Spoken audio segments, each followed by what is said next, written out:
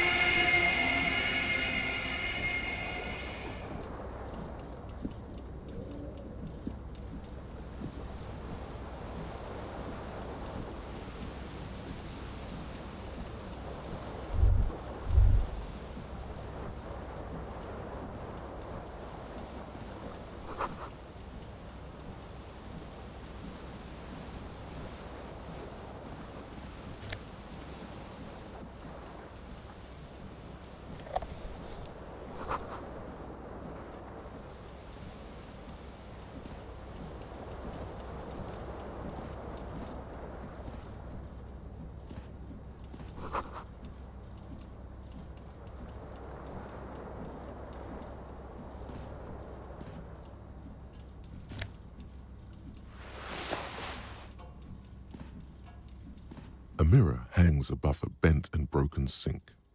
In a fierce discharge of masculine energy, someone has ripped half the faucet off.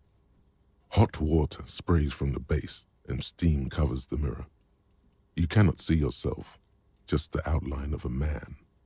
Suddenly, you realize you have no memory of the face that awaits you there, underneath the soft vapor. As you slowly reach your hand towards the surface of the mirror. Abort. You clearly have not thought this through. You won't like what you see there, and you will never unbecome it. Yeah, there is definitely something wrong with it. Where to even begin? There is the bloatedness, then the swollenness. It's like there's an upholstery of alcohol underneath your skin. Bet you are. Your nose feels like a small balloon in the middle of your face. It hurts when you honk it. It doesn't appear to be a particularly tiny nose either. Not with all the drinks it's absorbed for you. Behold. You have no idea who this thing is, do you? Too late. You clearly have rigor mortis on your face. Oh wait, is that an expression? Are you trying to make an expression with that face? Why? Please stop. It's horrible. You're scaring yourself. You can't, can you? It's like it's not even voluntary anymore. You have worn that grin into your face, and now it won't come off. What does it even mean? What is the emotion you're trying to convey? You should check yourself for a pulse, superstar. From here, it looks like a cadaverous spasm. You find no sign of life on your swollen neck. However, putting your hand on your chest reveals an irregular heartbeat. You appear to be alive, for now. Like the rest of you, it comes from a bad place somewhere in the past. That's all you know for now.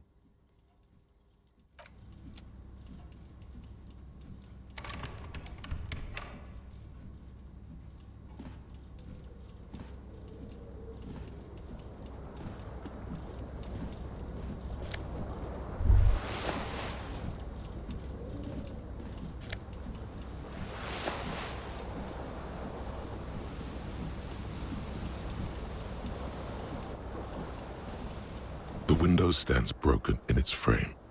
Cold wind blows in. What do you mean, assess the damage? How would you do that? The morning light hurts your eyes. It's hazy, but you see the ocean and some war-torn buildings.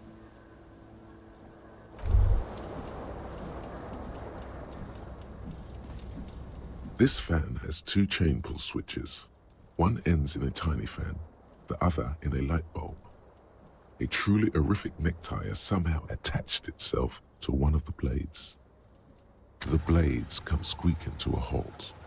It should be easier to reach the tie now. You swoop up and catch the tie. Snap!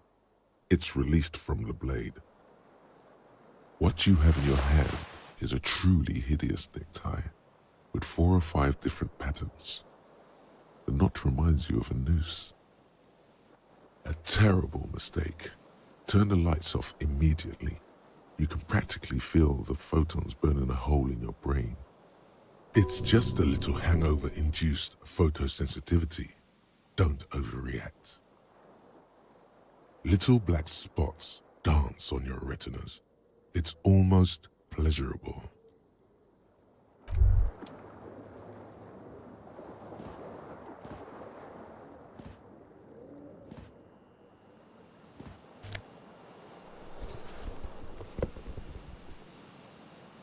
You hear a jingle. Keys are clinking in the pocket of your flare-cut pants. It says, whirling in rags, on the aluminium keyring. There is a single key on the ring. The number 1 is etched on it. It should open the door.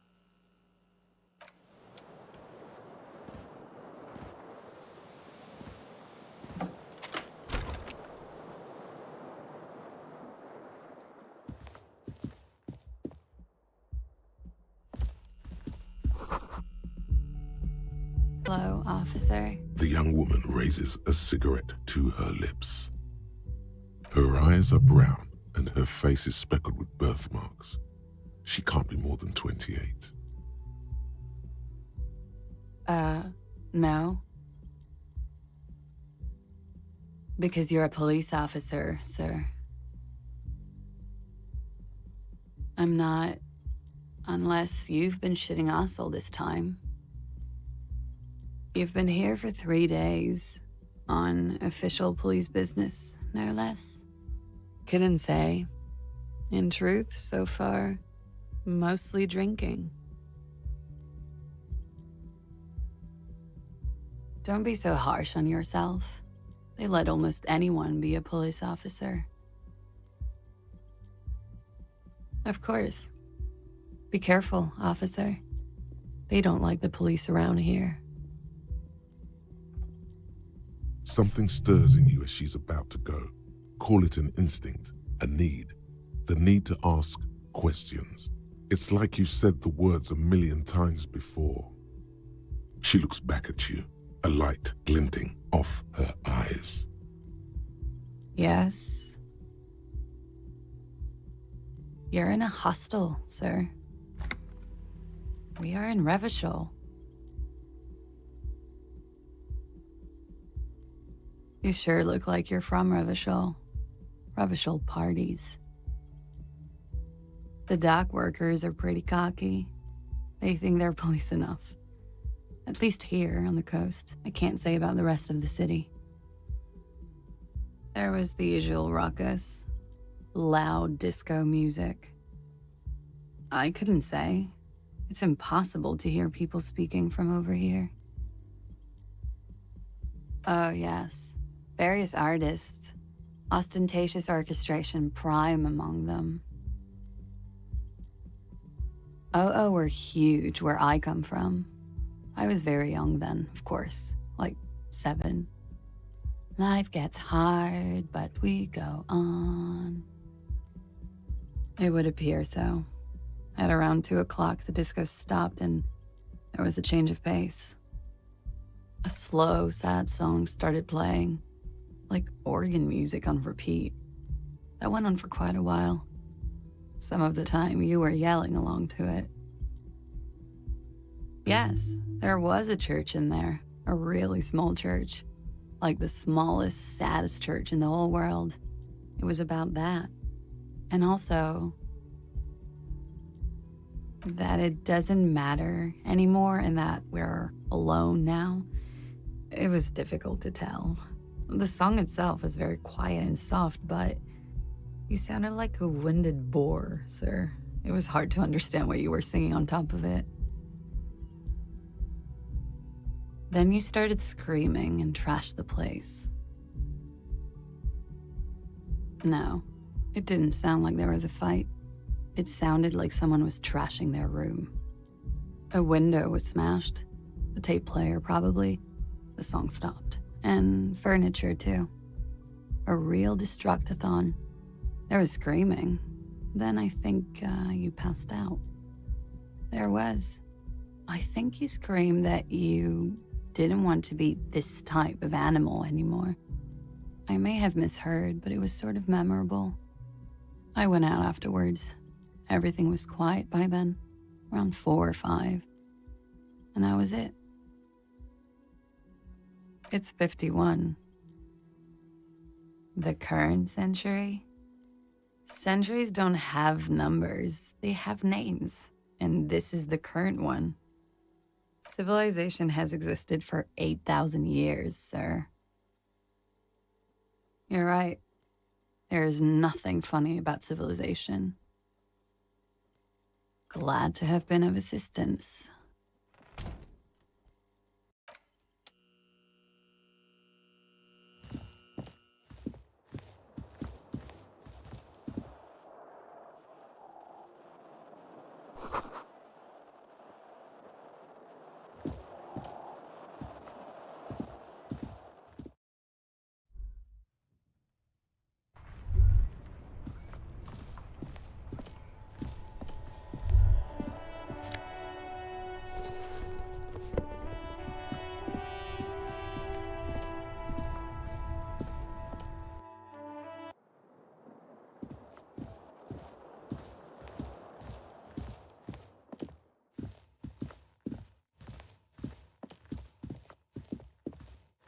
The door is closed.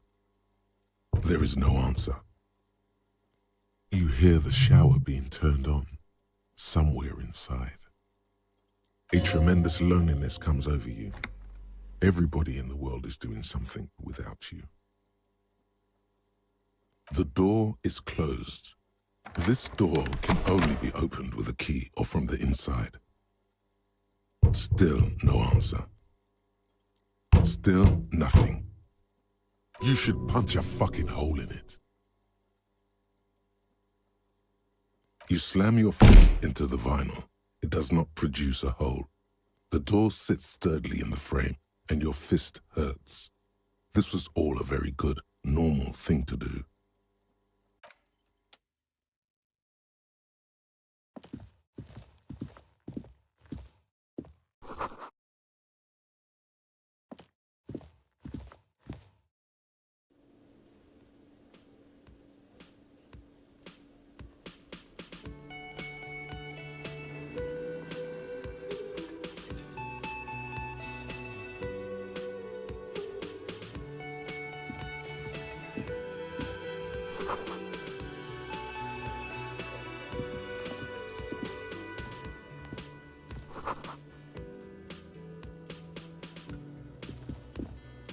A man in his late 20s stands behind the counter, inspecting a stuffed seabird.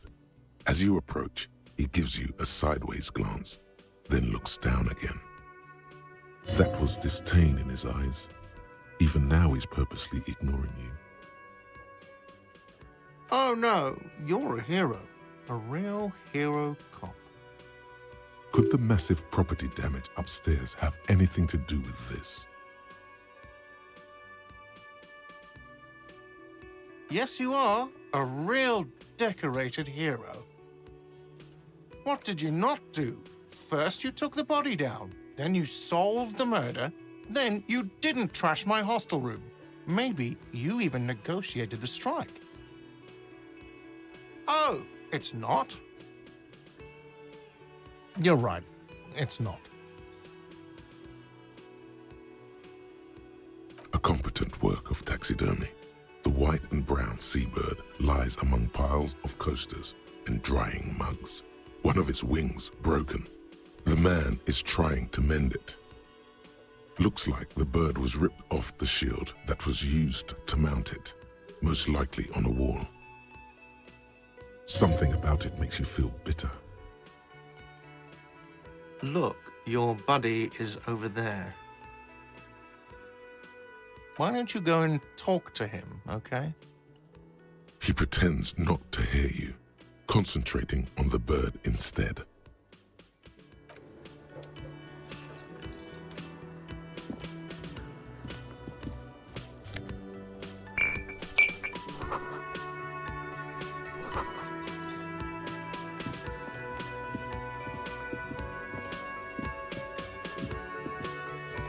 Hello, sweetie. You shouldn't keep your colleague waiting.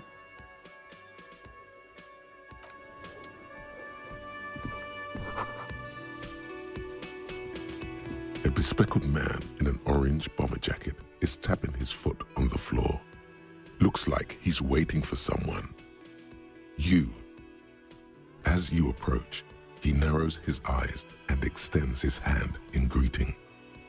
If an assault were launched on this building right now, if the windows came crashing down and the whole world descended upon you, this man would hurl himself in death's way to save you. You are sure of this, but why? Hello, I'm Kim Kitsuragi, Lieutenant, Precinct 57. You must be from the 41st. You realize he's waiting for your name. This is your chance to come up with a really good name for yourself. Get creative. Conceptualize. Raphael Ambrosius Cousteau.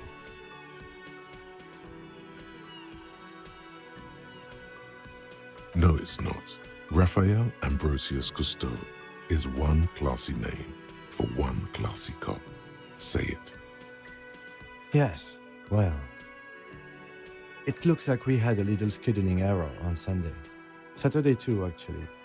Have you had time to talk to the manager here? If you don't mind, we should talk to him again. Ask him for a rundown of the area, now that I'm here as well. I understand the scene is out back, right? It also wouldn't hurt to assure him the police are finally here. In full force, I mean.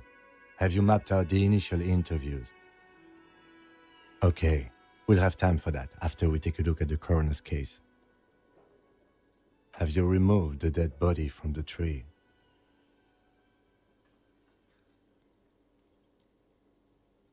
So, the body is still in the tree. This is the first time you detect a weariness in the lieutenant's voice. It is obvious he would have preferred for the body to no longer be in the tree. Where it has been hanging for 7 days straight. We should go there as soon as we are done talking to the owner. After you, officer. If you're about to embark on an investigation, shouldn't you have a badge? You mean you don't have a badge? Losing your identification card is a serious matter. My vehicle has a shortwave. You can use it to report your badge missing. I advise you to try to locate it as quickly as possible, but getting the body down should still take precedence. Lieutenant Kitsuragi is now in your party. You can talk to him whenever by interacting with him.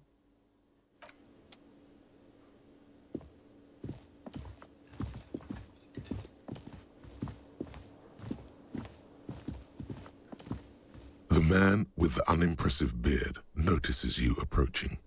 He drops the ledger he was holding and turns to the lieutenant. Mr. Gart, right? You run this place. Yes.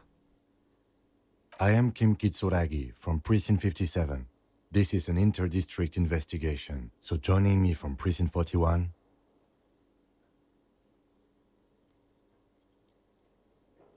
Fantastic.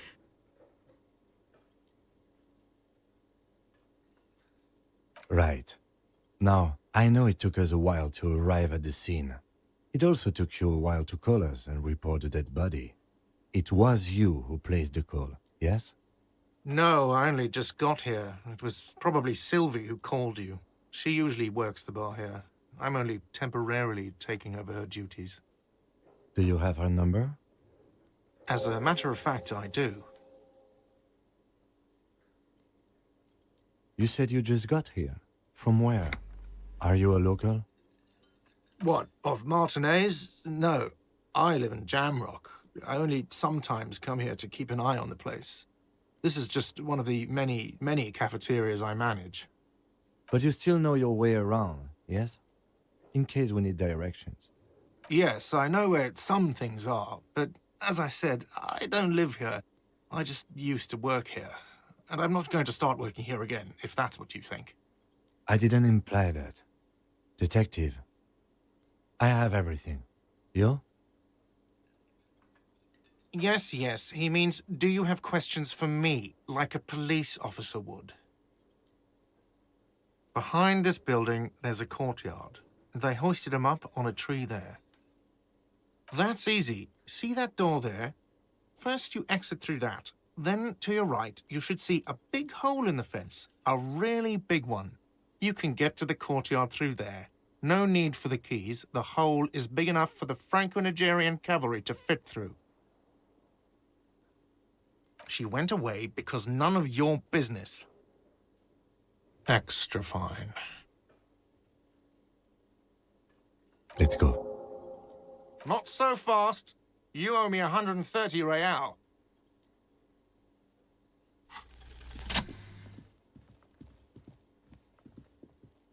As you blow this joint, behind you, a whiny voice shouts. Real mature, man. Real mature.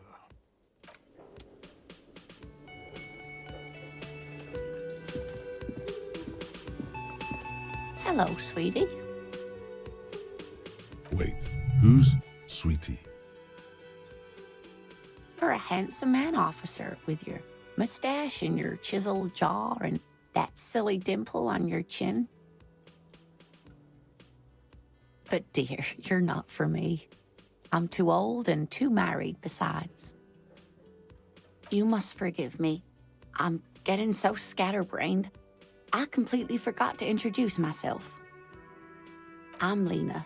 My husband Morel and I are staying with our friend Gary just down the street, but I come here for tea when they're away.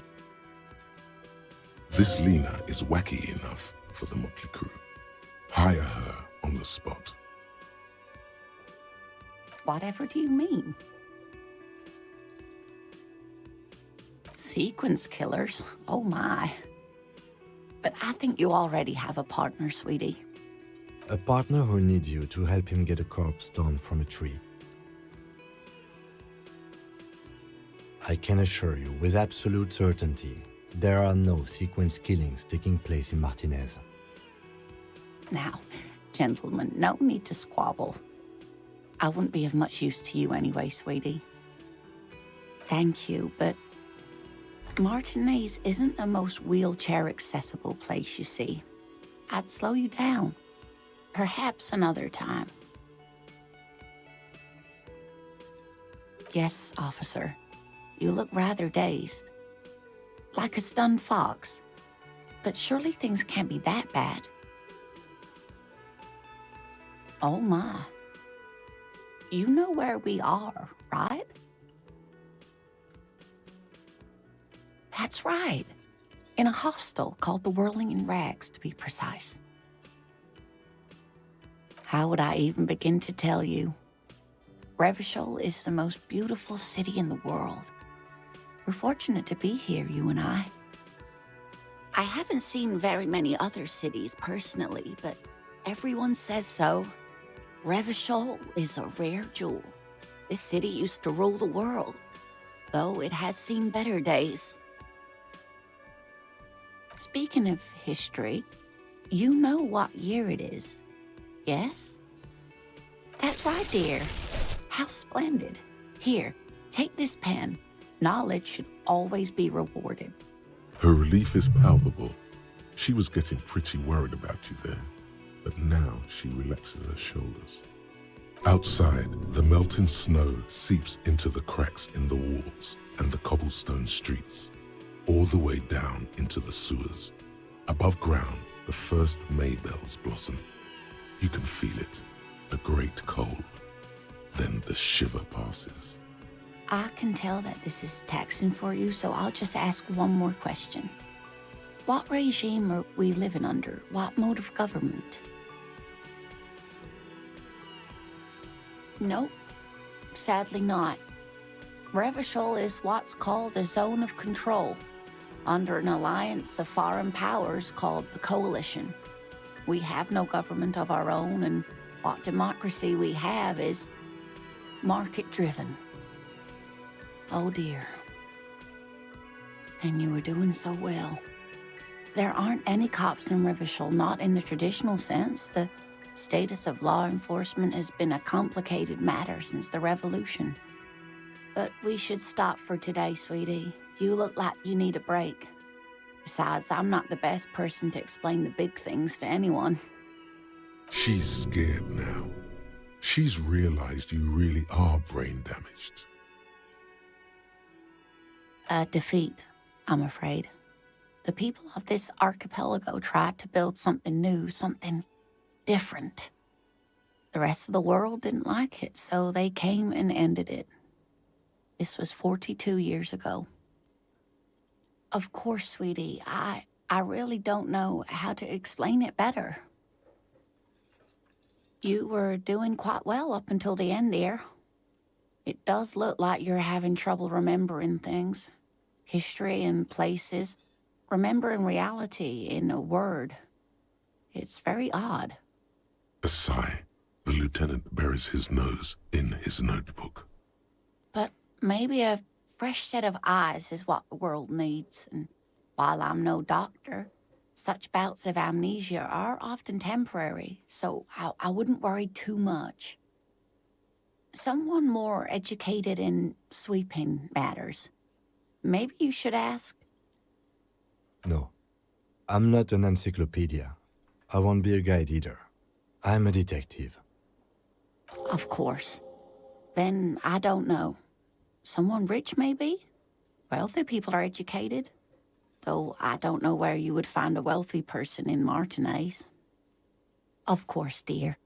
Good luck with your case.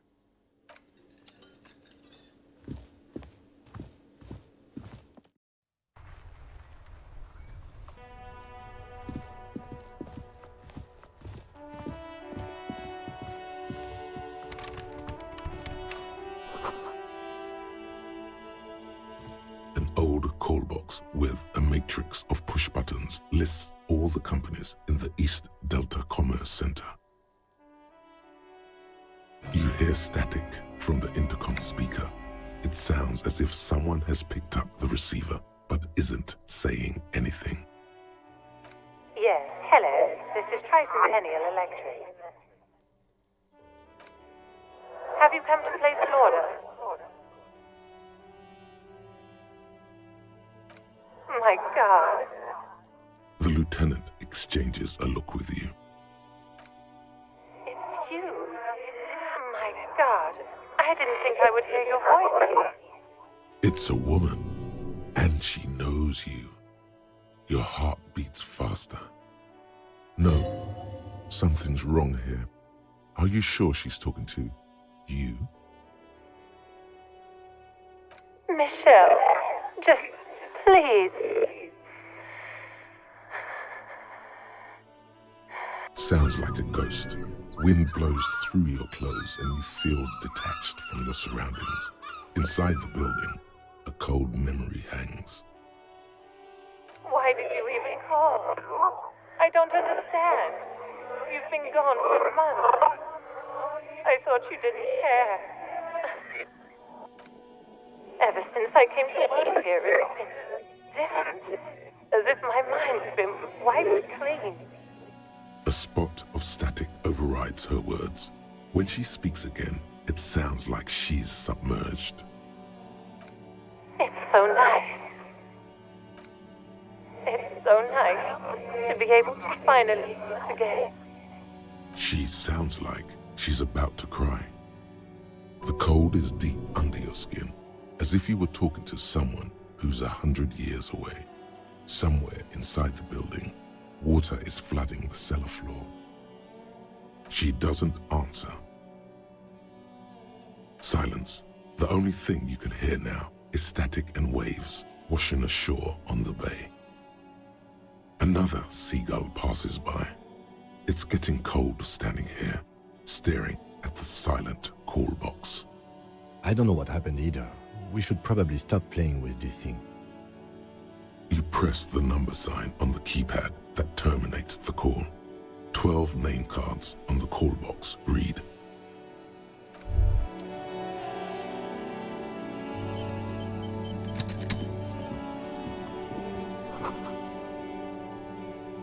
All around you, rain falls on the great city of Revachol. Rain drips from the eaves and floods the gutters, washing the filth away. The spring thaw must be here. The snow is melting. Looking up at the sky, cold water dripping from your hair. Grey sky like great battleships, clouds colliding with one another. Rain falls down on the world. Your shirt sticks to your chest. The shoulders of your disco blazer grow heavy. The cold finds its way in under your skin. You shiver, and the city shivers with you. You're not dressed for this weather. You should get an overcoat or a patrol cloak. Capeside apartments. Tower blocks crowd one another. 4.46mm bullets still lodged in their war-torn stone walls. Hallways collapse from the mortar hits of a war that was lost long ago. Clotheslines go to waste in the rain. Radios play. A yard. Rain falls onto the roof of a woodshed. Coal leaks into a puddle beneath a dead man's feet. He swings from a tree, bloated. Droplets of rain slip from his cold cheeks. This rain will not let up anytime soon. You should get a raincoat. There's a freight to the east. They sell them there.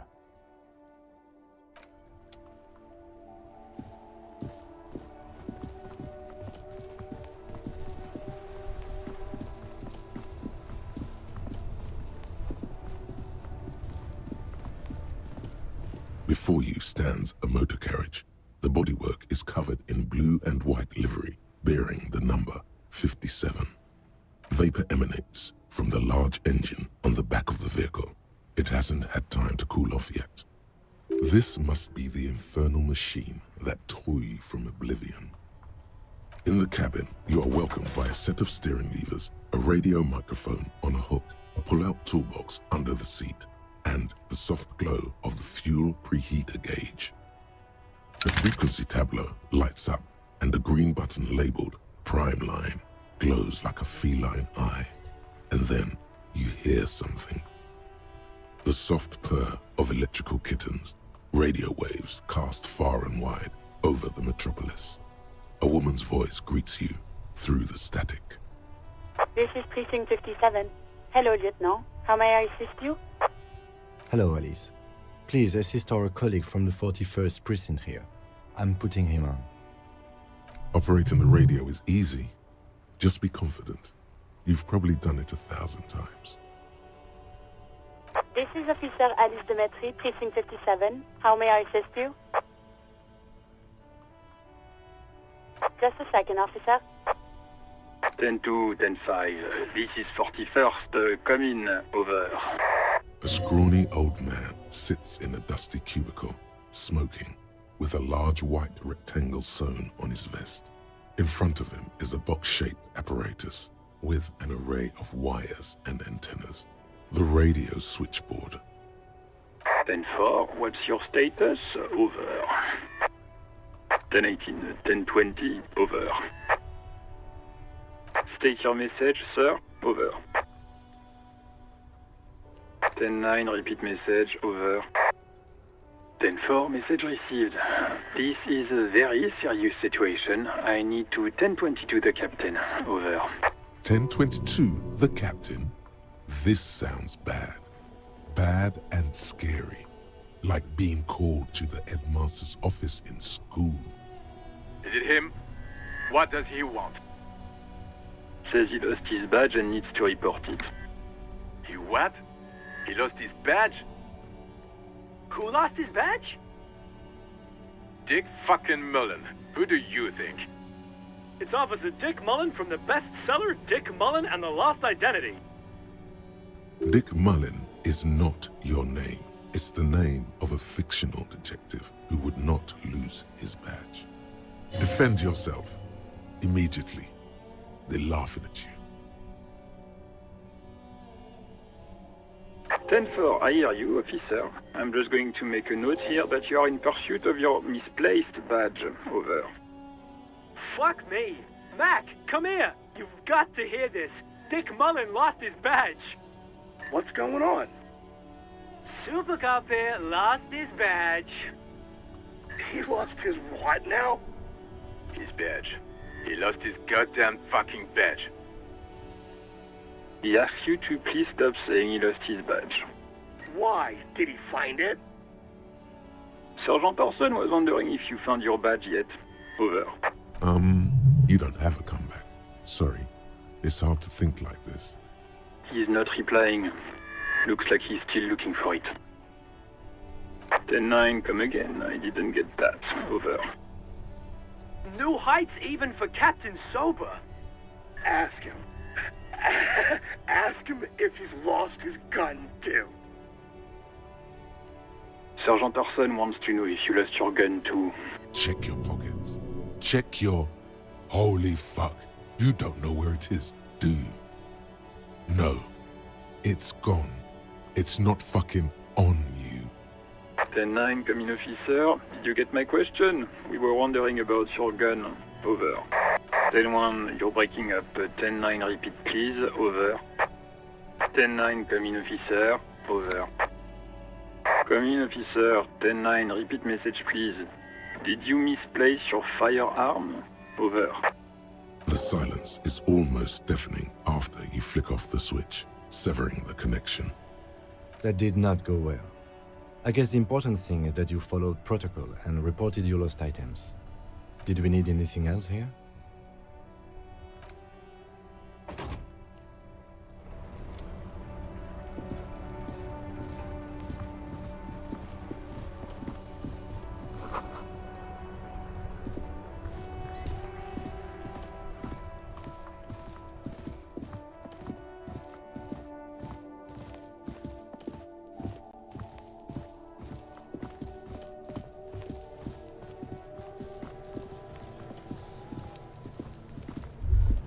Kuno's got this.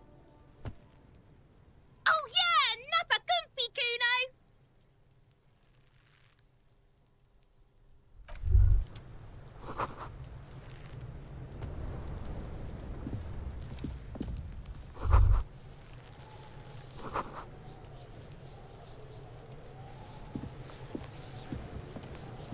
Kuno's got this.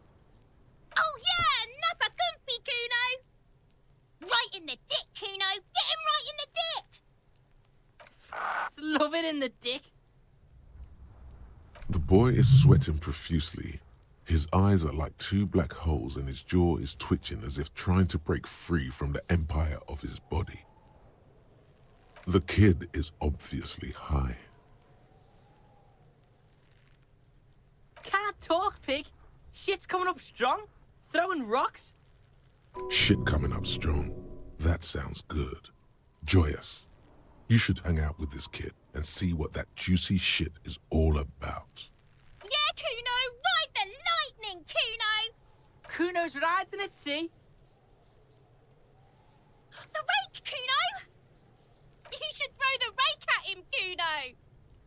The fuck does Kuno know what a rake is? Kuno's not a gardener.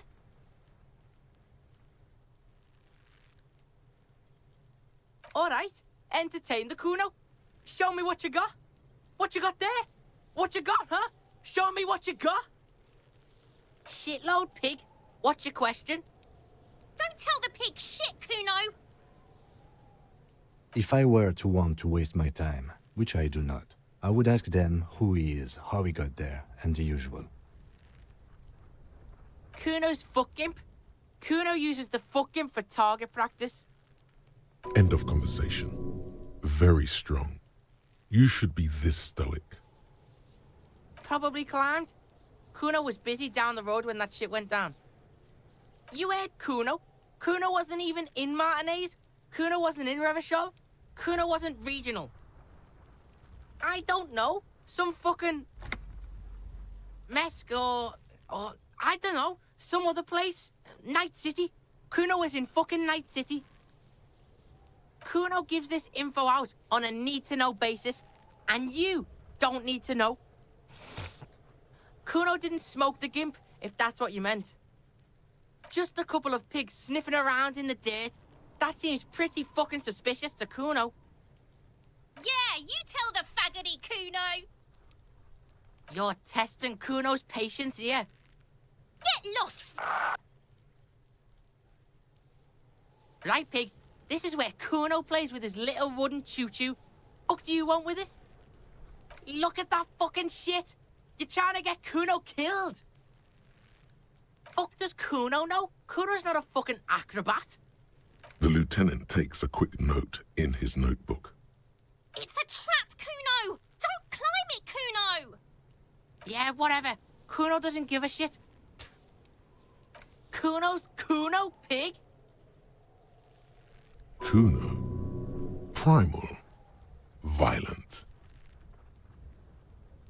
Yeah, think about it. Think about that rabid Kuno shit. Watch out, Kuno! He's trying to fiddle you! He's gonna put his hands on you! Help! Pig's got Kuno! Help! Rape! Help! He's got the Kuno, help! Help! He's digging his dick out! Escalate, Kuno! His dick is out! You're afraid! Pig's in here, Kuno! Somebody, please!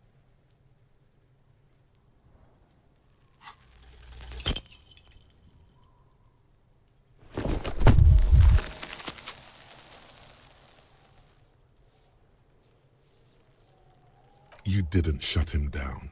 Your fat fist didn't meet its target. Instead, it pulled you down with it. Pig's trying not to cry. Kuno can't believe this shit. Can no one stop the Kuno? Pig, Kuno thought you had this. What happened? Kuno can't do anything now. Fucked your shoulder, fucked your knee, fucked your fat body up! Yeah, you deserve this. Trying to show your dick to Kuno. Kuno was scared.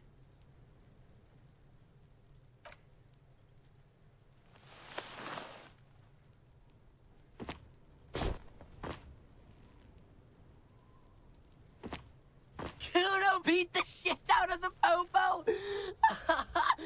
Beat your fucking knee off. I told you not to tempt such forces. Now, how about we go and do something worth the public's time?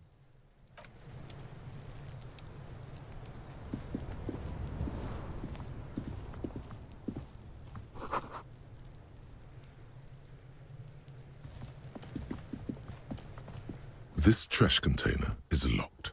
The sliding lid has a padlock that says, "Whirling in rags." There's something in there, not necessarily connected to the case, but still. The body is downwind from here. Maybe you prefer the smell of garbage to the smell of death. Trash, Food waste from the cafeteria? They lock these containers to keep the derelicts from flocking in. Could be evidence, too. We could try using a pry bar. There's one in my motor carriage, or we could ask for a key from the manager of the Whirling in Rags. He probably has one.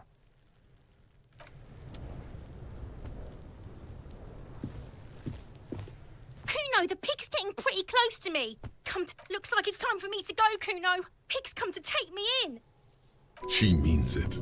The fear is real. I'm going away for a long, long time, Kuno. Going away for life. What's going on there? Fuck are you trying to pull, pig? I come from the woods, good Davidu. You don't want to go there with me. You don't want to see what I've seen. Don't be traumatizing here. Get the fuck out of here.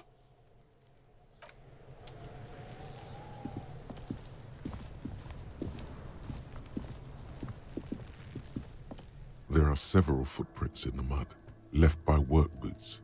Anywhere from 6 to 12 pairs have walked here. Heavy workers' boots with reinforced toes and hobnails all over the yard. Isn't this something an industrial worker would wear? Noted. What do you think you are? A super detective? You're hungover. These are just dents in the mud. No pattern emerges for the time being.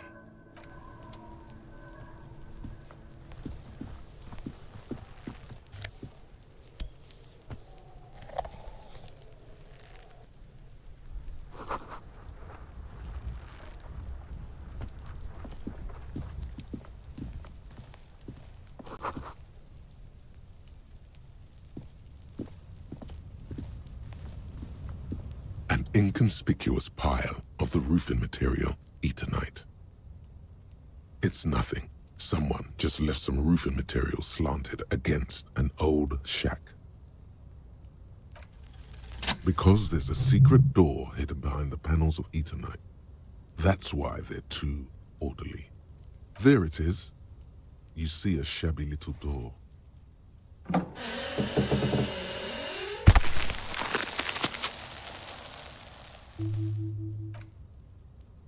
What is this, then? A tool shed? Let's investigate.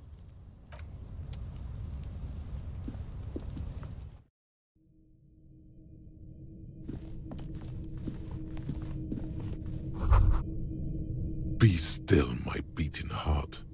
It's amphetamine, sweet amphetamine. The lieutenant isn't studying the powder in the mirror. He's studying you. Perhaps not. This is below our pay grade, detective. However, see that ladder there? It's probably another way into the industrial harbor, no? A secret path the local kids use.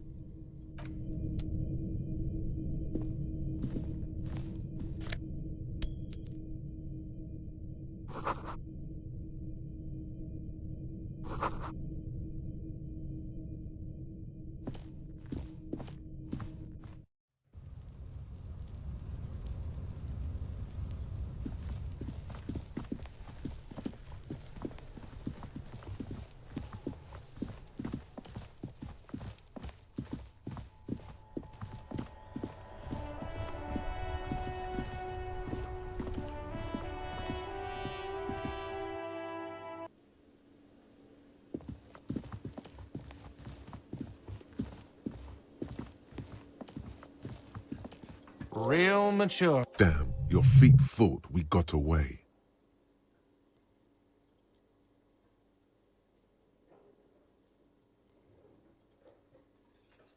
You know what? The stupid drinks you've had are on the house. You know why? Because I know you can't pay for them. Not because you ran away. Now, I still have to charge you for 3 nights and the broken window. That's 100 square. Don't thank me yet. You still owe me 100 real. If you don't have it by tonight, I can't let you up there. Now, what the hell did you want? I assume you wanted something to come back here. Mine? No, it belongs to the Whirling in Rags. Thank you for clearing that up. Why do you keep the container locked? Why? To keep the hobos and drunks out. That's why. And the neighbors, too. They put their trash there, and they don't pay for the garbage company. I thought as much. And are you the only party with access to the trash container?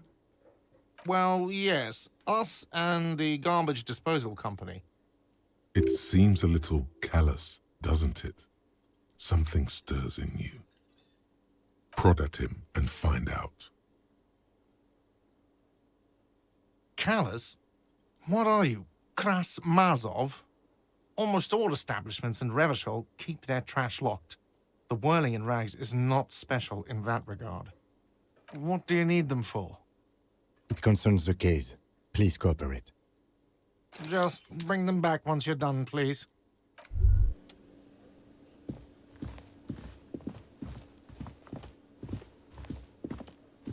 By the way, where is home?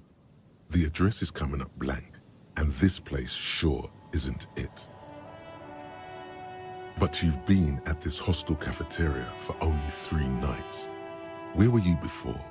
You had to be somewhere. In time or space? That doesn't sound like somewhere you can stay if you run out of money. Entertain the thought when you get the time. Maybe being a hobo and a cop has its advantages.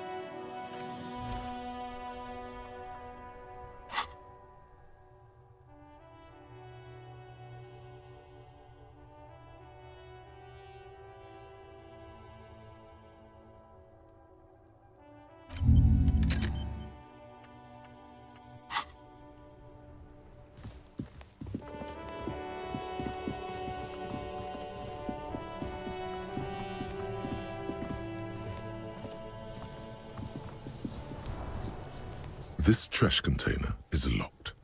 With a well-oiled crack, the lock pops open. It should now be possible to simply raise the lid. Don't. Maybe you shouldn't. Maybe you shouldn't. Of course you should. This is your time to shine, Hobo Cop. Dive into that dumpster for extra content. The smell of rotten food rises to greet you. You see soggy cartons, dirty rags, and organic waste. We're just in time. This hasn't been emptied for over a week. You see milk and egg rest with 1 broken egg in it. Some pasta wrapper. Picking up the soggy packages somehow feels familiar. A box falls into pieces in your hands. Batiste Soleil cereal. There are plastic pasta packages below. And turbo noodles. Nothing of note, however. Wow, an Armistice caliber 50 knock cannon. Half wrapped in paper tissues. So shiny. It's a giant rifle, and it's very expensive. Not as expensive as that fat string of pearls snaking around the rotten banana peels, however. And is that Cordon Electric's preamp with Electra F2 tubes? It is. That catches quite a price. We're talking 12,000, easy. Unless you're into hi-fi yourself. That's too bad, because none of those things are actually in there. There's just food waste and crisp wrappings. All you see is a broken mug with a racist depiction of the Yellow Man frolicking in saffron.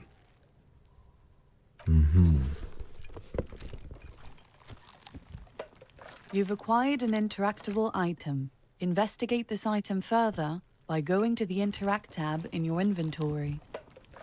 Among the threadbare kitchen towels, something catches your eye. A pair of denim trousers. As the legs of the slime-covered jeans begin to unspool from the garbage, a rank corpse smell fills the air. The victim's clothes? Cadaverine odor is faint. If these belong to the deceased, they were removed when he was still in the early stages of decay. Drop them in here, officer. Guitar-marked blue jeans. Pockets empty or emptied. He wore them with a belt, too, a white belt. The loops appear stretched, but the belt is missing. That's it. Do you see anything else in there? I have another bag here. Something slimy catches your eye. A drab, long-sleeved shirt, olive-colored, appears from the food waste, dripping with pus. This is a military-type overgarment. No label or serial number. This is the kind of rib-knit shirt that's worn over light armor to conceal it in an urban scenario. Anything more? The rest of the rags are just kitchen variety waste. Just garbage. All right. We should go to Gart again and ask if he knows who put the clothes in the trash. It could be as simple as someone from the hostel cleaning the yard. Or that one. I'd advise against confronting that force. Not really. All we know is the victim's clothes are in the trash, the lid was locked, and his establishment had the key. It's just a small loose thread. The lieutenant nods, then looks back into the trash container. It's just organic waste, cold and slimy on your hands. Apple and potato peels, mostly. Unidentified sludge, and the occasional chicken bone thrown in for good measure. But hey, nothing. It's nothing. Nothing more to see here. What's this? The garbage stinks in front of you, overflowing with soggy cartons, dirty rags, and organic waste. It's just organic waste. Nothing. It's nothing. Nothing more to see here. What's this? A blue piece of plastic sticks out from the apple peels. It's shiny. Looks like the corner of something. Something larger. A clipboard. A blue plastic clipboard with moist papers hanging from it. They look badly damaged, but you can still make out forms and notes, written in a man's handwriting. Officer, is that your paperwork? It is. Look, the plastic has the RCM street grid on it. You've even got an autopsy form in there. If you don't mind me asking, how did this get in the trash?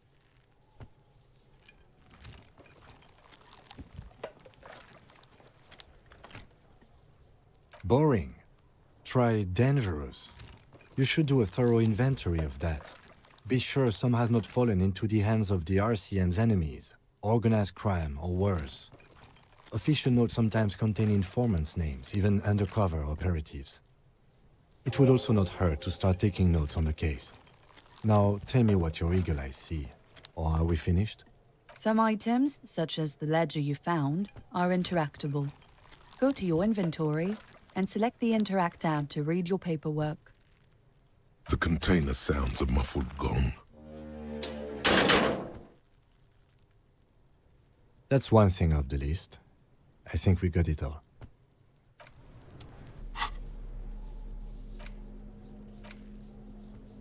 It's just a racist mug.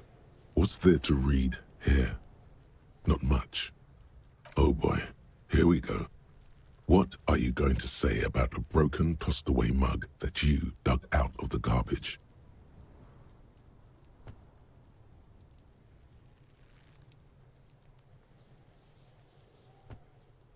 So again, you dug it out of the trash. Why? It wasn't going to offend anyone there. Why don't you just get back to your case? It's the ledger you found in the trash. A pitiful cabbage of white and yellow papers hanging from plastic board, barely held together by a metal clip. This sad display is made complete by the faint smell of urinal cleaner. There's a piece of toilet paper, or is it cleaning tissue? No, it's toilet paper, desperately sticking to the back of the blue plastic clipboard. It's a metaphor for you. Below the pathetics, terror. Do not look into its blue heart. It's just toilet paper sticking to the back of the plastic clipboard. You can take it off if you want. Still wet, the toilet paper peels off the plastic easily. All you have to do is shake it off with your finger and voila! The ledger now looks marginally better. An aluminium block runs the width of the board, biting down on the paperwork. Its crocodile teeth are the only thing keeping the papers together. A regular pencil, the tip worn down to nothing, has been attached to the clip. The surface is interrupted by a silvery sticker. It's rectangular, sparkling with iridescence. You don't know how you didn't notice it before. What? That thing. It's a halogen watermark. We use it for adding information to RCM property. It depends. Aside from an anti-counterfeiting stamp, mine has my station number and address. The information varies by date of issue. How many years you've been on the force, he's thinking. It'll have that. Any capable light with the right wavelength will do. All RCM vehicles have headlights designed to reveal halogen watermarks. Mine too. This means you can read the watermarks if you just turn the lights on. It depends. Aside from an anti-counterfeiting stamp, mine has my station number and address. The information varies by date of issue. How many years you've been on the force, he's thinking. It'll have that. Okay. While a bunch of sodden papers sag from the clipboard in your hand, it's a sorry sight. They're not exactly white. They're yellowed in patches by sunlight and alcohol, and covered in dense blue handwriting. Ink escapes into watercolor patterns, reaching its tendrils across entire pages. The paper itself is checkered, with faint red lines, forming short paragraphs. Once in a while, there's a red stamp that exclaims, "Case files commit to paper." The case files themselves are plenty. You count more than 100 sodden, crumpled up, earmarked pages falling apart in your hands. They appear to be sufficiently organized and extremely dense, if mostly illegible. Work, strife, poverty, the Jamrock Quarter. These are handwritten logs of investigations dating back to January 51, this year. The exact number is hard to estimate due to missing pages and an odd naming convention. But there are at least 20, maybe 30 cases undertaken, not completed, mind you. It's the middle of March. You have attempted 2 cases a week on average. Huh? 2 complex cases to undertake is a lot, yes. You really have to push yourself. I would not suggest it, lest you start making mistakes. 2? That's a lot. I didn't mean to say you are making mistakes, by the way. That was presumptuous of me. That's okay. We all do, sooner or later. Like a fan of gills, the checkered papers dry in your hand. The handwriting is extremely dense, if mostly illegible. There is, for precisely 1 more. 15 pages near the end remain untouched by the damage.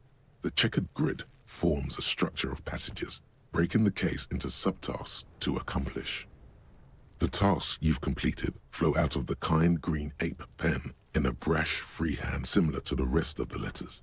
The wording comes easily. It's almost robotically simple, a language developed for mental rigor and simplicity. Inspect the victim's body. Interview the cafeteria manager. A satisfying slash sounds across the paper. You're done, it seems to say. And you, and you. Things to be done and things already done. The composition of reality. This is an extremely useful tool for a detective of the citizens' militia. Now all that remains is to name the case. No, actually. Any ideas?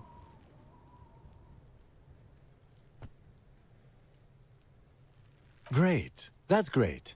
That's actually what I was thinking too. The Hanged Man. Good, strong name. We have a very good name for the case now. I'm going to start calling it the Hanged Man. It's good we sorted this out. Yes, it appears you employ a, shall we say, robust yet literary system. Each investigation has its case number written on the margins. Yet, still more tellingly, most are accompanied by a name.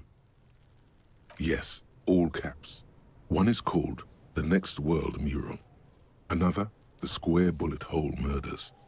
Another yet, The Unsolvable Case. Others appear more light-hearted. The guys on a couch in an unexpected location, and the murder at the hookah parlor. Even the rare article-free collapsing tenement. Murder features prominently throughout. You like this grimy murdering, don't you? It's going to take an effort to piece these case files together, but it can be done. Once you're done inspecting them up close. You don't exactly close them, so much as distance yourself from the smelly papers. They're a little further from your nose now. In the back, you see thin, translucent copier paper, some neon yellow, some bright red, all covered in boxes, like marching armies. These look like official forms, waiting to be filled out. Then rip them from the binder and hand them out, according to type of form. 3. The topmost are misconduct fines, the middle ones are station calls, and the bottommost are field autopsy forms. Each is easy enough to make sense of. A monetary penalization ranging from 20 to 250 real. Severe cases allow for 1,000 real, but that requires special paperwork. The details of issuing these fines are spread out over the rest of the fields. The rest of the stinking cellulose is much worse for wear. Being sandwiched between the board and the rest of the paperwork must have spared the fragile copier paper. It's made of dark blue plastic, hard enough to beat someone to submission with. The edges are rounded, however. The U4 size board feels thick and heavy in your hand. Light shimmers on its wet surface. On the back, you see the embossed letters, RCM. Blue. The blue heart. Don't look into it. Something rattles inside, ever so lightly. Is there a hidden compartment? The plastic shimmers like lapis lazuli, but it is not see-through. You cannot see to its center. With your hands, U4-sized pages hang from the clip screwed to the top of the board. Is not what you end up doing. You squeeze the plastic to slide it open, but nothing happens. Then you bend it some, then crack it. The goddamn thing is stuck. A hot flash of rage comes over you. For a moment there, before it recedes, you feel as though you might just squeeze a tear of anger out of your duct. Makes you wonder, why? The ledger quivers in your hand. As it shakes, the pages rustle. This pathetic mess suddenly afraid of you for some reason. The acidic stench of rotting food is rubbed off on the cellulose. It now forms the base of the experience. This base surrounded by a faint air of spoiled meat, the stuff of death itself, and then sprinkled liberally with the citrus zest of toilet cleaner.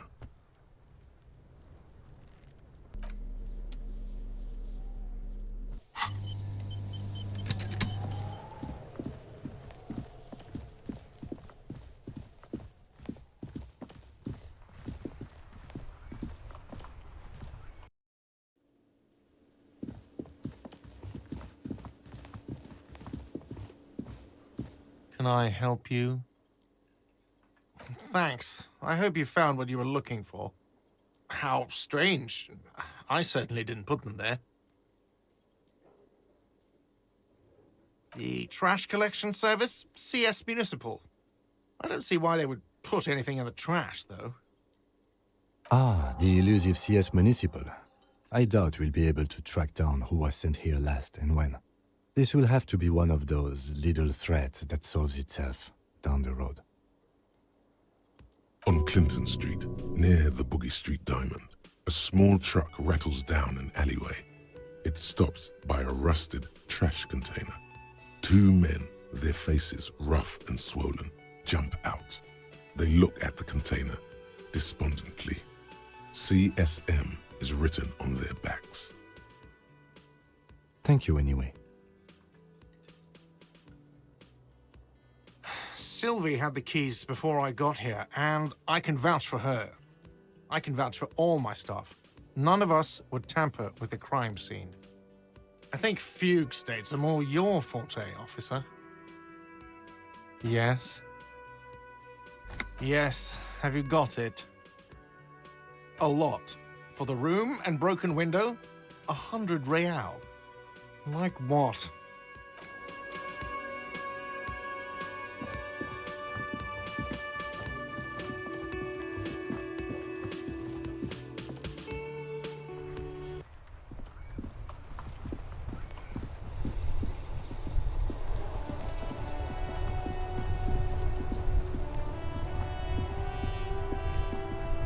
Inside, you see a set of steering levers, a radio microphone, a pull-out toolbox, and the soft glow of the fuel preheater gauge.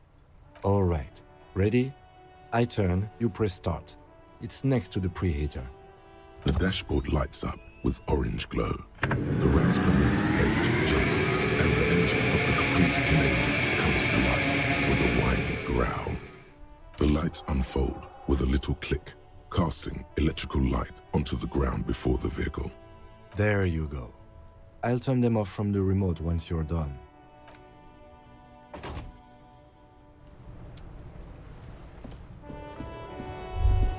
As you hold your ledger's clip under the headlamp, an iridescent hologram appears.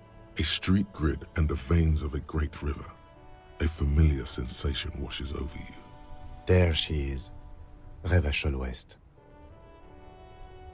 Around the borders of the watermark are dozens, no, hundreds of micro-perforations.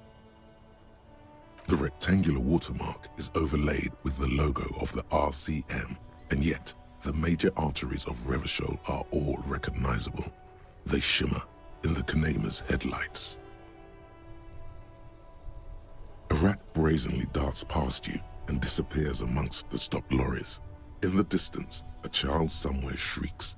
A woman reprimands her in a voice no quieter than the child's cry. In the middle of a broken plaza, in a cone of light, barely visible in the daytime, two men, one slim, the other sturdy. They are on the city stage, but only one of them knows his lines. Ah, Martinez. Let me see. Right here. It has its problems. There are many of them, and they are divided into 3 separate rows.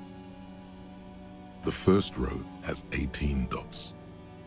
Not bad for what? You don't even know what it means yet. The next is the longest. It runs all the way around the border, and then some. There are so many, it's hard to count. More than 150, at least. Maybe even 200. The last row has 3 perforations. That's it.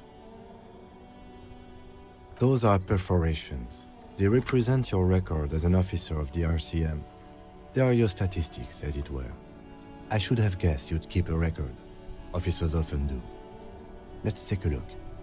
Son, here is where we score your life performance. You better hope it's good. The first row represents your years of service. 18 years. Okay, not bad at all. What did you do before you volunteered? That's what it says. I might have guessed even longer based on your age. What did you do all those blissful years of your youth? No shame in working a regular job, detective. Sometimes after a long day of doing this, I even envy it. Let's move on, shall we? This next row, the one that wraps all the way around, is your number of closed cases. Closed is good. It means finished. You've got, let's see. Wow, more than 200. It's quite a lot, even for someone who's been on the force for nearly 2 decades. Usually, clearing more than 10 cases a year puts you in the 90th percentile of all RCM officers. Right. Those are your confirmed kills. You've got precisely 3 perforations there. Confirmed kills. That sounds pretty evil. A drink would soften that feeling. That's right. A killer of humans. For an RCM officer, especially Precinct 41, which is in the Jamrock Quarter, it's rather tame. I mean that in a good way. There are certain officers who treat their kills like some kind of ghoulish game. If they do happen to solve a case, it's usually by accident.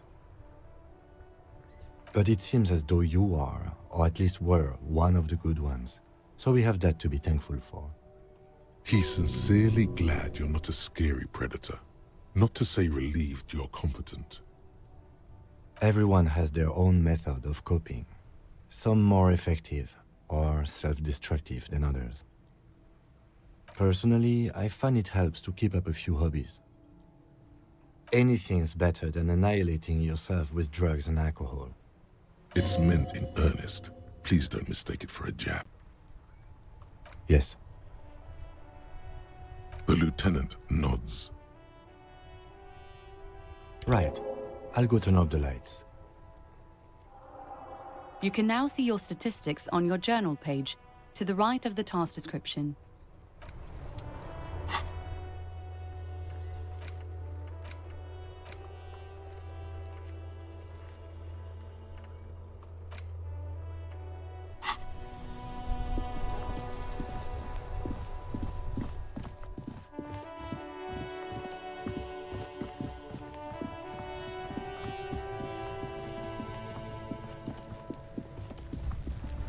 The corpse looks at you with bulging white eyes. The face around them does not look human. It's swollen and ready to burst. His lips are fish-like and his tongue like a ball gag in his mouth. You seem to be holding your breath. A cargo belt twists his neck at an unnatural angle. The body below appears stiff. It's letting out an ungodly rot. The smell seeps in, even through your clenched nostrils. Active decay. It's okay to throw up, officer. No one is judging. He's about to blow! Cop's gonna blow, Kuno!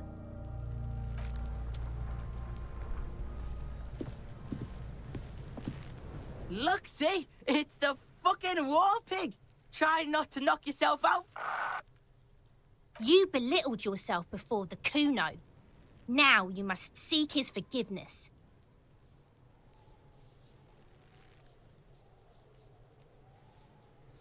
Fucking what pig?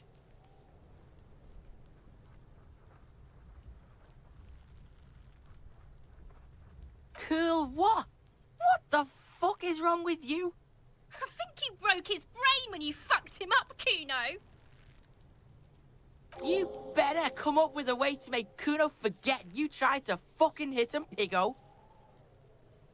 Please don't waste time on nonsense. The lieutenant does not approve of this at all. Don't listen to the blind fuck, piggo.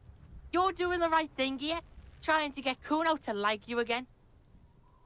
You can pay tribute to Kuno with drugs, or cigarettes, or some wheels. Kuno could use some wheels. Motorized carriage shit. What are you doing?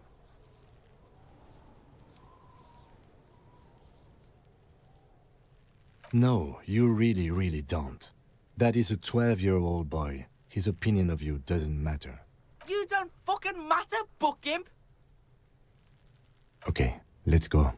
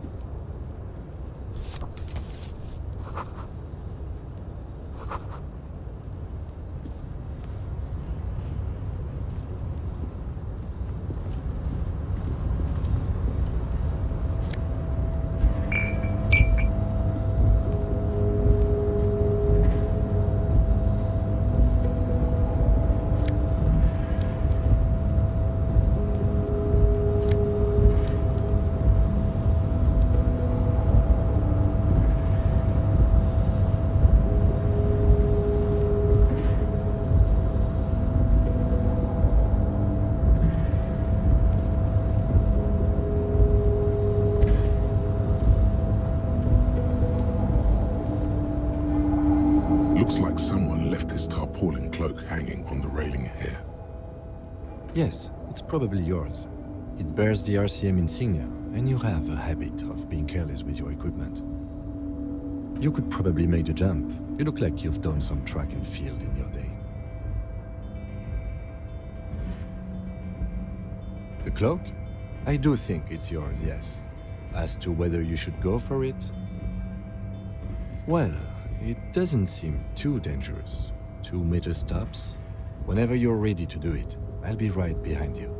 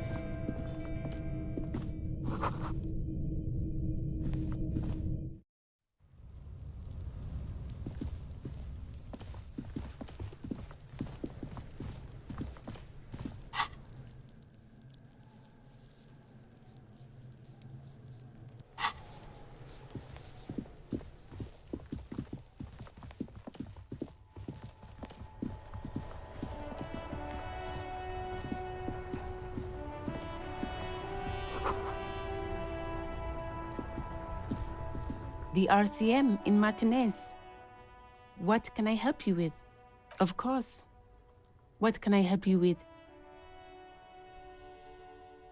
Excuse me? She's uncomfortable. Maybe you should drop this line of questioning. She shifts in her seat awkwardly. Me? I am just a gardener. I am working. I have a greenhouse in the yard there. I've been trying to get some work done.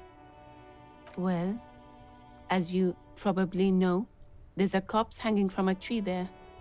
It smells pretty bad, so I have to take breaks. Don't worry, miss. We are here to clean it up. You can get to work soon. Mm-hmm. Of course. Where to? The harbor gates? Some kind of commotion, I think. I don't follow the local politics. A fleet store too. No problem. Of course. I won't hold you back. Her gloves. You get the feeling that you need them. You have a dead body to deal with after all. Sure, keep them.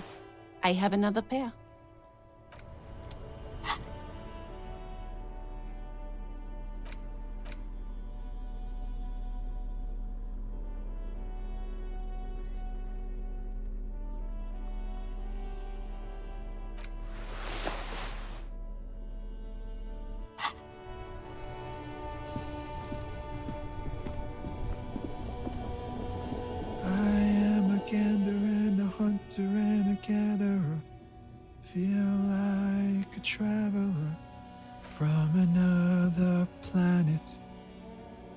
Hey there. It's the jam, my man. It's a traffic jam for the ages. Harbor gates up the street are shut tight, no explanation given. Workers on strike, scabs agitating, an all-around clusterfuck. Meanwhile, we're all stuck here in long-haul limbo for days upon days upon days. Feels like forever. Like I was born on this here roundabout and this was all I ever knew. Just me and the metal and the tires, the oil and the fumes of mazout. Yeah, imagine. It's been a whole week already. So tell me, what do you need? He ain't one of us drivers. I know that. All accounted for. Otherwise, I haven't really asked about that. Been wasting time right here. Keep him busy. It's easy to see he's telling the truth. He's kept his nose out of the dark stuff. Analyzing the fundamental structural and psychological conditions of being stranded in the midst of a sea of motor lorries and their sad, despondent chauffeurs. A sense of surprise there ain't more bodies hanging from more trees. Oh, high-grade narcotics, illegal firearms, stuff like that. Can't even get a few jokes past you, my man. I've got another haul of found cargo. Mostly sporting goods, tracksuits, and that kind of thing. They usually get shipped to Grad and the Occident. Though we've been making headway in the Il Moran market lately. We're pals and all, but I can't just freely hand out the merchandise. The bosses won't be happy. The man taps his fingers rhythmically against his arm. Don't be a stranger.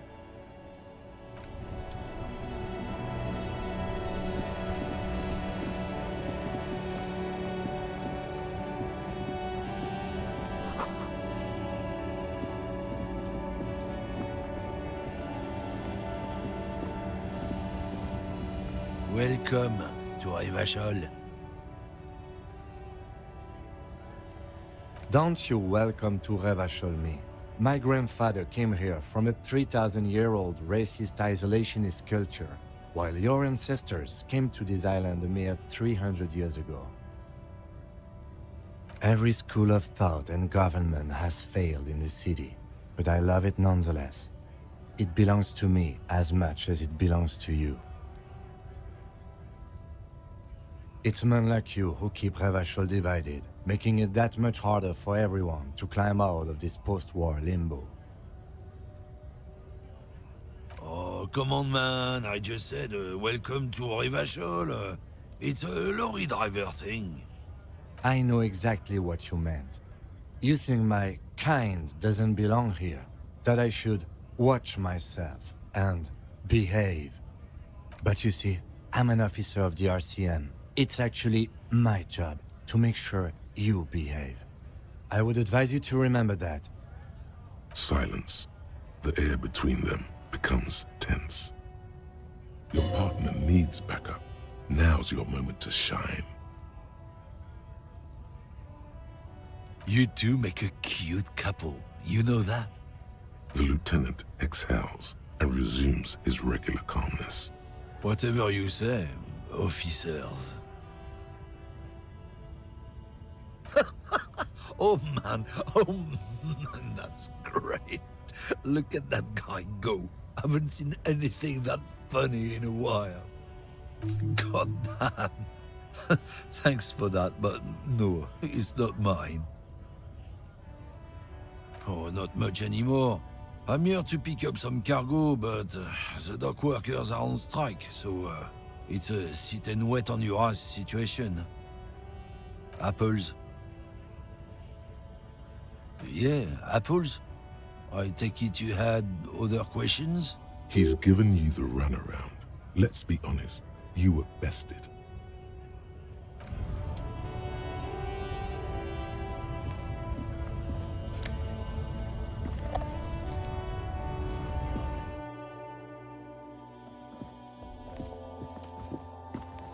Welcome to Frit. Feel free to look around or something. Everything is out on the shelves. What's that magazine she's reading? You mean this? This is Pop Stars. It's got, like, famous people in it. It's not for sale. Looks like it also has something called Police de la Mode, featured on page 34. This speaks to you. It's where they rate different outfits famous people wear. It's kind of funny. They're kind of mean. It's about who's the most stylish.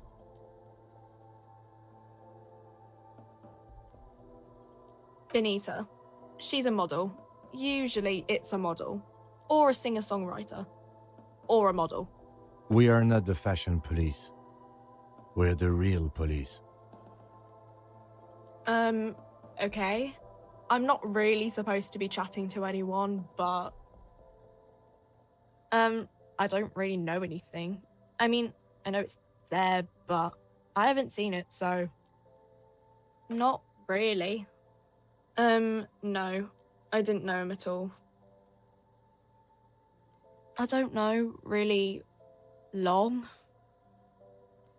I don't know. No need to worry. It's just standard procedure for us to ask around. If you hear anything, let us know, okay? Okay. Uh-huh.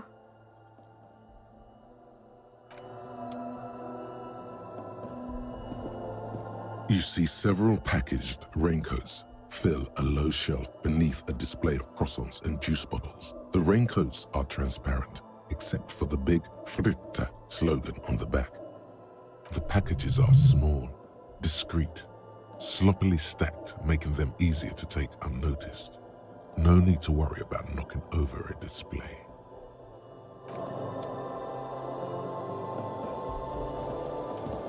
The tear machine stands in the corner. A sign says, 1 bottle equals 10 cents. Oh, that's the tear machine. It's a machine for tear. You know, you find tear outside, like bottles or whatever, and put it in the machine, then it gives you money. You need a bag, I guess. We used to have some, but we gave them all out, so feel free to use it if you find a bag, though. I'm sure.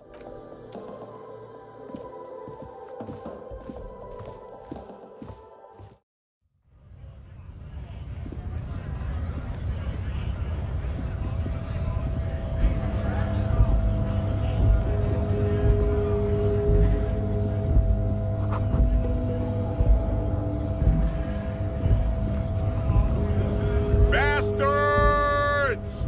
We have a right to work! Hold up and stay frosty, everyone. Cops are here. You here to fuck with us? Beat the honest worker down. We're here to fight for a cause. Stripes usually have problems with people who have causes. Good. We're fighting for a cause here. Right to work! Right to work! Besides, we're not that different. It helps if people see us talking, cops and strikebreakers together. Shows authorities are on our side. Builds confidence. Rights of people, rights of workers, to have gainful employment, to make a salary, and feed their families. Maybe you should ask them questions, like why we're not allowed to make a living here. Shame on you! We have families to feed, you piece of shit. So do we, Scab.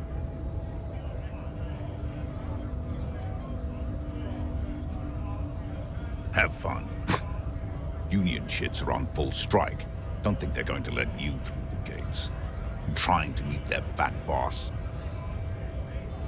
I know nothing about a murder. Wouldn't put it past these harbor bugs. They'd do anything to stay alive. Right to work! It's shameful. Cops doing nothing. You should bring backup, open up the gates for us. Blockading gainful employment for workers is a crime. We are not picking a side in this just yet, sir. Pity. Let us work! We were promised work. We'd be in there, working, if the bastards hadn't shut the gates. Main gate's locked. Would take heavy ordnance to bust it open, and try to get in through the secretary's office. Door's locked. The guards blocking the way to the access panel. And I don't mean the scrawny nest punk either. I mean head measurer, or whatever he is.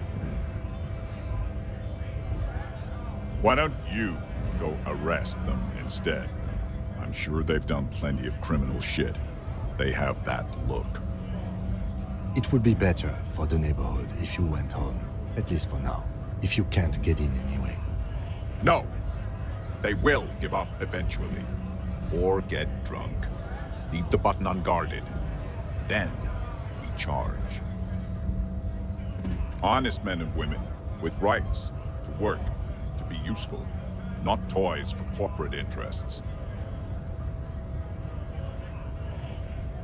We came here to help the harbor run smoothly in time of crisis.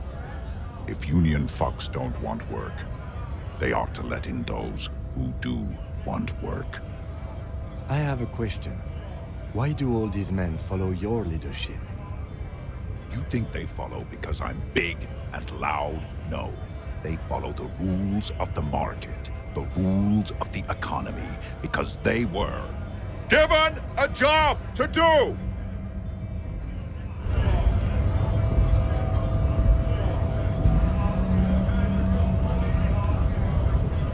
Scab? What did he just call you?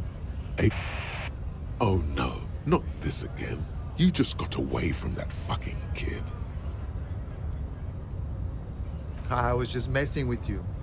No one's ever seen a cop, Scab. Imagine, you cops going on a strike, but then another cop comes in and says, let us cop for less money. Speaking of, what brings the RCM here? To the Wild North? Come to see the strife? Murder, huh? That sounds like a lot of hard work. You'd never see me investigating a murder. That's okay. I have no idea what I'm doing either. I don't even know what day it is. Don't tell me. It's a better day that way.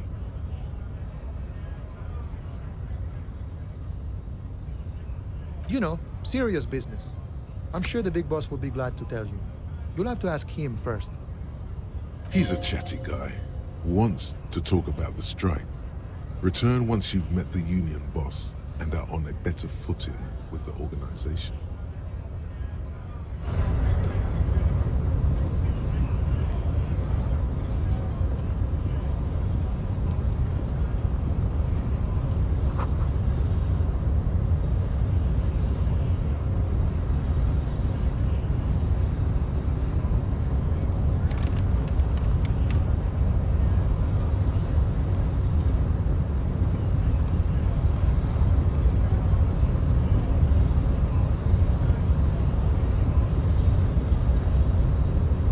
Body betrays your degeneracy.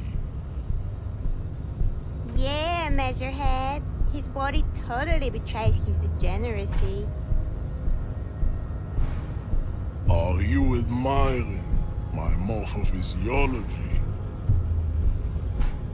It must be frightening to stand in the shadow of this racial pinnacle.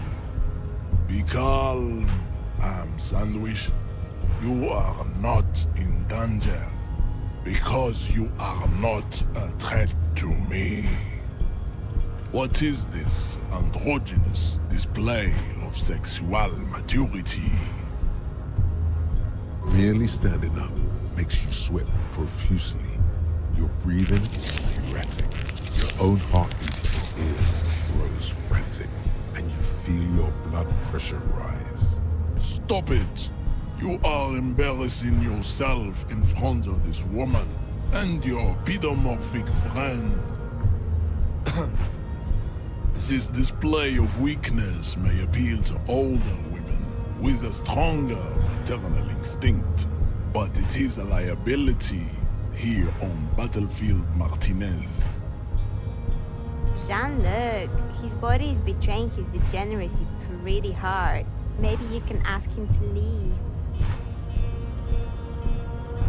You have succumbed to Al-Ghul. You reek of it. An invisible sword of Al-Ghul emerges from your throat. You cannot see it, but others can. It is making the woman in my company sick. No, you don't. You need to get another drink. Occidental Haplogroup B4 is done giving orders around here. The influence of the ham sandwich race is waning. Begging for help. Attempting to pass fear for cooperation. How far the Occidental Haplogroup has fallen. You were once a noble and powerful race. You gave the world eugenics, electricity, and powerful weapons of war like missiles and aerostatic aircraft. You made great gains in metallurgy, race theory, and statecraft. You dominated lesser cultures, like the deformed Hemians and the inexplicably potato-obsessed Quakers. But now your ascent to the genetic summit has halted. You are obsessed with sadness and with frivolous pop culture. You will be superseded. Isn't that right, babe? It is, baby, yeah. You know it. There is a button right behind him, just out of reach. It must be the one that opens the door to the harbor. That is right. You should leave this stage of history with dignity by inviting the other races to a great world war. Bring your troops to the Simonine Islands and to Boogie Street, and we will pulverize you. When you are gone, we will build a museum for you. The walls will be lined with bottles of Al Ghul, your beloved beverage. Inside, we will store the odes to homosexuality you call art, and your microcephalic skulls. This is your chance. He's talking.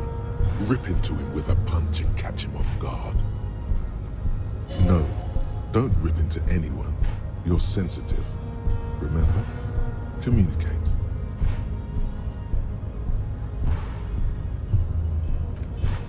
Ask what kind of races there are first.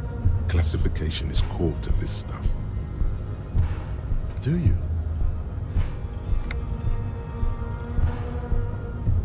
The lieutenant looks toward the harbor's electronic door, and then, to you, he lets out an audible sigh.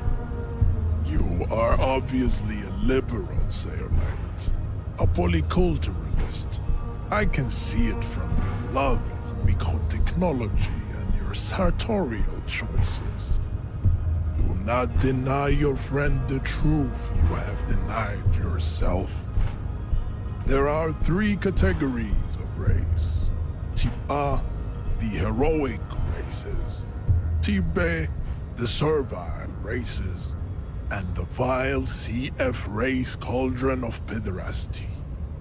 Which those are the Simonese, the Areopagite, and the Occidentals, excluding the Maun, of course. The Maun are riddled with eczema to the point where they find it impossible to smile. They are all lactose intolerant, a common result of inbreeding. A receding genetic pool has led the Maun on reprehensible street parades. In Maun cities like Stadskanal and Revachol, wearing wooden clogs on their feet and little green tassels on their hats. The Vespertines and Messenians of Vesper and Messina, the ancient Meteorans of Meteo by the golden Pisantic Sea, the Suren of Sur-la-Clé, and even the North Königsteiners, all have Type A race propensities. The other large Mondial civilization, the Mesk, are too yellow and oleaginous to count as a heroic race. True, they are violent and expansionist, but they have a glandular problem. Overproduction of sebum. Sebum is leaking into their brains, making them listen to El Mariachi music and eat toxic minced meat-based food, which in turn only produces more sebum. As proven by the Maun and the Mesk, Occidental Type A is in retrograde. The Simonese and the Areopagite are on the ascent. The Areopagites are sleek, long-headed. The Simonese are powerful, mesomorphic. The former is an immutable progenitor, unchanged since the Super Isola of Pericarnassus. Ancient brains rest in their slender skulls. The latter is perfected and adapting. Together they form the Simeno-Areopagite or Simeopagite super race. That is all. There are no more Type A races in the world. Nature was not capable of more. Type B are the unheroic races, amorphous non-competitors of the great race. The Koikos and the Vacholiers, they are mud-colored people. To an untrained eye, the Koiko appear white and pinkish, like a ham sandwich. But look into their eyes and you will see. They are of an indistinct muddy color, and so is their skin. Unhealthy, sweaty, and ashen. Pinkness is a racial quality that has to be earned through centuries of advanced ballistic warfare and cultural domination that the Grad people have undergone for drinking alcohol and smoking the degenerate tobacco and for eating potato. The Koiko, the countless micronationalities of Grad, are all inexplicably obsessed with potard. The only thing they like more is dividing into microscopic ethnostates, like political amoeba.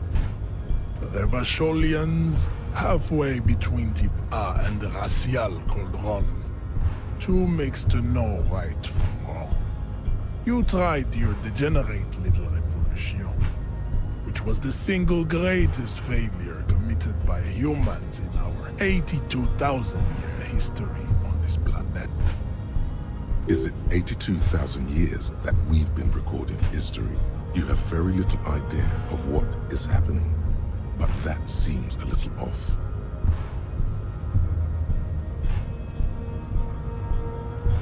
The revolution came to Revachol from Grad in Zarath-ridden potato carts. It is literally an illness, a prion disease that leaves the parietal and frontal lobe ridden with holes. A soft, sponge-like mass of dementia, hallucination, and paranoia. The revolution is fatal familial insomnia, a hereditary prion condition passed from the Koiko to the Occidentals. But not sexually. Probably through trade routes and potate acid, the prime component of the potato plant. Enough of type mediocrity. Types CF are a museum of failed chimeric experiments and tragic maladaptations. They are tortured creatures waiting to be put to sleep. Your morbid interest in them worries me. It would be cruel to entertain ourselves with their deformities. Were there any able-bodied races you needed education on? You understand nothing.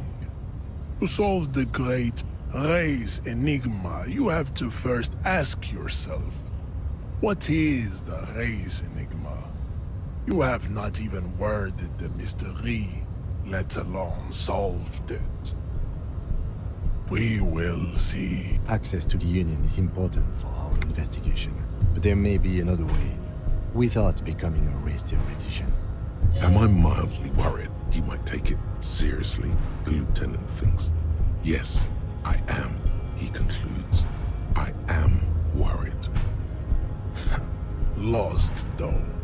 Buckled away at the last gate. This is why your haplogroup will never rise from the ashes. Now, I need to luxuriate in the private company of my babe. Lee, I cannot possibly imagine what else we have to discuss, Revacholian. Your love for disco music and venereal disease? Oh, don't be vulgar. White or not has got little to do with this. The race enigma runs much deeper than that. Mr. Clare is a man of vision and means. He has the will to confront polycultural capital, something your race, naivistic communists, never did. Also, to serve is noble. It takes discipline. Your petulant individualism has only contributed to your race failure. It is lax and moronic. He looks toward the harbor, motionless, the tattoos on his face like a web of stone.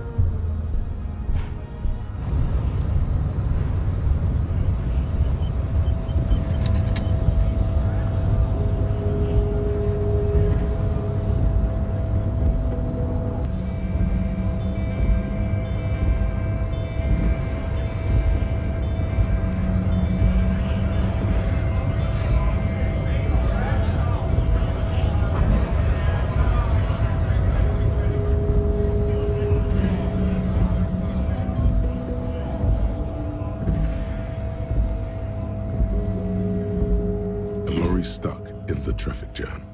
This big, heavy Grad-made machine is well kept for such an old machine. The windows are clear. They've been recently washed. You can see a lorryman's cabin with personal belongings, stickers, insignia. The driver has adorned his space with a substantial collection of peculiar paraphernalia.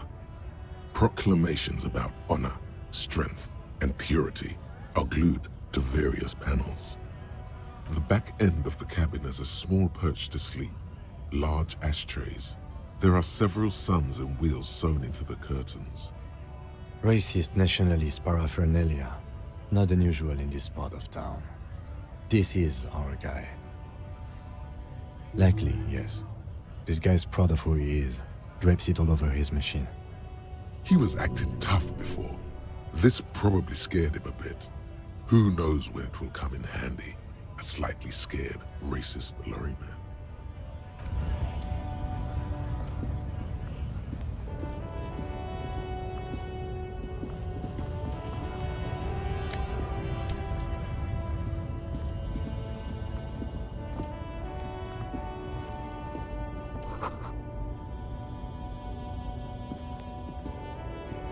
Yes? No response. He just arches his brow. Have you tried concentrating on something other than your personal affairs?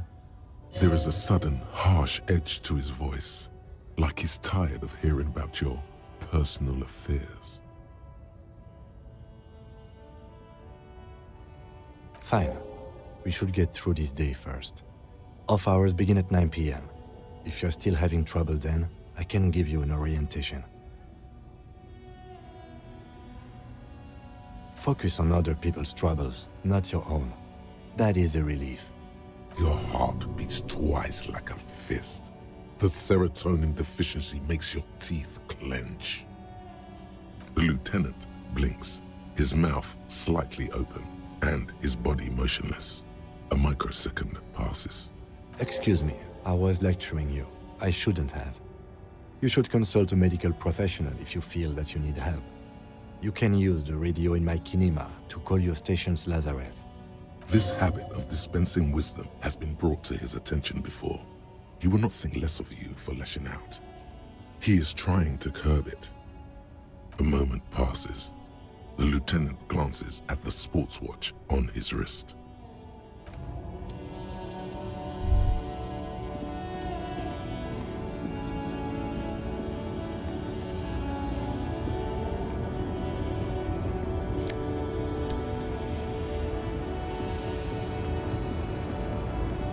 Small, wrinkled woman does not greet you. She nods along to something on her radio. A photograph is clutched in her hands, and there is a warm smile on her face. It's the warmth of a winter night's fire. Maybe she could give you comfort and shelter, some cigarettes and food money. Maybe she's your... No response. Wherever this woman is, your words fail to reach her. Nothing. Her smile just keeps widening. Her hair is gray like lead. No, this one is a monster in disguise. Wait. She's just a distracted old woman. Better to leave her alone. Why? I just told you why.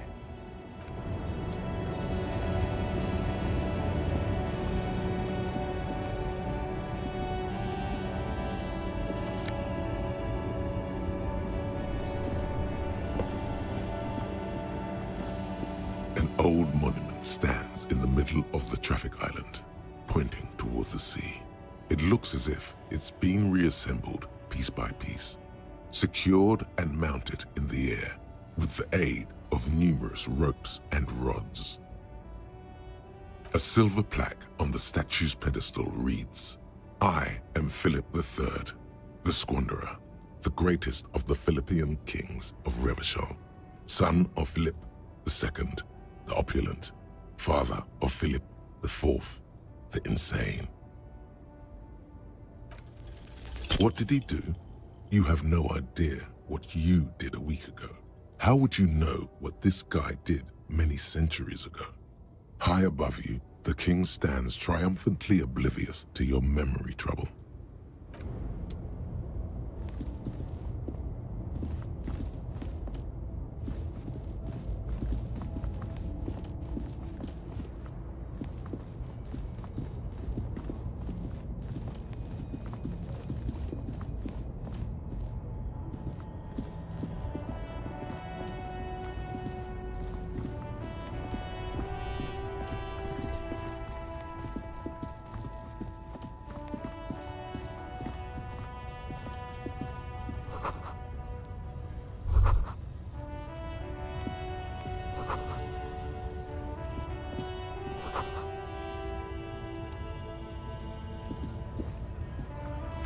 Looking for something? It's about biological determinism, natural law, the sorting of the races. Not the most popular topic nowadays, with the coalition in charge and all. You might want to change the topic. That is, bury your head under the sand like common sheep. Change the topic. The way he says it makes it almost sound like a threat. I'm not just racist. Look, I've read books, huh? The science of racial theory has all been proved, even if some people don't want to accept it. People who've studied these things say that you and me are superior by design, so naturally, we Occidentals should be in charge. Obviously, you can see the merits in that. Open your eyes. Haven't you noticed something different lately? An unfortunate downturn, maybe, huh? When members of the superior race cease to believe in their innate superiority, they stop competing for resources. The problem? The damn kips are showing a real good game lately. Same with the mosquitoes. And the other introduced species too. They're on the precipice of cultural victory. Oh?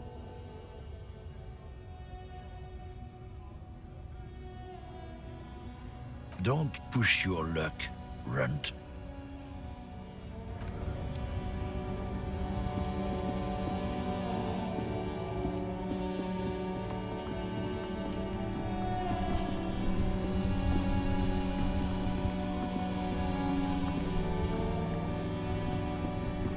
This Post Lavantorie mail collection box has been heavily vandalized with graffito. A closer inspection reveals 2 bullet holes in the front.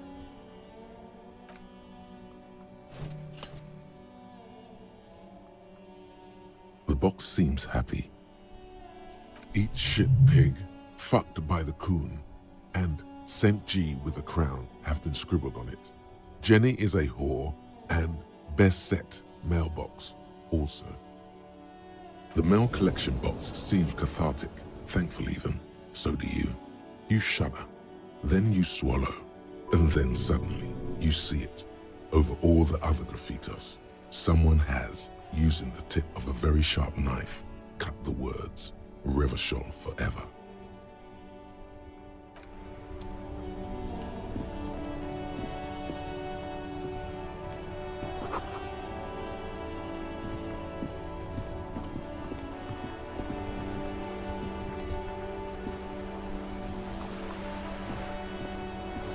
Have you no shame? Whining about your back every time you bring out the measuring tape.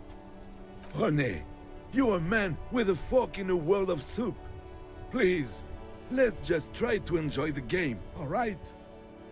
I'm trying to, but you keep breaking my concentration. You're old. I can see that. We're both old. Now stop grabbing your ass like it's a girl. These manly men are playing balls. This is a ball game. Grab a ball and play it. Don't ask questions. Shoot first. Ask questions never. No, you got this. There's the ball. You're the game.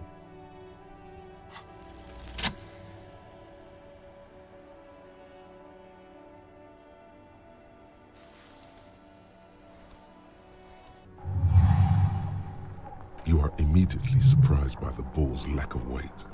No matter, you'll make it work. God, this is right. You feel the familiar tremble of excitement and adrenaline that precedes every victory. Time has frozen. The cold metal ball is surprisingly smooth against your neck. It has a pattern on it, probably a sponsored ball. Yours would only be covered with bumps of learning and scars of victory. Already, your muscles are adjusting to the weight, the nervous system calibrating, until you and the ball have merged into a single entity. The man ball is ready. A chilly breeze ruffles your hair as you stand there, feet firmly planted. All sounds, smells, even the wind, everything fades until the only thing left is the union of man and ball. West, in the Grand Couronne area, a sharp overhand left from Arsène Luc Edelbrock sends the Samarin heavyweight champion, Kostya Miasnok Kostanica, flying to the mat. The crowd goes wild. Revachol loves her heroes. An embodiment of pure motion, a fine-tuned locomotor running at maximum efficiency. Behold the fear and confusion reflecting in the eyes of the two feeble geezers. They are in awe of your superiority. You are a god to them. Some would still say you're a cop, but I guess we're beyond that now.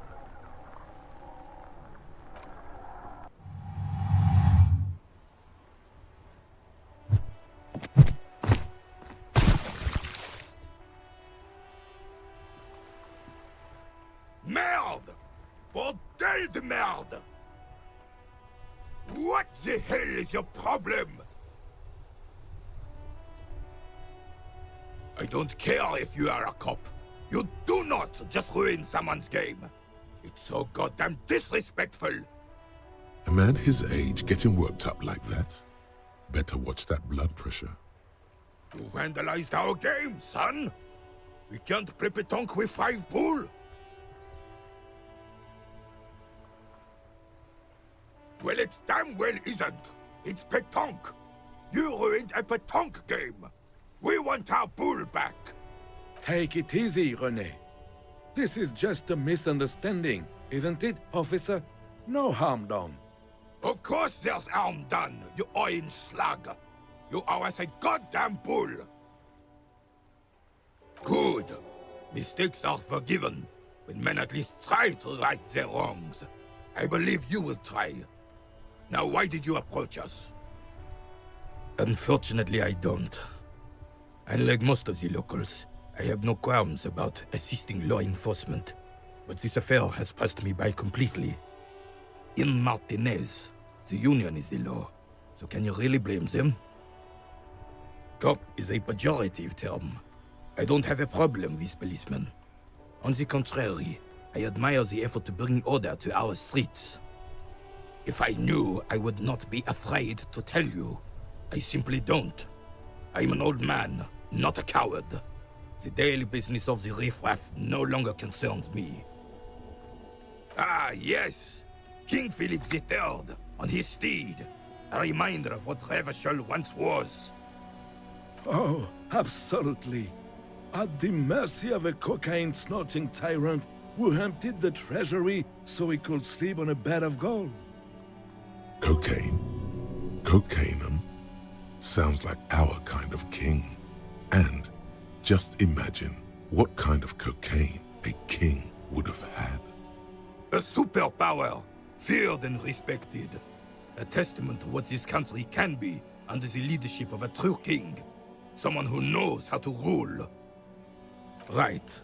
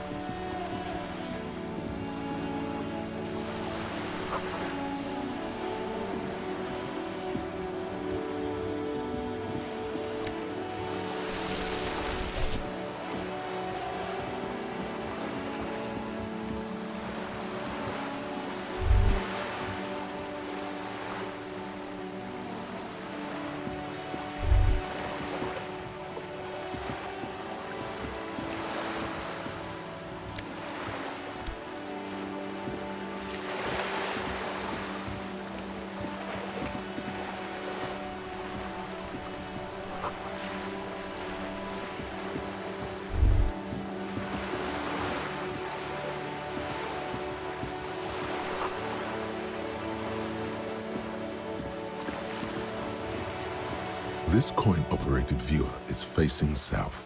The instruction manual says to insert 25 centimes and pull the handle while looking inside. Then use the focus knob to zoom in if necessary.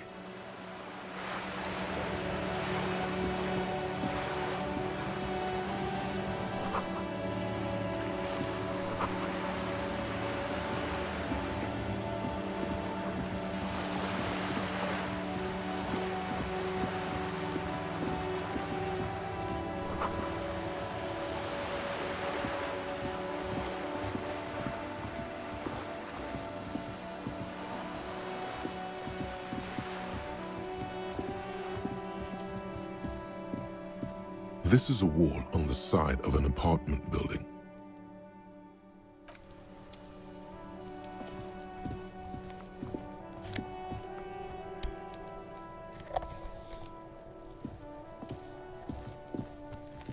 Are you trying to sneak up on me? Come to slit my throat in my sleep? Pigs come to take me out? Trying to snuff me out? Don't get fucking clever with me, pig. You think you're so clever.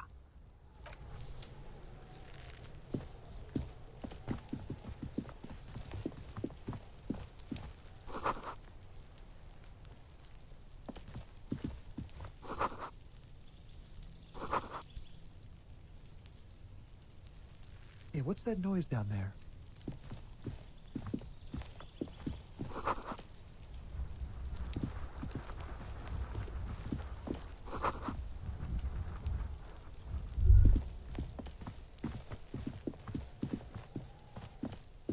It's been a week and now they show up? There must be another way into the building.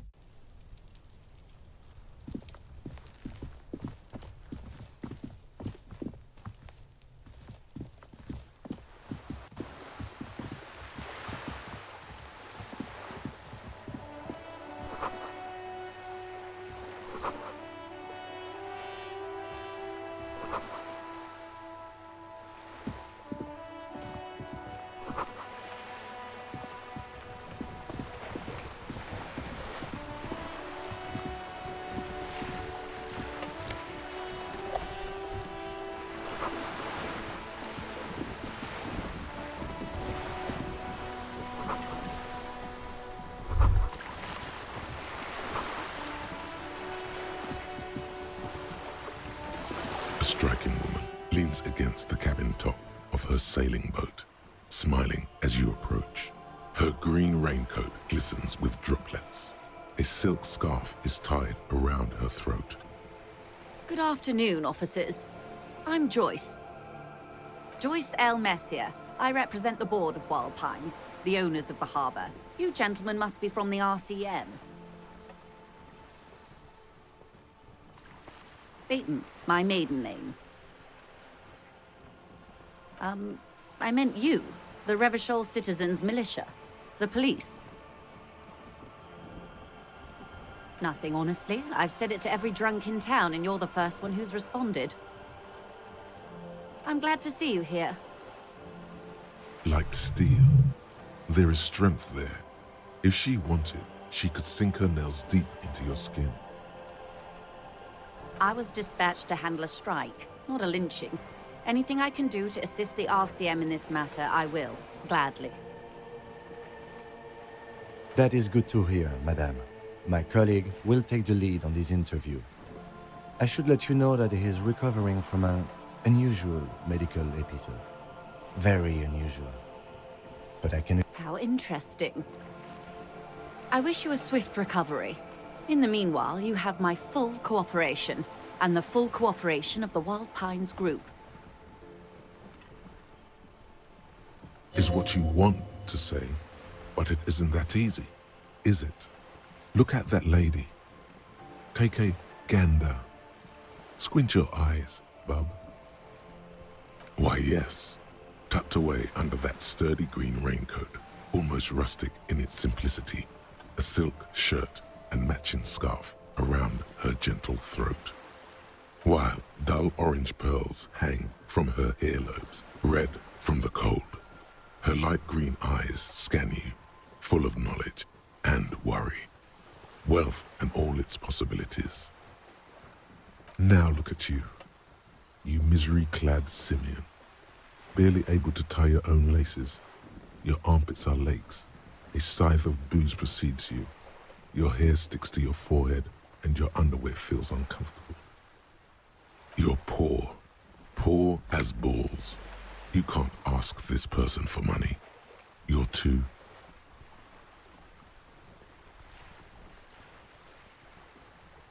You think your little communism protects you from this feeling? No. The more demeaning it is to grovel at her feet. As I was saying, if there's any way I may be of assistance, please don't hesitate to ask. I am sorry. It just doesn't come out of your mouth. What does is... Excuse me? I didn't hear you. Did you say money? Of course. Quite a few things, I'm afraid. The information I'm to share with you includes sensitive trade secrets. For the sake of my employer, I have to ask for your names and badge numbers. Of course, ma'am. We should have introduced ourselves. I am Lieutenant Kitsuragi from Precinct 57.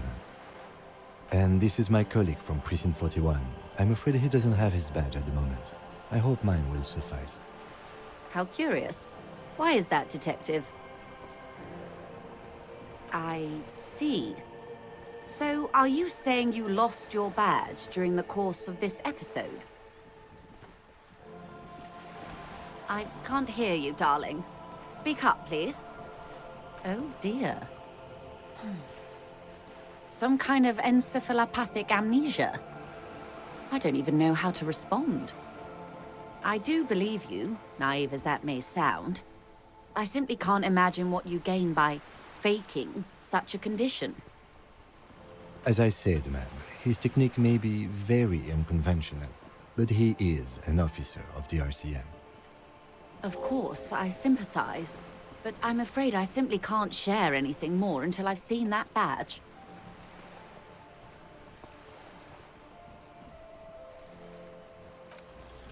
Feelings will guide the way. I assure you, it is no small matter for me either. We all share the responsibility for disarming this situation. I hope you have a badge for me as soon as possible.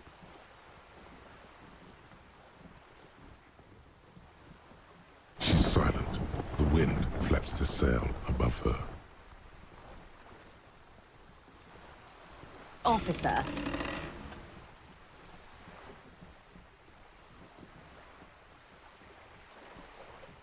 You know, I don't mean to sound cold, but if you want something, you have to give something back.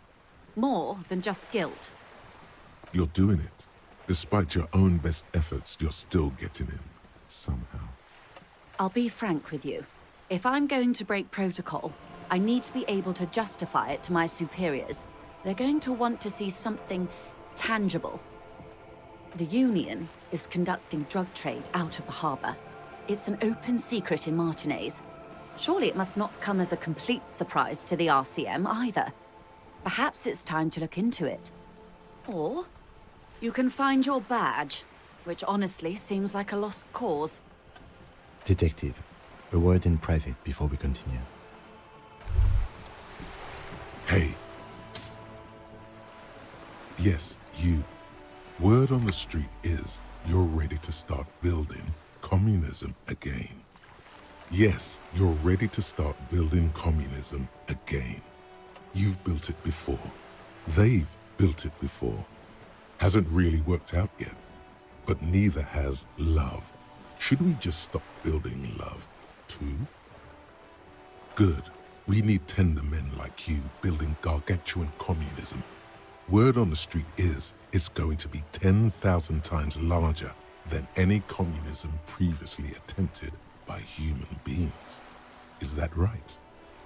You keep saying things like, down with the bourgeoisie, eat the rich, sodomize the landowners, impale all people who have more than 25 real in their pockets, literally murder all human beings regardless of their political beliefs. That kind of stuff. Okay, not in so many words, but don't deny it. You're about to rip off that mask of social democracy and reveal the monstrous seven-eyed lamb of global communism that will devour and masticate mankind. Everyone can see that. So tell me, do you have any questions before we fire up the big communism builder? Or do we get right down to it? Very well. I guess no one will build communism then. Tell the working man it's over, unless anyone has objections. Did someone mention cocaine? Are we doing cocaine? No. I'm sure I heard someone say cocainism. Anyone? Anyone else? There's no one. Okay then, lie down and let the water carry you downstream.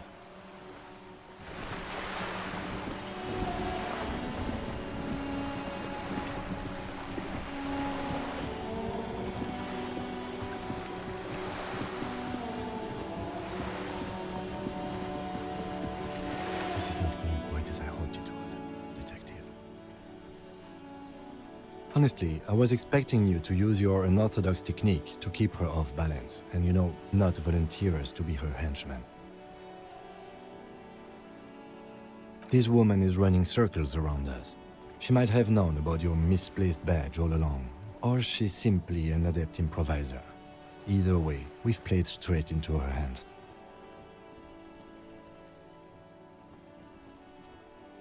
No. If there is reasonable suspicion, we must investigate. Otherwise, she could claim we're siding with the Union, or that we are on their take. We'd never hear the end of it. What I propose is, we ask her, then we investigate, briefly. But do not share the outcome of this investigation with her. We tell her it's done and demand for her information on the lynching.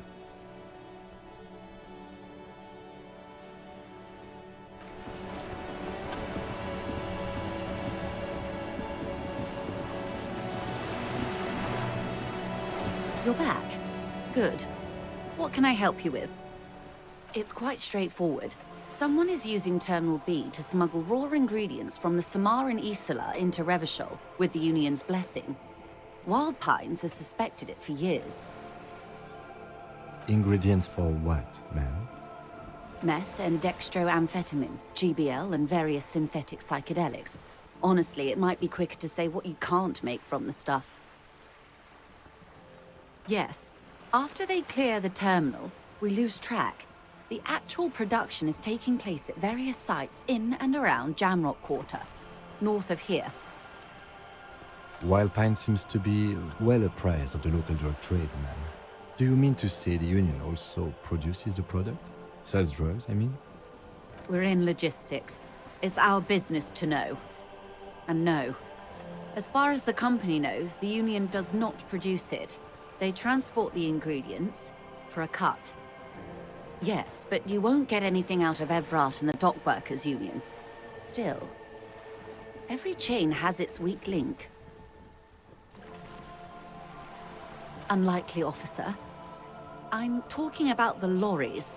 Once the ingredients reach Jamrock, they're distributed to a network of local manufacturers, well beyond our grasp. But in transit, they may be vulnerable. Perhaps you've noticed that a number of lorries are tangled in a traffic jam at the roundabout just now. Interview the drivers who are still hanging about. One of them might be waiting for a crucial shipment. I'll be explicit.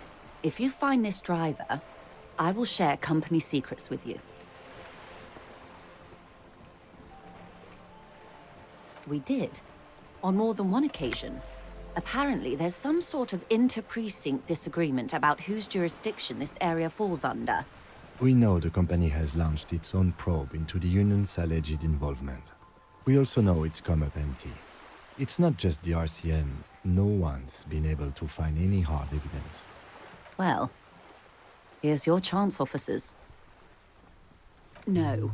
We asked East Motor Track to raise the drawbridge. The road company is a partner of one of our subsidiaries.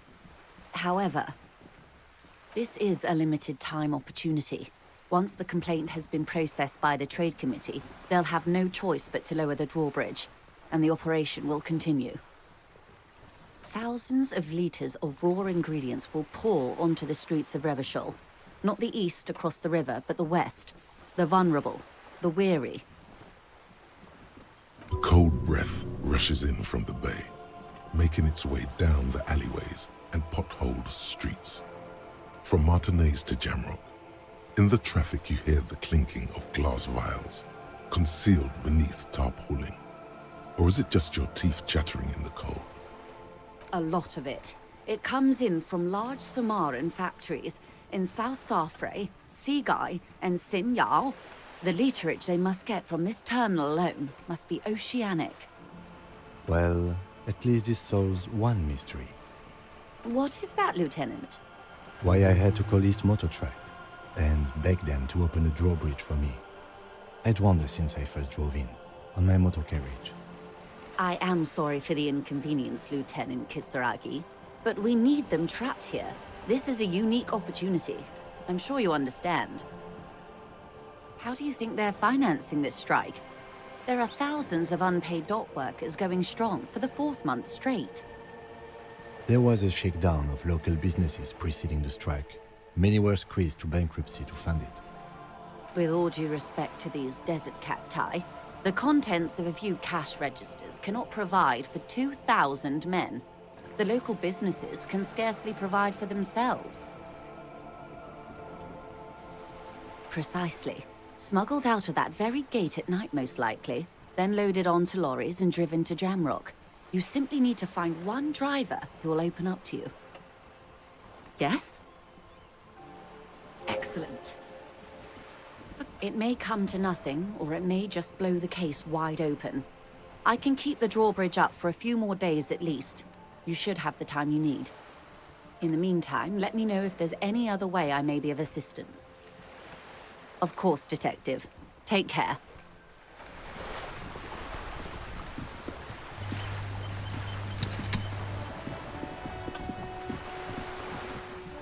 A sturdy metal door guards the southwest entrance to the apartment building.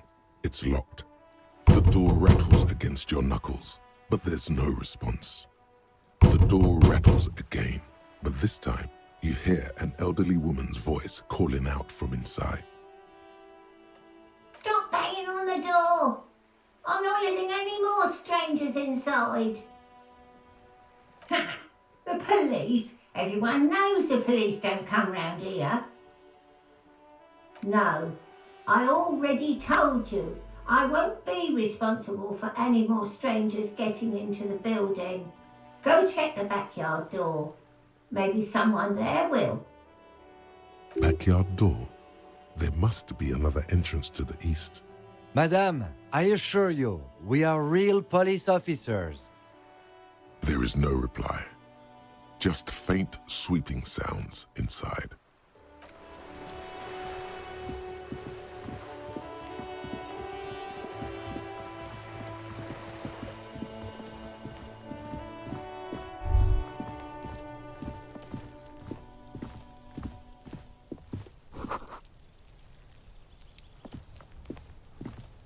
There must be another way into the building.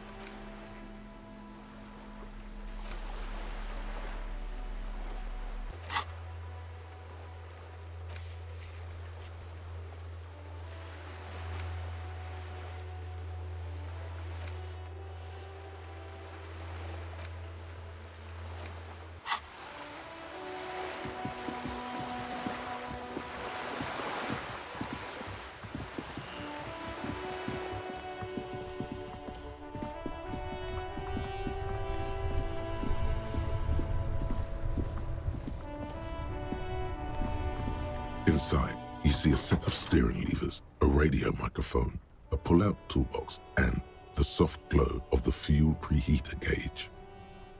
This is Precinct 57. How may I assist you? Just a moment, officer.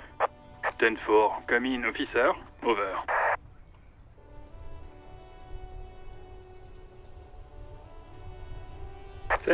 I hear you. I don't have the authority to grant your request, but...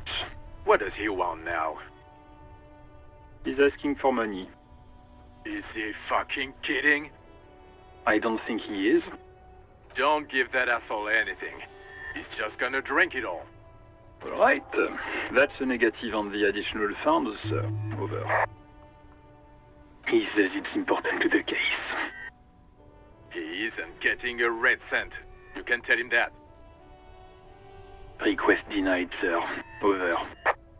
Nothing is working. Anything else, sir? Over. Okay, 10-4, sir. I hear you. Relay your question. Over. Wait. Before you say anything stupid, think it through. Be smart about this. Ask if he's there alone. 10-4, sir. I'm not hearing your question. That's a negative, sir. I got a 10-12 here. Over. 10-9, repeat message. I didn't get that, sir. Over. What? What is it? What can he possibly still want from us? He seems intoxicated and keeps asking me to call him by his name. Mullen's drunk and emotionally aggressive. That's new. Wrap it up. Don't indulge in his drunken antics. What? What is it? He's still on the line? He wants to verify the information on his badge. But of course, it says Dick Mullen, High General of the Revacholian Cavalry Force. Tell him to stop wasting time. What do you need, sir? Over. 10. Excuse me, sir. Over. You probably don't want to continue on this road. No, sir, I haven't. You're not really keen on mentioning your home life, so I've always assumed things weren't that good on that front. Over. Understood, sir. Over. Roger that. 10-10. Over and out.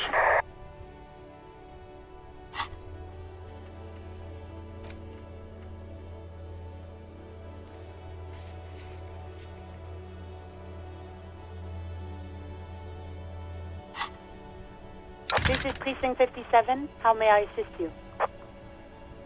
Of course. What is the number, officer? Yes, hold on.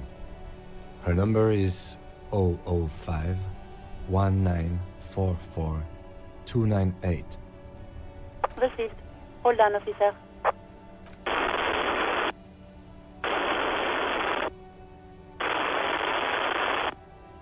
Give it a minute. She might be busy at the moment. Takes a bit to get to the phone.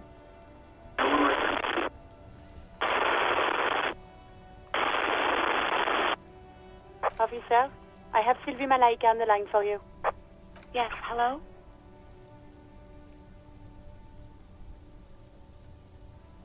Oh, right. Hello, officer. What can I do for you?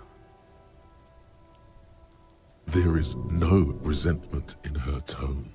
She wants you to ask her out. No question about it. You mean, why did I leave the bar? Honestly, I'm not really comfortable discussing it with you, sir. Let's just say I left because I needed to get away from someone. You know whom? Maybe, I don't know. I just know I have to take some time off right now.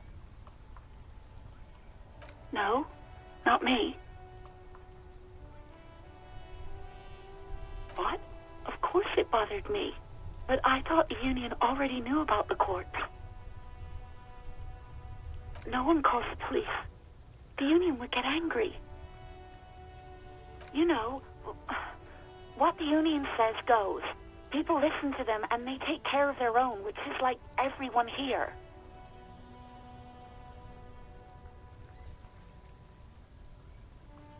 I didn't want to get in trouble with the others. Push her further. Show her the error of her ways. The other people who live around here. Local people, I didn't want trouble. You don't live here. You don't understand. Squealing is frowned upon here. Everything is dealt with, well, by the Union, internally. Please, I just didn't want any trouble. I didn't know I had to report it. I thought someone would take him down eventually. The fucking nerves on her. Trying to hide behind weakness. You're a god. An angry but just god. You can almost hear the girl getting smaller on the other end of the line until she almost drowns in static. No. I honestly don't know. It was someone else. We'll find them sooner or later, officer. Okay.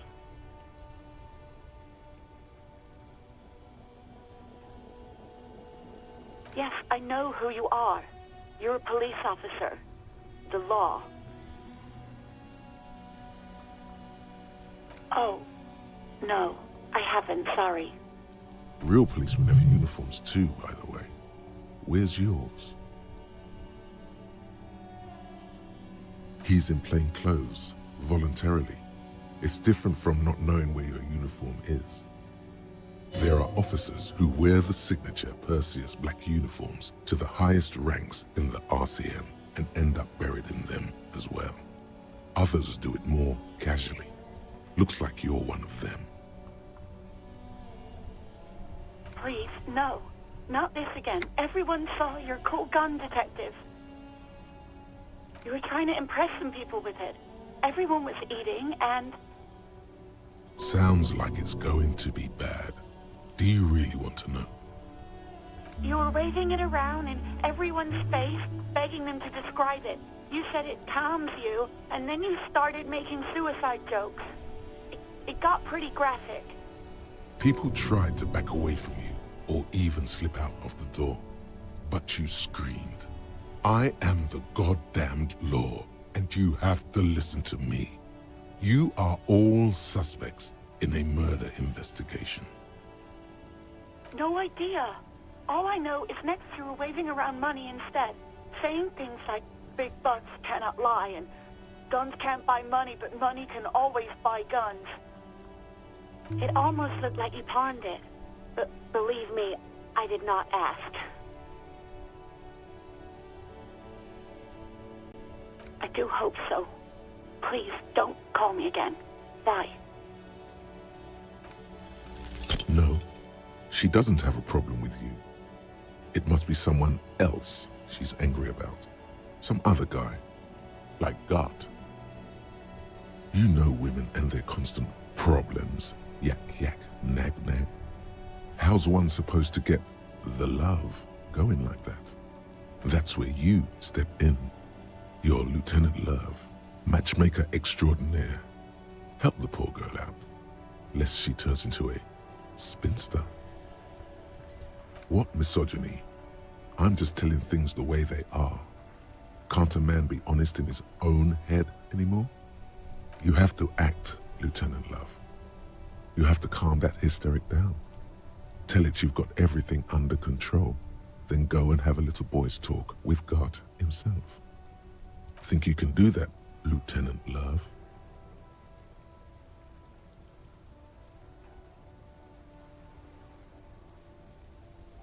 You're just a gimp. What? You want to be more empathetic? Call was terminated by the other party. Anything else, officer? 57th, over and out. In the cabin, you see a set of steering levers, a radio on a hook, a pull-out. This is Precinct 57. How may I assist you? It will take just a moment, officer. Her voices fade out into the familiar radio static.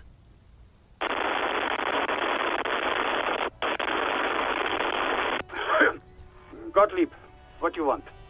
He's carelessly chewing on a piece of hard candy. Oh, it's you. Yes, there's no end to the misfortunes fate has seen fit to rain upon me. Who, you are? You lost your human visage a while back. Now let's get on with it. I've got more important things to do.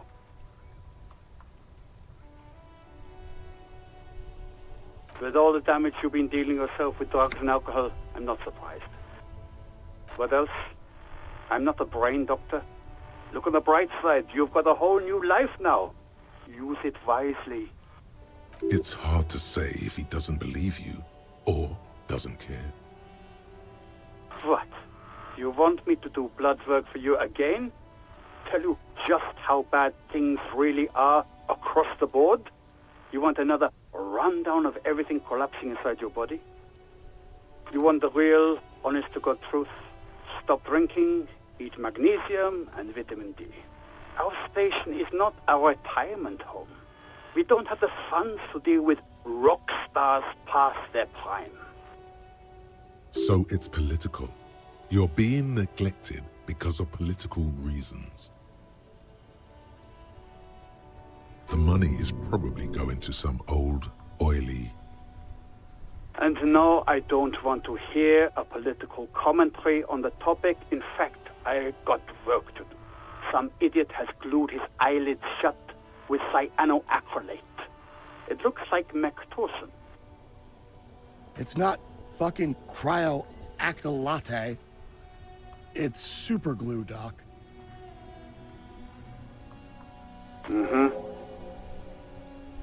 Anything else I can help you with, officer? 57th, over and out. In the cabin, you see...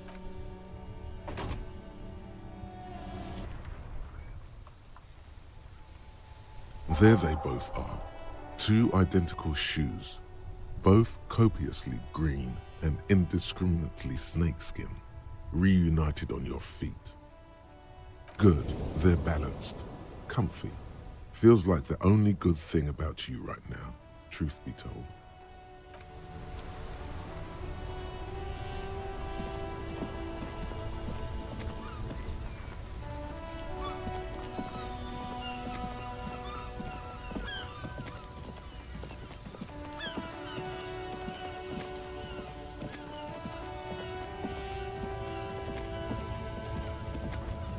Looking for something, Rod? Come to tell me to fuck off again? Drugs? They're shit, man. I don't let anything pollute my body. You know where that shit comes from? Sarah Miriza, Safre, Ilmara. They take the money from our local junkies here and then use it to outcompete us in the manufacturing sector. They know they can't beat us in a fair fight, so they have to get us to weaken ourselves somehow. It's racial sabotage, racial economic sabotage.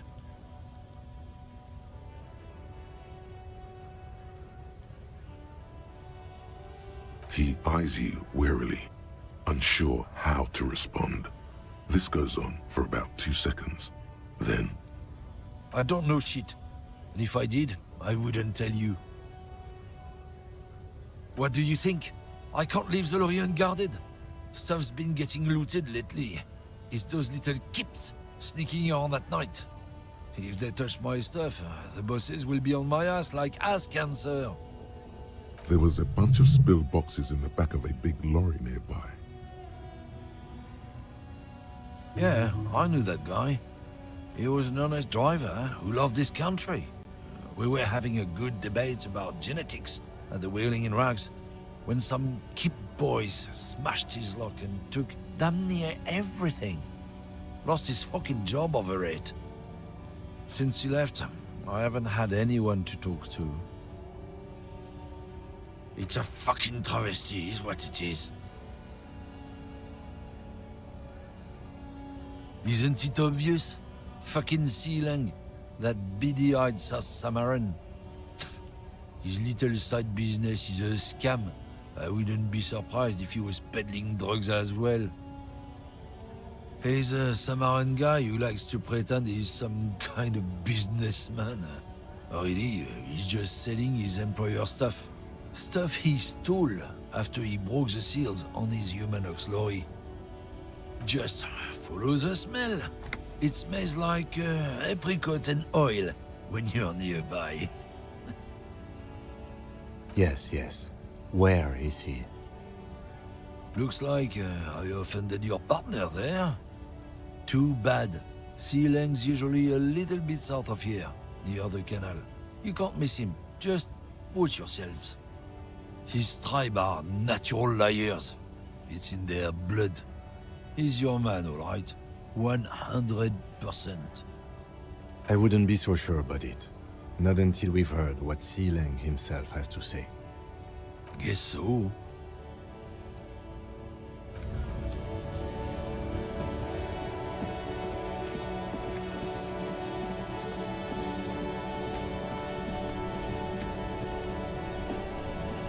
Stuck in the rain in a traffic jam, man.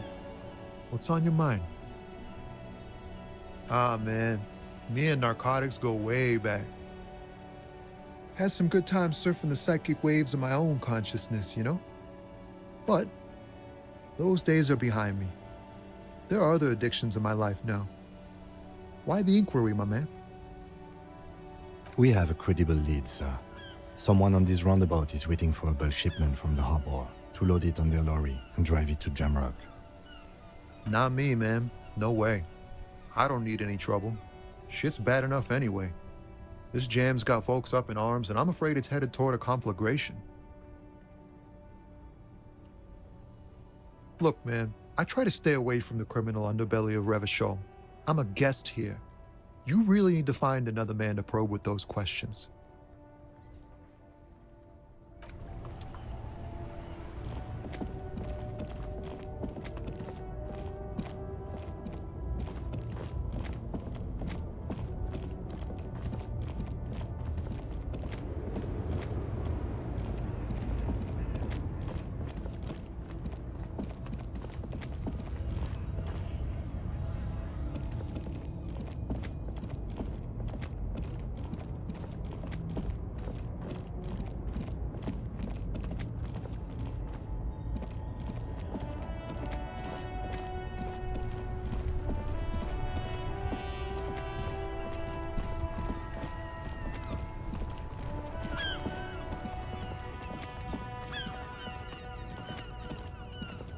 You see a Samaran street vendor surrounded by a motley assemblage of goods.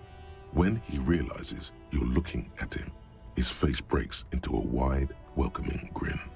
The name Sealang is embroidered over his breast pocket. Happy shopping, officer! Everything's cool here. Everything's cool. The goods are cool, the customers are cool, the place is cool. And one more thing, officer. From out on the bay, a cool wind gathers. It sweeps into the city, tugging at the textiles hanging around the stand. Some distance away, the sound of a tin can clattering across the street can be heard. You're very cool. Bang, bang, bang, bang! You're right, officer. 100%. No playing around then. Strictly business. Maybe I can interest you in some premium menswear instead. Me? It's a boring story, officer. Who cares about the past? I'm all business now. All Revachol. Very sharp, officer. I'm Serais, from the Sigai province of the Serais Empire.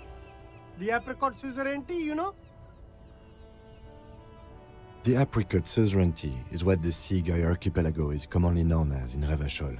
It's a bit of a fraud term, I'm sure you understand.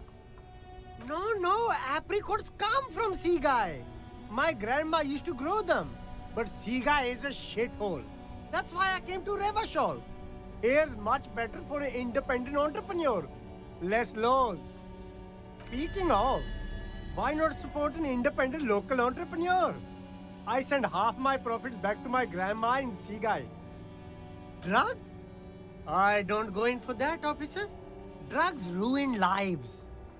Unless you're into drugs, of course. In which case, drugs are excellent. Mwah! Tasty, tasty drugs. That's so cool.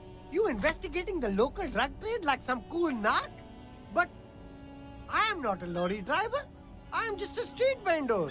I don't know anything about that. Who said that? It's the fat racist, right? I bet it's him. He has an agenda against me because I'm an immigrant who works harder than he does. He's a hater. So you admit you're a lorry driver? No, I just said I work harder and he's an asshole. I'm... Realizing he can't get out of it. Smart man. Okay, maybe I'm a lorry driver too. A little. But that's not the most important thing about me. That's my day job. This is my dream. Exactly. It's such a small part of my life. It's in the rear view mirror now. I'm climbing out of that hole with ingenuity. Nothing. I told you. I'm not a dumb guy. I don't get involved with that crowd. And what crowd is that? Crowd. You know, the drug crowd.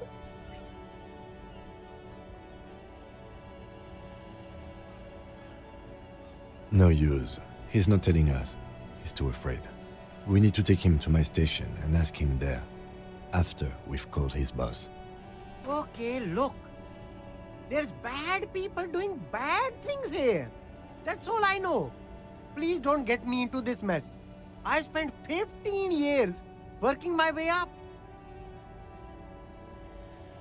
It's a she, okay? The other drivers call her the lady driver. You're better off staying away from her. The way they talk about her, she's no lady. I don't know. Maybe. If she is, I haven't gone near her. I don't get involved. I told you. It could be. She was strange. All of them. I don't know. I told you all I know. Are we cool now? I really want us to be cool now. Who exactly is talking about this lady driver of yours? The racist or the other one with the tattoos? All of them. Even the ones who've left. I don't hang out with them. I don't remember who has tattoos. All right. I scored. Let's cap this off with a purchase. You can walk away from here with funky sunglasses, detectives. Both of you. You deserve it. Hobocop.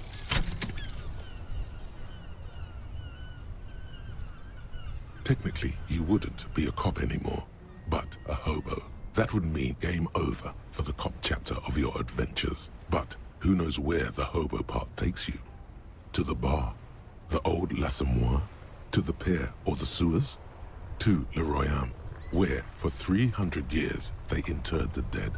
You could plunder royalist crypts for long-forgotten triple malt bourbon, then fight the Aramakan beast that lurks the bottommost sepulchres. The secrets of the city are all yours at last.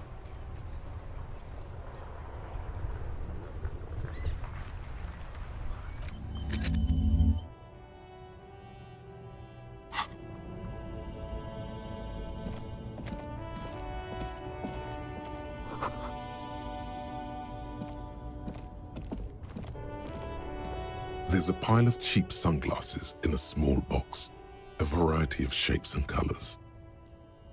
You like sunglasses, officer? I've got the latest styles right here. Abort. These are hideous. What's more, they don't even fit your face. You can feel them pinching your nose and chafing against your brow. Damn, officer! You look like a mega secret spy. Very secret.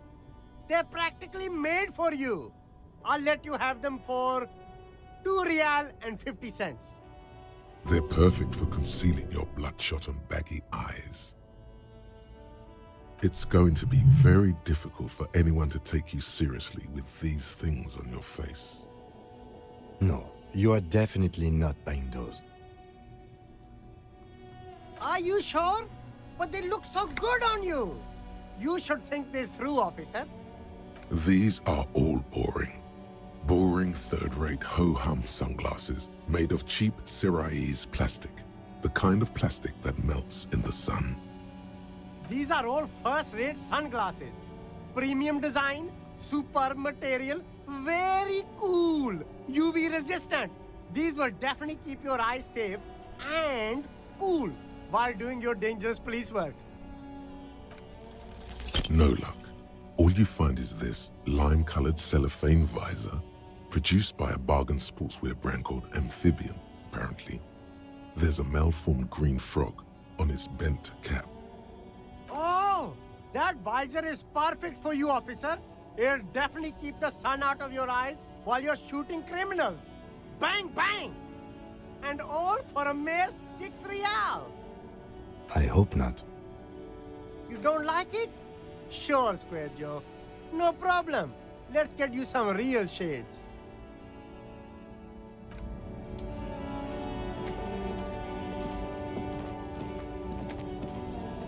There are clothes inside. Cheap second-hand clothes, smelling of strangers' body odors. Don't be shy. These are premium class clothes. Good quality fabrics, best retro design. Save the economy with your style, officer. You find your hands deep in tattered and faded garments made from weird polyester blends that make your body itch and sweat in all the wrong places. Economical, but also trendy. Look first-hand, buy second-hand. Keep the economy moving. Something cold grazes your hand. Synthetic and sleek. A windbreaker. Surf, it says, but also wind, summer, 100% waterproof, and sport. All in different typefaces. This jacket is the apex of human evolution. The moment at which man became weatherproof. Practical, and yet it may deaden your senses to the world around you. Possibly because of the awful typeface.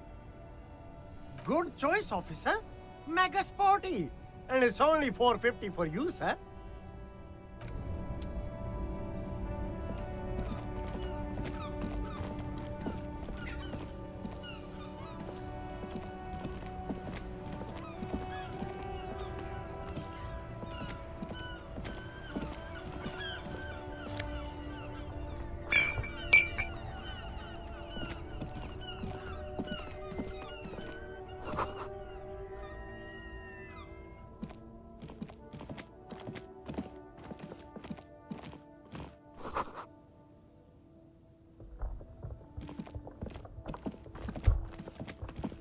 A couple of indicator lights are missing from this control panel. Loose wires dangle from the now vacant holes. In the middle is a lever. Beneath it, a small metal plaque. This panel usually closes the water lock, turning it into a bridge that lets you cross the canal. But there's a crashed salmon and butter sign in the way. Pulling the lever probably won't do anything. G'day to you, officers. A burly man hangs out by the waterlock, carving up a generous serving of salami with an old hunter's knife. His eyes are fixed on a man stranded on the other side of the waterlock and on an enormous billboard that has fallen down into the canal between them. His posture is relaxed. Despite his powerful build and the knife in his hand, this man resorts to physical intimidation only infrequently, if at all. I wasn't here to witness it, but those look like tire tracks on that sign. Weird, huh? Then again, plenty of daredevil drivers in Revachol. The words daredevil driver sound ominous to you. Too bad it also takes a year and a day to repair anything around here, especially a waterlock. The rest of the coast is closed off till then. Well, there's the fishing village, an abandoned fish market, a bizarro church. Not much use to the congregation, though. There always seems to be something wrong with it. Yeah, not really much else. Just bombed-out ruins. Sure thing. Want some too, officer? Why not?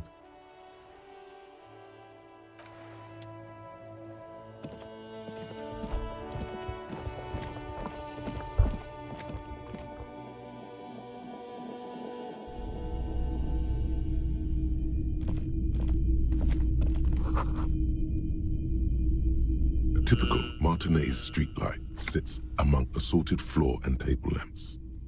It was brought to me to be altered. We are not here to investigate the theft of city property. You have to admit it's rather clever what he's done with it.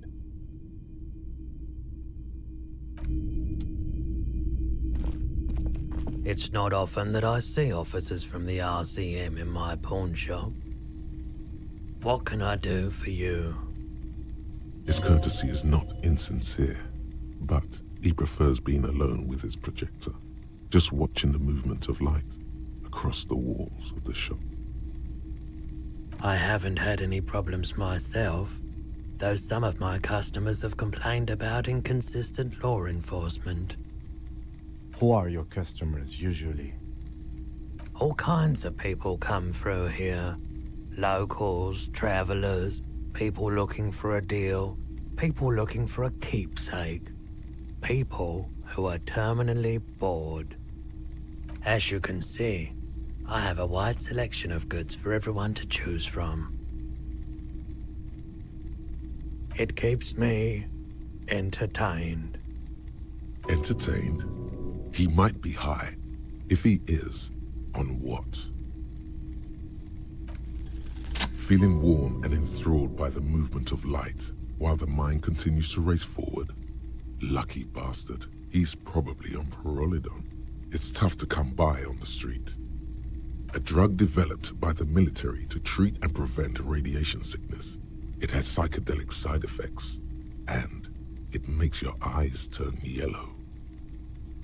How would I know?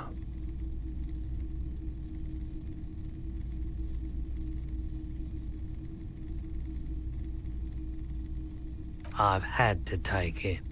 You know, since the People's Pile cleanup, I was with the Emergency Relief Brigade. He's taken it for mental and emotional, not physical pain these days. There's a reason why everyone's tried to forget any of it ever happened, and why no one has tried to repair or replace the pile. So much disappointment, and early deaths. Cancer mostly. And we knew all that was coming even as we were cleaning up as best we could. No one's. Everyone's. So much bitterness. A bunch of poor people built themselves a primitive nuclear reactor, hoping for the best. What do you think is going to happen? I like the theory more than the story. Outward movement, not vortices. Yeah, you gotta get in on those vortices, my man. Someone else came here earlier today asking the same question. I promptly sold her the gun you pawned a couple days back. What? Sold? The lieutenant shifts from one foot to another, alert. She didn't seem like a policeman. although she kept referring to herself as a pig, which was odd. I found her interest in the gun a bit obsessive, but I was just happy to get rid of it, and of her. Truth be told, she was terrifying. Right, so let me get this right. You sold your sidearm, issued by the citizens' militia, and now a civilian is running around the streets of Martinez with it? You're right that she could cast aspersions on the Force. We have to find her. My apologies, officer, but I have no idea where she was coming from or where she went. A needle in a haystack. There is nothing you can do about it now. You'll just have to hope you luck upon her somehow. Of course. I doubt it, but I can try and answer any questions you may have. I do my best to keep my distance from all manner of butchery. Bad for business, bad for everyone. No one likes to see what you have to see every day. The pawnbroker's gaze is already fixed on the dancing colors.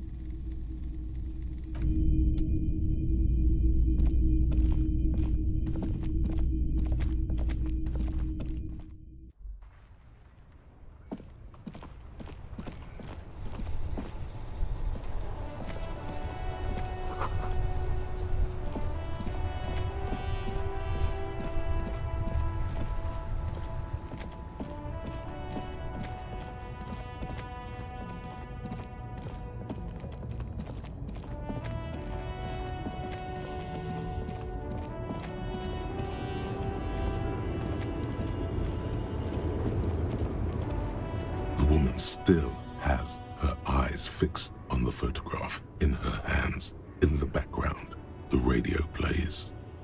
If you want her attention, you may need to be more forceful. Where am I? Who are you?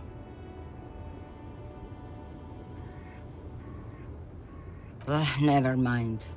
I remember now. I'm still stuck in that traffic jam in the 50s. Back in Methka, during the time of the revolution. The sidewalks and cafes are filled with young people. I was on my way to see a new Boyadero picture starring Gabriel Buendero. Until you came along, that is. Why not, Jerife? It's not like I have anything better to do in this hellhole. Diamonds? Of course not. But wouldn't it be marvelous if I was? Whatever stupid things they put in the lorry, I imagine. I quit concerning myself with that a long time ago. Besides, I don't drive the lorry for the cargo, if you know what I mean. She says that as if something narcotic is the real reason. Oh, it's so much more than a high where I go, Jerife. It's low. I go to the bottom.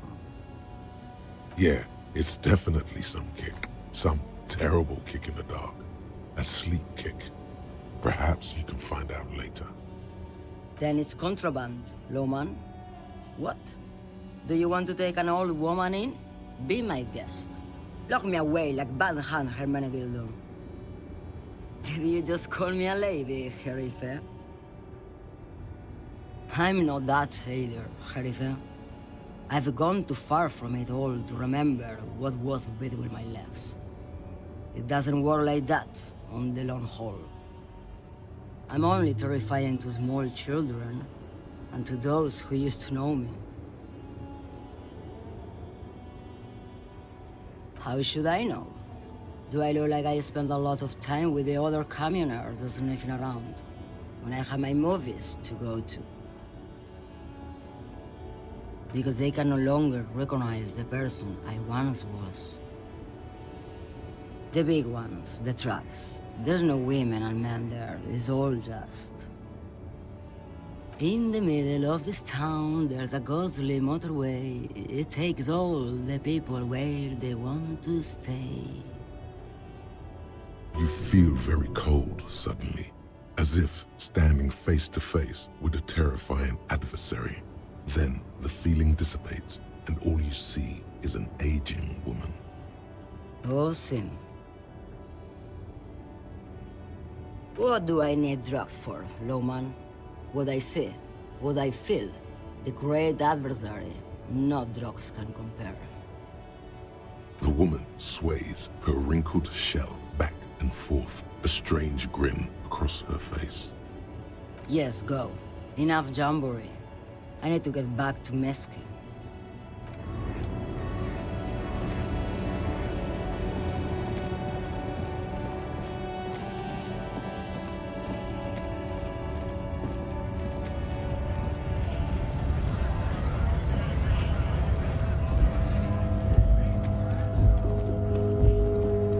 Looking for something odd? Come to tell me to fuck off again? I don't know what you're talking about.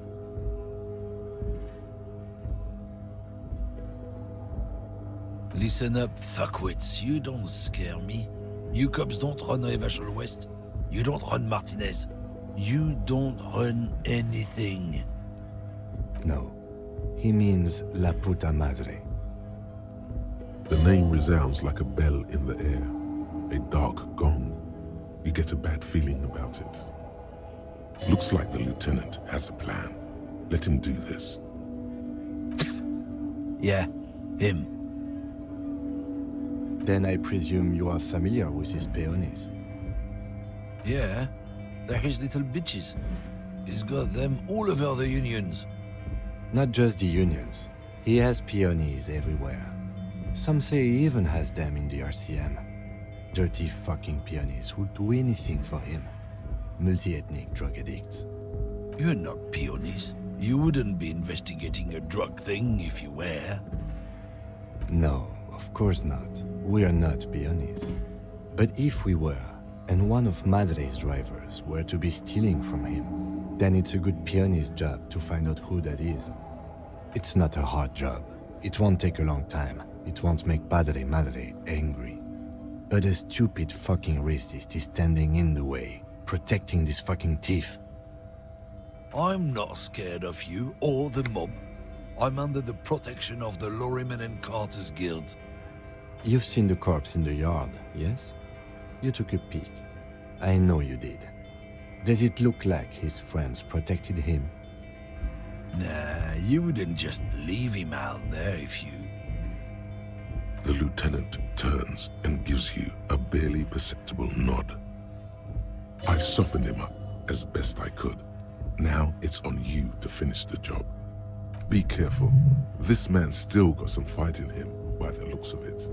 It won't be easy to break him.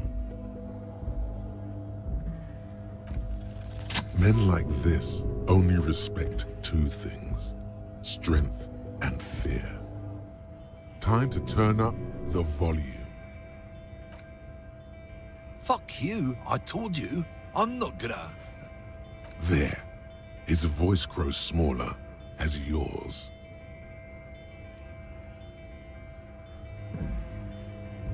Fucking homo cop.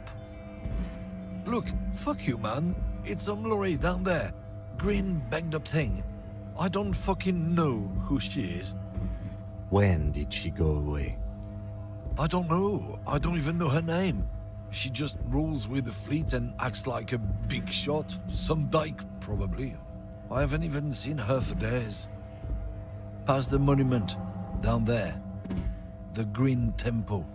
Now, leave me the fuck alone, okay? A small temple by the monument.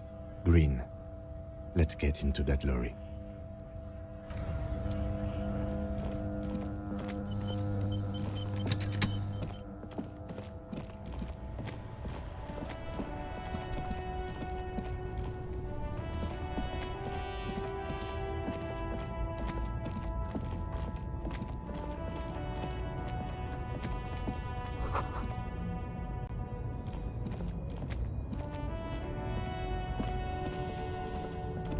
This green found, A to Z, contemporaire, is parked in the shadow of the ruins looming overhead. It's seen better days. This must be the one he told us about, unless he was lying. The glass on the side windows is tinted and covered with dust. You can barely make out the shape of a seat and 2 steering levers. The door is locked. The handle looks shiny, like it's recently replaced. There's no pick in this lock. The owner has put special care into it. It's a recessed design. Let's get the pry bar from my kinema and smash in the window. I don't know how good it is, but this investigation has taken long enough. We can't afford it to take any longer.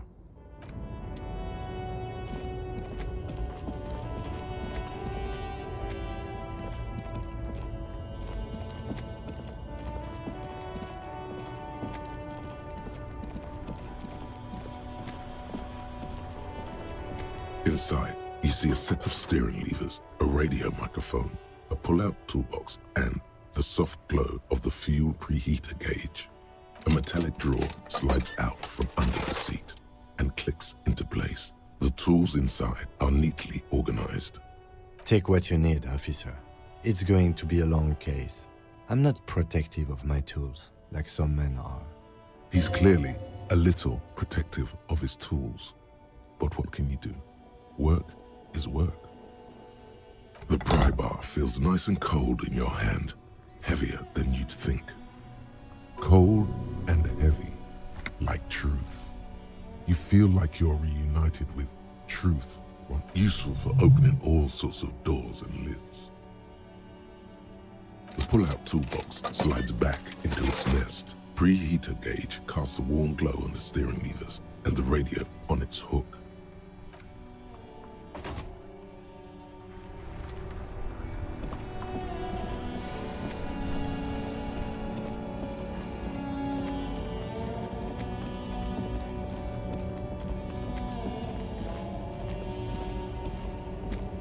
This screen found, A to Z, contemporain, is parked in the shadow of the ruins looming overhead. It's seen better days.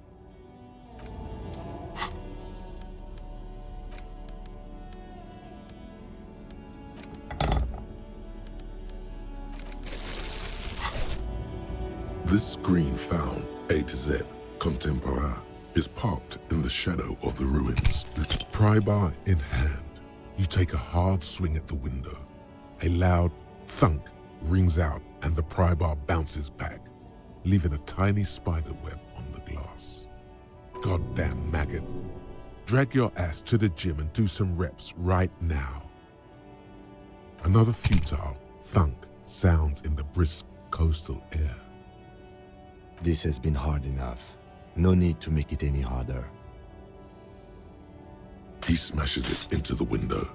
Droplets of glass fly everywhere, shattering over the lorry floor and pavement. You can just reach in now. The smell of cigarettes and perfume welcomes you. The cabin inside is plastered with old movie posters. Actresses smile from the walls. There's a radio transmitter in the front and a toolbox tucked under the driver's seat. Some tools lie scattered near the pedals. A metallic drawer slides out from the seat. It's empty, except for a folded newspaper. It's an issue of Périphérique from last Wednesday. A piece of paper falls out from its pages. It looks like an article ripped out from a radio enthusiast magazine. Complex mathematical equations explain the basics of something called the Ulan frequency system. These formulas look oddly painful. Maybe it's the hangover, but they give you a headache. The Ulan frequency system? I've never heard of that before. I know of FM, AM, UKV, but... The pull-out toolbox slides back into its nest. The rest is as it was. Radio, posters, a trace of motor oil smell under all the cigarettes. You wedge yourself under the steering wheel to get a better look. Seems like the few tools lying around here, a hammer, a pair of pliers, a rusty wrench, have been casually thrown there by the disorganized driver. But one odd detail does catch your eye. A piece of sandpaper has been glued to the throttle. Sandpaper adds extra grip. Sandpaper? A novel technique? The movie stars are still smiling from the walls. Looks like the frequency dial is absent. It requires a key to work, but the key has been removed, likely by the missing lady driver. Strange. There are so many radio stations saved here. Must be over 100 at least. Doesn't look like it. It's completely inoperable without a dial key. The smell of 1,000 cigarettes, some dead actresses, and a rusty old toolbox under the seat. These are movie posters featuring starlets from long-forgotten films from the 20s, the teens, even the 90s of the last century. One of them particularly catches your eye, a centerfold of an ingenue attached right above the back seat. The actress is draped in a sheath dress, one of her shoulders bared. The faded remains of an autograph run across the poster.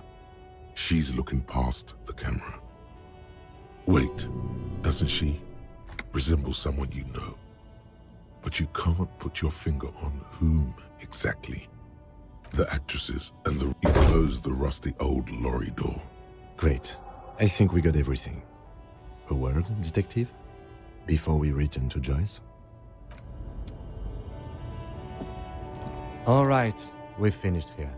Let's quickly debrief and go over what we found, so we don't do it in front of the company rep. Honestly, I'm quite worried by what we've seen so far. The evidence seems to point to a rather extensive and well-organized operation. I'm especially intrigued by that radio transmitter, particularly the sheer number of stations it can connect. Looks like this alleged drug trade casts a wide net. I'm not sure what the ULAN frequencies are all about, but they may hold some significance. Perhaps it's a better way to connect between fleets while avoiding frequency bleed, or maybe it's used to tap into RCM networks. Listening in on your calls between you and your station, a worrying prospect. We should return to the murder case, see what Joyce tells us about the lynching. When we are done for the day, I call my station and suggest our narcotics department look into it. There are more than enough grounds to start an official investigation, sometime later when we are done here. We do not want to get caught in that.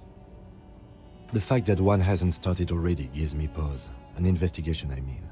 Especially if the Madrid grouping is involved, and I can't imagine they aren't. It's certainly worrisome. All the same, I don't like the idea of internal affairs descending on the matter. That won't help anyone either. We didn't find anything conclusive linking them to the smuggling operation. But somehow, I doubt that Evrard Claire would be oblivious to something like this happening right under his nose. My suggestion is, we use it against the Union in any way we can, to our own ends. It's a slippery hill, but we just might be able to pin them down, indirectly, down the road. Debrief over, after you.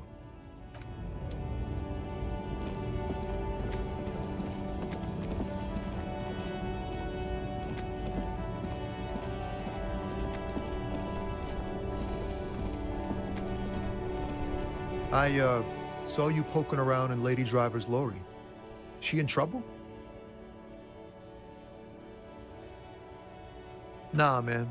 I was telling you the truth. I really didn't think it'd be her. She's okay. Sort of troubled, but still, a nice person. What else do you know about her? Nothing. We just talked a bit. About life and stuff. She left me a key so I can park a lorry if the jam broke. So, she in trouble or what? It's that bad. Man, what should I do? What should I do to help her? Yeah, maybe I should just keep my head down and work on my rhymes while I can. Yeah, you too. Be safe, detective.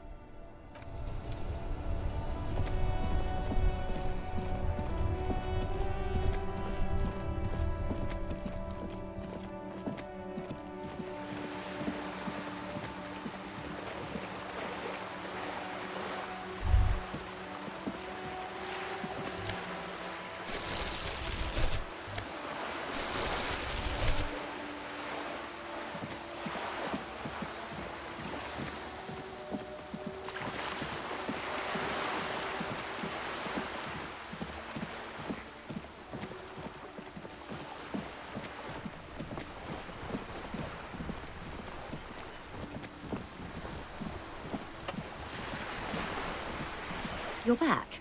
Good. What can I help you with?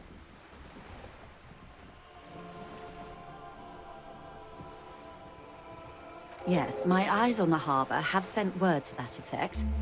What have you discovered? Yes. And will you start an official investigation? If there is an investigation, it will be part of an ongoing operation, subject to confidentiality. I am sure you understand. Of course, detectives. In any case, you've held up your end of our arrangement. I trust you with the rest. Now it's my turn. I wouldn't normally break protocol like this, but the situation demands it.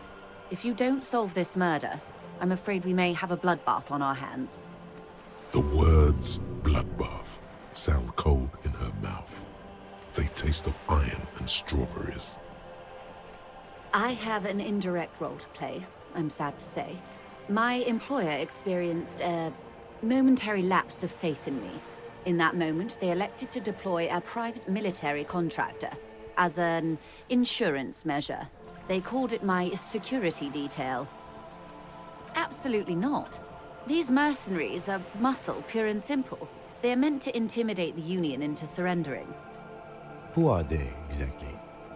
Crenell, an Oranese military company. As far as I know, 3 arrived in Martinez. They report to me sporadically, but they do not answer to me. To be frank, our relationship is deteriorating. They wear ceramic armor, have semi-automatic weapons, and years of combat experience. They also have trauma and stressor disorder, and no idea how to conduct themselves in an urban civilian environment. So, what happened? The story is, one of them, the colonel, I don't know his real name, sexually assaulted a local woman while he was drunk and separated from his unit. This allowed some of the more militant Union members to subdue him. He was taken out behind the whirling in rags and lynched last Sunday night. Nothing. Mr. Clare refuses to let me into the harbor. I have not been able to discuss this matter with anyone there. The remaining 2 Crenell contractors carry out their orders, for now. It's a smokescreen. In secret, they are conducting an independent military tribunal into the lynching. Once this investigation is concluded, executions will follow. What is the nature of this so-called investigation? Whether to execute one, some, or all of the Union militants. It will be all of them. The decision is already made. It is very far from Disco. My only hope is that you provide a single, concrete suspect before the mercenaries indiscriminately pick theirs. Simply put, if you don't pin this on someone good and do it fast, they will identify and execute everyone present at the lynching. This in turn will force the Union to respond. The debardeurs have over 2,000 men. It will be 1,000 to 1. Have you ever seen a Hornet invade a beehive, Lieutenant? It's not pretty. These men work in tandem using semi- and fully automatic firearms. Their armor is virtually impenetrable to muzzle-loaded weapons, even yours. Most Union workers don't have guns at all. As I said, a bloodbath. Many bleak scenarios have already come true.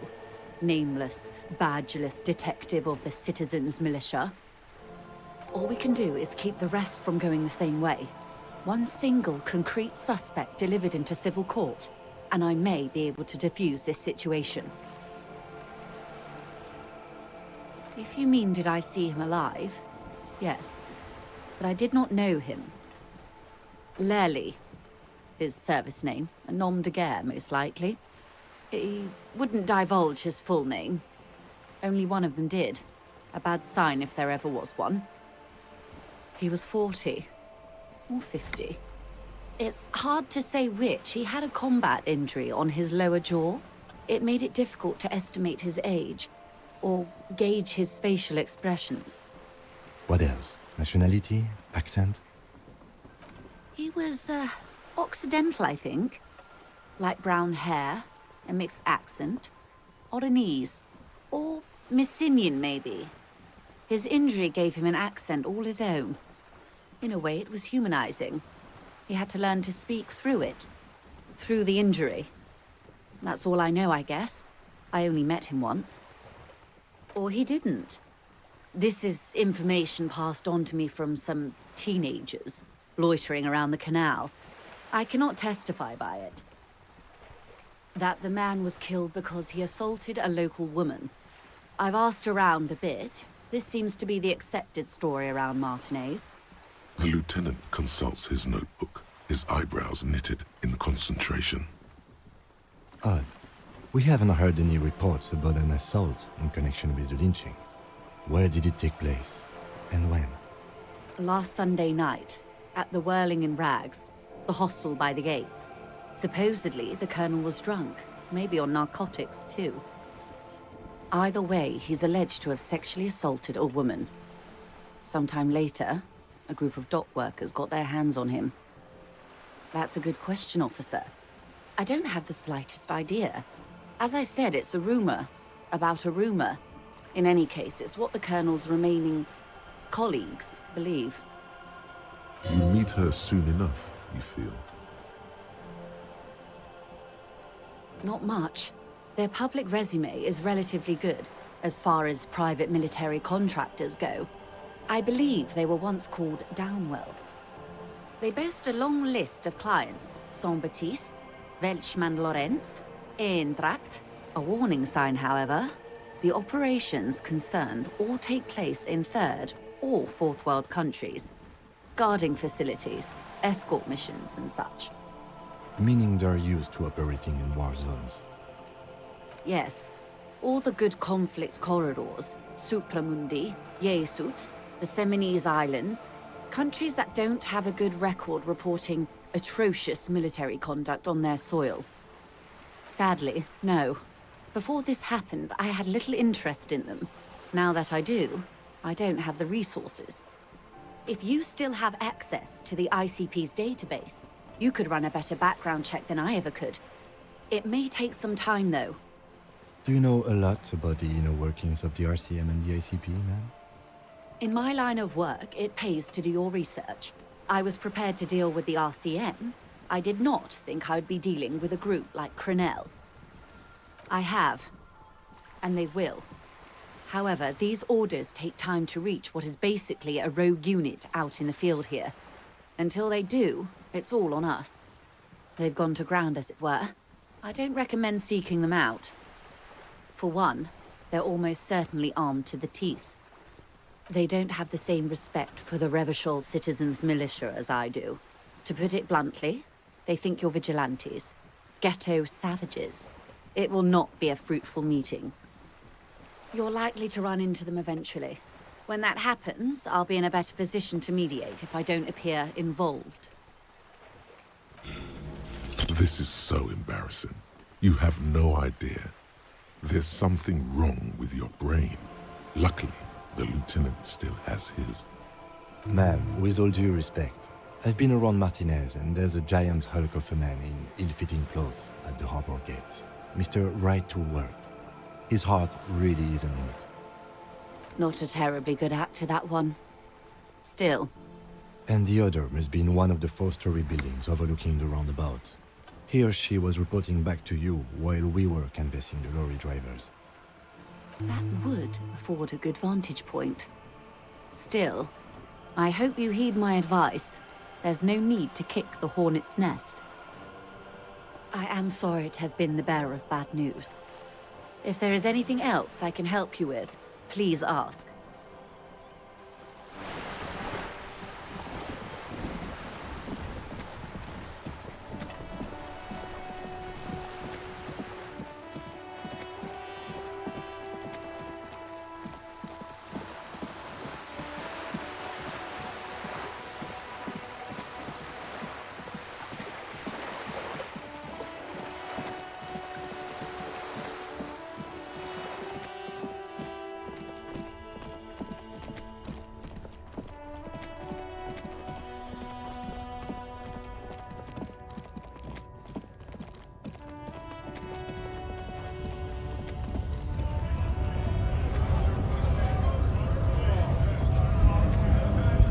to work!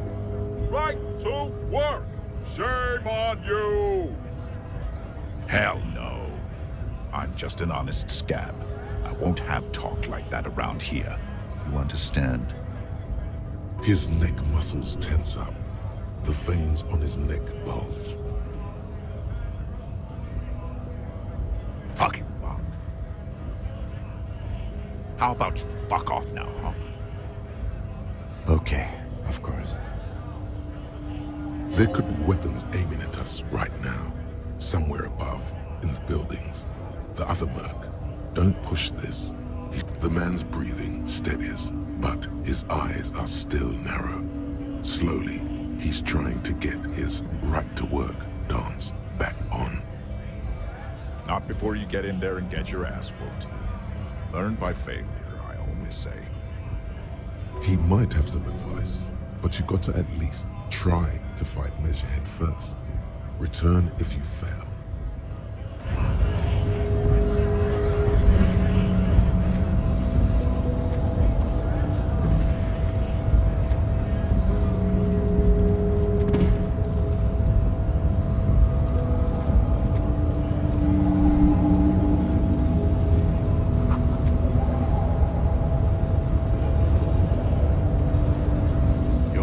Descent has only worsened since I last saw you. You have really let yourself go.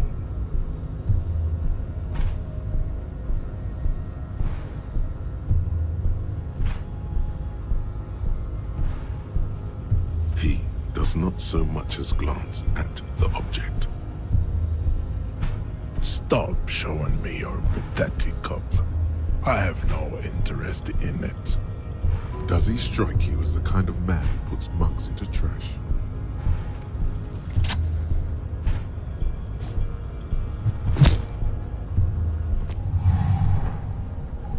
Just like that, instinct took over. A solid strike straight into his throat, into the cartilage. You could swear you felt the soft palate break. The man is reeling, gasping for air. Time stands still around you. In the distance, the sounds of the harbor are falling silent. All you hear is a small gurgling sound as a trickle of blood appears on the man's lip. He's open. Rip into him. Right hook. Escalate it. Get intimate with him. Bring the hurt closer.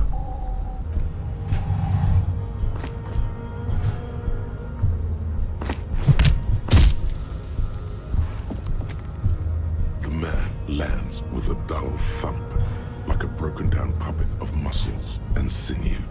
For a moment, he still tries to keep his head up, dazed eyes looking at you with unimaginable surprise. To your left is the button. As you slam your fist on the button, the man collapses entirely, his head rolling to the side. Looks like you're the new Measurehead now. No one is the new Measurehead. Let's go before he gets up.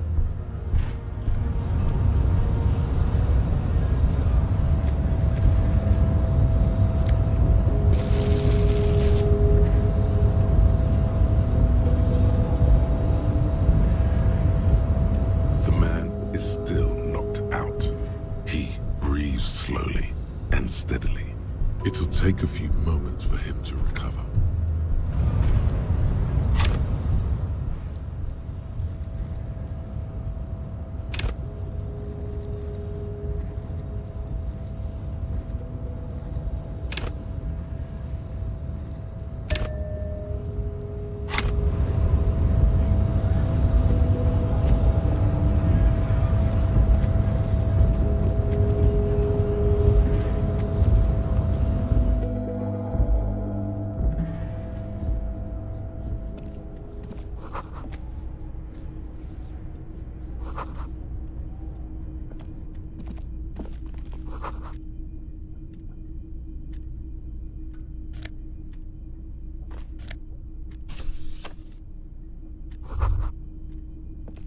On second glance, someone has forgotten to properly close one of the drawers.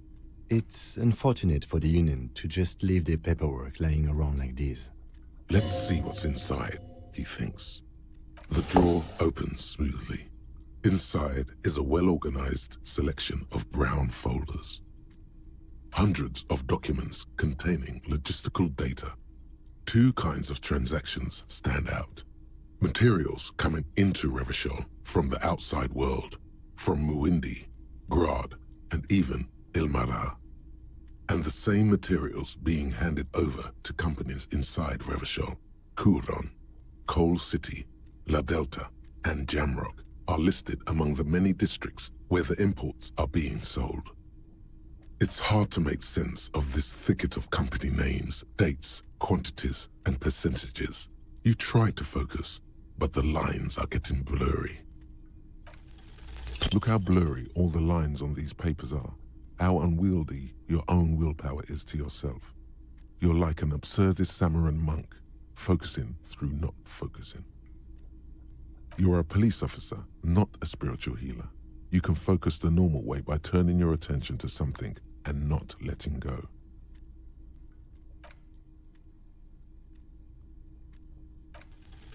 You're trying hard, but the data here is unbelievably dry. Something about containers. The drawer slides shut smoothly.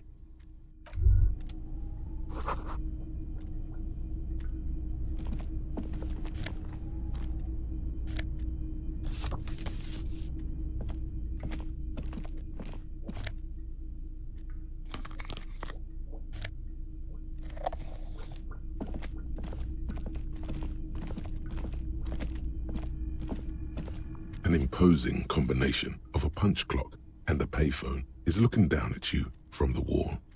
A note on the side says, "Tokens unavailable due to strike. Use change." The machine swallows your coin and seems to be waiting for your next move. It's unclear whether you actually have muscle memory.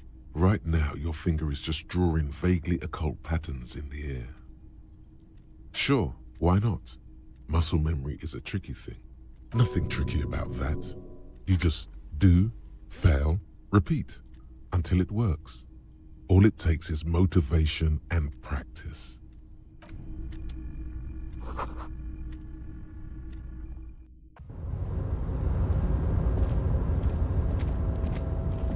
The tarpaulin cloak is still hanging on the railing. The white rectangle of the Revachol Citizens Militia is clearly visible on its back. As your fingers touch the tarpaulin, it almost feels like the cloak wants to deliver a message of comfort through your fingertips. I will shield you from the elements and give my life for yours. That's what the cloak is relaying.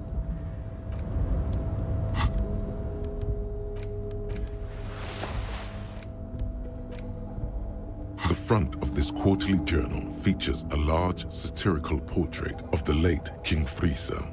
From the sides of his head, a pair of white antlers spread to the corners of the cover. To your disappointment, there aren't any full-color pictures to direct your attention. Just column after column of closely set text, interrupted occasionally by little doodles in black and white. After rifling the pages with your thumb several times, you return to the table of contents. The magazine is divided into several sections. International development. Unsurprisingly, much of this section is taken up with articles declaring unqualified support for the dock workers' strike. You skim the headlines. Paint the harbor red and white. Martinez tames the wild pines. A city in revolt. First we take Martinez, then we take La Delta. Finally, there's a brief article by the writer, G. Martin, accusing the owner of the Capeside apartments of illegally attempting to evict certain communist tenants simply for not having paid their rent. The writer, G. Martin, remarks dryly that capitalists love wealth redistribution, so long as it's only redistributed upward. You flip back to the front of the magazine. The table of contents unfolds before you.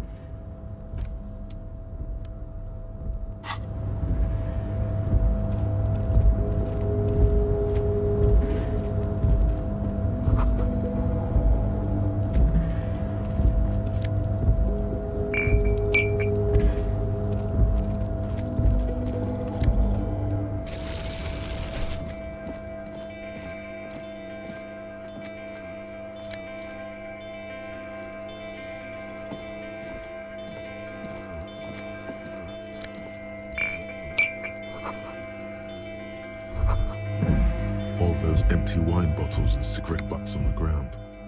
Someone partied really, really hard here. Well, yes, I think we can say with relative confidence that it was you. Yes, this scene isn't exactly ripping with joy. Let's just move on.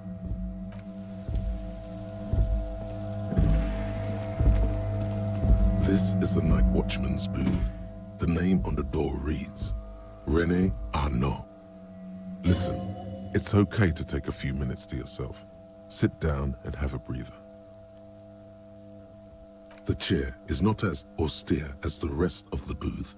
A thin grey pillow is attached to the seat, secured to the stiles by black ribbons. Stale air floods through your nostrils. Not a single mote of dust floats inside your lungs, though. The inside of the booth is immaculate. The drawers are empty, save for old timesheets and receipts. One small box, however, does hold some cheap painkillers. They are slightly out of date. You stand and exit the booth. If you must. But please hurry. We are pretty easy to spot up here. Nothing incriminating catches your eye. The cabinets are clean and their sparse contents meticulously organized. There's a framed photograph on the table. It's a black and white photo of a young couple out in a street fair. The man, René, is dressed in a Royal Carabiniers uniform. The girl is young and very pretty. She is smiling playfully at the camera. Why did you take that picture of René? You're really interested in that old soldier. Not sure I understand your fascination, but sure, as long as it doesn't take up a whole lot of time.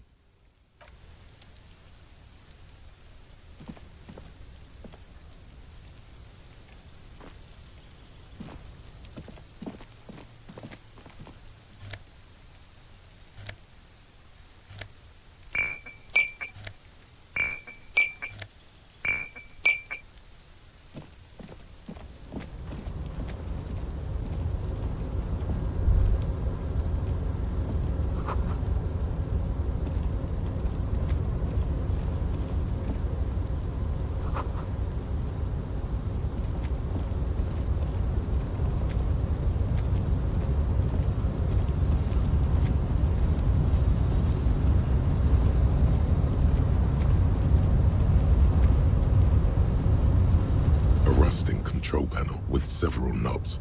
2 buttons marked Marche and Arrête are faded with use. It seems to control the large crane above. A container is attached to its hook block. Marche. On. Arrête. Off. With a loud grind, the crane shifts overhead, moving a massive metal container through the air.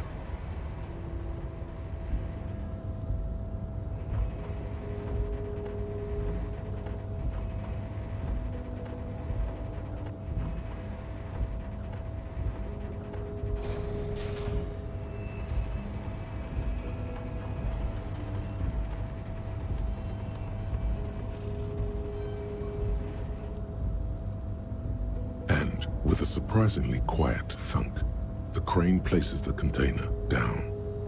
The harbor sleeps as the strike rages in the distance. The crane can rest again, now that its purpose has been fulfilled. The rusty control panel grows warm to the touch, then grows cold. It is finished. I can't see how that was worth the ruckus, except for seeing the crane in action, which I admit was satisfying. The crane does not return to its original position. It does not move at all.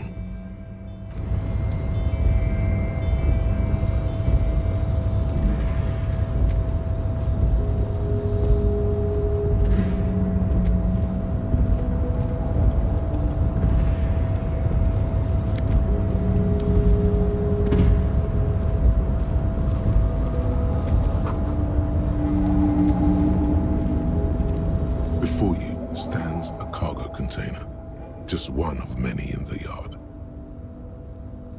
You do? Because I don't. There are a million containers here. Why are you fixating on this one? You just picked one out because you wanted to interact with a cargo container. We are not here to interact with containers. We are here to talk to the Union, right? You attempt to turn the handle, to no avail. The doors seem to be mechanically locked. To your left, the lieutenant considers your actions with some puzzlement. No reply. Why are you even trying to open a door with rhetoric? Because what wasn't an option? Now is not the time to get philosophical, detective. You can do that after hours.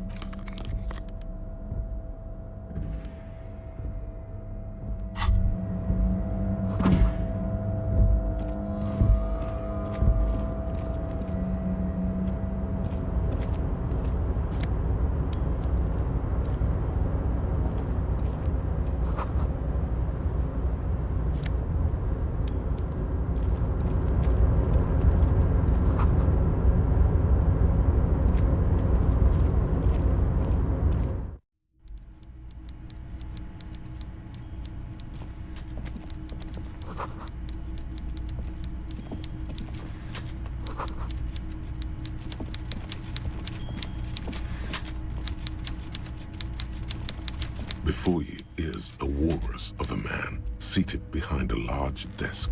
He looks up from his work, not the least bit surprised to see you. With great effort, he straightens himself up in his chair, yet says nothing. He simply stares at you. Welcome, Mr. Dubois, Mr. Kitsuragi. It's good of you two to stop by. Please, have a seat. I'm Everard Clare, head of the Debarders Union here in Martinez. I'd offer you my hand, but unfortunately my health prevents me from getting up. You understand? He looks extremely comfortable. The tiny folding chair, on the other hand, looks like a torture device. You go ahead, detective. Whatever he has in store for you, it can't be good, he thinks. I'll do my best. Forget about that. What's with this Dubois stuff? You're getting some seriously bad vibes from that name. Please, Mr. Dubois, let us converse in a civilized manner, as equals. Take a seat. I insist. Very well, Mr. Dubois. I respect a man with strong convictions. I, too, have convictions. One of which is that I will not engage with any man who won't face me at eye level. Should you find yourself more amenable in the future, I'd gladly resume our conversation. But until then, I'm afraid I must ask you to leave. You're no Titan affiliation, buddy. He's got you in a fork. Sit down or leave. Excellent, Mr. Dubois. I can see that you're a reasonable man, and reasonable men can be of great use to one another. So tell me, how can the head of the Debarders Union help a representative of the Revachol Citizens Militia today? The chair you're sitting on has got to be the most uncomfortable chair in the world. It's violating your backside. Oh, by the way, I heard you got a rather rude reception from a certain Lawrence Gart. Some people have no manners, it pains me to say. This should take care of that nonsense. It should be sufficient to cover your expenses for a few days and patch over your differences with a cafeteria manager. Go ahead, take it. Wow, that's 25 real. That's good money. You need it.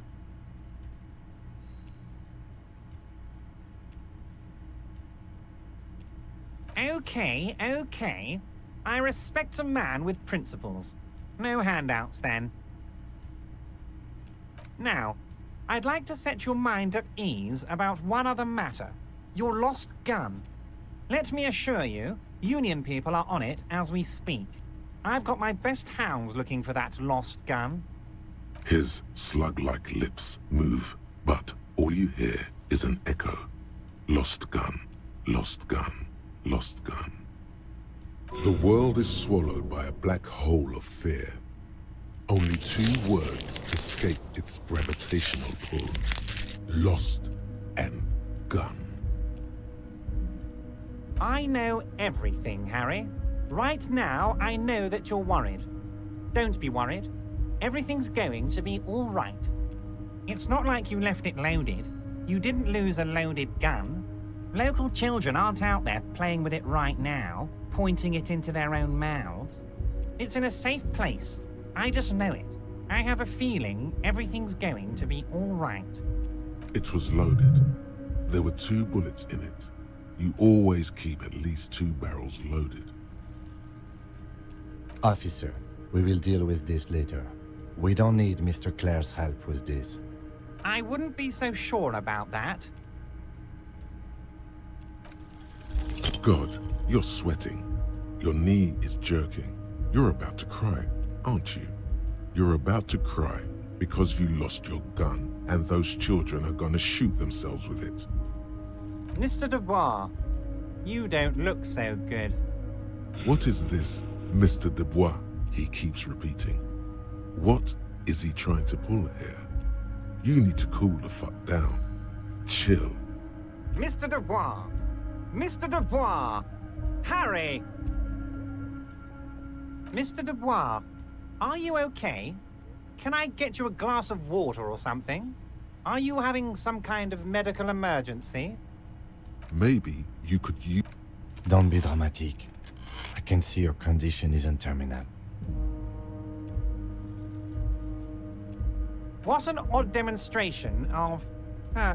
you got me, Harry. I don't even know what. As entertaining as it was, I'm afraid we're wasting our time. And I'm an extremely busy man, as I'm sure you are too. Okay, enough. We are here to ask you some questions pertaining to a murder investigation. Quick, here's your window. Get yourself together and ask him questions. Police officer questions. It is about time to stop embarrassing yourself. Questions will help you regain some of your lost dignity. What? Harry, how could you say that to me? You know I appreciate a joke as much as any jolly fat guy, but I can't take slander. Are you actually investigating this? Harry, you wound me, Harry, in the heart. But I trust you to put this to bed. Do what you must, and let's change the subject, shall we? Thank you for your understanding. We will continue to do what we must. You too, Lieutenant. You know, I like you, but you never were my favorite. I'm a Harry guy. I'm Team Harry. None taken. Did we have anything else to do here, Harry?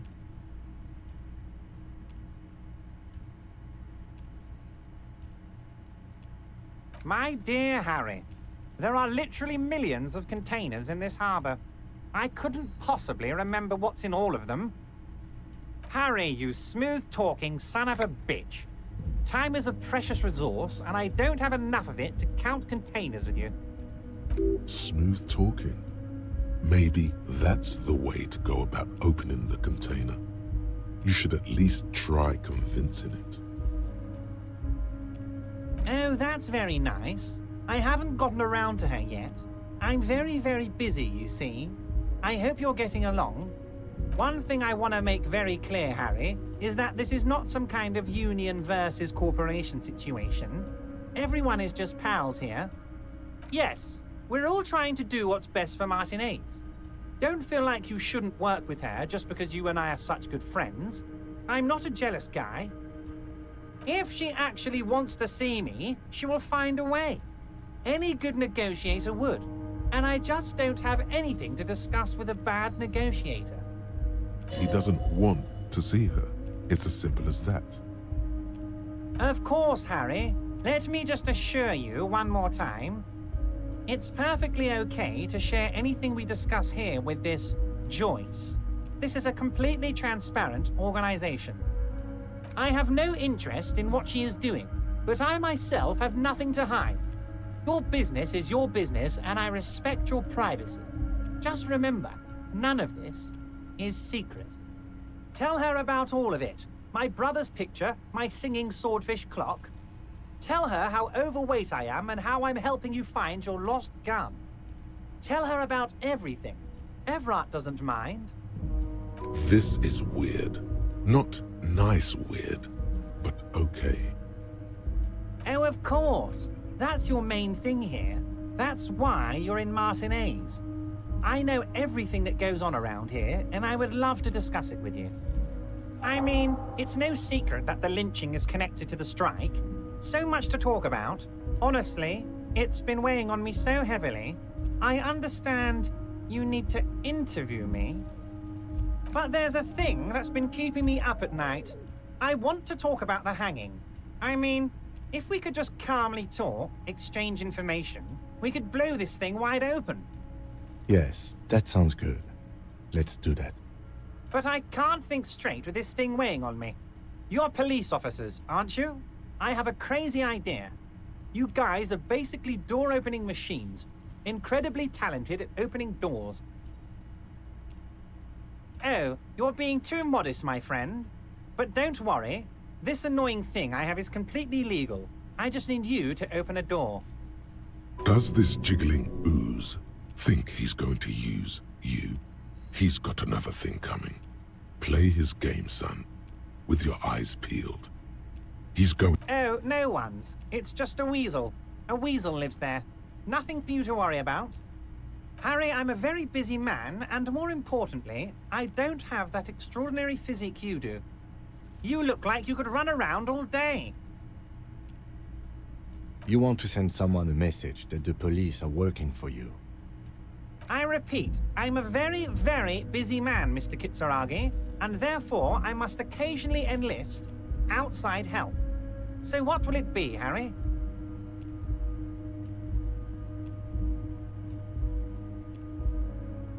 Fantastic, my friend. Just let me know when it's done and we can take our friendship to the next level. You can get the key from Manana. He's down by the gates. Manana's like a free agent in the Union. Special operations. Hardened socialist. A real free thinker, too. He'll tell you precisely where the door is. One last thing, Harry. Just open the door. You don't need to go in or anything. I just want that weasel to come home and see the unlocked door. Of course. Let us dispatch with the formalities. You call me Everett, I call you Harry. My God, so it's true. I didn't want to believe it, but you are a fantastic science fiction amnesiac cop, aren't you? What are the odds of that? I think the odds of that are very low. So good to hear that, Harry. Apparently my sources were wrong. However, if you did have a spot of memory trouble, I could help you out. With my big fat folder. Are you trying to tell me you've gotten hold of some of our documents? Mr. Kitsuragi, would you mind?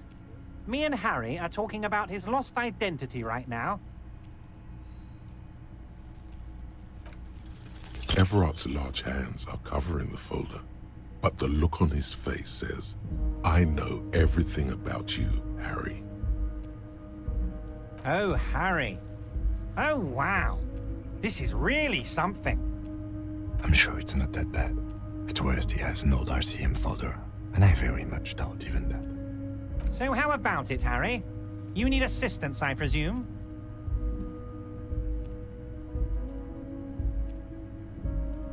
Ah, this? My friends in your organization gave it to me, Harry. I find that very suspicious. May I have a look? I'm afraid this is meant for Union eyes only, Mr. Kitsuragi. I'm sure you understand. Please continue, Harry. Of course, Harry, of course. Let's not linger on personal details and amnesia. You wanted something from me. Wait. You need this to get in and out through the gate. Here, you're one of us now. A real red and white union man. Take care, Harry.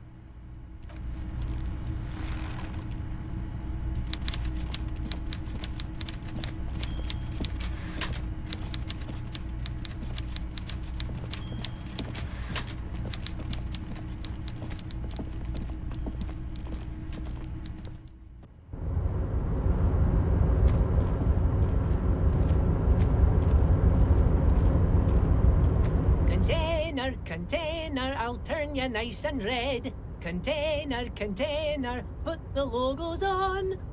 The accent is so thick, it's impossible not to notice he's Ubi, from the vanishing peninsula of Ubisund on Muindi. Container, used to be Wild Pines. Container, now belongs to Everard.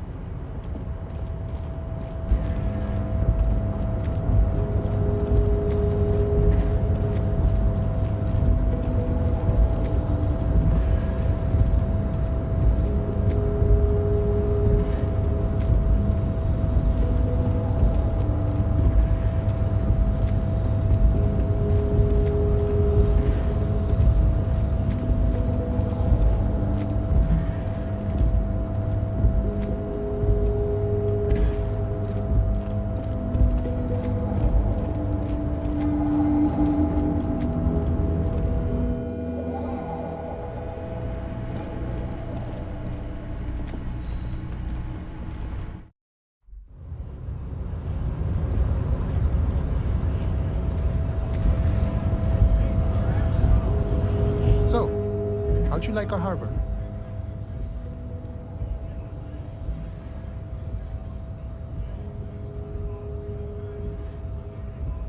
It's but a rest area on the path leading across open plains.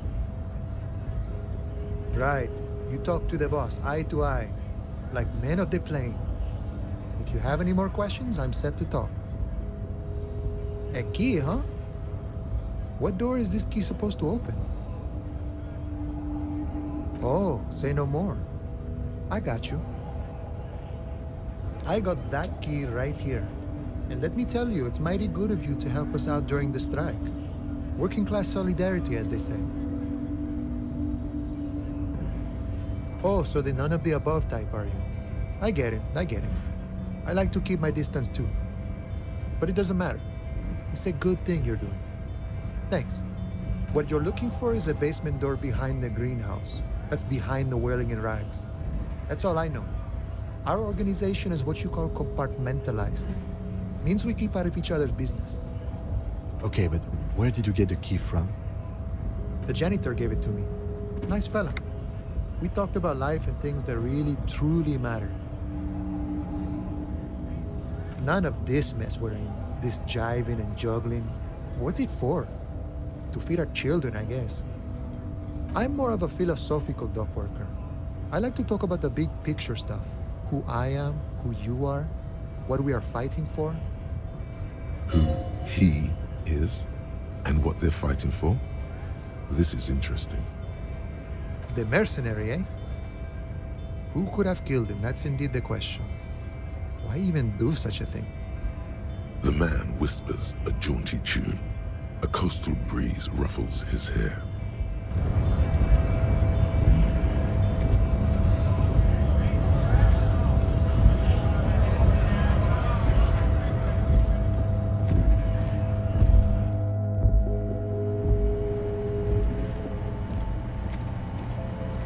The tear machine stands in the corner.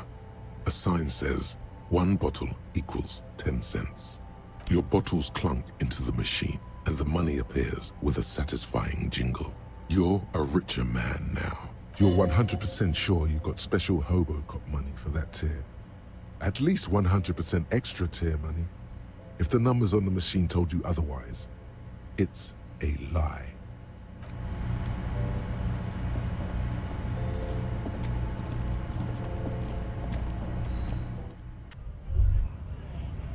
Damn, that felt good. Your heart's pounding now. nicely. You should tell people to fuck off more often. Not as a general rule, but that one was justified. Better to get the lay of the land before telling people to fuck off. That's the spirit. Never forget, the whole world's a wooden house, and you're a goddamn flamethrower.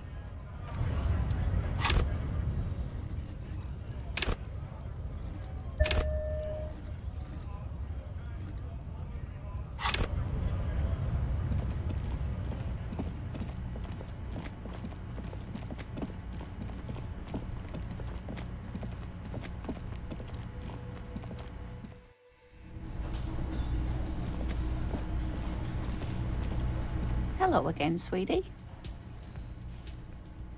Oh, sweetie, I heard your conversation with the manager about your financial troubles. When do you get your next paycheck? You've got guns of steel and a chiseled jaw somewhere under the bloated alcohol layer. Maybe she'd like to sponsor you. Oh, I'm sure you would make a wonderful gigolo, dear, with those strong arms of yours, but welfare checks aren't all they cracked up to be. My husband and I are barely scraping by. She's not really lusting after those biceps, man. It's more like an appraisal you give to a healthy specimen. You must be joking. Although our pay does sometimes feel like a joke. It's not easy to assert your right to a decent living wage when you don't have a strong union behind you. Maybe you should talk to Everard, the union leader. Already did that. You were too proud to take the check. Try to force a tear out of your duct. Really rip into the whole emotional aggression thing. Officer, get a hold of yourself, please. Sweetie, I'm sorry, but I think you need more help than I can give you. Oh, no, I'm so sorry I don't have money for you. If there's anything else I can do for you, just ask.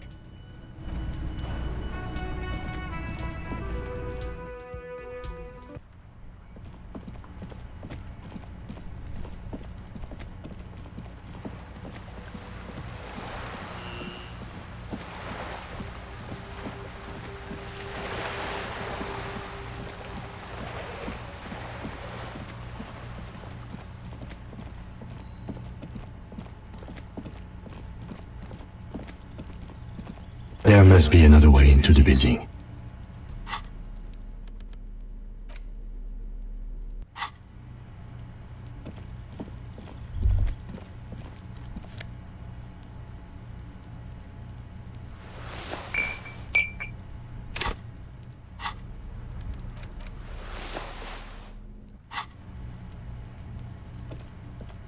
This must be it.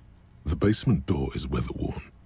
The copper nails holding the upholstery in place have turned green from sea air, and there's a knocker shaped like a lion's head. The royal lion, Guillaume's kitten. This knocker will last a lifetime and then some. The leather upholstery is worn and rough against your jaw. You don't hear any movement. In fact, it's oddly silent in the yard around you. No birds chirp. You knock silently. The upholstery muffles the sound. No response comes from the apartment. I guess no one is in? Let's be honest. This isn't what I joined the RCM for, but every day tells you something new about yourself. Apparently, working with the local union boss to get info on an investigation is not something I'm squeamish about. If the Merc Tribunal happens before we solve this, we are looking at casualties. What's one unlocked door compared to that? On the other hand, we could just leave and tell Everard we opened the door. No one seems to be tailing us to see if we actually did it. Yes, presenting a fabrication is known to get results here and there. You took this task. You make the call. The door is right here. You can just open it and be done with this. Besides, if you never open it, you're never gonna find out what's behind the door. You try to be as silent as you can. It takes a bit of rattling of the handle to loosen the bolt. Finally, the door unlocks with a small clack. Thoughts race through your head. Good job. Let's go now. I'm sure there's nothing interesting in there. As you hold the open door, you can feel the air moving. A little draft, a whistle.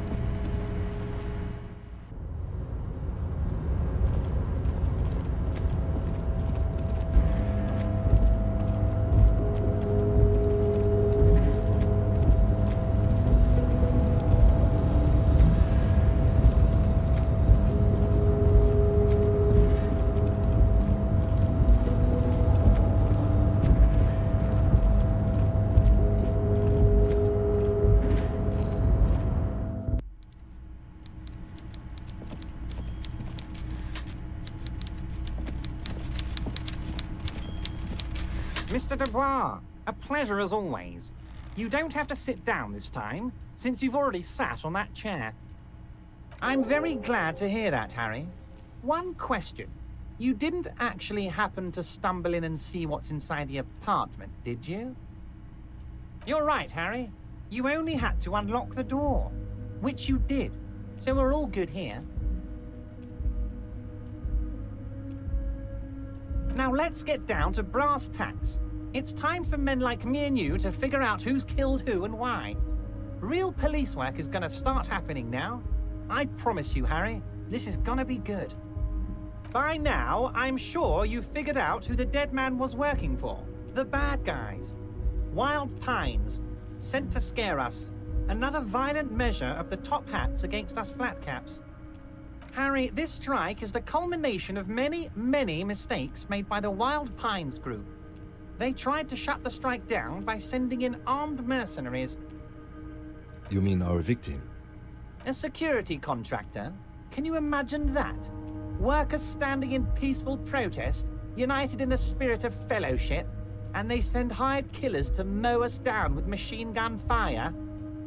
He performs a motion as if spraying bullets from a machine gun. I'm talking beasts, hardened killers from proxy wars in Yisut, Semenine, Saramaritsa, you name it, they've done it. Raping, killing, burning villages, killing little children for the Senorita Pineapple Company, Harry. Everything they did there, they brought over here. They want to turn Revachol into a third world slum. Honestly, the only thing they didn't do is kill the village elephant. Now, I haven't personally witnessed the brutalities out there. I have the luxury of staying in my container, you see. If I need to go somewhere, they just move my container. About my fun container? It's a hoot, Harry. Who knows? Maybe you'll be in here the next time they move it. It will be very fun, I promise. But enough about me and my container. The killers the company hired, I think there were 3 of them, all hardened commando types. One of them got downright suicidal, getting drunk, violent, a little rapey. Even their own negotiator couldn't control him. That's your boy, the one who likes hanging out and trees. By negotiator, you mean Joyce? Harry, what you need to realize is, we dock workers are not pushovers. We got grit, Harry. This whole neighborhood does. Push us hard enough and we push back. And when we do, we push to kill. An entire neighborhood of killers. There's a militant wing inside the Union. A group of people whose duties don't involve manual labor, but peacekeeping in the neighborhood, making sure everything runs smoothly. They're like you guys. Idealistic people who want to make sure bad things don't happen. And if they already have, well, punishment must follow. So these idealists killed our victim? One day Titus Hardy, leader of this peacekeeping faction, comes up to me and says, "Boss, socialist democratic fervor drove us to take it upon ourselves to kill this beast that was burdening the land." He probably worded it differently, but that was the idea. Sure sounded to me like they killed him. I gave them 2 weeks paid leave and told them to lay low to avoid retaliation. Aren't you worried we might arrest them for this? Oh, I'm not at all worried about that. These are not the kind of men who get arrested. They're Martinez boys, tough and gritty. I'd like to see the man who takes them in. Besides, I sent my lawyer girl to look after them. How do I know? Let me tell you about these people. That's their MO. It's what they do. Last winter, some poor workers in Terminal E went on a little strike. The company sent in Sediment, a security contractor. The strike was over the workers' right to wear protective footwear, Harry. These guys turn up and start beating people. Tell you what, Harry, I wouldn't be surprised if we got the same mercenary company after a little rebranding. And I'm sure as hell not surprised to see an army of scabs under my gates. So you believe the scabs were organized by the security contractor? You said it. Hell, one of those guys looks big enough to take down that proverbial elephant. Boys like that don't just happen to show up during strikes. Of course, you're always one step ahead of me, Harry. I'm no genius. I'm in this position because people like me. Tribunal? That sounds serious, Harry. We Union men should be shitting ourselves. I wish you hadn't told me that. I'm gonna lose sleep over this. Let's change the subject. He's clearly happy about the tribunal. Oh, Harry, what do I really think about the tribunal? You're trying to climb to second base with old Everard before you've even courted him properly. He wants you to do more things for him before. Oh, Liz is a bright one. I paid for that law degree myself, thinking it'll probably turn her all fancy. But hell, Harry, she came back a firebrand socialist. Sometimes she scares me with her zeal. Oh, they are simply fine young men, all 7 of them. Exemplary Union members, always working to advance their position in the local socialist democratic movement. Core members. Old Theo used to run them, but things really kicked into gear when Titus took the reins and named the group after himself. Gotta love his initiative. Interesting. Who's second in command? They're almost all of them great guys, born leaders. Whatever happened, I'm sure they only had the best interests of Martinez and Revachol in mind. Work with them. Hell, interview them. But don't fight them. They really are just like you. Men who like beer, women, and some order on the streets. You know what, Harry? I got a feeling they're gonna show up in full force tomorrow. The lieutenant marks something in his notebook. But of course, it's the least I can do for my good friend Harry. I'll do it right after we've concluded this talk. When you meet this Titus, tell him about this. See what he has to say. Also, Harry, here's 5 real. I'm not giving you anything. I'm just holding out 5 real. Oh, I wasn't offering it to you, just holding it out there. But I'm willing to share information. Was there anything else? Was it a good talk? I'm not sure we made much headway here. I was hoping we'd bust the case wide open. Heck, I even wanted to tell you what I really want to achieve with the strike. I don't know what happened, Harry. I wanted you to feel like Mr. Martinez. And of course, I also wanted you to find your gun. But it's like I can't completely trust you. Yet. Yes, Harry. It's like I can't fully trust you if you're not a man of the left. I want to, but I just can't. A man of the left, so you have to be a social democrat. He's been hurt too much in the past by men who aren't social democrats. What does your heart tell you about your lost gun, Harry? Does it tell you to forget about it? Or do you think it wants to be found? I think it's lonely and cold. I think it wants to be found, and I have a proposal for you. And what would this entail? Once again, I require nothing unethical or illegal of you. You just need to get 2 little signatures on this piece of paper, and then mail it to my accountant in La Delta. I'm glad you asked, Harry. The Union is going to build a modern youth centre in Martinez. It will be righteous. We're gonna get those teenagers off drugs and on roller skates. Roller skating, not drugs, Harry. You like this. There's a nameless little street on the coast with some old houses around it. Most people have already signed. I just need 2 more signatures to get this mission off the ground, Harry. It depends. I don't think what we just got from Mr. Clare was very useful. But he thinks it's your call. As I said, it weighs on me heavily. But once we get really talking, well, I'm gonna hand you the keys to Martinez, and maybe even help you figure out who's behind this killing. They are just gonna have to deal with the construction noise for 6 months, and then they'll be living like kings. Right next to a fancy new youth centre, designed by the best architects from Stella Marie. You bring joy to my heart, Harry. Such a pleasure to be working with you. Here. You need to get signatures from Isabel Sadie and Lillian Carter. The cul-de-sac is right past the pawn shop and across the canal. I hear there is some trouble with the water lock, but they should fix it by Wednesday morning. Once you have the signatures, mail this to 13022 La Rocca in La Delta. Then we can talk about your gun. See you soon, Debardeur. Just kidding, but not too much.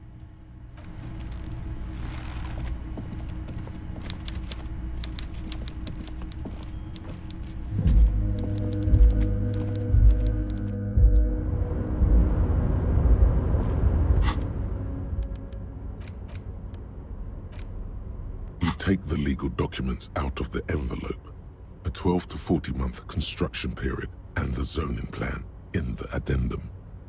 The youth center cuts into the ocean like the bow of some great modern ship. Apparently, it's going to cover most, if not all, of the street and the square between the existing houses. It's 3 stories tall. I'm no property lawyer, but it looks fine. I like the print size. They're not selling or leasing anything. It's not a perfect solution, but... There doesn't seem to be anything of interest here. No fine print.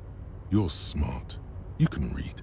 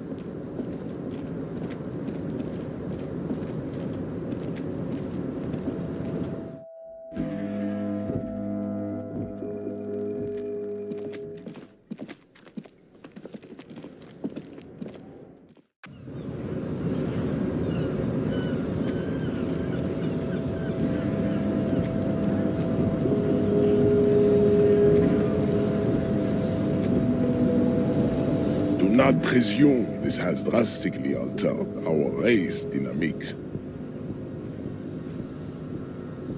True, I said nothing about our personal dynamic. That has altered. A little. Don't be vulgar. White or not has got little to do with this. The race enigma runs much deeper than that.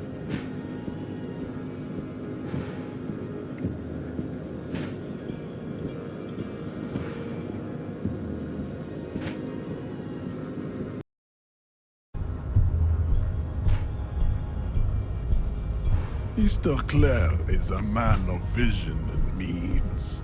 He has the will to confront international capital, which is something your race naivistic communists never did. Also, to serve is noble. It takes discipline. Your petulant individualism has only contributed to your race failure. He looked.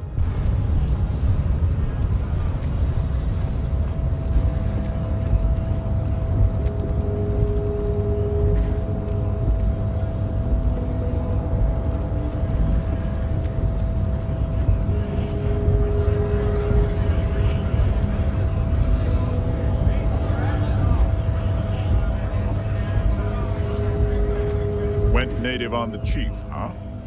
Those ballerina antics were reckless. Should have just punched him in the throat again. Wrong. You did the right thing with Measurehead. The ballerina antics won you the fight. Let's talk about our right to work.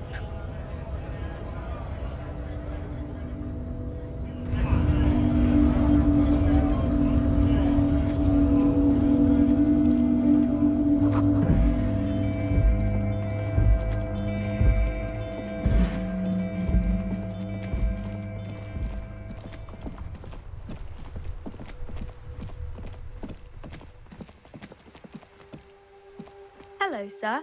Step right in. The store is open. Are you interested in a new and exciting book? Okay, sir. I'll try to answer any questions you have. I hope they're about books. My name is Annette, sir. My mum, her name is Plaisance. She owns the store. She's inside minding the register or organising the stock. Feel free to step in and browse our wares. I'm signalling that the store is open. Otherwise, people might not know. They'd miss out on the crime, romance, and biographies of famous people. Thank you, sir. I'm happy to help Mum out with the store.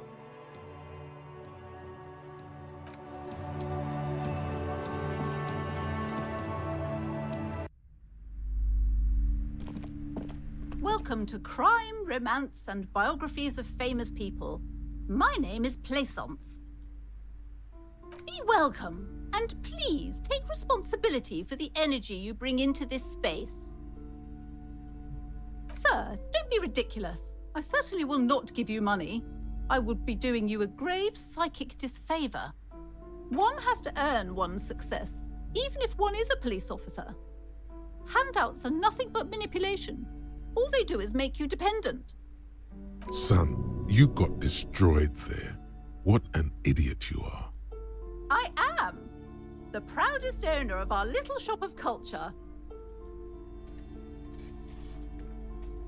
Annette, yes, my daughter.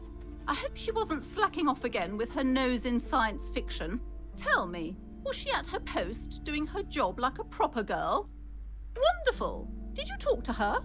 Great. On a scale of 1 to 10, how compelled were you to buy books after talking with her? My precious, her dedication brings joy to my heart. If you have children, I hope they turn out as great as my Annette. You must be kidding. There's nothing like that happening. Good, sir. What does a young child do with money anyway? No, I save it for her as a fund. She's securing her financial future out there. Indeed. Are we done with the jokes now? Yes, we've had quite enough fun here. Right. Mind your own business, sir. In our society, people don't get to tell each other how to raise their children. It's none of your or anyone's business. The woman before you scans the store, her shoulders rigid and tense. Every now and then, she nudges her glasses. Then why are you talking to me? Everything is on the shelves to browse. Don't you feel compelled to buy anything? She smiles and nods, seemingly relieved.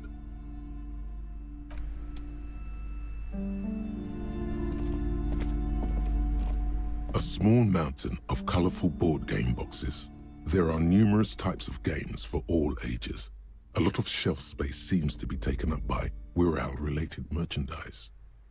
An endless variety of source books, lore books, and codices litter the table. The topmost book is titled Welkin Compendium, 2nd edition. There's also a large hardbound tome with intricate cover art, The Hunters of Katawak, Boreal Creature Compendium, and a Pick Your Path adventure game book titled Tales of Wirral, Cavern of Velkrag. There's a box that says Wirral, 3rd edition Mega Setting Supplements Module. The side panel notes, a fantastique adventure board game, new maps and miniatures. A sticker on it displays 25 real. Nonsense for anemic Beano-clads.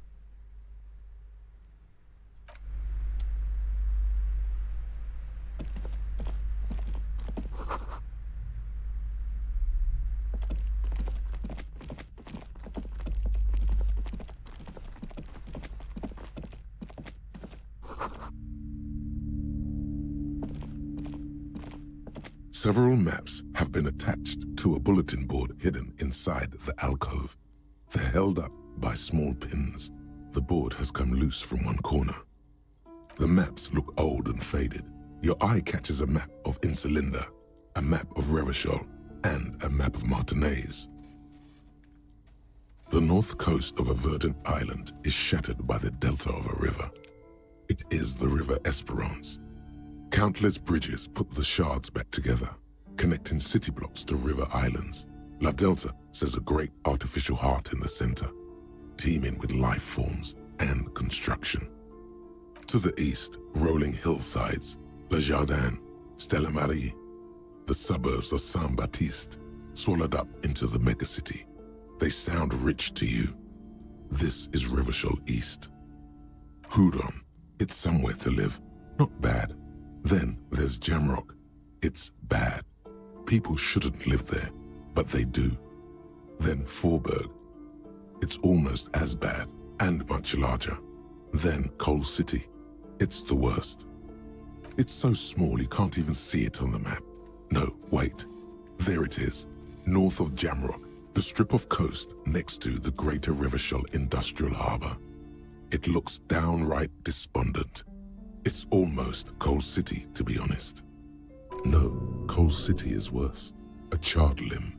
Rain falls on its slick black streets. And then there's the burnt-out quarter in the heart of Jamrock. Is it cold in this bookstore? Or is it just you? No, this is somewhere to be. This is all you have. But it's still something. Streets and sodium lights, the sky, the world. You're still alive. I'm sorry, officer. The map of Martinaise is the only one available. The other two are not for sale anymore. And besides, you could scarcely afford them. They're quite valuable, though they might not look it. The map of Martinaise is 90 cents, though. Yes, yes. Are you interested or not? Always good to be informed of your surroundings.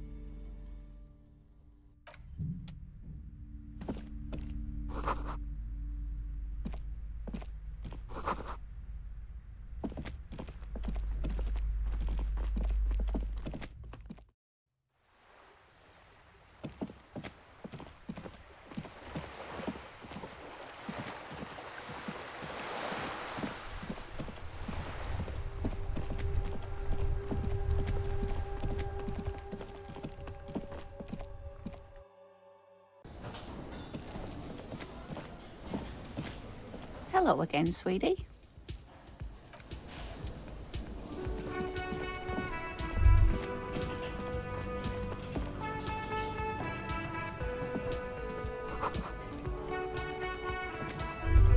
thin man is smoking below an exhaust hood, occasionally sipping from his mug.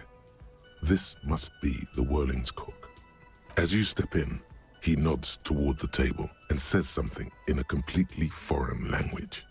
The only words you can make out are Garanci and Kubek. It must be his name, Garanci. Garanci Kubek. Sounds representative.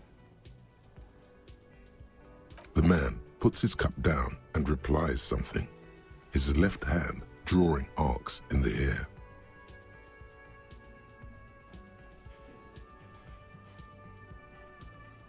He smiles and bangs his ladle against each of his pots in turn.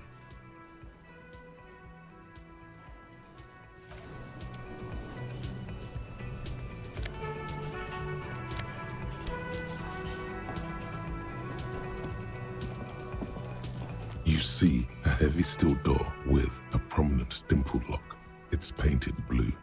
You immediately feel drawn to the color. Blue is for mystery. The door does not budge.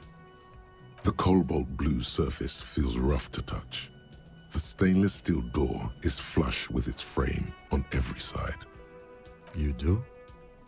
It's a door in the back of the kitchen. Why do you care where it leads?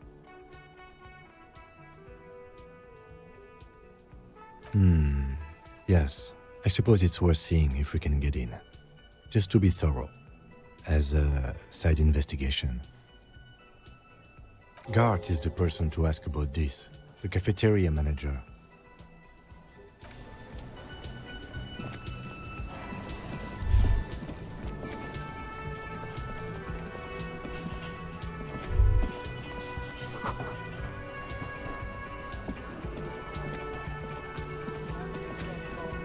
Can I help you?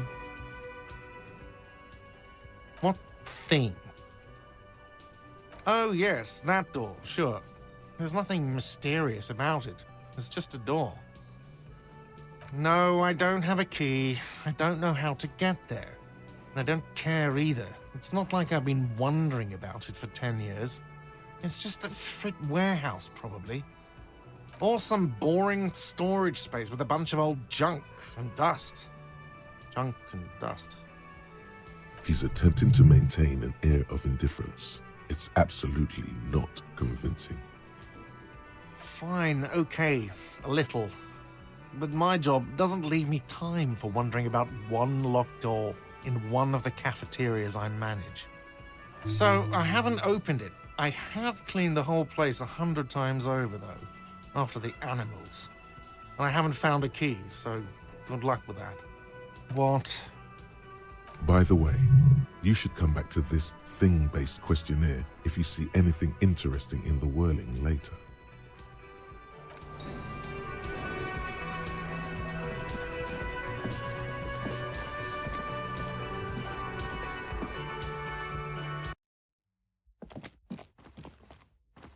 The door is closed. Still nothing. The lieutenant gives you a quick, you should punch a fucking hole in it. The murmur in your ears recedes slowly. Your breathing normalizes. That's one lucky door.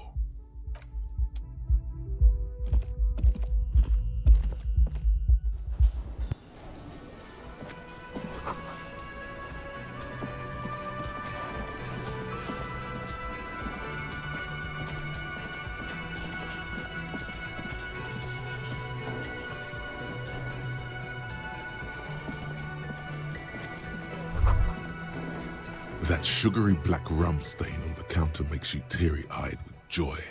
It's almost touching how syrupy and sticky it is. How long have you been up already? Attaboy. It's coming back to him. You had your mesolimbic reward pathway worried there, not thinking about drinking all that time. It was like you weren't yourself.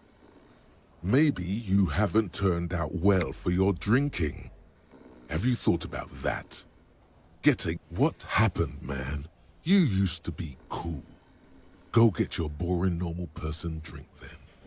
Get your drink on and your act together.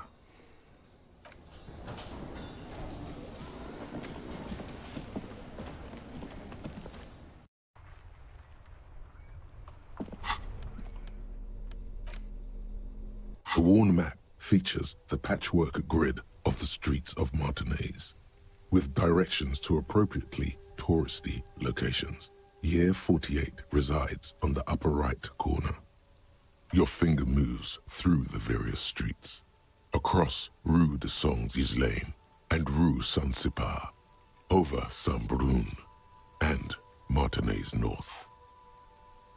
Finally, coming to a halt on the spot where you are currently standing, although the map gives no such indication itself. For a more detailed view of the map, go to your journal and select the Map tab.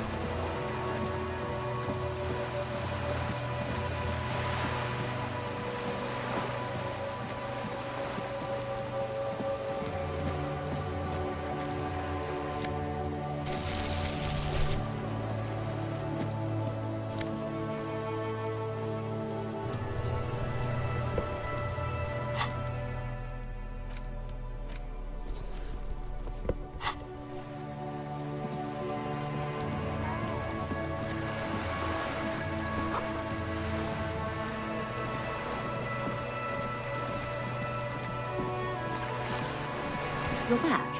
Good. What can I help you with? Everything. Right up to, but not including, trade secrets. First, you'd have to repeal the Emergencies Act of Trade in Aliments that gives me the right to silence. It's quite the octopus. I am glad you see it that way. To repeal the act would mean repealing the coalition government. The one that leases you the right to police West Revachol.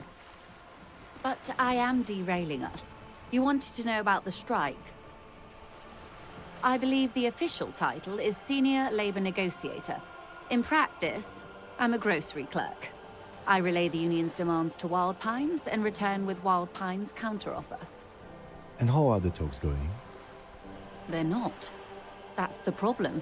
The union stopped all negotiations a week ago, after that awful lynching took place. Now they won't even let me into the harbor. There's a 2-meter-20 racist behemoth blocking the gates. Yes, Jean-Luc Measurehead. Let's say I was not making the kind of progress I'd hoped for when I first arrived. And when did you first arrive? I arrived 3 weeks ago. Yes, in the middle of February. The bay was still partially frozen then.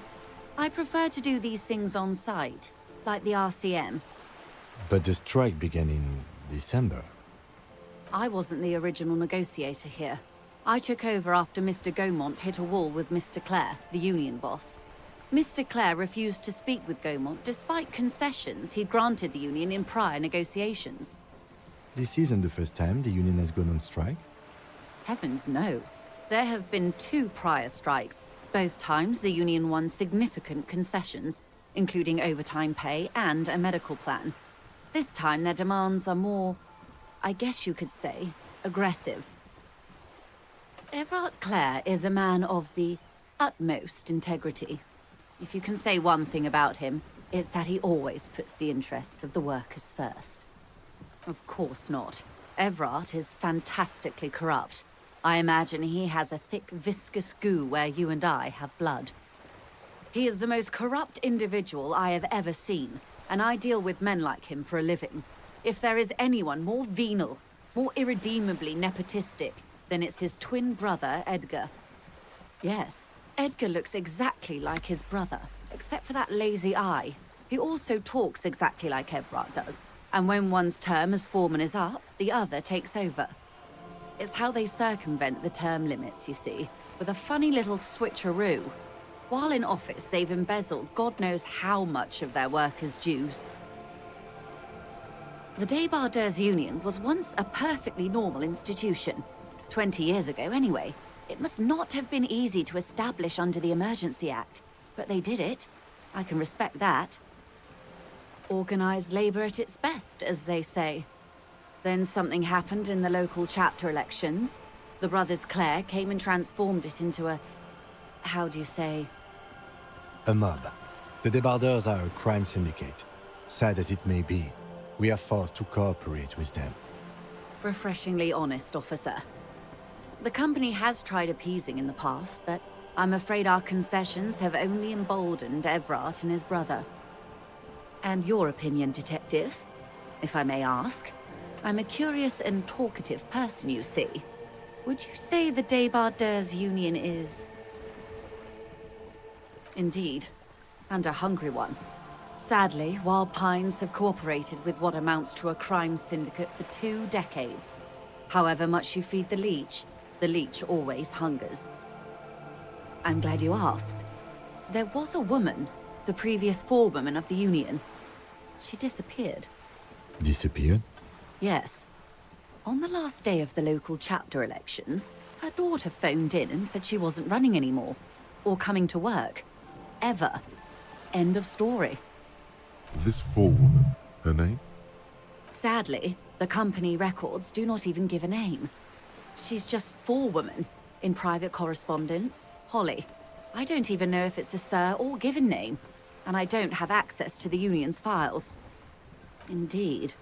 The company suspects foul play, but there's nothing they could do. It was a Union matter. The point of the presentation is, these kinds of things happen around the Clares. Watch out when you're dealing with him. Thank you for your concern, ma'am. We'll be just fine. Of course. How else can I help?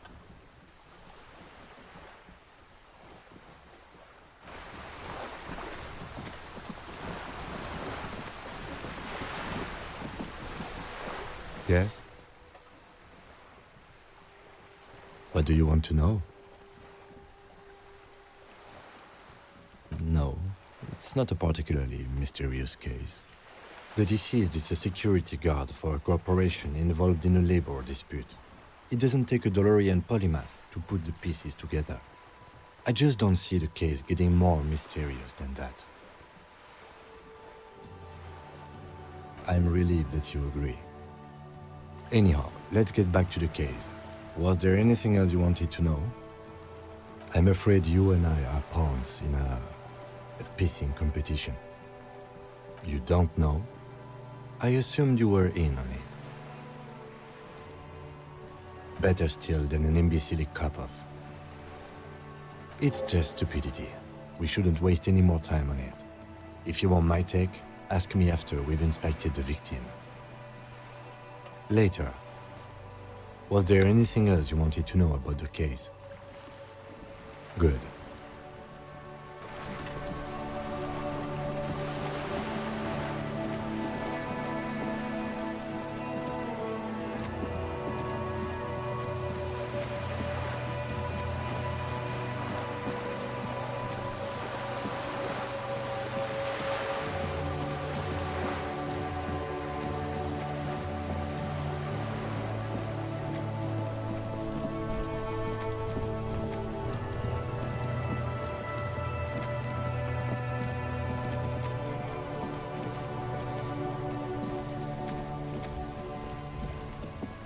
There he still is, looking right through you with his white eyes. The body below is entirely dedicated to that corpse smell. Emitting it is all it does now. Active decay. He's about to blow! Cops!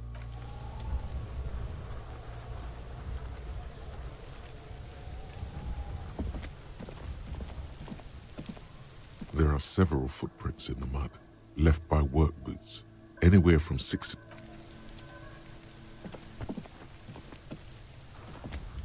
There he still is, looking right through you. Active decay. He's about to blow! Cop's gonna blow, Kuno! The smell is repulsive, It pushes in from your mouth, more instant and more familiar than anything you'd expected, more fever than odor. It fills your mind, flushing you from within.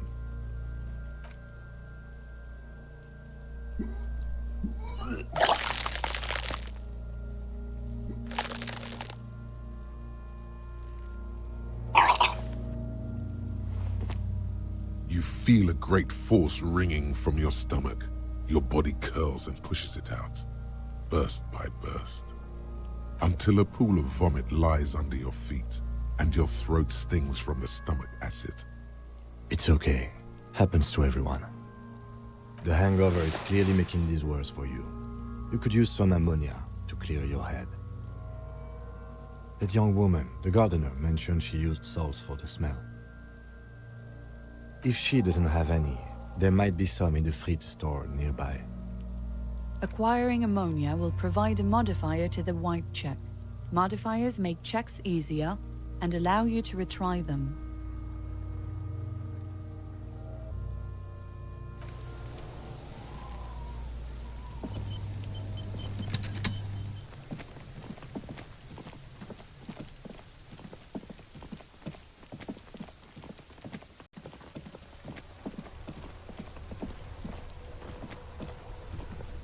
It's raining again. It was clear just an hour ago. Sure, I'm done with them. Go easy on that stuff.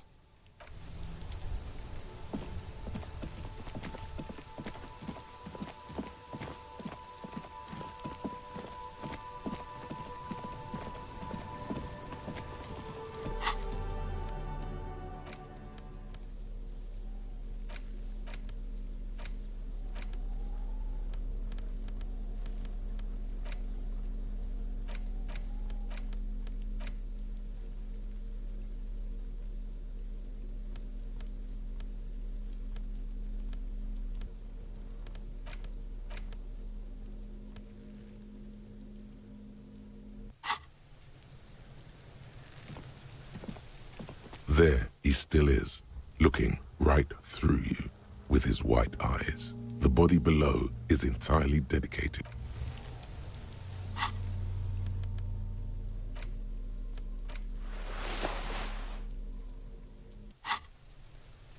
There he still is, looking right through you with his white eyes. The body below is entirely dedicated to that corpse smell. Emitting it is all it does now.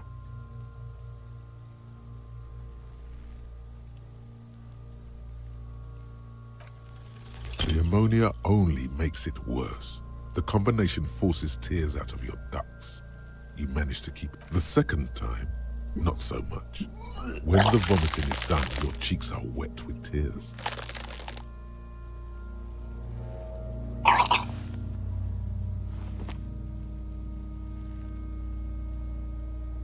Nor does the wind right now. I've seen strong men turn themselves inside out for hours. You are facing tough odds here. Alcohol withdrawal makes it considerably harder. What is happening to you? Are you going to cry now, son? You heard the coach. This is weakness. It cannot go on much longer, or you will lose. An appropriate attitude. You need to get your shit together. We should go talk to the locals. Find something else to do while the wind changes. It's pretty bad right now. You've gained a thought.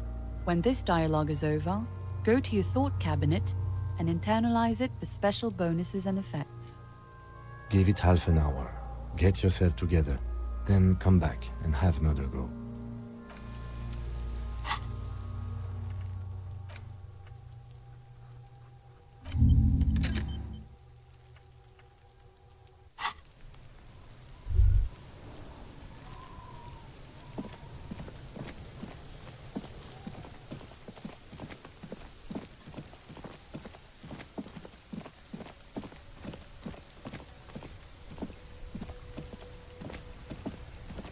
It's raining again.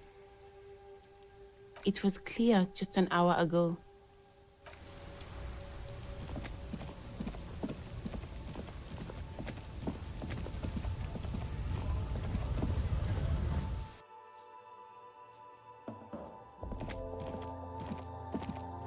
Is this about the questions again? Because a warehouse? I don't know. Maybe. I don't really care what Frit does. She scrunches up her face into an expression of consummate adolescent skepticism. Fine. Frit doesn't have a warehouse. Just a little back room here. Okay? She looks up from her magazine, eyes filled with tired ennui. Yes. What we have is there, in the medicine cabinet. Go take a look yourself.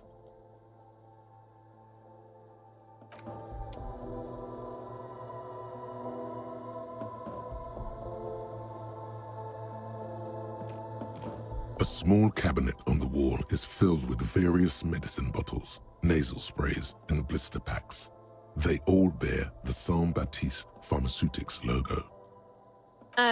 Just ask me if you need anything from Saint Baptiste. We don't stock prescription meds, but we do have Nosafed, Duramine, Magnesium, and Hypnogamma.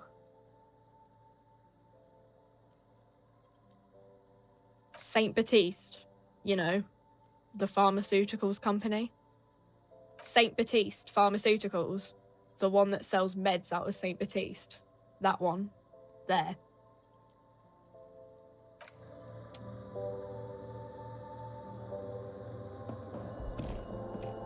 A colourful display of cigarettes and alcohol bottles line the shop wall, inviting you closer. There, in that dark green glass, all in vain, the great flowing river of warmth, wine, alcohol, beer, alcohol, love, alcohol. Guess not, no. Good thing you're an unrecovering alcoholic then. I'm obliged to inform you that both alcohol and cigarettes damage your health, but I guess you already know that. Know this, you will never finish your alcohol quest if you don't buy beautiful alcohol.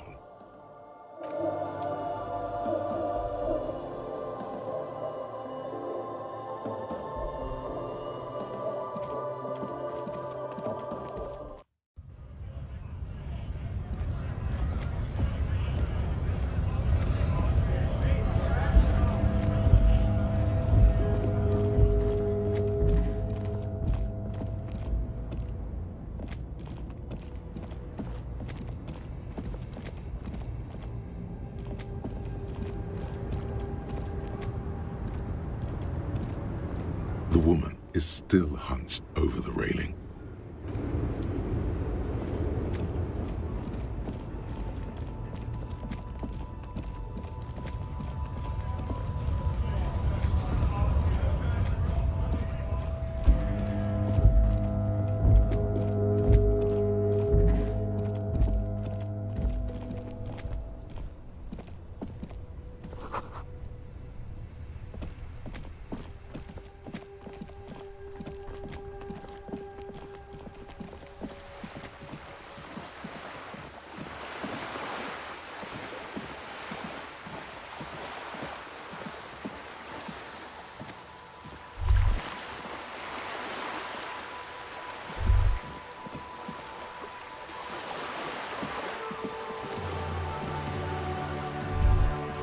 The sight of bullet holes stirs something in you, making you forget the lieutenant's surname. The faded marks are too degraded to draw any forensic conclusions, just chips in the sandstone. Where? There? Those are old. Yes, the one that happened half a century ago. Those bullets were fired during the revolution and do not warrant an investigation by officers of civil law. Not much. I don't have a fresh perspective on it. Shall we go?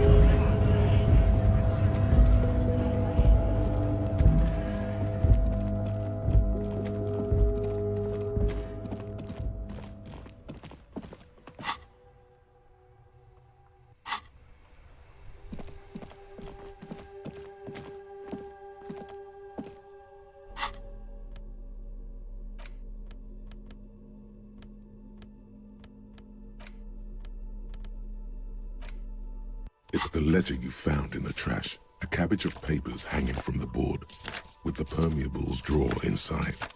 It's barely held together by a clip, then made complete by the faint smell of urinal cleaner. It's proving to be harder than expected. You just don't have the intellectual rigor to patch the quilt back together. Try again later. Arson, petty theft, spousal abuse. Handwritten logs on dozens of investigations date back to January 51. Stamped case files, commit to paper. These are your last couple of months in Revachol, Precinct 41, Jamrock Quarter. Yes, how very childish of you. In your and my defense, almost everyone in the RCM uses the titular system, in addition to the official alphanumeric. It's a holdover from the early days of the RCM, right after the revolution, when the organization had little idea how to do things. It persists in an unofficial capacity. Officers use these titles to refer to their work among themselves. Again, in your defense, I seem to have named one, the man with the hole in his head. That was a real person. His death was real. Still, I named it that, to amuse myself. I pray his loved ones never find out. Rail spiked through the head. He died. It was a workplace accident. You don't exactly close them, so much as distance yourself from the smelly papers. They're a little further from your nose now. Yes, at last, you find a way to piece them together using the alphanumeric code on the margin. HDB 41, date of initialization and time of arrival on the scene, followed by the title. For example, HDB 41120111700, the Next World Mural. Why, yes, your precinct number is 41. Every last alphanumeric in the files begins with it, and these are your case files. It's safe to say HDB are your initials. Harry Dubois, HDB. Still feels like there's something missing from that. That's comforting to hear. Now, detective, it takes half an hour to piece one of these together, if you still want to. Here are your options.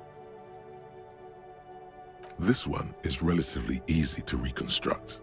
Overnight on 1202, a graffito, nay, a mural, appears on an 8-story tenement overlooking central Jamrock. The building is a sparsely inhabited ghost tower, part of a failed real estate development called Grand Couronne. The mural is enormous. 2 silhouettes, a man and a woman, are kissing. The text cut into their form reads, "True love is possible only in the next world. For new people, it is too late for us. Wreak havoc on the middle class."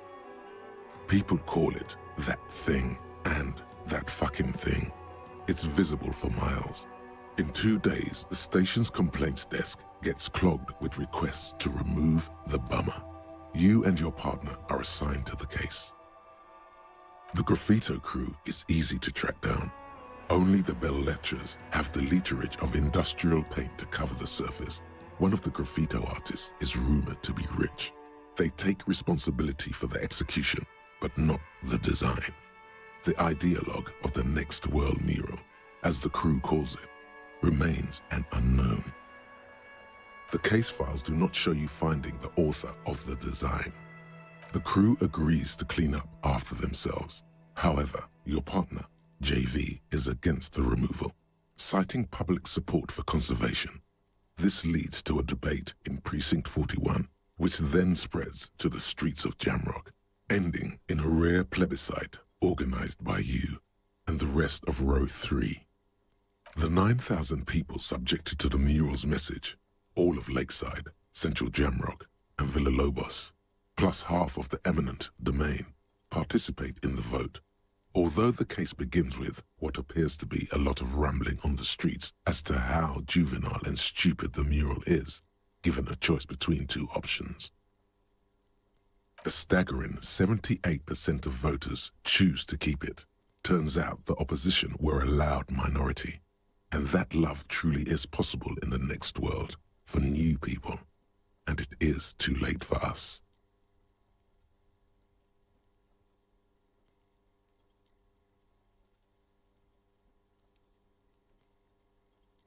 Did anyone ask you what you believe in, man with the smelly toilet ledger? What do you want to tackle next? Or are we done? Not much has changed in the meanwhile. A bunch of sodden papers still sags from the clipboard.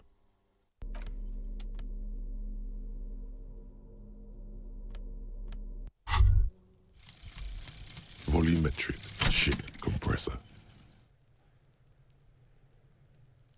Bizarre scientific news from Revachol West today, where a police officer's shit has been observed at a pressure of around 495 gigadecimals. These metallic hydrogen levels of shit togetherness were thought to exist only at the center of collapsing stars, not law officials. It remains to be seen how long the shit singularity lasts.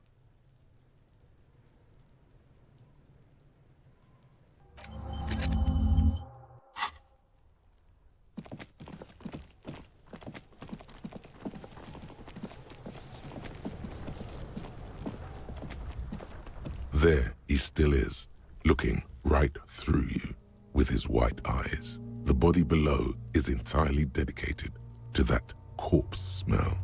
Emitting it is all it does now. As you breathe in, the odor comes over you. It's a smell of the mind telling you to run, and your stomach to wring itself empty. With your hands at your sides and your eyes squinting, you stand in it.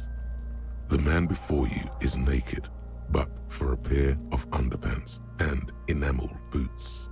His skin is greenish, marbled with decaying veins, and blotched by lividity.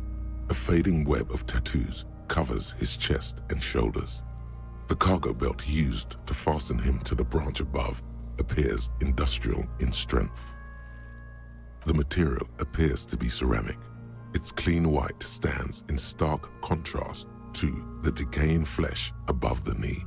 The man wore thick polymer socks, probably for padding. A fine array of interlocking plates covers them.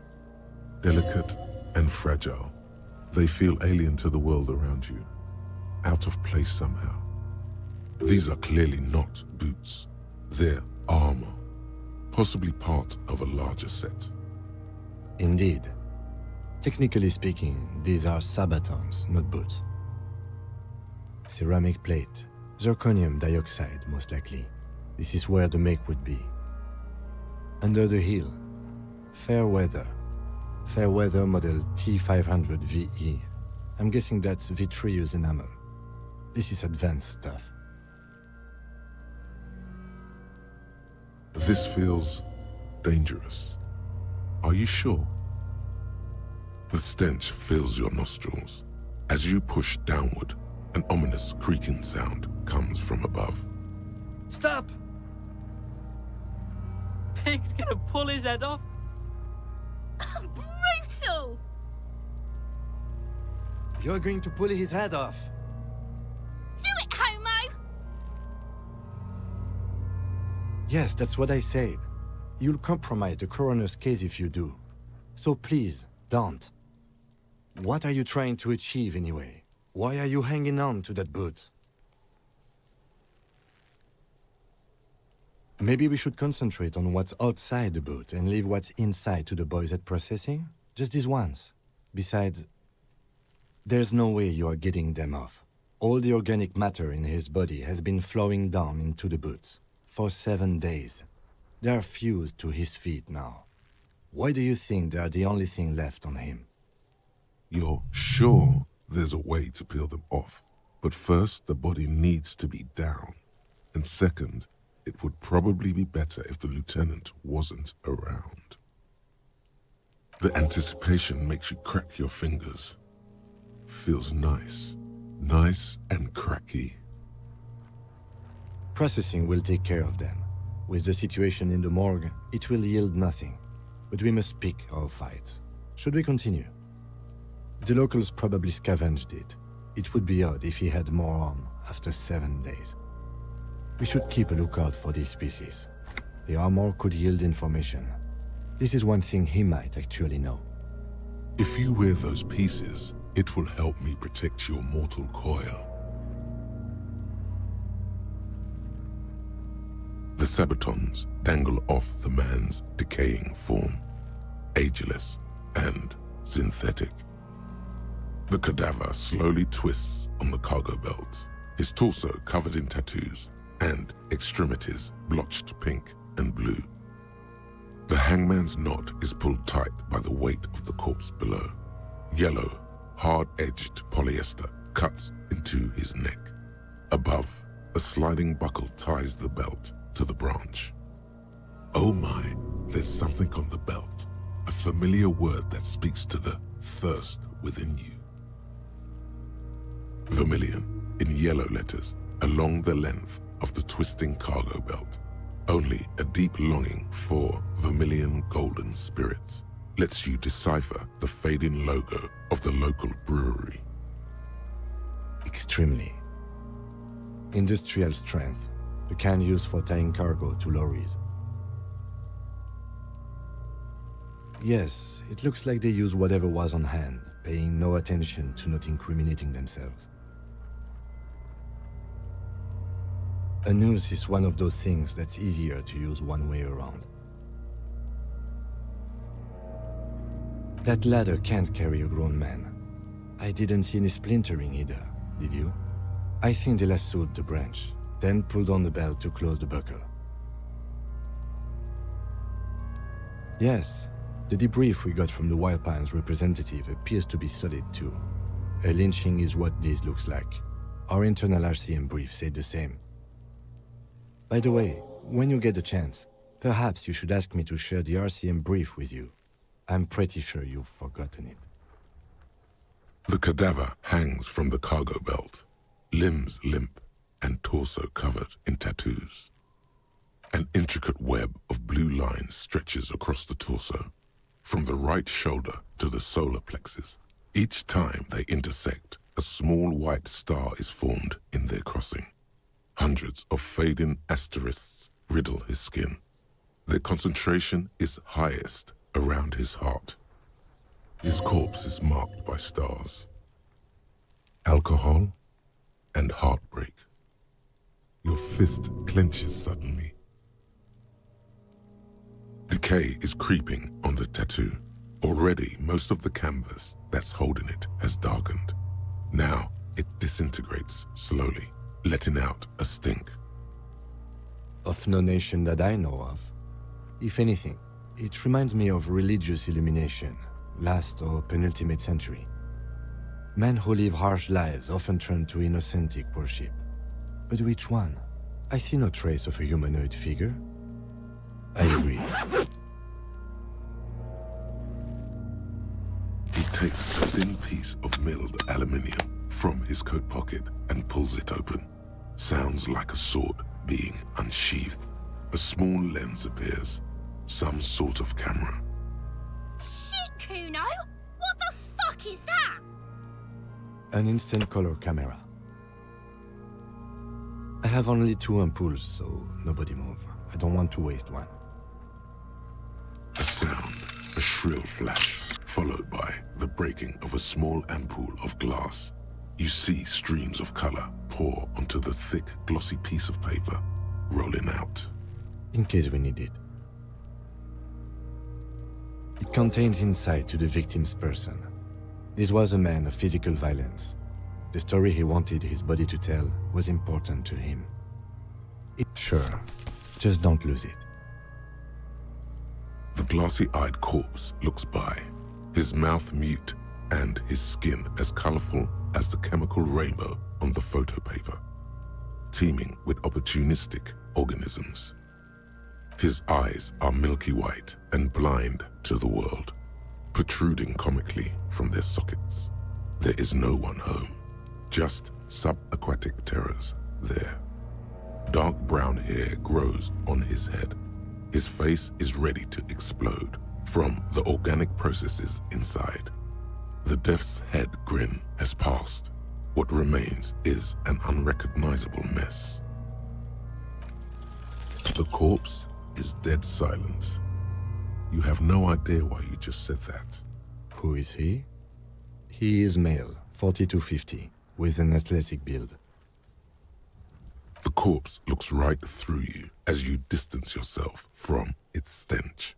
Eyes like a shark.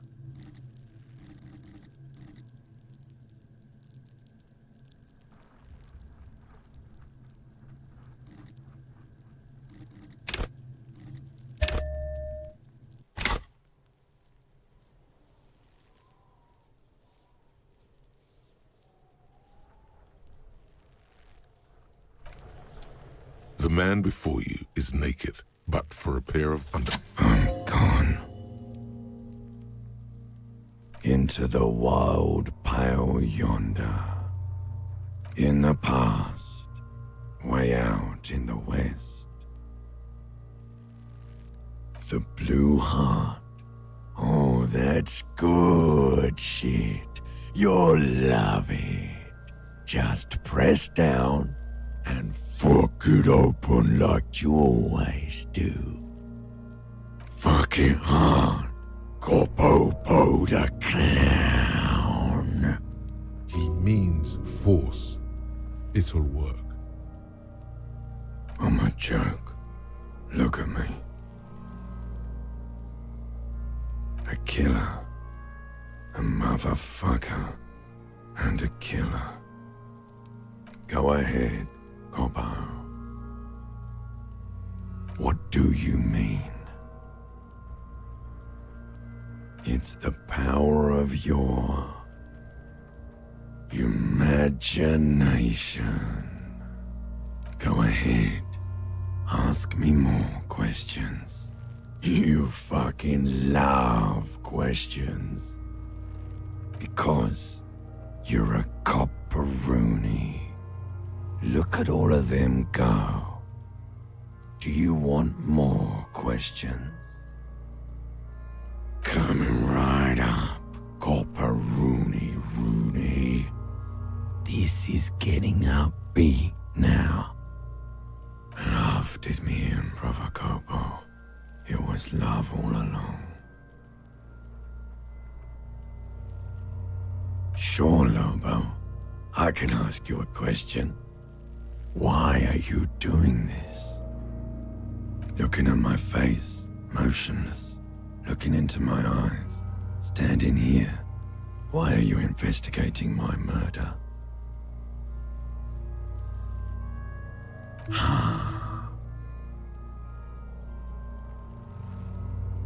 Something is on its way. Something hidden. It's coming. A miracle from the northwest, and it's almost here. You can feel it in the air, on your hands. The cold spring air smoothing them over. Because you have. Do I remind you of someone? Sure I do. You just don't want to admit it. Come back later, Corpo. Amuse yourself with my frank manners and my memento mori features. If possible, also, see me in your dreams. As you narrow your eyes, the monster before you blurs into a violent mess of green and pink. Only the lower extremities are pink with a dash of blue.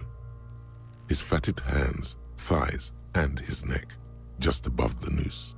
The rest of the corpse appears dark green in the cold spring air. How should I know why you are squinting, officer? Oh. You are trying to assess lividity. The monster comes back into focus, an explosion of color coursing with dark marbled veins. His stomach appears pregnant with something. Black liquid streams down his thigh and onto his boot. So what do you think? I do. Most of them are post-mortem. Maybe even all of them. The delinquents have made our jobs harder with their little sport. Stop talking in riddles, coin slot. It means you fucked him up good, Kuno. Fucked him up brutal like. A pool of blood and feces has eaten into the frozen mud below the man's feet. Purge liquid is dripping into it, drop by drop. The victim appears to have contained no more than half a kilogram of digestion at the time of death. The fuck are you saying? Talking about shit.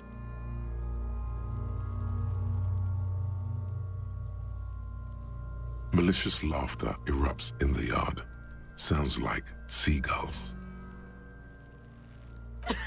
Big said he's a... The lieutenant's face is made of stone. I think he was upright immediately after death. Blood has gathered in his hands and feet, and his neck. The noose acted like a tourniquet, keeping the blood in his head. The hypostasis here is in tune with the hanging. That's what I think. Everything here seems to corroborate that assumption, but we should still get him down before assigning a probable cause of death. But there is no breath to catch, only the cadaver filling the air and your nostrils. He slowly rotates before you, decomposing. Are you sure we finished the preliminary examination of the cadaver? We might miss some of these things once he's done. The steel-reinforced belt presents a unique challenge. I brought chain cutters, but I don't see a good angle of approach to the belt. The cadaver is a good 1.2 meters up. Neither one of us can reach the belt without assistance. And even if we do, there's the question of cutting it. There's no question. There's only cutting. How hard can it be?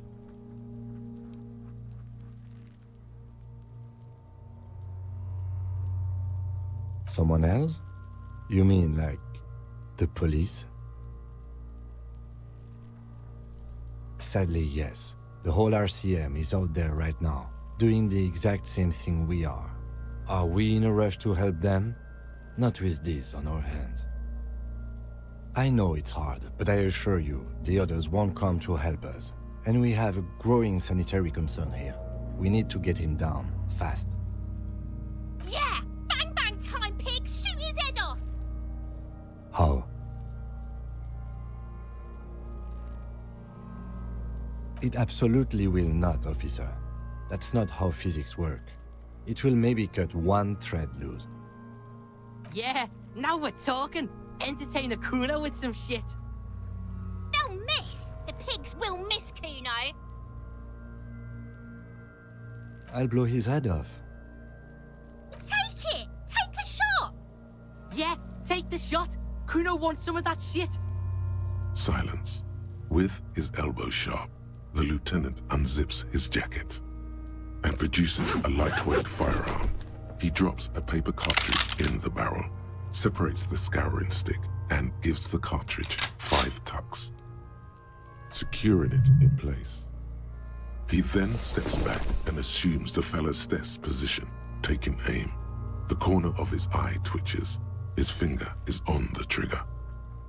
He's gonna fucking miss! The kid's voice is drowned in a shrill blast that echoes off the walls of the surrounding tenements. A cloud of smoke slowly parts in the air as the lieutenant steps back and says to himself, God damn it. Oh my God, that was so many types of wrong. Who taught Four Eyes to shoot? Whip up a grueling training regimen for him right now. Beat the man into him. Go, go, go. Fucking idiot! Mookaba asshole! Kuno could have hit it easy, but then Kuno's not fucking handicapped, is he? Kuno's sorry too. Kuno feels sorry for the Beano clad. The lieutenant doesn't say a word, just looks at the gun in his hand. No, we are lucky as it is. We didn't break anything, and the victim remains uncompromised. Any more mistakes could put us in an unfortunate position with the locals. We have eyes on us. I didn't do us any favors with that. I have to say, it's beginning to look unlikely we can get him down without assistance. Take his gun and show him how to use it.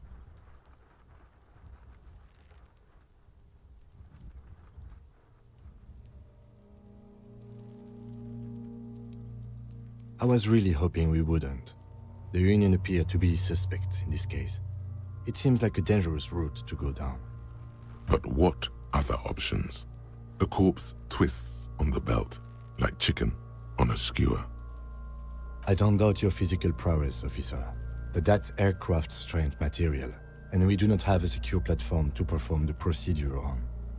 The risk of acrobatic failure is one we cannot take. We must not become comedy for the locals. The fuck have you got against comedy, pigs? Climb up there and saw the branch? There has to be a less risky way, with less falling down of trees.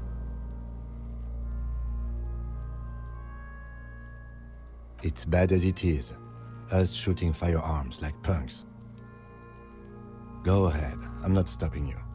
Just don't lose it. They only have one gun! This is the sorriest pair of pigs Kuno's ever seen. Yeah, take it, you fucking banana pointer! Take it and shoot yourself in the mouth! The cold piece of bakelite and gunmetal is surprisingly light. Your fingers fit right through the guard, instinctively resting on the trigger. The fuck are you waiting for, Kuno? Tell him to shoot himself in the mouth! The buckle comes into focus in your sights. You stand with your feet planted firmly in the ground and your left hand supporting your gun arm. Why don't you just shoot yourself in your mouth? At least you won't miss. Your field of view narrows. The branch slowly moves, becoming entirely two-dimensional. The metal buckle glimmers, catching the evening light as the corpse slowly rotates. Look, he's crying. You gonna cry now, fucking faggoty? Or what? You gonna fuck me? You wanna fuck me, pig? Is that what this is about? Do it! Set me free! You feel as though it would be dangerous to set this creature free to roam about the cosmos. Don't. Do it!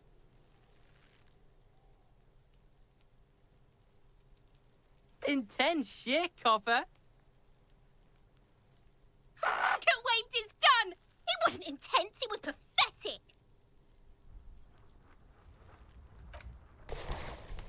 The lieutenant takes the gun carefully from you and holsters it. His eyes are narrow and he doesn't comment on your antics. Fucking pussy didn't shoot shit, did he? Didn't shoot me, didn't shoot himself in the mouth. We need to go to the harbor and ask the leader of the Union to have it taken down. They have the tools, and they have men.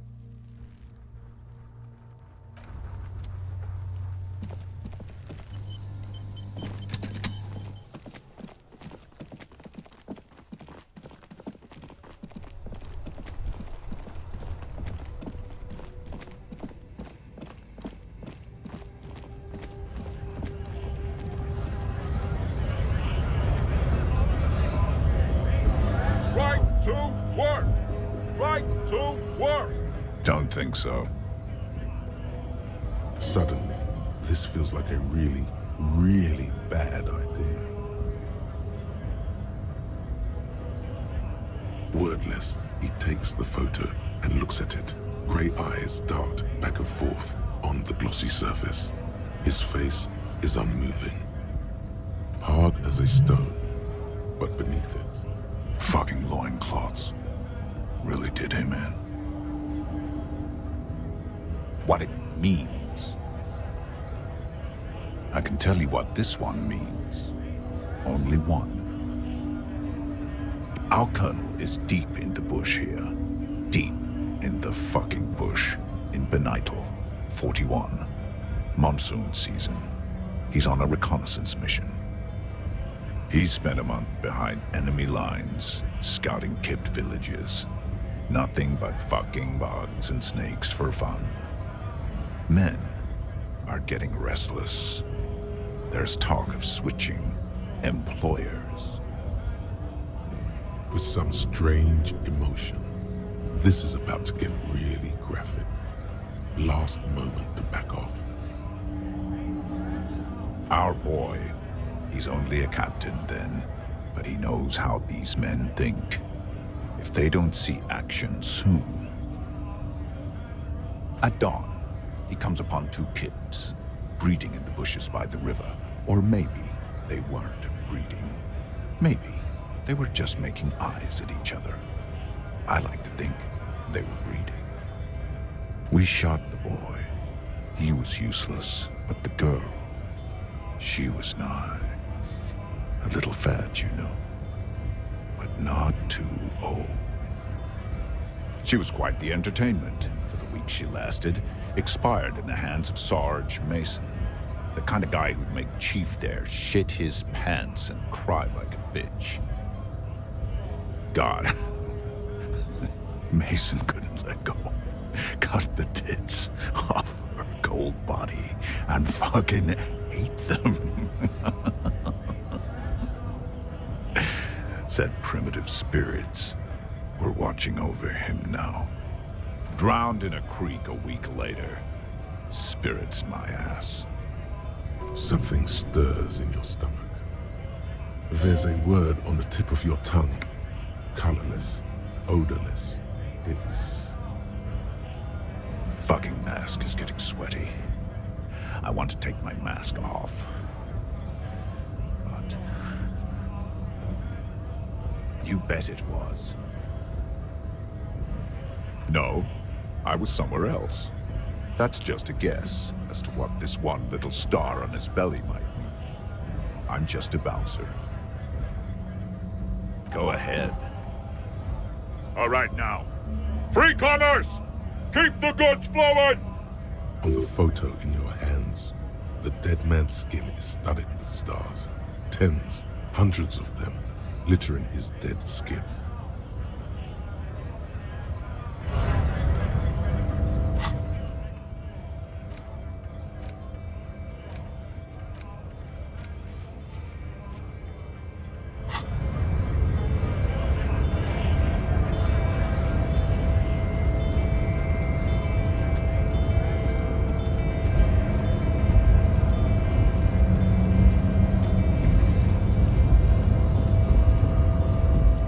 Descent has temporarily halted, but you will fall again.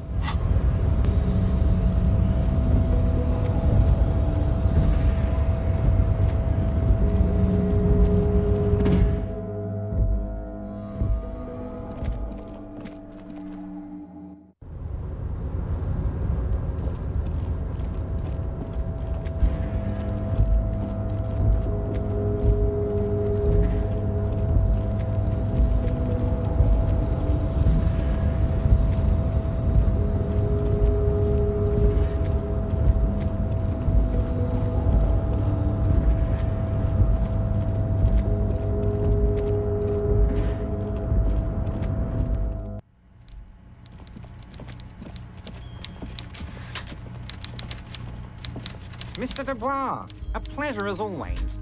You don't have to sit down this time, since you've already sat on that chair. Ah, yes, your side investigation. Thank you. You've got some spirit clearing up phony drug accusations alongside this murder. I'll talk to the mayor and see if I can get you the key to the city, Harry. Now let's talk real business. Am I going to ask? Hell, Harry. You spin-kicked my strongest man in the face. I saw it from my window. Would you ask a man like that how he got into your container yard? It was a figure of speech, Harry. Of course I don't have a window. I'm in a container. Anyway, I assure you, I am a very well-informed man. Information reaches me before I even get the chance to request it. You might have noticed there's one hanging on a tree behind the hostel cafeteria. Oh my. Don't take this question personally, but why would I get involved in this matter? Mr. Clare, the man was hanged with a cargo belt. A steel-reinforced cargo belt. It's safe to assume the Union had something to do with the murder. Besides, getting the body down would benefit all of us. It's a stain on the neighborhood. I can certainly see how having him up there might start affecting some real estate values. But of course, all joking aside, I am going to help you. Jean-Luc, the cop who bested you in physical combat is here, and he has a little dead body in a tree problem. Namely, he needs it to be taken down. Please extend him this courtesy. You can find Luke down at the gates, but you already knew that. Anyway, he's going to help you, now that he's back on his feet.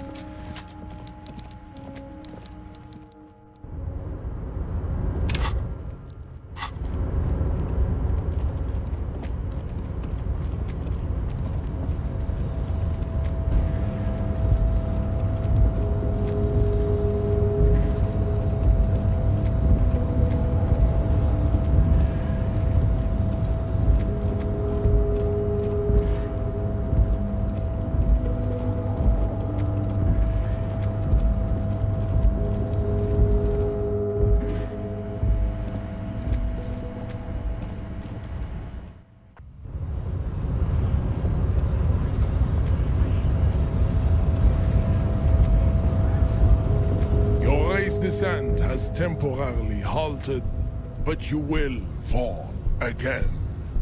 So it was. You bested me in race combat to reach my superior, then had him give me an order.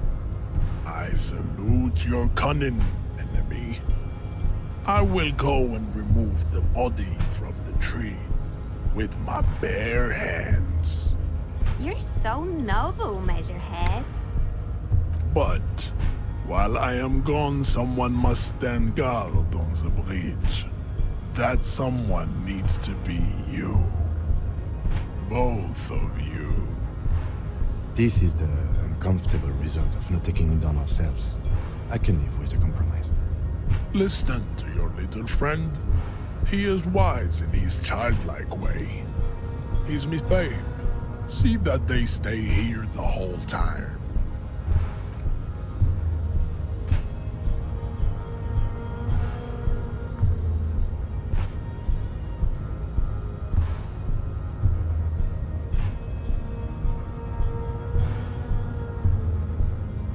The woman's gaze follows Measurehead as he leaves. So, you guys are like cops or something? Cool, I like men with guns and power. I'm Katya, by the way. You hear that? That sound. He's breaking something. Yeah, Jean-Luc must be really tearing it up over there. I wish I could see it. Don't worry. Physical stuff like this is really easy for Measurehead. Mental stuff, too. He's really spiritual, you know. It's late outside, isn't it? You guys must really like doing what you do to be out so late.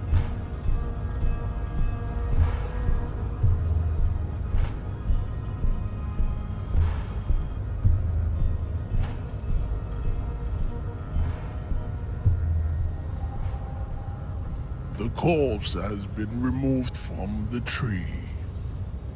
Stand down and congratulate yourself. You have sided with Ray's victory today. Farewell, ham sandwich. You are a Union man from now on. We should think about calling it a day, maybe. The nights are still miserably cold this time of year. You should take care of that, then. Let's talk to him anyway. An officer of the RCM shouldn't be sleeping in the street. We'll figure something out.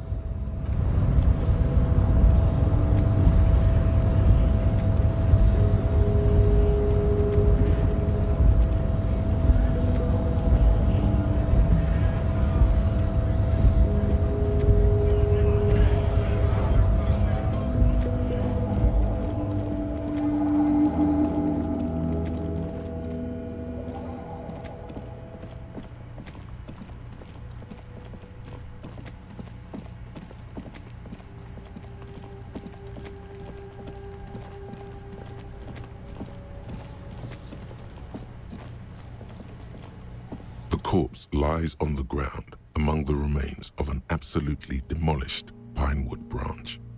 It's gently laid on one side. Mr. Measurehead has done a good job. Nothing is too broken or compromised. The victim is ready for a field autopsy. Yes. 1. Investigation of the scene. 2. Initial examination of the victim. 3. Field autopsy. 4. Transportation of the body to the morgue. We are on number 3. The fuck are they on about? Cop's gonna cut his shit up. The lieutenant adjusts his glasses and takes a deep breath. Come on, officer. You know what a field autopsy is. You've done 100 of them. There truly is a time for everything, even for yellow gardening gloves. However, they are lacking hygienically. I suggest you get in there in limited capacity. I'll ask you when I need you to. For the most part, maybe I should handle the contact and you take notes? That's right. The dead man stares in silence as you crack open the ledger. The bright red paper is covered in boxes and lists, describing the condition of his skin and organs in 3 parts. Above those, an 11-field info form needs filling out first. It begins with, "That's you." The corpse is indifferent to your scribblings, just lies there. The next box says, KK57-0803.0815. Next, we've heard the nom de guerre, Lely. It's better than nothing. Write it down. What's next? Date of birth? NA. Roughly 50. The corpse looks ageless, like meat on a hook.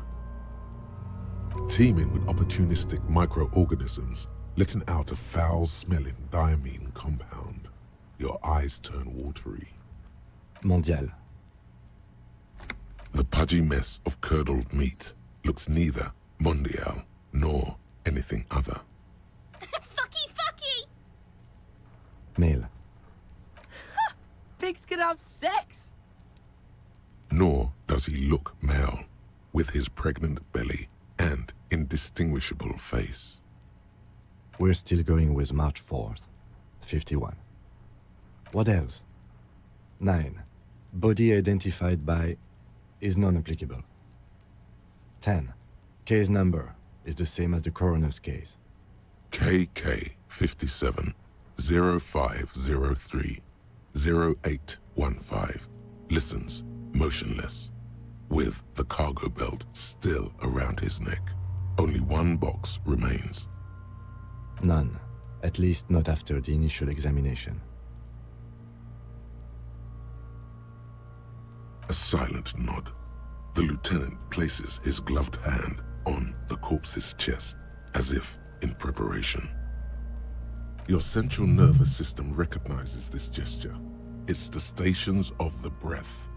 Ecclesiastic, religious in nature, a holdout from pre-DeLorean burial rites. It takes him 2 seconds to perform.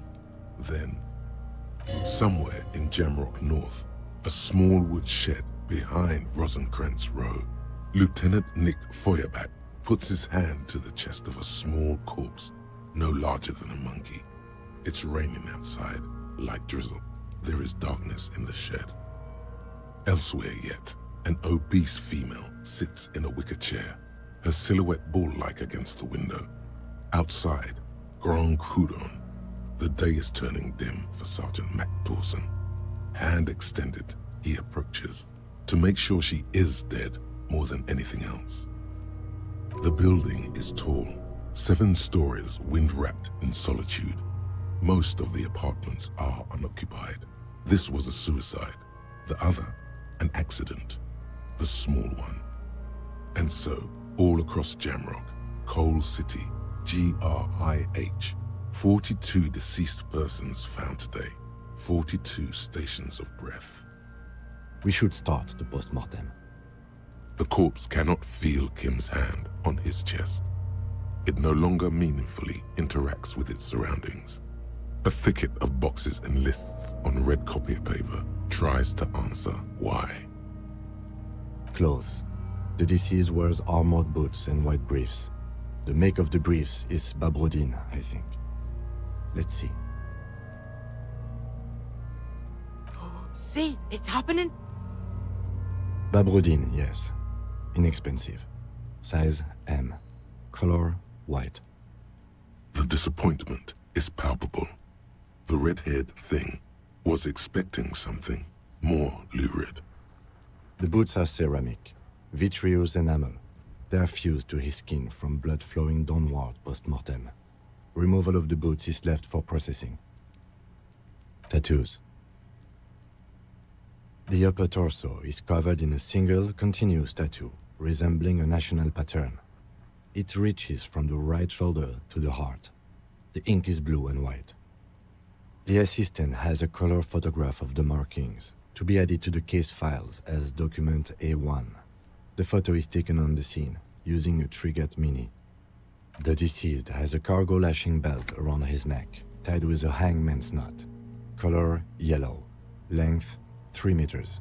There is a buckle on the other end.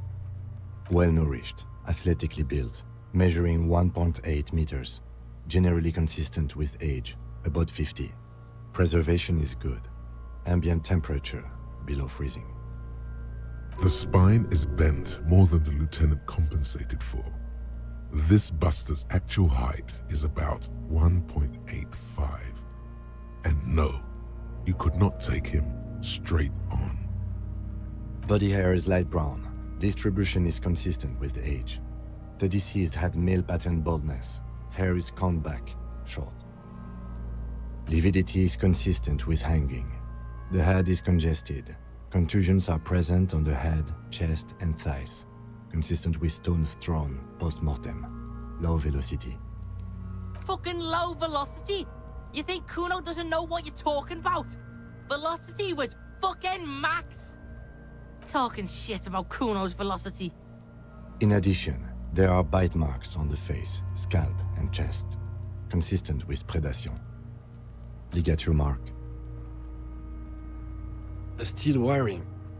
There's too much of it. We need to remove the belt so we can get to the ligature mark. It's no use. We should get chain cutters. You can try with them. I have a pair in the toolbox of my kinema.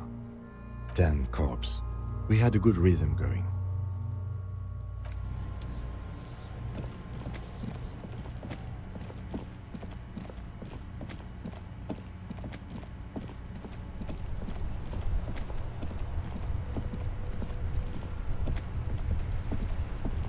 Inside, you see a set of steering levers, a radio microphone, a pull-out toolbox, and a metallic drawer slides out from under the seat and clicks into place. The tools inside are neatly organized.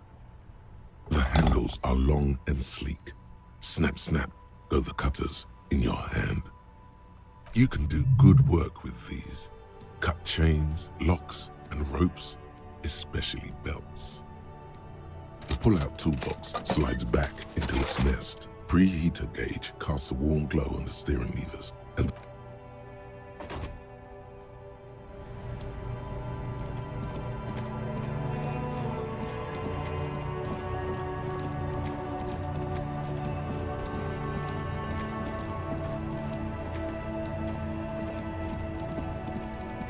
the rotting man lies on his side with his eyes looking straight through you. The lieutenant adjusts his glasses and takes a deep breath. Mm-hmm. Cut with as much precision as you can, please. See, my pig is gonna fuck his head off. No, he ain't. Your pig's a boring fuck. The belt is equally tight around the whole circumference of his neck, swelling over the edges like white bread rising from the east. The knot is the weak spot. The chain cutters fit in there, steady now, like a flower arranger.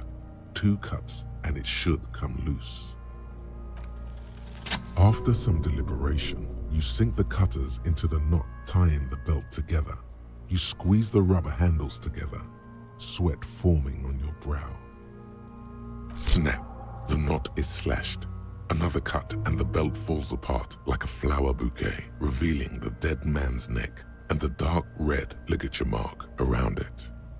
The rope rises to a point, leaving a gap in the ligature mark. The suspension point is in the back of the neck. As it ought to. This is where its grip on the curdled meat is gentlest, pulling up. Hemorrhaging is observed on the skin, above and below the ligature mark. The mark is well pronounced, consistent with a drop from 1 or 1.5 meters. Chest is intact, normal contour. Abdomen is protuberant, pelvis intact, genitalia... No! It's gonna happen, see! I fucking knew it! Genitalia is male and unremarkable. No evidence of injury. Back is symmetrical and intact. Upper and lower extremities are intact, but asymmetrical. There are combat injuries on the right hand, thigh, and hip. Bullets have bitten little pieces out of him. It must have been excruciating, especially the hip. Before you is a temple of pain that knew little tenderness in life. In addition, I see smaller, residual scars, too numerous to count, covering about 30% of his skin. Last item, hands. Hands are clean, no sign of a recent struggle. Maybe I'm just not seeing them. Honestly, this stench is making it hard for me to think at the moment. Ooh. That's all for the external. Well done. What next? Central nervous system. I have nothing.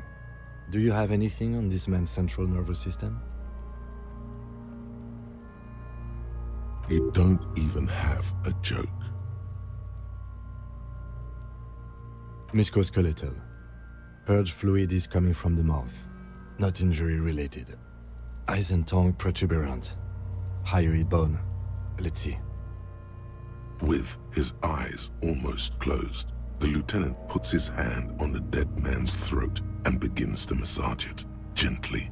A rotting smell erupts from the mouth. Purge fluid runs down his lips, black and viscous.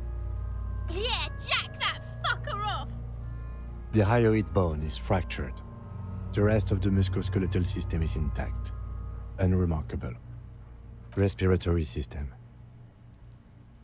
He's really doing it. The dead man's teeth cut into his gloved hands. Oral cavity shows no lesions. The victim has received dental implants, possibly after a combat wound. Mouth swollen. Hemorrhaging present in mucosa of the lips and mouth. No scream, no sigh of relief rises from the darkness inside. It's humid there. Sickly sweet air, unlike anything living.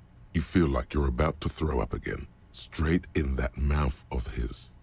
No, you don't. You can keep it in. You can keep anything in. You manage to suppress the contractions trying to enter your stomach. All it takes is concentration. Through it, you see nothing but darkness. More meat and darkness. There are ancient mysteries down there, Kobo. Ask me later. Hemorrhaging present in mucus. Hepatobiliary, NA. Same for toxicology and serology, NA. Cardiovascular. The body exhibits heavy lividity. Blood has gathered in the hands, feet, and neck. Hypostasis is visually consistent with the hanging. Gastrointestinal. Digested semi-solid food in stomach. Voila.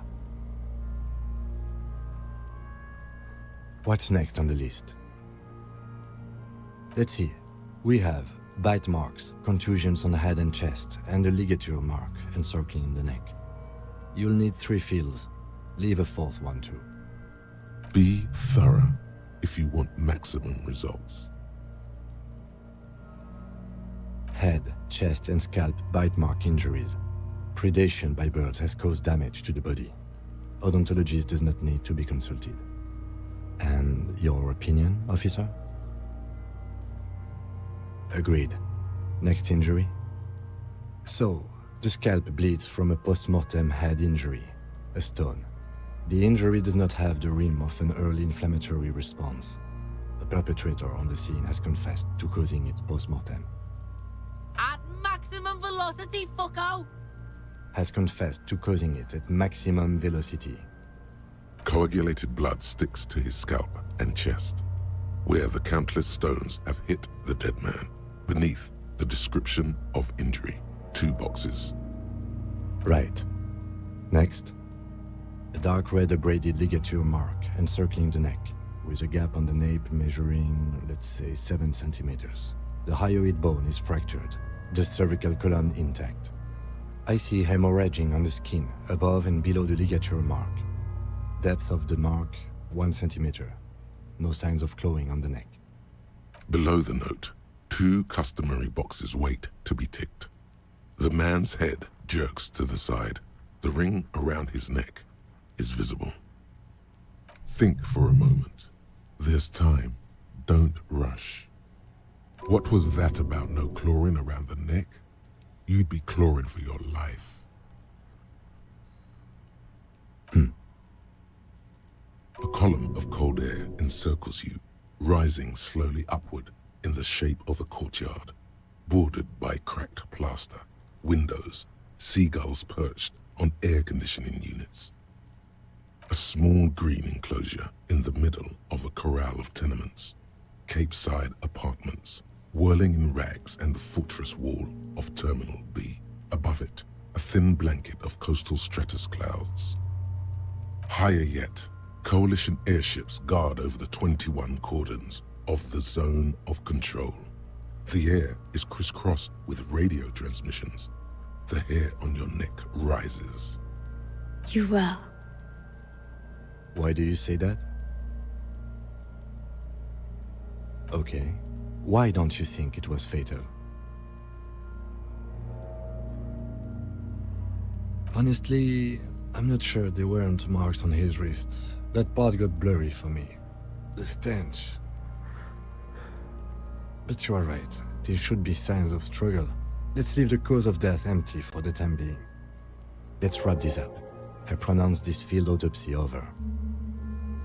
It was an irregular field autopsy. We did not establish cause of death, which is supposed to be the goal of an autopsy. But, personally, I do not see this as a parameter for success. We were thorough with the list of injuries too. We described them all in detail. What is there to say? Given the circumstances, it was a professional field autopsy. Oh yeah, well done, Master Detective. Maybe a drink is in order? I need a copy of that autopsy form. Then I will drive him to Faubourg for processing. You tilt your head, also looking at the corpse.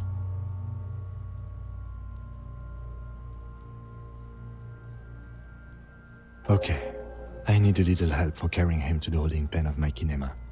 I can take care of the rest. There go those beautiful enamel boots. May they rest in processing. Oh well, in another lifetime. It's too late to take him into processing today. I'll take him first thing tomorrow.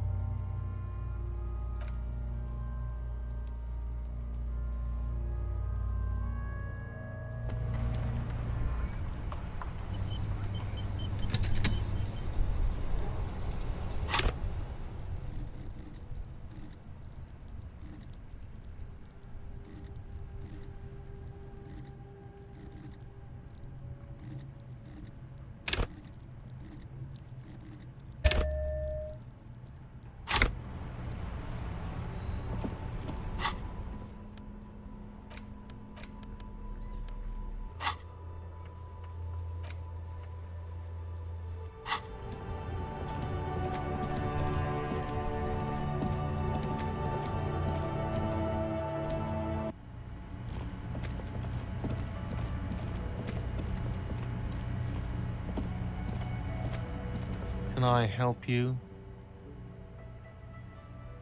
Yes, have you got it? Does that arrangement include you paying me what we already agreed you owe me? I understand your predicament as the manager. However, I feel I must remind you that we are here to conduct an important investigation that also affects your business. Forgive me for saying this, but your colleague seems more committed to drinking, and I mean no offense. It's really nothing personal. I just have to protect the interests of this establishment. Good luck trying to use it. Draconian measures. All the locks have an electronic component. They have to be unlocked down here with a master key before your guest key will open the lock. Not until you bring me the money. Okay. I might have something in my motor carriage we can use when you're done here. Oh, Lieutenant, we're done here.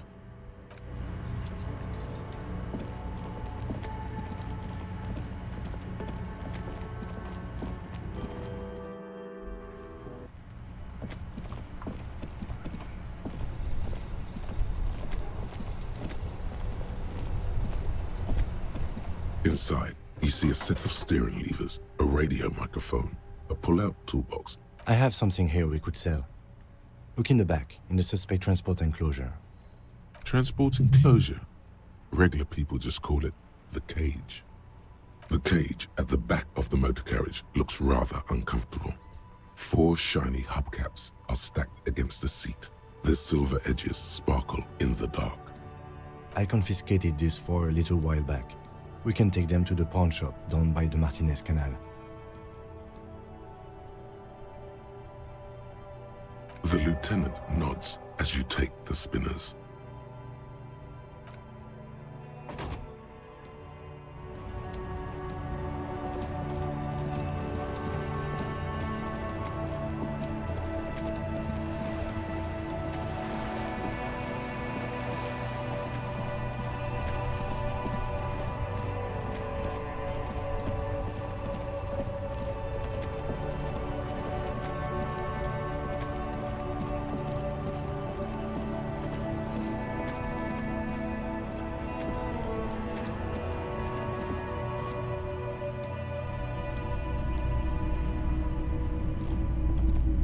Hello, hello. Let me know if I can help you with anything. Yes, we'd like to sell these hubcaps. Roy takes the hubcaps from the lieutenant and inspects them. The spinners appear iridescent in the dancing light of his pawn shop. Yes, these are very, very good. Did you defraud some foreign prince for them? Jump a mesk banger? No matter. I'll give you 200 real. No one was defrauded or jumped, I assure you. Of course. I meant no offense. 200 real for you, officer. Delightful doing business with you. Do come again. Thank you. Here's the 100 real you need for your bill. Do not waste it. Anything else you're thinking of selling? I'm not purchasing any more clothing at the moment. Anything else you're thinking of selling?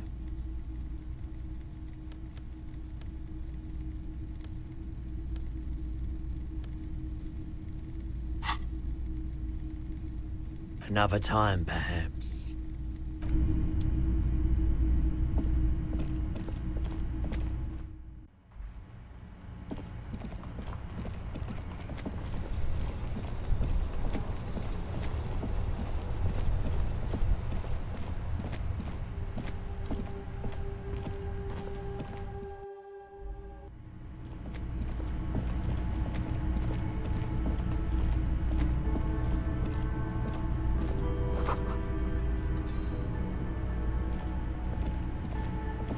Can I help you? Yes, have you got it? Well? Great, perfect. I hope you enjoy your freezing cold room with the window you broke yourself. The electronic lock to your room has been disabled till 9 p.m. tomorrow. Starting tomorrow, please pay for each night in advance. 20 real per night. If you don't have the money, it's over for you. Got it? You've got nowhere else to stay. Time stops advancing after 2 in the morning. If you haven't paid for your room by then, it's game over. Don't leave finding money to the last minute, however. It's harder to make cash after nightfall when the shops are closed and the streets empty. I'll take a room here too. Always happy to have officers from the RCM as guests. Anything else I can do for you?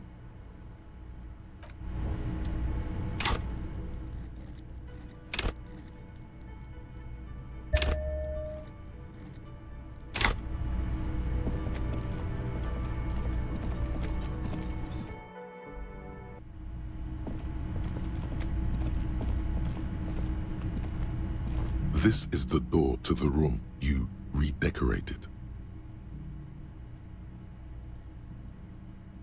Just a moment. You had some questions earlier, I believe. And besides, we should discuss our progress on the investigation. Let's go out to the balcony.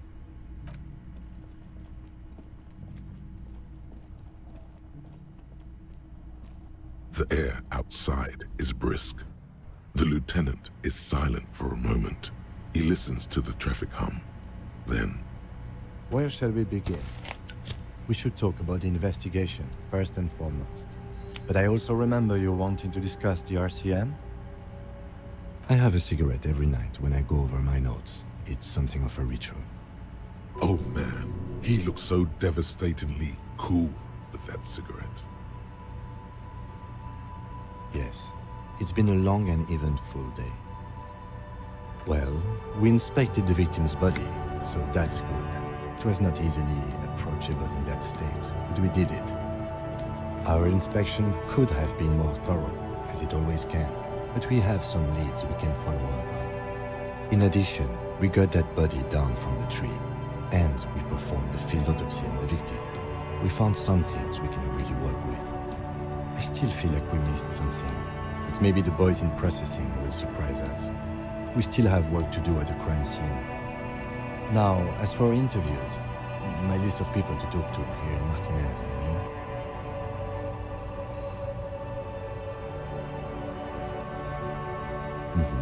Including Revachol, a daunting adversary, if there ever was one. He wasn't particularly forthcoming with useful information, however. Claire also helped you, how should I say, remember your name? That's a relief. You can look into the process of changing your name after we finish this investigation. We interviewed Joyce Messier, the Wild Pines rep, and learned a lot. None of it very good news for us or Martinez, but above all, though, today was exhausting. What's with all the running? You run a lot. Is that a standard Precinct 41 practice? I have a really good theory about why you're running so fast, son. Just you wait until we get up tomorrow.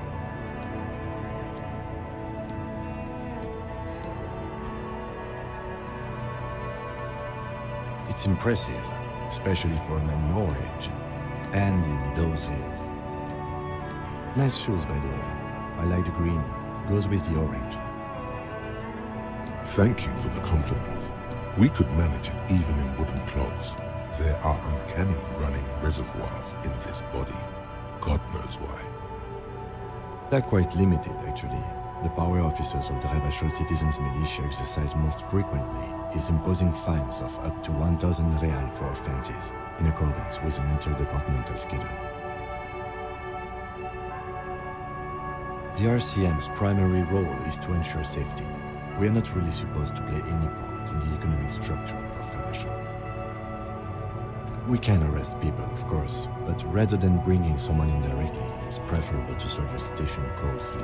It prevents confusion and overcrowding. You can't. Those who don't show up become fugitives, though, and have fewer legal rights when they are eventually caught. It's about power projection. Thus far, they seem to mostly show up.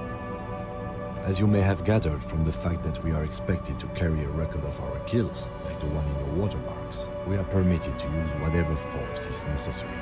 and strongly admonished not to abuse that power.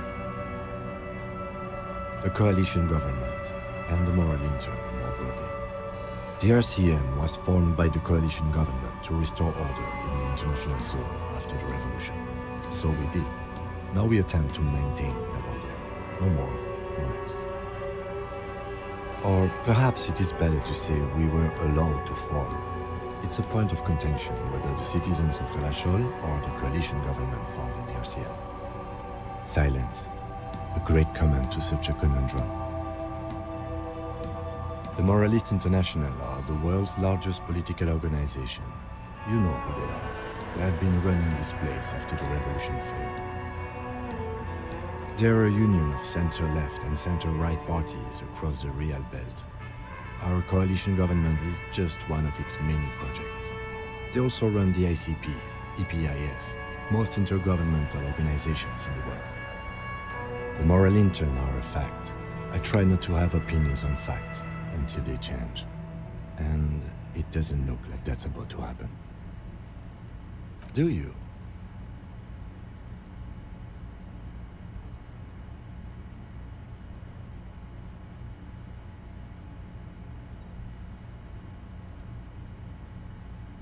In fact, we would need them even if you didn't think that way. We are in what is called the twilight of international law. The laws we claim to enforce come from the MI. Without them, we are simply vigilantes. Sadly, it is what we already are to the people of Martinez, most of them at least, especially the Union. Vigilantes. I expect our job here to prove quite challenging. The lights of the orphan district are reflected in his glasses, the red and golden orbs of the motorway sliding like pearls on a string from east to west as Revachol commutes back to the suburbs. Tomorrow is Tuesday. Monday is over. The dying lights of the city shimmer below. Slowly, like luminous clouds, they pass on his lenses. The lieutenant looks at his slim cigarette, contemplating the next drag. They really don't like us here. And the mouth on that kid, Kuno. It's different inland, in Jamrock and the GRIH. It's our fault for leaving this place to the dogs, to the Union, to the company, not daring to come here more often. This place has fallen between the cracks, the jurisdictions of our two precincts. We run this city. West of the river is RCM land. It's incredibly hard. Human beings are... But we are in control, and it's worth it. The organization works, our systems work. If they didn't, the city would disintegrate. Me too, but I wouldn't count on any drastic changes in our lifetimes. Yeah, it's getting very cold now. Let's go.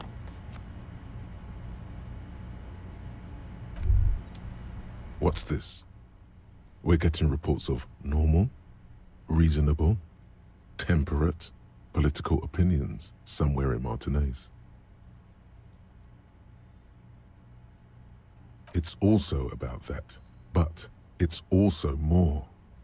Perhaps it's the hangover. Perhaps it's a temporary surge of serotonin, but something tells you it's time to become a citizen of the Kingdom of Conscience. I knew we could trust you. Remember, real democracy is just around the corner for Revachol. When that real democracy kicks in, we are all going to be so much happier.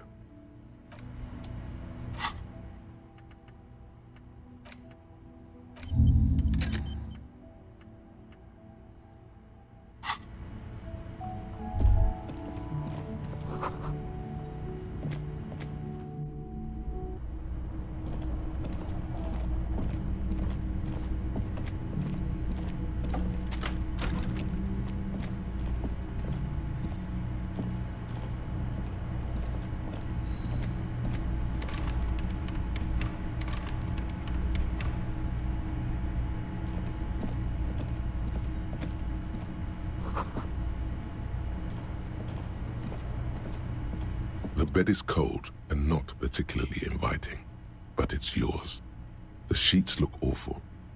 The option to go to sleep becomes available every night after 9 p.m.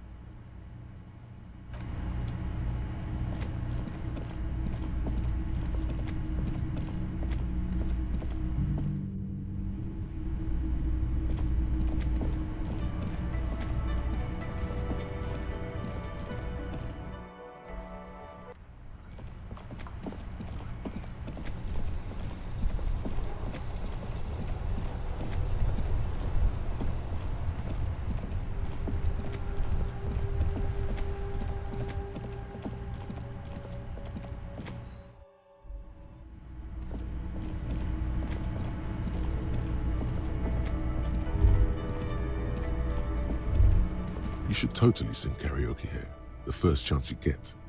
Your emotions need to be expressed.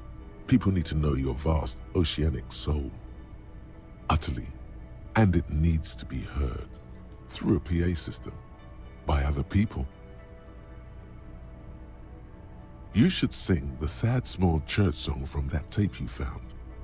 Thought it was obvious. No, don't sing the happy song. It's stupid. Sing the sad song. It's profound. You would need another copy of the tape first, though. The one upstairs is destroyed. Who is mistakenly identified as a cop for his prominent jawline? Yes, sounds likely. You should probably go on stage and pose for a moment when you're done with this thought. See if it works. As you turn, a bright light catches your eye, making you squint. From a distant sunset, a stage light, flash photography, nowhere in particular. It's just what superstar law officers do. They squint at lights, and they solve shit. Yeah, you have. You're a big dick cop, Dick Mullen, Salam Rocky Bayi, badass on-the-edge disco cop. Time to recede into a ludicrous fantasy world. Here we go. Camera, lights. With a sudden flash, the world freezes around you, and you along with it. In an iconic monochrome solution, a black silhouette against a rasterized orange world. It's on.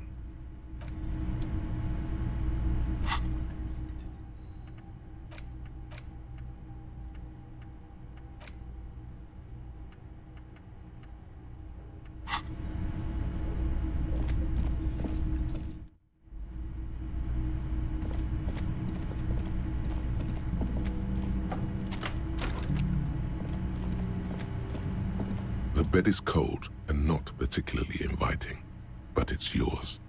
The sheets look awful. The sheets feel at once coarse and clammy against your skin. The bed sags beneath your weight as you stretch out and finally close your eyes. And then sleep. And then sleep doesn't come. Maybe it's the bed's fault. It's a little better. Colors, scenes, and half-formed phrases still litter your mind. Part of you is still trying to solve the case, isn't it? Your breathing steadies. A great silence washes over you until your eyelids twitch in your sleep and images start forming.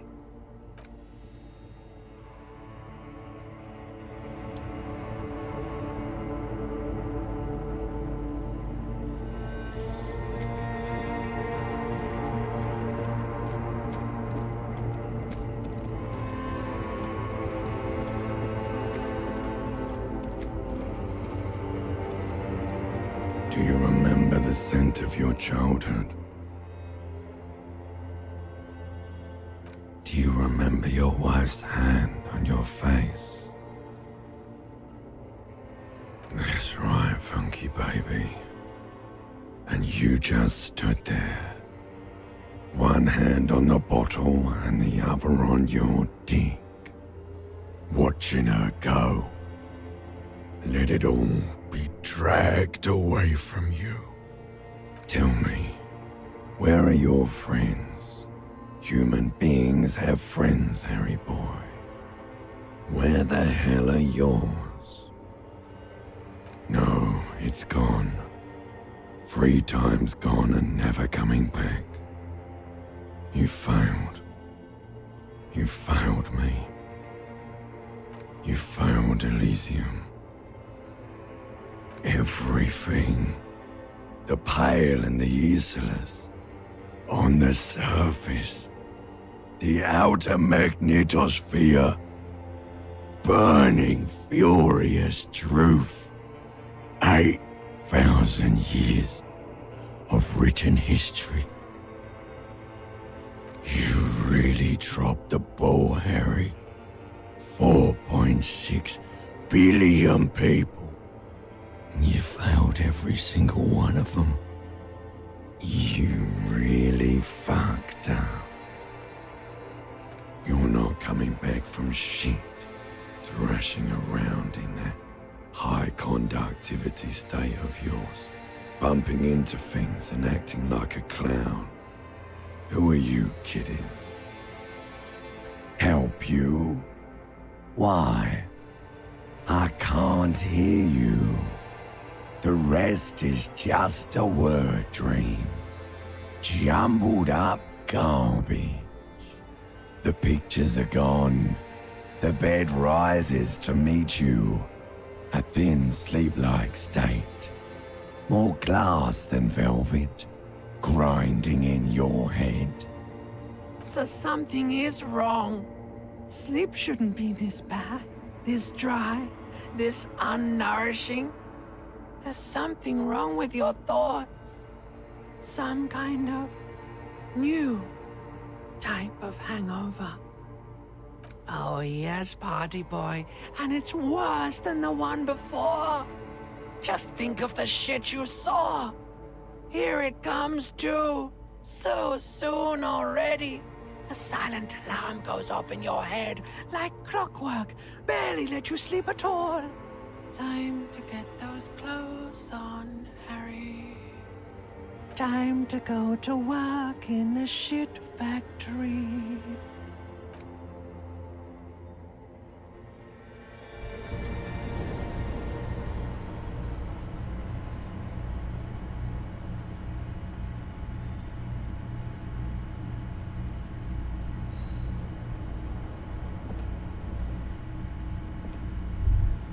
Good going, buddy.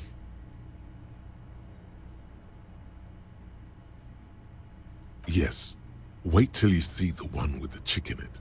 It's gonna be a good one. You feel even worse this morning than you did last night. You mean, why are you so tired? Too tired and down to even think? It is worrying, isn't it? You can't be a detective like this. Detectives need to be able to think. It's just that your heart has finally pumped all the speed out of your system, Buster. Time to get some more. You're too weak to say no now. Waking up is the worst part. Maybe somewhere down the line you could decline. Are you sure? Ready to live as this pathetic shell of yourself for days? Basically, a week. Let's be honest, 2 weeks. Maybe 3. You won't make it. Half the town will be dead by then. You will be fired. Suit yourself, slow, sad shell man. See how you do without your spark.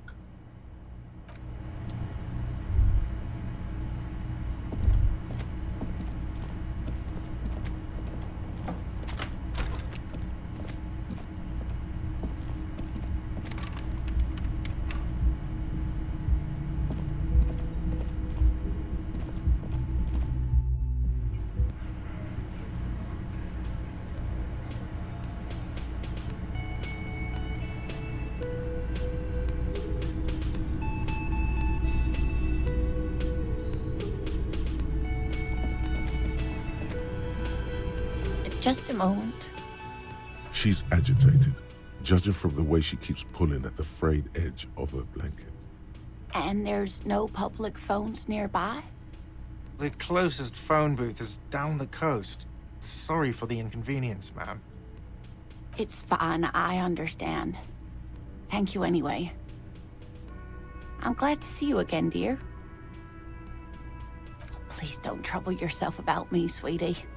I was just hoping to make a call, but the Whirling's phone line isn't working. The Union office probably has a phone, but I can't really get there, or to the phone booth down the coast. And Gary's phone is dead too. The manager was vague about it.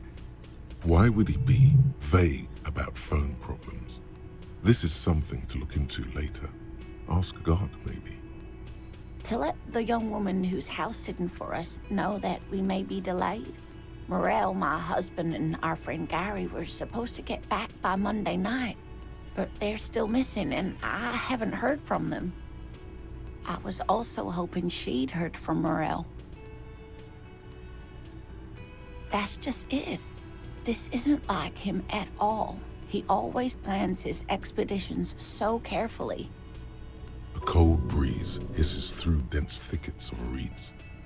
Something sweet in it, somnolent. A damp chill goes down your spine. When you look around, you're still in the whirling in rags. You have more important things to worry about. Just some field work, sweetie. Morel is a highly trained scientist. He and his assistant Gary are studying an extremely rare species of insect. But they should have returned by now. They were just going down the coast across the waterlock to set a few traps. He said they'd be back on Monday. What could be keeping them? The waterlock, that was broken. Could this be it? Oh my. What happened to the waterlock? Well, whatever the cause, I'm thankful. To both of you. You've spared me another sleepless night. You're welcome, ma'am. I hate to ask, but if your investigation takes you to the other side of the coast, please do keep an eye out for my husband. This will surely lead to a cryptozoological mystery with that extremely rare insect. And if you see him, let him know Lena is waiting for him here at the Whirling. He gets so tangled up in his work that he may not know the waterlock's been repaired. And it's cold out there. Oh, you're such a dear. Thank you, sweetie.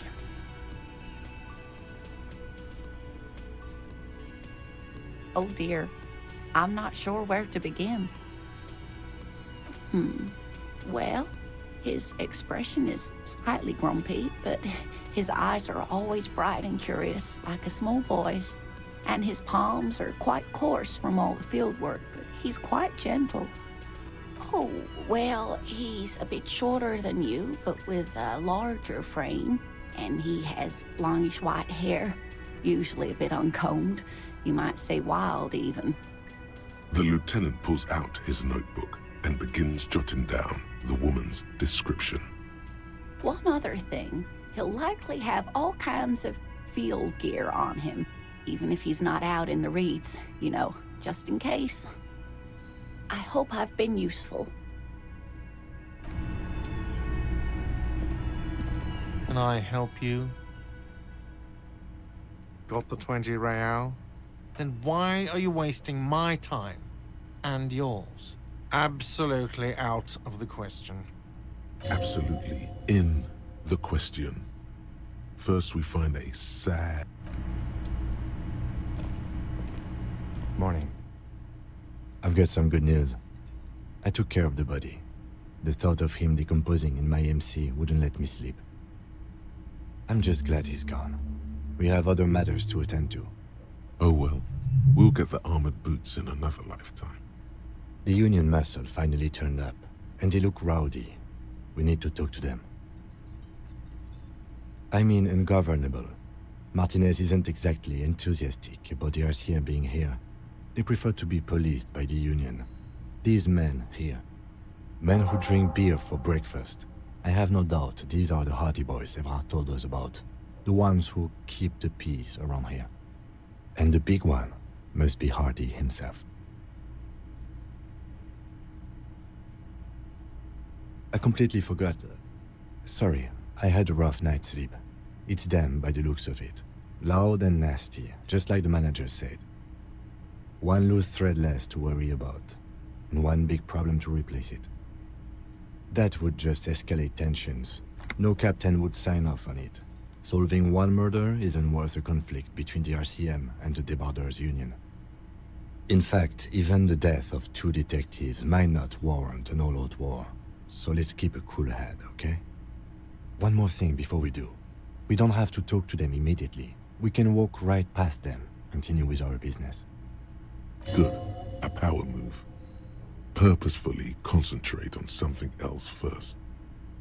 Yeah, streetwise. Zoom right past. Do it on your own terms. They're in no hurry to leave. They think they own the place. Anyway, I leave that choice to you. Whatever you decide is fine by me.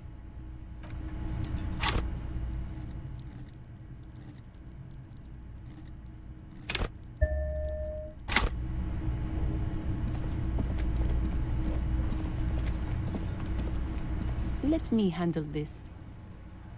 You seem a little different today. Less hospitable. You are far from home, Lieutenant. This isn't a district known for its love of self-proclaimed militiamen. Not a muscle moves in her face, but her eyes trace yours, stern and perceptive. You are looking for Titus Hardy, who you think has information on a murder the RCM is investigating. You want to interview him. That's Titus. Talk to him, but know this. I'll be keeping an eye on you. No strong arming, nothing official. The District of Martinez does not recognize your authority to make arrests. It doesn't matter if you recognize our authority. We will make an arrest, if we have to. She says nothing. Her glare speaks for her. Obviously, I'm a lawyer. A legal counselor for the Dock Workers Union. I would urge you to consider what you say to my clients. What you want is of no significance, officer. Don't test your authority. In Martinez, you are no one. Aggressive, you make your living enforcing violence. These people are just dock workers. So you were spying on us, and now you represent murder suspects. Just dock workers. We've talked to Revachol. We know who these men are. The Union's militant wing. Listen, you moral intern lackeys. You're a mob, enforcing the unlawful privatization of Revachol. 20 fat men in the Occident are stealing it all, and you're their bodyguards. Fuck yeah. So ask what you came to ask, or get back to your commanders.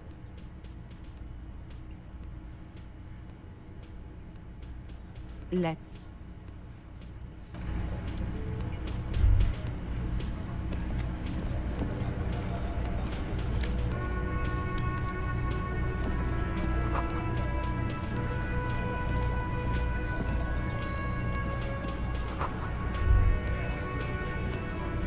This is where you say your bed.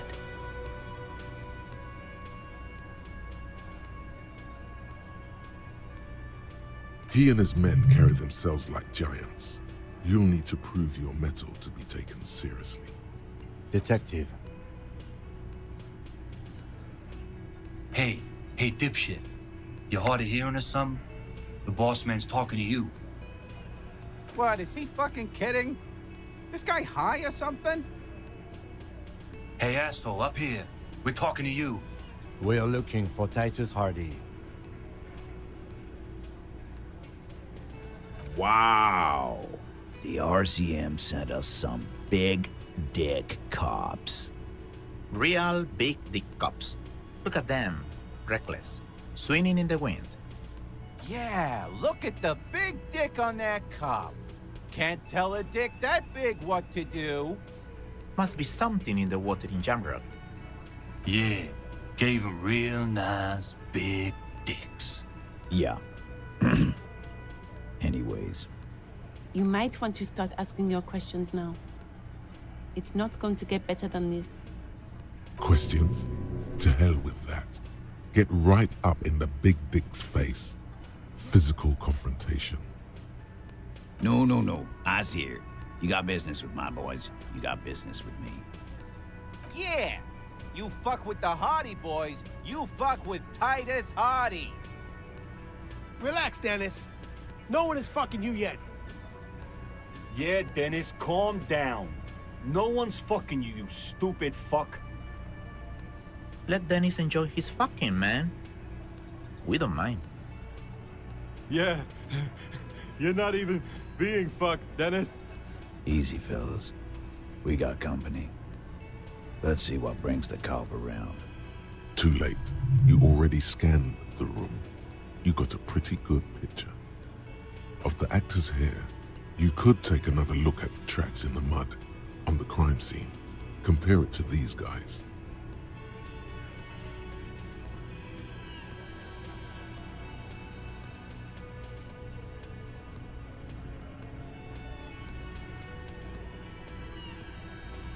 Yeah. By friends, you mean his squad mates from Cronell. Wouldn't want to beat up his grandma. This is what happens if you take the law into your own hands. Other people start doing it too. Let them come. The Hardy boys are right fucking here. You heard the man. Right here. We're armed.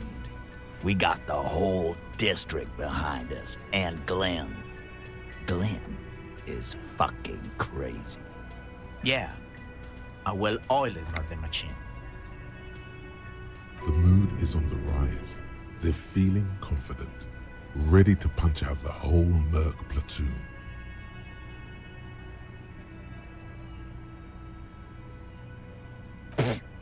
So are the local gangs. The fucking Barmy Army and the Madre scum. You've been out there. Seen any around? Yeah. Where are they now, huh? Sent back to Madre in an airtight cargo crate. These people are trained military professionals with decades of combat experience. They are not a gang or a barmy army. No, they're not. They're uncoordinated and drunk. We know more about them than you think. Big fucking surprise. They hire psycho scum, arm them to the teeth, and let them loose in the city. What do you think is gonna happen? We got weapons of our own. We got Ister 50s, Zeelagers. Glenn's got a knock cannon at home. That thing has 7 barrels, 1 trigger. You do the math. What do you mean, okay?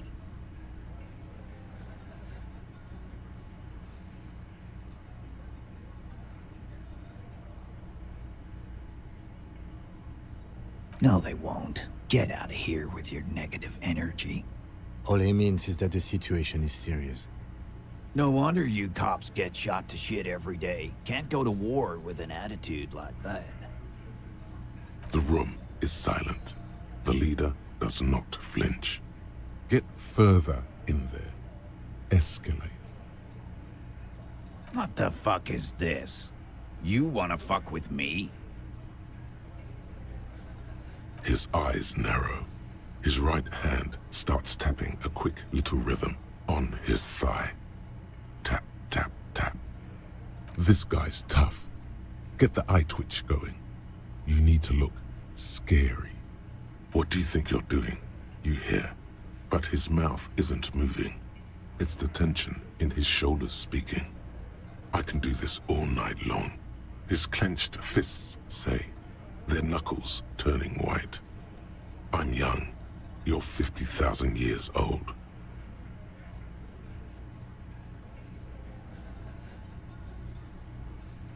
No, you're not. You're frail and your nerves are frayed. Old sadness weighs you down. He refuses to budge. You failed here. A weakness is a weakness, not a strength. Time to speak now. With words. So, you're not just here to swing your big dick. You're here for the pretty boy. A real looker, that one. Stinks like shit, too. They love him, boss. Spend all day digging around in there. Can't get enough of that pretty boy smell. Funny. But my partner and I have a serious matter to discuss with you. Container belt, like we use in the harbor? Because we took it from the harbor where we work. Then we went out back and used it to hang him.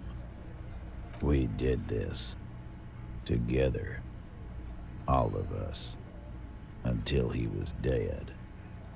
That's why there's a container belt around his neck. There's a catch hidden somewhere. He didn't confess so that you could take them all away. It's too simple. There is no catch. These 7 honest men have all equally come forth to tell you what happened, so that you don't waste any more of your time. Why? 'Cause he was worthless mercenary scum. And he stepped out alive in my town. And he stepped out alive. What kind of mercenary? The kind that shows up when you start a strike. The experienced kind, too. Had Kohoy and Semenine written all over him. Ex-Oranese Special Forces. A live grenade. Right here in our bar. I can't prove it, but I know he was sent by the Wild Pines. They hire merc shit like that. Story of every strike from here to Samara. Wrong. He harassed women, raped one, harassed workers, threatened to kill some as a warning. There's a slight unease in him, suddenly. He regrets mentioning the rape. To kill us all, if we don't open the gates, if we don't let the scabs in, if we don't bend over. And that was before he started coming here. Yeah, he said it was his favorite joint now. Started coming here every night. Drinking, grabbing girls. Grabbed one of ours mid-karaoke, right there on the stage. He grabbed someone? Yeah, this girl's on the mic. A beautiful girl, young. Gets into the second verse of Lover Lake. The fucker grabs her legs, starts screaming. Show me your cunt! Why don't you show me your cunt? Then, he gets knocked on the head with a wine bottle. Doesn't even fall down. Aren't you fucking listening? My man is talking to you. He took care of it. They got the girl out before anything else could happen. Yeah, me and Eugene got her out. Aren't you fucking listening? No, you're not getting the name. That's a Martinez matter. And I'm not discussing it with you clowns. There's nothing you can do for now. He's stonewalling you. How many people have you sent to the Shays? Ever felt remorse for them? Or send them to Reunion to rot. For 20 years. For life. Rest assured, lawman. None worse than our guy. He got what was coming to him. We hanged him up by his neck until he got real still. Wasn't that obvious, Copper? Didn't they teach you anything at the cop school, idiot? The autopsy showed there were no ligature marks. His hands were not tied. Can you explain that? The lieutenant goes in for the leg sweep. Titus does not see it coming. Look, I'm not gonna play 20 questions with you, Capo. I'll say it again. We killed him. Yeah, I knocked him out. Came up behind him and clubbed him in the back of the head. He went down like a sack of sand. That's right, lawman. And then we hanged the fuck. Actually, they're admirably, surprisingly composed. The entire room. Given how many questions you've lobbed their way, this one, but he's always fidgeting, so don't get your hopes up. My fucking elbow, Copper. Summer unboxing style. Right fucking here. Eugene already told you that the fuck had started coming to our bar. Yeah, man, weren't you listening? Like what, Copper? Are you deaf? There will be no singling anyone out. You can't arrest a Hardy Boy without arresting all Hardy Boys. Do you think you could do that? Do you think you could arrest them all? Who do you fucking think does?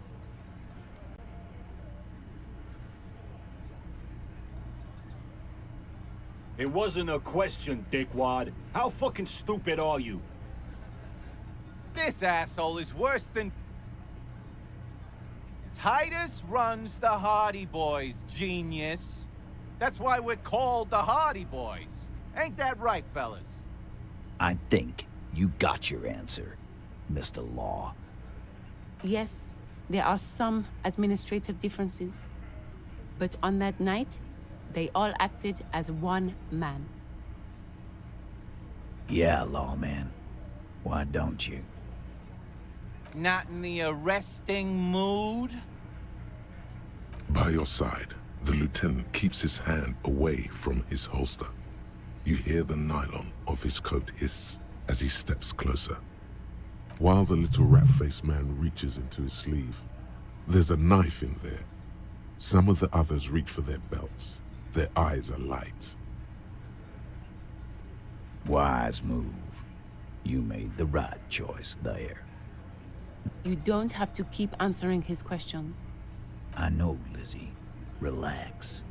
We killed him last Sunday night. Seemed like a good way to end the week. Known him? We don't associate with scum like that, asshole. Yeah! Who do you think we are? Quiet. He came around about 3 weeks ago when that Pines cow first sailed into town. Happy? By the Pines cow, you mean Joyce Messier, the representative for White Pines?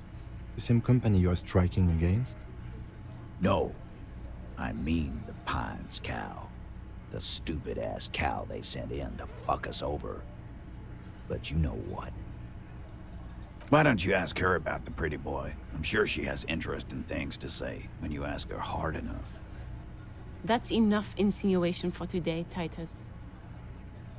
Officer, your interview is drawing to an end. Don't waste your last questions. Nothing. Your investigation here is done. Leave Martinez, go back to your stations where you belong. I think we're going to stick around, thanks. Some things don't add up here, Titus. I've done this job for long enough to know that people don't just confess to first-degree murder, even if it is a group responsibility. We're going to look into this. Good luck with that. You've heard everything a rent-a-cop is gonna hear from us. Real law officials. You're lucky you didn't get a beating. Forget about their games. You've mapped out the characters. Reading the footprints in the yard should be easier now. Oh, so you went and talked to my mommy, and now she's making me play with you. Is that it, Lawman? And what's gonna happen if we don't? You gonna go and tell on us? You gonna let him talk to me like that, Titus? Let's see. Yeah, I guess I am, you big pussy. The old man sent word you'd be around again. That's the reason I'm being so forthcoming with you. Don't wear it out. Establish authority. Yes. Authority. Feverish thoughts race through your mind.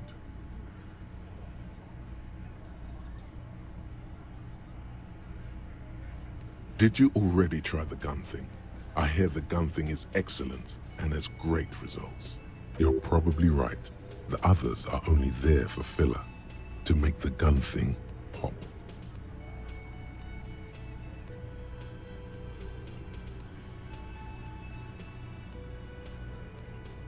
And what exactly is it you've been doing that's so goddamn special?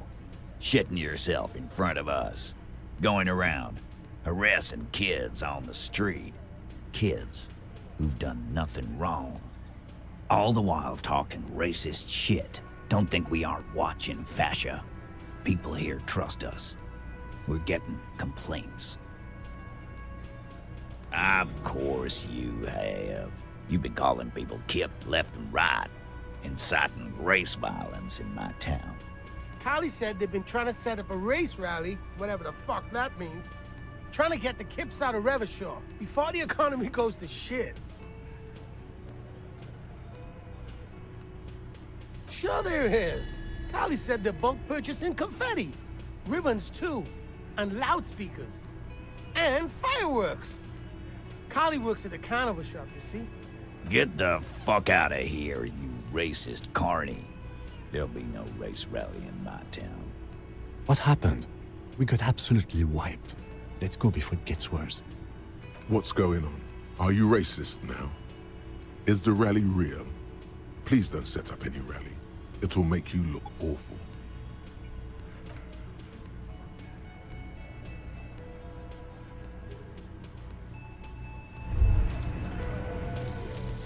Kingdom of Conscience. The Kingdom of Conscience will be exactly as it is now. Moralists don't really have beliefs. Sometimes they stumble on one, like on a child's toy left on the carpet. The toy must be put away immediately, and the child reprimanded. Centrism isn't change, not even incremental change. It is control over yourself and the world. Exercise it. Look up at the sky, at the dark shapes of the coalition airships hanging there. Ask yourself, is there something sinister in moralism? And then answer, no.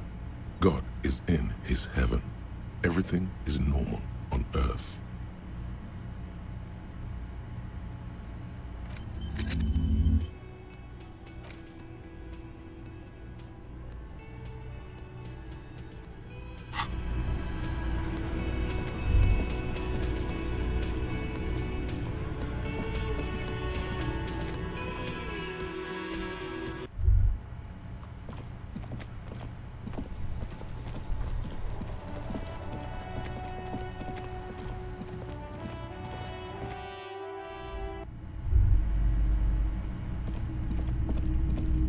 You see a set of tattered curtains blocking the way to another room. A strange cage-like trinket dangles from the curtains. Excuse me, officer. The back room is strictly for employees only. Just as you're about to pull apart the curtains, the petrified voice of the shop owner cries out once more. Sir, don't touch that. I told you it's off limits for the customers. Parapsychologically speaking, we're done if you decide to open them. I won't be held responsible for the consequences. It's too dangerous. She looks away, mumbling. Why is everyone always messing with the curtains? Why can't they just buy books like normal people? Why? It's not like anyone was killed there. I'm sorry, I don't mean to be so impolite. Just please don't go there. I can't allow that. You'll only make things worse and unleash the powers. No! Please just talk to me, officer. Come here and let's talk this through before you decide to do anything extreme. There is something mysterious about the curtains. Be careful. You see a tattered set of curtains and a polyhedron-shaped cage-like trinket. You see a dimly lit room full of dusty furniture and trash. A doorway stands in the back, covered in dozens of scary little cage-like trinkets, your shadow looming over it like an omen. I warned you, you're unleashing forces beyond your understanding.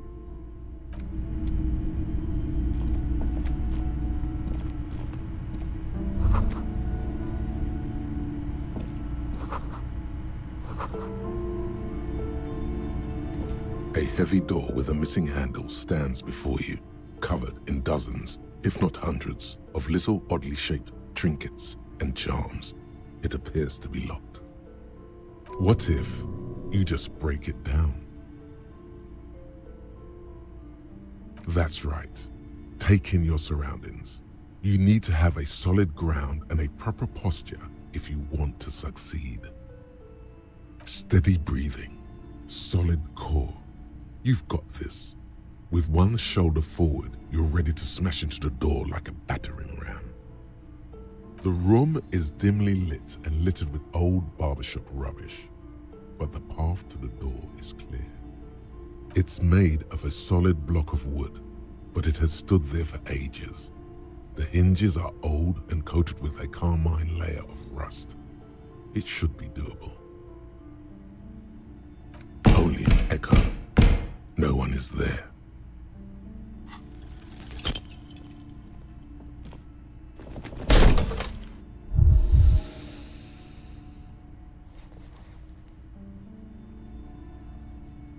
Ow, shoot. Whose moronic idea was it to just run through the door? Don't you know that things like that hurt? Are you alright? This looked pretty intense and painful, I must admit. What is going on there? Are you really trying to break down the back door? I warn you, don't tempt the spirits, officer. Don't tempt the spirits, or you'll damage the holy wards on the door. It barely looks like you've done any damage to the door, however. It's still locked and closed, covered in dozens of little charms and trinkets.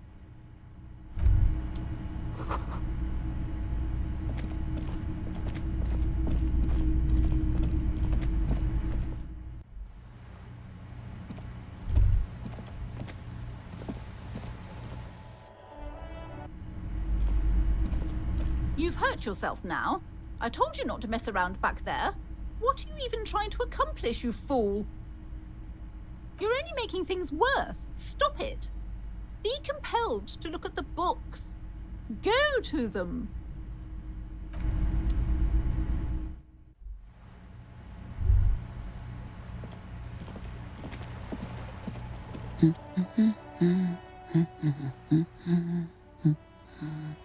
Hello?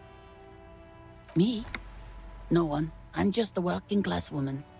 She doesn't really want to be disturbed that much. Looking for something to read. It is. I know you are. Mm-hmm. What with? What with? A lot of things. For example, people tend to go missing. Help her by carrying things? Maybe she needs a weightlifter. Maybe she needs you to fight her husband. No, that's not it. My husband? No, he's not. I don't know. At home now? Out drinking with his friends? Working? Where is this going, officer? Yes, but I don't really need to know where my husband is. Not all the time. No. Why are we still talking about this? I haven't lost my husband. Kids are always going missing. Weak, pathetic kids. Always getting themselves killed. I don't mean to disrespect, sir, but you are being a bit of a cockatoo here. For what it's worth, I agree. But cockatoos can't be stopped when they get ladies. It's better to indulge him at this point. I don't even have a cockatoo. And guess what? Even if I had, it wouldn't be missing. Great. Nothing. Go read up on them if you're so interested. There's a great book in the bookstore. Maybe you should. What if the cockatoo is your astral captain? Or your heraldic bird? Please, let's do. The woman before you nods and returns to her reading.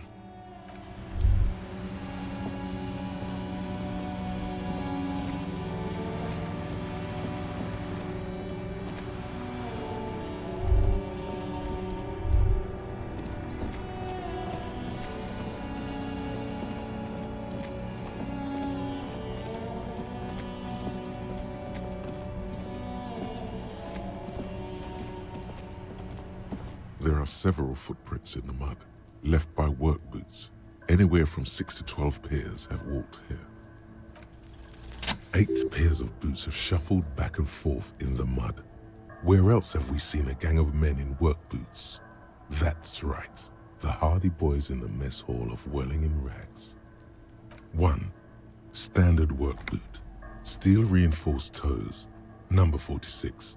Just like Titus was wearing in his booth, this is the big dick, Titus Hardy, the one with the bald cap on his head. Is it? They didn't even bother to change boots.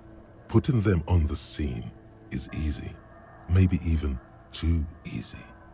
2. Standard work boot, steel reinforced toes, number 44. Either the blonde muscular guy, Glenn, or the young guy with a plectrum around his neck. 3. Hobnailed work boot, steel reinforced toes, number 43. The inked banger, perhaps. 4.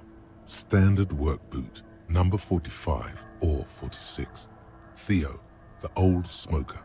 You think you even see a tiny fleck of cigarette ash inside the print.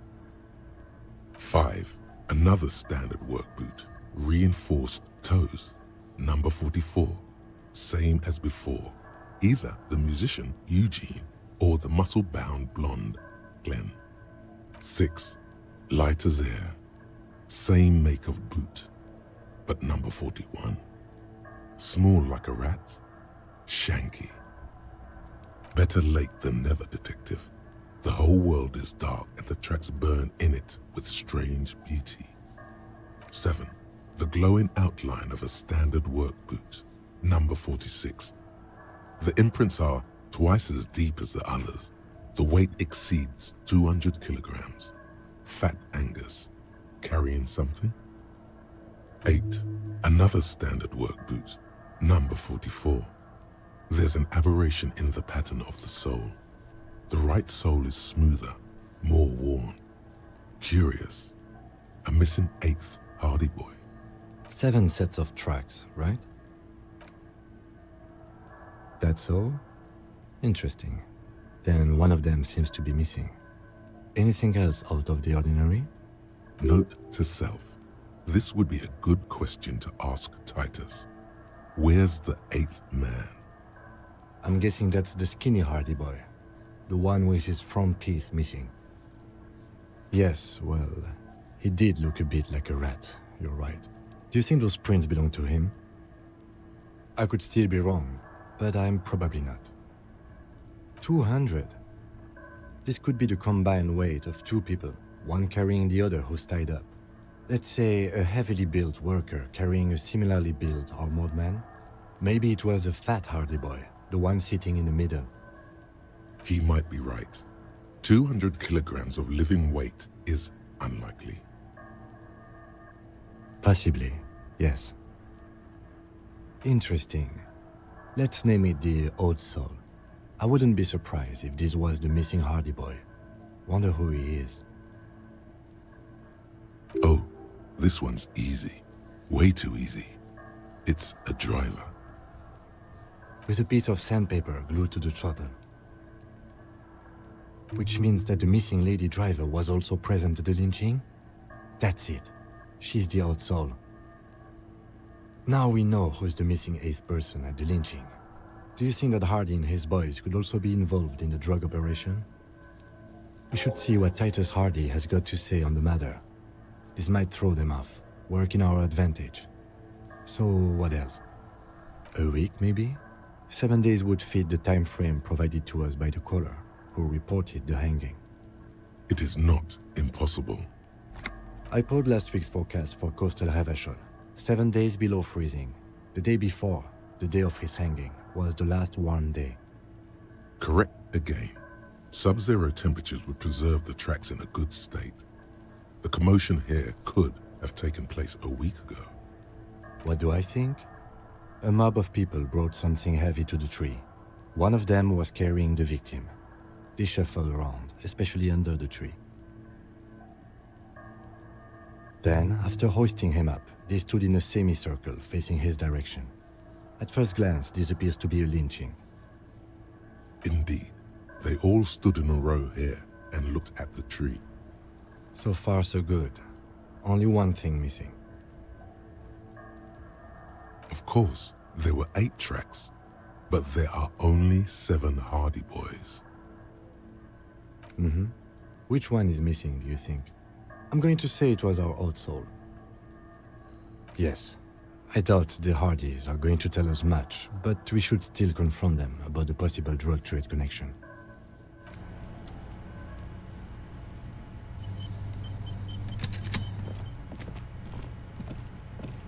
So you tried to kill Kuno's girl?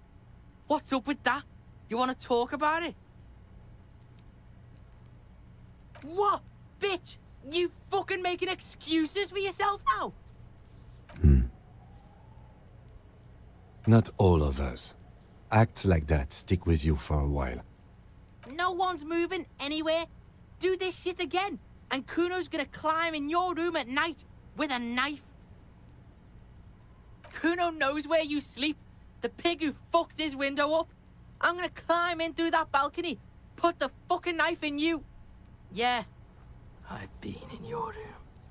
But you and Kuno are good for now. Pals, shoot that shit at Kuno. Let's have a jolly time. The determination in his voice leaves little room for doubt in his sincerity. He means every word. Needs to be taken seriously. And you're back in business with the Kuno. Now what is it? You found Kuno's secret door to Kuno's secret shack. It was closed for 5,000 years. How the fuck did you get in? Shit. Get the fuck out of here. You can't do that. He can't do that, Kuno. He's trying to fuck at you again. Pigs can't displace. Can't do that teleport shit. How did you like it in there, pig old boy? Kuno's got a lot of cool shit there, right? It's a vitamin pig. Don't you know anything? You could use some. Okay, whatever. You fucking need that shit to stay on top of your game. Kuno grows through like a tube a day, and you look like you could use a bottle. Oh, don't teach him, Kuno. He's gonna use it against you, Kuno. You're not getting this, pig. It completely takes away the hangover. It's like you didn't do anything. Like you stayed home playing with your choo-choo. Fuck you, pig. Don't do mag. You're gonna OD and you're gonna fucking die. That's where Kuno gets his daily hit of electric. Kuno Shazam. Kuno rides the fucking lightning in there, pig. Bet you'd like to ride the lightning too, wouldn't you? You feel tired and old, but you could have that sparkle in your eyes. Oh, that? Kuno decapitates pigs. That's just a Kuno demo tape. Yeah, Kuno plays on snuff radio, fucks pigs, live, fucks their heads off. Kuno's a cop killer. Good call, Pigmeister. Don't come and talk to Kuno about his kingdom.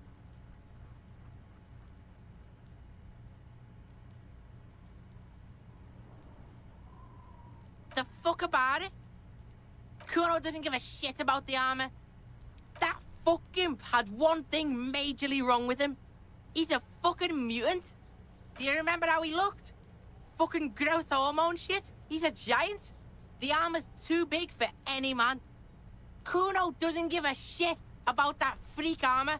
Kuno threw that shit away. Oh, come on. He's just pretending that he doesn't care because he's too small for the armor. Get the fuck out of here trying to fuck on me with that midget shit. Kuno's 12. He's huge.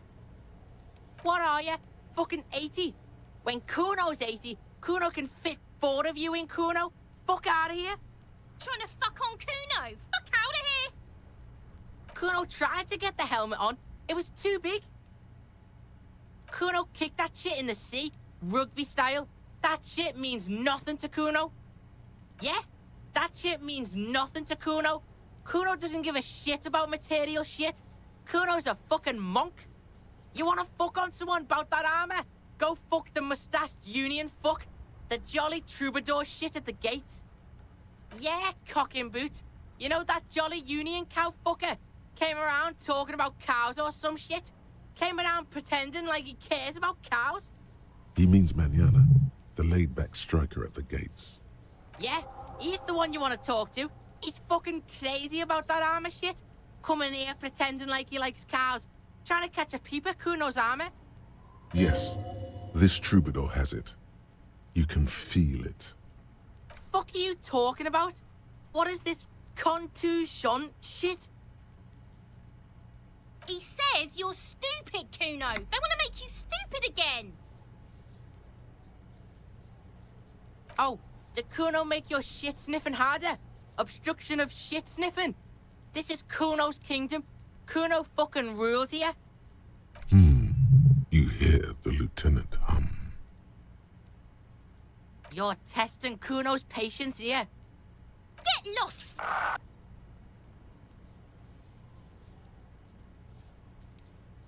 Yeah? The kingdom of Kuno? The fuck do you want with it? Yeah, Kuno doesn't know shit about that. That shit is beneath Kuno. Listen, listen. Kuno doesn't care about this small-time shit. Just listen. Kuno saw what you did there, dumpster diving. Sad shit. Kuno could hook you up with some sweet rags. Shit like Kuno's wearing. Your size, good price. 500 real. Look, Kuno ain't seen shit lying around. Except for that you took away. Now you want performance gear or not, Grandpa? The lieutenant remains silent, but his expression couldn't say, "I told you so," any louder. Whatever. Kuno was trying to help you, but you're too fat for fouling anyway, pig. Dunno. Kiptas gardener used to work there. Yeah, that's what Kuno said. She couldn't handle the heat, so she took off. Kuno can take it. Shit's nothing to Kuno. The fuck does this have to do with the Kuno? Kuno doesn't give a shit who she is. You were expecting relaying this information to him to be more rewarding, right? Telling him you found out she isn't a gardener. You know what you should do if you want to get rewarded? Drugs. Drugs are more rewarding than work. Or alcohol, if you don't want to do drugs. Alcohol is just as rewarding, but it isn't a drug. This has been going on for quite a while, hasn't it? You've been thinking about drugs and alcohol for a long time now. Juicy drugs. Tasty alcohol. Seems kind of boring now, going back to... What was this about?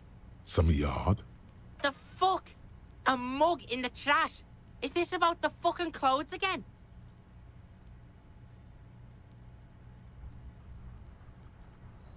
Yeah, Kuno sees where this is going. Kuno's got that fast brain. You saying you picked it after the mug fucker? Cause he's the clothes fucker? I can't hear you, Kuno. Speak louder, Kuno. Shit, that's tense. Someone's going to the beat-down basement, huh? Mug guy gonna get tied to the radiator. The kid may have something there. He's already come up with an interrogation technique, too. Kuno doesn't know who put that shit in there. And if he did, he wouldn't squeal. But if you find out, maybe you can... Stop turning into a pig, Kuno. They're trying to get you hooked on the snitching. Get away from my Kuno. Yeah, get your bacon shit away. Kuno doesn't like to be seen with the popo. Get your shit done and out of Kuno's face. Yeah, whatever. Kuno doesn't give a shit. Kuno doesn't fucking care. Hear that? Magnesium. That's what you're lacking. The lack of magnesium has you slouched. The magnesium levels in your blood are dangerously low. It's about the low magnesium levels and not the high alcohol levels. Yes, and it's critical. Look at yourself. You're practically devolving into a fish due to the lack of magnesium in your bloodstream. Maggot sideways, What are you talking about? You need to mag it up. You've probably had 2 heart attacks and a minor stroke already, and the only prescription is insane amounts of magnesium.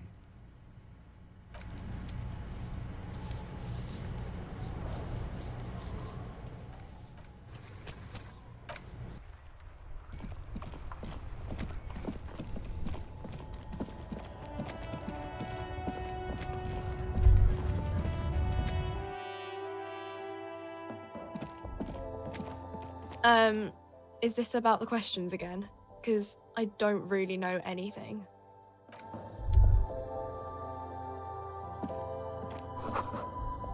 A small cabinet on the wall is filled with various medicine bottles, nasal sprays, and blister packs. They all bear the Saint Baptiste Pharmaceutics logo. Okay, here. I hope Saint Baptiste makes you feel better or something. The tear machine stands in the corner. A sign says, 1 bottle equals 10 cents. Your bottles clunk into the machine, and the money appears with a satisfying jingle. Do you know what you should do with that money, kiddo? You should buy more alcohol. Enter the endless cycle of consumption.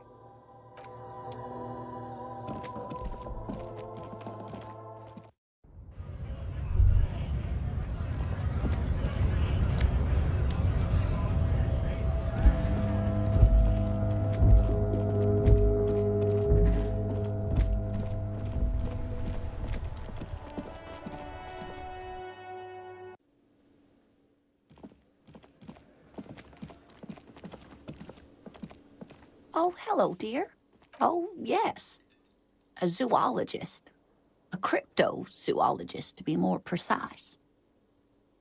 It's a pseudoscience that attempts to legitimize research into mythological beasts and urban legends. That's one opinion, yes. And people are entitled to their opinions. She's used to playing off such insults casually, but they still affect her. My apologies, ma'am. I did not mean to undermine your hobby. It's not a hobby, dear. It's a subfield of zoology, one specializing in animal species that are so exceedingly rare that many assume them to be extinct or even fictitious. Searching for such species called cryptids is difficult and often thankless, and frankly, many scientists are too lazy to do it.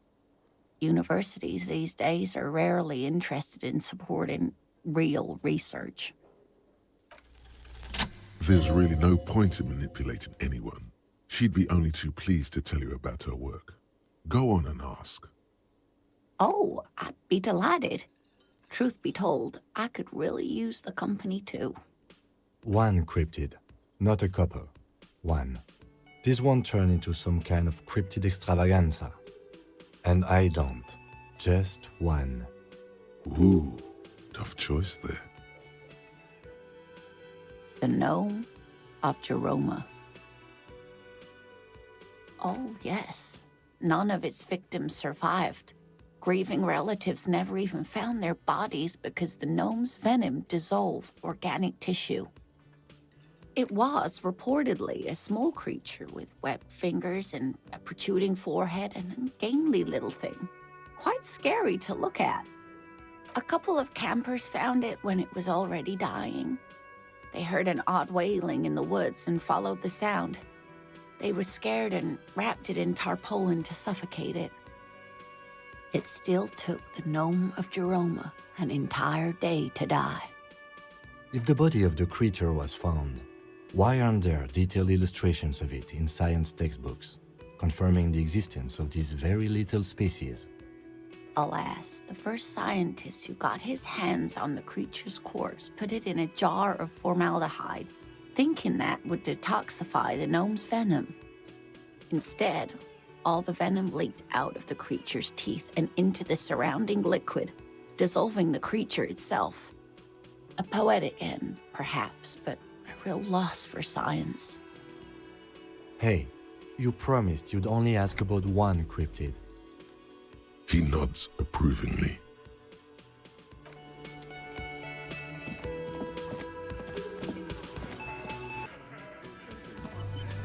Looks like the circus left town, but the clowns are still here. As you look around this room full of sweaty men, swearing, drinking, spitting out tobacco, does this look familiar? You believe the place was called Precinct 41. It was also filled with, almost exclusively, men, sitting on desks, talking shit and wasting time. Huh? You got a problem with beer now? Not quite there yet. Push on.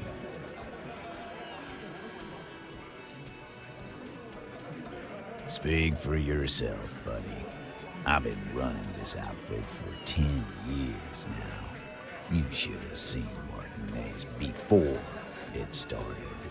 It was like jam rock now. They didn't see shit, man.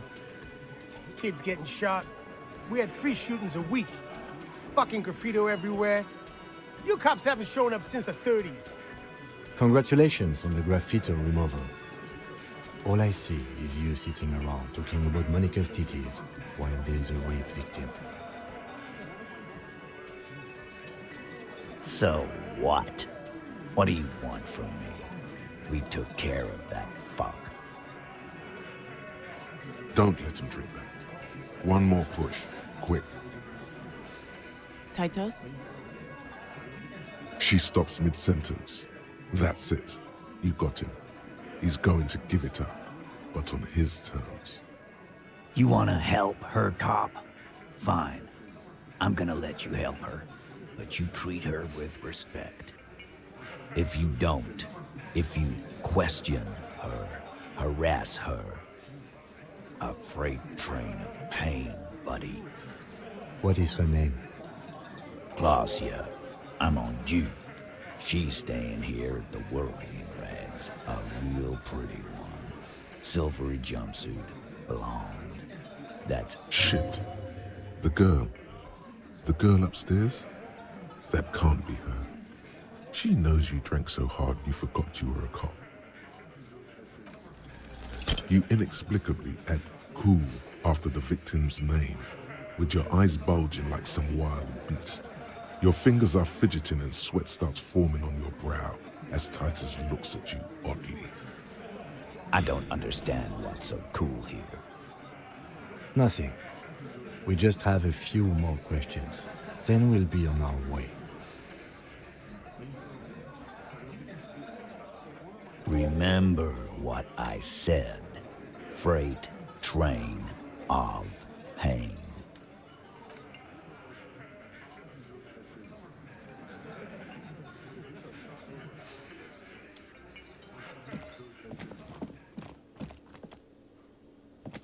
Officer, what was that? You looked strange when he mentioned the assault victim's name. Do you know that woman? Is there something I should know before we talk to her?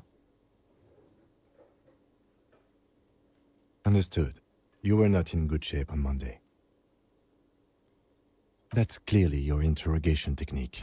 Anything else? So she overheard you, or did you party together? So this is what it feels like to be interviewed. What if you do, but you just don't remember that you do? You'll get through it. Anything else? Okay, that's manageable. What you're saying is, you raped her? Ice is forming on the inside of your chest cavity. Cold sweat trickles down your neck. Then, don't ever say that again. What else? We'll be all right, officer. This is nothing. You feel fortified by his assurance. It's going to be all right.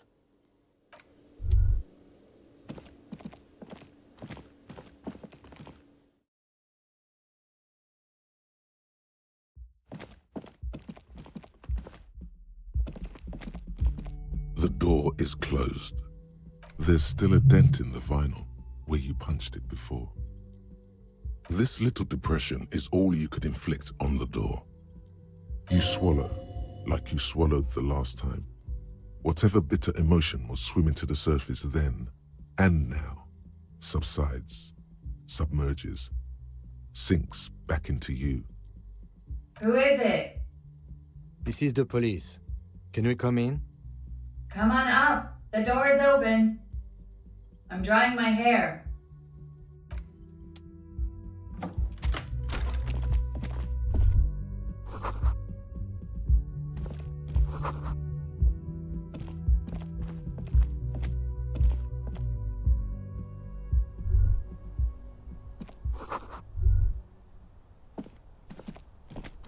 This window is pristine on the inside, unlike the one next to it.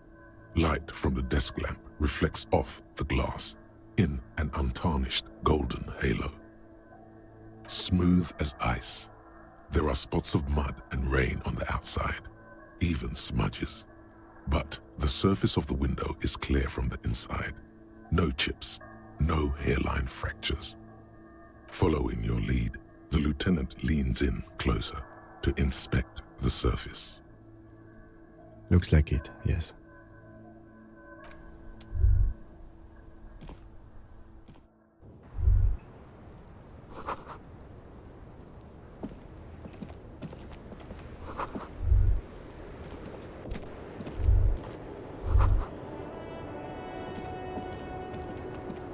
Welcome to the roof. Below her silvery jumpsuit, an athletic young body, built long and lean, then toned over several years of self-defense training. You can sense it in the sharp pointing of her elbows. I'm sorry for the mess down there. The cleaning lady hasn't come by in days. I'm beginning to wonder if she ever will. Oh yes, legends of room number 1 have made their way around the building. They say a portal to hell has opened in there. They also say that's why the cleaning lady quit. Because of the infernum. I'm Kim Kitsuragi. I'm a detective from Precinct 57. I believe you have already met my colleague from Precinct 41. Have I ever? This is the biggest fan of ostentatious orchestrations I have seen in my life. And I have seen a few. Oh yeah. Life gets hard, but we go on. Wow. I assure you, he's not about to tear it up in any style. In fact, Miss, we are investigating the murder of the man down there. The people who put him there have asked us to talk to you. Huh. I see. Be careful. Ask something else first. When you go there, use words like, I hear you have been through something difficult. No need to dilly-dally. She's tough. You'll sound like a namby-pamby. Clasier Amondu. Vredefort, Republic of Oranje. A bad memory, officer. It's the past. People can't go back to the past. I'm 28. Something stupid. Oranese lit. Oranese literature. It's what I studied at the university. Fear of failure, fear of death, how it sucks to be Oranese. All national literatures are... only the name of the nation changes. If that's true, then Revacholian lit would fit you like a glove. Nothing. I do nothing with it. It's not very cool, but what can you do? I'm afraid you can't, officer. Why is that? Because it's buried in a sealed plastic bag at an undisclosed location on the coast, along with cash and airline tickets. Thank you for your candor. Why? They say so in your tourist brochure. Keep travel documents away from your person when west of the river. Okie dokie. If any of this made her nervous, it certainly doesn't show in her expression or her movements. The record. So official. Yeah, it's pretty deluxe. I'm wintering. How long have you been staying here? About 4 months. I came in November. Here in the Whirling, here in Martinez, or here in Revachol. I heard this is where the washed-up disco has-beens go. If you say so, officer. If you say so. It is. The lieutenant makes a note in his notebook. Okay. Something difficult? I've been through at least half a dozen difficult things. Which one do you mean? By sexually assaulted, you mean raped? Yes. It's a bit early in the morning for raped, isn't it? Yeah. I'm gonna go with not raped. I can't say that stuff about him. Tell them it's not my style. They'll have to, you know, if they want to jazz up the charges, they'll have to get someone more, rapeable. Are you saying that you were asked to tell us you were assaulted? Not explicitly, but I understood what they meant. It wouldn't hurt to spice things up a bit. Some assault and battery. Sexual assault, maybe. It was clear the latter would be spicier. He had something to do with the strike. One has been roiling since I got here. Rotten timing. But you probably know all about it. And his role in this strike was what? I think he was in a security detail. He was ex-military, worked for Wild Pines, and against the Union. We didn't discuss work much, if you know what I mean. But I understood it was dangerous. And they lynched him for it? She nods. Pretty much. Warming them. I'm 89% sure. Cool. She sincerely thinks it's very cool of you. We partied. With all due respect, sir, I think we partied a little harder than that. Oh, it is. You're still alive. What did you do when you partied? We drank, sir. A lot. For weeks, basically. We had that effect on each other. We made each other drink harder. That's why I liked him. What else? Stimulants. Speed also has that effect, making you drink harder. And then drinking harder makes you do more speed. It's quite the combination. We also had sex. I guess you can say that, yes, a bit. Lovers is such an emotional word. But there was something there. We did enough drugs for there to be. How did you two meet? Downstairs, at the bar. He was on some sort of assignment, a military man, as you probably know. Had a cool, scary scar. When was this? A month ago? Something like that. Oh yes. I've had a great view. From the roof, out of the bathroom window, in my dreams. A bitter cringe. It hurts. You look to the lieutenant. He takes a small step closer. You called us, the RCM. Yes. I made it. And I would appreciate it if you didn't tell everyone. In Martinez, they call it snitching. Reporting crimes is confidential in Revachol, miss. Because I couldn't handle it anymore. None of these people called. He just kept hanging there. Then they started stripping him. The voice was disguised. Did you... I didn't exactly disguise it. I just muffled the mic and nicked the landline a little. With nail clippers. and I diverted some radio fuzz into it, into the cold wire. You were right to suspect there might be foul play involved with the broken phone line. Did I? Fuck. I didn't mean to. I had no idea what I was doing. Still, that's pretty clever tampering.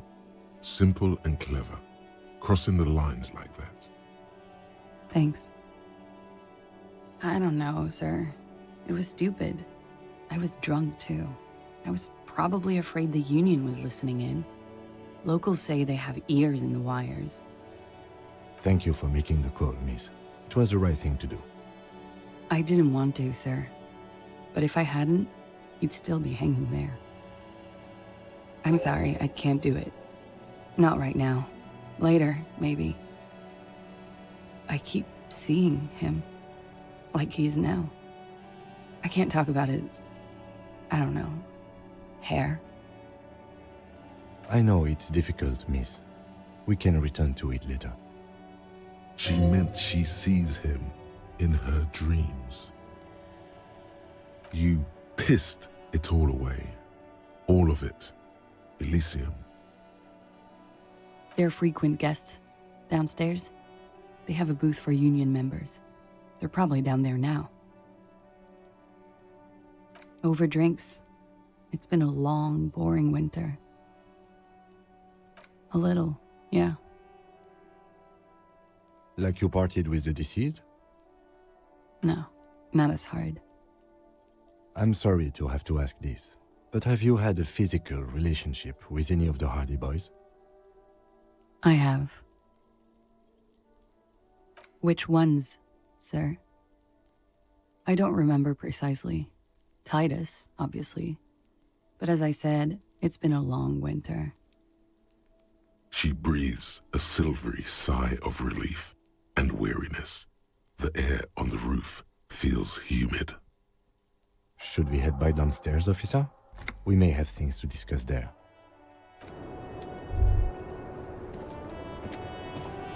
The same small, heavy door. No lock in sight. It's barred from the inside. You hear the bar rattle in the brackets. I don't know. It is not the first closed door we found in this building. There is also your mysterious blue kitchen door. I don't know. The further we get, the more this building seems to be tied to the case. Below, the hostel cafeteria creaks and groans under your added weight. A skeleton of composite support beams and cantilevers. A dull thump. Somewhere inside, a wind brace rattles from the imperceptible motion of the building. The vigilantes, the cadaver, and a number of people connected to the case are in or around this building. This door is part of it. It's not unimportant.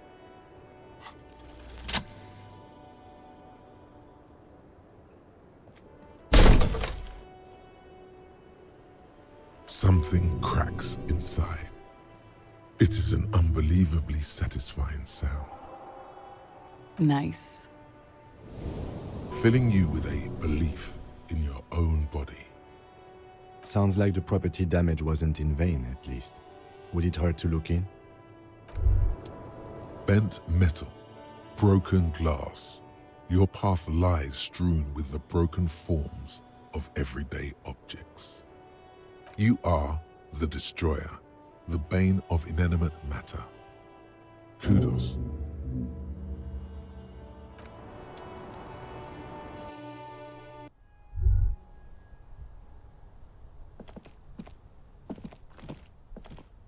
You clearly see footprints in the downy carpet of dust covering the workshop floor. Jackpot. These, unlike everything else here, are new. 3 weeks maximum from the dust coverage.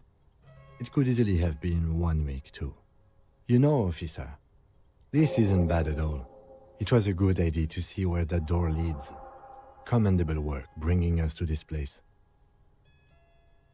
Large prints, most likely made by Boots. The size is hard to determine. Sole could be bigger than Vamp. The soles have left a pattern, uniform, horizontal lines.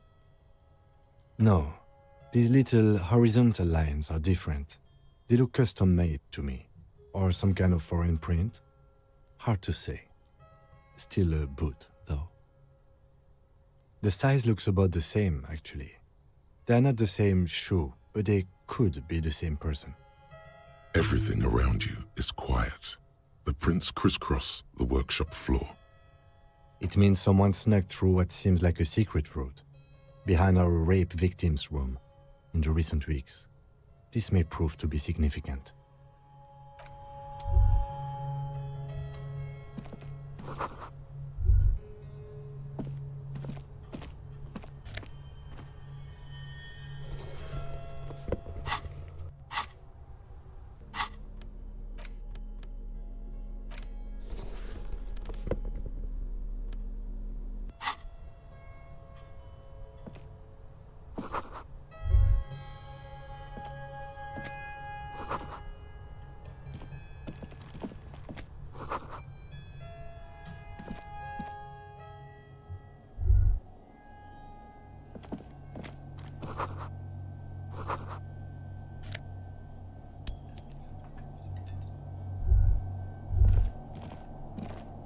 Over there, in the corner. Not just any pinball machine. This is the pinnacle of pinball. Cornelius Gordy and the Mountain Goats. It's lit. You can't wait to get your hands on it. Ah, great. Cornelius Gordy and the Mountain Goats reads the golden lettering on top of the back box. There's a small column of text underneath. The machine is coin-operated. Get the game on, Fingerboy. Those flippers are ready.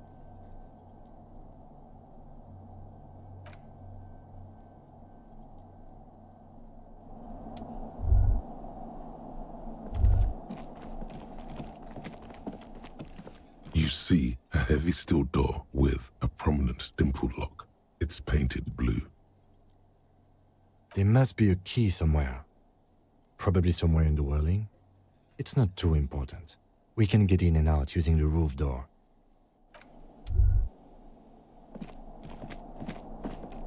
This small elevator is dimly lit by a bulb that's been glowing for ages. The latticed cage is open, inviting you to step inside. Smells of nougat and sweat. Your head brushes up against the ceiling. There is a control panel to your right.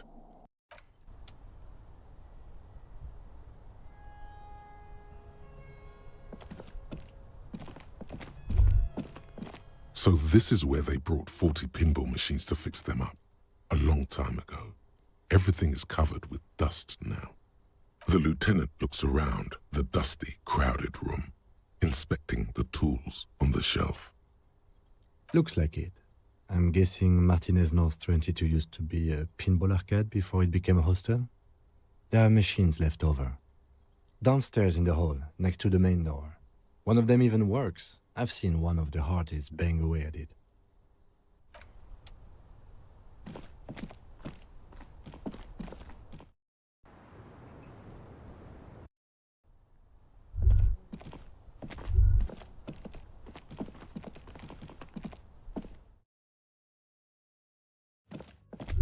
Looks like we have more to discuss with those so-called Hardy boys. Half their reasoning just went out the window. Nothing will make them respect the RCM, but it will disrupt the game they prepared for us. We just stripped off one layer of whatever it is. Her decision to not corroborate their story was definitely not part of the plan. What else could she have done? Lie? She saw there was no way to lie and get away with it. If not you, then me. It was a smart move from her. You think so? She seemed forthcoming. Unusually so.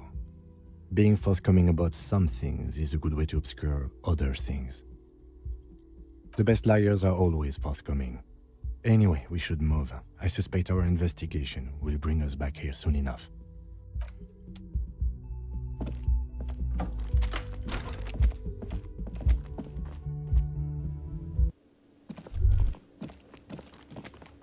Can I help you? Got the 20 real?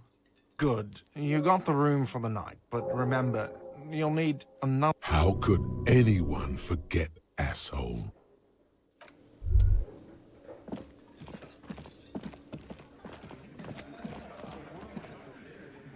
The clowns are still hanging around.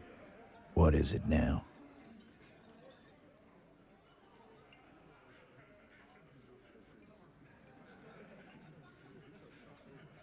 What are you talking about, madman? There's no 8th Hardy Boy. There's 7 of us and we're all here. Or what? You want to be the 8th Hardy Boy? We ain't hiring. Actually, boss, we've been talking and we think she could maybe... She? So there's an 8th Hardy, and it's a Hardy girl? Who might it be? Elizabeth? The gardener? Shut the fuck up, Glenn! I do the talking here. Now what the fuck do you want, cop? So let me get this straight. There is an 8th Hardy Boy. It's a she, and you don't like us talking about her? That's right. We're not talking about this. This is a private Hardy Boys matter. Nothing to do with your shit. And you're not cops here. Don't go digging around if you don't want a bullet in the back of your head. I'm watching you. Good. We are all watching each other. Officer, your question. There's no point in pushing it further, he thinks. This is already a victory. We'll learn more about this 8th Hardy sooner or later. Like hell you have. There is no local drug trade. This place is as clean as a rifle. Go back to Jamrock and ask the local junkies how clean your streets are in Precinct 41 kilos. We'll do that. In the meantime, did you know that there's an abandoned lorry at the intersection that was used to move raw ingredients for drugs from Terminal B to Jamrock? The person driving it was present at the hanging. It was one of you. We've connected the footprints. Detective, do you want to deliver the coup de grâce? The thought forms in your head, like a lightning strike branching in the sky. Thank you. You're right, Titus. There is no local drug trade, because it's all controlled by you. You're the drug trade. That's a mighty interesting theory. I guess that's what you would need to do, theoretically. A big, strong, state-run monopoly would outcompete the runts on the street. Yeah, man. Theoretically, that's what you would do. To get rid of the gangs, the dealers, even some of the junkies. You would need good, trustworthy people to take their place, of course. Hardy men to run such a monopoly. For the good of the community, of course. Boo fucking who. People will always be taking drugs. Might as well do it clean and organized. Yeah, that's what the labor movement is all about. Clean and organized. And the Hardy Boys are running it. Theoretically, of course. We're just talking politics here. My answer to your drug accusation is, how dare you? Go fuck yourself. Not quite yet, Mr. Hardy. There were 8 sets of prints on the crime scene. There are only 7 Hardy Boys here. My answer is, fuck off. Mind your own business. There is no 8th Hardy. I run this goddamn scene. And here we go. Back to the usual. I know!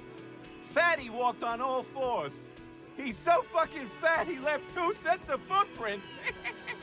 Despite everything, the little man is quick on his feet. Go fuck your mom, Dennis. That's more like it, boys. You heard him. It was Angus on all 4s. Anything else you need to know? Fuck! I knew that fucking whore couldn't be trusted.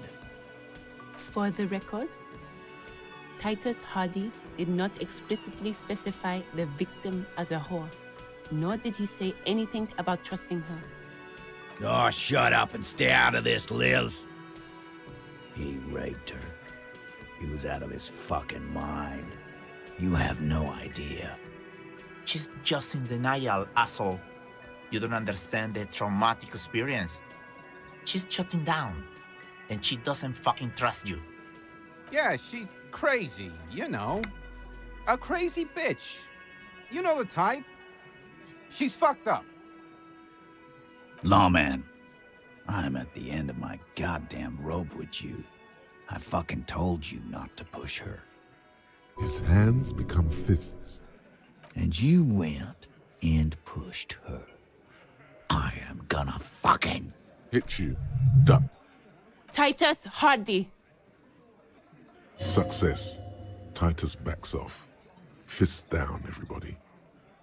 Goddamn, no one tells you to put your fists down. Everett personally sent me to take care of this. If this goes south, we'll all be in the shit.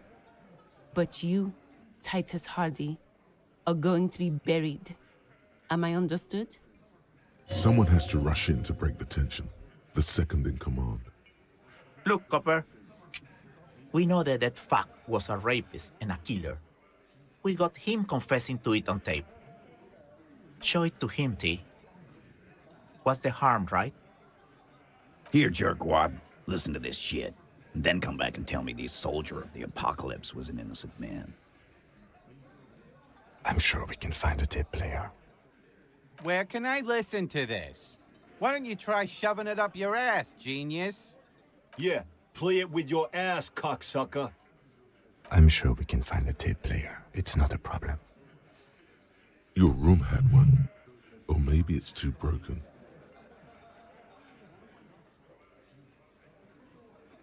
You don't care about evidence. The fuck are you a cop for, then?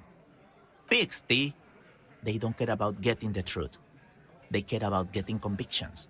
They are fucking keeping a score on their bulletin boards. I won't be on your bulletin board.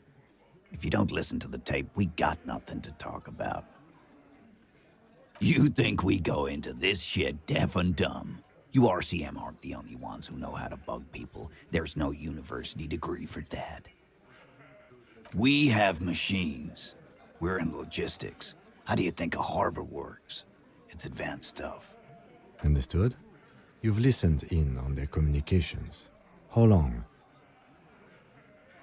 Since way before their chief started taking swing lessons. Things got nice and quiet after that. It's not advanced. You just hold up in a coop all day, writing down what they say. It gets hot as hell in there. Don't put yourself down, Angus. It's important work. Yeah, man. You're like a radio genius or something. Those notes are some in-depth stuff. Indexes and shit. What's on it? We call it the door gun a mega mix. You'll know why once you listen to it. Don't forget your tape, lawman. Compliments of Titus Hardy. You do that. Oh, and keep it. Maybe you'll need a reminder of human ugliness someday.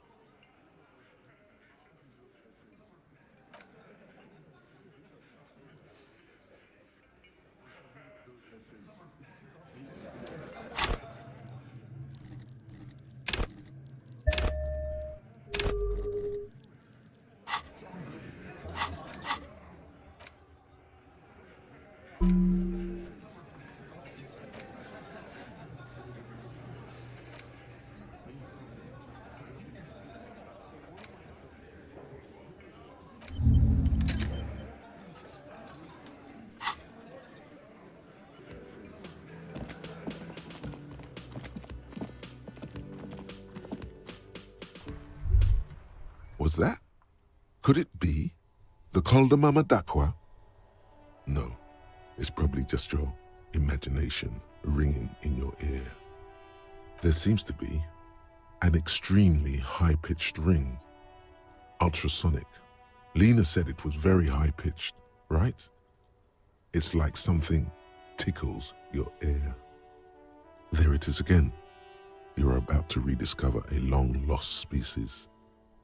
It must be very close. Maybe Just maybe it will come toward you. Keep still. It might perch on your shoulder. What are you doing? You're a police officer, not a pansy ornithologist. The only birds you should be looking for are healthy women of childbearing age. Oh no. The sound. It's moving away, somewhere over there. Go after it. No. Too late. It's gone. There is no ringing anymore. Just the sound of the streets. Keep your ears peeled, then. If the species really has migrated to Martinez, you're sure to hear it again.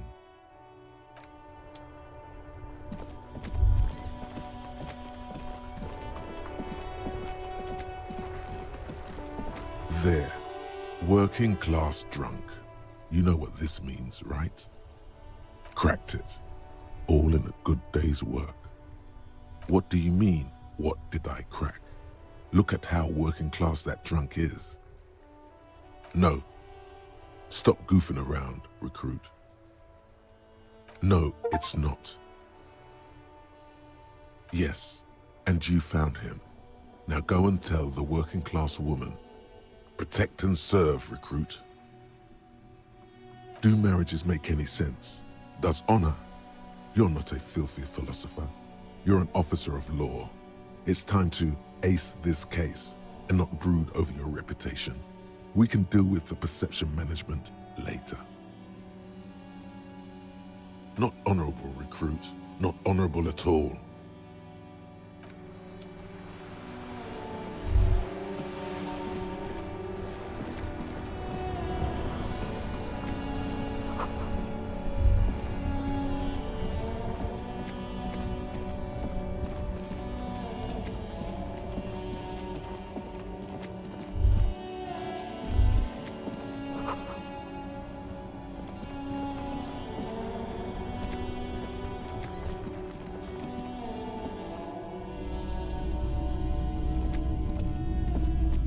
Hello. Let me know if I can help you with anything. Sure, let me have a look. I'm not purchasing any more clothing at the moment. Anything else you're thinking of selling?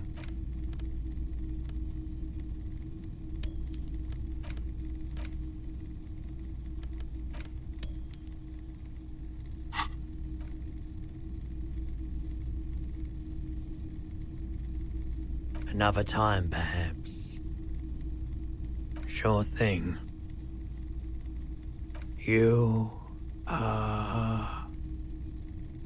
were adamant about getting rid of it, officer. Said you were undeserving of a service weapon of the Revachol Citizens Militia.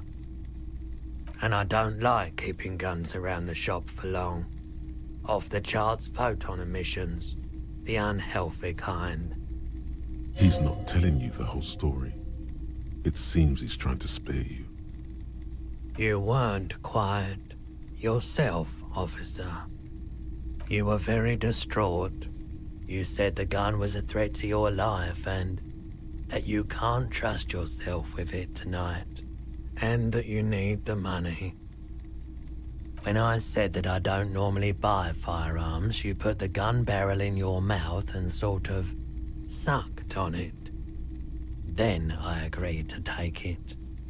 Very normal behavior. You must have been in great shape. 15 real. The lieutenant looks from you to Roy, and then back to you. It's clear that he hopes this tableau might still turn out to be a bad dream. It's not, though. There's pity there, too, in case you didn't notice. It certainly does, especially in Revachol. Sure, man. At Tabe, we have boom boxes for sale that will play it. Check the shelves.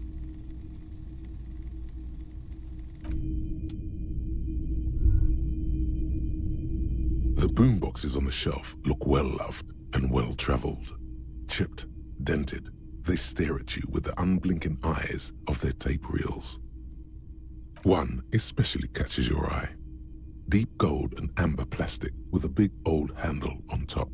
A classic boombox that says Stereo 8 approved. This is you. Golden orange. A sunset suite. Just make sure it works before you buy it. Sorry, man. I can't be giving out freebies.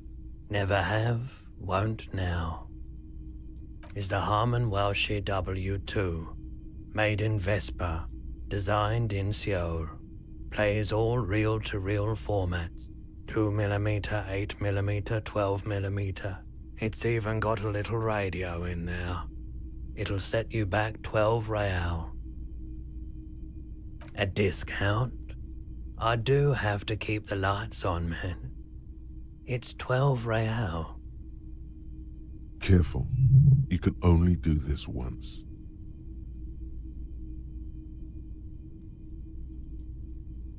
Sounds like a rip-off, but okay. I can make it 10, but no lower.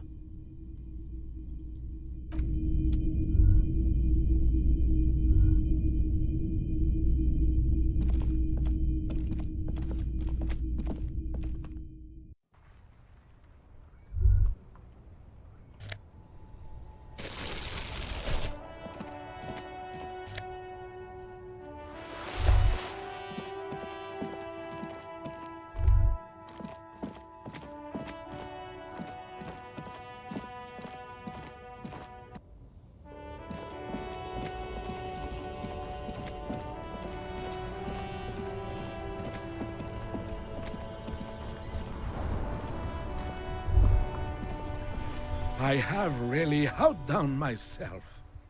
This is divine. Yes, that's what you need, Gaston. More padding on that fat arse of yours. I hope your heart gives out. René, it's a little pleasures. Life doesn't need to be a struggle. Hello, officer. How might I be of assistance on this fine day? Let me think. I heard someone was hanged and left on a tree for a week, but that's all I know, really. No, officers, I'm sorry, and I really would like to assist. You are both good guys. I can see that. Then help them, you wimp. You have plenty of shoulder with the ghost caviar in the Union. Someone must know something. I wish I could, but I just don't know anything. I always keep my nose clean and don't gossip. Everyone knows and respects that. Respects? I'm not even anyone. Of course he's holding back. His mouth is so full of Union prick he can't even speak properly. Can I at least finish my fucking sentence before you piss on it? Is that okay, René? I'm not anyone important in the Union. I just know Evrard. Everyone in Martinez knows the Clare brothers. I taught these boys human studies and history in the gymnasium. Gymnasium. I love that word. What do you know about history? You never witnessed history. Only heard about it years later, when it had already moved on. You don't know history. The old soldier mumbles something under his breath and turns to face the sea. Let's try not to get caught in a crossfire. Oh, in many ways, yes. Like an honorary member. I attend meetings and parties, help with little things. Evrard, Edgar, and the older debardeurs all know me. Oh, yes. Not in the technical sense. I don't have a vote or a membership card, but Evrard keeps me on the payroll, just for the little things. Of course he's not a member. He's not a member of anything. I knew that. He's a Vezavane. Turns to where the wind blows and tries to look important. I hate this socialist rabble. But even siding with them is better than living your entire life on the fence. Never committing to anything. Pick a damn side already. Writing work mostly. Occasionally, he needs something written, and I happen to have a way with words, people say. Oh, nothing official, I assure you. Just essays for the newspapers. About Martinez and how things are and how they could be. Evrard and I had these long talks where... Well, he tells his little pen man exactly what to say. It's commie propaganda, plain and simple. You should be ashamed of yourself. On the Union track? No, thank you.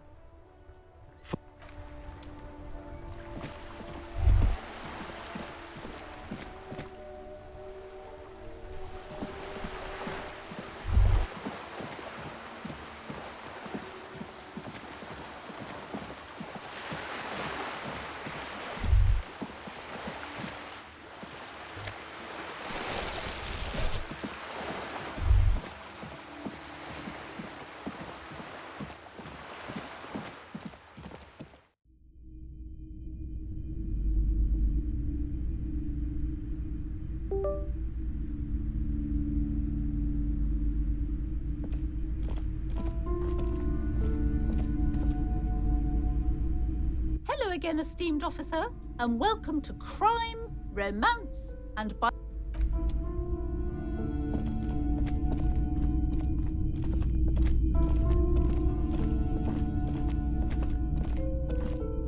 A heavy door with a missing handle stands before you, covered in dozens, if not hundreds, of little oddly shaped trinkets and charms. It appears to be locked.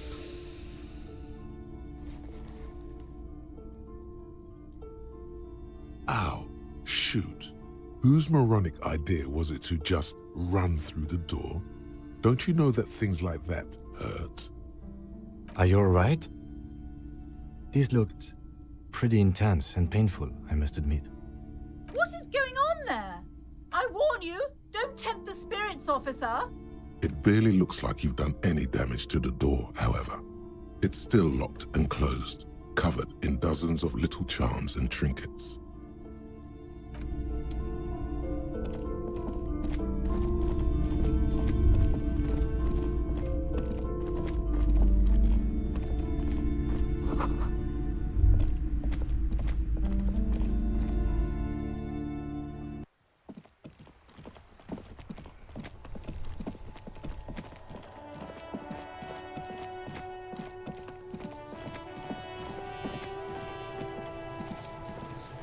Have you come to make your offering to Kuno? Please don't waste time on nonsense. Don't listen to the blind fuck, piggo. You're doing the right thing here, trying to get Kuno to like you again. You can pay tribute to Kuno with drugs, or cigarettes, or some wheels. Kuno could use some wheels. Motorized carriage shit.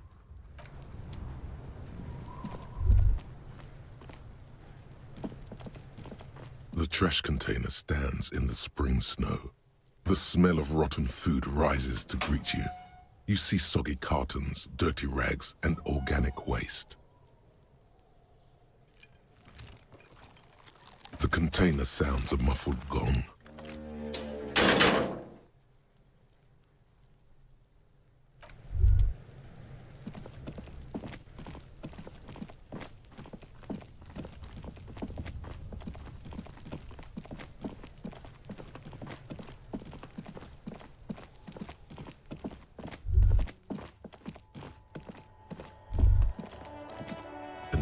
Call box with a matrix of push buttons lists all the companies in the East Delta Commerce Center.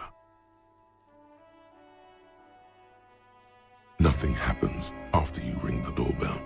They don't want to talk to you. No, hold on. The last thing you need in your life is more hysteric emotions. Forget it.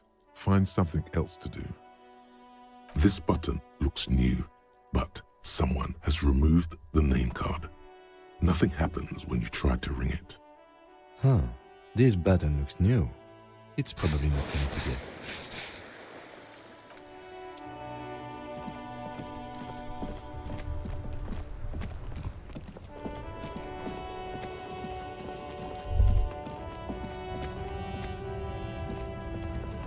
Looking for something odd?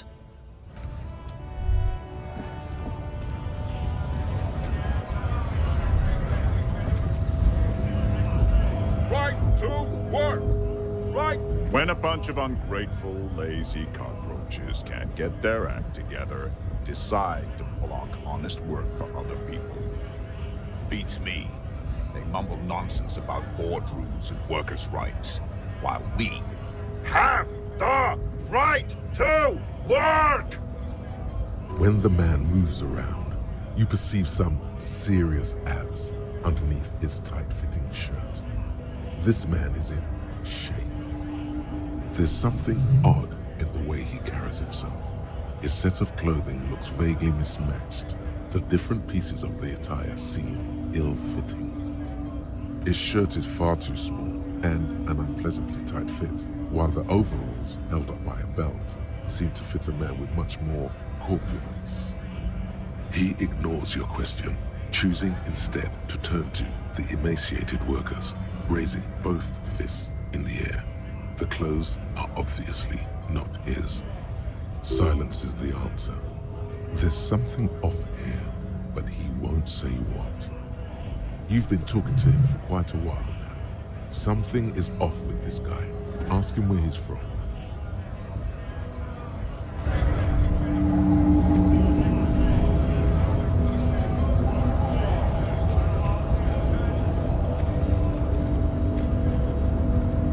Hola, wandering man. How can I help you? The little boy had the good on his promise. To get me into trouble. To sick the pigs on me, pardon the choice of words, not mine. What happened? I was asked to look into that armor situation. Official Union probe, you know. Track it down, see who took it. Did you? At first I thought, why not? Maybe the pieces can feed the strike. Buy us a few more days under the sun, you know? So I went to this boy. He said he'll make me his prison bitch. He's got eyes everywhere, and the cops in his pocket, and he's the king of Jamrock. Serves me right for doing menial footwork. I dropped that probe right then and there, and it still got me into trouble. I learned that people don't want to talk to a drunk Union man about some armor. What else? Not much. Technical stuff mostly. That was the interesting part. I did some research into this armadura. Let's say I have friends at the library. I didn't get into the material science, just how it comes off. How does it come off? In parts. 4 in total. The helmet was the first to go. The kid says he tore it off and kicked it into the sea. I believe him. The boots were still on the guy last I saw. Too hard to remove. So, as I count, there are 2 parts missing. The gauntlets and the cuirass. This is where I left off. Too much hassle. More like a job for some militia. I guess you won't be collecting them all then. That's less work for you at least. Oh, they're just gone. They don't exist anymore, if they ever did at all. Forget about them. I did. Nice and balanced. Some junior officers can take care of the rest. Smart choice. It's only that one spot you need armored too. The one the bullet hits. Good luck if you go for those boots though. You'd have an easier time wresting the spurs off a boyadero than getting them off him. It's a minor nuisance. It's all good. He thinks, not yet. Better to get this business out of the way. Sweeter then. No problem. If you see that kid, thank him from Call Me Mañana. Thank him for showing me the way. He is sincerely grateful he is not tracking down pieces of armor right now. Los Ardis? They're an independent militant group. A bit too high-strung, but it comes with the responsibility. They're sort of like you. Preserve the rule of law and all that. Except it's Everard's law. But really, they're just like you. Is he actually comparing you, an officer of the law, to some neighborhood vigilantes? The man whispers a jaunty tune. A coastal breeze ruffles his hair. We're negotiating our share. Aye. This stuff, they already covered. The wolf always wants more. I like wolves. All of it. However, right now we want all the harbor workers to be on the company's board, so they could take part in the decision-making process.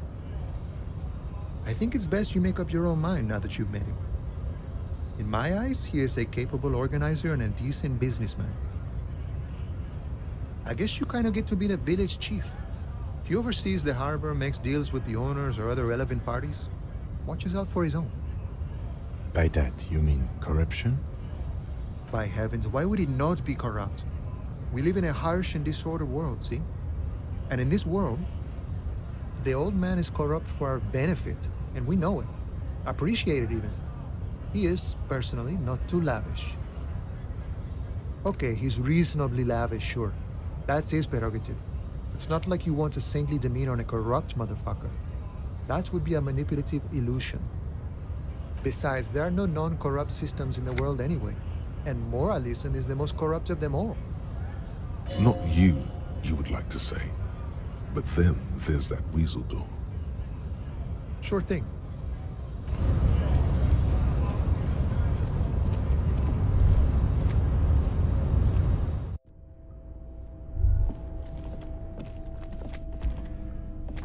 The file cabinet stands steady as ever, and the unlocked drawer slides.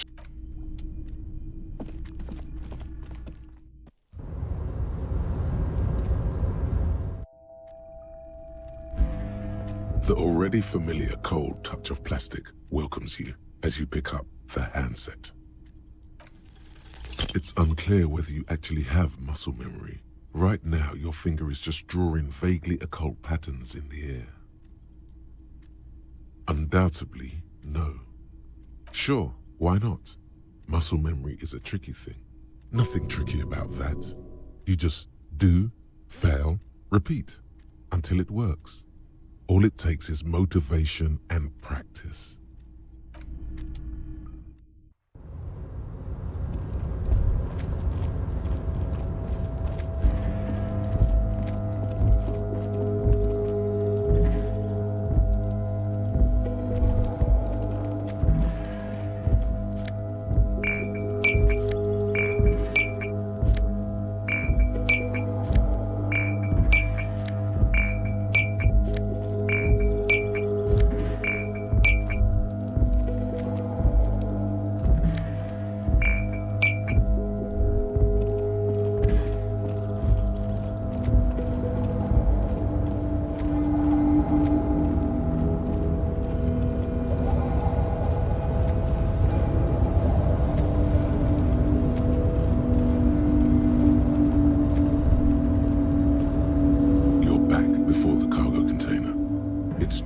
Not lessened since you were last here. If anything, it seems to have grown slightly. And, as it's always been, it's impossible to open a container with rhetoric. Maybe you're losing your mind.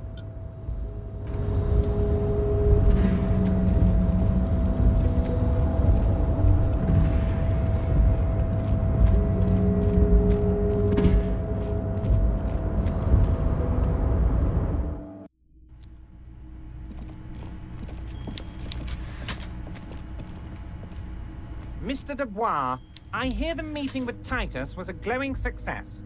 That's such a relief. Titus can be a handful sometimes. Now, what can Everard Clare do for you today? Yes, your lost gun. My best men are on it. They're turning every stone, searching every playground, asking kids, grandmas, everyone. Your gun will be found, Harry.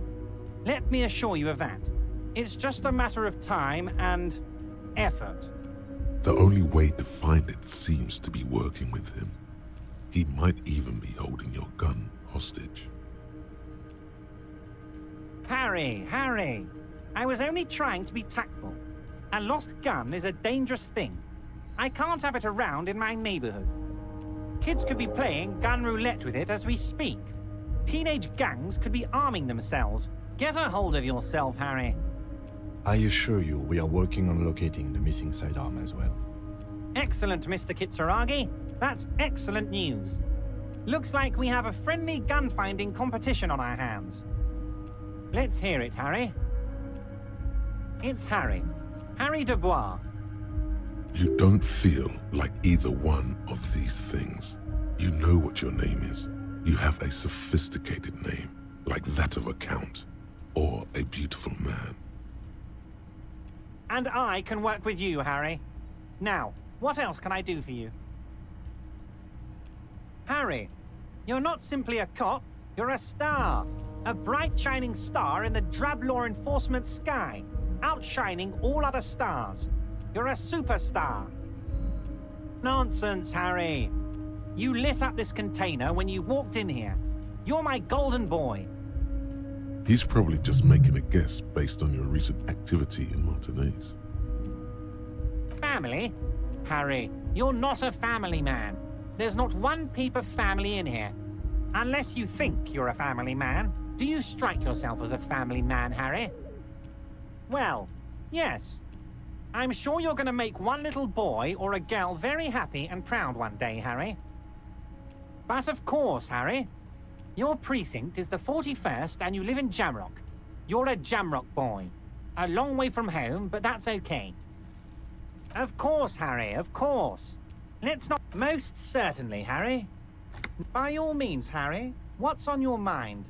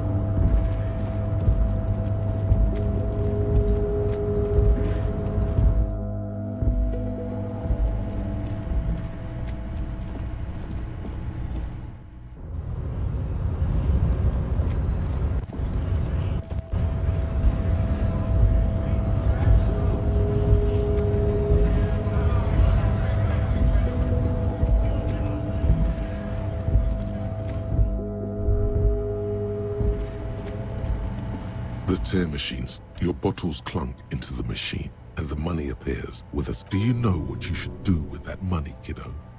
You should buy more alcohol.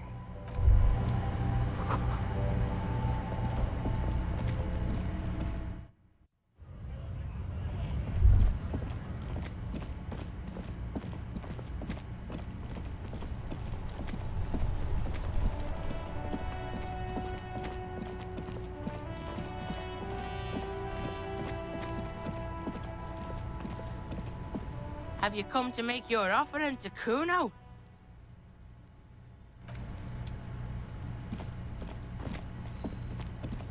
Can't believe you didn't take the shot. Fucking coward. Waved a gun like a clown. Next time you point that shit at me, you better take the shot. This kid is way, way worse than the other one.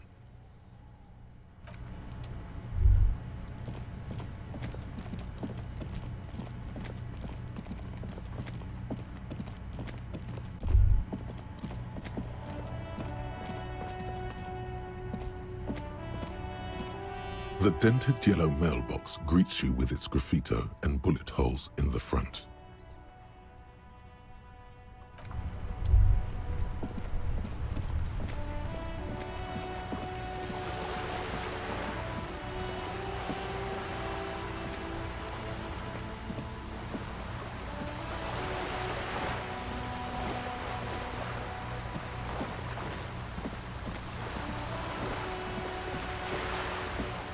Yes?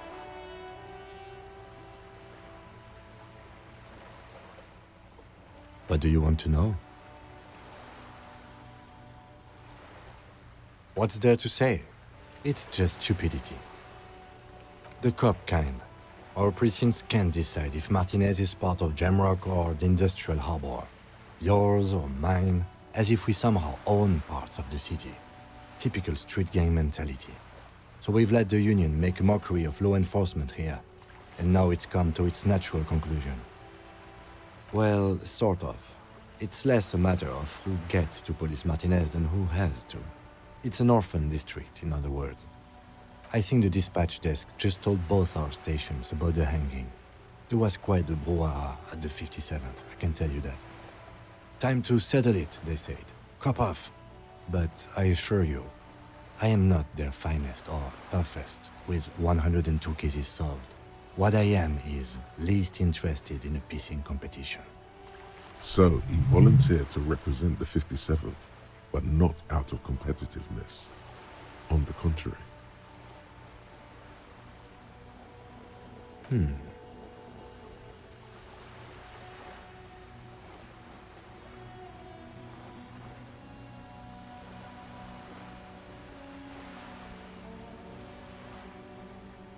The silence carries.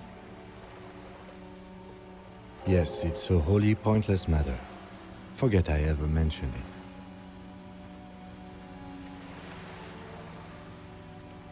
it. Me? I don't see how my life is pertinent to the investigation. Ah, if you insist. What do you want to know?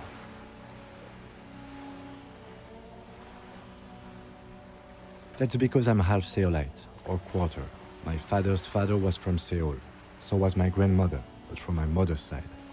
It's not an interesting topic. It's a part of the world, officer. A geopolitical entity and a geographic division. I told you it wouldn't be interesting. You're barking up the wrong tree. I don't speak a word of Seolite. I've never met either one of my grandparents, and I've never been to Seoul. I'm a regular Revacholien. What do you mean?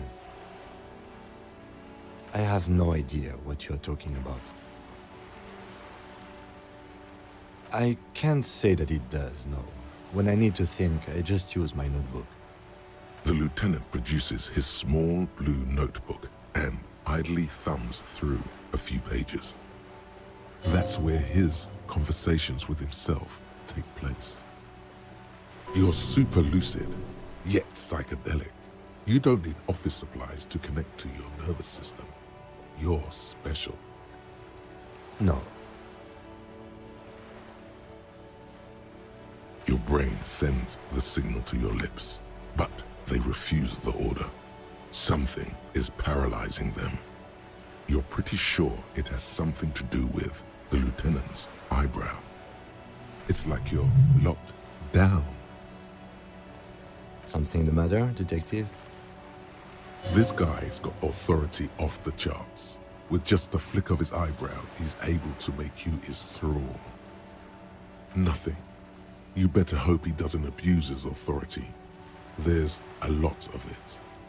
If the lieutenant were an evil man, who knows what sort of havoc he could wreak. Fortunately, he is a committed officer of the RCM. He'll only use his powers for the good of the investigation. The lieutenant relaxes his eyebrow, and you seem to regain control of yourself. Good. Let's change the subject.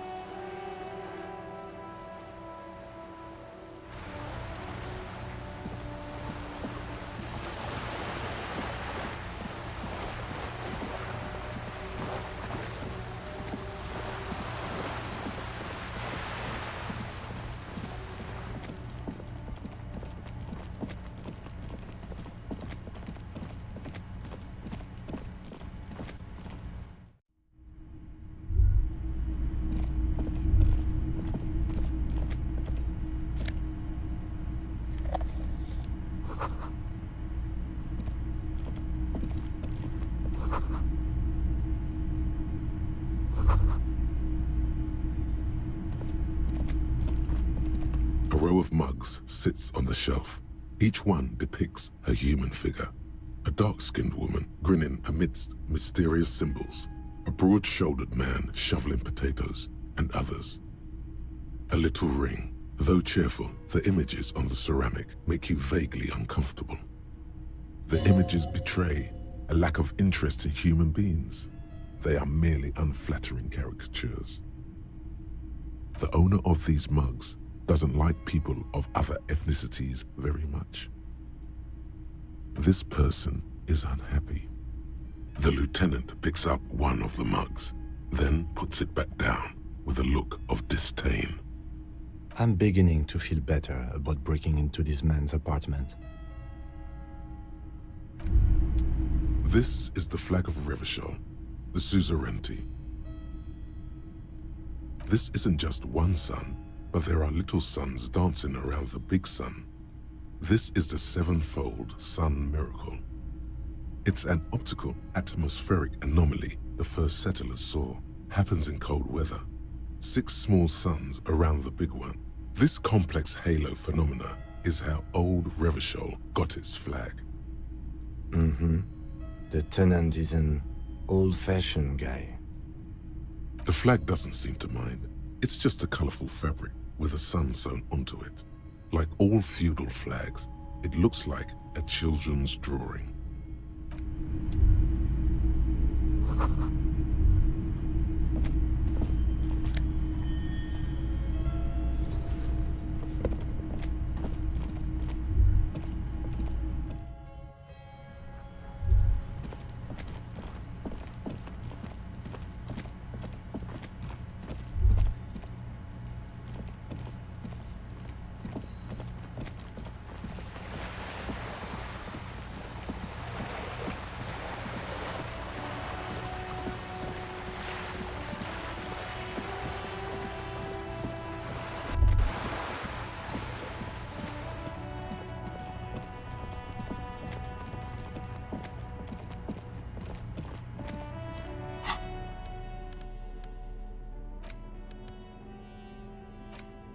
It's the ledger you found in the trash. A cabbage of papers hanging from the board, with the permeables drawer inside. It's barely held together by a clip, then made complete by the faint smell of urinal cleaner. Just relax. The 2 sides of the board are slightly misaligned, like a drawer that's come off the slides. All you need to do is bend the plastic on your knee, slowly. The slides snap back into place. It should be possible to just, without resistance or sound, the 2 panels move against each other. The compartment is now open. 2 ticket stubs and a handmade postcard. 2 octopuses are smiling, reaching their tentacles toward each other in the colored pencil drawings. The tickets permit access to the zoo in Revachol East. The aquarium costs extra. These let you go there too. Thin wax paper has been glued to a piece of cardboard. Sounds like leaves rustling when you pick it up. You see violet flowers, floral patterns, patches of glue. It smells of chewing gum, apricot flavored. A touch of cinnamon, the end of summer. You think the label says Tutti Frutti. Familiar handwriting lines the inside of the card, looped, round letters in a woman's hand. A young woman in her 20s. There is care, effort, and a smile, you think. Although that is not something you can read from someone's handwriting. Harry, it begins. You're already reading. I wanted to write you a letter so you can read it when you wake up. Maybe it will make you happy. Throw it away, please. Your hand shakes, holding the card. Every morning when I step out and you're asleep behind me, it says, I find a little piece of sadness in me. I carry it in my chest, down Voyager Road. Every step I take, it grows. By the time I reach the fuel station, it has filled me entirely. I step onto the light rail and look back. Sparks fall from the bow collector. I know it will be like this until late afternoon, when I get off the 42 and walk back to you. You. Every step I take will get lighter. It almost makes me run. Sometimes I do. I can't believe I met you. I can't believe the happiness I feel with you. You have a vast, vast soul, and I will always, always, always come back to it. Kisses, kisses, kisses. You feel the air sucked out of your lungs and the blood sucked out of your head. Everything around you gets dark. Small white dots appear. You feel the ledger slip from your hand. No, no, hold on. To what? There's nothing. Detective, is everything all right?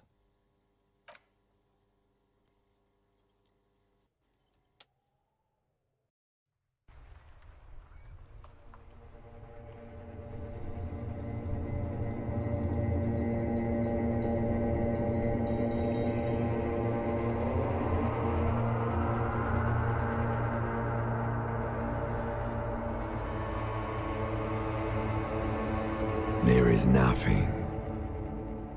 Again. Well, almost nothing. There is the ground below you, that's still there. And the small light that's on, fluttering, somewhere in the basal ganglia. That's me. Blue eyes, that's me. Who was what? He speaks of the sickening longing, the unwell emotion. Even in the darkness, he's grasping for it. Still trying to hold on to the great sorrows slipping in the water. Slimy. Here in the paleo-mammalian cortex, we call it the shadow. Because it's always there. There is no Voyager Road. There are no roads, no houses, no lights in the windows. It's all on pause. Bloated corpse of the past resurfacing. Beautiful. Believe me, stupid ape, its lack of beauty was not the problem. You think they would let you? Until you disintegrate into biomolecules? No. Someone is breathing on your face now, inspecting your pupils, stupid idiot. Yes, they're pouring something on you. It's in you. And It's delicious. Glowing lights on a dashboard emerge out of nothingness. In the upholstered cabin of Lieutenant Kitsuragi's motor carriage, seated in the driver's basket, the air is thick with leatherworks and heavy fuel oil. Cold water runs down your chin. Drink. Water. The water is cold, silvery, the stuff of life itself as it pours down your parched throat. The pounding in your head recedes. The darkness parts. Drink. You haven't drunk water in 2 days. Did you know the human body is not made to survive on alcohol alone? You need a secondary form of hydration. With greedy gulps, you down half a liter of cold water. Some of it spills on the driver's seat. The lieutenant pays no heed to it. What happened?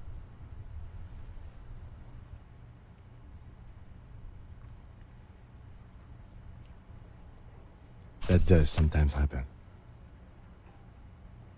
You dropped these. Are you okay to proceed?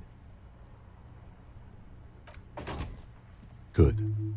The Ledger of Failure and Hatred is a special item that can be used both as an interactable and a tool equipped in your held slot for skill bonuses. Find it under the Tools tab in your inventory. The afternoon sun shimmers off the white on blue police livery of the motor carriage. Do something important? Something murder-related? There's always something important. Doesn't mean you can't take a moment to admire this piece of machinery. Even at a standstill, the unibody Caprice Kanema looks sleek and dynamic. The cabin is tilted frontward to give it a more aggressive, hunched look. Someone has waxed it recently. Mm-hmm. You want to take a closer look? Yes. It's nice and all, but why so modest? Put some zing into it. Flare it up. Slam it down. It's a bit girly right now. Fit it with some proper off-road components. We are not going to, though, because this is clearly a sports motor carriage. 130. I reckon that's a 7-liter V12 there. 7.2. Supercharged. Saying these words brings him immense joy.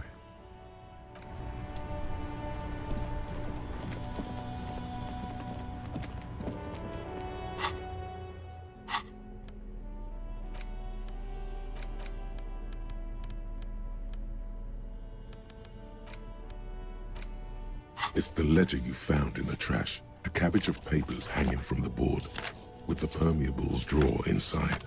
It takes about half an hour to piece one together, using the system you've devised. Which one do you want? AKA Leslie and Burke, AKA the public indecency drunk and the property damage drunk, is a cursed case.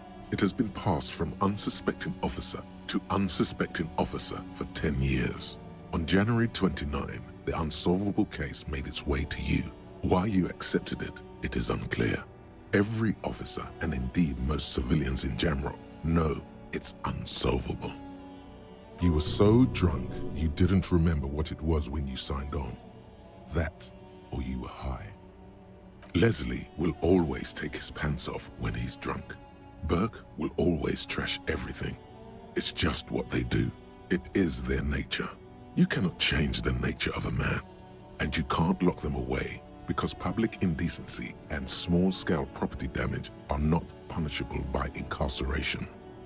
The only way for Leslie to stop flashing his genitals to bypassers and for Burke to stop dismantling signage and rear-view mirrors would be for them to stop drinking alcohol, which, in their 40s or 50s, it's hard to tell because of their distorted features, is a medical improbability on par with you ceasing to produce the expression.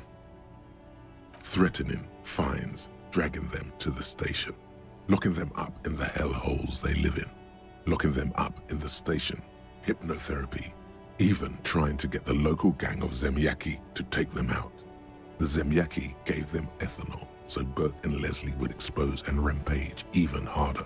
You tried it all, and still the complaints wouldn't stop, as they hadn't stopped for 10 years. It's plain to see from the files that you, Satellite Officer JV, and Special Consultant TH had more important cases to attend to. You uncover cross-reference to several ongoing investigations, each brought to a standstill every time you drive down Main Street. Because there they are, on the corner of Perdition. And what is Leslie doing? Good, you're learning. If the files are to be trusted, that's all there is to it. That and Burke breaking things, and the fact that they're both drunk. But then again, so are you. The case becomes considerably less comic one day when Burke takes a swing at your ledger. He must have it confused with the property he likes to damage. But the joke's on him. You're drunk out of your mind on potent Pilsner. You slam the hardened plastic board in his face. Then you proceed to beat him unconscious with it. In the process, the ledger sustains damage. The compartment within, reserved for permeable documents, is jammed shut. You stop your assault on the now unconscious Burke to open it, but are unable to do so. The officer began to cry, reports Leslie, who, at this point, is tending to Burke. Kill them. They broke it. He came at us, and at us. I think he was trying to kill Burko. While trying to kill Burko, you slowly come around. The permeables compartment is open. You've smashed it open on poor Burko's kneecaps. The good news is, Burke can't walk anymore. Can't get out of his apartment, an invalid. With Burke to tend to, Leslie cuts back on the indecent exposure. Maybe he flashes his genitals to Burke, who knows, but both drunks are off the street. The complaints stop. The unsolvable case is solved. Which is also why the officer responsible narrowly escapes a disciplinary hearing. The end. Do you want to read another one? Not much has changed in the meanwhile. A bunch of sodden papers still sags from the clipboard.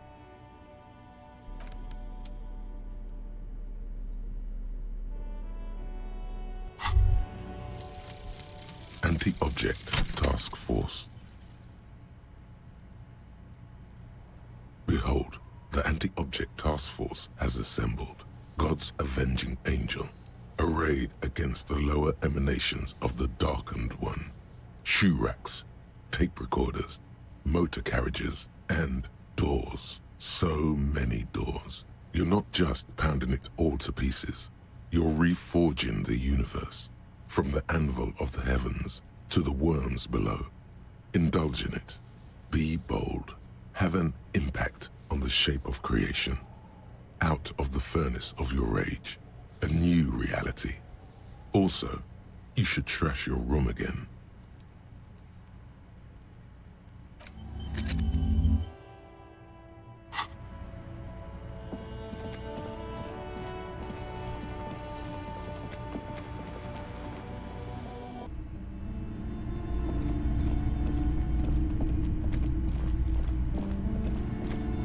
A heavy door with a missing handle stands before you, covered.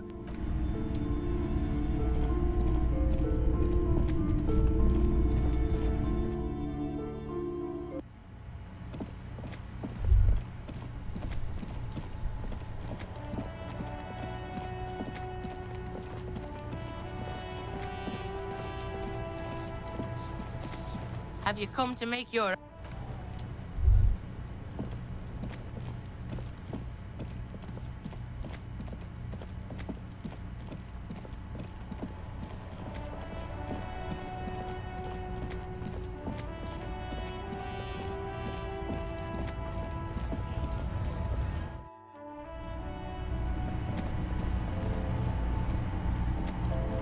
A small cabinet on the wall is filled with various medicine bottles, nasal sprays, and blister packs. A colorful display of cigarettes and alcohol bottles. Again, I'm obliged to inform you that both alcohol and cigarettes damage your health.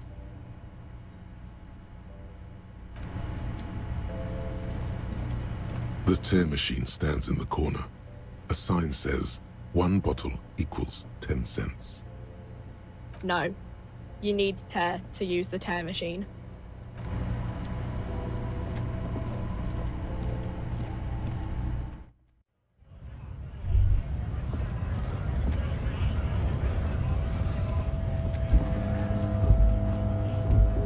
A lorry stuck in the tree.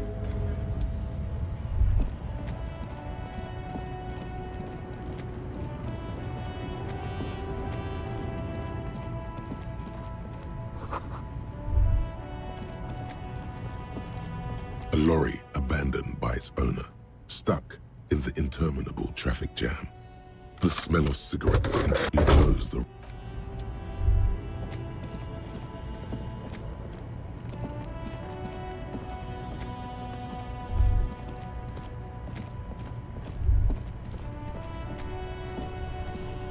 Still here, stuck in this damn jam, my man. Huh? Oh. No, I ain't got any money. They don't want to pay for unfinished work. The bosses, man.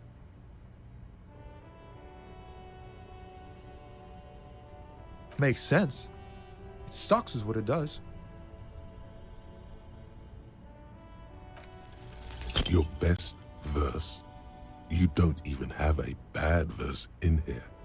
Just tumbleweed and liquor stains. Wait, no. What are you doing? That's brutal, man. But you know, time will... No, stop. He's already mortified. That's, In the name of God, what are you doing? Yeah. Yeah, I get it. These are your rhymes. They're from your life. Doesn't matter if they're robust, they're honest. So, thanks, man. Yes, and I also thank you for stopping. We have a murder investigation to return to. How about we do that? It's like whatever's going on over at the docks. Workers got a blockade set up, making demands, no way in or out. Going on strike would probably help you dodge a bullet or two. Maybe you should. Cops don't get paid much and the hours are long. Plus, you can get shot. Why not? The RCM is a self-managing organization that operates on donations. We promote our own leaders. It would be like striking against your own mother. Okay, but do continue. You were asking about the strike? Some pretty wild stuff, I hear. Like a giant new power crane in half the company? I forget what exactly. Good on them, I guess. I've heard talk there's a company rep in town, too. Like a strike negotiator type. They know what's up. Precise demands and so on. They want to keep that money flowing in, my man. Ka-ching. Anything else? Yeah, this ain't really my area of expertise. I just do my job and get paid. I have things to do and places to be. All of us do. Us lorry drivers. Cam, your nurse. You still hang around here waiting for this mess to end. Most have scurried off somewhere to get drunk or high. Or laid. Not that I blame them, really. Not my thing. Chasing transient pleasures is a drag these days. I prefer the examined life now. Thinking, reflecting, observing. What's better than chasing transient pleasures? The more transient, the better. When one's ended, you can get onto the next one. He tries his best to look nonchalant, but there's a rigidity in him, as if trying to conceal something warm and deep beneath a cool exterior. In his eyes, an unfamiliar longing, flecks of brown and gold. It's hard to say. His gaze wanders southwest, down the street that goes beyond the horizon. The road continues for miles, flowing together with other roads, turning into causeways or bridges, ending suddenly in dead ends, or ramping up or down highways. It forms a crisscross pattern across the land. Above the Jamrock Quarter, in the form of a raised motorway, and then the never-ending sprawl of Forburg, high above buildings, new and old, the air filled with the rumble of motor engines. To the old south, to the farthest outskirts of Revachol, through the checkered fields of farmland, upstream to the river Esperance, past Montmartin, the border approaches. You cannot see. It's out of the city. Up ahead, the mist blocks all sight. A gale blows across your cheeks. It is cold. Before you stands a tall lorry driver with sad eyes. Excuse me? A flinch jolts his frame. The question has touched a nerve. Man, I don't know what to say. Not much anyone can do. There's no helping in absence, you know? I miss my family. They're all I have. My wife, second kid on the way, waiting all the way in Diora. And here I am stuck in this shit, so far from home. Diora of the Seven Seas. It's on the other end of Le Caillou, pretty much, on another island called Laurentide, off mainland. We've got a little place there. Can almost hear my kid laugh when it snows. What's it like? Good. And bad. An ache that brings you joy. I think of them a lot. I dream up these silly scenarios in great detail of living with them. It comforts me. What about you, Cop Man? You missing someone? Is that what it is? This feeling? No, it's scarier than that. You're pursued by a hunter, smelling of apricots and sorrow, and the past. I feel for you, my friend.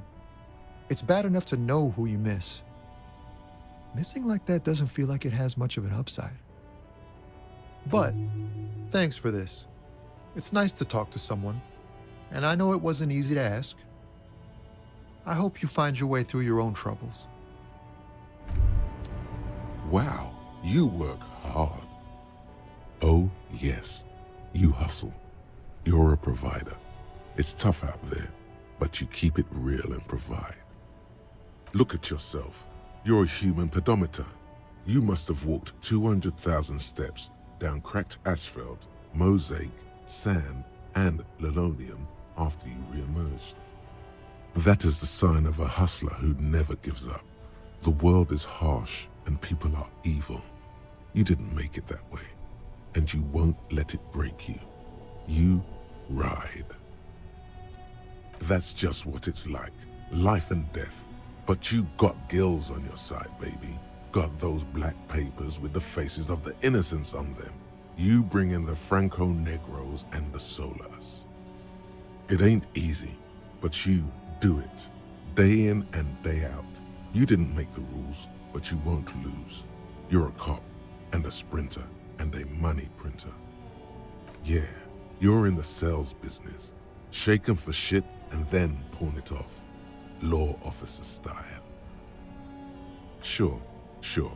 And has it been easy? Is life easy? Have you not gone into cardiac arrest?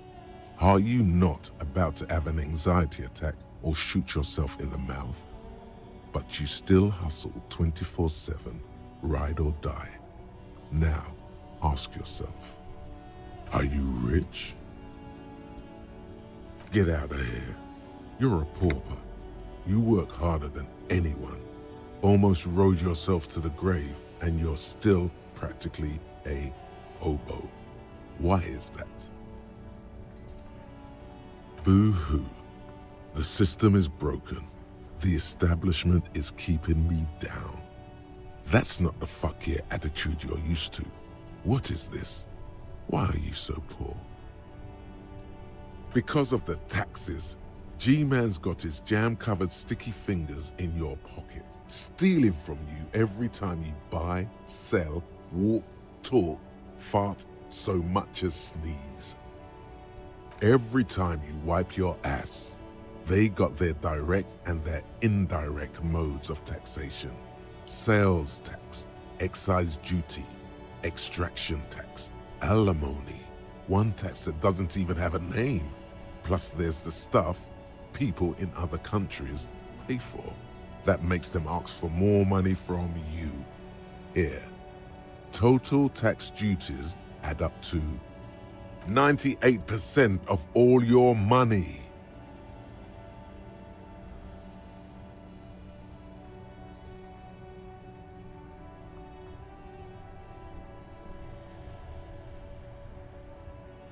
Here you go, hustler.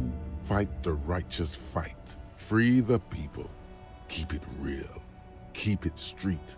Keep foaming at the mouth furiously on the tax issue.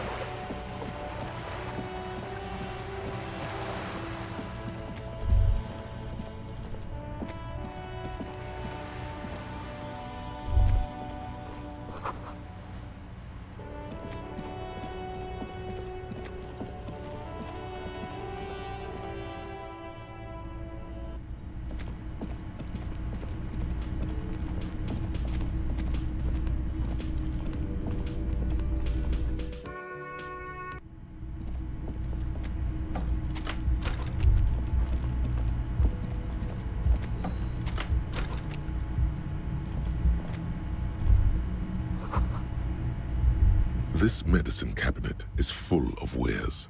Sheets of pills, haphazardly stacked, one on top of the other. There's also a toothbrush somewhere in there. Pharmaceuticals line the shelves, sheet upon sheet of pill bottle next to pill bottle. Acetylic acid, APAP, eye drops, blood thinners. Anything of note? Pill bottles rattle like bones as you search the cabinet. Paracetamol, histoperidol, something in a foreign language you can't read. Behind them, an unusually shaped nasal spray. Its label reads, Necra. An opioid receptor antagonist. It's used for diamorphine overdoses. You could say he's on the lookout. Among some foreign, probably Messinian or Gotvaldian, marked red blister packs you find. What do you find? This is going to take a little know-how. A bright orange bottle with Preptide stamped on it, in sunny, happy letters. Jackpot, baby. That's the stuff you're looking for. Your palms begin to sweat just holding that little plastic container. Preptide, a euphemism for pharmaceutical amphetamine. Prescription speed. The fuck are you waiting for? Let's get super fucking preppy.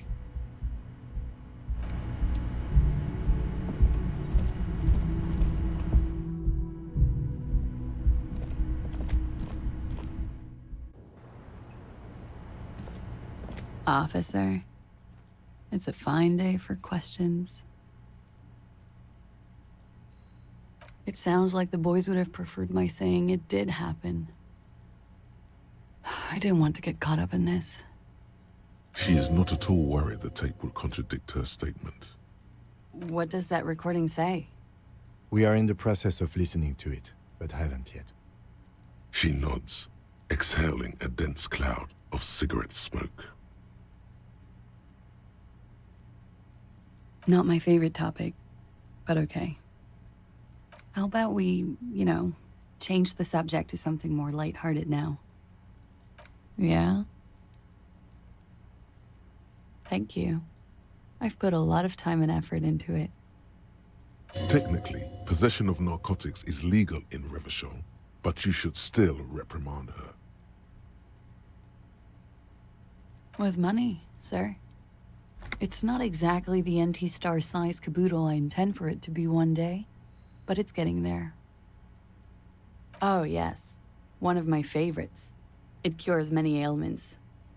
Like not being able to stay up for 36 hours, not being happy. It cures those ailments. It's just a merit speed molecule, basically. Comes in handy when you've done too many opioids. Is that something that happens to you often, miss? Better safe than sorry. Very funky.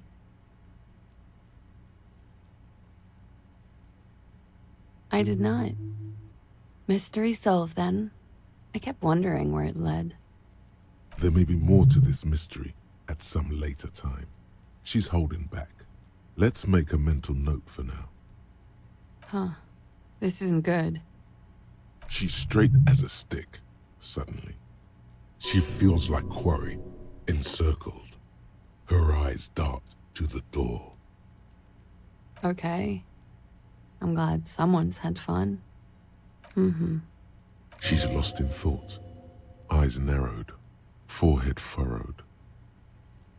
All right. Why not? I'll be here until 11 p.m., drinking coffee, most likely.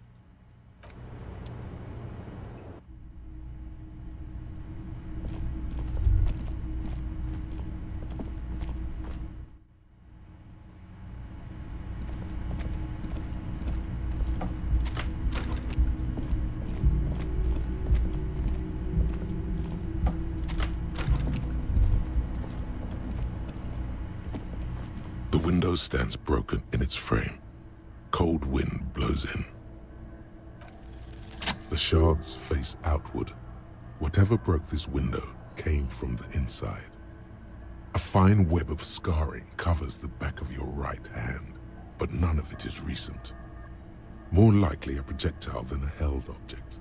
There are no fragments on the floor from pulling a tool back in after impact. It is too large for a bullet, yet too small for a piece of furniture. You're looking for something heavy and larger than your fist. The shoe you found on the balcony fits the hole almost as well as your foot. It would have also been heavy enough if thrown with force. Congratulations, you smashed the window with your own shoe. You mean someone else took your shoe off and smashed the window with it? Pretty much, but hey, at least you found your shoe. Not that it will keep you warm at night.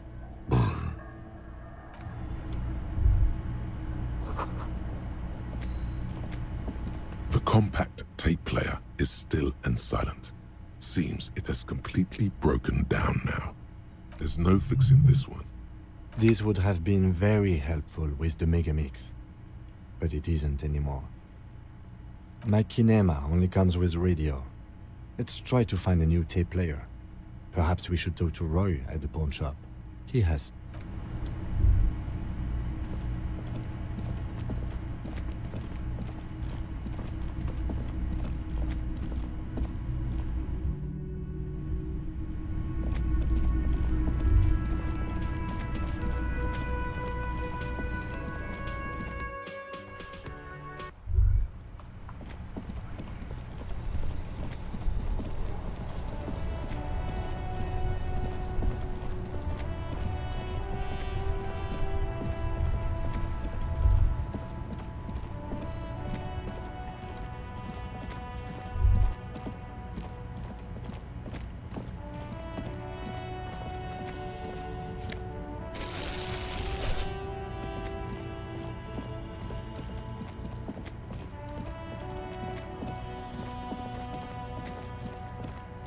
G'day to you, officers.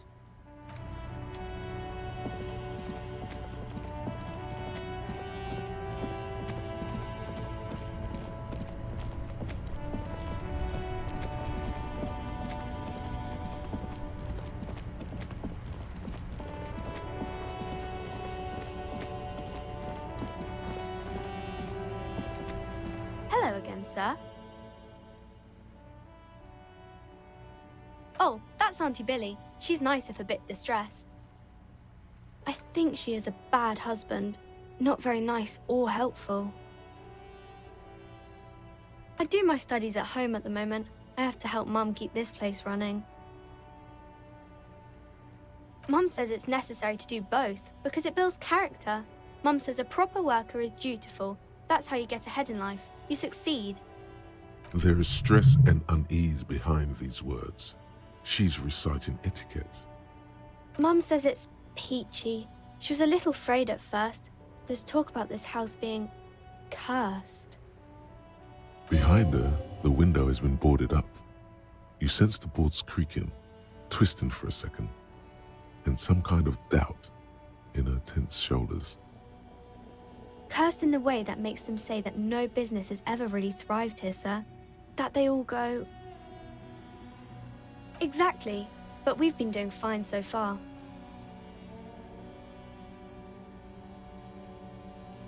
We can go into the bookstore and ask about the case, but I don't see much more to look into here. Yes. Please do also look at our wares inside. The postcards and board games are there, sir. Nothing really, sir. Mum doesn't allow me to sneak around in the back rooms or the cellar. I don't really know what's there. It does not manifest itself in any way. It does not exist. I liked it better when we were talking about whether it's appropriate to stand out in the freezing weather. Anything else you wanted to talk about, sir? Maybe I can tell you about some of our books instead.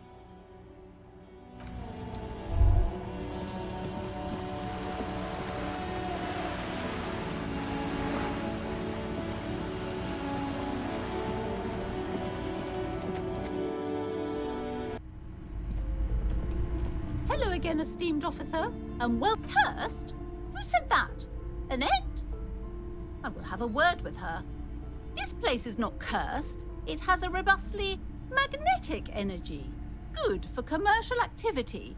My business is thriving, sir.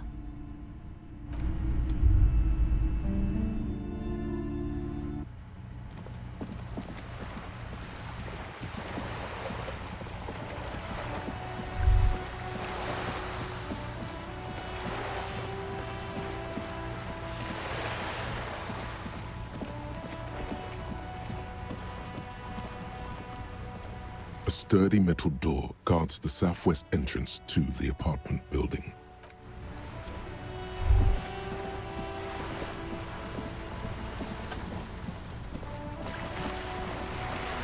You're back. Good. What can I help you with?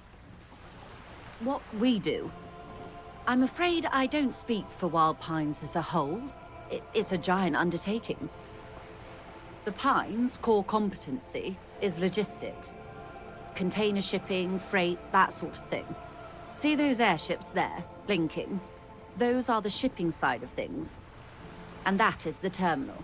Another subdivision deals with energy, oil and gas exploration, offshore platforms. I'm not at liberty to discuss the company balance sheet, but I can tell you that last year, the company booked more than 20 billion real in revenue. A billion? 20 billion is a large number, but the conglomerate employs 72,000 people. They all need to be paid. Then there are capital improvements, interest payments. A conglomerate the size of the Wild Pines is like a shark. If it stops moving, it will die. Then what becomes of those 72,000 families? It's a tremendous responsibility. They started as an exploration and cargo fleet conducting trade between the Samaran and Insulindian Isolas 250 years ago, when pine ships explored the South Seminese and charted Lomantang on behalf of the suzerain. Centuries of care, deliberation, and madness have gone into this endeavor. Vessels pass through the Great Unrest to re-emerge with apricots in tow. The logic of the system is totalizing. It's taken everything from its employees to build it. You mean aside from being the terminal's legal owners, who are responsible for moving 8% of the world's cargo?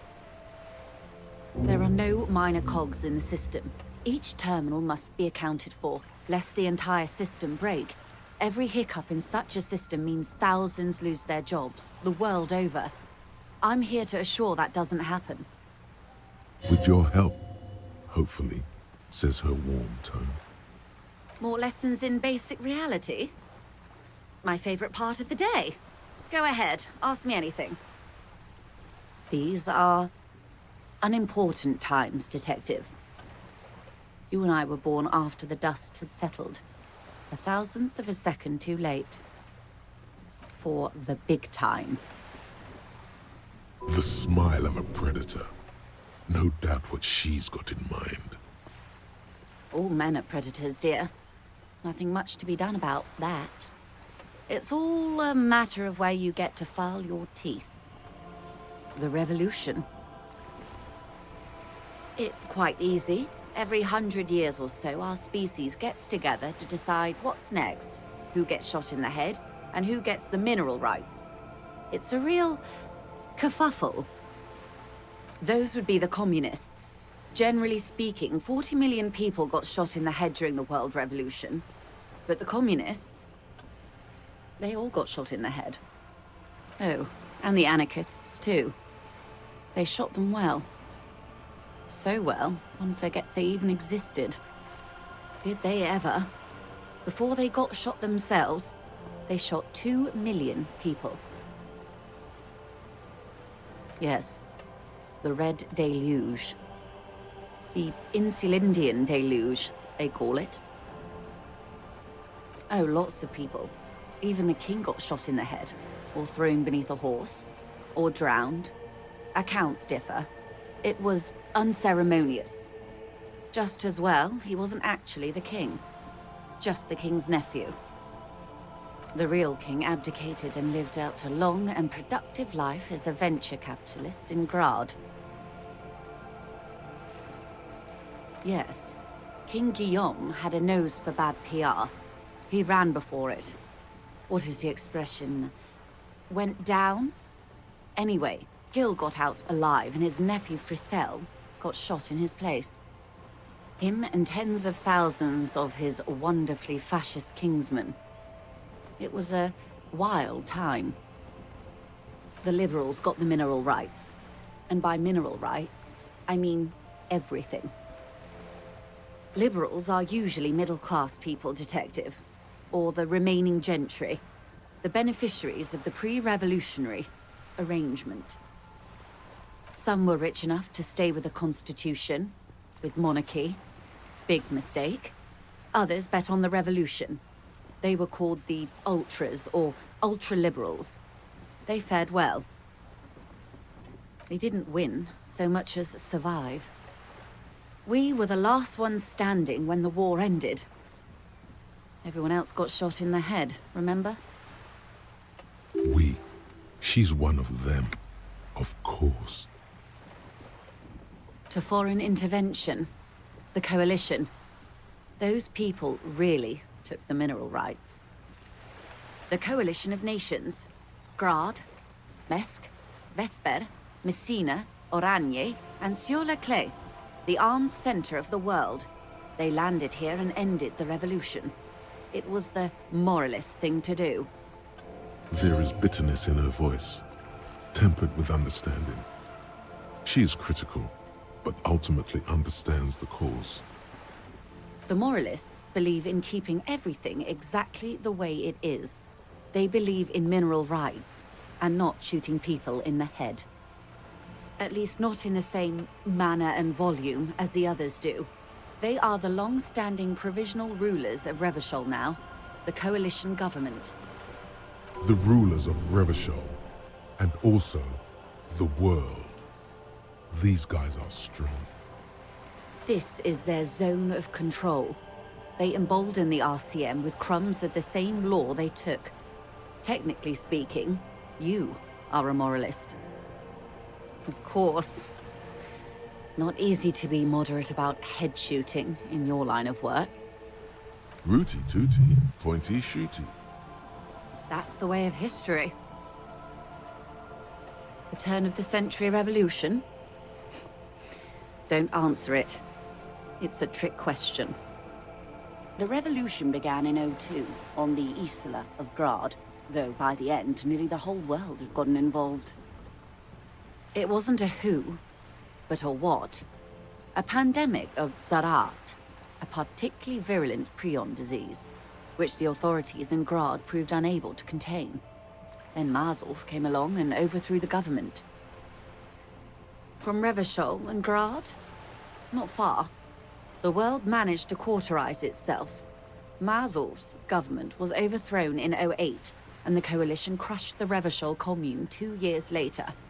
It was the end. Why? You and I, officer. Our lives in the zone of control. Something tells you her life and yours are not that similar. Maybe it's because she has a boat and you have that necktie? A pair of pants? No doubt. But we share the same time and position on the planet's crust. That counts for more than you think. A city-state divided into free market zones under the everlasting interregnum of the Coalition of Nations, and you, of course, the citizens' militia. The zone of control is the third incarnation of Revachol, after the failure of the suzerain and the commune. Modernity. They developed the marvels of the inter-eastlery communication, telematic milieus, radiation, colored plastics. Meanwhile, in Revachol West, the aftermath continues for the 5th decade. 43 years.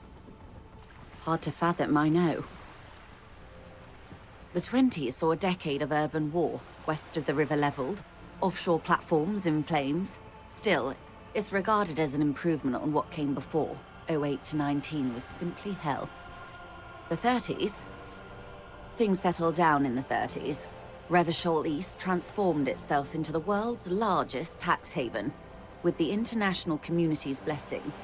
For the first time in a long time, it seemed like things were going somewhere. No, it was a market mirage fueled by cocaine and quantitative easing. The 40s dispelled it like a cold splash, an Isla-wide hangover, you might say. And here we are. Welcome to reality, baby.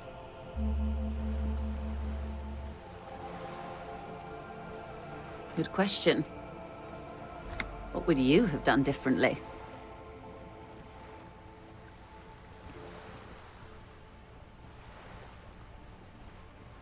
And you would have died, most likely. Not far from here. Maybe even right here, during the beachhead, defending the coast the day the Coalition took the city.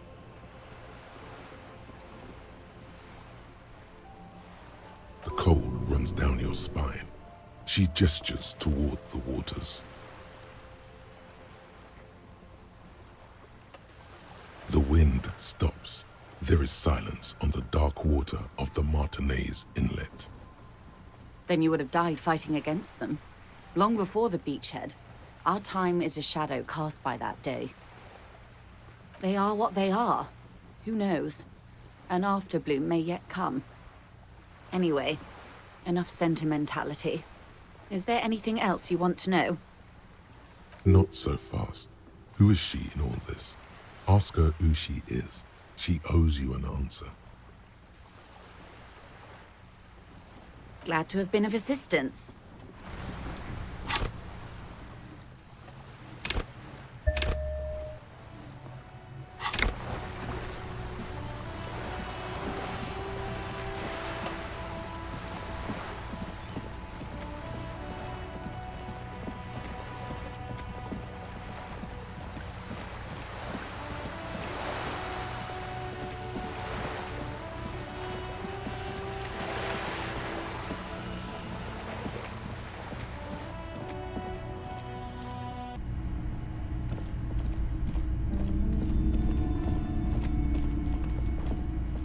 A heavy door with a missing handle stands before you, covered in dozens, if not hundreds, of little oddly shaped trinkets and charms. It appears to be locked.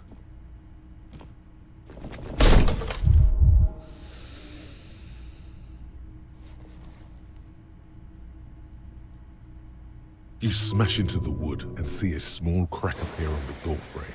It's going to take one more try to break through to the other side. But you've done it. You're not thinking of trying again, are you?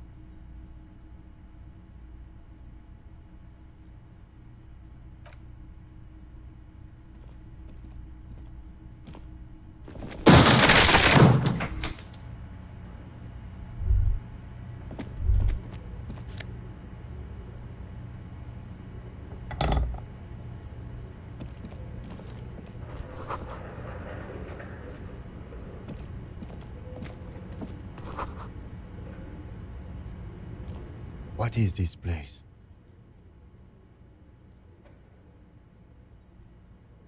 No, it's a gym. Though it looks like no one's been here in ages. I doubt the electricity still works. We should find a flashlight if we want to go on. There should be one in my kinema. An eerie feeling rises in your chest. The lieutenant nods.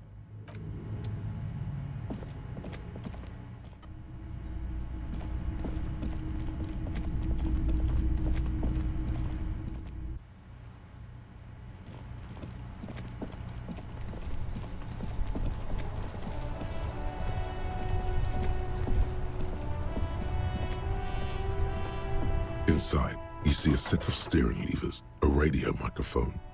A metallic drawer slides. It's robust, weatherproof, and well-made. Lets you see things in the dark you would otherwise miss. The pull-out toolbox slides back into its nest.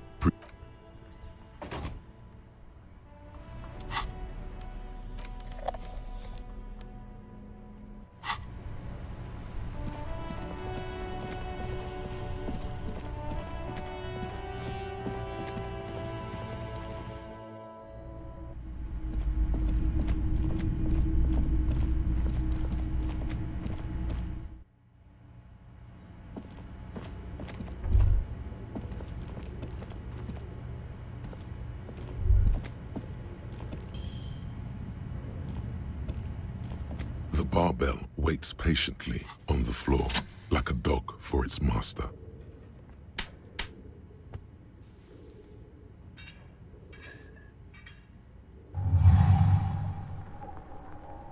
Conjuring up an inhuman amount of strength, you raise the barbell up in the air. Your biceps tremble, but you're a savage. This is a children's game.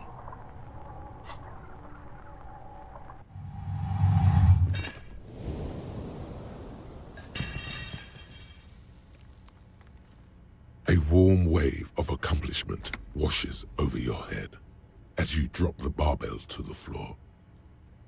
For a moment, it feels like you're strong enough to succeed at anything you ever set your mind to. Hey, but you're still in a ghost house. What if someone heard this? What if they know you're here? Good technique.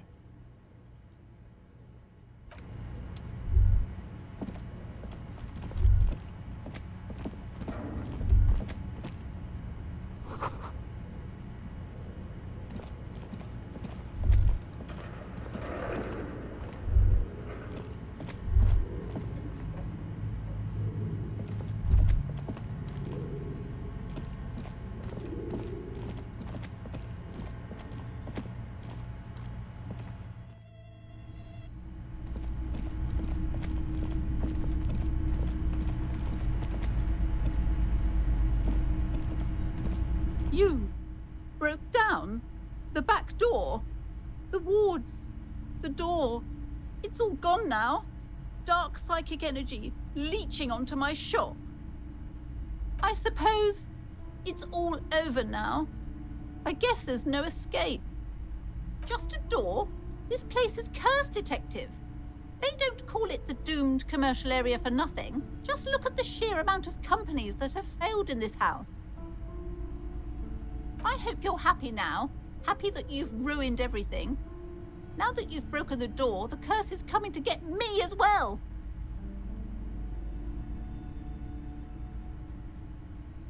Of course you didn't. You're nothing but a policeman. All right. You know what? I'm willing to let you investigate the doomed commercial area. We are set on the path. There's little else to do. Her facade has dropped. Now you see the curiosity behind the fear. But before we go on, tell me, did you encounter the malignant entity? You did? Then it has to be true. I've suspected that this woman-shaped energy must be connected to the curse ever since I first saw her. Did you see that she lives inside the chimney? Yes, that chimney is part of the building's central furnace, and it's enormous. She has barricaded herself behind some metal security curtains. God knows what she's doing there. Some unnatural magic, I assume. You should go find the entity and ask what happened to all the companies in the building. And do return to me after you've talked to it. I'm quite anxious to know what she has to say about the curse. Okay, but please, only a few questions. You wouldn't want to disturb the spirits. It's not good to talk about the curse, not in detail. The negativism, it's dangerous. Talking about the void wraiths angers them. Such wraiths may prove a formidable enemy. Suit up. The curse is so much worse than you could imagine. It's a disease, eating at the very foundation. It's the curse of financial distress, of ruin and bankruptcy. Didn't that curtain just move?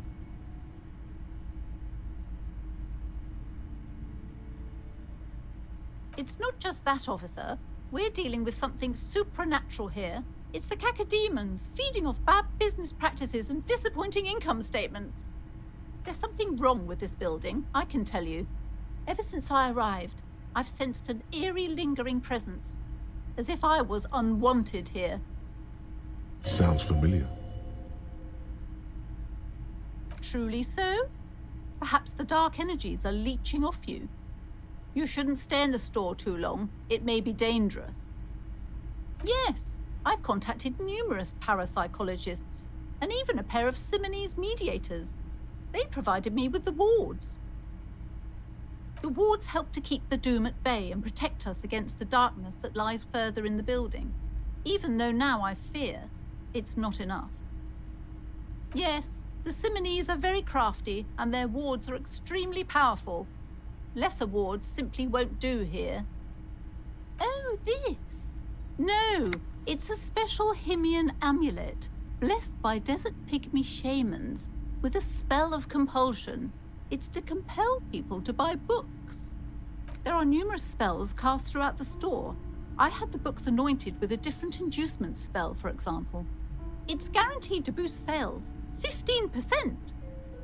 The woman before you scans the store, her shoulders rigid and tense.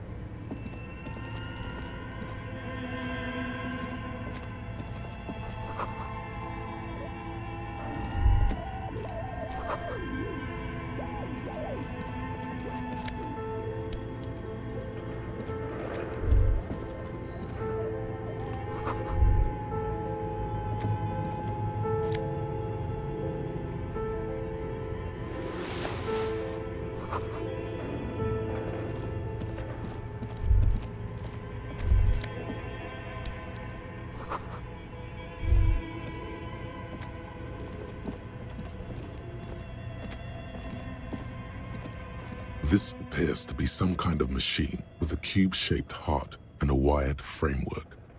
The keyboard has a rectangular on-off button. A piece of paper still hangs from the printer. A radio computer. Just sitting here without anyone inside. What he means is that these things cost money. Why would anyone just leave it behind? This is the Ream Civic radio computer, model RC5120, equipped with a Feld mainframe and a Ream-compatible printer. We have one of these down at the station, but I never really learned how to use it. The machine lights up like some prehistoric animal stirring from its slumber, revealing fluorescent play and print keys on the keyboard. The hatch on the machine's central compartment is wide open. It's empty like a beehive without its brood. Some cables have been left dangling, disconnected. The filament you have would fit perfectly inside the compartment. Like a smooth draw, the filament slides into place. On the keyboard, the play key starts blinking. A bar of fabric right above the keyboard starts producing a soft hum. The sound of static seeps through the machine's planar magnetic driver. Have you stirred the ghost of the doomed commercial area from its rest? Could this be its dismembered heart beginning to flutter? Oh no. It was already glowing and now it's also making a sound. It's probably some alien CO-like technology. The static gets louder, slowly filling up the abandoned hall, until a voice speaks out, crackling and old, cutting into the air. Good afternoon. Fortress accident en rue de Saint-Ghislaine. This is East Insulindian Repeater Station 1. Please repeat. Is this the production schedule? The filament you have inserted into the reader. Yes. Is that the production schedule?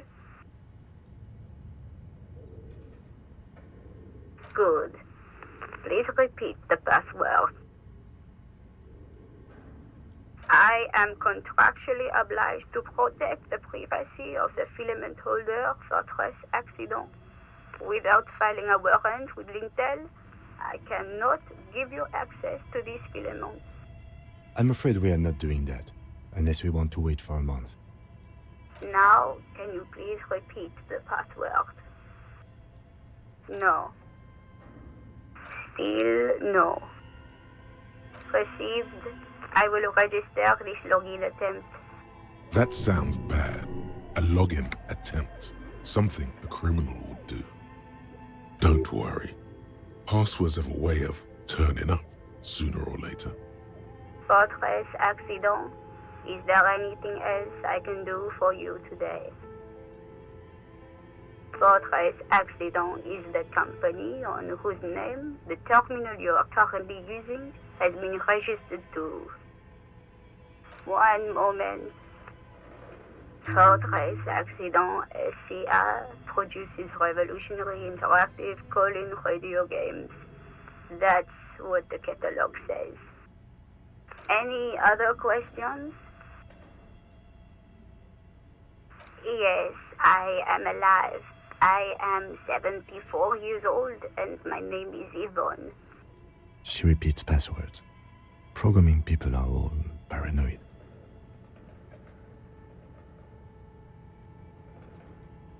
They are merely cautious. It's my job to protect their filaments as a password repeater at the East Insulindian Station. I work as a repeater at the East Insulindian Repeater Station. It's my job to know where you are, Fortress Accident. As for me, well, I am sitting in my cubicle, surrounded by a wall of radios. On an island on the river Esperance, a small woman, all skin and bones, sits in a room filled with audio equipment. Thousands of tiny lights are reflected back from her prescription lenses, like stars in the dark. Doesn't it get lonely, sitting there all by herself? Lonely? Why would it get lonely? I get to talk to people all day. That's why she does this. Now, please tell me if there's anything else I can do, Fortress Accident. Thank you, and goodbye. Tiles on the cube are still smoldering, casting the framework in a soft glow. Fluorescent play and print keys shine on the keyboard. Nothing happens. The filament slides out of its glowing nest.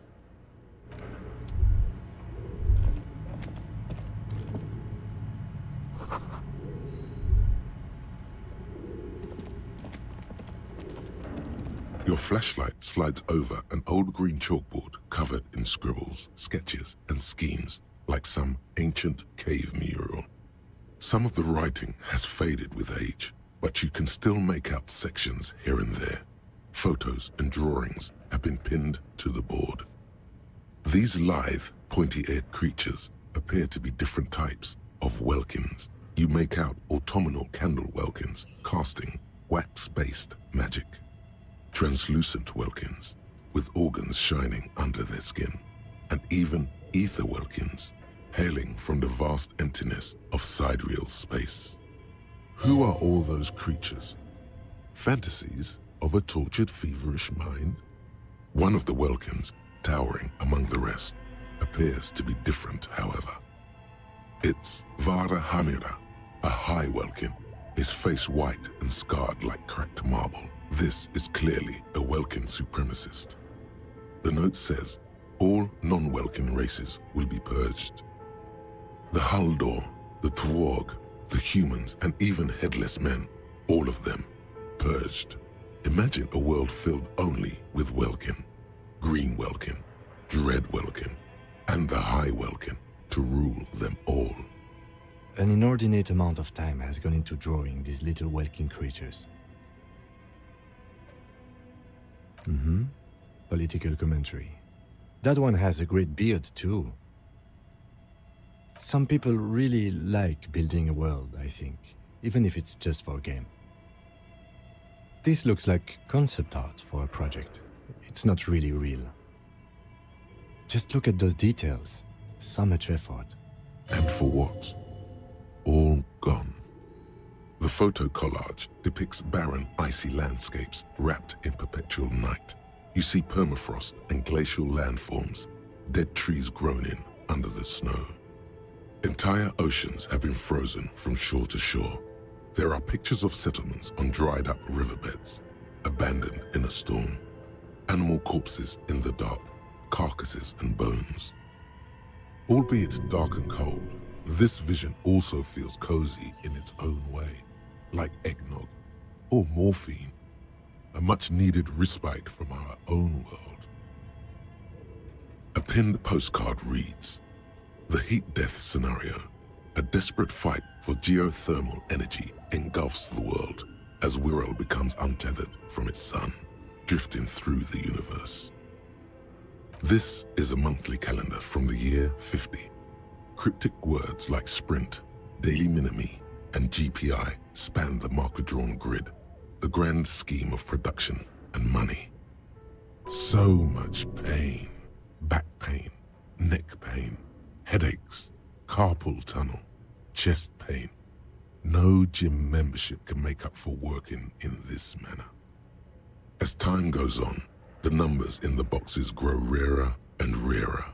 The board becomes an empty snowfield in the final days.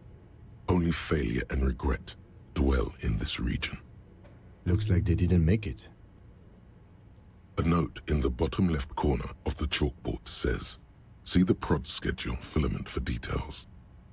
The handwriting is only partly legible, but you can still make out 3 slogans: "Call in, tune out," "Wirral untethered," and "Heat death of the universe."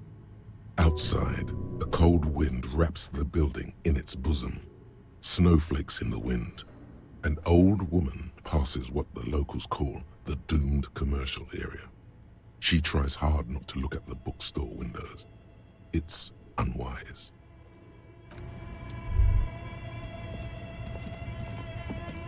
This old fireplace is covered in lines drawn in blue and red marker, the mesh spreading over the stone like blood vessels on alabaster skin. It looks ghostly and strangely ancient. Radio frequencies, it seems: UKV 123.6, UKV 123.7, UKV 123.9. Some written notes, too, sparse and cryptic. Unclear. It looks like a cardiovascular system split into veins and capillaries. Very advanced. Perhaps the web is comprised of radio stations, all lead back to one red heart titled the Game Master Frequency. A note says, this one can listen in on any station it wants. Looks like a surveillance program. They must have had massive airwidth. These things don't come cheap. Whoever decides to call in to a call-in station, it looks like, all of this is gone, left unrealized. There's no way a little basement studio working here could pull anything like this off. My God, it's as if the less money they had, the more ambitious their project became. The schedule, I know doom when I see it. The company was running out of funding. Nothing. It's just lines on marble, an echo from times long gone. No one has used the fireplace in ages.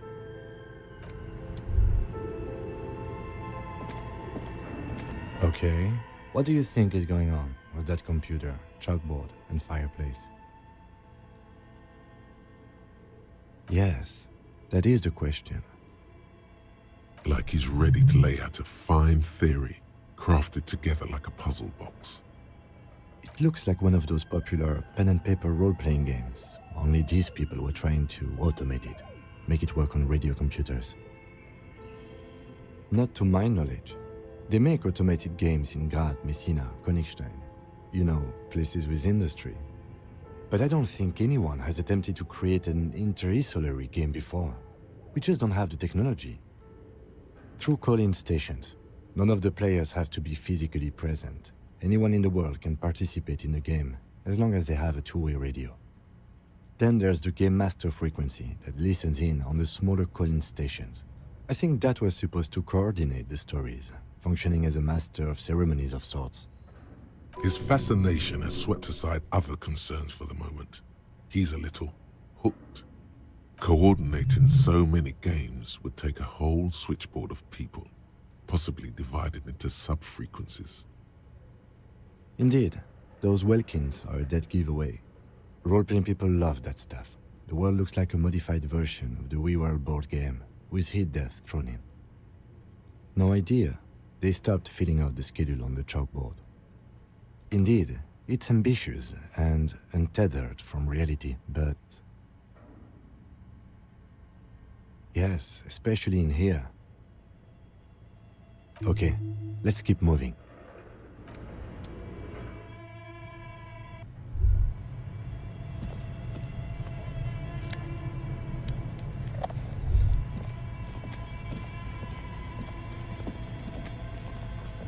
You see a terrifying ice bear with a strange compartment in its belly. The door is covered in frost and the bear's eyes are glowing red. This ice bear is a hyper-carnivore. Be careful. A gust of freezing cold air rushes to greet you. You hear a low grumble as the bear regulates itself. This is the inside of a refrigerator. The lieutenant takes a peek inside. His hand has found the holster of his gun. Of course, just a giant ice bear-shaped fridge. Let's take a look inside. The shelves are empty. All you see are crumpled ice cream wrappers with the brand name, Revachol Ice City. A handwritten note has been attached to the door. The fridge is huge. You pocket the note and the little fridge magnets keeping it on the door. Good question. It looks like an ice cream fridge. Somewhere in the past, it's summer. 5-year-old Fifette lets go of her mother's hand, change jingling in her pockets as she hops towards the ice cream stand right across the plaza. I know. What an unfortunate marketing choice. What is even worse, the bear is still costing them money to this day. The fridge buzzes with energy. The electricity bill on this thing must be catastrophic. A friendly cartoon bear smiles back at you from a glossy cellophane wrapper. It looks nothing like the fridge.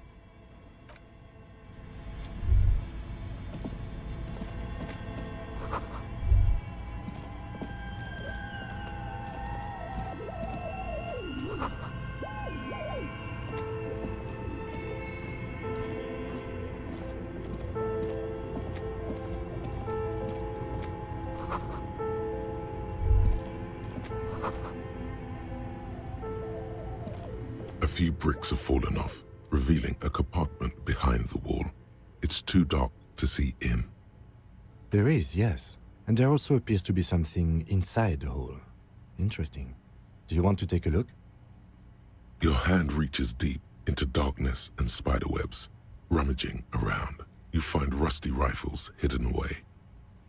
Most of them are rusty and inoperable, like the rest, but one catches your eye.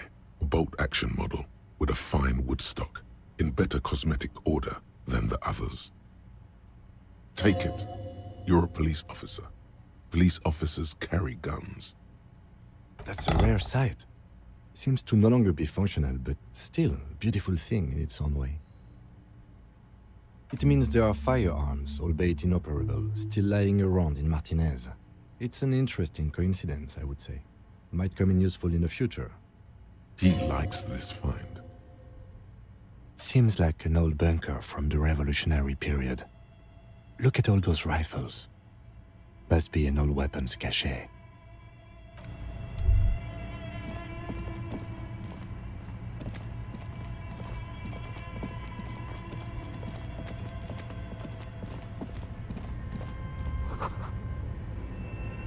A thick layer of coal dust covers the furnace, coloring it pitch black.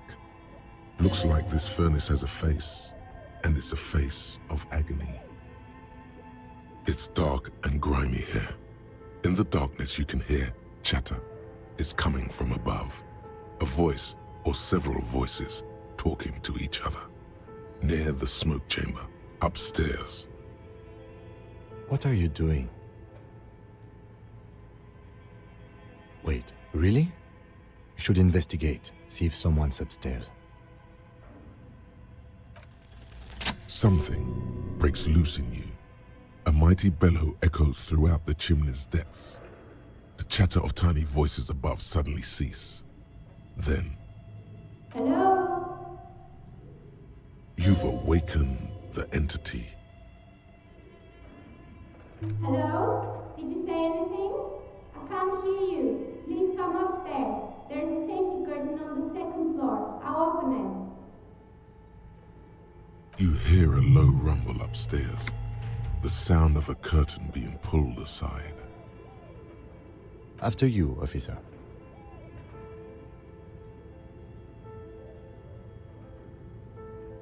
You're right. The rooms do look like they're connected, but malignant entities don't exist. At least not the supernatural kind. Then what was the chatter you heard?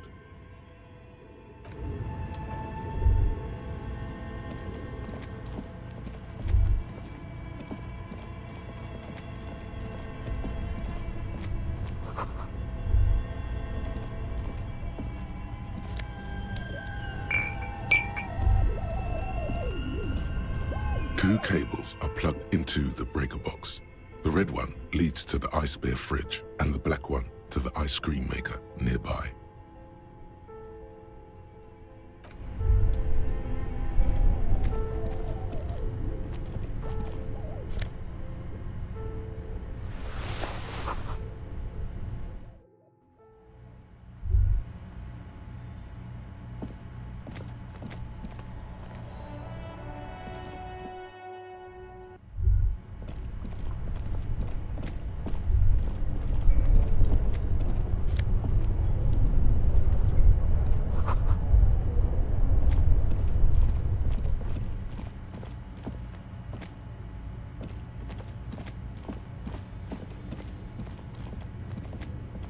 A thick layer of coal dust covers the furnace, coloring it pitch black.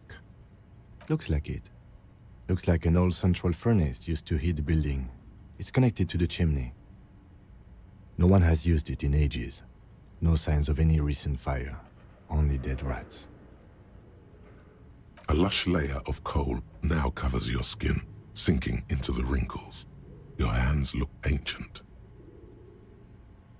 You feel the spirit of Ramut Karzai, ancient hero of Grad, pulsing through you. All that's left is to cover your face in war paint. 3 dangerous stripes appear onto your cheeks, telling stories of your wild soul. What are you doing? Please wipe your face clean, officer. These 3 stripes give you strength in this dangerous realm. It would be foolish to remove them. And this protects you? Okay, sure. Go ahead. A hollow ring echoes through the furnace. Your toe hurts.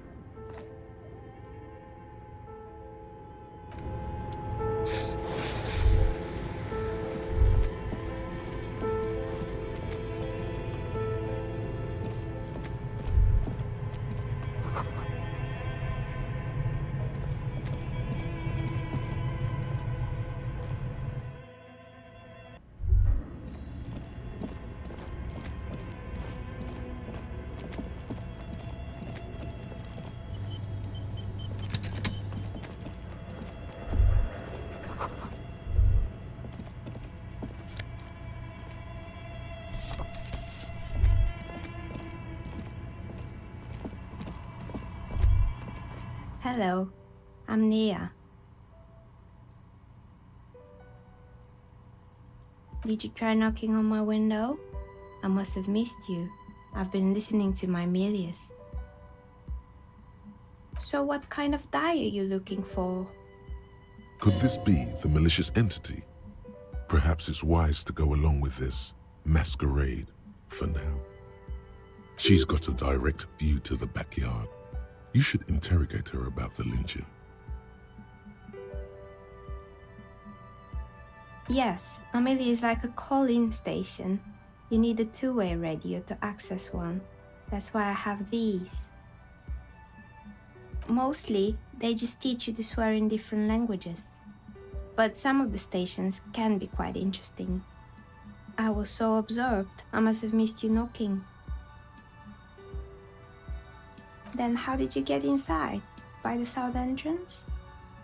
You know what? It doesn't even matter. What matters is that you're finally here. Let's talk dice. Did you have something specific in mind? I'm a novelty dice maker. Tell me the name of your role-playing system and I'll make the die you need. That's why you're here, yes? As she speaks, her bone-like fingers fiddle with a ring. Her bones light, but her hands strong. Role-playing games? You know the one made by Fortress Accident. Does that count?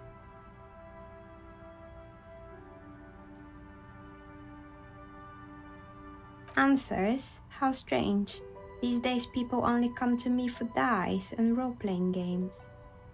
I'm not sure how helpful I'll be, but go ahead and ask.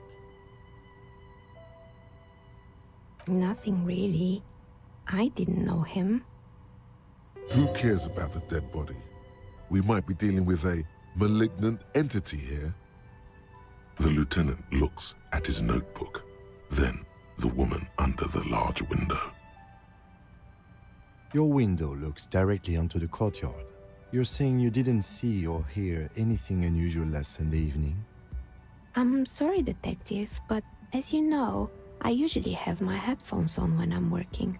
It shuts out most of the daily ruckus behind my window. Well, there's always something going on in the Whirling's backyard. During daytime, there are usually those kids. And lately, I've been seeing a lot of drunk workers hanging about. Must be because of the strike. But I never saw anyone during that fateful Sunday night, I'm afraid. I might have, but in this case, all I would have seen is my own reflection staring back from the darkness. It's really hard to make anything out in the yard when it's dark outside. Besides, I rarely get up to look out the window when I'm in the zone. It's an odd profession, making dice for people, but I like it, and I prefer doing this to sitting at home. She nods. Anything else, officer? We're inside the chimney of an old central furnace. It's strange, I know. But when I arrived here, all the other rooms were taken, so I had to build myself a makeshift home. Besides, I don't really have to pay any rent here, so that's a plus. Plaisance was right. There's an entity living in the chimney. You should ask her about the curse. Creative. When she arrived here, there was no room anywhere else. She must have known the other businesses. More or less. Are you interested in anyone specific? Rats scuttle in the dark rooms under the abandoned blow dryers and dusty mannequins. Cobwebs cover rotors and radio computers alike. So much failure. Fortress Accident, the radio game studio. She liked them. They were an interesting bunch. We talked about role-playing systems every now and then. Once, I even saw two of them get into fisticuffs over Whirl. They certainly took their work very seriously, even if they seemed to be chronically liberal with their schedules. The usual, they ran out of money and couldn't get the project done on time. Well, I did hear them talking at times. They seemed to believe they were historical individuals on some grand quest. Yes, but when the money started to run out, they just began to complain a lot about capitalism. You know, how the markets are rigged to keep out new businesses and so on. In the end, they just didn't get it done. They didn't have enough willpower to produce something truly historic, and to show up to work on time. She's right. Showing up to work on time is important. Showing up to work on time is hard. No, scratch that. Showing up to work at all is difficult, especially if you've been drinking. Still, not everyone is going to make it. That's the nature of the game.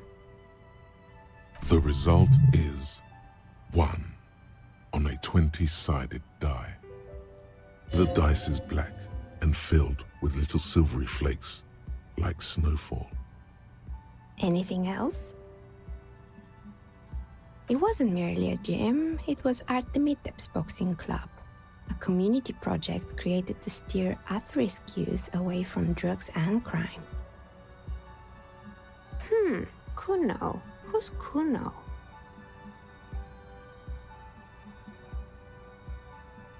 Oh yes, you mean the kid with the sailor's mouth. Yes, I've heard him yelling profanities in the backyard. I think it would take more than a gym to help that kid. It didn't. If anything, it made the youth situation in Martinez even worse. At some point, someone started a rumor that the punching bag downstairs was full of amphetamines. You should have known it. Eventually, the coalition took away the funding and the club went bankrupt. This was a few years ago. It's gotten much more peaceful around the plaza ever since. Yes, I think it was called Androgynous Orlando or something similar. They weren't a big hit around here. Turns out that working class men don't like genderless haircuts. They're scared of that word. You wouldn't like it either. The others would laugh at you. It's not about the haircut. It's about the confidence. Me neither. I just want it off my face.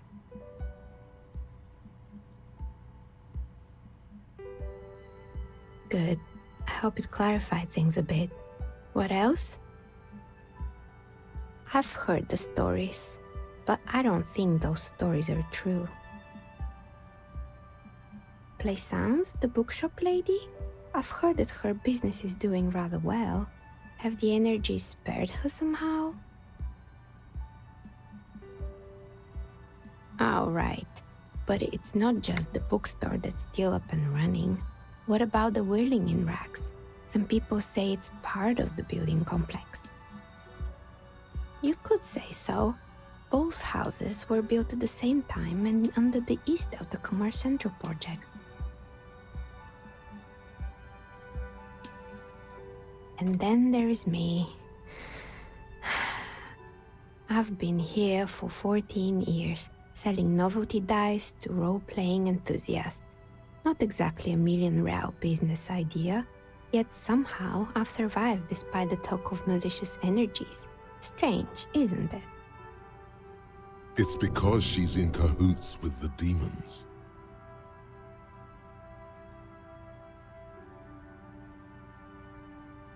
I was just about to ask, what do you think? Do you think the curse is real? The jig is up. The she-demon knows you've uncovered her true identity. Time has come to face the source. Fear not, for the forces of the universe are supporting you in this psychic quest. Exactly. Truth is always so disappointingly mundane and boring. But I'm glad we got this sorted out. Anything else I can help you with today?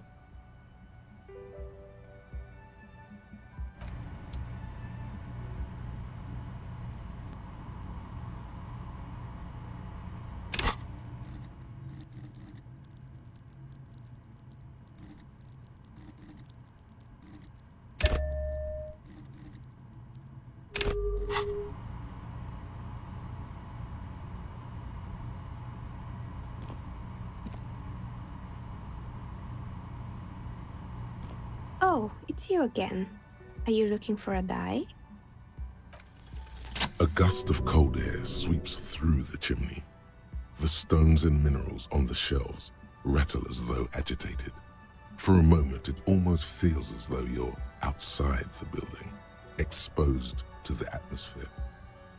Didn't we already talk about this? What are you talking about? My address is exactly the same.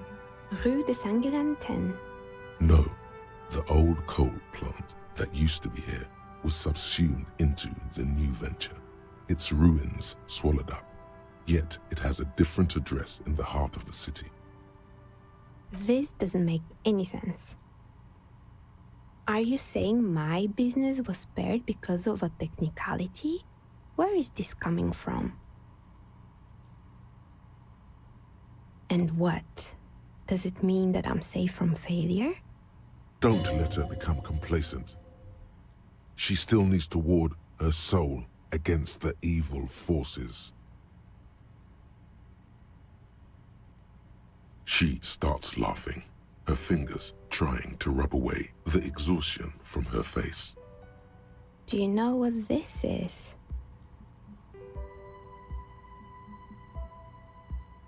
It's a mourning ring. I made this when my first company failed. It was a small jewelry shop right here in the East Delta Commerce Center, built with the little I inherited from my parents. I drove it into the ground within a year. I didn't have what you would call a viable business plan. It wasn't just the jewelry shop either. I always thought that it was just the world you were supposed to try again and again until you finally succeed. And now you're telling me what? That it was all because I didn't run my little shops and ventures from a dump inside an abandoned chimney? Yeah. Or maybe it's the entire world that's cursed. It's such a precarious place. Nothing ever works out the way you want it. That's why people like role-playing games. You can be whoever you want to be, you can try again. Still, there is something inherently violent even about dice rolls. It's like every time you cast a die, something disappears. Some alternative ending or an entirely different world. But anyway, thanks for sharing your theories, officer.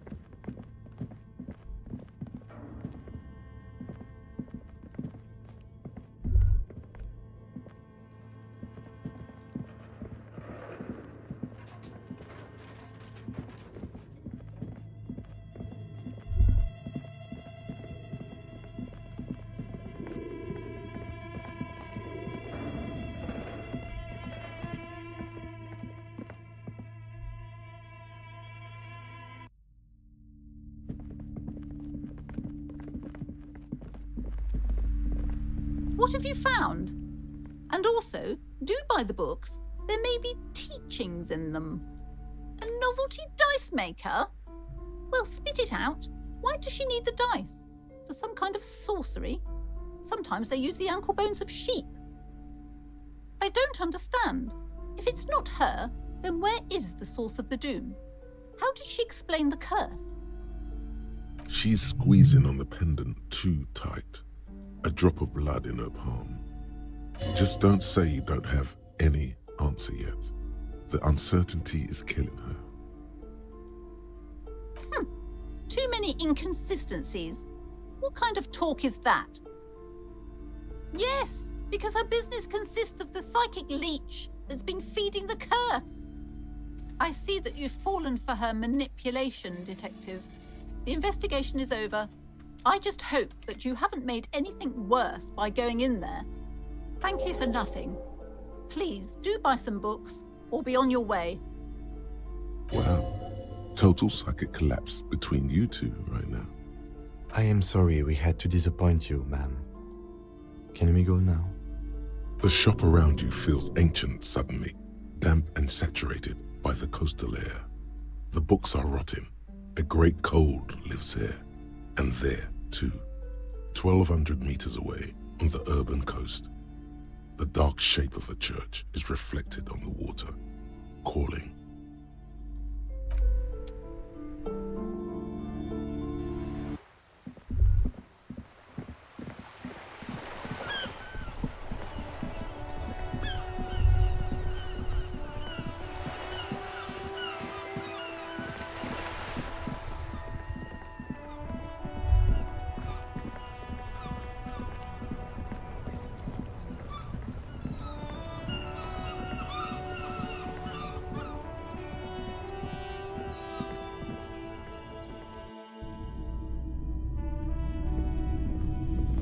If you don't mind, please put the flashlight away. Some of us have photonic sensitivities. I do appreciate it.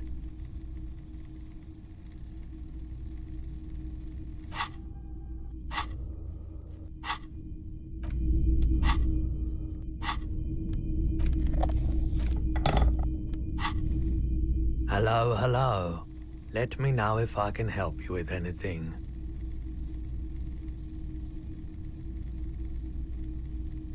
Yeah, we still have those boomboxes on the shelves.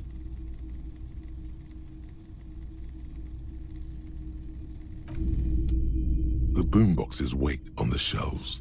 And here you are. Quality sound reproduction on the go. It'll play anything, wherever.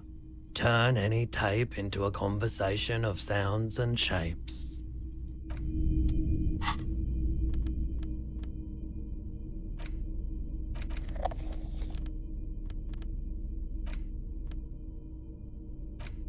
The porter reel is just what you needed. The reels attach to the apparatus with a satisfying click. The tape is routed behind the magnetic reader. You push Command Set, and the tape starts spinning. Violent static and machine sounds fill the air. This isn't Revachol. This is a fucking village. I can almost see the elephants. The harbor. That's the son of a Kvalson crane. When this shit is done, I'm gonna tear that place up. Soldier of the Apocalypse style. Kill shit. Dogs and chickens too. Gonna run a room, Cordy. A real nice room. I don't give a shit. I'm fucking done. I'm done mentally. I'll fucking do them all in. Rape that disco cunt on the counter. You know, the dance whore upstairs. Do it Kohoi style. Never did get that taste out of my mouth. The lieutenant presses the button marked Arrete on your porter reel. The tape stops spinning. It seemed authentic enough. Probably recorded off the shortwave, then edited to seem more incriminating. He sounded like he was on patrol around the harbor walls.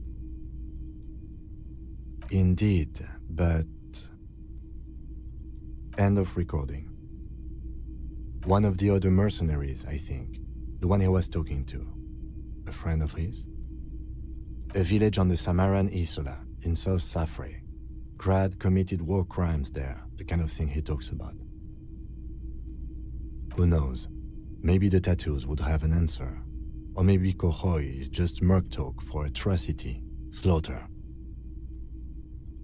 I think we've got a few more questions for class here, don't you? This seems to contradict her testimony, at least to some degree.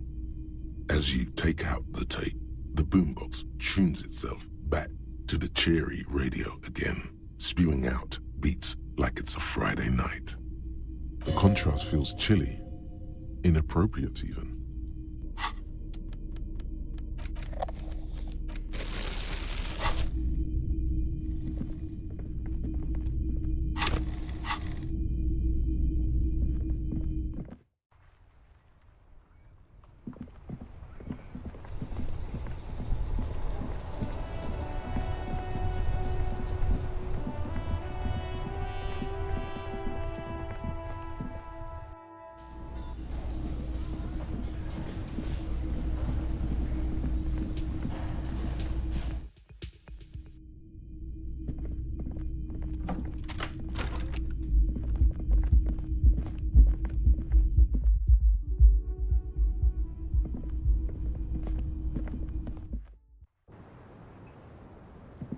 Officer, it's a fine day for questions. She puts her coffee cup down with a soft ring as the porcelain meets the metal table. Did he?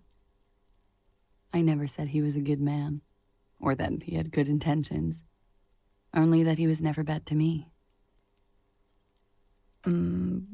Where did they get this recording exactly? It's intercepted radio chatter of the deceased, recorded via a de-encryption station. It's authentic enough. Does he say he's gonna do it Soldier of the Apocalypse style? Yeah. That was practically his pickup line. A memory surfaces in her tired neocortex. It's not entirely unpleasant. Did he say whores a lot? Was he pretty much on the verge of doing it Kohoi style? He wasn't actually there. He didn't do a tour, or at least didn't tell me he did. Would have been overkill anyway. He lived his own little Kohoi. It wasn't his everything. Yes, was he bragging? Oh no, I'm pretty sure he did all those things. Then integrated them into his idea of normalcy. To keep on living. Until they just sort of turn into his, running joke. I was gonna say running joke. And it sounds like you didn't even get the good bits. Lely's punchlines got way, way funkier than that. He was like the Seminoles conflict, the Kohoi massacre, and the 36 famine in Yezut all rolled into one person, then cast in Orani ceramic armor, which he wore in bed and in the shower. We're all scraping up any happiness we can find, officer. Going around with our little scouring sticks. You, your first love, Mr. Kohoi here. Did he tell you he had actually done any of those things? He and Martinez, I mean? No. We were too busy laying waste to our own nervous systems to direct any of the fury outward. He seemed happy, I guess. At ease. As much as a man like him could be. Thank you for clearing that up, miss. Whenever you're ready. I'm interested to hear what Titus Hardy has to say now. She takes a very small sip of her coffee and smiles. Like, for example, his name? Actually, officer, I didn't know his name. I just called him Lely. A nickname? I guess. He came from Lelystad. It's short for that. And it was his army name, apparently. He said his real name wasn't his. I tried to pry it out of him, but it was no use. Lelystad. That's a good start. We have a few questions you can help us with. A few things a field autopsy alone can't answer. The young woman cranes her neck, trying to catch a glimpse of the page the lieutenant passed to you. On it is a list of autopsy observations recorded neatly in blue ink. The last missing pieces of a puzzle of flesh. In Oranje, officer. It's, I think municipality is the term. A nowhere town there. You were almost right, officer. That means his race was occidental, not mondial. I'll update the form. Yes. We were compatriots. Did that bring you together? No. He was too old for that. And from another part of Oranjenrek. I didn't even understand his accent. What brought us together wasn't Oranje.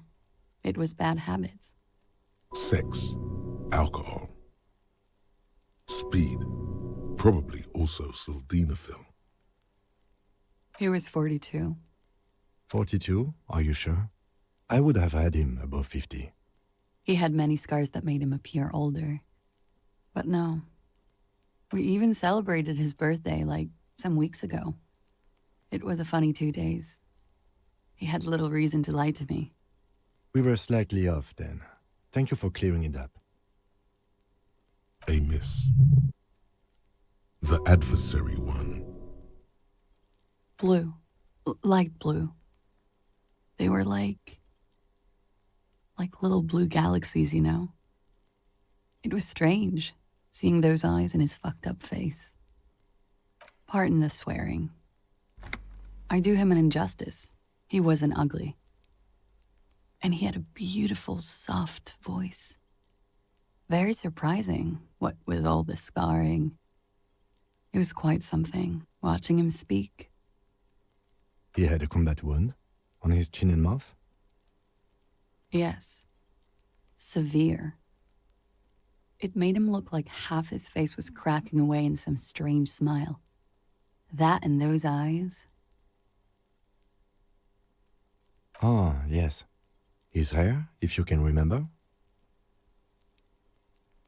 It was light brown, almost blonde. He darkened it with brilliantine, made it oily. Not nice to stroke. I couldn't convince him to leave it alone. Oh, that. Sure, service history. It was mostly for showing off to chicks, though. How? Imagine him lying in bed. Freakish musculature laid out on the sheets. Scarred, of course.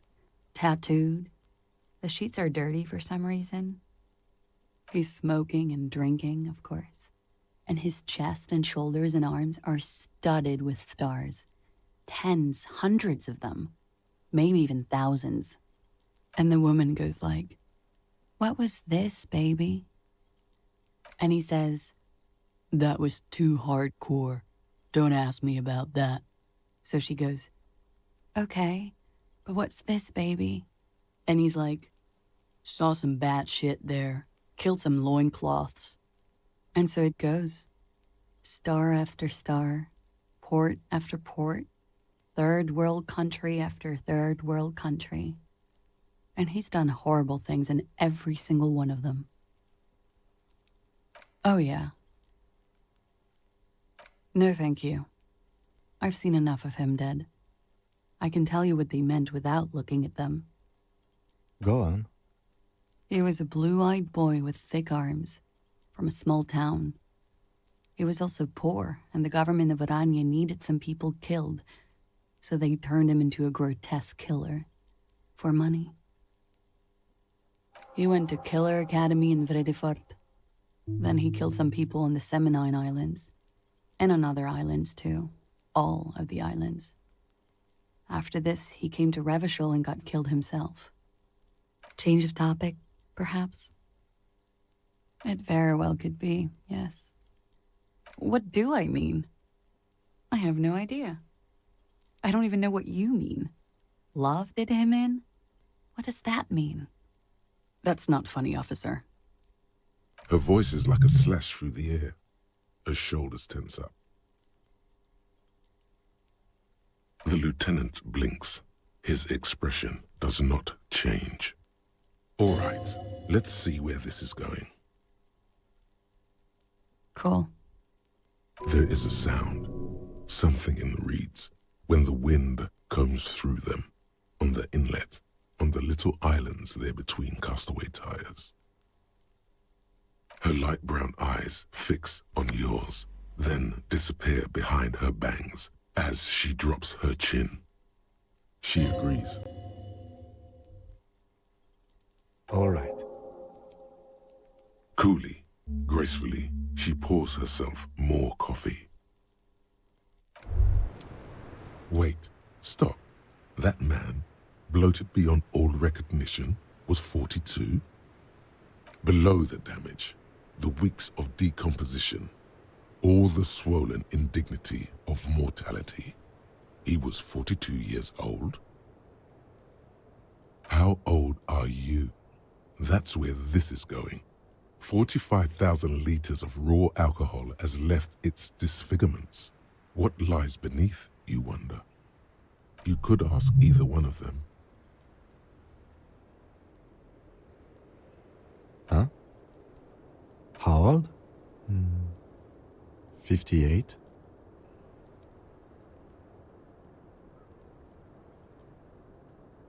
"42. And he was deceased. He had been decomposing for a week. On the bright side, you've been getting a lot of exercise lately.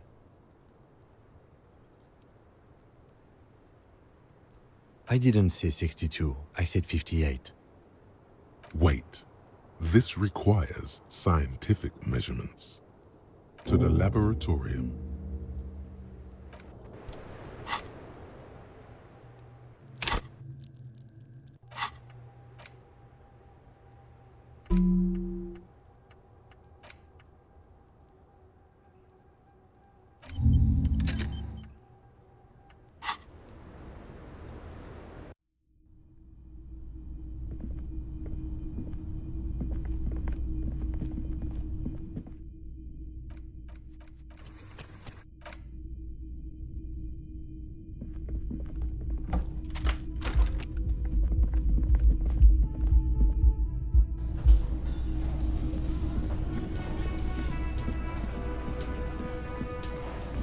It's you again. What is it?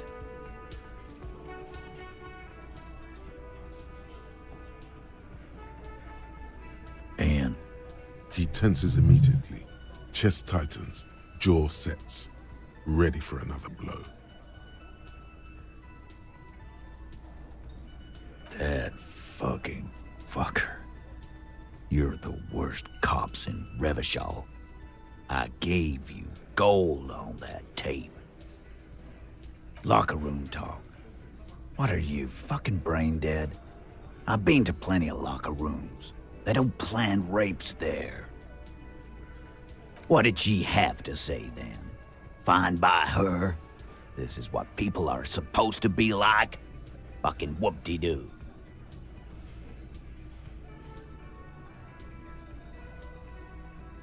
Yes. In fact, I think she thought it was a little funny. Funny? No good goddamn psycho whore. Alright. All fucking righty then. I guess it's good then. That fucking... Please try to control yourself in the presence of visitors, Titus. This is just perfect. Just fucking perfect. Any thoughts on this, lawmen? Women are crazy. Irrational. That's what you're thinking, right? Also, your fists are itching for a bump. Nah. I know her. She's just a girl. In over her head. Handled him? She got into some stupid shit with that guy. Shit we had to take care of. Yes, we heard all about it, and the fact still stands. You were more disturbed by the tape than her. I already told you. We fucking hanged him. There's less gusto in his voice now. His men too are growing increasingly silent. The man is slowing down. Looks like a bad blood sugar crash. He can't keep track of all the variables anymore. Come on, Titus. The stakes are too high here. There will be blood on the streets. The tribunal, remember. I know you're tired. Why don't you just... You know what? I am tired. I'm tired of you, them, and the whore upstairs. Next time you see her, tell her Titus said, "Fuck on!" This is the petulant rage of someone who's at the end of their wits. That lying, scamming. We're done. This is over. You understand? Your little investigation is over. Yeah. What is this quiet funeral shit? What we need is some beers in us. Bartender, 20 beers for the Dock Workers Union. Why do we make it 40, huh? Why do we make it 100 beers? You're not loud enough. 100 beers? Now we're talking. Hoppity hop over here, cafeteria manager. The window might be closing. The more beers they get in them, the less cooperative they will be.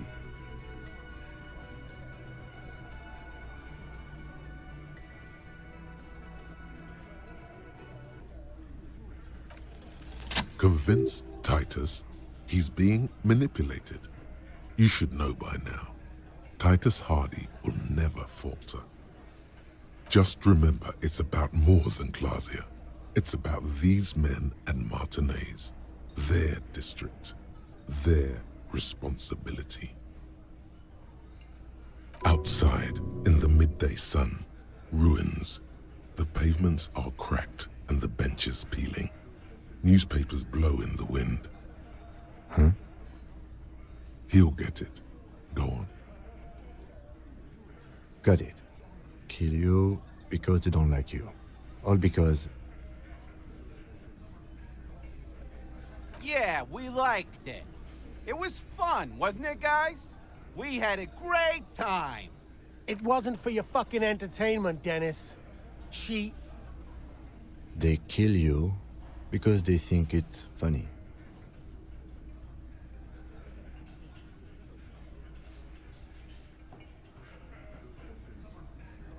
We didn't light him on fire. No one pissed on him either. That's it. That's the weak one. You flushed him out. Now go in for the... Officer, you will be next if you don't shut up. Firearm. A Glass 08 or a 38 caliber pistol. Either is small enough for you to have missed. He's onto you. He knows what you're trying to do. The lieutenant has put down his notebook. His hand is resting on his holster. He gives you an imperceptible nod. What? What does that mean? We didn't kill him. We didn't even hang him. He was dead when... Shut up, Angus! Fatty! Say one more thing to the cops and I'll... Dennis, stand down, or I'll beat your head in. Theo, take your hand off the belt. This isn't 31. I've got this under control. Does he? His closed fist is shaking. It's you who's in control. Let them have their moment.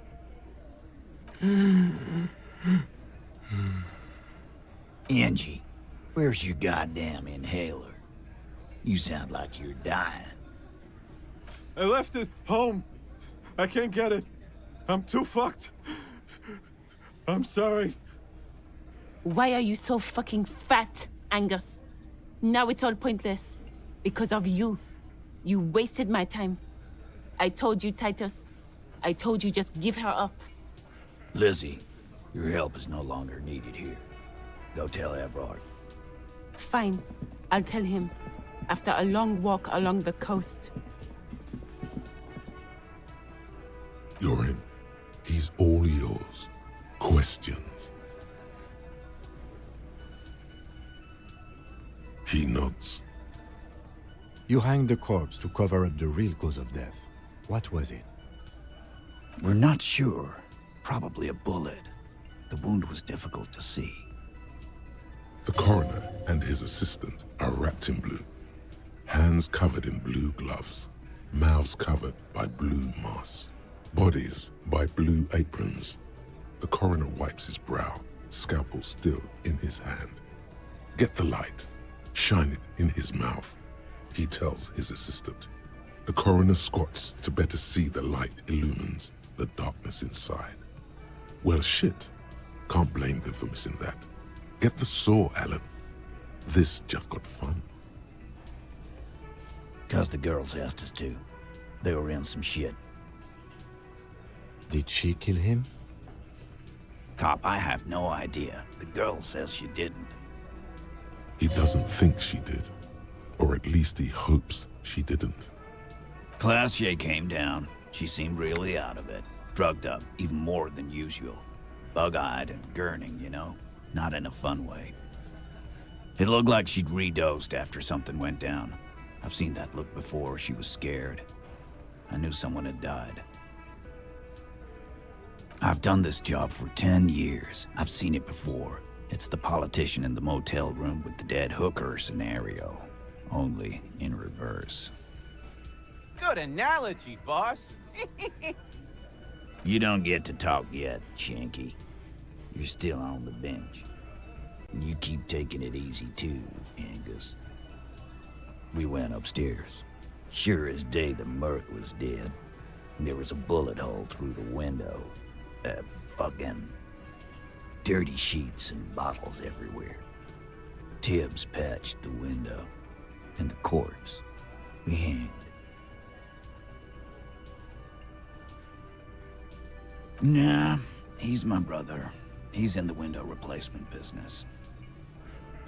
You may have noticed our girl's in some shit of her own. They can't show up on police radar kind. There are people after her, from the old world, where she came from. They're powerful, connected to the moral intern. She's clearly afraid for her life. Says if she showed up in your systems, she'd be ghosted away. And why would you help someone like that? By taking on a murder? Why would I? I guess we abide all sorts of runaways and losers here. It's a Martinez thing. Not yet. Just some ideas. She says the shot came from outside, behind the window somewhere. So that's a clue. I'm thinking someone's past caught up with them. Either hers or his. Hers, you mean? I mean the people after Klausya. Maybe the shot missed. Maybe it was meant for her. I like that. Been thinking the same thing myself. My dude. One of those mercenary buddies of his could have done it. They got guns, training, years of bad blood, probably.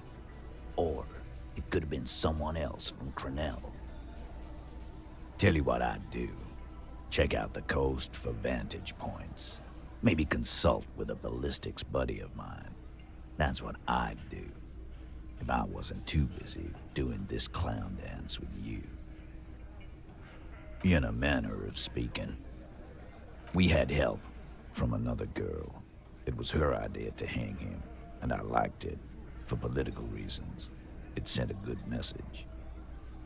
Fella, you think too much. He's off all right. You're gonna hurt your head. That woman is just affiliated with the Hardy Boys. You don't know her, anyway. We're Hardy Boys, and that's it. Nope, you're not getting to her. It's Klausya you want to talk to. Me too. The lieutenant gives a smile only you can see. You do that. Hey, cop, before you go. Suddenly, the wind picks up outside. You hear it rattling the large windows in their frames. It carries newspapers, circles the whirling in rags in a warm column. She, Klausya, came to Martinez to hide. Many of us did. This is where you wash up when there's nowhere left to go. The Union takes you in. Now, she refused that protection. But that's right. If we didn't take care of the people who end up here, this place would just be a couple of ruins and some cargo containers. We'll take that into account.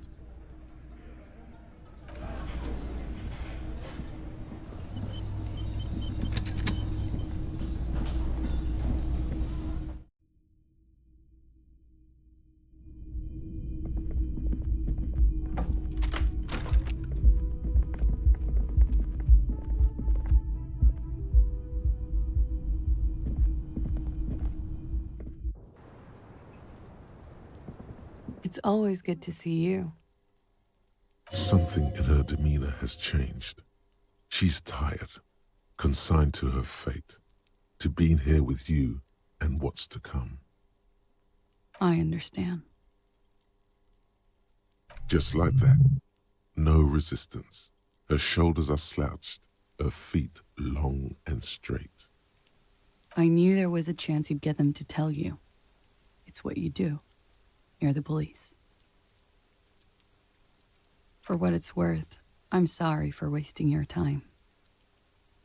If you knew we would find out eventually, why did you waste our time? Because of the Hardys. I couldn't just dispense with them. They were only trying to help me. Out of the shit I'd gotten into. I am not. There is more here, miss. You're right. There's more. You answer to the coalition government, and by extension, the moral intern. Briefly glancing over her shoulder to the sea, as she's done time and time again. Where the cold oceanic expanse lies, and behind it, another world. You share a database with them. You send people to their courts. Just business. But bad business for some people in the moral intern. If I show up in your records, officer, they will find me. They will... What happens if they do? They will kill me, sir. If you file my name, take me in for questioning, enter me into the moral intern mill, well, then I'm fucked. For nothing. This murder didn't have anything to do with me. Because I'm an idiot. Which is an indicator of truth. You have to understand, the people around here, no one was making the call, and he kept rotting. And then they picked his clothes off, and that little fucker threw stones at him. Her jaw is clenched. Her throat moves. It takes all her strength not to cave in and sob. Once. Just one time. He kept throwing stones at him for 3 days. I could hear the thud. Thud. So I called you. I hope with all my heart it's not the last thing I do in Revachol. It's not nice, but it's not illegal. Not here in Revachol. Or even in Oranje. What exactly did you do? Industrial espionage. I joined a business collective with the intention of betraying them. I did my job well enough to be asked to do it again. With a bigger company. The kind you really, really don't fuck with. I took their ledgers, 2 decades worth of accounting. I need the names of the companies involved and who hired you. The job was Lou's doing County Savings Bank. They sound small, but they're part of the Lou Scott conglomerate. That was the second job. The first was some printer company. You wouldn't know them. As to who hired me for the job, I don't know. But they're after me too. Along with Lou Scott and their friends in the MI. Once you're done in the competitive intelligence circuit, you don't have allies. You're radioactive. Sure, I'm not a war criminal, but it was bad. People lost their jobs. Good people too, not just C-suite. A lot of people got hurt. But that's just more of my shit you shouldn't have to deal with. You're solving a murder. We were there. Together. In bed, I mean. Okay. He was in a kneeling position. He had just entered me. I was on my back, looking at him. I heard the window behind me shatter, and I turned to look. There was a hole in the glass. I turned back to him. His eyes were looking through me, and his mouth was open. Dumb. I could see. I could... A great pain moves through her, a dark and indefinite wave. She continues in spite of it. I knew he was dead. Before he fell down on top of me. No, I want to. Let's get this done. It's okay. Tell us as much as you're comfortable with. He was heavy. I pushed him off and he fell to the floor. There. He only had his boots on. I bit the pillow, not to scream, then ran downstairs. I waited for the second shot to come. For me. I thought there would be one. It never came. So am I. She throws it away and immediately proceeds to light another one. What time was this? When did it happen? It would help us if you could be as precise as possible. 11:30 to 12:15. I don't know the exact time. Around midnight. It's okay. Were you inebriated? Not as much as usual. He'd done a line, plus other things. I was drinking. Wait. Titus said she was gurning her jaw off, much more than usual. Oh, yeah. I did one of his lines, just to clear my head. Good thinking. Clear your head. You should clear your head. Get into his mindset. Did you hear or see the shooter in the course of this? No. Nothing. I was trapped. I was stuck in my room downstairs. I got some clothes on and crawled back up, drew the blinds. Blood was coming from his mouth. Not a lot. Just a little. He was still on the floor, slouched. I couldn't be there with him anymore. So I ran down and out of my room, into the hallway, down the stairs. I knew there would be people there. Sylvie was tending the bar. A lot of people were there. The Hardys were at the table in front of the stage. I think the Union box was full. Ruby was there too. They were having such a good time. I sat down and they all welcomed me. I didn't even have to say anything. Ruby knew something was wrong. Ruby? Ruby. You know, the leader. The leader? Of what? The Hardy Boys. Well, nominally, yes. Ruby's the one they go to when things happen, like things they need taken care of. She's the organizer. This Ruby, in her phrasing, is entrusted with great power. She trusts her. So do the others. Would you say she is the 8th Hardy Boy? Why not? Well, Ruby said let's talk upstairs. I showed her the room. I've known these people since December. They know my situation, that I can't leave a paper trail. Ruby was the first one I told. She said she'd take care of this.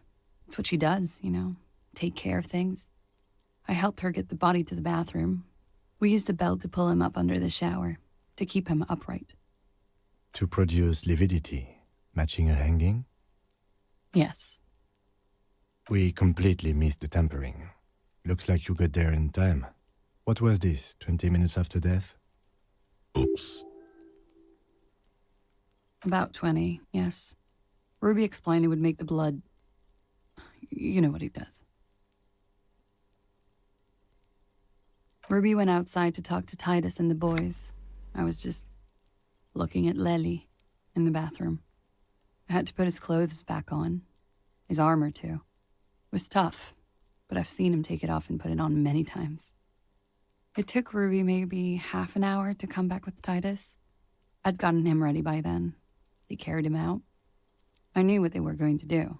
Make it look like a hanging. Ruby said they would. Ruby said to wait here. She also said I wouldn't see her for a while. That we should lay low or something. So I did. I don't know. I haven't seen her since. We will need to take this question to the Hardy Boys. Last week, Angus and Titus's brother, I think he's called Tibbs, took care of it. You should have another look at that window after this. Reconstruct the scene. It's right there. Yes, you see the glass sparkling out of the corner of your eye. When he was shot? I may have. I don't know. I couldn't hear anything over the glass exploding. That's the first thing that went through my head when I heard the glass break. I thought they'd found me. They've killed him to punish me. All last week, I've tried not to talk to anyone or be seen with anyone so they wouldn't be hurt. I've come to understand, however, this is paranoia. What happened didn't have anything to do with me. Or, I don't know anything anymore. All I do is wait here. We can't go after Loose Cap. Not yet. There are other, saner leads. I don't ask you to, Lieutenant. If there's one thing I know, it's that you'll get nothing from there. She nods, silently. She doesn't even smoke. Just picks up the cold coffee and holds it in her hands. He's thinking, are we done here? Or...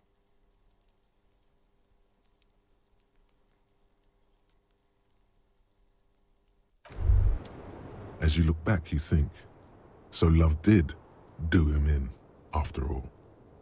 If it weren't for her, he would not have been there. The shot would not have connected with his soft palate. She's silent, holding on to her coffee mug. No vapor rises from it. It's cold. Remember this silence. The lady is dangerous. People suffer around her. Yeah. I'd like to think he didn't love me, or that it was chemically induced and not real. Easier that way. I don't know. There's a nod. The smallest of nods.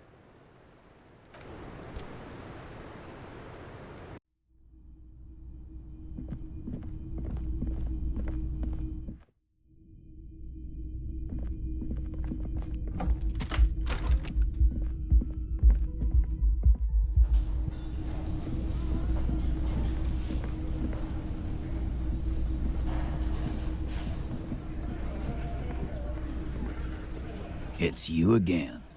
What is it?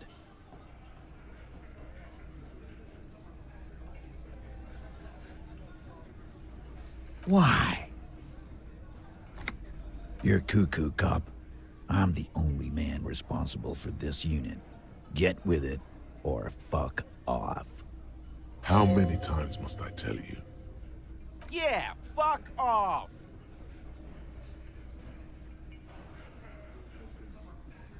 Sounds like you're making her a suspect in this.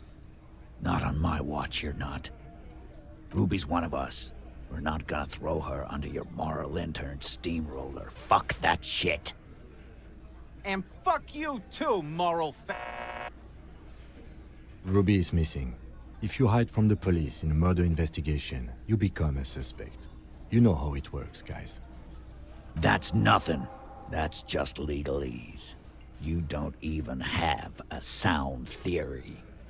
I don't want to be rude, but we're trying to get some R&R here. Think you could fuck off now? I think we'll keep sticking around, Titus. You'll be surprised at how quickly a theory presents itself if you keep looking.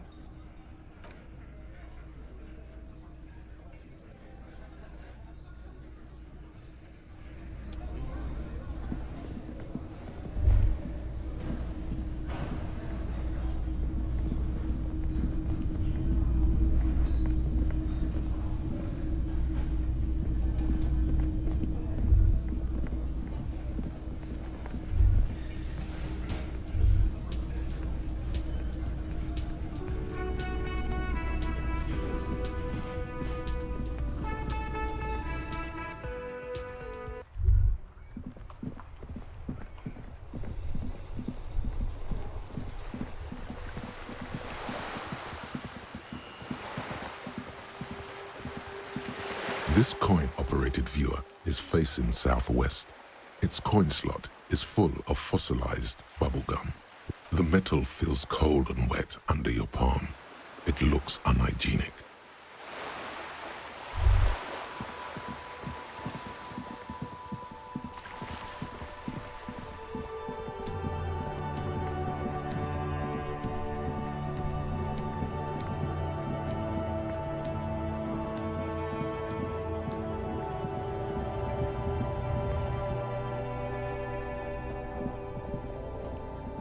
The tear machine stands in the corner.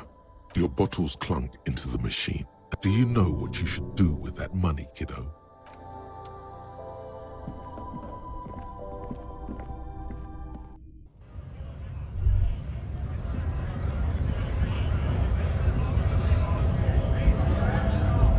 Right to work!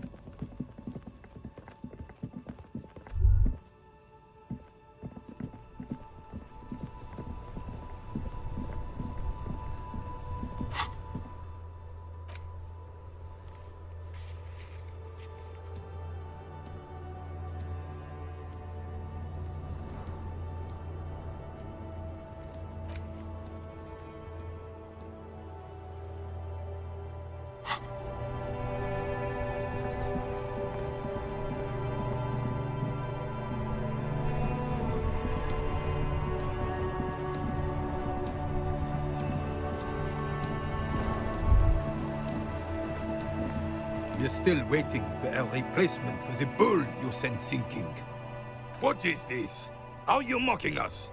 This isn't for pétanque. Now, no need to get angry again, René. I'm sure the officer tried his best. It's not like there's a bull kiosk here in Martinez. The best, huh? This isn't even a bull. But fine. I guess you did attempt to right your hooliganism. Consider it forgiven.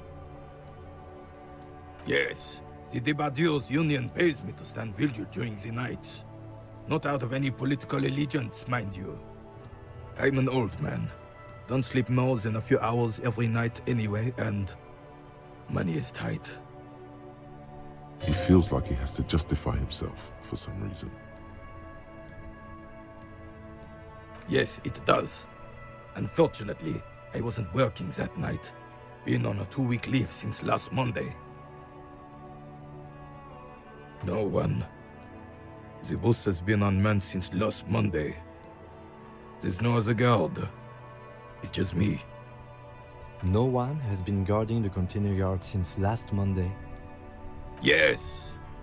It's not actually an issue. I mean...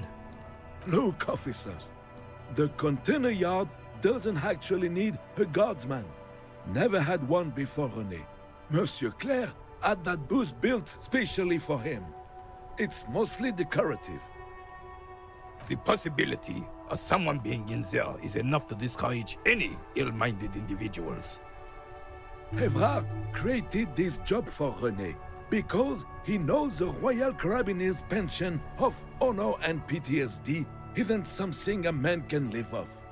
A decorated Kingsman collecting tear reflects bad on the whole neighborhood. His words. Can we conclude the topic of my guard booth now? She is nobody. This is none of your concern, and I refuse to discuss my private affairs with the RCM. The lady is Jeanne-Marie Beaulieu, and she sure as hell wasn't a nobody.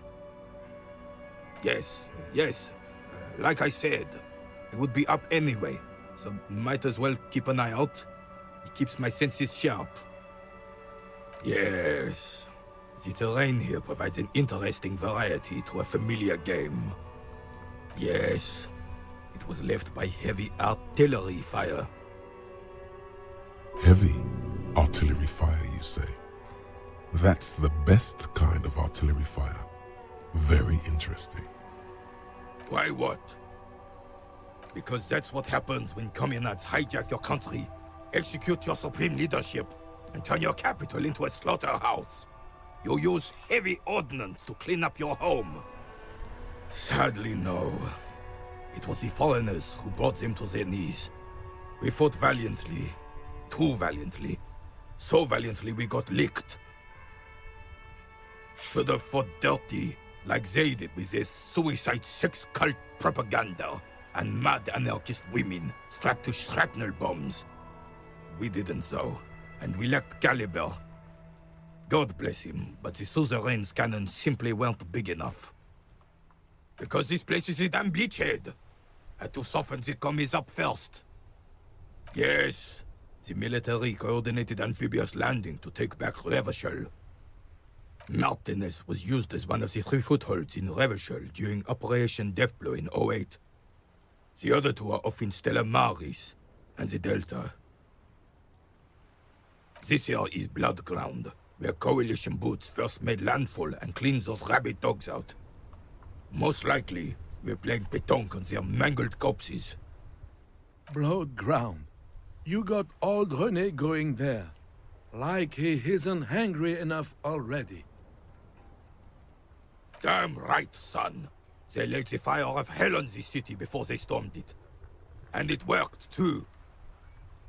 He approves of this radical approach. Knows it was necessary.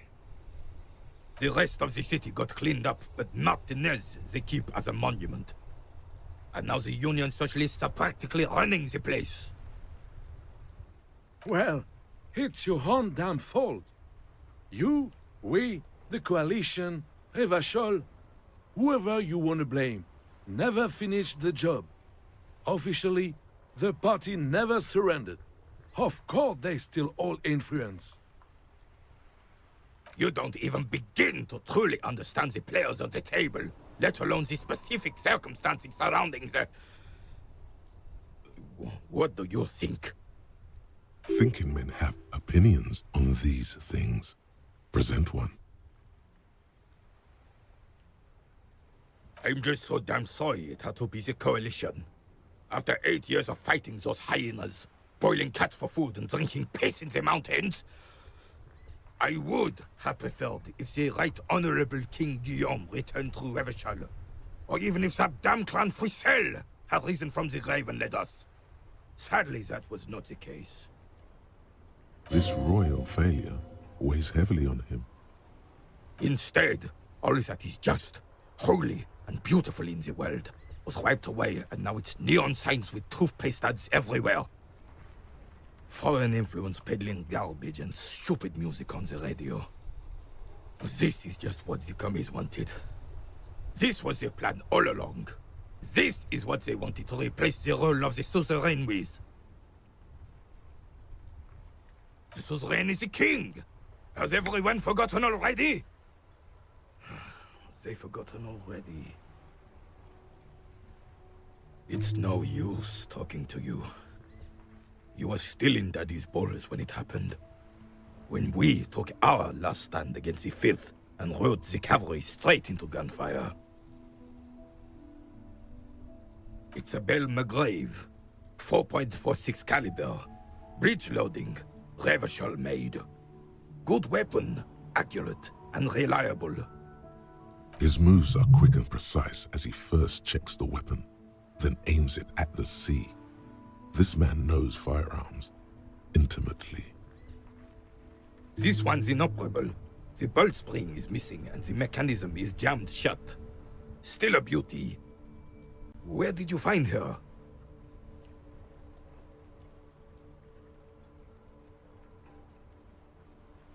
I'm not surprised. There are probably lots of forgotten wartime weapons lying around here. Back in the day, everyone had something stashed away. As for the rifle, I don't know what else to tell you. These BM-446s are an antique. No one uses them anymore. The ammunition is impossible to find. Of snow always reminds me of... As Rene turns from you to his partner and back, the medals on his chest rattle and glare. He keeps his spine straight and his ribcage lifted, displaying them proudly. 2. The larger one is shaped like a cross, while the smaller medal resembles the sun. A crowned head in front of 2 crossed rifles. The medal hangs from a blue striped triangle. A small blue star inside an orange sun. It has the word Valiant written below. For bravery. It's a conflicted topic for the old veteran. There must have been a number of controversial episodes in his service days. For doing my duty in the heat of battle. For looking my mortality in the eye. When men like Gaston here hid in the bushes and shat themselves. He saved some muddy princeling who foolishly strolled into the front line in his gown of velvet and gold. It was on the first months of the revolution here in Revachol. Unrest was spreading like wildfire. Marauders had taken most of the Couronne and were getting really ambitious. King Frisel thought he could end it all in one decisive strike. Sent his cousin, Drisson, to put an end to the unrest. Alas, the young Drisson was all piss and no vinegar, wearing a tunic of purple velvet and cockatiel feathers to battle. Even his rifle was gold-plated, shone from 5 clicks away. Can you imagine the asininity? He really despises that Drissant fellow. Purple velvet tunic. That isn't exactly camo. To keep the long and bloody story short, Drisson marched us against the partisans in Couronne. And when I say marched, I mean made us walk into captured enemy territory, single file, like toy soldiers, while he rode in front on his giant red stallion. The rebels were smart. They let us come real close before opening fire. Suffice to say, it was carnage. I got shot in the left shoulder and went down. Just a flesh wound. But just as I turned over, the prince fell into the mud next to me. He was missing his lower jaw. Then his horse, driven mad by the noise and smell of gunpowder, stepped on my leg and shattered my knee. It's painful to even think about. I grabbed my sidearm and shot the beast in the head. Then everything went black. Capitaine Arnoux, le fléau des chevaux. When I came to, it was all over. It was just me and Jolas Tresson, gurgling in the blood-soaked mud right next to me. The Dink had taken numerous flesh wounds and lost a lot of blood. But despite missing his jaw, he seemed hesitant to die. Tougher than he looked, that one. He didn't. I hoisted the prick on my back and started crawling. Kept going until the 59th Cavalry picked us up. Through some miracle, we both survived. And the jailless freak convinced Frissel to give me a medal for not leaving him to die in his own blood. Piece and shit. He was the commanding officer and I was on duty. Just doing my job. Shouldn't hand out medals for that. 13 months later, I received the Sun for distinguished service. It's not worth mentioning. You sense he's downplaying it. He did a lot more than his duty. More than anyone's duty. It's in his spine, in his billowing breasts, and untarnished self-worth. The old carabinier stands quietly like a statue, his features motionless. What Monseigneur Modesty is not telling you is that he crawled over 7 kilometers before the cavalrymen found him and Drizant. 2 days later that was. And that even while crawling with a mangled half-dead prince on his back, he still managed to murder 3 rebels on his way. Is that pride in his voice? It's deep down, but maybe even unbeknownst to the man himself, it's there. Maybe, but also bear in mind, officer. They don't hand this out for anyone with a service record. Oh no, you have to get shot repeatedly. And you need to get your hands bloody too. Really, really bloody. Do not speak of what you know nothing about, Poltroon. Duty is something you will never understand. Because he was a goddamn dandy. Had no business leading men or even being on the battlefield. All he was related. That's it. Royal blood alone doesn't make army commanders. He was a stupid kid, only interested in horses, hairstyles, and man-loving. And 782 Royal Carabiniers are dead because of his incompetence. Bah! There were many such stories in those days. Many such men too. True Revacholians. Men with backbone. Oh yes, René, yes. Men were bigger, girls were prettier, and everyone wore the fascia. Lord, please, bring those days back, if you can. I'm not getting into this with you again. Officer, was there anything else? You should try to come up with a heroic story of your own. Impress this old soldier.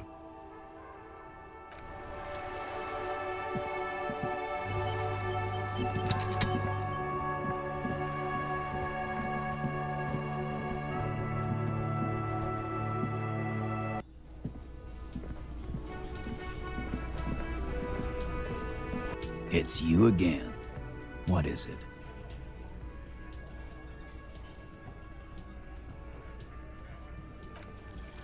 A sudden flash of lightning in your neocortex. The hostile cafeteria is lit by its airy blaze. Floor plans, bullet trajectories, webs of human emotion, all channeled into a single thought. Because she was here, all night, with us. He's cobbling together shit so he can put her away. It's Cop 101. She was here all night? 11:30 to 12:15? She was here during all that time? Yeah, with us, drinking, near the stage there. No. All right. She took a fucking leak, okay? For one moment. Maybe went out too. She has an operation to run from her lorry. We're not getting into what that operation is again, Cop. And just because she was gone for 5 minutes doesn't mean she magically got to the roof and shot him. I've been through this. It's not plausible. He's been through it. That means he's suspected her too. All right, we're in. We got Ruby unaccounted for sometime during the window. This was crucial. Now let's place her on that roof. How?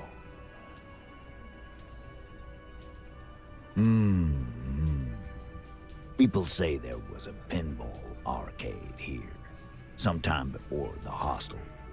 What was it called, Theo? East Delta Pinball Arcade. Weird place. Went bankrupt. Weird? How? You're wearing the pinball maker's coat. Was run by a fella called Nerflock something, who wore a yellow dust coat like the one you have on right now. Weird guy. Never liked him. It is a very comfortable coat for such an oldie. Okay, but how'd you get up? There's no room for a staircase in this building. Or an elevator, for that matter. The elevator is outside the building. It's an old dumbwaiter used for moving pinball machines up and down from the workshop. Ruby could have gone up, shot him, come down, all under 7 minutes. That's quite the theory. We need to have a look at that secret passage, boys. I'm on it, boss. Right when the law clears, me and Angus are going up there. It's a dumbwaiter, not an industrial lift. How about I go instead of... Shush now. You got something else to back this route up? Or is that it? Why not? You can't draw a straight line into Clausia's window from any of the surrounding buildings. Not from what I know about Martinez. Maybe from the coast. But like I said, I've been too busy dealing with you idiots. So no, I don't think it was a sniper. It was close up. I've seen the winch. I'm not blind. You saying it's part of the elevator she used to get up there? That's one mystery down there. An architectural mystery. Doesn't much concern Ruby, does it? Footprints. Recent. He looks tough, but there is a nervous twitch in his dark green eye. This is all too close to home for him. That close, huh? How fortunate. I'll take a thorough look at those prints myself before I believe that, Cop. Good news is, I'm still listening. Firmly doesn't go well with could've. There's a route to the roof. Me and the boys need to check it out. That's what we've established. But a route does not put that bullet in his head. A gun does that, and Ruby doesn't carry one. Phase 2, murder weapon. Get a gun in her hand. If not that, then at least a shadow of a doubt, in the shape of a gun.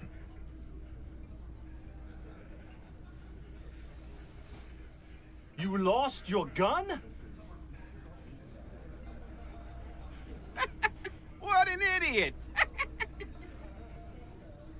Tell me, did you lose it before the murder? Of course not. And Ruby didn't use your lost gun to kill him. Stop thinking about your lost gun, damn it. You'll get a heart attack. This was merely a thought exercise. He did not lose his gun. Let's move on. That looks antique. A Bell McGrave. It's inoperable. Where'd you get it? 20, maybe 30 rifles, Titus. Also broken, but still, there were too many. And there must be other caches too. God damn it. We need to close that dump down for good. Okay. I see your point. There are guns lying around. Damn it. I thought we'd found all the old spots. Why was that still there? We just missed one. Ruby doesn't know this place, boss. Just these cops digging up shit. God damn. That's just about your favorite topic, isn't it? Every fucking 5 seconds. Trouble. This is Revachol. Even the roid heads in the gym had a carbine. No one has trouble getting a gun. I still never saw her carry one. He's angry because he knows you're right. What he's saying only confirms your theory. I don't know, cop. Why don't you find your lost gun first? Easy now, Al. This isn't comedy hour. Titus, we're not seriously considering it, are we? Ruby wouldn't do this. Why would she do something like this? Phase 3. Motive. The last component.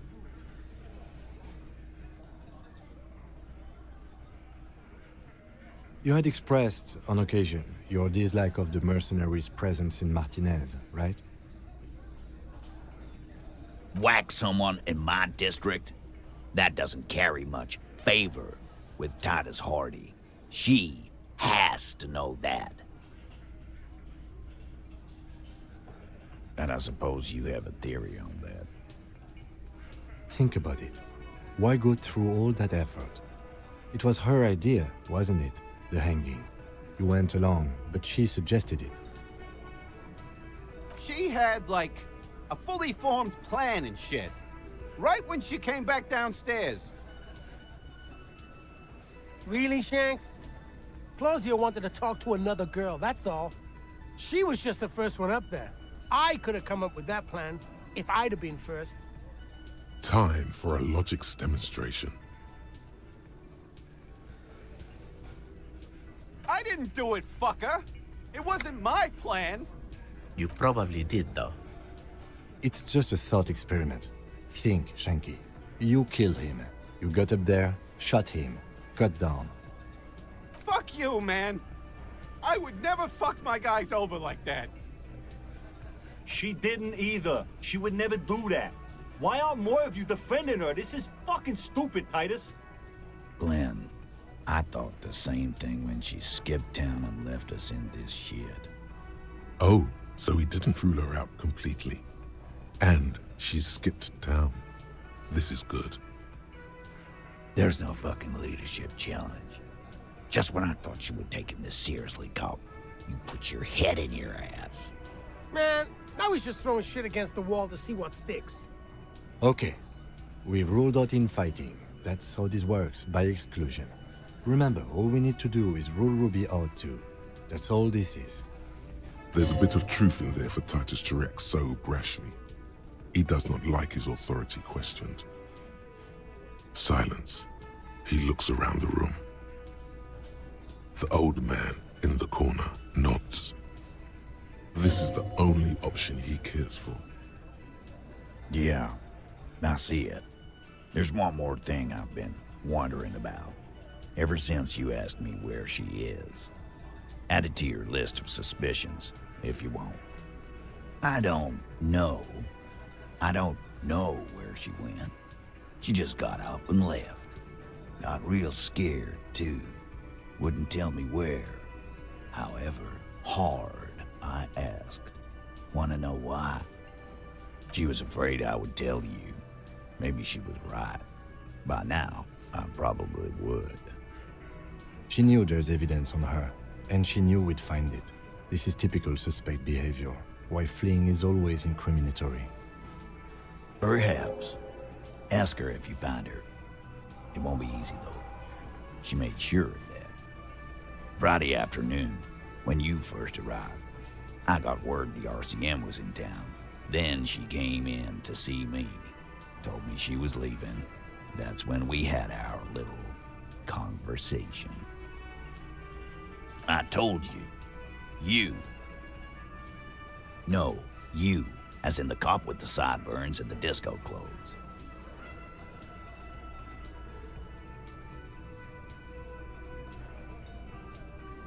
Sure, the human experiment. That's real funny. You know, when I first saw you limping here, I thought she was paranoid or sniffing her own supply. But now I'm not so sure. She said you have a funny taste in clothes and that you won't stop. Until you have something on her. She said she's heard of you from Jamrock, that you're a human can opener. That you play suspects against each other. Open them up. Like cans. Fucking hell. Titus, did he just... Open Angus up like a can? Yes, he did. Now, we can whine about it. Whack him. Or we can go on with our lives. I'm having a go on with our lives kind of day, Al. How about you? It's not an actual question. Silence. He nods. Yeah, there was something else. She wouldn't tell me, though. I could see she wanted to. It was burning on her lips. This cop, Titus. This cop, he... But she was too scared. Scared? You should be, too. A strange fear creeps over you. A metallic taste in your mouth. Change the subject. She's not far. We know that much. She didn't take her lorry, so she's on foot. Good fucking luck, man. She knows this place like the back of her hand. You'll never find her. Yeah, Al. And we won't either. She's not really a hardy candidate anymore, is she? She's not, Glenn. A little. On the coast. Where have you looked for her, more precisely? More precisely? On the coast. Past the waterlog. She's not here. So, I'm thinking she's there. Who's doing this looking? They're all here. Lizzie needed some air.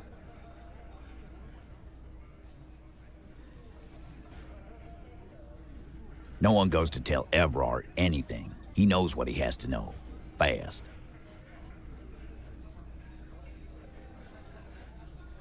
Sure, there are some shithouses there. A cinderblock town. Fisherfolk there refuse to unionize. So, that's one place we haven't looked. I hear they have a shack where junkies sometimes crash. Time for you to step up. We will start there. One more question. What does Ruby look like? Boyish. Hair's red. Dyed. She looks like a Lowry man. The what now? I have no idea. Boys? She said she's building a pale emitter. What? We were talking about radio equipment. She said she's doing Ulan frequencies and a pale something. I don't know more.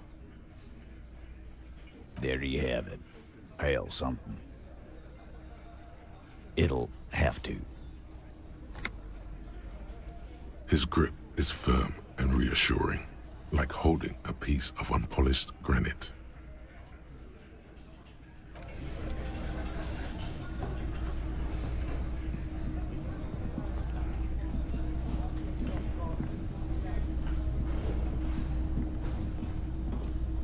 Oh, hello, dear. There you are again. Oh, sweetie, it's fascinating. But I shouldn't bore you with entomological minutiae. The lieutenant gives you a sideways glance. Well, It's a phasmid, technically, but Oh, yeah. Here comes the interesting. where other phasmids imitate sticks or leaves, this one's a living reed. It disguises itself among the reeds here on the Insulindian coast. Hence its name, the Insulindian phasmid. Perhaps you'll end up co-discovering the phasmid with us, officers. There's a touch of awe in the way she enunciated the creature's name. I knew it. We're gonna be chasing made-up insects with cryptozoologists. It's not made up, officer. I can assure you. It's simply elusive, so much so that most establishment zoologists doubt it exists at all. Not at all. Why else would it hide itself so carefully?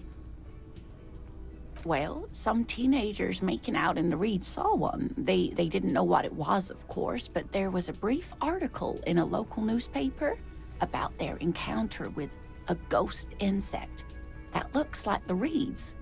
Gary sent us the clipping. Of course, most phasmid sightings turn out to be false alarms, but their description matched the Insulindian phasmid perfectly, and they didn't even know what they were looking at. Enthusiasm has wiped the worry from her face. Her eyes sparkle behind her glasses. I suppose I have something of a personal connection to the Insulindian phasmid. All scientists have their little hobby horses. Yes, it can blend in almost perfectly among the reeds. It's how it stayed hidden all these years, centuries even. Oh dear, I'm afraid I'm not explaining this very well. It is very special. Morel can explain it all much better. I wish you could hear him describe it. Then you'd understand, I'm sure. You know, to hell with it. Let's have more cryptids. Of course, officers. Is there a particular cryptid you two are interested in learning about? That would be the Giant of Kokonur. The giant lives in the most arid parts of the vast Kokonur Desert in South Samara, casting a strange light across the barren wastes. No one knows for sure. It is like an awful mountain appearing from below the horizon and expanding to cover almost a third of your field of vision. The towering luminosity of Kokonur is a bad omen in local folklore. Some say it's a fata morgana, others, fate unimaginable. Who are you? No animal can be that large. It's a mirage. That's what makes it so peculiar. A species surviving at the very limits of scientific law. The Giant of Kokonur must be the largest animal the planet can support. There are limits, you see, to how large a metabolism an ecosystem can beget. Some say a gravity anomaly below the Kokonur Desert might allow the creature to grow to these gargantuan sizes. Great. This is great shit. You need more. Cryobacter catlensis. Yes, a unicellular bacterium that was discovered in one of the northernmost points of Kotla on the Boreal Plateau by renowned geologist Caitlin Mijanou some 70 years ago.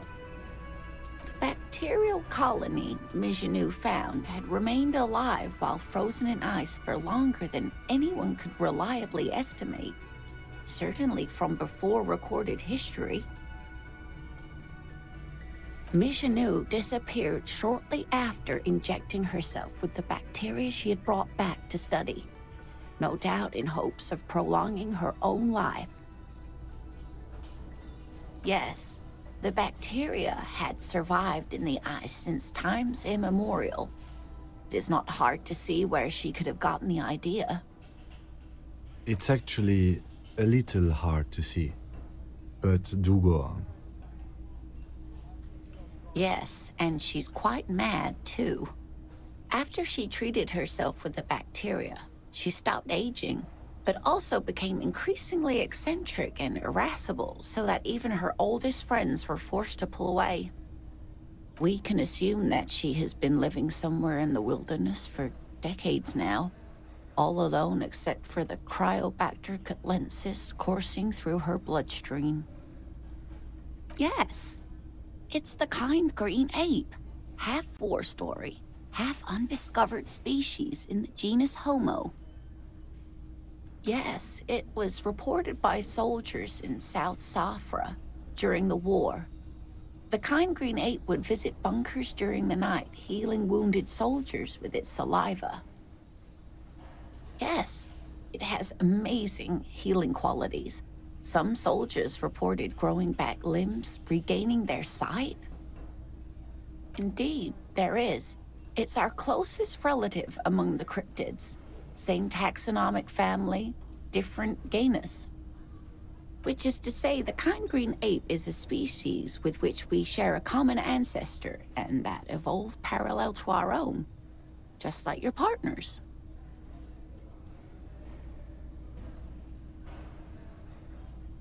I'm beginning to wonder if I should. Please don't misunderstand me, either of you. I didn't mean to imply that Saolites are inferior to us. In many ways, you are superior. For example, your earwax doesn't have a foul odor like ours does. A tremendous evolutionary advantage, I'm sure. But perhaps we've had enough speculative biology for today? I'm glad you like them, but I'm not really one to tell you about all of them. You should ask my husband if you get the chance. He's the real expert.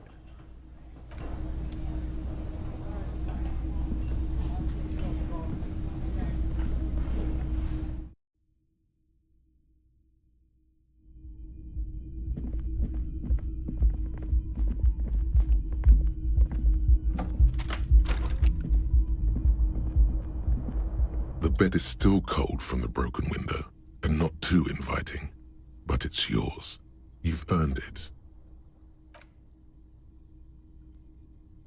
The bed is still cold from the wind blowing in from the broken window. The mattress creaks as you close your eyes and try your hardest to fall asleep. Here we are again, my broken bud. The waves are coming, carrying you away. But you can't go. No, you have to stay. Always half aware of yourself. You're not cooperating, brother man. It's your disgusting body. Even through your sleep, you feel a vague discomfort suffusing it. Your belly and your sides are unpleasantly tender. You wish you could curl up into a fetal ball of safety. But you cannot, because of the pain. And there's a lot of it, ever present in your organs. It's like every one of them has their own nasty song to sing. Every cell in your body is moaning in agony, asking, what did we ever do to you? Now, you're finally thinking about something other than yourself. Let's see how far that'll get you. Oh, yes. They'll check you out, give you some pills, make it all okay. The Wonder Makers. Don't be stupid, Harry. It's not happening. They don't make new kidneys and livers in hospital.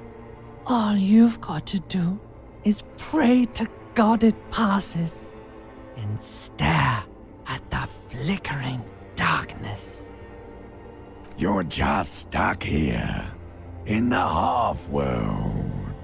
Could try looking at other people, really looking.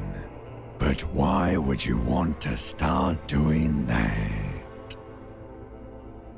Sure you do. They're all so friendly, aren't they? At least they're interesting. Each one has a process just like yours, running in the space between their ears, full of secrets. What do you think you're doing right now? Coming to some greater awareness? Look at all these lights, blinking in and out of existence. Thoughts! You're just pretending that you're asleep, even to yourself, while the world goes on without you. Let it. Let it. But it never seems to let you go, does it? Time to rise and wipe that shining sweat off as best you can. Gather your bearings. Rock and roll.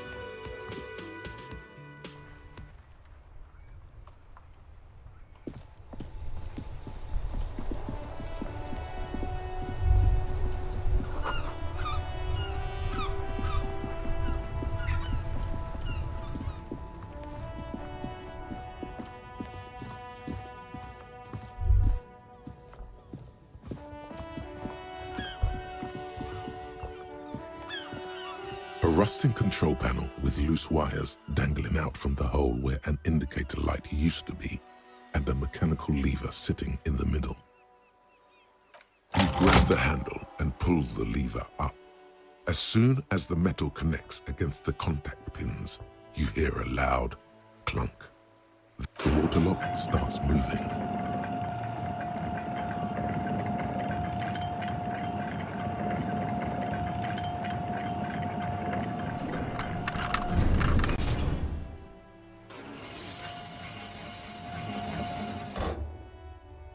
All right, we can go to the coast now.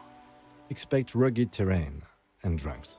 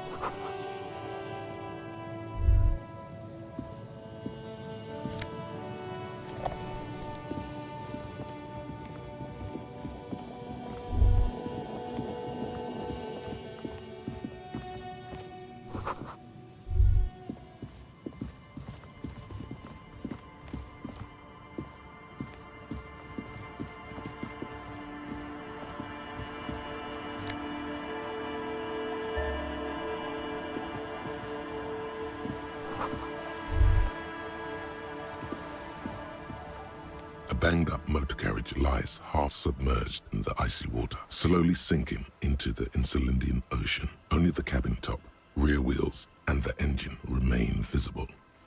It must be cold and lonely down there, in the icy water. The seawater has already started to corrode the metalworks. My guess is it started its journey from the plaza, where it backed through the fence. I agree. We should definitely investigate. You get a sudden, sinking feeling. Stomach acid comes up as you look at the motor carriage in the deep, dark, cold water. The motor carriage is properly stuck in the ice. Getting it out would require a team of specialists. A single day in the salty seawater would ruin most vehicles, but this one looks worn even in places the salt water hasn't touched it. The logo is too deep in the murky water. You can't make it out, but you do see a monkfish float by. The ice hasn't closed around the vehicle yet. My guess is it's been here since last Saturday or Sunday. Let's wait for the low tide and see what's inside. I don't know. An hour or two, tops?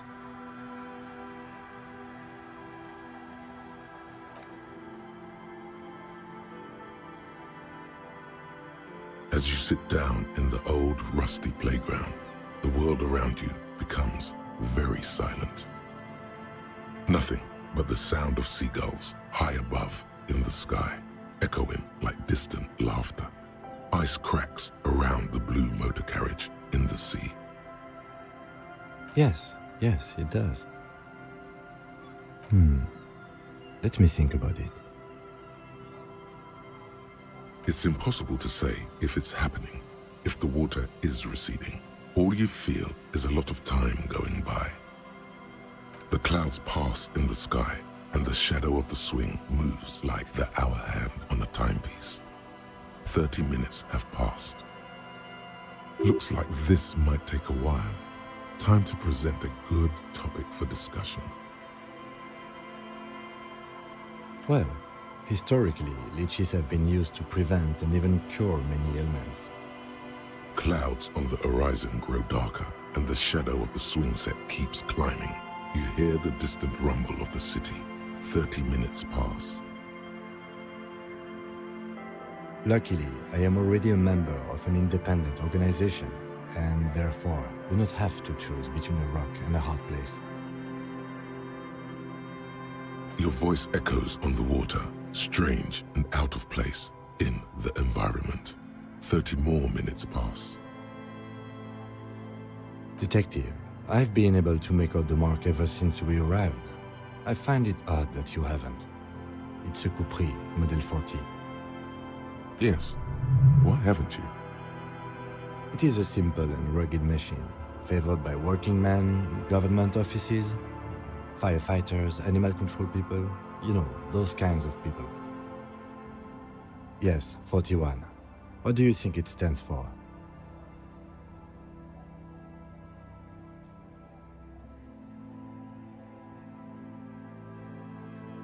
But it could also be the number of a police precinct. Precinct 41, your precinct. A massive pit opens up in your stomach, and the most terrible feeling comes over you.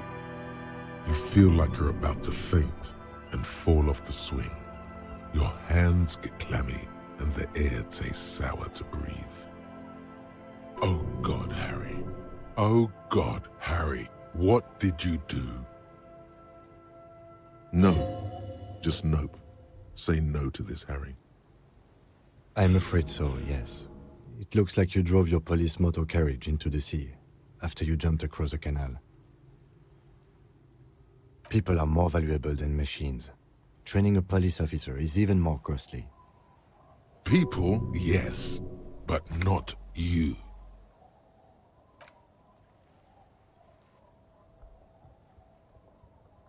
Yes, let's go take a look.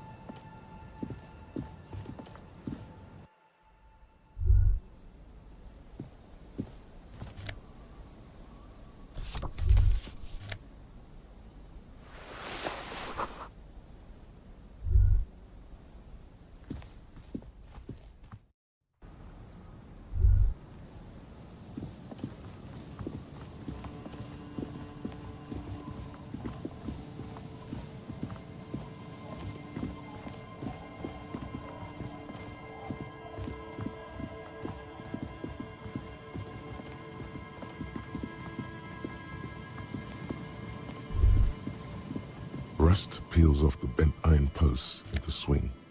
The wind whistles through the skeleton of the small house behind you. There's desolation everywhere. In this yard? Someone thought they could have a summer house in a bloc obscur, for cheap. It didn't work out. They abandoned it about a decade ago. Practically, it's not an official term in any way, but look around. No sewage, broken power lines, crime, drunks. Life is tough in the blocks. It's no place to build a summer house. Yes, and you picked it up because you're a post-apocalyptic scavenger who collects trash and magnesium blisters. It's not meant as nagging, just an observation. We should move. I don't think our suspect is in this particular yard. No place to hide. And besides, it's too close to Martinez.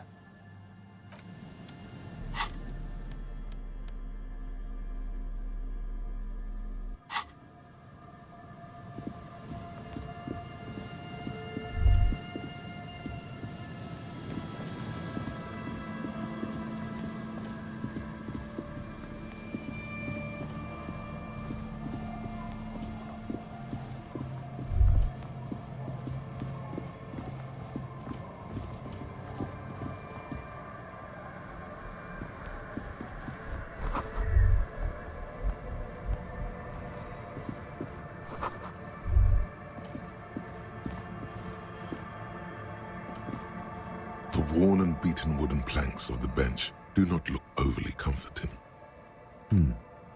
We can sit on benches after we've solved the murder. Let's go. You can revisit the bench if you ever need to pass the time when Lieutenant Kitsuragi is gone.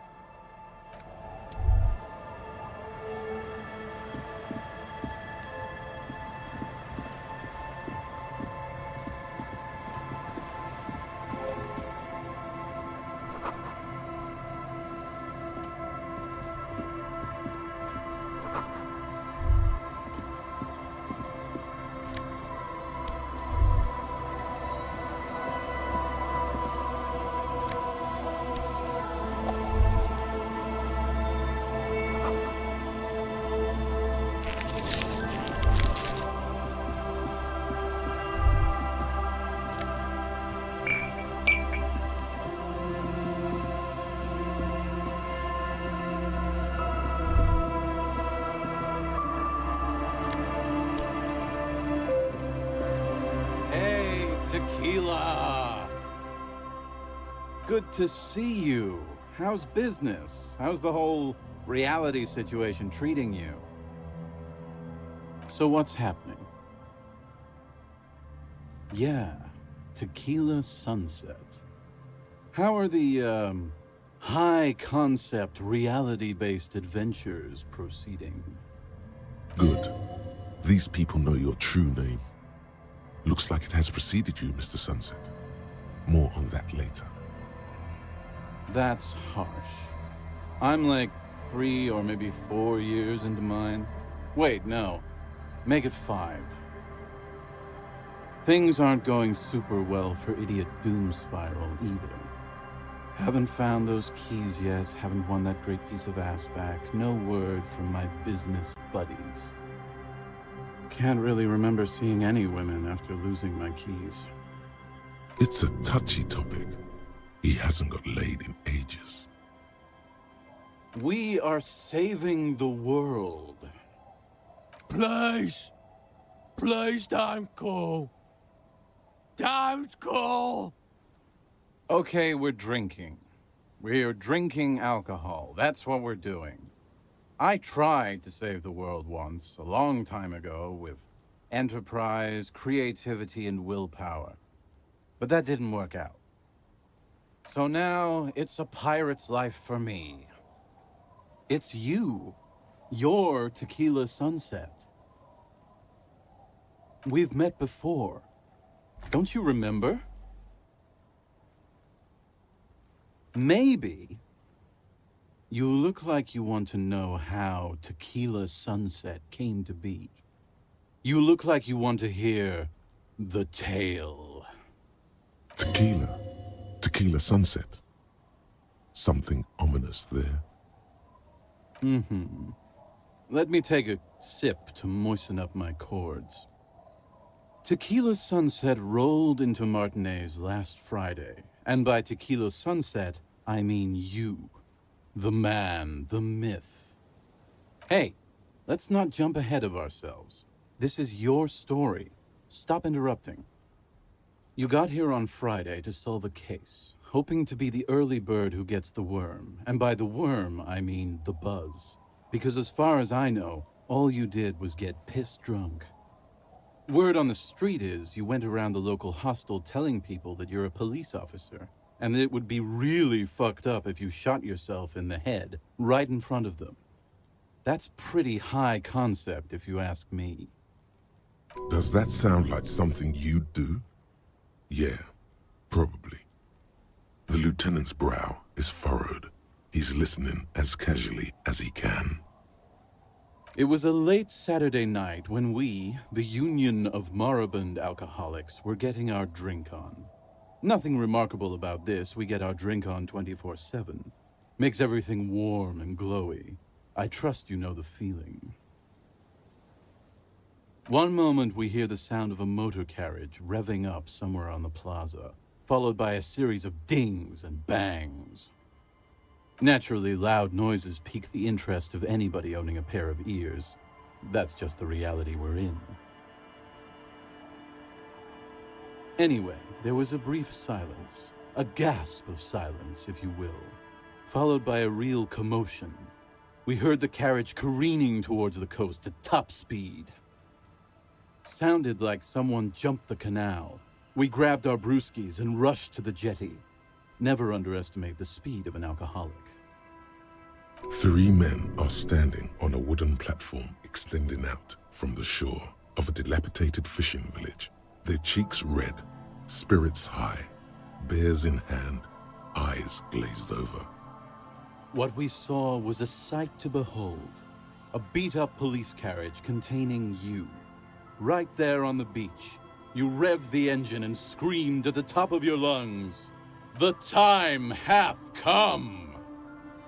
So, naturally, being the curious cat I am, I asked what time hath come, to which you replied, "The time hath come for Tequila Sunset, the end of all things!" After which, your reality contracted. You jammed the pedal, plowed right off the jetty, and through the ice. Your hands cramp on the steering levers. We ran towards the ice whilst you crawled your way out, miraculously unhurt, covered in seaweed and shit, like some kind of sea monster. When we finally got there, you were sitting on the beach crying. You said that your badge and uniform were in the car. It was too late to get in there, though. The carriage had sunk too deep. Recognizing a brother in need, we offered our condolences and invited you to party with us, which you naturally agreed to. What else was there to do? Thank you, brothers, for your helping hand. We asked about the whole Tequila Sunset thing, and you told us it was your name now and insisted that we all call you that from then on. No, that's just what your mother called you. Your real name is Tequila Sunset. Just embrace it, brother. Ours. It was an all-night drink-a-thon. Then, at some point, I think it was Sunday morning, you got belligerent and wanted to talk about Revacholian women. How they're beautiful and also whores and so on. How one of them fucked you real bad.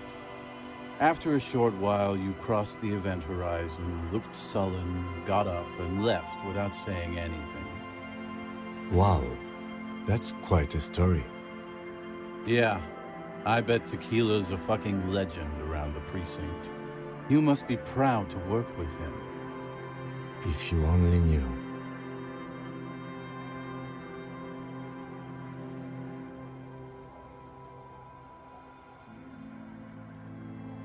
You were pretty vague about it, but you kept saying you got fucked real hard, and that we've all been fucked too. Please, don't open that door. No one's fucked me. I do the fucking around here. Abigail! It seemed pretty painful, to be honest with you. If I had to guess, I'd say you're still working through some shit. Beside your gun and your badge, you said something about your hope or heart or something. To be honest, the details are a little hazy. In retrospect, I guess you lost your motor carriage too? That's a big one. You told us that they were a bunch of fucking losers whose main interest was cramping your style. No specifics, though. It was more about you that night. You were the star of the show. Yeah, you said it was no biggie and you'd solve it in no time. And that you didn't need anyone to do it. You're doing it solo now. A lot of cops go solo and hermit once they reach that level of alcoholism. You kept calling yourself a goddamn superstar who'd cleared 501 cases. As you've already determined, the actual number is just over 200. But what's a little embellishment between friends? No thanks to the squares at the precinct, as you put it. It's a hard thing for a man to confront his past. That's why I avoid mine at all costs. Whoop-de-doo. So now I'm a fucking storyteller. Right, why not? Better than a beach bum. It depends, really. Are you willing to help me out? The gleam in his eyes and the slouch in his posture is so incredibly familiar. I don't want it, man. I need it. Can't tell stories without it. Dry stories are boring, you see? So, have you got anything for good old idiot Doom Spiral? A bottle for a story. Seems fair to me. In that case, I'm not a storyteller. You too, Tequila Sunset. Don't you call her? Yeah! Don't call Abigail! Uh-huh. Abigail. Don't you fucking call Abigail. Never thought you'd see such a thing in your life. But this guy's a little too drunk. Don't call Abigail. Good to see you, friend. Do I have deals set up for you, buddy boy? So what do you want? I got smokes. They're cheap. Very cheap. I got Pilsner. Great deal. You won't get a better deal on that piss. Spirits I can let go for 300 real. I also have speed. And by speed, I mean amphetamine. In the civilized world, it's a custom to tip the shopkeep, friend. But come back anyway.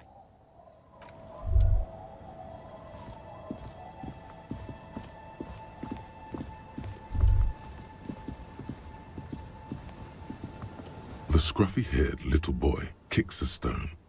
He can't be more than 5 years old. The other one looks indistinguishable from him. He watches his brother kick the stone with his tongue lolling out of his mouth.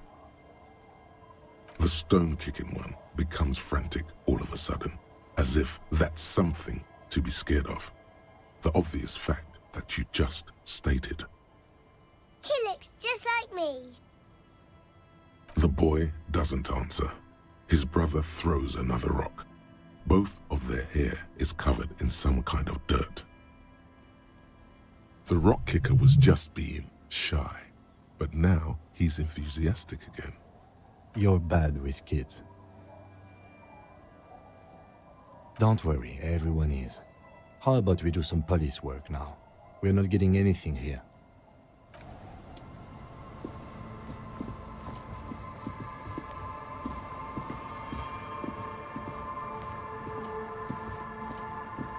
The legend returns. You know, my kind of guy.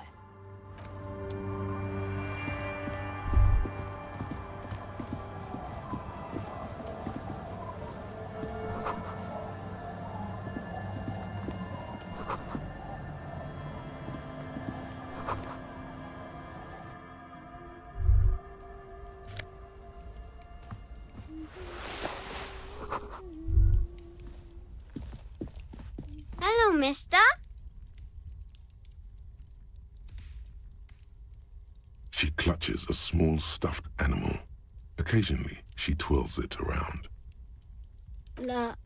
Ruby. Ruby. My mom tells me I'm a big girl, but she doesn't know that I can't say Earl. Or like, sometimes I can, but then Uller. Kids. My mom's outside, and I don't really know about my dad. Yes, they don't want to play with me. They're older and play outside. They look the same. Sometimes I can't tell them apart. They look identical.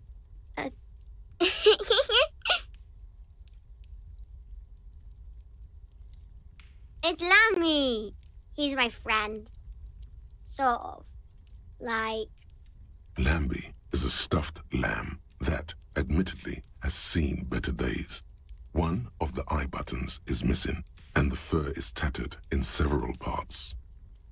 Lammy usually doesn't like strangers. But you're also fuzzy, like Lammy. It's a grouse. You might be able to get on Gart's good side if you replace the broken scooter you almost certainly broke. She twirls the furry doll around in the air, giggling happily. Bye!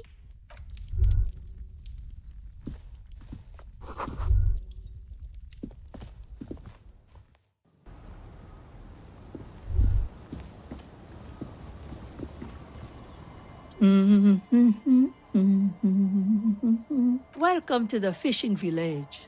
Please lean in closer. I have cataracts. Then how does she know you're here? Oh, welcome, police officer. We don't cause any trouble around here. And we don't want any trouble either. We are not here to cause any trouble, madame. Oh, of course. Last time we saw you around here was 12 years ago. You also came to take care of trouble then. Wish you did. But still, in Martinez, you're considered an ill omen. Maybe they are afraid. Because you're an ill omen, but you're still welcome here, as long as men with guns aren't chasing you.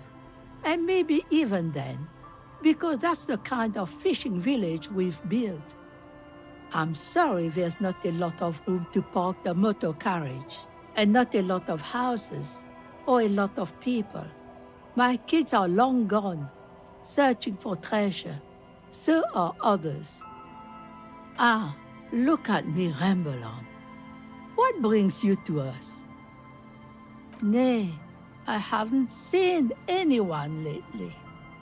Because she's blind, which you seem to have forgotten. This is my little cinder block town. I know what goes on around here. She's being evasive. She knows something. There was a murder in Martinez. She might be a suspect. We would appreciate your help. Would you now? I know how this world works, and it doesn't work when people tell on each other. Ah, I should have known. This is yet another union mess. I'm not afraid of them, you know. We are not in the habit of being afraid around here. There's not much to tell. People come and go. Now, was there something else? I see, ma'am. I hope you don't mind if we look around anyway. Ruby was here. You know it. Stay? Most people here are trying to leave. That said, if lodgings is what you're looking for, I've got a free room in the shack. I won't charge you for it. Take it as a gesture of goodwill from the village to the RCM.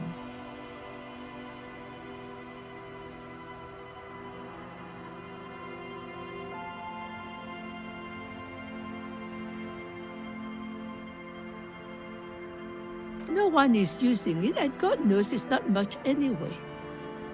You can stay there. Don't make an old woman regret opening her house to the police. Well, if you are not in the hostel in the morning, I'll know where to find you. Here, in a shack. Just us. It's barely a village anymore. We almost don't exist. This is pretty much a known place. A gap, a blank spot on the map, just a cluster of nameless shacks on a nameless street. Well, there's Lillian and her kids. A few new folks live in the house to the east, but they're away right now. And then there's the drunks. Not a pretty sight, but there's little we can do about it. Home is home, even for them. I'm sure you did. Nature keeps them in rotation. A new face pops up every now and then, and an old one disappears and is forgotten. This is who we are. She nods, rinsing another piece of cloth. Not much. There's the abandoned church, the DeLorean Church of Humanity. It's been there since before my time, even. Some things just don't fly, officer. Look around. Who'd go to church here? They built it 300 years ago. Must have been nicer then. So, they don't hold services there anymore?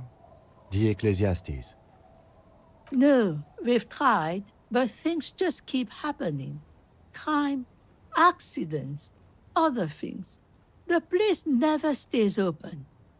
It's a pity. It used to be such a nice church. Before you get to the church, there's some ruins, an apartment complex, or some kind of electrical plant. Run-down bunch of houses, empty. Of note, the old fish market up on the boardwalk, but it's closed. As I said, it's a peninsula. There's no one there, just ghosts and vagrants, and teenagers making out.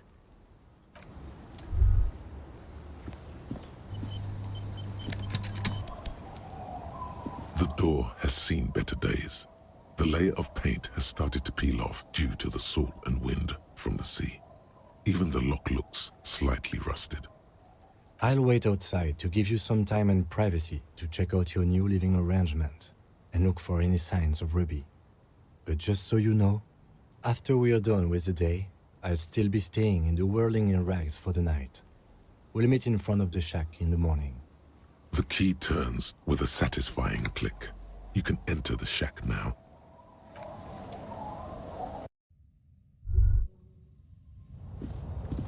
An old mirror hangs on the wall.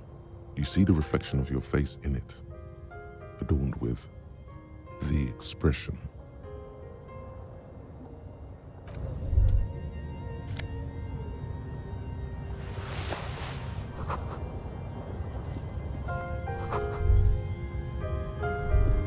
As you look at the floorboards in this corner of the shack, it's clear one of them isn't quite level with the others.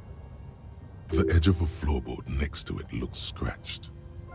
Hollow space underneath the floorboards is dark and damp. You can barely make out the mixture of sand and sawdust below. You stick your hand in and start combing through the sand. Dry, not like outside. Fine dust. And then something hard wrapped in paper. A small cylindrical object. You pull it out. A bullet. The floorboard doesn't care. But maybe the washerwoman does.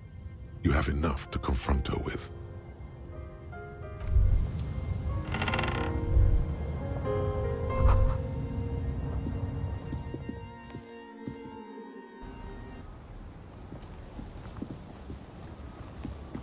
Our tenant, the policeman. I hope the waves don't keep you up at night. What can I help you with? Damn that girl. And without anger, a long and harsh life has taught her not to buckle under pressure. A bullet? You didn't put it there, did you? She did. Gone and hid things in there? She's usually a good tenant, and not a stupid one either. Yes, I let my room to that Ruby girl.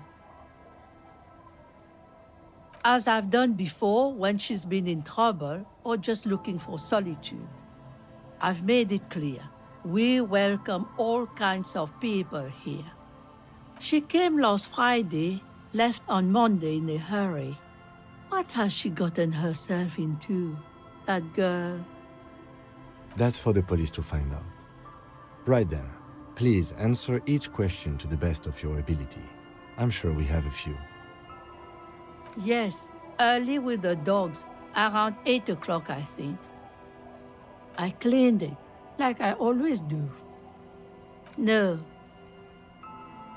She's good company, knows how to talk to an old woman. At my age, you don't get a lot of quality conversation, so I really appreciate that about her. Did she talk to you much during her last stay? No, she was mostly silent this time, kept to herself. She tried not to let it show, but I could tell she hadn't come to fish. Usually she likes to cast a few lines, but this time she mostly stayed in her room. How would I know? She's a gruff one, but not violent. She doesn't go around toting a gun. Not that I know of, though she was into nice music. She once showed me a few mixtape milieu she'd made. Although I guess she was pretty handy with the mechanical and technical stuff. Even fixed the heater in the shack. You should be thankful for that. I don't know. Further up the coast, she tried to leave quietly, but the hinges on that door screeched like a cat in heat. Woke me up. I heard her rushing in those heavy boots, heading up north. You'll never find her, you know. She knows the coast like the back of her hand. You only just arrived. I wouldn't worry about that, man. We are persistent. Yes, it's going to be too much work for you to find her.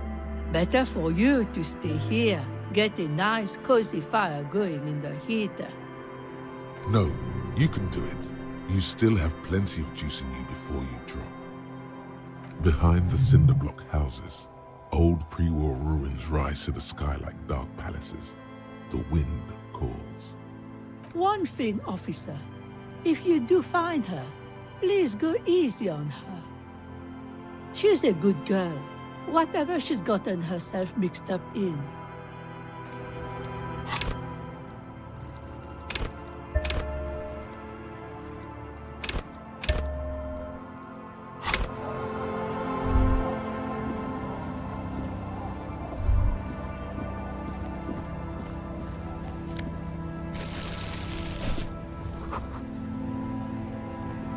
Hi, officer. Anything I can help you with?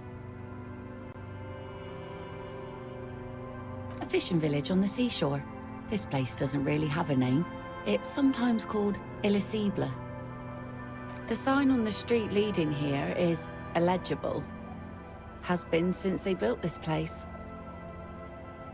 The name is Lillian. People call me Netpicker. I think I have time for questions.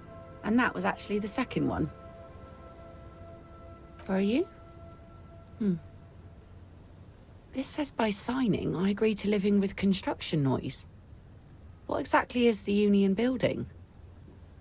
What a nice idea. Wouldn't have thought that. He has a pen and everything. Here you go. You're welcome. Unfortunately, the factory sold this one with a 3-year warranty instead of a story. It's to intimidate folks, mostly. It's a regular mass-produced sword, like a shovel or an axe. Nothing fancy, just for intimidation. From time to time, people need a lesson in respect. That's just the way it is. Back in the day, I caught the eyes of many men.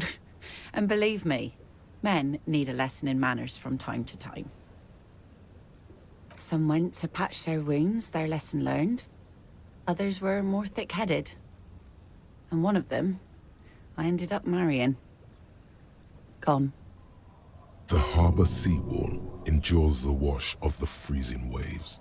Many things wash up against it and onto the beaches of Revachol. Some inanimate, some just no longer alive. You shudder. To the waves. The sea took him. It was a long time ago. He didn't respect the sea. Went out there, drunk like a skunk, and sure enough, one day the boat was found floating empty.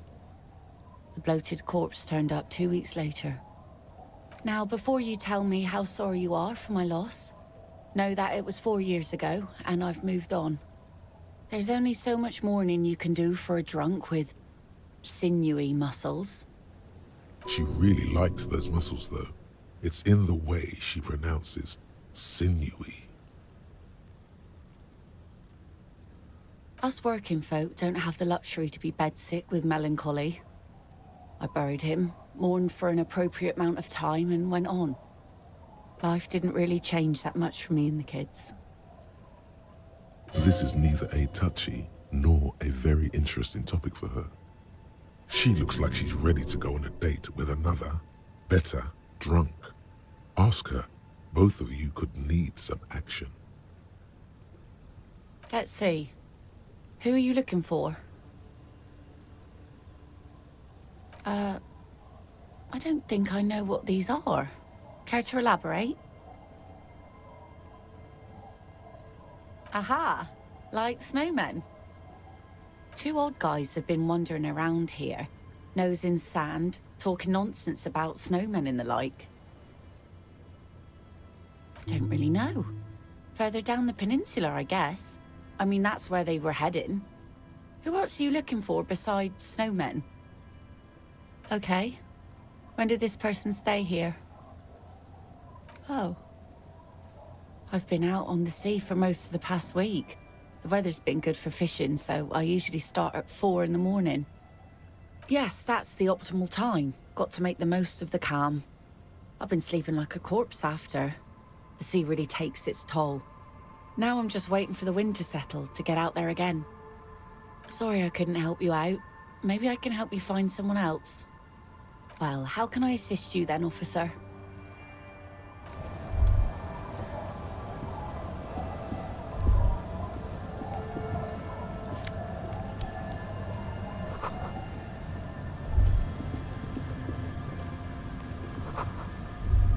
I'll just keep the Corda Lacey in the channel, if that's okay. It's too shallow near the pier.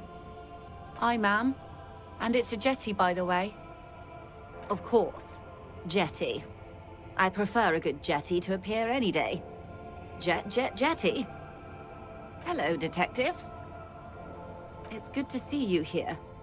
I only just arrived myself. What brings you here, madame? Nothing, really.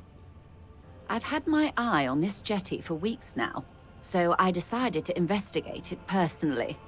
This cluster of buildings isn't on any of the official maps, as far as I can tell. How do I like it? Water drips down eaves of Eternite. The jetty below her feet creaks to the tune.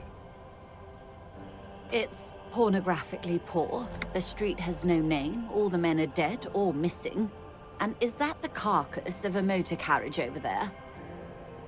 I'm surprised that woman hasn't put me to the sword yet. Maybe she will. You should ask your questions while you can. Dark eyes survey the coast leading up to Martinez. Dull grey metal rests in her scabbard. A sword. The wind is too loud for her to hear. Fortunately for you, madame, the RCM is on the scene. Real men, real politics, real thoughts in your head.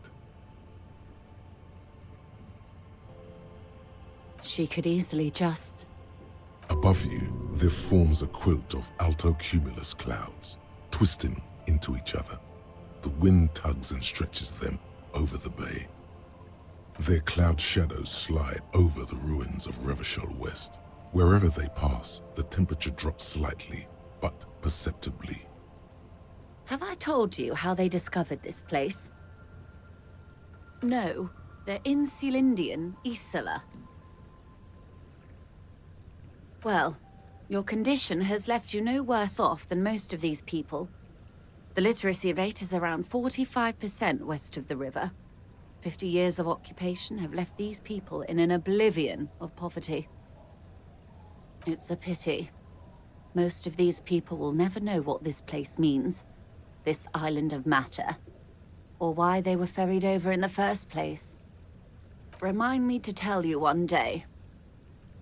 For now, how can I assist you in this new location? Do we? I hear you have singled out a suspect and are in pursuit. This is cause for cautious optimism. I would not want to delay you. This story she will tell only before she leaves Martinez, at the very end of her stay. Maybe there is something else I can assist you with, while you're hot in pursuit? I love you did. Fast, observantly, like an electronic printer. Pleased to meet you, Lieutenant W. Freighter Dubois. I am glad to see a man of high qualification. The situation is precarious. What can I help you with, Lieutenant Freighter?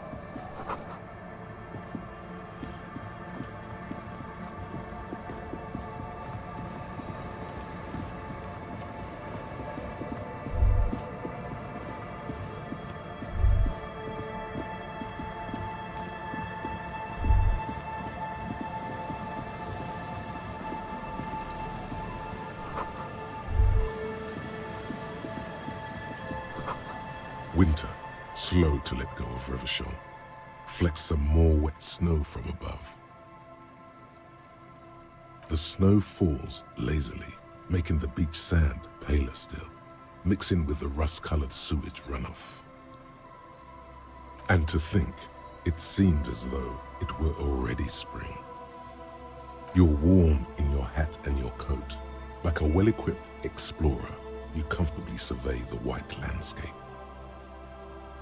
More winding coastlines lined with abandoned buildings, crumbling piers, salt water lapping at their dark piles, grey and red forgotten city blocks, what remains of the pre-revolutionary effort to gentrify the coast. The waters turn black, Coal City in the shadow of San Martin, a boomtown, back when coal extracted from countless shafts near the city was needed to power Revachol. No more. The coal was supplanted by petroleum from the ocean floor and hydropower from the Esperance. Everything crumbled. These days, only the weakest remain in Coal City. Their hopes of getting rich linger in the defunct shafts under their feet.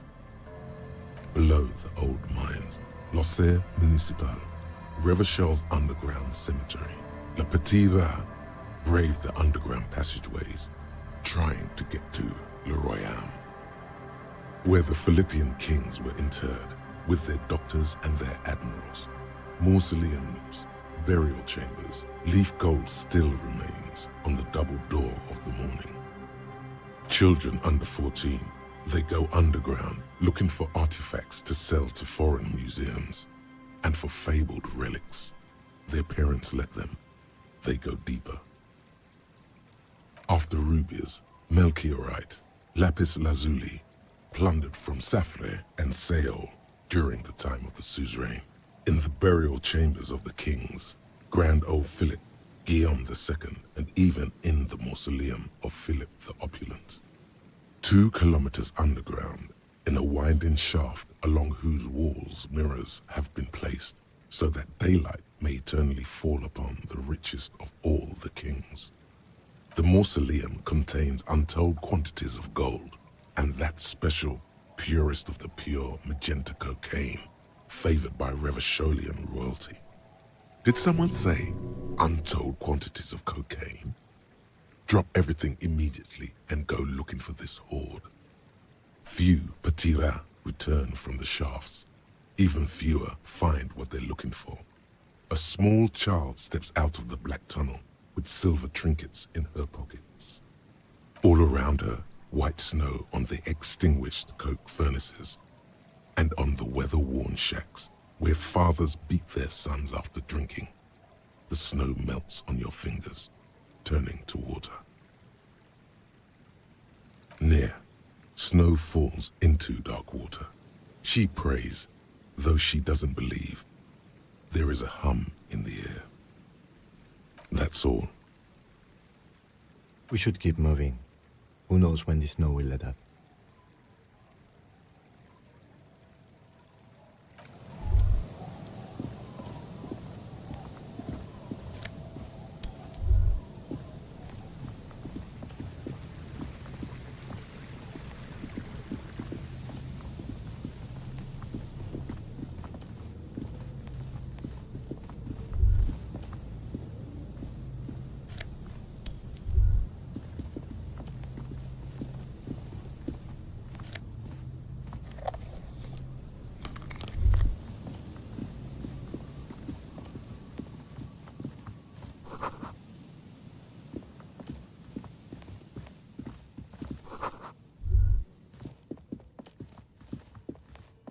A scattering of bullet holes is spread across the cracked wall, reaching from one corner to the other.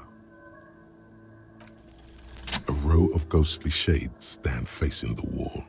There are many of them, a dozen at least, their heads lowered and eyes blindfolded. It's quiet. No sound, no movement. 10 meters away, other shades are lined up in an orderly manner, automatic rifles primed. A gust of wind blows by. The coats of the firing squad flap slowly in the breeze. A single person stands on the side. The morning sun rises beyond the horizon, radiating the first light of the day. The order was carried out at dawn. A long time has passed since the moment of this fusillading. Rain and brine have since washed all the blood away. Not a trace remains. The abundance of bullet holes leads to 2 options.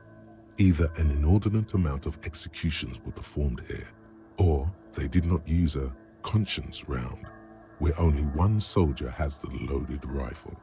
Looks like this was a mass execution with everyone fully armed. A host of men, probably in everyday clothes, ragged from the conflict and covered in dust. They were not sitting, a common practice for executions in some nations, as demonstrated by the height level of the bullet holes.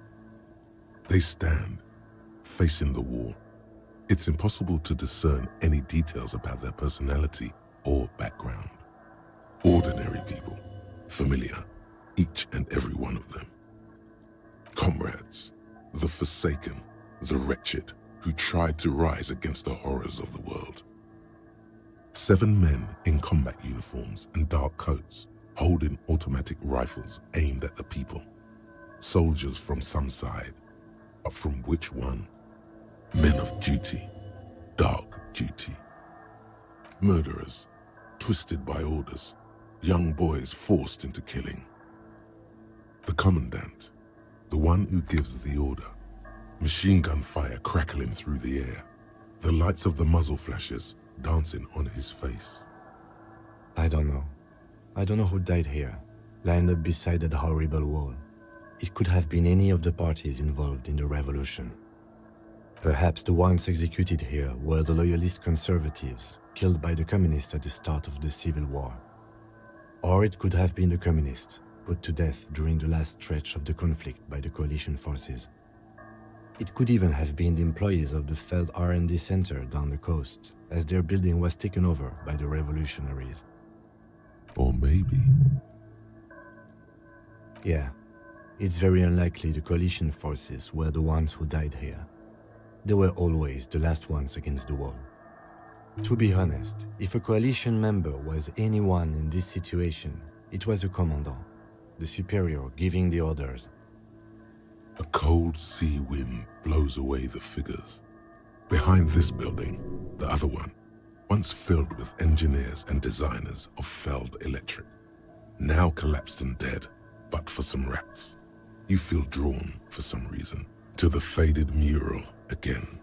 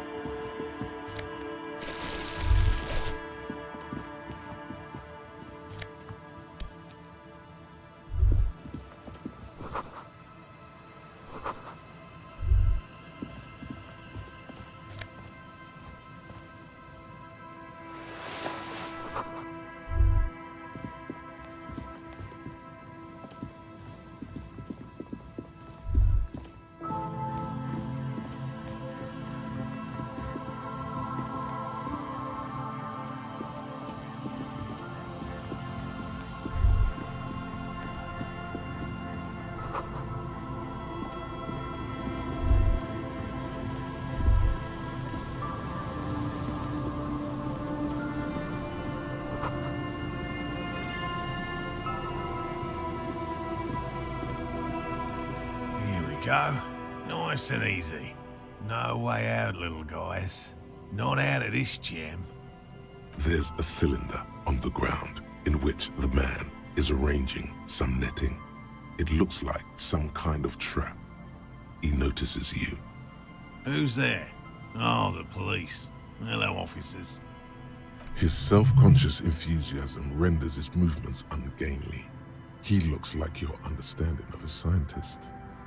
Is that the police? Why are the police here? Don't worry, Gary. I'll handle it. To what do I owe the pleasure? Of course. Thank you for passing along the message. That damn water lock is broken, and we can't go all the way around the 881. Oh, good. We should really be getting back. Gary could use a hot shower and a warm bed. Did he say we can go back now? Yes, Gary. We can go soon. If you see Lena, tell her I won't be long. Sir, your wife is waiting for you. I just have to do one more round. See if the phasmid has taken the bait. Then we're going. I'm afraid not, officer. I've been busy digging around in the reeds for days, looking for signs of insect activity. I'm less interested in mammalian concerns, to be perfectly honest. The lieutenant takes a short note in his notebook, then gestures for you to proceed. Well, first of all, it's damn difficult to find, which is why we've been knee-deep in the reeds laying traps for it. Typical rookie assumption.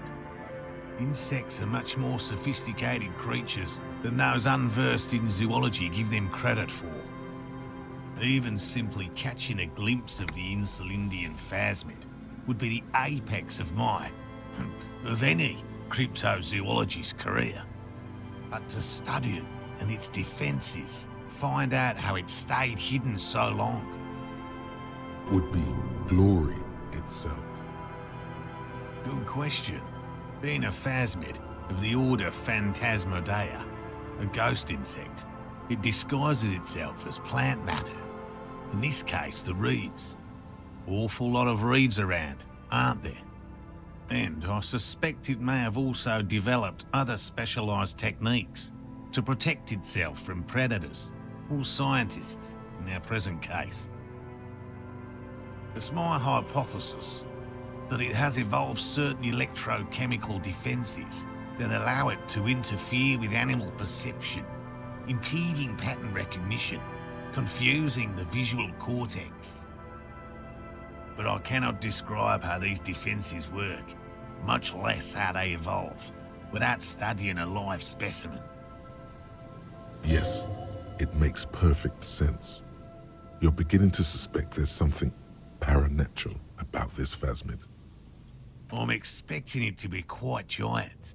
One known species of phasmid, called the Megaphasmodea zoensis, is about the size of a grown man's forearm. So, Seems puny, to be honest. very little, I'm sorry to say. No one's ever captured a specimen, so all our information is based on first and third-hand accounts. Not yet. That's what makes it a cryptid. Just out of curiosity, if there's no proof of its existence, how do you know it's real? I know it's real. By which I mean, I've heard enough first-hand accounts to believe quite firmly that the Insulindian phasmid is more than mere superstition. Yes, the most recent sighting was by a couple of teenagers along the coast here. That's what brought us to Martinez specifically. It's the first credible sighting in several decades. Admittedly, it's an unusual location for this species, but with all the sewage runoff upstream, it probably doesn't matter much anymore. I have to resist the thought such an extraordinary creature is doubtlessly highly resilient. After all, it's generally thought to be capable of parthenogenesis. Yes, the females don't need males to reproduce. Makes it easier for a species to survive in adverse conditions. Yes, the Insulindian phasmid is a very clever insect. That's why it's so damn difficult to catch. But as a scientist, I'll try my best to remain dispassionate.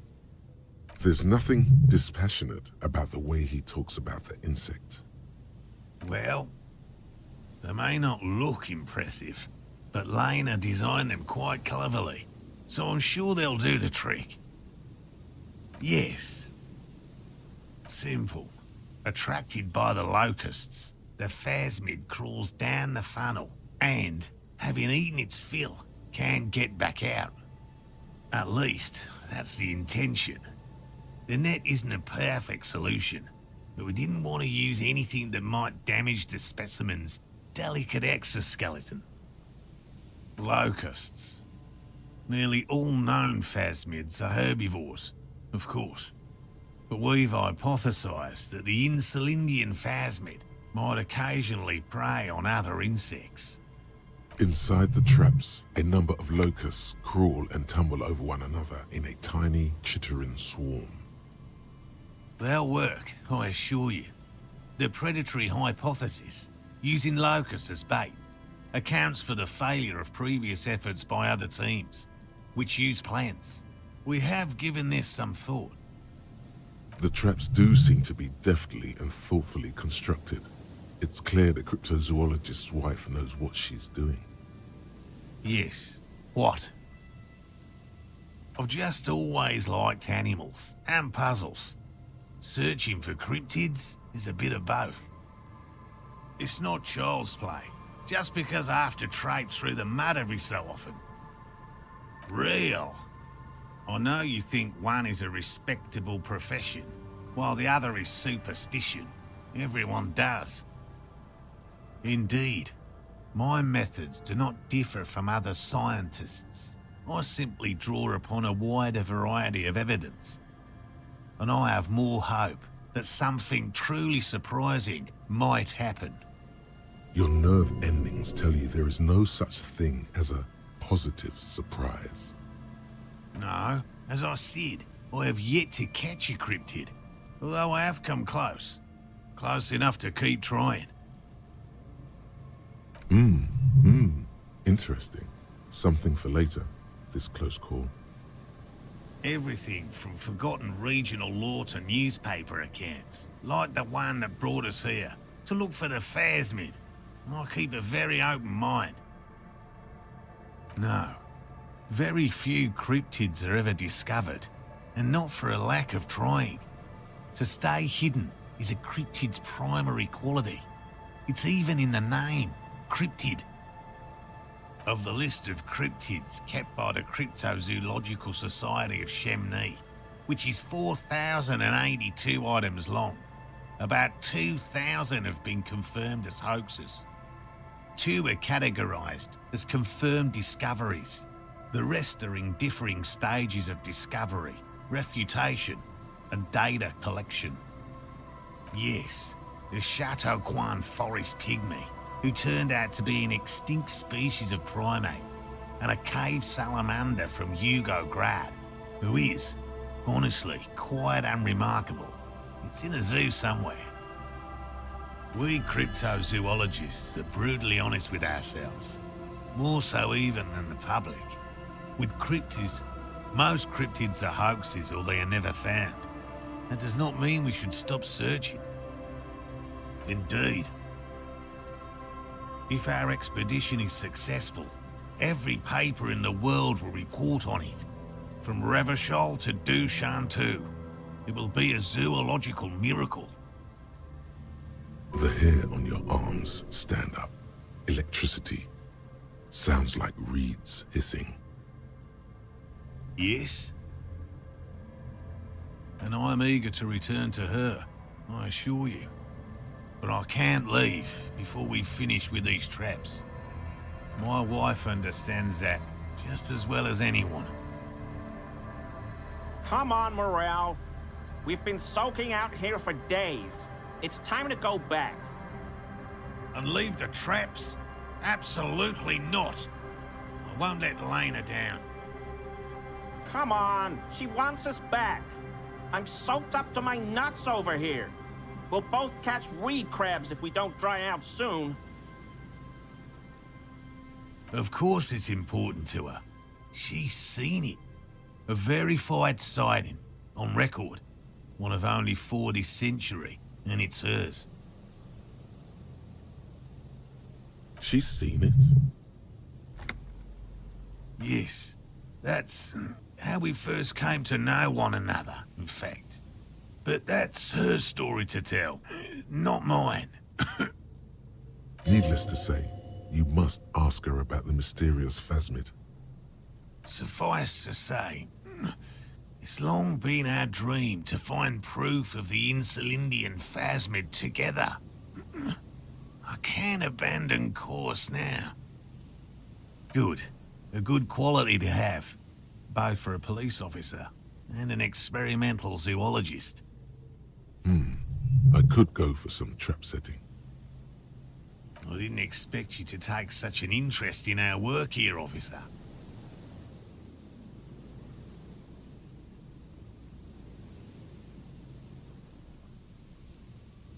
Yes, indeed. Both require a great deal of research, attention to detail, and, above all, persistence. There are 4 in total. One is to the south, on this little peninsula, by the boathouses there.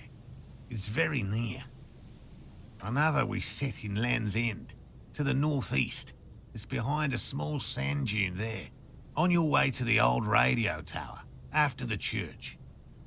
The third is set near the canal, where you crossed, by a concrete slab. A big thicket of reeds going up the slope, and among them, you should check at least one of those before returning to this one, since I just said it. This one's more of a technicality, but still, better safe and stupid than sorry. That seems like a lot. Do we really have time for this extracurricular venture? Is it? If you think it's important, you have been right before. Bring it to me at once. Just make sure the trap is closed tight. That's highly unlikely, officer. But in the event you do, I'll spray you with a pheromone mixture I developed. It's made of musk and research chemicals. The pheromone should attract the insect to you, or at least prevent it from bolting at the sight of you. It's quite potent. Will last you about a week.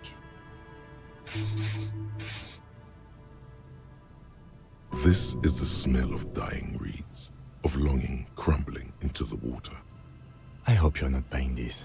He dispenses it without letting you touch the canister, so it would be precious like holy water. It is precious. A single dose cost me 50 real to develop. Not that I expect you to understand self-financing one's own research.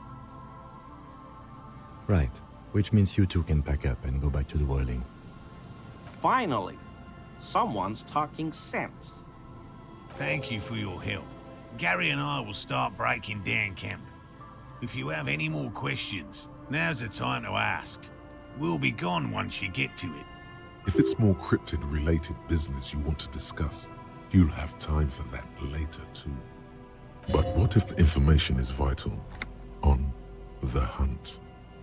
What about his eager-to-leave friend Gary there? Talk to him too, perhaps. Date of birth generator. You were born in the year 07, in the last year of the commune of Revachol, right before it fell, in the old military hospital on the ground floor, where people usually came to die during a snowstorm. The revolution had about 1 year left to go, and the fires were still burning bright. There were explosions in the blizzard. This was 44 years ago. You are 44 years old. The bloating might never leave your face, but beneath it, you still have some years. You still have some hope.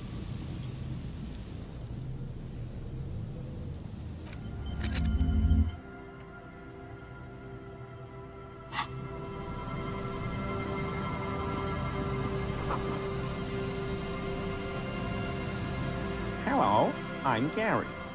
Very generous of you to help us out, officer. Yellow man. I mean, officer. The lieutenant raises his eyebrows slightly and takes out his notebook. Yellow man. That sounds awfully familiar. Something to keep in mind for later. I'm just waiting for my friend Morel to finish up with his insect traps so we can return to civilization. I like nature, just not this bloody coast. It's mostly drunks and degenerates that come here. Oh, I've been tempted. But someone has to stay strong for Revachol. He pronounces Revachol with a hard K, unlike other people. Serious question time. This man is no innocent. No one is. I like to pronounce it the hard way. The old way. The Vespertine way. He winks at you, trying to relay some hidden message, inviting you to mispronounce it too, perhaps. It's odd.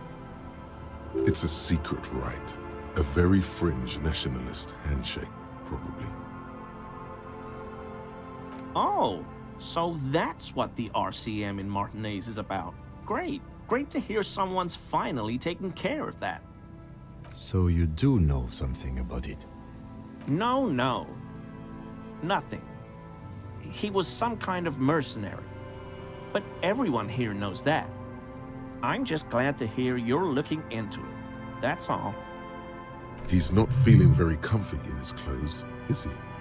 Strange. My mug? Why would you think that? His eyes widen at the sight of the mug. He's seen it before, all right. I may have had a similar-looking mug in the past. That's all. Maybe. Okay. Yes, I did. I know I shouldn't have, and I am very sorry, officer. You're not going to find me, are you? Okay, I deserve that. And I won't do it again. You have my word. I don't know what got into me. Stuffing my garbage in another man's property, I've been having trouble at work lately.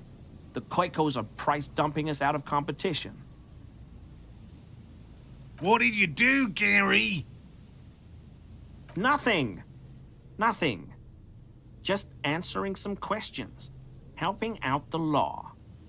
Here we go. Start pumping that sweet info. I know a guy who works with the trash collection services, CS Municipal. He gave me a master key for the trash containers of Martinez. So I can use the Whirling's trash compactor to store my own stuff. Garbage disposal is expensive as hell. The damn Hemians run it like a mob. I'm sorry, okay? I thought I could cut costs. I shouldn't have. I shouldn't have disgraced myself. Disgraced? No need for the histrionic, sir. It was, after all, just a trash container. He studies his reaction. Gary doesn't answer. Officer, please. Let me explain. It's not like that. I was only cleaning up. I live right across the yard from where he was hanged, and I saw him stripped naked. All the clothes lying around in the yard, smelling. People are animals, you know?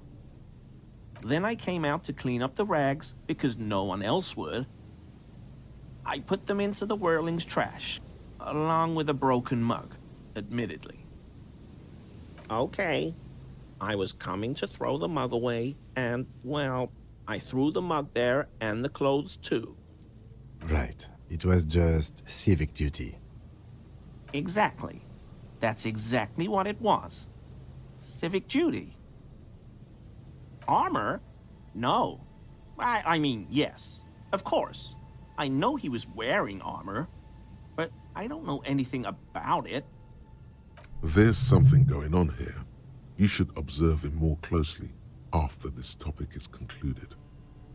I hope I could help your investigation, in my small way. No. I help Morell with research sometimes, and I've learned some things along the way, but I don't usually go in for picnics like this on my own. There probably is a follow-up to this, but you can't think of any. Doesn't matter. Waste of time anyway. Gotta keep moving. Not many Sealites here, or anywhere, other than Sale. I meant no offense, truly. No problem at all. That shirt looks very uncomfortable on him. Look at the buttons, barely keeping that thing together, as if something is ready to rip out from underneath. It sounds like he's wearing some kind of armor under his clothes. You can't tell it's there just from looking at him. Probably stolen from the corpse in the yard near where he lives. I knew you'd figure it out, officer. I'm sorry I didn't tell you at once. I was ashamed of what I did. And I didn't want you to know. Gary, what's going on? Later, Morale. I've got apologizing to do. No, you've got explaining to do. Everyone was picking those pieces off him, and I was watching them do it. And they'd scattered his clothes all over the yard. Everything was smelling. So I went there to take out the trash and started cleaning up. All those rags on the ground, him swinging up there, and I had a lapse of honor, sir. I thought, he's a foreigner. They all say he wasn't from here. Only the cuirass was left, so I stripped it off him. It was early in the morning. No one saw me. I took it with me. It was a mistake. Had I known it'd give you guys trouble, I wouldn't have... Fuck. It's okay. It was a loose end, and you are tying it up now. I'm so fucking sorry I called you Yellow Man. Sealite officers commanded the suzerain's navy. Most of them sided with the king when... It's difficult to say what the lieutenant thinks of this historic apology. His face does not belie emotions. He sighs again, hangs his head, and unbuttons his shirt fully. A cuirass that matches the dead man's boots comes into view. Soon it is in your hands, smelling of his sweat. But so light to hold, like a bag of cotton. Because I was weak. I should have told you the moment I saw you, but... The hell, Gary? You in trouble? I'll explain later. I always thought it was the Union.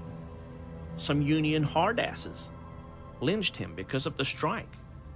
But almost everyone in town knows that. I wish I could tell you more.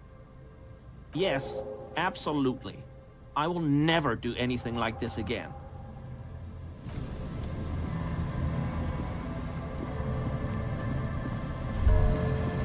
That patch of reeds over there, it's a great place to hide something. Kind of out of the way, being so close to the water. You don't have a reason to. Yet. Nothing. Just a hunch. The hunch passes, leaving you there, by the old boy bobbing in the water. Time to go.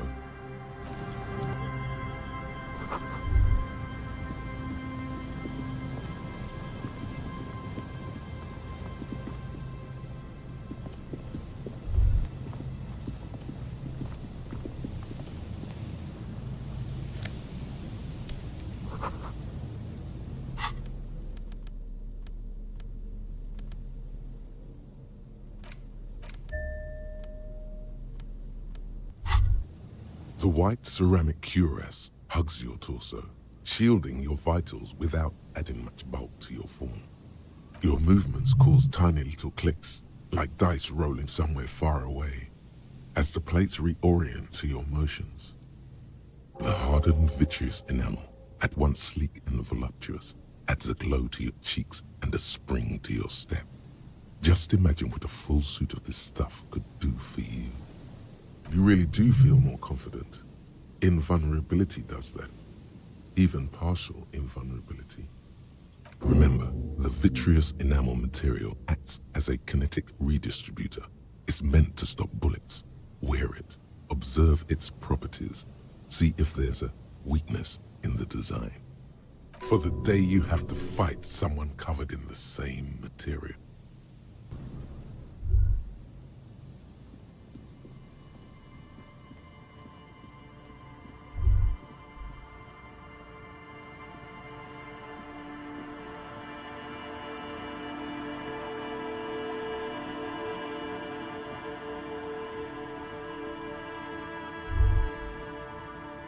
And Mikhail noticed the windows, especially with how there are no windows on the south side. This was to deal with. You officers, come to investigate the historic subtext of West Martinez? I'm Tran Heilostam. You must be Kim Kituragi, right? I was just telling my son about this building. Not a lot of people realize the historic significance here.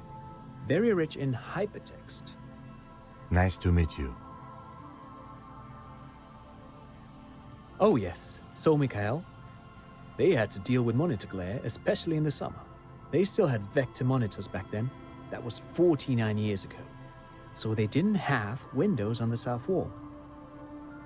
No, I can't say that we've met before, but I've heard of Kim, of course. Mikhail, say hi to the officers. Mikhail's a little tired today. We spent all night trying to run Orbis on his radio computer. Have you heard of it? It's a programming language used in Grad. Quite tricky, but he wanted to play this Grad-made adventure program. We've been getting really into worms lately. But I assume you're not here for giant worms when there are so many real things to see. Just as I was telling Mikhail before, this is where the Coalition landed in 08. We could be standing on what is the most interesting landmark in Revachol West. This man is your half-brother. You feel it. But why? No, I'm afraid I can't help you with this one, officer. It's just a regular day off for me and Mikhail here. So you haven't seen anyone around? No, I'm sorry. As I said, this is just a day off. We just arrived anyway. Aha! But it's not just any empty old building. What not a lot of people know is this used to be the R&D department of Felt Electrical.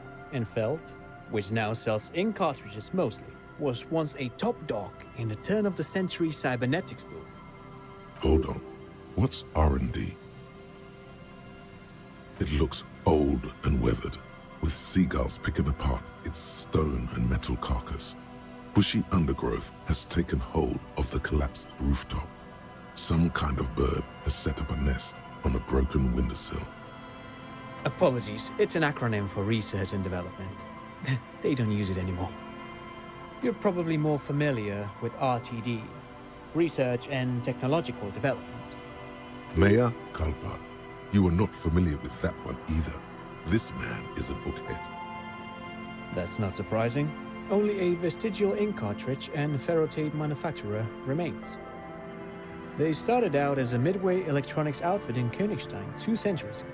After an aggressive move to Revachol, Feld became a global player in the emerging personal electronics market of the pre-revolutionary era.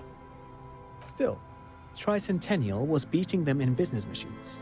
But Feld had an ace up their sleeve, or should I say they were developing an ace up their sleeve.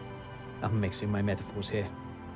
It was here in Martinez, possibly in this very building, that they developed prototypes for a tape computer.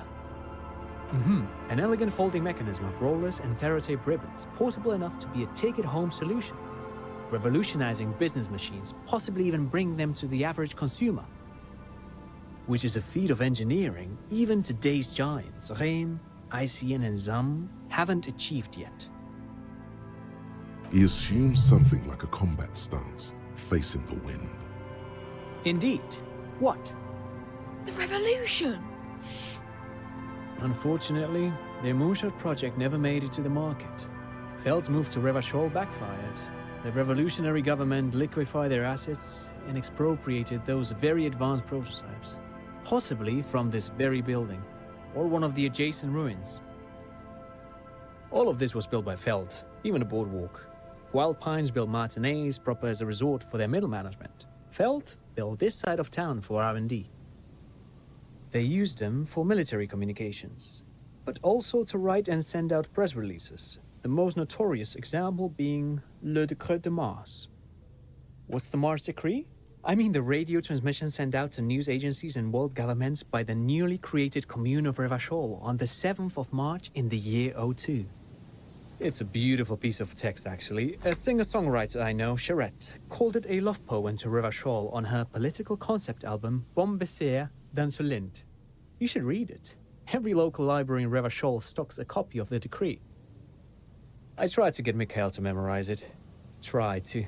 Someone was much too interested in worms to be paying any attention. The kid takes a peek at the green and silver worm on the cover of the book, already forgetting about this part of the discussion. But of course, what else? No, thanks to you for having me and little Mikhail here to pick your brain. A very interesting conversation indeed.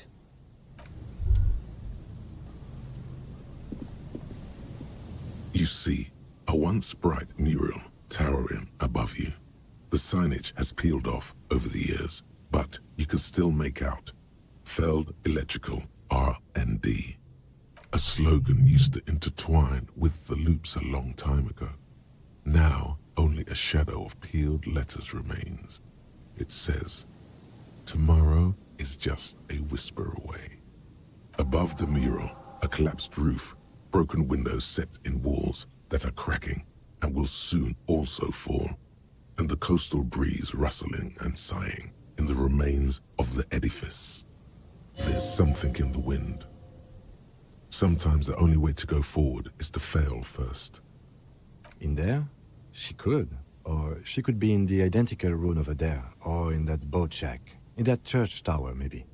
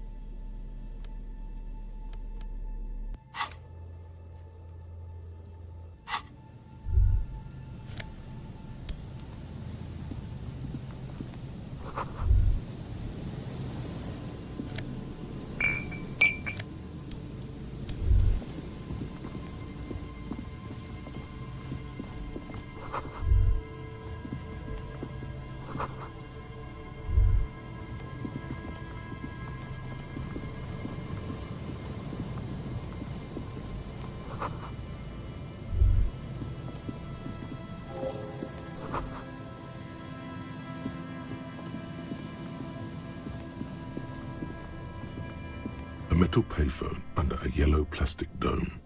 You could use it to call someone, unless you're out of change. You hear the tone. The machine is inoperable. Calling.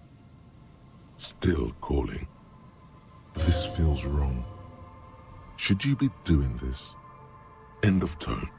Someone picks up. Pierre? Is that you, Pierre? Do you have any news about Pierre? He's my sister's grandson. He used to visit me as a lad. Fine young man. But who are you, then? A salesman of some sort? Modern goods are rubbish, and I can't afford them anyhow. It's a shame what you did to our country. I was a baroness. Pause. There is silence on the other end. You won't get me, and you won't get my money. Phone hanging up. Disconnect tone.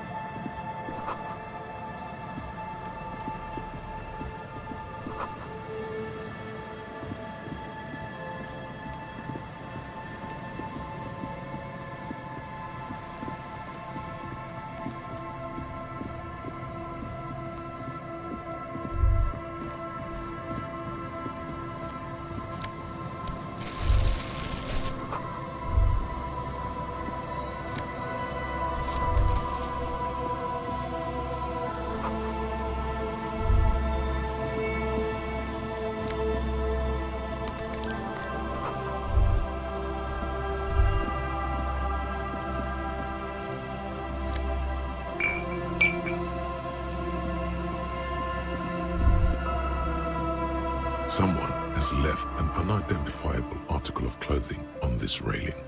It smells really bad. It's streaked with dried seagull shit and tangled with pieces of seaweed. A dangling arm suggests that there might be a jacket beneath the crust of filth.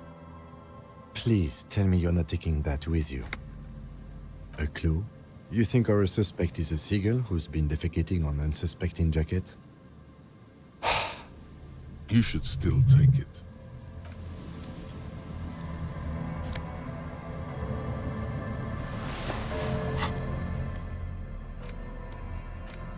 As you hold it in your hands, it makes an uncomfortable crunching sound.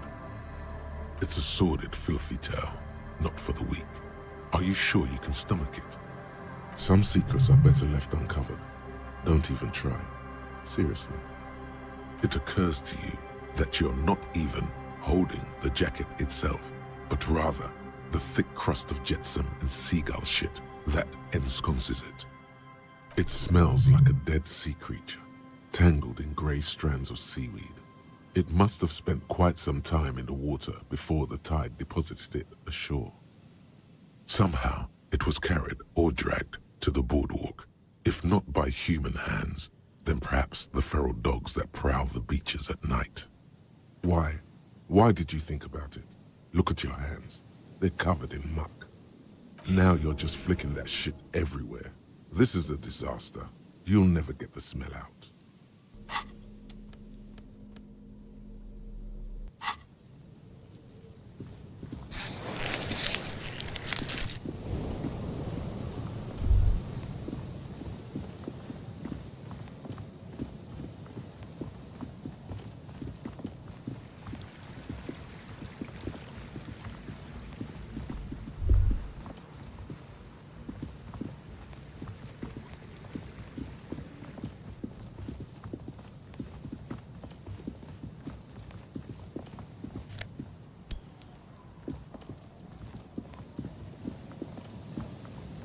Heavy wooden doors, more than twice your height, stand shut in front of you.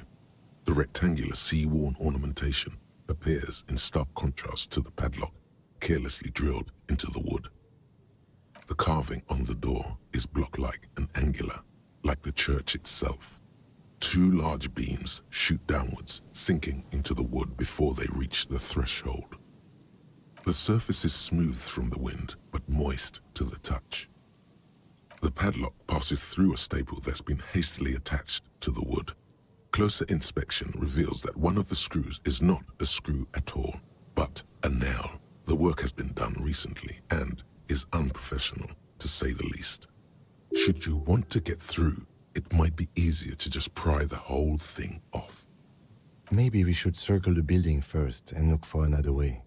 The building has seen enough mistreatment. Yes, the pulsing base. A sure sign of junior delinquency, somewhere east of here. Nothing happens, only the sound of the padlock rattling. I don't think that's going to work. Do you think our suspect is hiding inside? The lieutenant nods, silently. High above, the wind wraps the church in its rush, cold and wet from the ocean bay. It parts around the massive keel-shaped roof, like a test tunnel washing both sides, the way it has done for 340 years. The wind keeps its distance. So should you. There is a hole in my heart. The lieutenant looks at the padlock. He didn't hear you asking. You were quiet enough.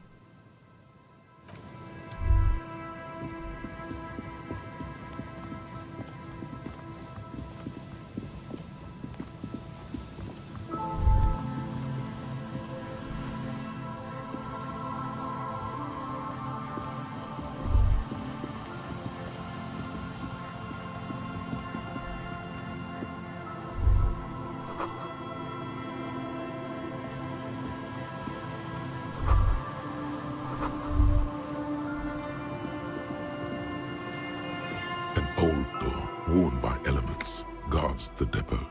The wind has blown a sand dune in front of it. The door hasn't been opened in a long while. You see a handle.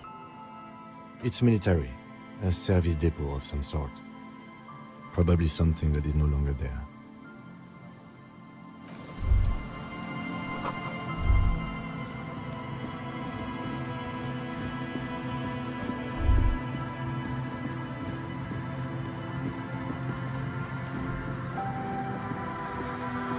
There's a trap in the reeds at your feet. Looks like the same one you saw Morel set before. Same mesh, same wiring. The reeds sway in the coastal breeze. They seem to be waiting for something. The wind picks up here, near the cape's end, surrounding the narrow strip of land from 3 cardinal directions. It's cold for this time of year. Locusts are crawling around in the trap, confused but uneaten. You see no carnivorous reed phasmid gorging on them. Big surprise. Anyway, 1 down, 3 to go. You set the apparatus back on the ground among the reeds.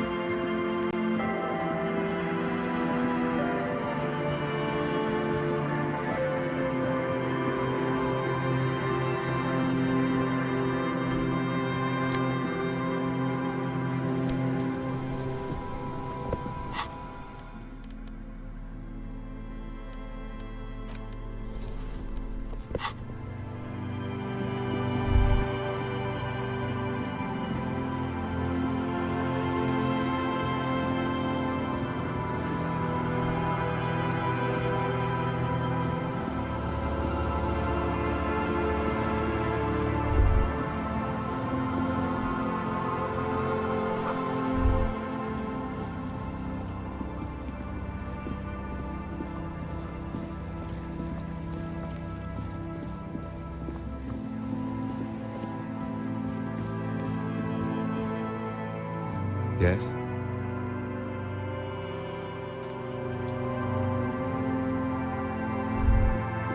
You see that seagull up there? Remind you of anybody?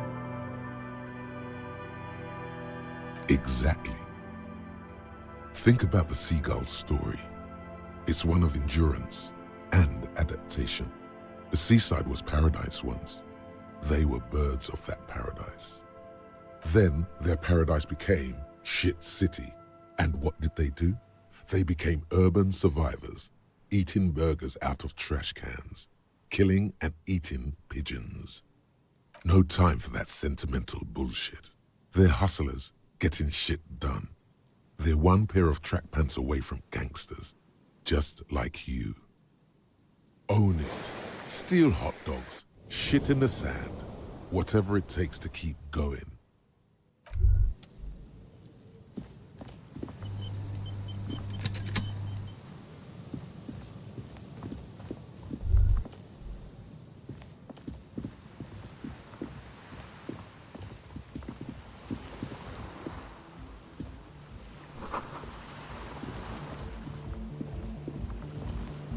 A shaggy-looking girl in her late teens or early 20s kneels on the ice with an electronic contraption in her hand. Hearing you approach, she looks up. Oh, hello there. Everyone knows drugs make you invulnerable to cold. You bet this one likes to party. Huh? So should you. You don't have to do anything. Oh, I didn't notice that. Sorry, man. My mind was elsewhere. Shoot. No. Just no? It's pretty desolate here. I only hear the dogs bark at night and see the shadows move down the coast. Long shadows, short shadows, quiet shadows of local children, loud shadows drunks, and also a shadow made of sticks. You breathe on your hands for warmth.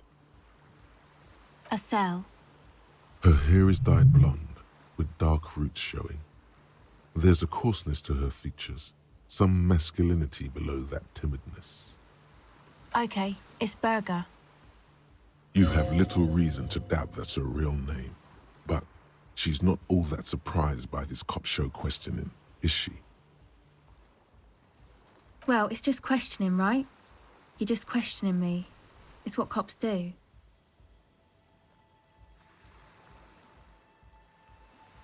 Once or twice, yeah. I'm sorry I haven't had the Revachol experience they get east of the river. The usual. I had a shitty run as a teenager. You know, drinking, getting into fights.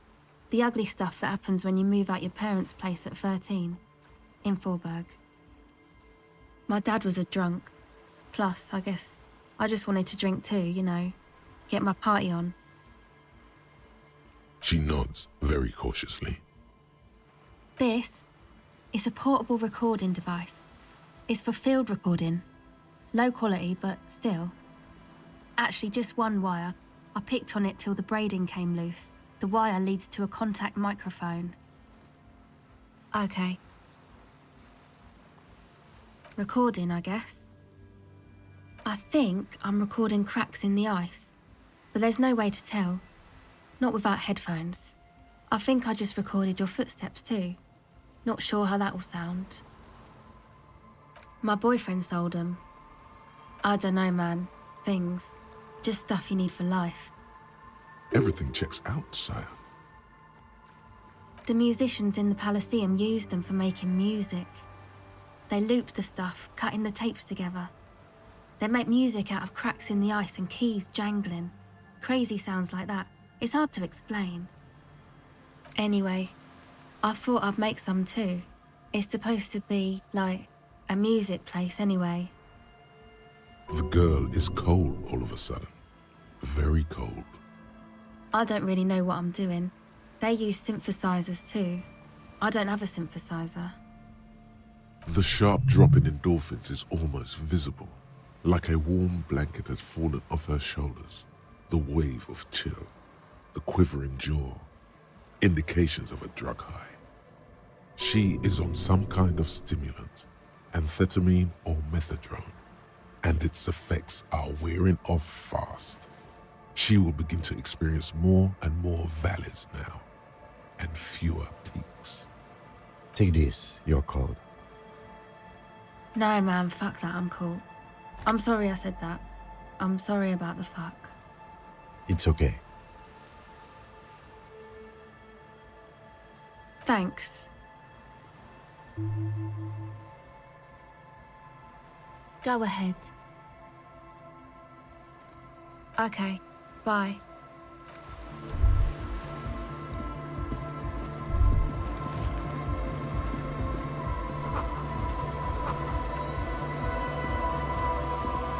A pane of eternite has been planted into the snow. 2 poles are holding it up. Barely holding it up. It could fall over any minute. A stronger gust of wind might be enough.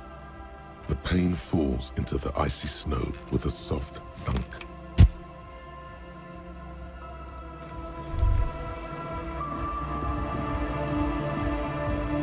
The tent is just tarpaulin fabric covering a pile of stuff.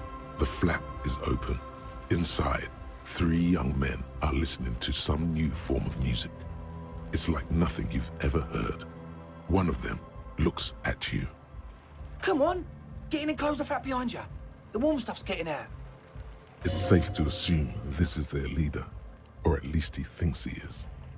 Sorry, we barely have room for one. You go ahead. I'm too old for this. I'm actually not, he thinks. I just dislike delinquents. I'm sure you will feel right at home. I'll keep watch.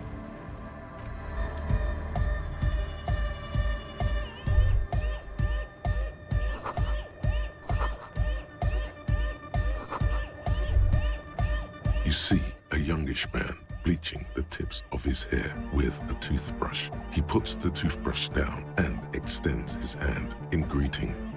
Hello, I'm Andre. It's a pleasure to meet you.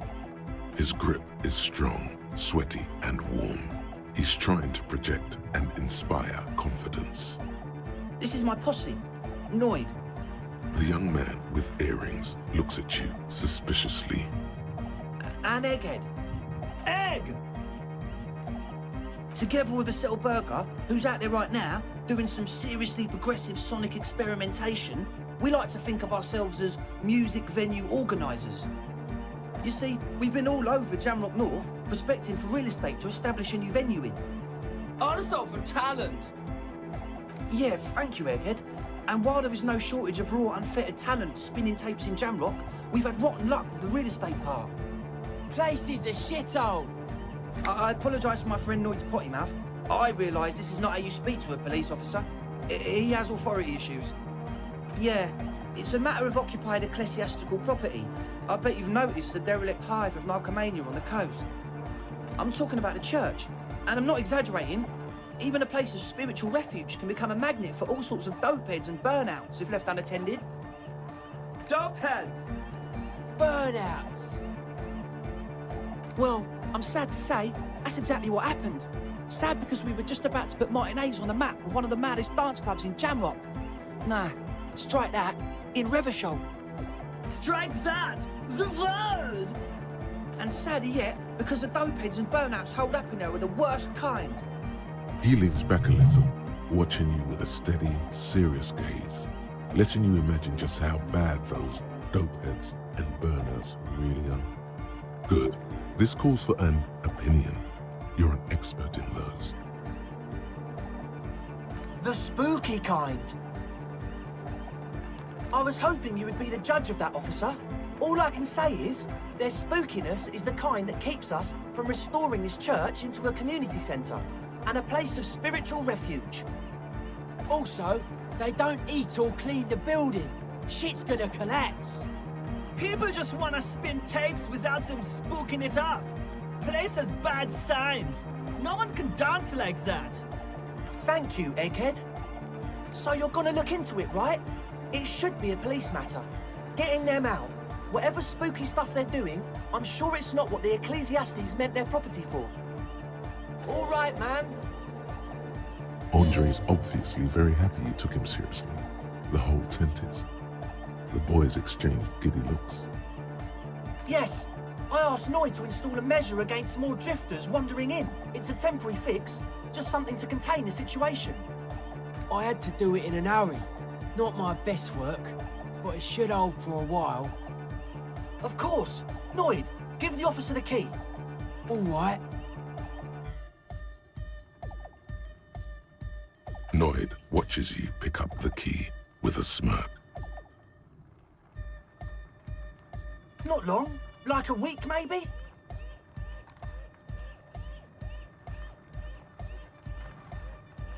Thank you. We just thought it was the right thing to do. Sure, man. Tell us what you want to know. Let's do it. Oh yeah, that's a meteor and name for the founding party. Thought it'd be cool to use it.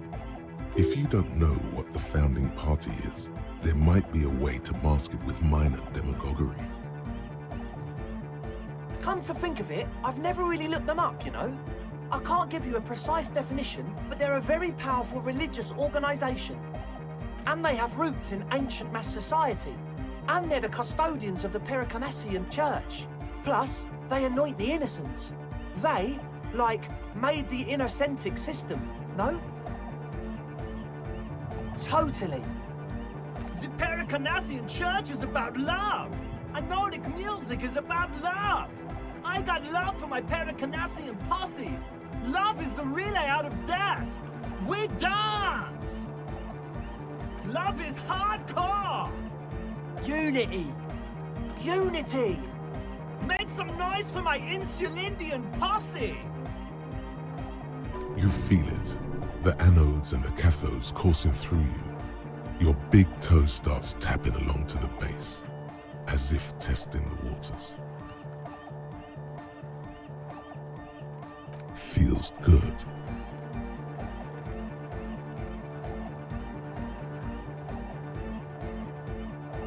Yeah! Yakokata! The place to be! Do it for the masses. Do it for the crew.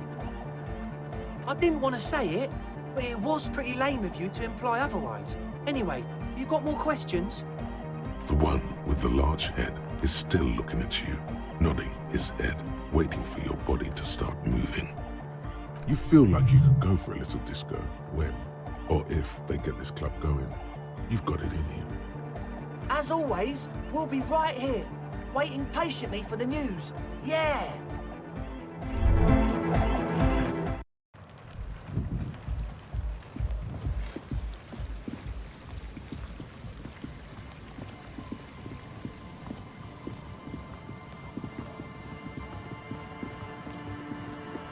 Heavy wooden doors, more than twice your height, stand shut in front of you.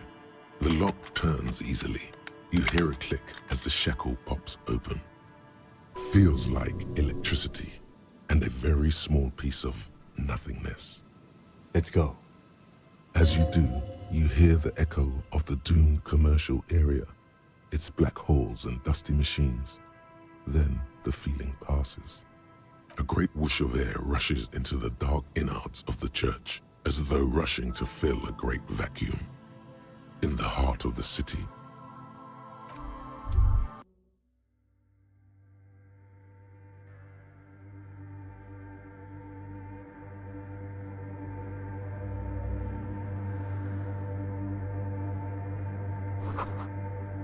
wow, so someone's been a little boring. Yes, my standard liege. Someone's seen all sorts of wild ideas pop off and thought, I'll take the boring one. The regular, please. The brown. Of course you do. Let's get right to it. My lord's copotype is regular cop. I'll let everyone know. I'll send out a telefax. Done and done. No actual communiques will be sent, of course. That would be too dramatic.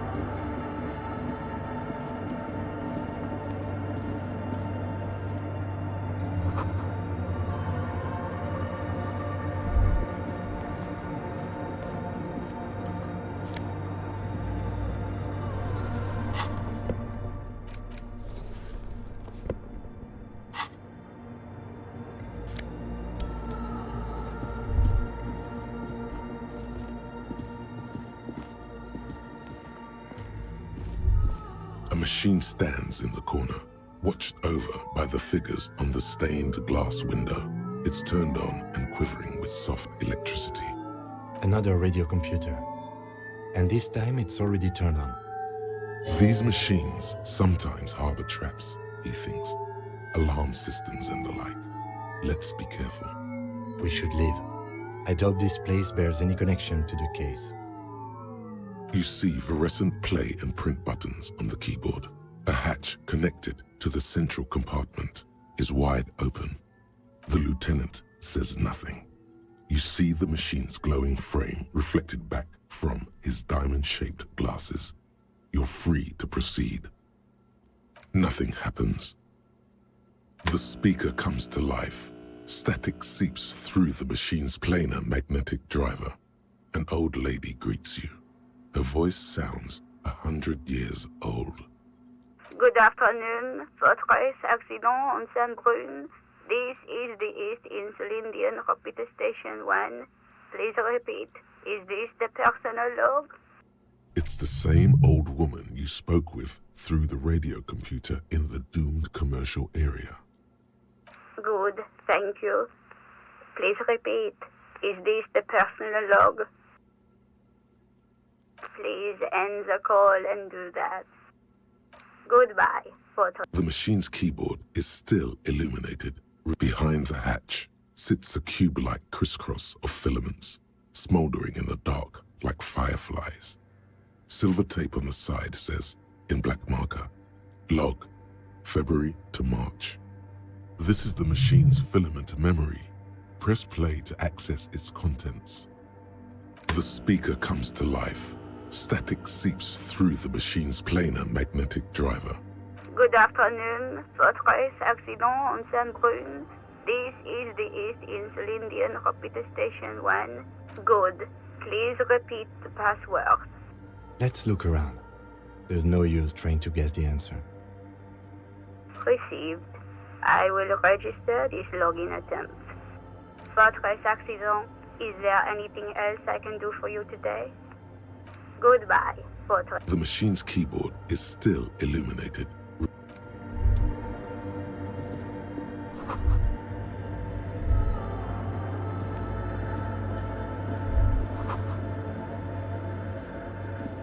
In white, silver, and apricot faience, the young mother of humanism stands above you. A crack runs across her body. She is impossibly tall, oval-faced and sad. A dark and radiant majesty. This is her innocence, Dolores Day. Cradled in her arms are a pair of glowing lungs, clearly visible from underneath her flowing dress. You should kneel. Your knees touch the floor. The floorboards are hard and cold. There you kneel among the snowdrifts, diffuse light falling on your hands from beyond the glass. The woman looks down at you kneeling. She towers among her followers, architects, laymen, courtiers. There is a sad smile on her lips and a glint in her green-blue eye of what? Compassion? Remorse? As that soft word passes through your mind, the lieutenant draws an X-shaped cross from shoulder to shoulder. Your fingertips touch your chest 4 times. Then you rise from your knees into the apricot-colored light of the window. Above you, the woman still smiles her distant smile, sundered by the crack in the glass. The old woman in the village was right. This must be the DeLorean Church of Humanity in Martinez, or the small Pinewood Church in some records. It's a minor landmark, not easy to find. Most maps misplace it. It was built not long after Revachol's founding, 300 or so years ago, by first-generation settlers. There used to be 7 stave churches on the coast. Les Sept Sœurs, they call them, the 7 sisters. Only one remains. The rest were burnt in the revolution or used for building materials. We should be respectful here, although the building appears to be deserted. I do not believe we'll find the instigator here. Something else, perhaps? Despite the damage you've done to yourself, the title appears lodged in your hippocampus. This is Her Innocence Dolores Day, the innocence of humanism, internationalism, and the welfare state. Perhaps the most famous human being ever to have lived. No amount of Commodore Red can wipe her sad smile from your brain thing. It has survived the deluge and haunts you still, and will haunt you forever, as it haunts all men. The highest category of historic individual, an embodiment of the world spirit. More, an innocence is elected to office by the founding party, a precedent that has taken place a mere 6 times in the entirety of history. The legal system of the Real Belt is built to accommodate innocent rule should it coincide with our time. An innocence is infallible. The decisions made by one are not decisions. They are inevitabilities. What would have happened anyway? Only accelerated, packed into decades instead of centuries. An innocence is a continuous, compressed event, a sacred human being. It is an honor and a glory to live when one is in office. No, we are alone. 300 years ago, in the wake of the discovery of this Isola, the Insulindian, by explorers from the continent of Muindi, she is, among other things, the innocence of inter-isolary travel and the connected world. Many things, you know she was a woman of the court, the wife of an influential Marchese, and eventually the principal advisor to Irene La Navigateur, Queen of Suresnes, modern-day Sir Laclay, also that she was gorgeous beyond beauty. Draped in ancient sadness. Are you sure you want to remember this bit of historic trivia? Standing under a long, slender form like this, dwarfed? Exactly. Back out of this corner of your mind by choosing the bottommost option. To hell with this. Terrifying is a term too emotionally charged for your semantic memory, or what remains of it. But terrifying, it's a simple word. She was bad for humanity, and you shouldn't have started thinking about her. You already do. Although she's often considered to be the greatest human being to ever live, there was something ominous about Dolores Day, constantly surrounded by her terriers. She was the most socially secluded and least self-aware of all the innocences. Some modern thinkers would consider her a war criminal for the campaigns she waged against the Mesk state. And then there were the resettlement programs. The Mesk state tried to detach itself from innocentic rule. Parts of the world were experiencing whiplash from accelerating into secularism. Her mandatory education programs and mass resettlement of upstream Marguerite were problematic as well. Dissenters were suppressed by a military force she called the Army of Humanity, suggesting those who fight against it are not part of humanity. She adored chess, yes, but also military war games. Dolores Day often holds a tiny tin soldier between her index finger and thumb in icons such as this. She was also blonde, the blondest woman you have ever seen, with green eyes the color of the Pacentic, mare interregnum. Little is known of her Marchese husband. It's as if he vanished from history after completing his role, which was to introduce Dolores Day to court. In conclusion, yes, there is something lonely, paranoid, and even terrifying that people seldom mention, but feel when they think of her. Officer, you've stood there for over 5 minutes. What are you thinking of, if I may ask? Okay. It's just that you've been looking at that window for quite long now. And it's cold in here. This church, the coast in general, we shouldn't linger here. This isn't a good place to get lost in. A jigsaw of broken shards falls into place in front of you, a ghostly reconstruction of the stained glass window. Before it was shattered, there was an older woman beneath the younger one, and a text, a light motif below them both. Below both women, in luminous black letters, après la vie, mort. Après la mort, la vie de nouveau. And then, along the left side, après le monde, la gré. Après le gré, le monde de nouveau. Death, life again. After the world, the pale. After the pale, the world again. This exaltation is common in Dolorian sacralism. In the early years, it was even incorporated as the RCM slogan. No more, however. Justice, union, prudence, and force. So do I.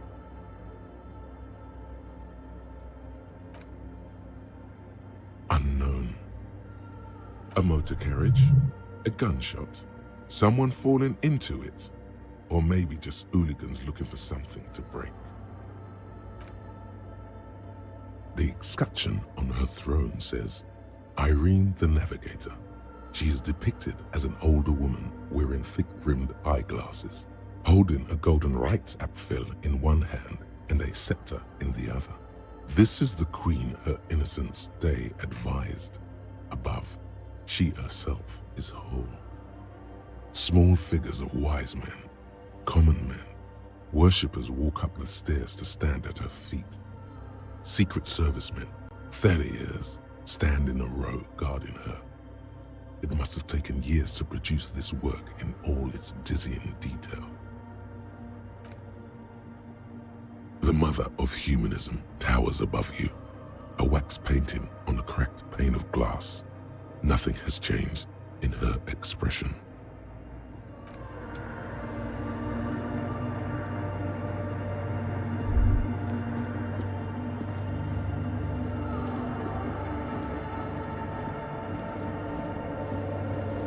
The silence in this part of the church, it's almost palpable.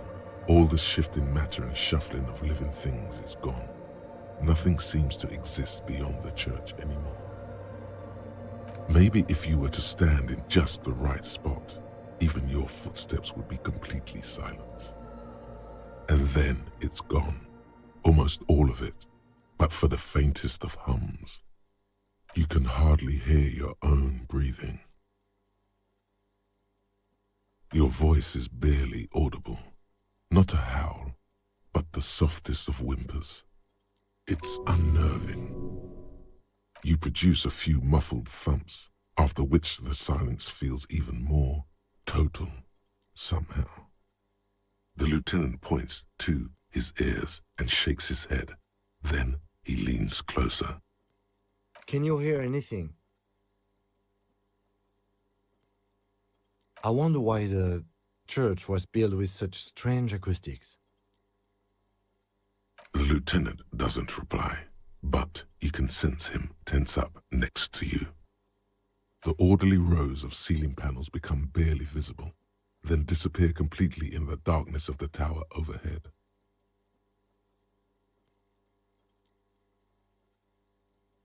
The silence, the darkness, they've enveloped you as in a cocoon. You cannot move anymore.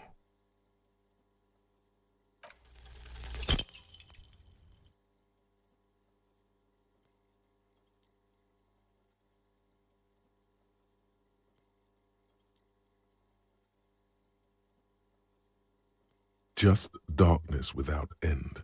It makes your head spin. There's nothing. You're dizzy and disoriented as you see dark and more dark rising. Officer, what are you looking at? Filled with vague shapes of woodwork, the sense of a great height.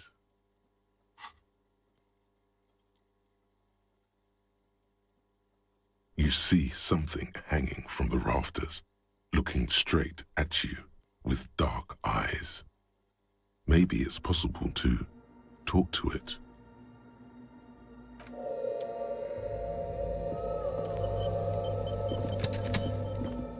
Is that a man?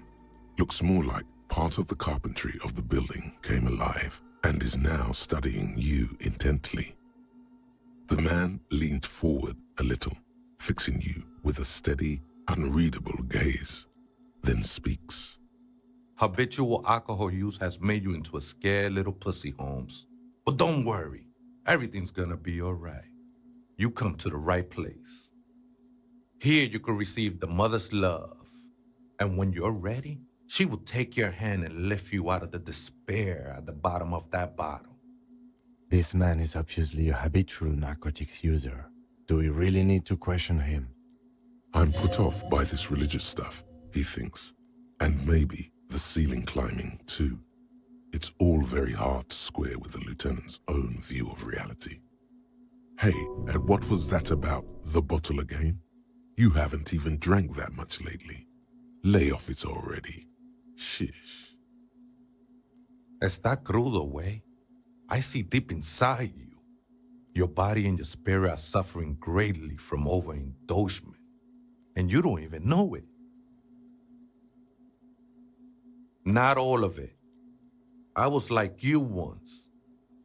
You don't know all the havoc El Vino is wrecking on your mind and your spirit. Necesita parar, homie. You know, actually, since we're here, you may want to pay attention to what the ceiling climber is saying. Look at these crazies. What is this shit?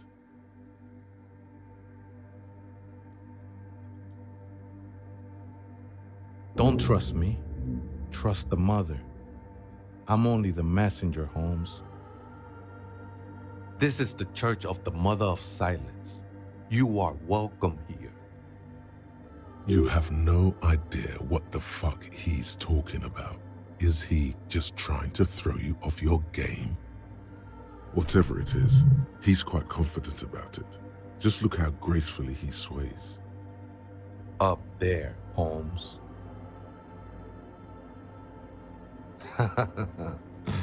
I am, at least in part, Holmes. Until the mother's love burns away the cruel distinctions of the body. Glad you're feeling more comfortable. First-timers are always nervous. Oh man, I would love to see that statue. I'm sure I'd be trespassing if the church was in use. But it's not, hombre. I done my share of illegal shit. Used to be in a gang, the whole deal.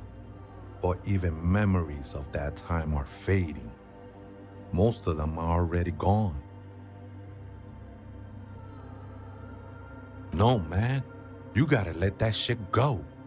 Then the mother's light touch will fill you with rapture. Do you remember your name, sir? The lieutenant is not particularly interested in this information. He's just trying to assert some control over the conversation. Tiago's my name, but those syllables don't mean much to me these days. A name isn't just your identity, but also, so to speak, your place amongst your fellows, your place in the world. I ain't got no use for such a place anymore. That's just the thing, Holmes. None of that matters. This is a special place. There's a perforation in the world up there, a way out into nothingness. This church was built around it for purposes of veneration. I circled it, nurtured by the silence bestowed by the mother. One of these days, I'll be pure enough to go drink from it directly. No, no, no. There's a new god in town, and she can be painted or sculpted because she has no limb or even a face. She is the end. She is a cavity in the dark beyond sense. She saved me, but I couldn't describe her to you. No one can, Holmes, and no one ever will. His adoration is beyond sexual.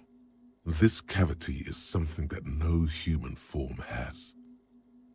I will be incinerated, but not destroyed. Finally, I won with the state of the world before reality began. That sounds a bit like substitution behavior, no? You know a thing or two about that. It's not like that at all, man. It's just faith and joyful service. I heard that before, Way, and I know I can't convince you on the spot. But think, when's the last time you woke up from silent communion with a hangover, regretting what you did last night? I know it will take time. Don't sweat it. I'm a seraph, Holmes. I sing the mother's glory.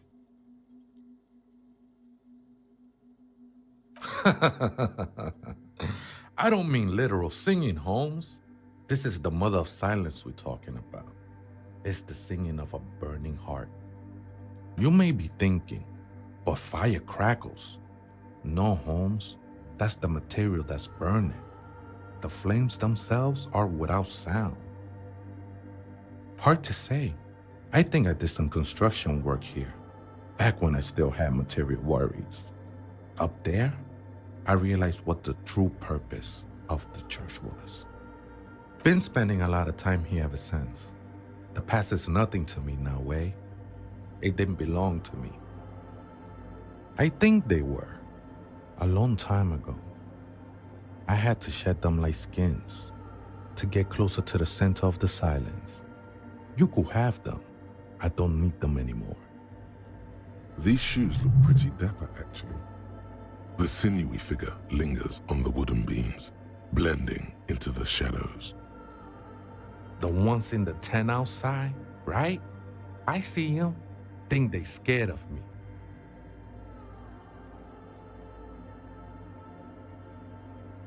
Nah, man. They look pretty funny. And I don't harm no one anymore. Anyway. Though he used to, a long time ago. Why not? They wouldn't bother me none. I'm usually way up there, imbibing. Ain't no music on earth that can reach where I go. Might even be nice to have some company. Police raid a while back. Did you witness it? Not really, or at least I don't remember much of it anymore. The mother's love has done its job. That's what's so great about the mother.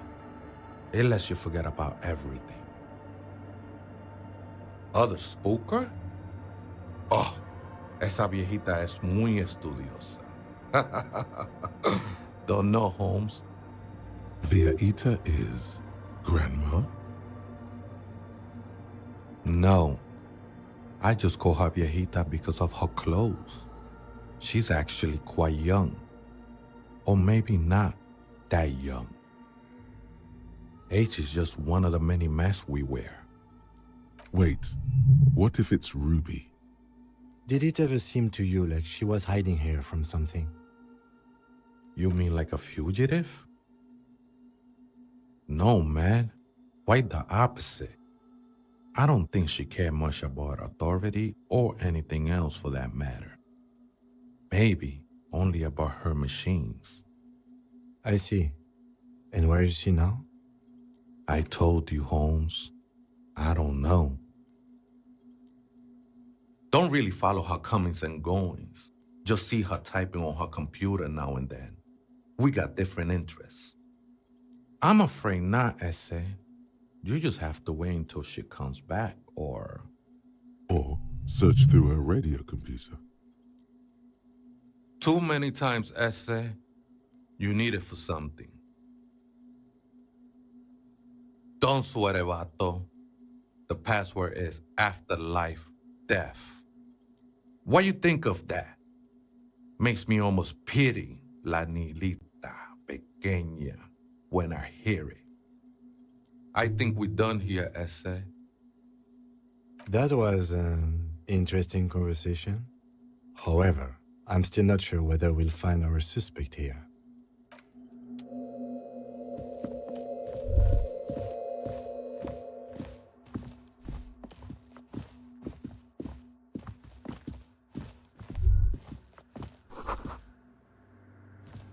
The machine's keyboard is still illuminated. The speaker comes to life. Good afternoon, Fortress Accident on Saint-Brune. This is the East Insulindian Repeater Station 1. Good. Please repeat the password. Good. I have unlocked the filament. After ending the call, please press print to access the filament. Fortress Accident, is there anything else I can do for you today?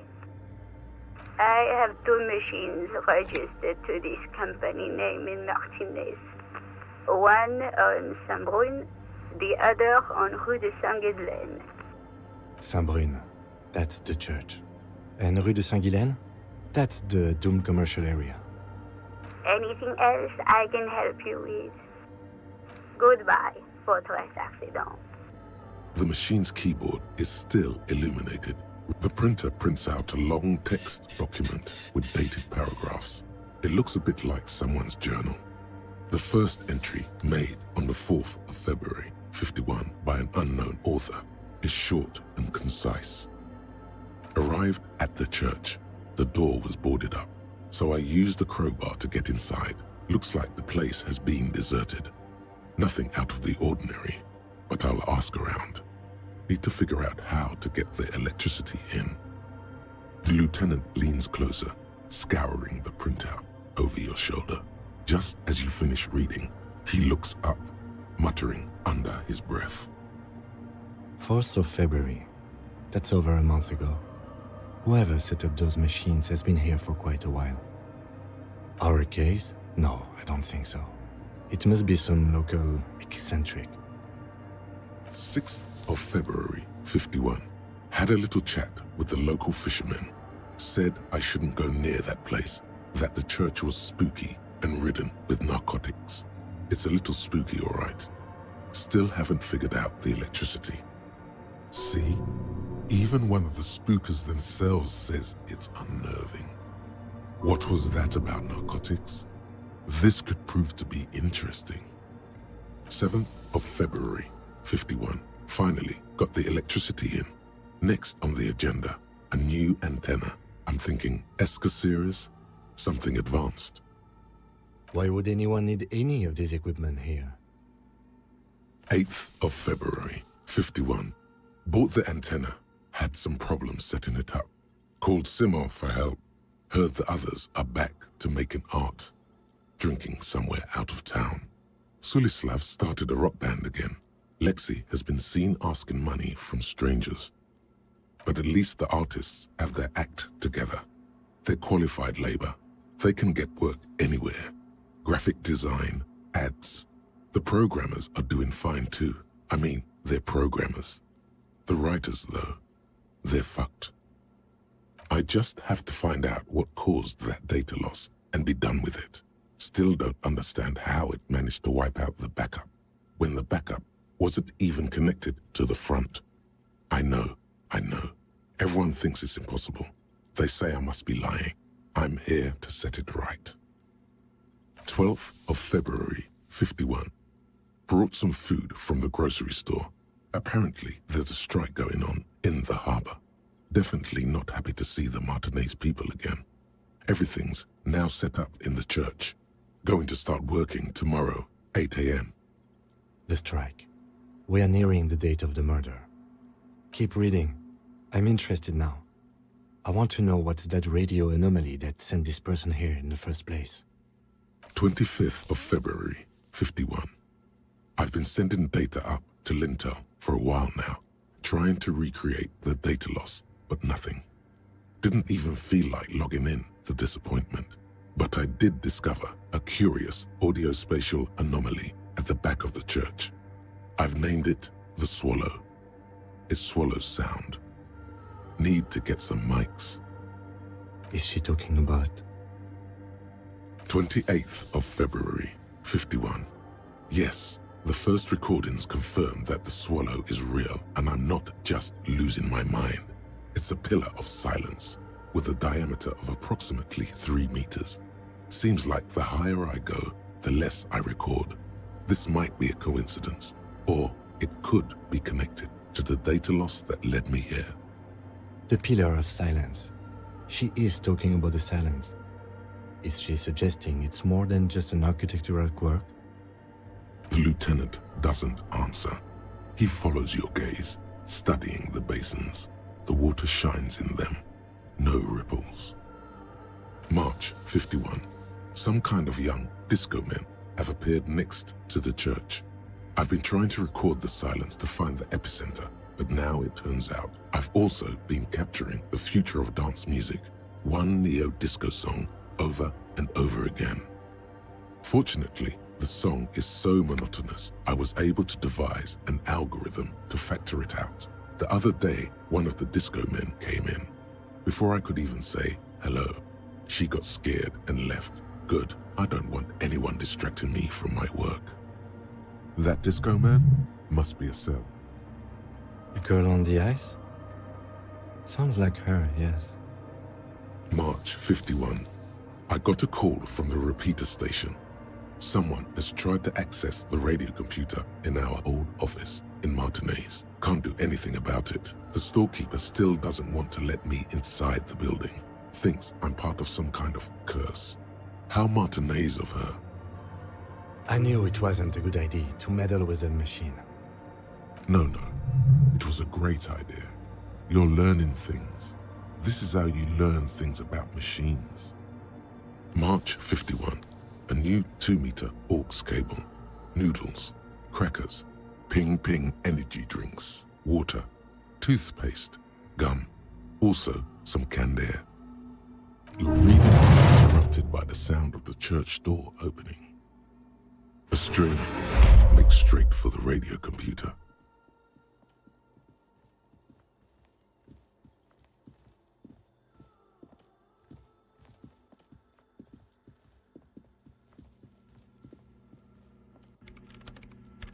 Breaking into my radio computer, I see.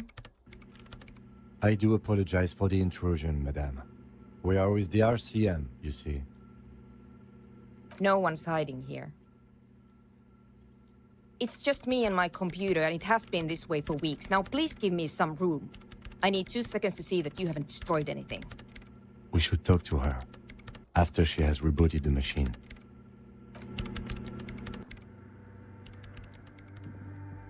What is it?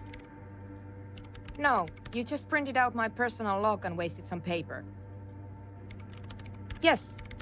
Or no. Not anymore. That project is dead. She doesn't seem surprised to be recognized.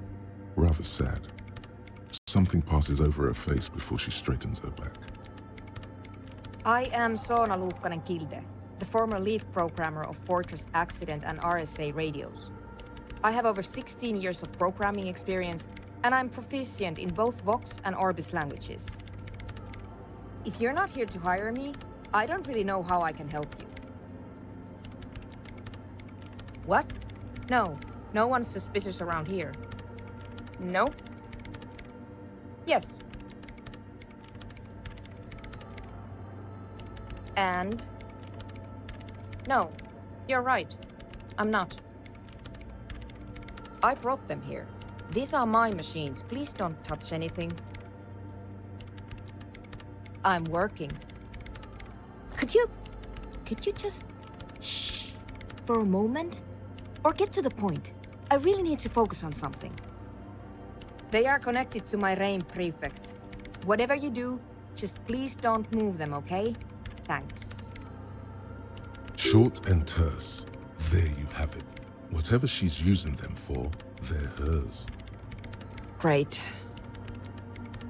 You really like those questions, don't you? They're bloodshot. She really hasn't been getting much sleep lately, has she? I'm conducting scientific research here. You can't throw me out. I'm looking for the location of a 2mm hole in the world. She's looking for a disruption in the radio waves. That's what her personal log said. The lieutenant raises his brows, but doesn't say anything. Yes, that's what led me here. But I suspect it might be something a bit more complicated than that. Exactly. What does it mean? Up to now, it has been impossible to say what it is because it's impossible to measure nothing. What do you think it is?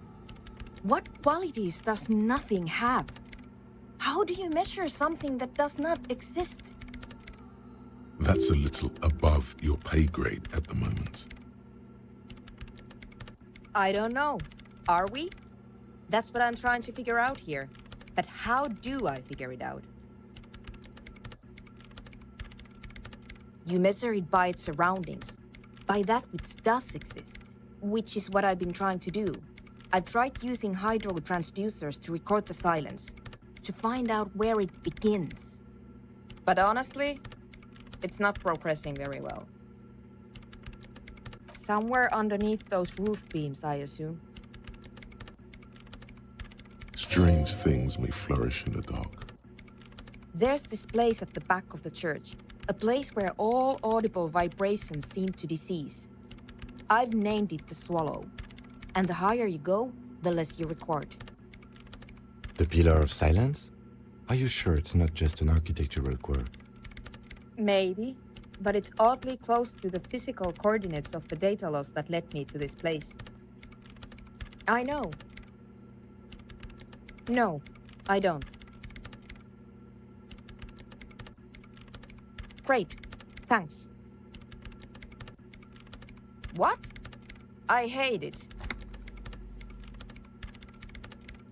Maybe I'd have to be on drugs to get it, but to a sober mind it just sounds like uninspired rug whipping. No idea what it has to do with either dancing or music. This is about those speed freaks in the tent, isn't it? I've got some news for you. It's not a nightclub they want to build here. Take a guess, why don't you?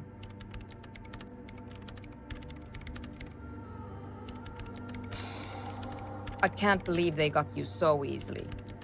Go have another talk with those up-and-coming entrepreneurs, will you? Thanks. Good luck. I'm not coming in there.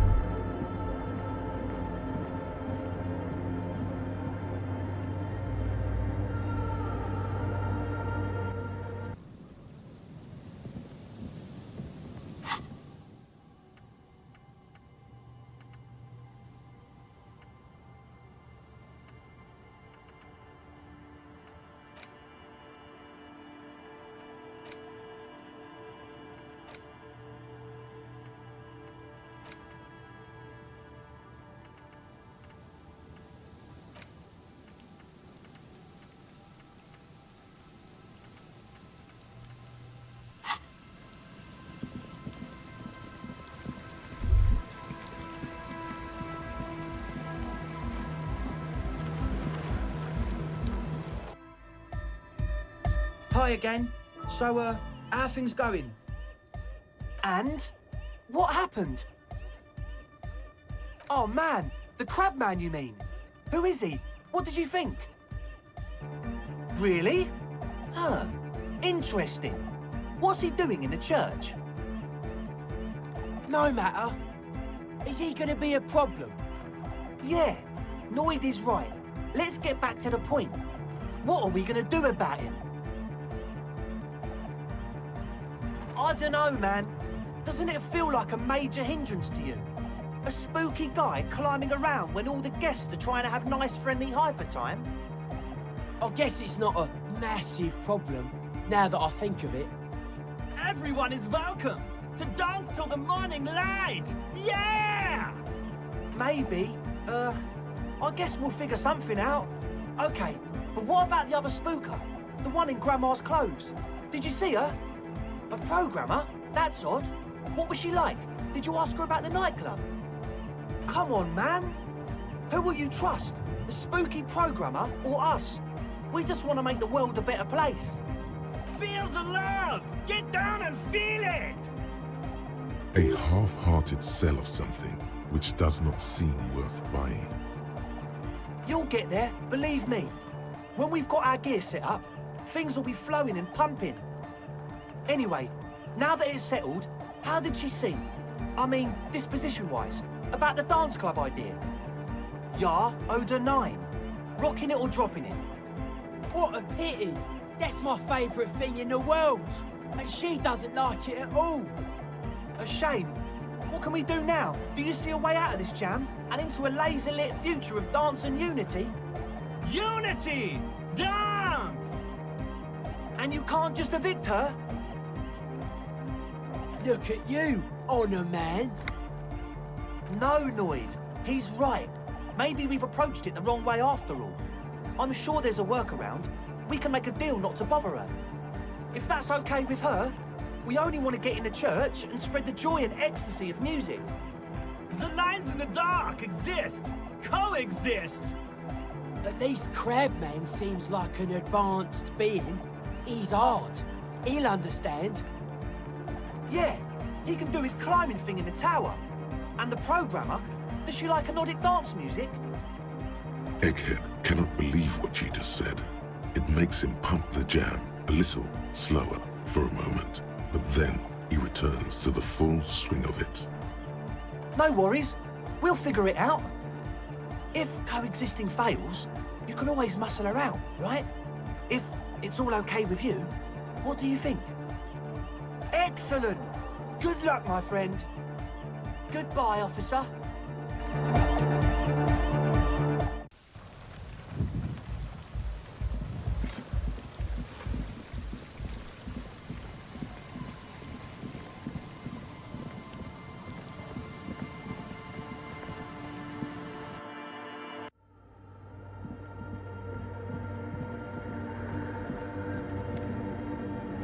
Yes, what is it?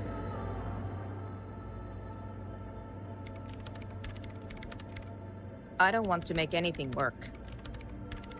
Yes, anything. I don't want to make anything work. Easy. When her research is done, she can move out. What? No, I don't really need any help with the project. She thinks about it. A glassy look in her eyes. A gust of wind brings more snow in from the broken gallery. It touches her hair. All right. Bring me the game's offside copy from my old workspace, if you really want to help.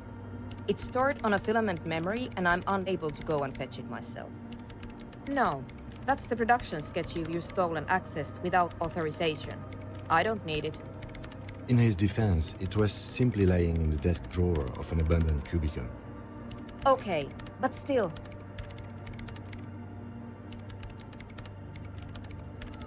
Yeah, that's the one. You can get in through the bookshop. You just have to do some explaining to the bookstore lady. Good. Then you might know the giant ice bear fridge in the building's cellar. The filament is inside the fridge. Just go and get it. In the giant ice bear fridge. I just told you. It has red glowing eyes. It's impossible to miss. You just need to get the offside copy from the ice bear. Thanks. And here's my Kvalsund multi-tool. You might need it to hack loose some ice. It opens everything. If you get me the offside copy, then you can keep the Kvalsund. This glorious multi-tool makes a regular pry bar completely obsolete.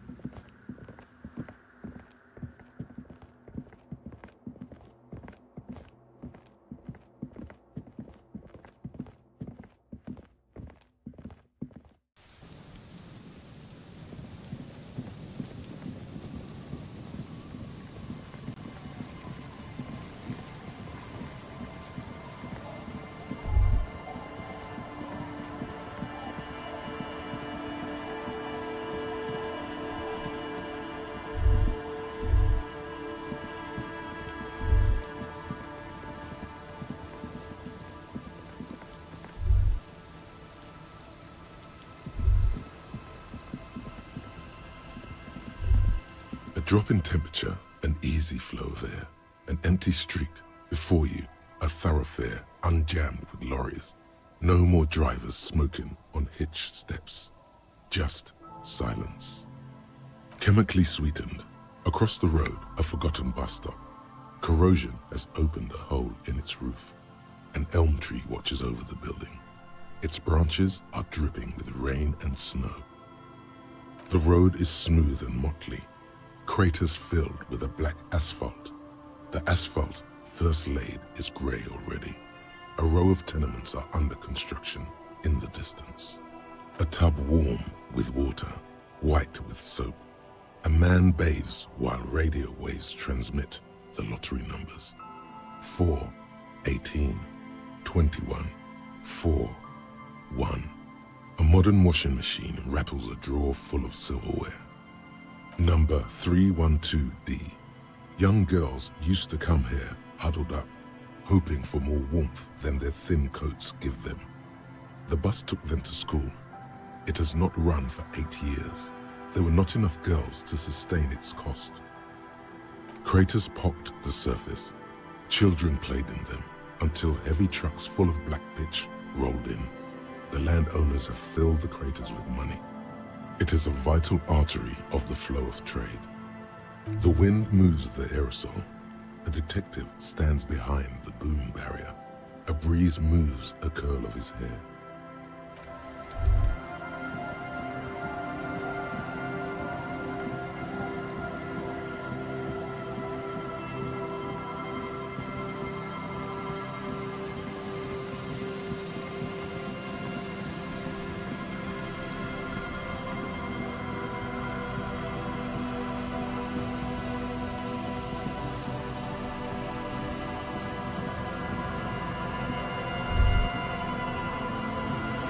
This is the trap Morel just set. Checking it over, he said, is just a technicality. But the reeds by the abandoned campsite hiss and shake in the lazily falling rain. The later it gets, the colder. Remnants of the camp can still be seen in the sand. The fire that's gone out. You feel strange, somehow. This trap is also full of panicked locusts. No sign of any cryptozoological beast inside. Another empty trap. Neither does the lieutenant. He just raises his collar. It's cold out, as always.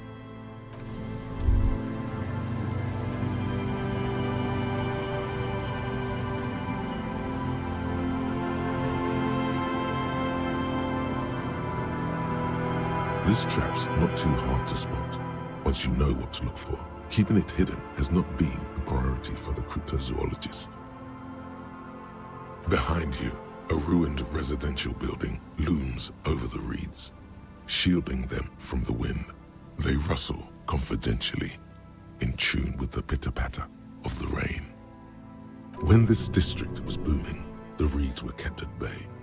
Nothing obscured the freshly painted facades. Nowhere for drunks and adventurous teenagers to hide. Now only the wind blows. Nothing but locusts in this trap as well. Definitely no cryptozoological monstrosity. Empty as all of them. One more of these and we're done. The lieutenant stretches his back.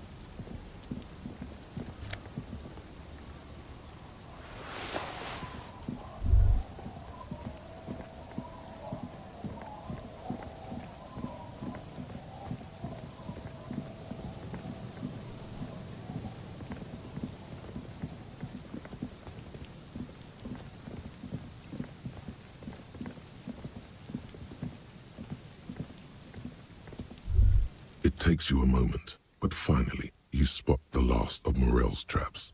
This one's partially obscured by the reeds. The reeds bend forlornly toward the sand.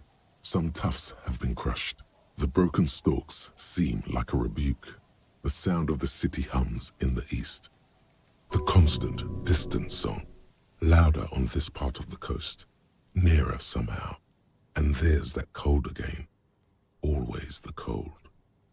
The trap feels light and silent as you pick it up. Something is different here. No locust. No phasmid either, but still. Well, the bait worked on something. This doesn't mean it was a reed monster, though. Unless you see one in there. I just see an empty trap. Right. Anyway, that's for the cryptozoologists to figure out now. We're not cryptozoologists. We're cops. A cold gust of air dries your sweaty face, and you look to the dark shadow of the felled building in the distance, drawing you to it. What a strange sensation. Once this is done, should you ask the wind again?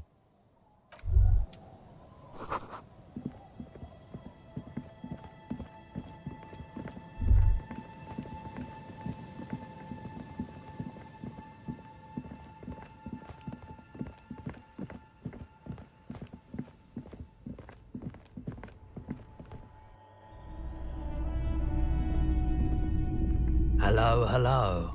Let me know if I can help you with anything. Sure, let me have a look.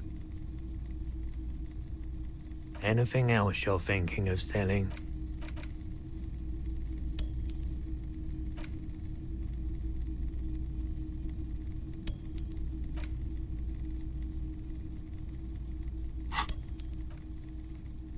Another time, perhaps.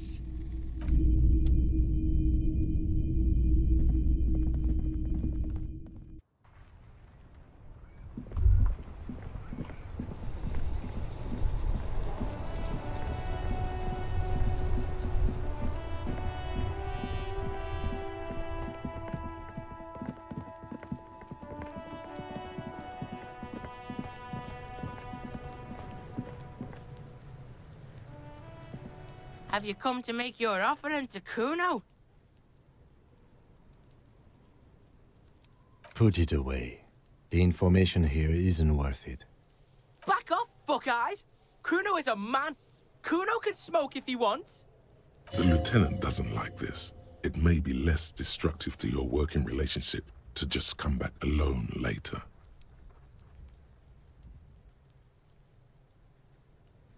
Fuck you too, Piggo! Fuck you and your four-eyed friend! Thought you wanted to make this right with Kuno?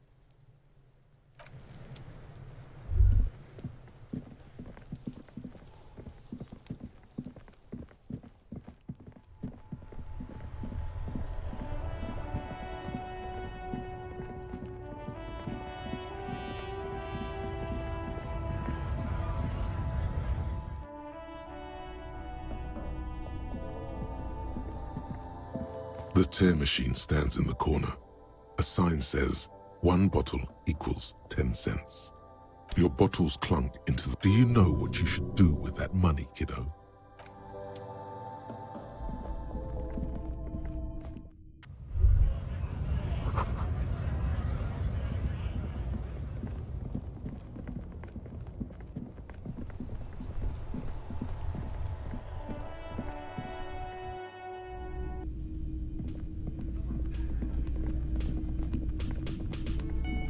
Can I help you? What is this thing? What, the interior decorating kind? You know, I'm sorry. This is actually a nice bird. A competent piece of taxidermy. I can fix it to the plaque and have a new bird in the establishment, I guess? So, I don't know. Thank you. I'm gonna go with thank you. This was mostly about the fucking cardio. Massive cardio here. You'll live till 90, or you get a heart attack from running.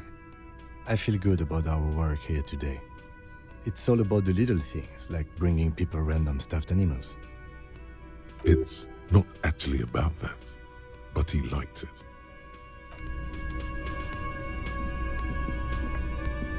It's great to see you again, officer. My wife can't wait to thank you. Go on, talk to her. Oh, sweetie, I don't even know how to thank you for finding my husband and helping him out. I hope we haven't been too much trouble for you. Here, I want to give you a small token of my gratitude. It's a tie, Mexican origin. The pin is an antique, quite special. The little silvery knob holding the tie together feels warm in your hand. It's in the shape of an avian skull with 8 eyes. Oh, you don't want to hear about some old woman's ramblings. Ramblings? Nonsense. Your description of the phasmid is the most precise I've ever heard. But darling, I didn't even get the size of it right. You were a child, my dear. Really. It's extraordinary what you were able to describe. Now go on. Tell our friend about it.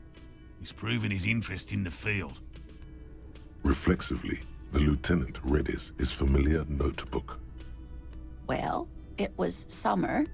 I was building a racing track out of sand on the beach near a tall stand of reeds. Quite a tall one.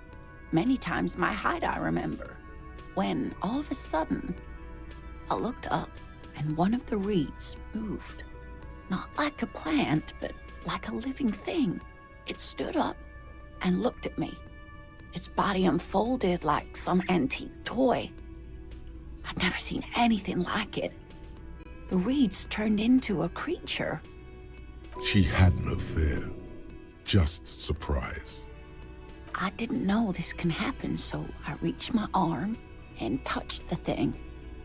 It felt just like a stalk of reed, but it moved, swaying, towering above me. After a while, 20 seconds, a minute maybe, it left, went into the reeds. I tried, but I was only a child. There was mud and high water. I couldn't see it anymore. I was just standing there, knee-deep in mud, looking around me. Where did you go? Don't go. I ran back home to my grandmother and asked her if reeds could walk, and told her they were looking at me. Of course, she just laughed at me, but I knew what I'd seen. For years, it was a story I told at parties when I wanted to impress boys, that sort of thing. Of course, most people just took it as a strange, amusing anecdote. So did I, honestly. But then I met Morel. We were on a date. Can you imagine? She tells me a story, and it's the most detailed report of the Insulindian phasmid I've ever heard. The sounds. She told me it hissed. It did, yes. Like reeds in a gust of wind. The way it moved, the colour, how some of its limbs were white, like marble. It matched perfectly with what I know from other accounts. It was amazing. If it weren't for Lena, I might have given up hope years ago. It's no exaggeration to say that she restored my faith in my profession. It's hard to say how big things are when you're quite small yourself. To me, it seemed to be taller than I was then, but that's probably not the case. Not all of them. There is some white coloration reported, along with beige, where the camouflage ends. Our first, yes. I thought it was a wonderful story, ma'am. But I don't believe it. A child left unattended on a warm day. Children make up stories and then end up believing them. You're welcome, sweetie. I do appreciate the chance to relive it whenever I get one. It was just such an impossibly sunshiny day. So warm. Fairweather, T500. Remember that weakness you were looking for in the ceramic armor? Like, maybe it can only stop small, fast projectiles, but a large, slow-moving pry bar would shatter it? Or, if I run an electrical current through it, Maybe it will melt. Or, personal favorite, frequency something something radio weapon. None of that would work. You need to shoot the part of the enemy that doesn't have Fairweather T-500 on it, because the armor itself is invulnerable.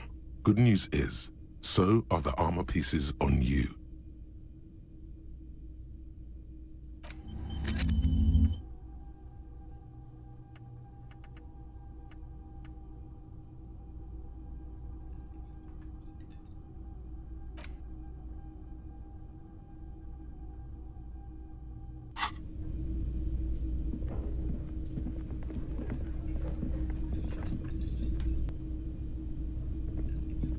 Yes?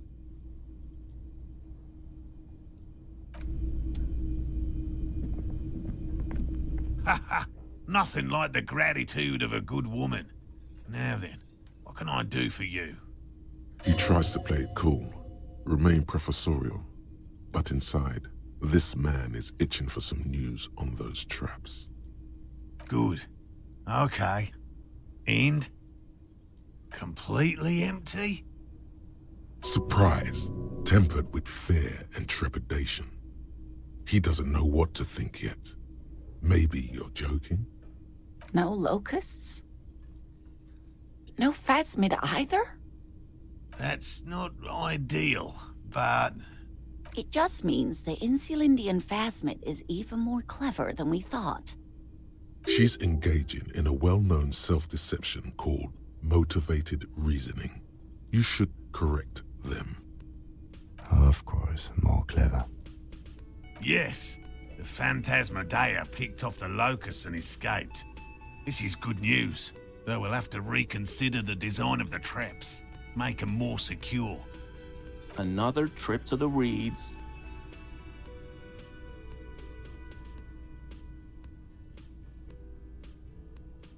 Of course. Be sarcastic. Unless you have an alternative hypothesis you'd like to venture, mine stands, okay? Actually, no. Excuse me for getting emotional. This is a big deal for us. You've helped us twice now, and brought some great news too. My gratitude, and the gratitude of the Société Cryptozoologique de Revachol, is yours. Heartfelt gratitude. But does it feel like closure? What really happened? Thank you, it's an honor. We should probably return to our main investigation here. This has been refreshing, but... Helping cryptozoologists isn't really a priority for our organization, is it? The lieutenant looks out the window, impatiently. Consider the way the empty trap was disturbed, as though shaken. Most likely the hands of a young person. Hands small enough to fit inside the trap, too. You should ask the red-headed boy, Kuno. A little hooligan. But what would a child want with bags? Oh, my dear Morel. You've been an old man for too long. Kids love to torment insects almost as much as they love to torment old folks. Delinquents, my favorite. Oh, you've been such a dear to us. Please, let us know whatever you turn up. I have a feeling we're getting so close. Well, I see you've got all the help you need.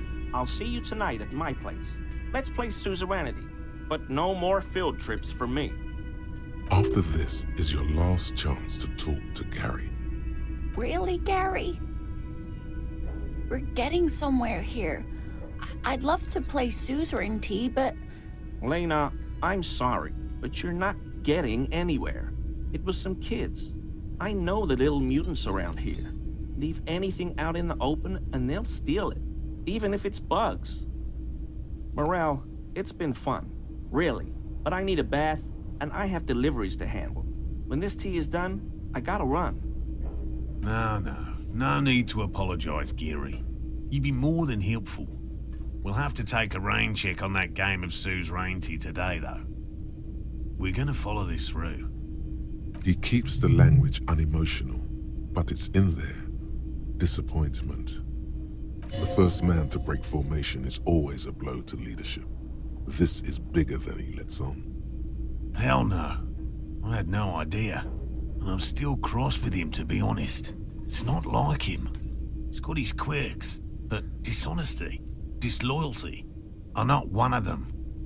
I don't know what got into him, officer. Thank you for letting him off easy. He won't forget it. We'll make sure he won't. Always a pleasure to see an officer of the law. I mean, officers.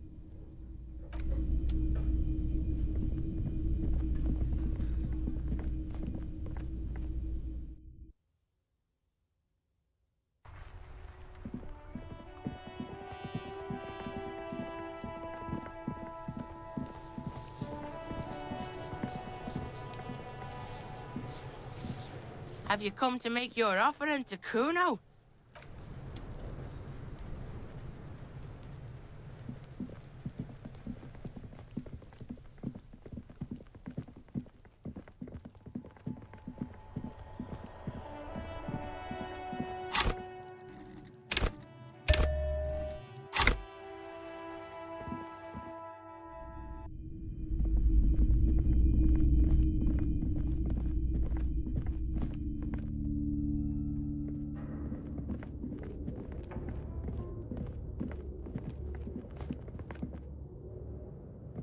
It's dark. And the flashlight works a lot better if you hold it in your hand.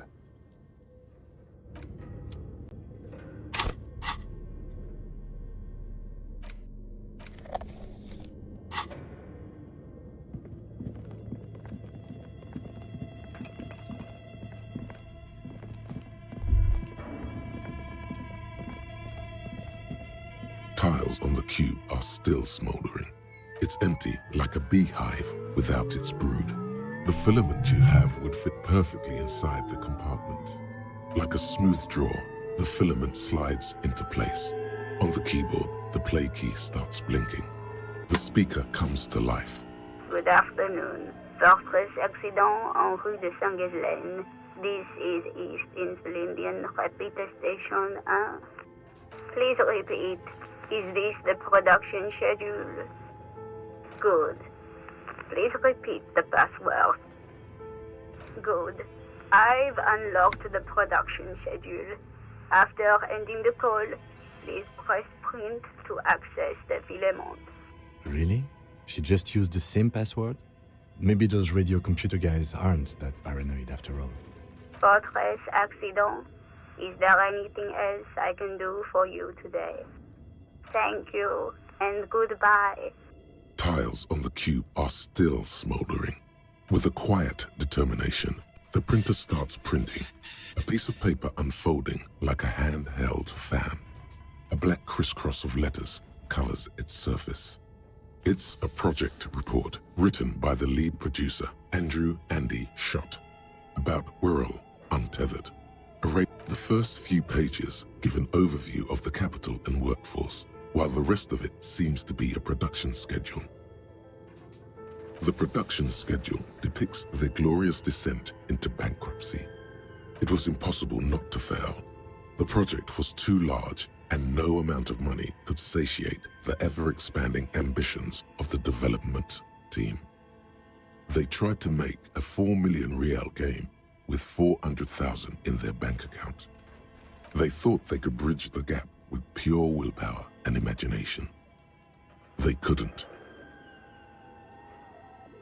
No, even then, success remained within an ever-narrowing margin of possibility that, despite everything, never entirely disappeared. That is, until they discovered the Valley of the Heads. At the 11th hour, the lead designer, Jimsk-born Sulisław Jalisa, decided that what Wirral Untethered needed was a secret mystical location at the extreme edge of the map. This place was to be the Valley of the Heads, where the heads of all the headless constructs could be found. The player would have been able to choose a head for their headless party member, and each head would have been voiced on air by a professional actor. So many. The last count, there were approximately 10,000 heads for 10,000 headless men, all of which could be endlessly recombined. Do you really want to know? There seems to be a calculation here, but it may take a while.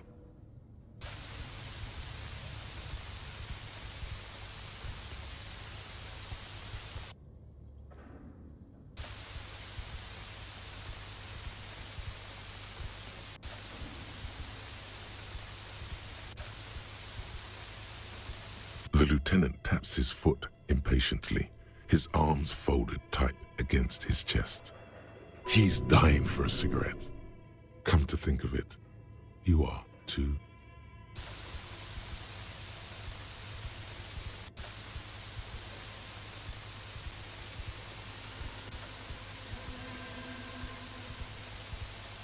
What if you broke the radio computer? What if it's never going to stop? Well, yeah, that and the catastrophic data loss. On the nature of the data loss, there's ominously little information in the production log.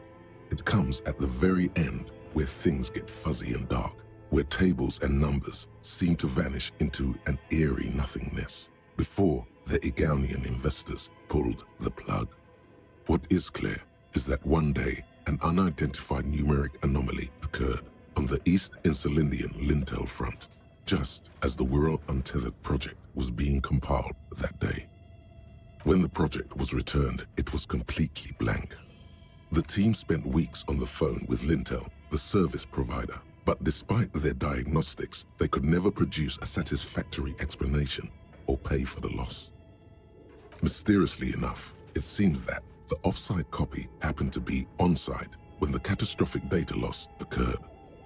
It was the lead programmer's responsibility to oversee weekly maintenance of the off-site copy and, well, keep it off-site. An explanatory note from the lead programmer has been attached. S. Luukinen Kilda, the lead programmer of Fortress Accident, the off-site copy was on-site because there was no off-site anymore.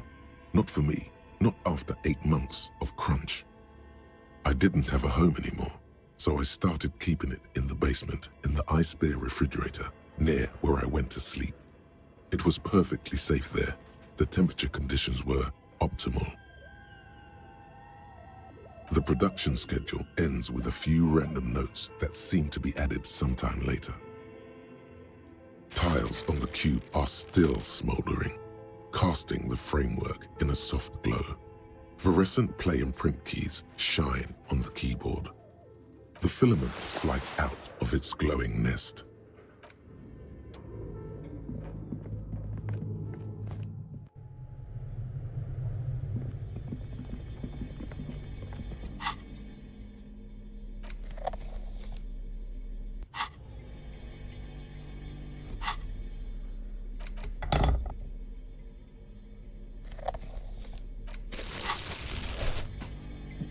The bear's eyes are still glowing red, watching over all the ice cream wrappers hidden inside its belly. But where's the filament memory? It's not here. Someone must have taken it. What does the note say?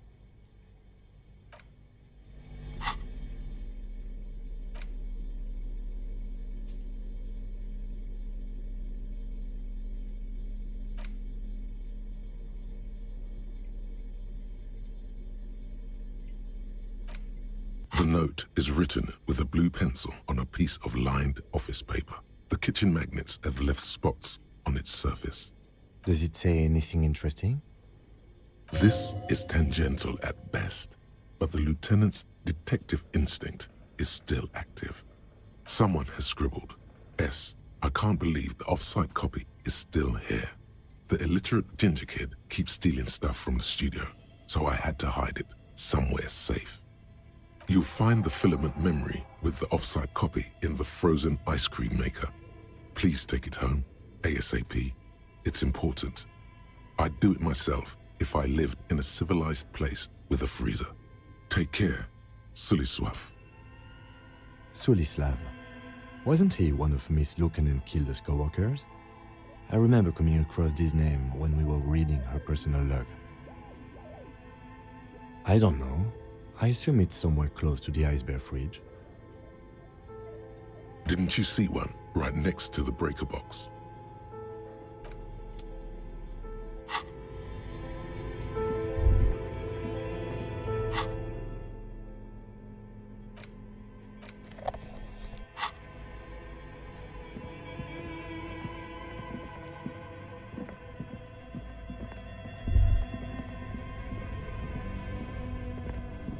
This orange machine is buzzing like an old submarine.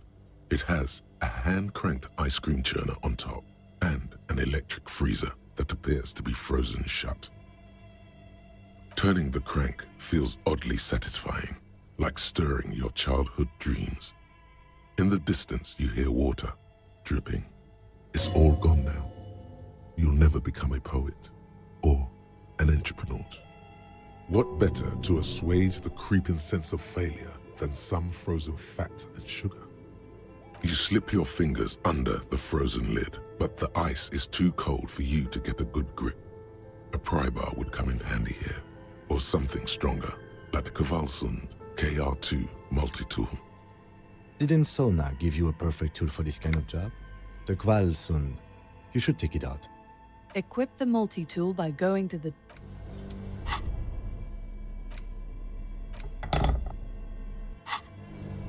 This orange machine is buzzing like an old submarine. It has a hand-cranked ice cream churner on top and an electric freezer that busts. Ice groans and howls under the strain of your giant Kvalsund multi-tool until the lid cracks open.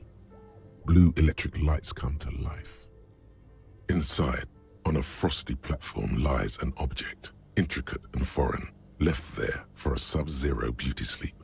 A filament memory with the words "off-site copy" written on its side. Disappointment washes over you as you stare into the almost empty ice cream maker. You gently lift the cube from its frosty bedding, careful not to damage it. We should take it back to Miss Luukkanen-Kilde as soon as possible. I'm not sure how well unused filaments tolerate room temperatures. Yes, but aren't you curious to know what's on the precious filament? There's a radio computer upstairs.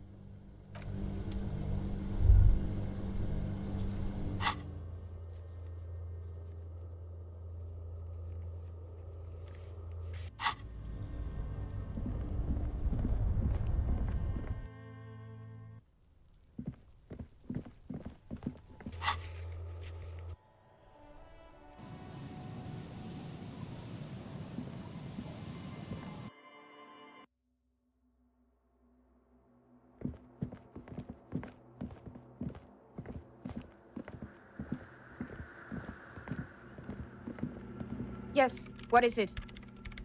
Yes? Thanks. Looks like it's the one. Now I'm going to print it out to see what's left of it. Wait, no. That's dangerous. She shouldn't do it. No, it's not dangerous. Just depressing. I have a theory.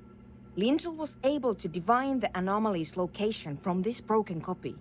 I want to repeat their calculation, only this time with better equipment. Watch. What an intricate display of failure. The paper starts filling out with ink, soaking it in a gleaming blackness. Not a single line of data stands out. Huh? You okay? This is embarrassing. I am being careful. Treat it as a mere technical anomaly. Makes it easier to bear. Here! I found it! Hold on. Just give me a second. I'm almost... I've never witnessed a programmer work before. done! I've got it! I found the location of the anomaly! I found the coordinates! Great job. Thank you! There. In the swallow. Think you can help me again? I need you to go move those water bolts for me. I need to double-check my calculations. Just walk over to the circle and follow my instructions. Move the third ball 2 centimeters to the left, and the fourth ball 5 centimeters to the right. This should do the trick. Thanks.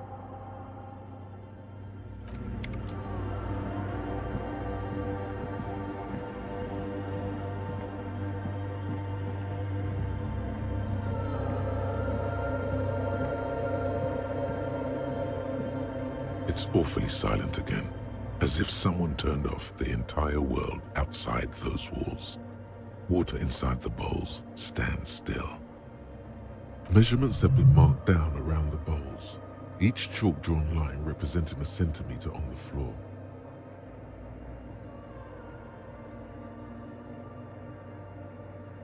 Some water spills out of the bowl, wetting the floor. It moves like a ghost without creating a single trace of sound. The lead programmer sends you an encouraging thumbs up from across the hall. Time to run back, or maybe walk. This is a sacred place after all.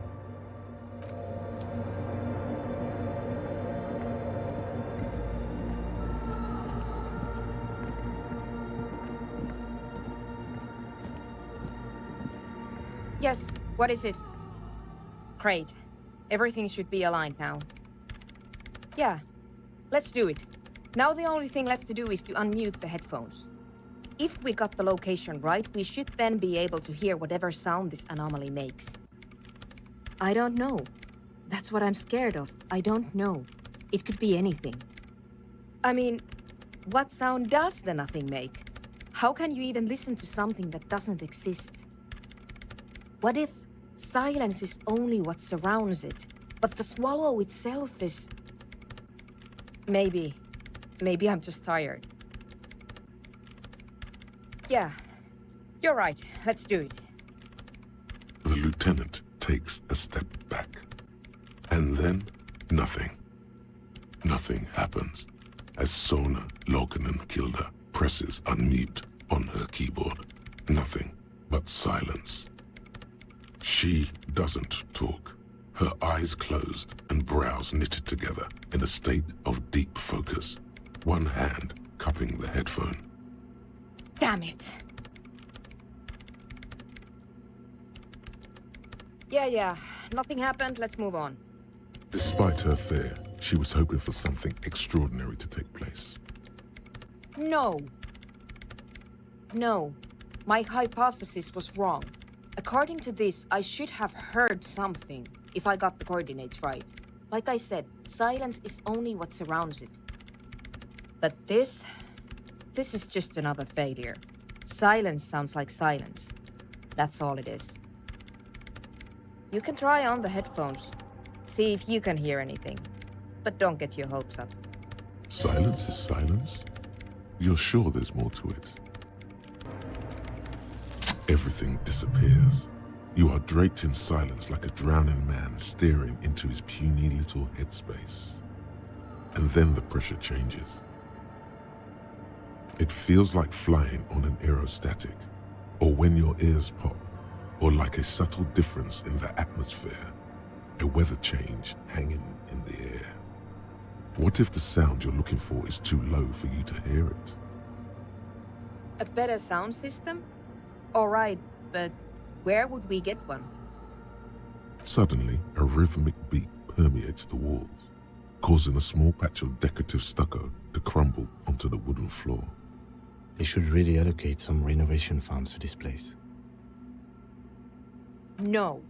What they really should do is shut down the disco men for disturbing neighborhood peace. You mean the speed freaks? Of course, the speed freaks. They have a fantastic sound system. And you think they would help me? I guess I could live through a week or two of peaceful coexistence. Sure, let me know how it goes.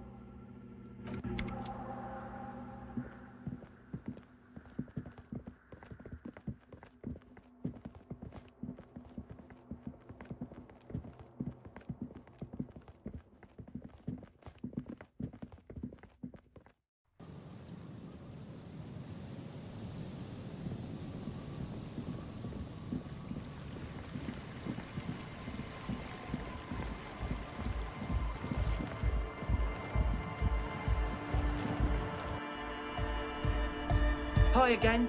So, how are things going? Yes. What? Yeah. Good to have, bitch to carry.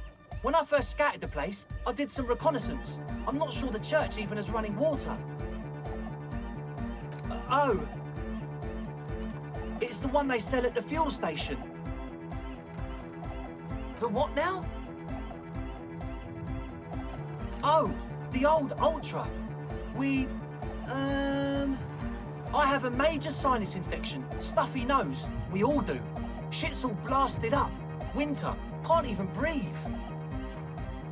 Yes, that's all Nosafed's doing. Without the Noser, I'd be drowning in shit right now. Nosafed is the shit. Yes. What? He nods enthusiastically, no doubt a little relieved.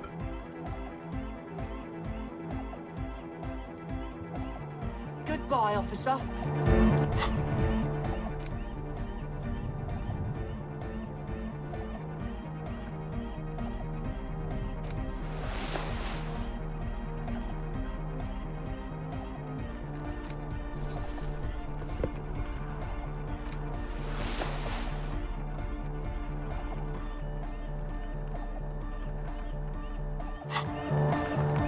Hi again. So, how are things going? A number of things don't add up. Let's take a look. What things?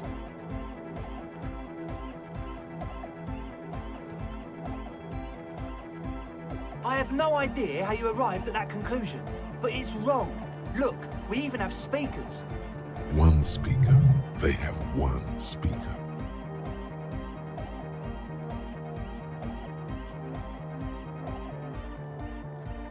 He said it was for his nose. What more do you want? What do you mean, friend? It's a one-speaker system. It's monodynamic. You wouldn't know the first thing about sound reproduction in anodic music. Other speaker. What do you know about spinning tape?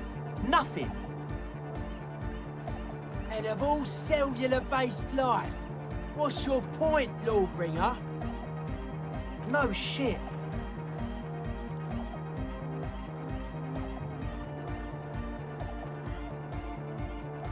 That's... Come on, that's... It's not. Fuck, man. It's difficult to get along with some people, but we're trying to make an effort. We are on a mission here. What do you mean, do? There's resignation in his voice. He's almost ready to drop the act. It wouldn't take a lot of pushing. What do you mean by lenient?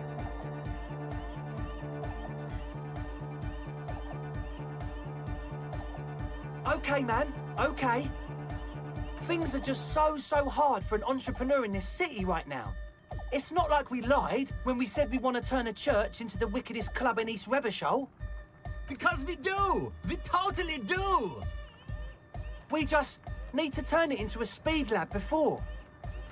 To get our foot in the door. Like I told you, spooky arseholes moved in while I was getting all this stuff together. A month ago, the place was empty, and now it's all spooked up. No, man. They're spooky, all right. It's just that they would also probably call the police if we started cooking speed in there. But the sign was way off, too. I couldn't feel the love at all. Sir, you promised you'd be lenient. This is it. Judgment time.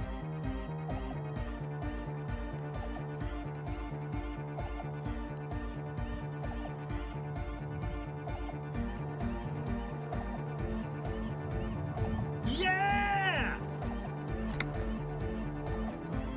I knew it. It's impossible now.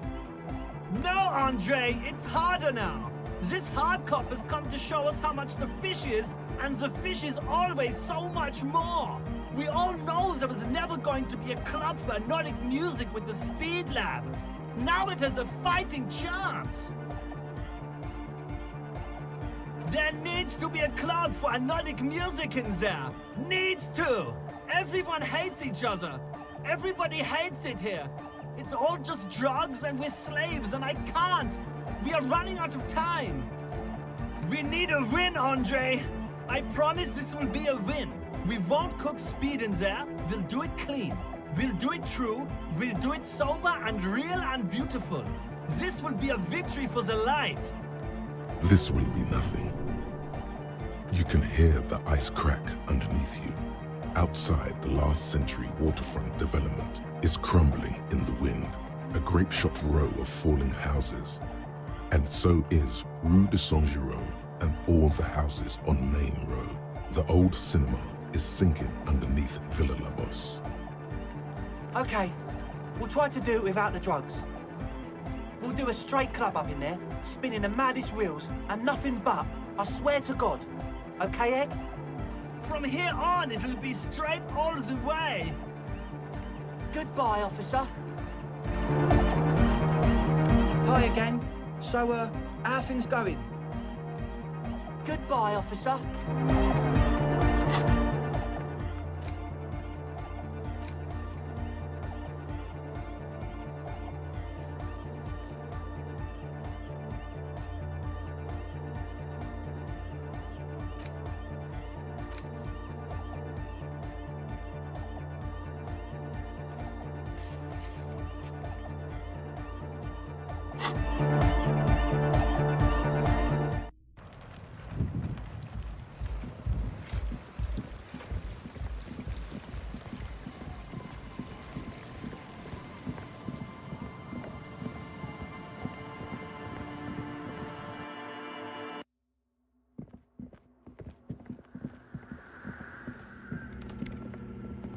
Yes, what is it?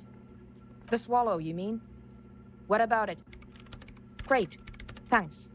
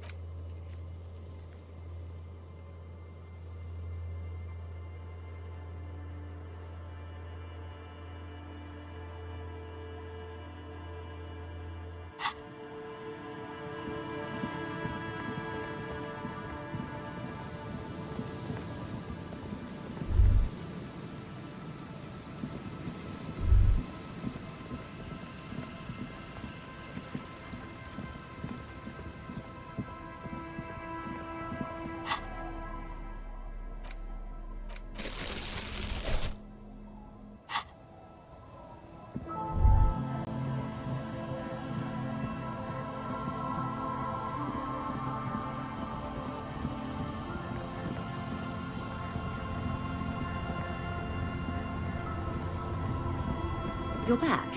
Good. Well, technically speaking, I'm not on it right now. The boat? No. It is called Cordelati 19 because that's the type of sloop it is. The word "it" feels strange.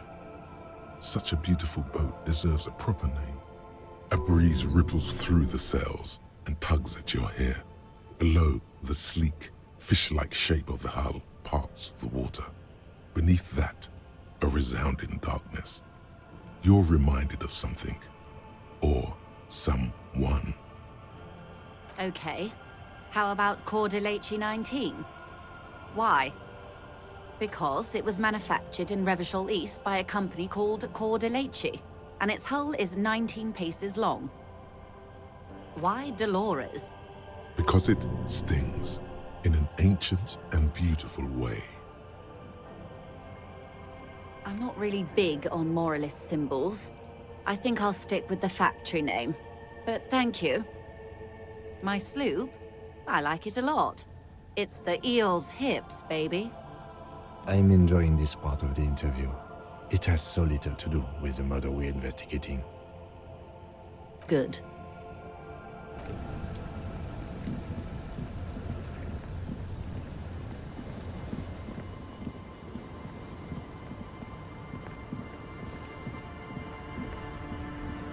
Hi, the sea's gonna calm down soon. I can feel it. The wind is turning southeast. What's on your mind, officer?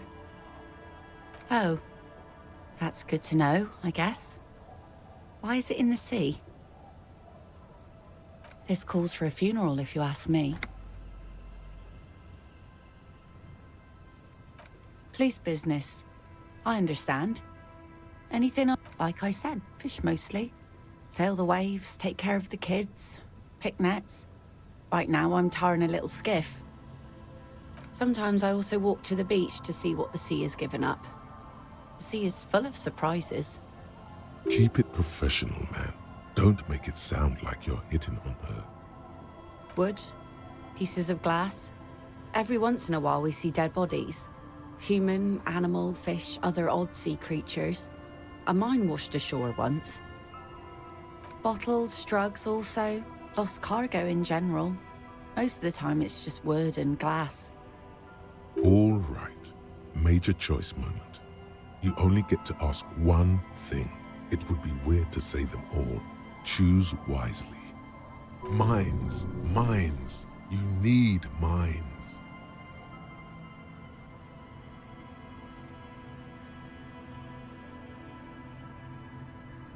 Well, you're barking under the wrong tree then, officer.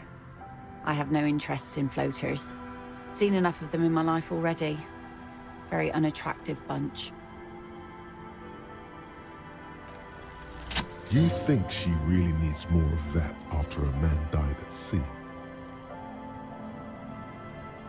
What if I told you it is actually possible to go on a date sober? Before recorded history, men and women were able to do simple, very primitive things together sober. Acknowledge the situation and keep it basic. I have, and I don't really. Just a walk? I don't know, officer. I would not have taken you for an innocent perambulator. Where would this walk take us, officer? Officer, I thought we had a work of our own in mind. One that results in a solved murder investigation. Oh no. You, come with us. Seriously, I insist. You need to understand that nothing is going to happen. We're just walking. That's it. Understood? Having the lieutenant along is a fail-safe measure against any possible funny business. I guess I can come along for a quick stroll. I mean, if the man insists, of course. I do, yes. Stroll on the beach sounds nice, doesn't it?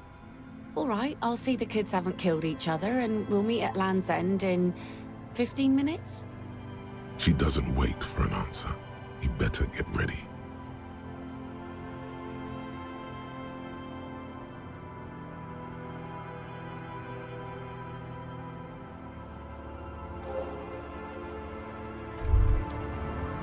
Hey, so we've been monitoring you internally, and now we know your Copo type. Guess. No, you're the sorry cop. The cop who's sorriest. Let's make it official then, shall we? Of course you are. It's okay. See if you can get something out of this, like info. Or maybe every time you say you're sorry, you get $1 million. That won't happen.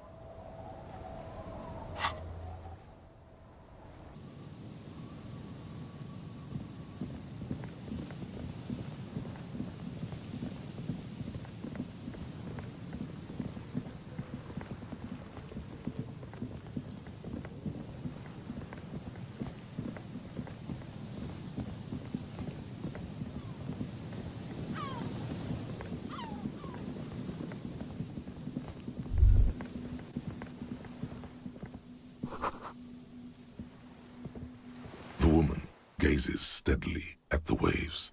A sudden gust picks up her dark hair and lets it fall again, tousled, wild. She brushes a few stray locks from her eyes, and only then spots you approaching. Aye, so here you are. I'm a bit surprised we're alone. It's mid-noon and the sun is out. I expected more drunks and teenagers. And drunk teenagers. Know that you're not the first guy to bring a girl to Land's End. This is what the locals call a make-out spot. That is not going to happen here today. I just want to make that clear, Dimples. Across the rusty water, that's La Delta, the financial district. In the mist-covered distance, towers rise as a rebuke to the poverty of this coast. Drinking men aren't known for keeping their appointments. The world? Those big words men like to throw around as though they had weight. Let's just admire this piece of the world we happen to have in front of us, eh? As she turns to face the sun, reflected in the waves, and the skyscrapers rising across the bay, you cannot help following her steady gaze. You should say something, anything, maybe the tequila sunset thing. The sun reflected in the waves and the skyscrapers rising across the bay is mesmerizing. Your mind clears for a moment as your senses take it all in. Not just the glass skyscrapers, fragile looking in the shimmering air. River Esperance flowing into the bay. Isn't it strange for this all-powerful thing, the sun, to be so generous towards us? You know, the best time to go out fishing is usually towards sunset, when the water is warmer. The sun also falls on the Capeside tenements and war-torn ruins. An old sea fortress juts out, seemingly impervious to the sheen cast over everything else, shaking you out of your reverie.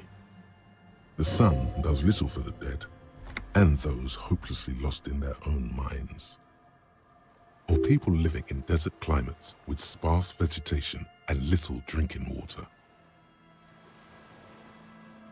Now you're just nitpicking. But I concede, maybe desert people sometimes disagree. There's salt in the air, and the cries of the gulls and the skuas, grit of the sand and the green glint of broken bottles. But still your gaze always returns to the dazzling streaks of light, wherever they may be reflected, their opulence. It's bringing us spring, summer. It's entirely on our side, no matter what we do or who we are, for absolutely no reason. It's unlike no other powerful being, certainly no powerful organization or government. How can that be?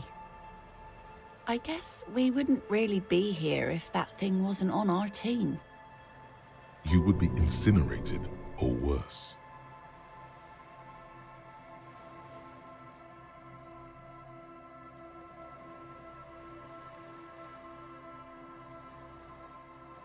Thank you. I'm half Ubi. My mother was from Ubi Sunt. Not a lot of sun there, I hear, though I've never been. The wind ruffles her hair as she looks at the sunlit coast across the water. These aren't real fishhooks, silly. They're earrings shaped to look like fishhooks. A drunk called Rosemary brought them to me. I kept them. The wind ruffles her hair as she looks at the sunlit coast across the water. It's enough that my fish goes there. 50 real a piece they ask for spring cod. Out on the terrace of La Fruguefond, a hip business lunch spot in downtown La Delta, glasses clink over a spread of oysters. Someone can't decide what to eat. Someone recommends a ceviche. Someone shields her eyes, trying to see across the bay. Here we go. 2 different approaches to cap this off with style.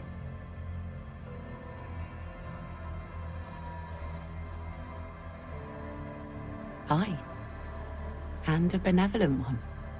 When did you last have one of those on your side? Well, now you have that giant thing to watch over you. So, to hell with youth. You know, the wind's gonna pick up soon, and I have to go, but... have this.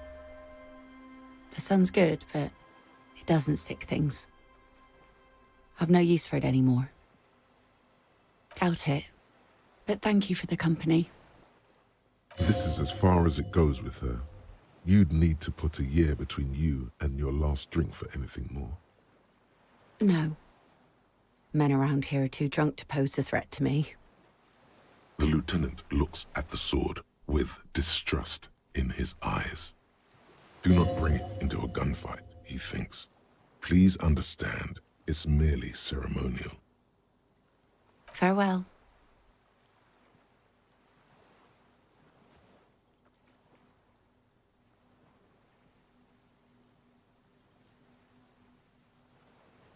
As she walks off, the wind picks up, and the light from the sun seems to fade.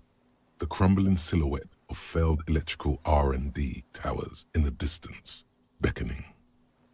I hope this has been refreshing for you, Detective. Let's return to our search with a fresh pair of eyes.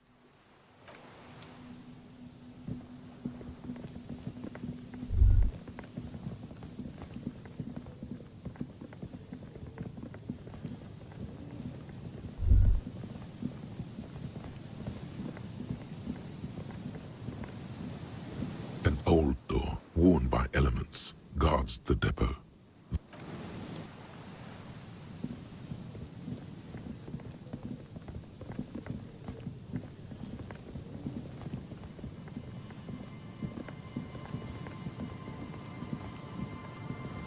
There's nothing else to do with the traps at this time. They're all just lying around, gathering dust and rainwater.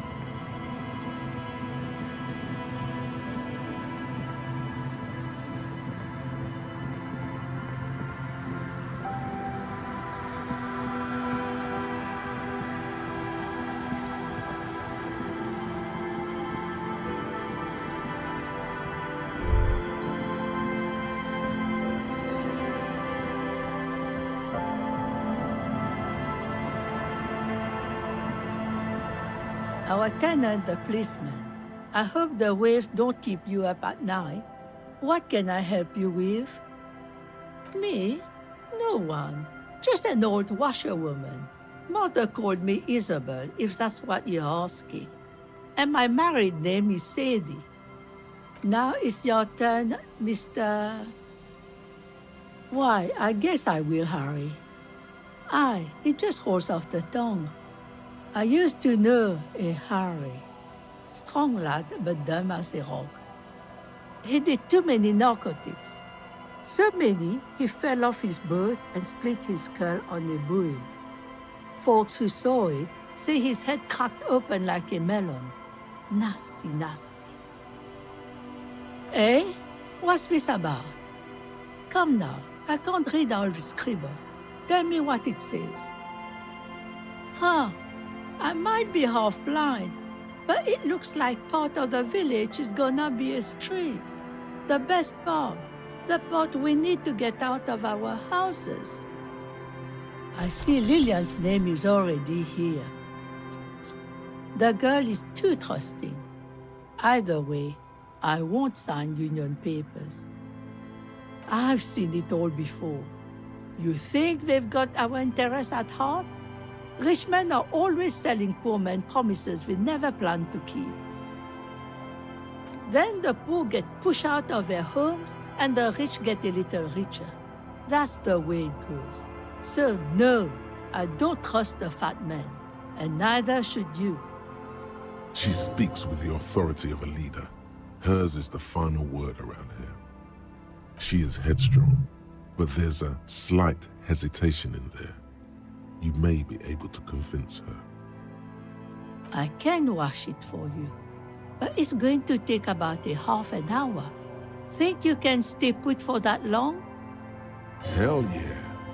No, we must run around ceaselessly. It would be torture to stay put. I could use a breather. It's been another track and field day. Well, hand it over then, and I'll see what I can do. Must say, I'm proud of this one. It's pretty nice underneath all that filth. I hope the Logic and reason won't work on this old bat. Better go for shameless emotional manipulation. What's the grandmother's deepest vulnerability? Does this feel like a good thing, though? What do you mean? What's going to happen? We are gonna grow up, of course. I raised my own kids in this village, and they are doing fine for themselves. No, they are good kids. I brought them up the right way. No, they moved to Faubourg for work. Well, I imagine they'll grow up and leave too. You've got her. Now just reel her in. Then... You have her. Now twist the knife. Wait. Let her come to it herself. I don't believe the Fat Man's Youth Center is going to change anything. But what other choice do we have? It's not like the coalition government is coming to save us. I won't be around much longer anyway. Not with the dampness in my bones. If they want to take a chance, who am I to stop them? Did you say something? Reluctantly, she takes the pen from your hand, scribbles her name on the line, and hands everything back to you. See that you didn't just get us all screwed. I might be half blind, but I have a good memory for treachery. Let's go mail it.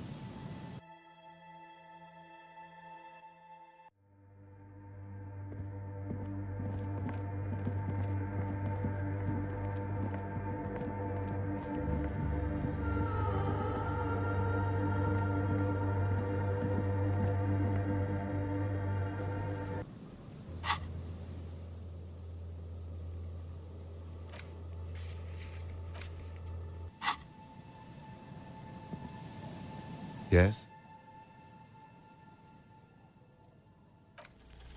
Look at you. It's because you're a failure. They sent you to Slight, Precinct 57. Just think about it for a second. You're a raging alcoholic who showed up 3 days late wearing piss-stained disco garb. You weren't sent here to win. I've considered it. It would be immensely ugly of them, not to mention unprofessional. but I also think it's somewhat unlikely. I checked the records. This jurisdiction dispute, who polices Martinez, reaches back to the 30s. It's as old as my station. And all this time we can't decide who gets Martinez? I think, yes, both stations would prefer a win. Safe? No. But you're old. You've made it this far. Something has brought you through. We've only just started working together, so I don't know what it is yet. But it's there. So no, I don't think they sent you as a joke. And even if they did, they are in for a surprise.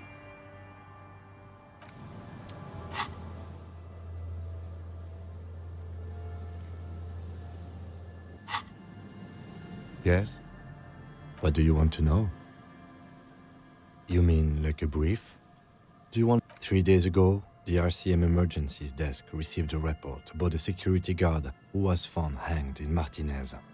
An anonymous caller said there was a dead body behind the Whirling in Rags hostel cafeteria. The cadaver had been there for 4 days. No one had come to investigate. During that time, the victim had been stripped of his belongings. The caller did not identify him, but used the word lynching. There is an ongoing labor dispute between the local dock workers and the logistics company Wild Pines. I was told we should approach the death as part of this dispute.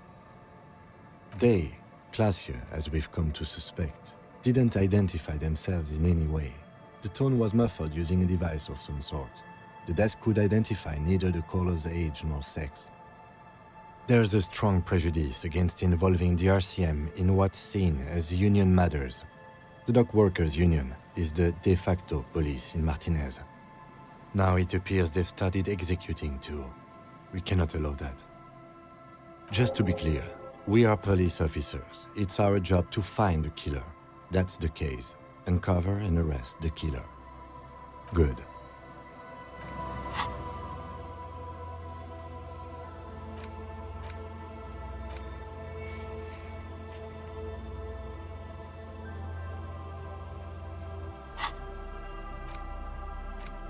A police badge on which you see the photo of a man. You. Some seaweed is stuck to the back. At least something good came out of all this. Encased between 2 durable plastic sheets is a bluish card with lines of information and a watermark in the shape of the street grid of Revachol West. You see a photo, a name, a rank, a document number, the date of issue, and, in the lower right corner, your precinct. The man keeps winking at you with his green-grey eyes. The photo is old, no doubt about that. But the badge is new. You used an old photo for a new badge. Good choice. A newer photo would look different. 8, maybe 10 years. The guy in the picture is rather good looking. He's got a nice haircut and is distinctly lacking in massive sideburns. What do you think? His face is already contorted by the expression, although it looks less grotesque on him than it does on you now. It looks better on him because he isn't in as much pain while producing it as you are now. Although there's already a hint of that pain, certainly. Don't be fooled. The bad times have already begun. The badge in your hand shines as you rotate it, catching light. You see lines of information on it, and a shining watermark. Lieutenant W. Freighter. The lieutenant is a rank above sergeant and below captain. It's the highest rank in the RCM that still does field work. I am a lieutenant. The title of Freighter is added to your rank when you decline a promotion to a higher rank. In your case, captain. You have declined twice, thus you're double Freighter. There are many reasons one would do this. The rank above you in your precinct's decomptage might be taken, or sometimes promoted officers do not want to replace their superiors, out of respect. And sometimes they just prefer the type of police work available to their current rank, in your case, lieutenant. Décomptage is the hierarchical system employed by the Revachol citizens' militia. It means counting down to twos. The lowest rank is junior officer, usually teenagers. Then there are the patrol officers, then sergeants, lieutenants, and then a captain. That's basically it, except for a few kings. Kings like satellite officers and the additionally a freighter rank I already explained. The long and short of it is, you're his superior. No, I've been putting up with you because despite an unconventional approach, you are doing good police work. It matters more than driving your motor carriage into the sea. And now we've even found your badge. He trusts you, for now. Try not to spoil it. Yes, apparently you've had a rather successful career in the past, and this leads me to believe maybe your current situation is only temporary. Good. Such a small yet precious thing. Expensive paper caught between thick plastic, like a fly in amber. It reads... Harrier. That's long for Harry. So you are Harry. Evrard was half right. Probably not a lot of people know your full name. Whoever told him you're Harry Dubois didn't.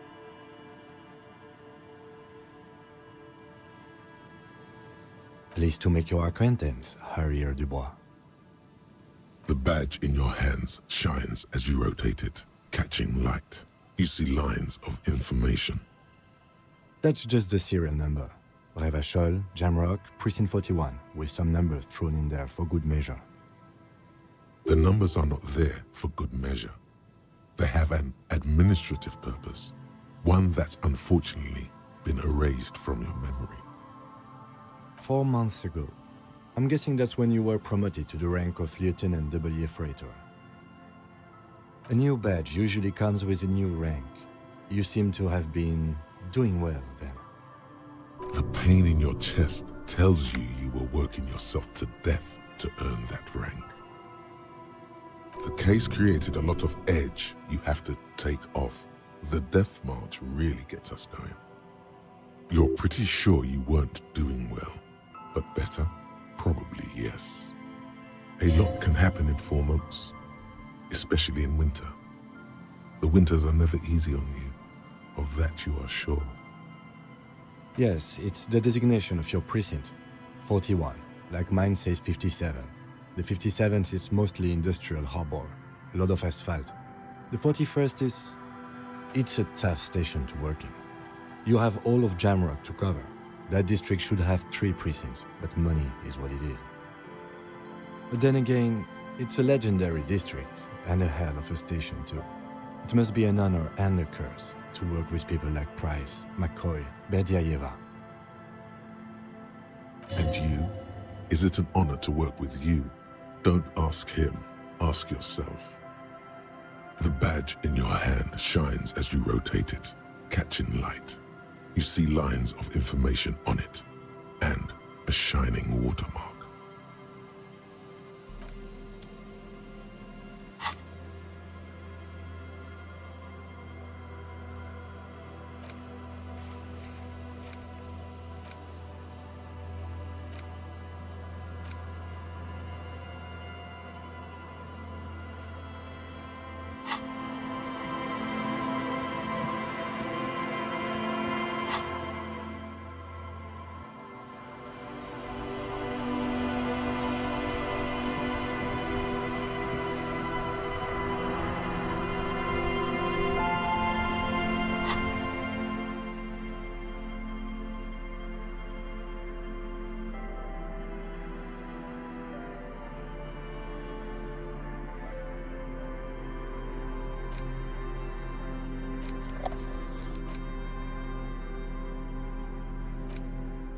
The porter reel is just what you needed. The reel's attached to the apparatus with a satisfying click. The tape is routed behind the magnetic reader. You press the large button marked Commencer, and the tape starts spinning. There's a small delay before the song starts playing.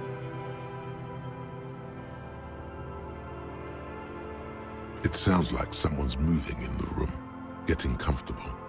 Then the organ starts playing a simple, melancholic tune echoing in the hallway. A lone singing voice joins in, telling you about the tiniest church in Cessons, surrounded by even tinier yard. You almost feel the seaside mist on your skin. It's mega sad. Within seconds you know, this is the one, the real shit you've been looking for. The one you trust your room to that Claudia told you about. Perform it. A click, then silence for a bit. Then the tape stops spinning. Of course you could sing this. You could take sad to a whole new level with this. And you already know the lyrics since you've listened to it like 1,000,000 times. Yup, they're all here. All 3 verses. And the B-side of the tape contains the instrumental version. It's like the world itself is telling you to do it. Only one obstacle stands on your way. Gart. You have to convince Gart to let you sing karaoke in the whirling. After you've won him over, you can express yourself. Let the pain out. Make everyone understand. The lieutenant looks at you as you remove the tape from the boombox. He doesn't say anything.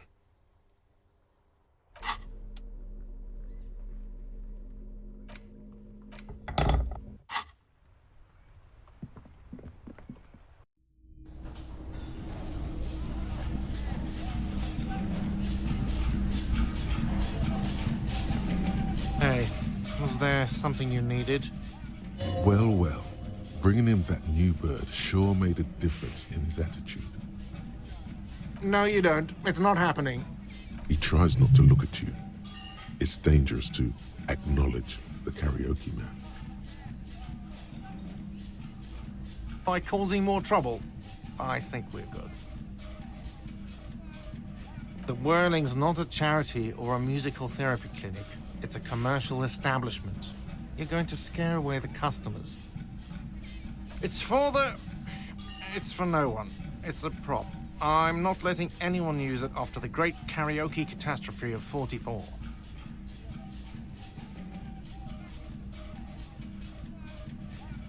Okay, yes, it's for some clients. Ha! Well, we don't have any tapes. They all got stolen. The man in the vest and the violet shirt stares at the tape you've just given him. He begins to frown, hard. This is the look of a man who's defeated. He knows he's out of excuses. Fine, fine. Climb on that stage and do your thing. Just get out of my hair. I'll plug it in for you. Damn this karaoke machine. Oh yeah, time to do the damage.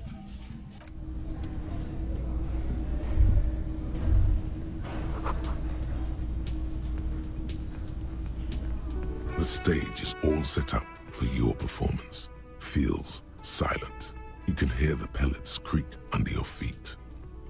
You feel a little dizzy, a little unsteady suddenly. So, are you ready for your thing now?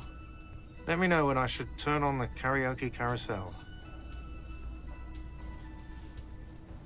Immediately, a loud feedback noise startles the room. You feel like an amateur. How are you supposed to hold the mic? Should you just sing into it? Where should you stand? Hands. Where do you put your hands? Does someone feel like throwing up? I do. A little. The bar is full and buzzing with chatter. No one is paying you any attention. But still you feel your knees turn to noodles. Okay, now a couple is looking at you. Even worse. You're sweating. They are going to hate you. Are you ready? The air is thick with anticipation.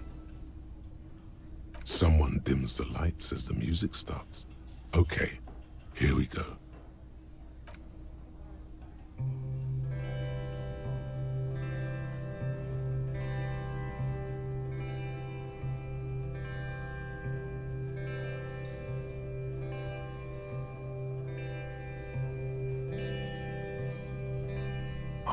often go there. To the tiny church there. The smallest church in San. Though it once was larger. How the realm may rest there. Down through the mist there. Toward the Seven Sisters. Toward those pale cliffs there. I would often stay there. In that tiny yard there. I have been so glad here. Looking forward to the past here. But now, you are all alone. None of this matters. No, none of this matters at all.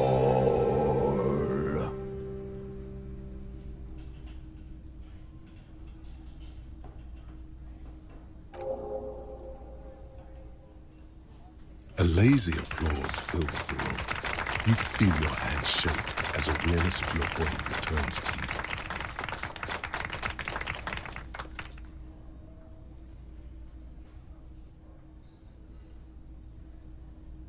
The lieutenant doesn't say anything, but gives you a quick smile before turning away. He's incapable of blushing, but if he weren't, he'd blush. Good, good. Are we ready? I want to unplug the microphone now. Last words?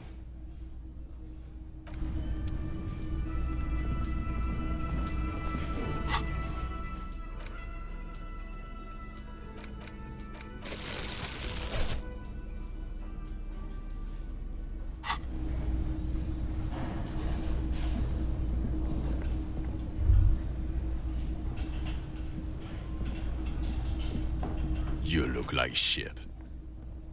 And I don't mean that as a metaphor. No, you don't. You look like a young god.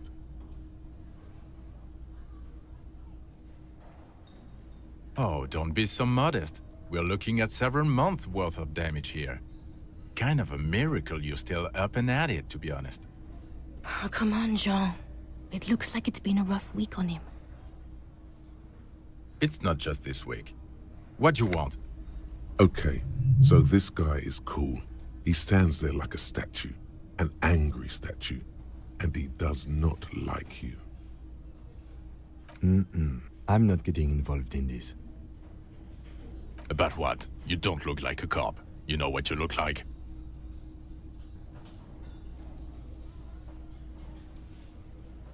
Not the prophet shit again. He didn't answer your question. Disguise. You know what it is. It's like the two of you know each other. Just ask him. Oh, I definitely know you from somewhere. Another life. Yes, from another life. A different life.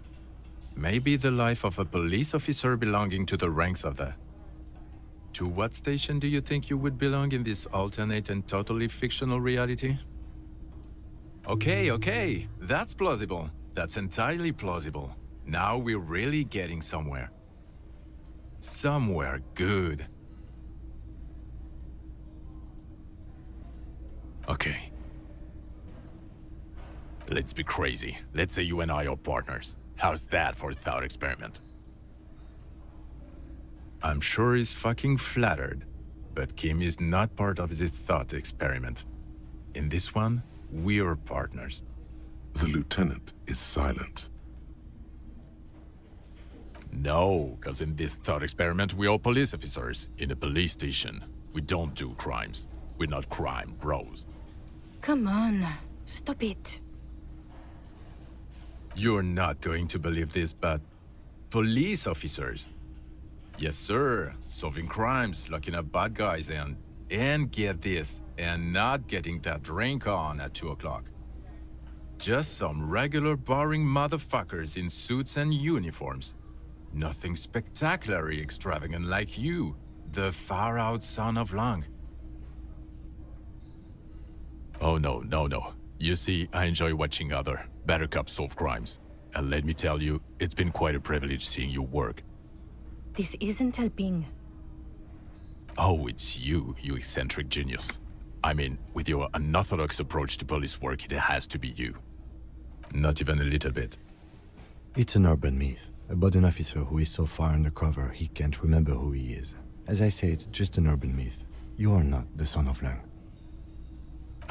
Neither can I, partner. Neither can I. Yes, it's a hobby of mine. As if waiting for some kind of reaction or response. Something to click. It's not happening, though. Who is this guy? No. 'Cause it's not my job. Why don't you go and fucking do yours and solve this damn hanging? Actually, I don't want to hear you say things. Come on, Jean. Okay, say things. I want to hear you say things. Hear that? He wants you to say things. Say one. Suddenly, out of nowhere, case-related things start popping up in your head.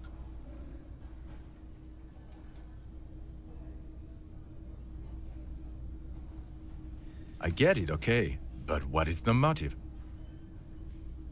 That would be my first guess, yes. I don't know. Why are you? Who knows why we do the things we do?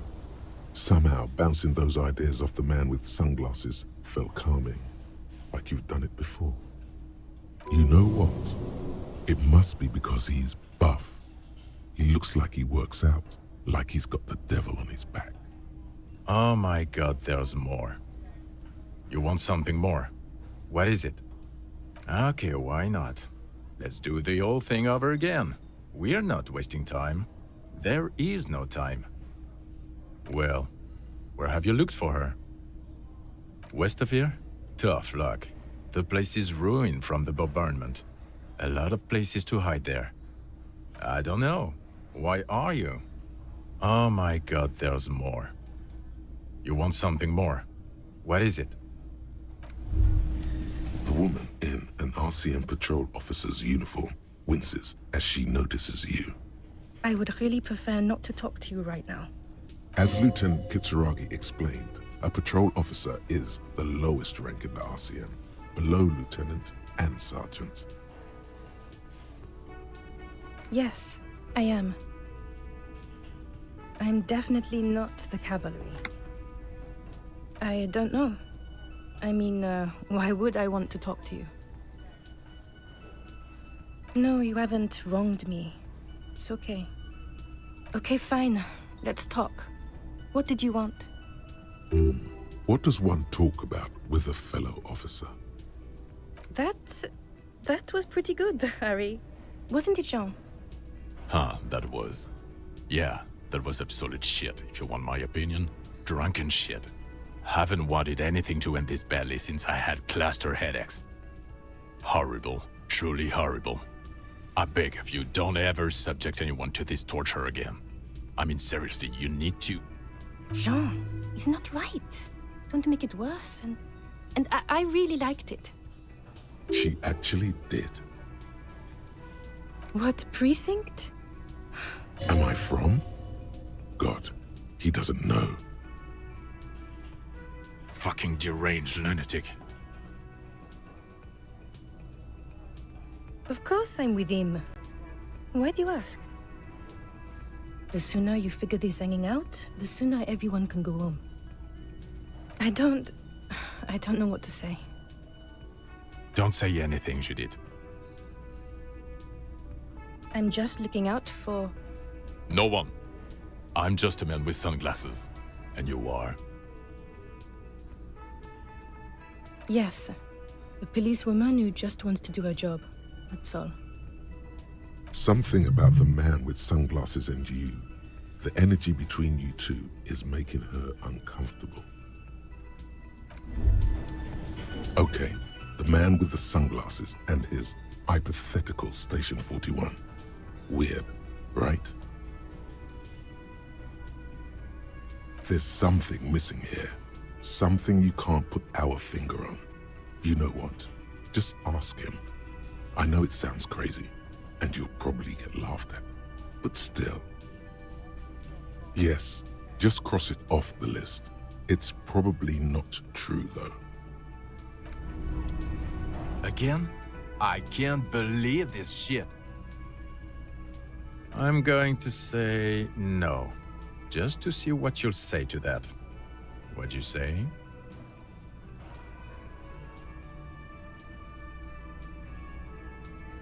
Okay. Jean, he said okay. Give it a rest. Okay, I was clearly wrong. He is a firefighter, male nurse, animal control agent, something of that kind. Not a cop. Go on with your cop work. Don't let me stop you again.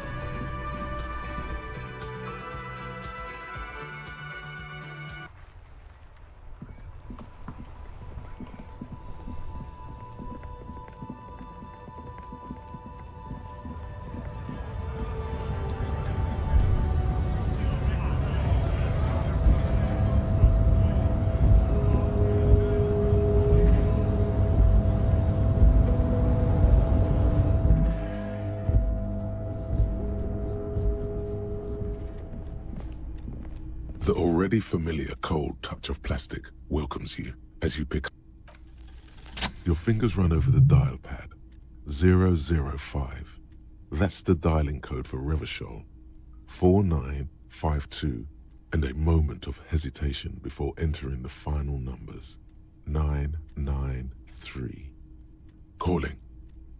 Calling. Still calling. Then. Video Revachol, 24-hour video rental. We rent 8 and 10mm film for home use. This is Lamy. How may I help you? Video Revachol is a 24-hour video rental. We rent 8 and 10mm film for home use. This is Lamy. No. Sir, I don't know. It's a video rental. Maybe you rent videos here. Maybe you call to extend your rental period? Do you need to extend your rental period? Let me fire up the machine. Dubois. Dubois. Here we are. You haven't rented anything in 5 years, but you still have a copy of Blue Ocean Hell from November 46. Whoa, not a fun film, that one. It's not an easy watch. After the death of his daughter and subsequent divorce, Ziemsk immigrant Egidius Wojcik tries to come to terms with the onset of dementia. No wonder no one's been missing it. Still, it would be great if you could return it to us. We're on the corner of Voyager and Main. On the corner of Voyager and Main, a large neon sign hangs on the side of a building. Video Revachol, 24 hours. It's raining and there is almost no traffic on the street. A woman's footprints in the mud lead away from the front door. Tiny heels tiptoeing down the road. Beautiful steps, light-footed with a lifetime ahead of them. You look up and the air seems to grow darker. Suddenly you feel like you don't want to hear about video rentals anymore. You don't want to hear about any of it. It was all shit. It's over. That's enough for you today. Let's conclude this call. It.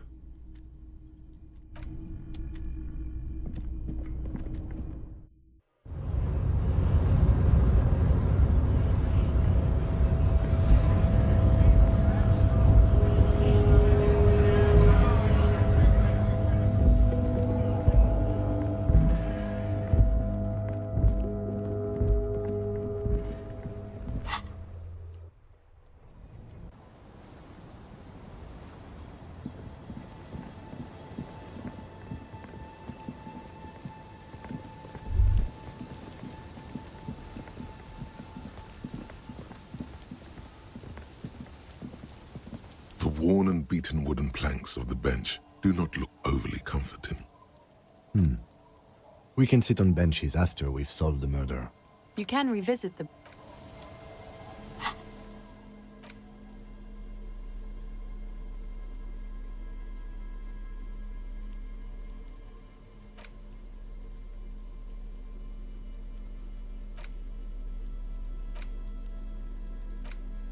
It's the ledger you found in the trash, a cabbage of papers hanging from the board, with the permeables drawer inside. It takes about half an hour to piece one together, using the system you've devised. Which one do you want? It would be very interesting to read about these, wouldn't it? I mean, there seems to be a square-shaped entry wound in the victim's forehead. She's been sitting there for weeks, on her rocking chair, with a square hole in her skull, staring at the wall, her mouth agape. That's all you got. From the half hour you spent piecing it together, all you know is the entry wound was square-shaped. You never found the bullet. And then another body showed up, also with a square hole in his forehead. Who knows? Those pages are missing. What next? Don't worry. One day. Some assholes brought their couch outside and hung out on it. In the middle of the street, on the roof, on the hillside by the motorway. You know, at an unexpected location. They were young, and they thought they looked cool on it. Insufferable dicks. Young people are the worst. So anyway, you got a complaint about the damn sofa, or couch, or whatever it is. They were leaving it out in all these unexpected and whimsical locations. They took it to where they also took photos of themselves on it, and smoked cigarettes, and drank coffee because they felt it's intellectual. Cigarette butts, coffee cups, stupid couch. You had to clean it all up, and you did. So congratulations to you. Case solved. No, you didn't have time for that. These notes show that you have what is called a real goddamn job. You don't have time to be chasing down the couch assholes. You have a real job to do. What next? Not much has changed in the meanwhile.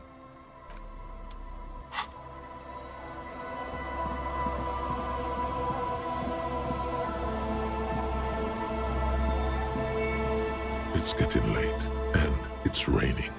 Time to call it a day. Good night, officer. A brisk coastal wind still howls against the window of the shack. Occasionally, the waves crawl in under the foundation, producing a low hum. The room feels muffled, like you pulled your hat over your ears. Outside, it is cold and windy, but you're inside, and it feels safe and warm. What is this place to you?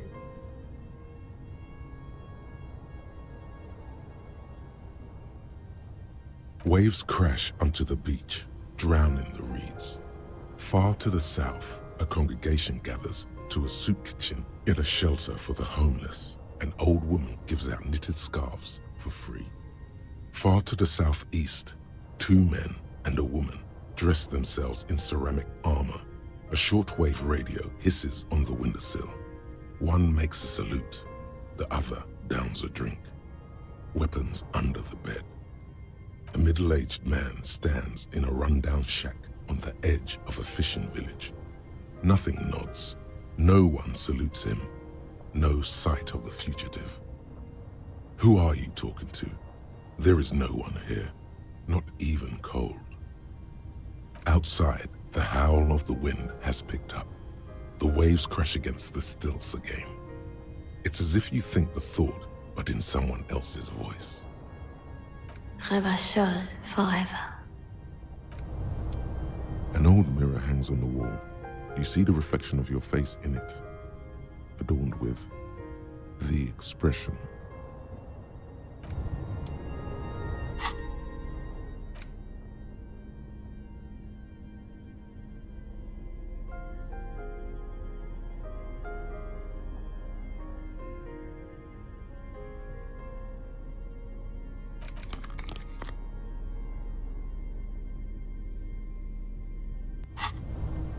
An old mirror hangs on the wall. You see the reflection of your face in it. But like the rest of you, it comes from a bad place somewhere in the past. That's all you know for now. It's too late. Like an image on film. The expression belongs to your primary motor cortex. It would take a minor neurological miracle for you to cease producing it.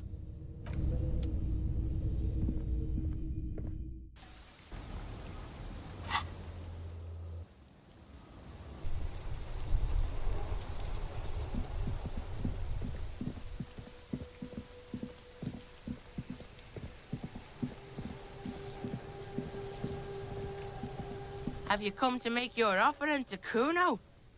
Okay, Porkson. Tar keeps Kuno sharp. Helps Kuno think. Kuno likes that brain boost shit.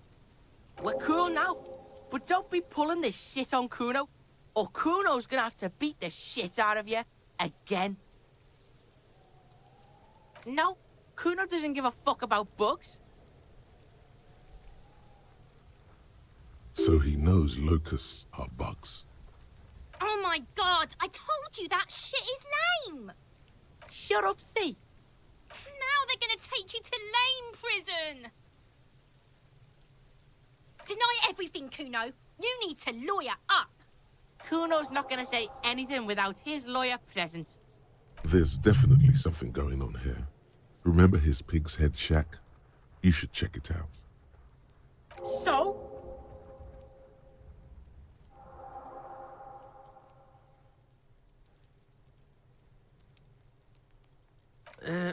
Fuck, okay. Kuno's a giver like that, yes? Kuno sent your fat ass running around like Jello! Look, pig. Kuno sent you to rough some people up. Kuno played you. That happened. Now you and Kuno should move on. What is this? Trying to be cool with your new asshole? Kuno was just being nice to you. You got fucked bad. Now limp the fuck out of here. After this shit, you better have something real interesting to say if you want to stay in Kuno's face. Yeah, real interesting. Kuno doesn't fucking care.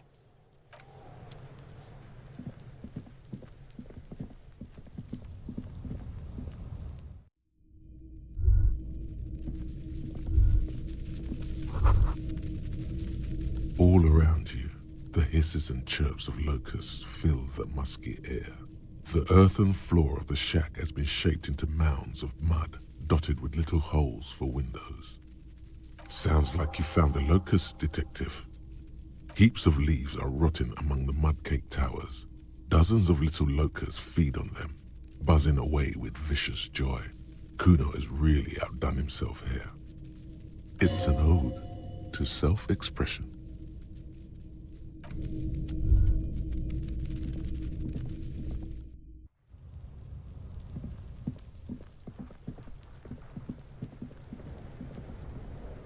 Kuno's like Kuno's dad.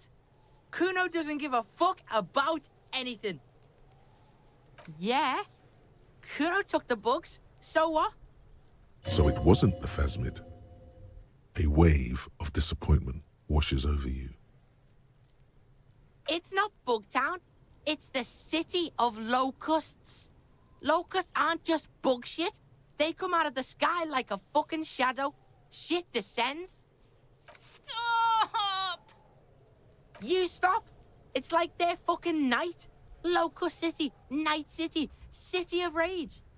The girl forces herself to watch again, the corners of her eyes twitching from discomfort. The lameness is causing her physical pain. The damage may be permanent. Kuno, the pig wants to help you. Oh, that's how lame it is. Please just don't say you're... An artist? Maybe I am an artist. You hear that, everyone? I'm a fucking artist now. Did he just say I? Kuno usually calls Kuno, Kuno. Oh my god, Kuno! He's gonna make you totally lame in, like, 3 seconds. Don't let him, Kuno. Yo, fuck you, see? Kuno can be what Kuno wants to be. Kuno's his own man. Kuno's free. Kuno made himself into Kuno. Kuno can make himself into anything. Kuno can make himself into a pig if he wants. Kuno can make himself into a... Kuno doesn't give a shit. Don't make yourself into a pig, Kuno. You'll have to take me away. Without a word, she disappears entirely behind the fence. For once, the boy is lost for words. He turns completely red now, with splotches of white beginning to appear across his face. Use this momentary confusion to take control of the situation.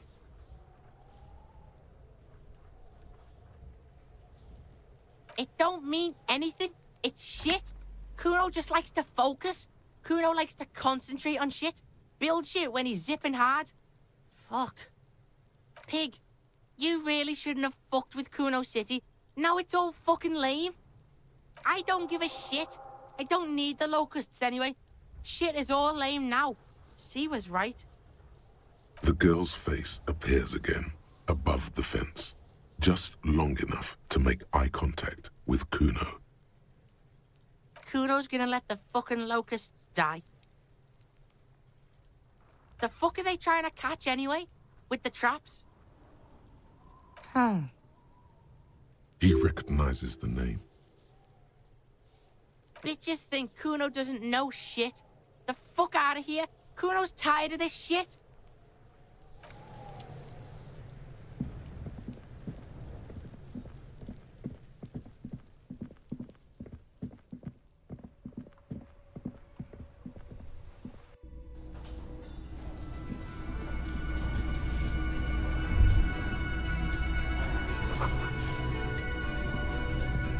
Hello, officer. I think I almost have it. A new trap design, that is. I know you're skeptical, but I have a good feeling about this. So it was just a child. Thank you for telling us, sweetie. This is good news, right? It means we can try again. She acts chipper, but something's changed in her tone. A hidden worry. Yeah, you're right. We just need to restock the empty trap. Then we'll need to inspect the traps one more time. And then maybe we can.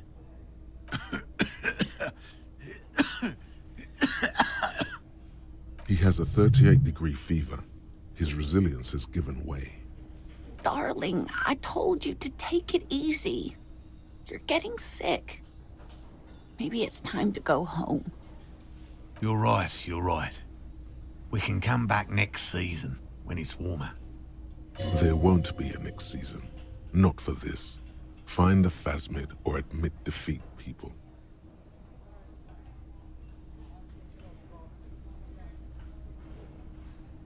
Really? It's too much, officer. What Morel means is we're grateful for your help. Here's a fresh batch of locusts. They should slide right down the funnel. And thank you again. We will definitely mention you, should this lead to a discovery. I'm not talking co-discovery, of course, but... Wow. Co-discovery. You'd be famous. You'd show them all. This does tingle the pleasure center. This would show them all. We need to get you on that list of discoverers. No question about that.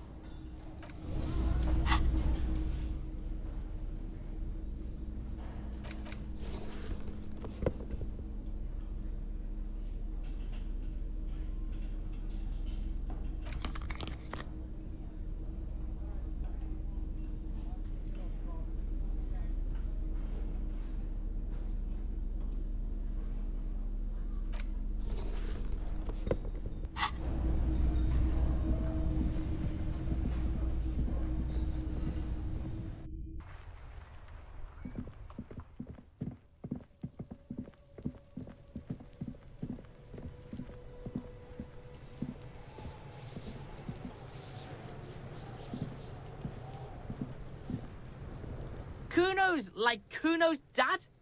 Kuno doesn't give a fuck about... It's not Kuno. It's Kuno S. Fuck you whispering about? He's whispering too. He's going with it.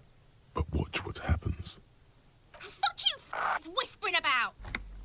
She puts extra stress onto that word, expecting it will make you uncomfortable. If Kuno wants to whisper, he's gonna fucking whisper, okay? Let's whisper, pig. This is it. You've got him. But be careful. You can still fuck this up. Don't make Kuno look bad in this. Crazy? You don't know the half of it. She's not crazy. She's insane. Dangerous. She's smoked a man. She's done people in. Probably even pigs. Stop talking to him! Kuno, I'm fucking warning you! You're gonna get us into shit! She understands what you're trying to do. Yo, see? Did Kuno not tell you? Kuno told you. Kuno talks to whoever he wants. Talk, pig. Kuno's got it under control. You did it. They're separated. He's even turned his back to her, so she can't read his lips. Kuno means she killed someone. That's right. She's a killer. Like, actually a killer. He's meant everything he said before, but right now, he not only means it, he is sincere. Are you getting this? You think I'm fucking telling you a joke here? How hard do you think it is to kill a fat ass? Sweet talk him, then knife him. She's probably killed a pig too. I mean, I'm pretty sure she has. Forget Kuno said that. Kuno was just shitting. Kuno was just running his mouth. Kuno's stupid like that. There's something cold in the air, like water lapping against cold stones, or dripping in a hallway nearby. 3 years ago, there were shoes in the corner. The creature peers at you both from over the fence. There is something searching in her eyes. Fear. Kuno wasn't around, and C was with Kuno. Told you this already. Look, Kuno's gonna put you at ease. We didn't do it. He speaks the truth, my liege. Yeah, she's psycho. None of that kiddie psycho. Cat burning shit. She does the real deal. Snuff radio shit. Believe me, pig, you don't want to know. And he doesn't even want to think about it. This isn't just another boast. Fuck knows. She says it's the song of her people or some shit. Crazy people. The fucking Nakis. I don't know. Some things are too awful to dwell on. The Nakis and Runkaris might be some kind of defense mechanism. Fuck no, she's not my sister. She's just a stray who got in, like a mad dog or some shit. Yeah, she was just there. What was that, Kuno? She was in the hallway, dripping wet, by the fucking shoe rack, in the dark. Kuno's got no fucking idea. Her hair was all wet. I think she pissed on the floor too. She was there for 3 days, in the corner, every time Kuno went out. I don't know. Someone left the door open. Kuno comes home and she's sleeping under the desk, under a pile of clothes, like a dog. Kuno's dad doesn't give a shit. Doesn't even see her there, or thinks it's fucking Kuno. Shit's all on Kuno. How's Kuno dealing with this? Kuno's dealing with it just fine. He doesn't need you fucking with this, waving your gun, mad dog shit. Kuno remembers what you did there. Kuno's got this shit under control.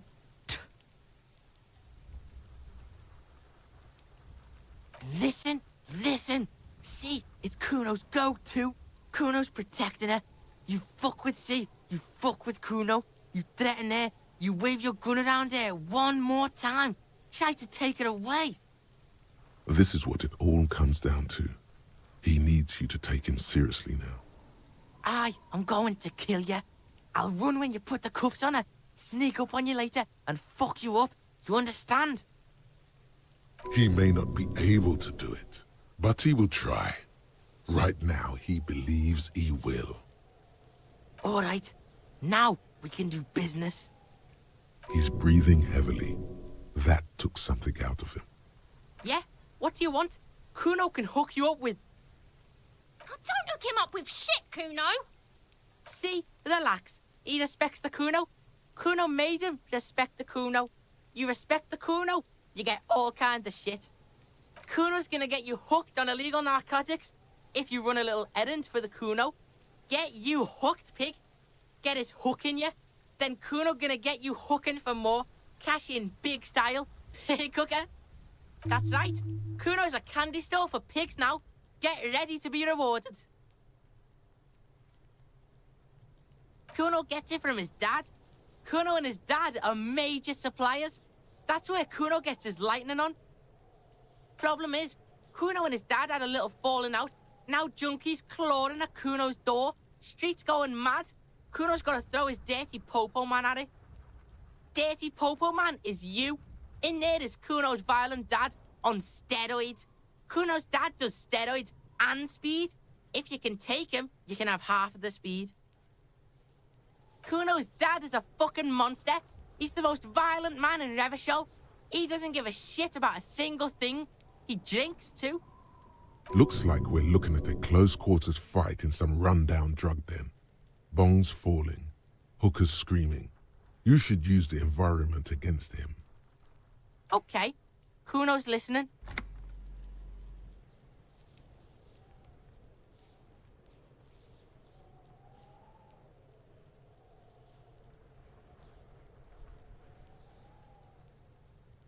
Sure, confiscate it for Kuno, and you can have half. So half of a half is a quarter, right? We're probably talking about a quarter gram here. Kuno's violent dad's got Kuno's key, so you need to fuck your way in there. Go to the pier side, bang on the door till the cleaning gimp lets you in. That's how Kuno does it. Then you go to room 12 and kick down the door, police violence style. That's what Kuno does. And then it's action time.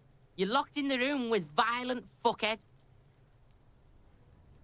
That's it. Next time Kuno sees you, you better have his shit. Kuno doesn't fucking care.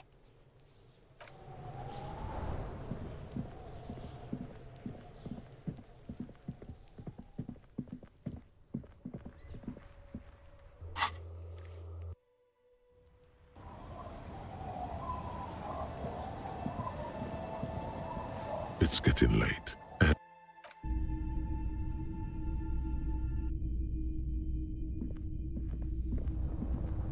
the bed is comforting, if a bit run down. Still, you've earned a rest.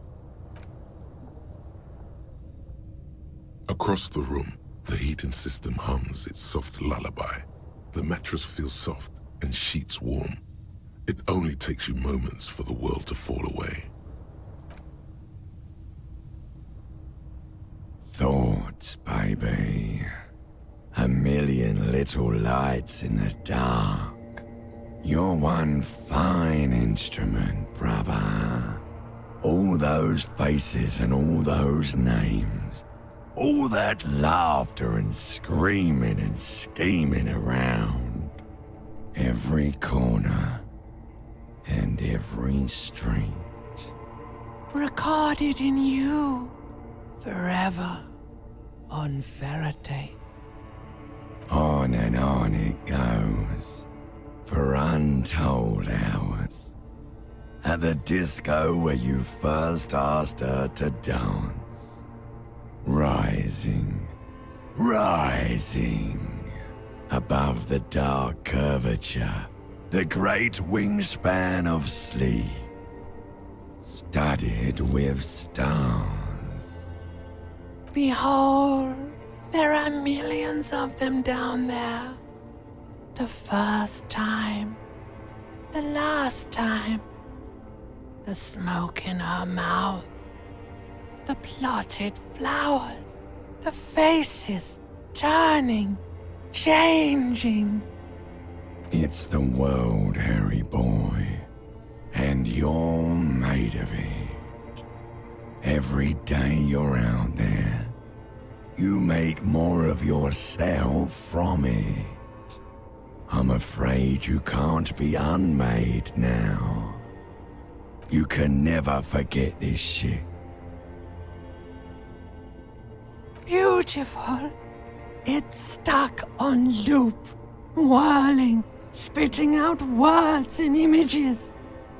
You're the son of the world again. Harrister, a ceaseless agent. Picking up litter and old newspapers, collecting your little bubblegum wrappers and idiotic picture postcards. Meaningless keepsakes. Reading your awful letters and recalling things, aren't you? The endless names of the world. An address book you are. The map of a city. You'll go insane if you keep going like this. One more day, and you'll be in the loony bin. I just know you will. And for what, brother man? For the money, baby. For the greater good. Solving your little crossword puzzles. Doing your tasks. Crossing names off lists. Trying to become some sort of world detector. It won't make it okay. It won't put smoke back in her mouth. There he goes again. He's a real political animal, our Harry. He still doesn't see that it's the world changing around him. He's got no idea what he's in for. Beep, beep, beep. The alarm is ringing, Harry. The disco circus goes on and on. You barely slept 3 hours last night. Do it for the wind.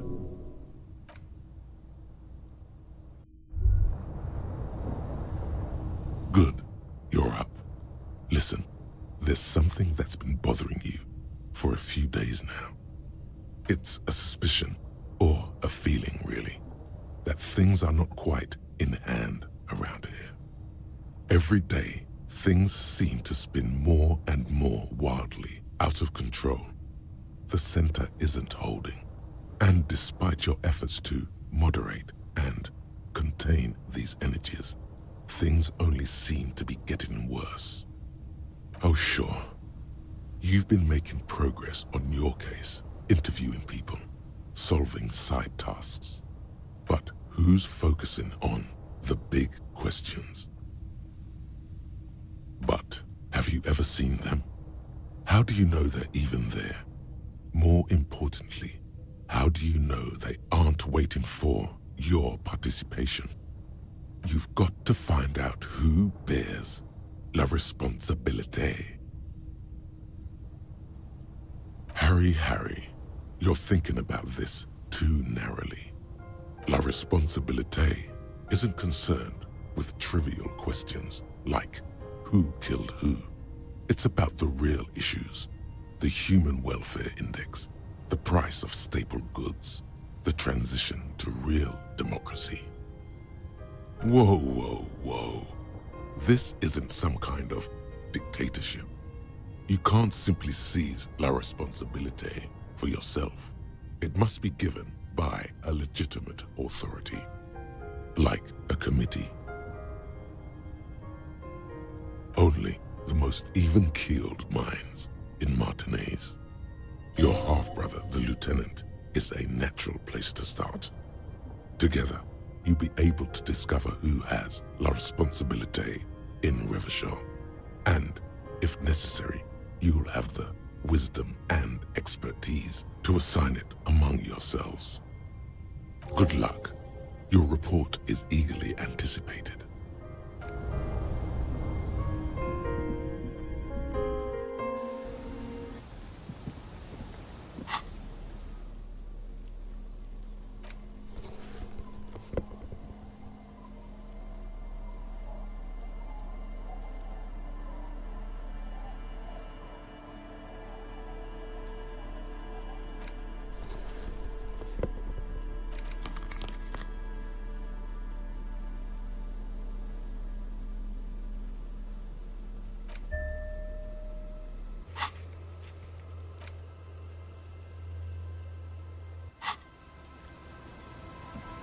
Yes? I'm glad to hear it, Detective. I was wondering when we'd get to this very subject. If you ask me, it's high time for you to set aside these frivolous side tasks and focus 100% of your energies on the case before us. Why are you pronouncing it like you are a coalition bureaucrat? You know what? Forget it. What specifically are you trying to assign responsibility for? Now I understand. Next, I suppose you're going to tell me you need to form a committee to assign this responsibility? Fascinating. And here I believed your recent turn towards moralism was just an act. In any event, I am just a humble law official. I may work under the moral intern's umbrella, but I'm certainly not qualified to serve on any committee. You know who might be, though? That Mr. Heidelstam, the gentleman near the Feld building with the distinctive way of speaking. Now, was there anything else?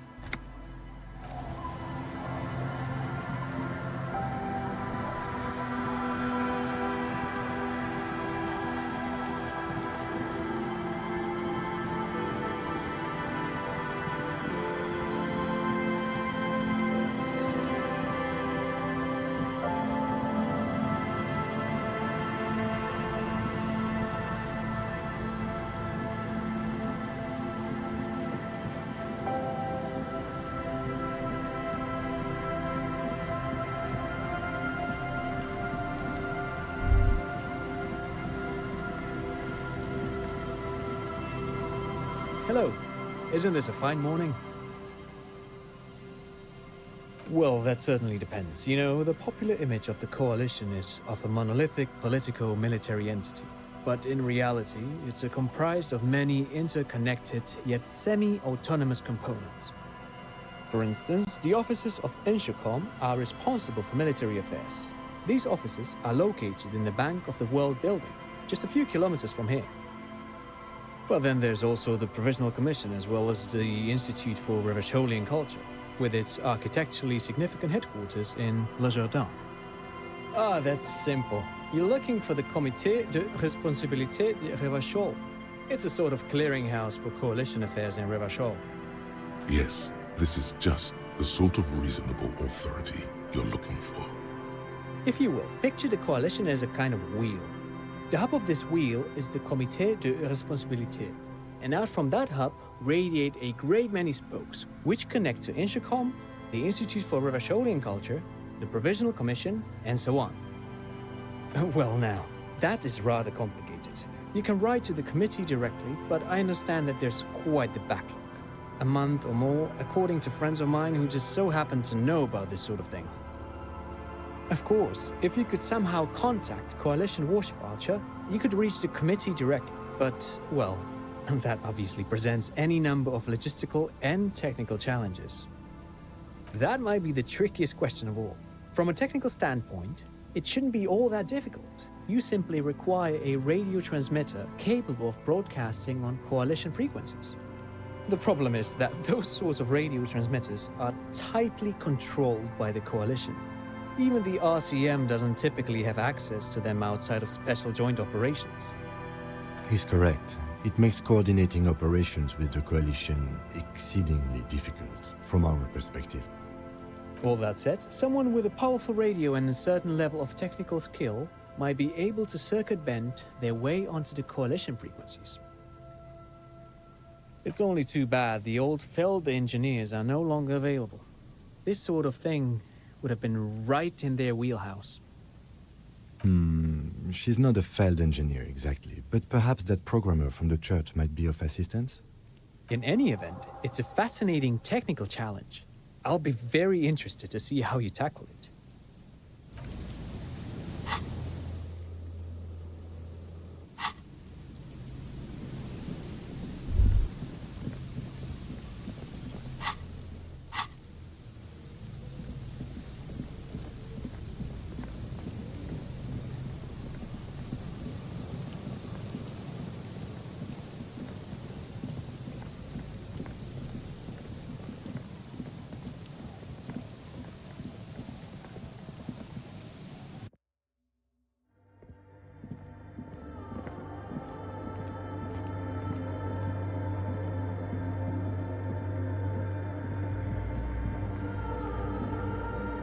Yes, what is it? Do I look like someone who has time for side projects at this moment? If you want her help, maybe you should help her first.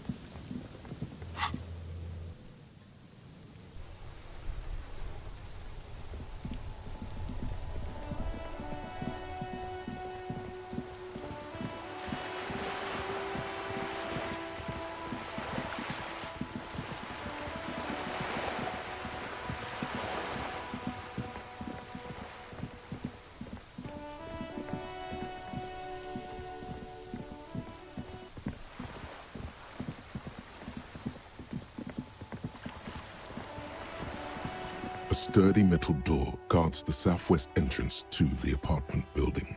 It's locked. The door rattles again, but this time you hear an elderly woman's voice calling out from inside. Stop banging on the door! I'm not letting any more strangers inside. Doesn't matter who I am. Now go on, get out of here. Ha!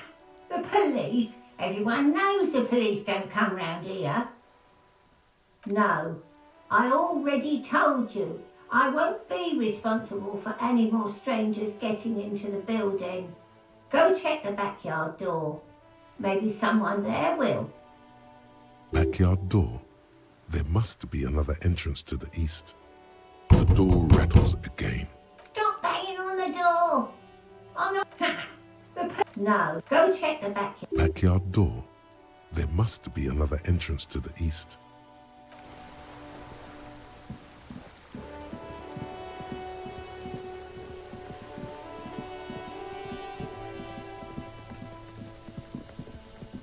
There must be another way into the building.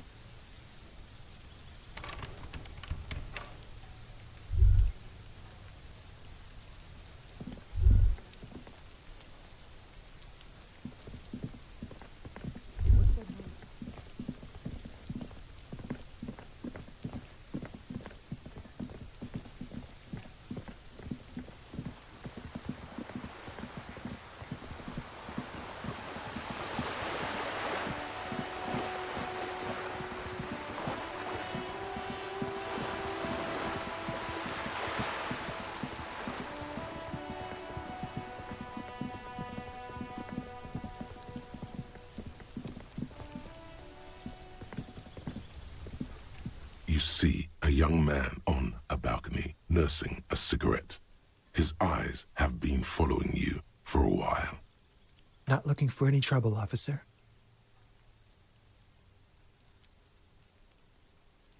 I don't want to be seen talking to the gendarmerie if that's okay. I just want to finish my cigarette. It's the god of cigarettes and youth. Ask him if he's got anything to spare. Don't let him go.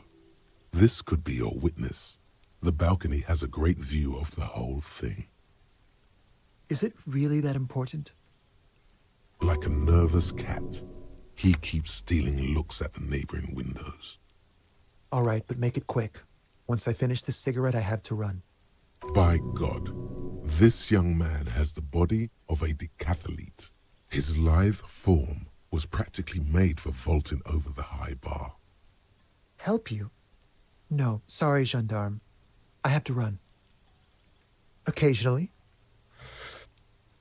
Why? You're right. It's horrible for the skin. Very aging.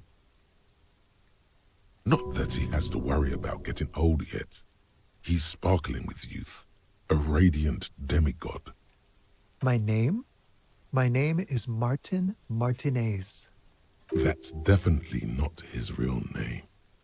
No, of course not. Could you please lower your voice? Ask him again.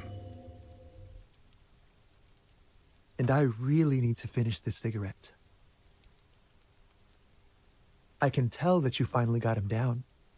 Thank you. It was quite a disturbing sight, even by Martinet's standards. What were you doing last Sunday? Oh. You already asked me that, didn't you? Wait, is someone else investigating the lynching? No, not you two. Some more muscular type. And when did you speak to this more muscular gentleman? Last week? I don't know. Look. You didn't answer the question. What were you doing last Sunday? I had a friend over. It was my Sunday friend. A Sunday friend? How intriguing. Makes sense. Friends are nice on Sunday. You don't have to work. You can just spend time with pals, watching rugby and drinking beer. He doesn't reply, gesturing no with his cigarette. Under the grey sky, the neighboring windows are streaked with rain. Someone hides behind a curtain. Those windows have eyes, and those eyes are watching, spying on you three. No. We won't. Now, if you'll excuse me, I really need to get going. This isn't the place or time for questions. Who knows who might be watching from the distance, hidden behind the curtains? For a moment, the man on the balcony seems almost vulnerable. Something moves in the depths of his feline eyes, compassion and a hint of understanding. I am sorry, but I really don't have the information you're looking for. But, hold on, what's that?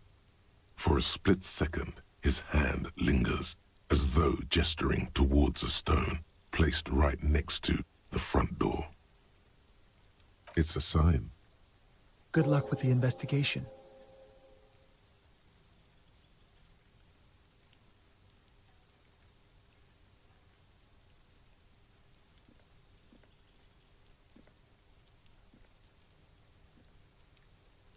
He's gone.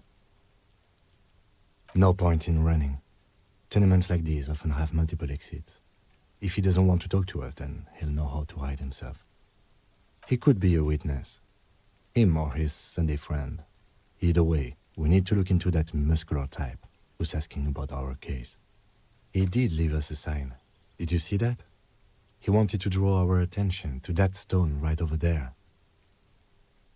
If we find a way inside the building, we can ask around for his apartment. A stone, like any other, lying in a whirl of sleet and mud. Maybe there's something under it. There's a key beneath it, rusty from the dirt. This must be for the front door. Pity he doesn't have the apartment number on it. This building has many apartments and the man can be in any of them. We'll just have to go in and see.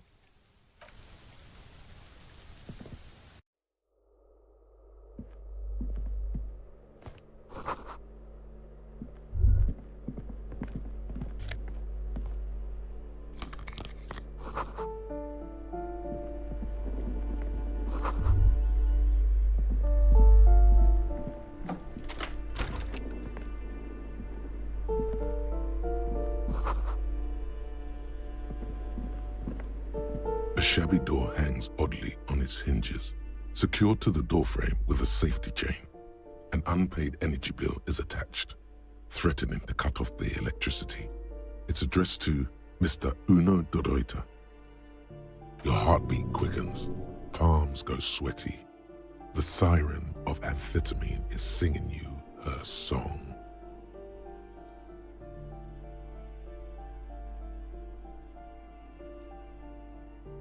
And the place comes with 3 months' worth of utility bills.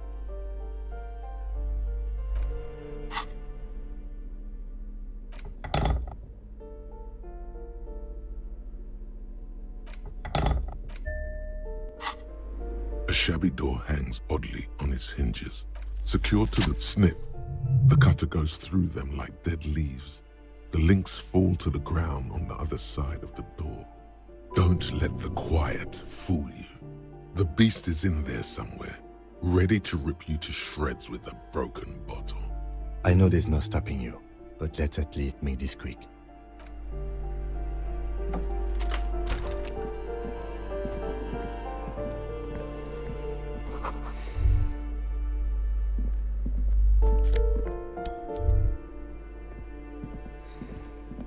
A phone book lies open on the table, covering a stack of utility bills.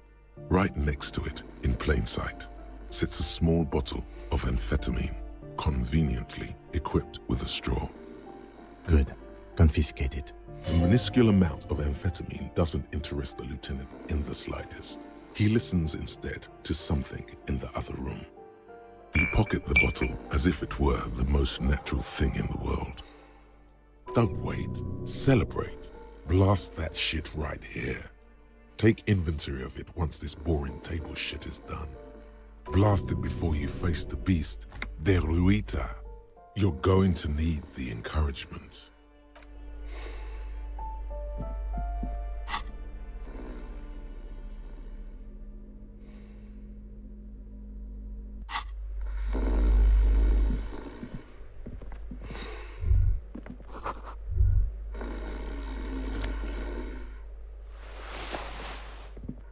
Bundle of clothes heaped on the bed, a stained parka, some towels and a duvet, some socks even.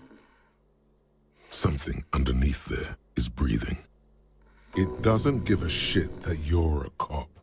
Stop your hand now, or you're gonna die. It's not too late. No one's going to blame you for backing out. You don't have to do this. Just get out. Your hand touches a greasy duvet, covered in cigarette burns and ketchup stains. You hear a growl. There is something alive underneath it. You see a 60-year-old, fat, red-headed man passed out from large amounts of alcohol and God knows what else. The smell of shit rises from his mouth. You don't have to take him down. He's already down. I'm afraid it is. Look, it moves. A groan rises from the man's throat, dry like a death rattle. He's trying to say something in his sleep. Well, judging by the color of his hair, I would say yes, it is. The lieutenant's right. The man's unwashed hair bears a familiar ginger tone. Even the hair on his chest is coppery. The light from the window falls into his half-open eyes. There's still plenty to be scared of here, just not what you thought. No, it really doesn't. This looks very hard to recover from. This man won't be feeding his family anytime soon. Not that he was, but at least he won't be beating his son. A pair of half-open bug eyes is staring back at you from the dark, empty, and frozen. It's clear that the person behind them is not awake.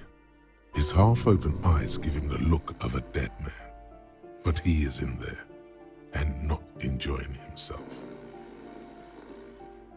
Can't you tell? It happens to exceptionally committed substance abusers. They fall asleep with their eyelids still open. Not a pretty sight.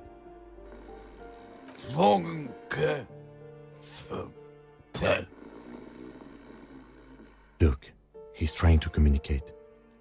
An alcoholic is still there, breathing. The man groans once again, but his tongue keeps failing him. It's impossible to make out the syllables. A hand emerges from the blankets, trying to gesticulate something, and then falls back again, limp and defeated by sleep. A loud snore escapes his mouth. Silence, only heat emanates from the sleeping body. He wouldn't be too thrilled to learn you stole his stash. It was the last thing keeping him functional. What is there to do? We could turn him on his side so he doesn't choke on his own vomit, but he's already on his side. We could take him to Remedy or Saint-Baptiste, but he doesn't have money for medical services. The almshouse would turn him down. They don't do charity for people who are trying to kill themselves. Besides, he'll be dead in a few. Years, months, weeks. The pile of blankets grunts miserably.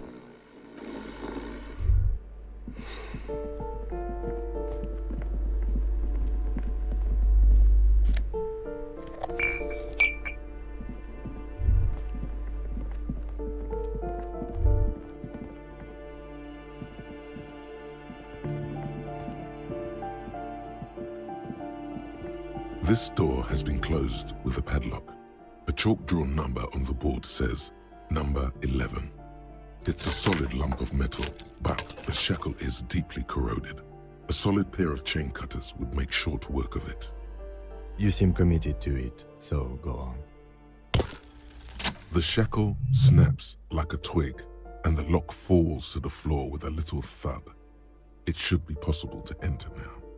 After you, detective.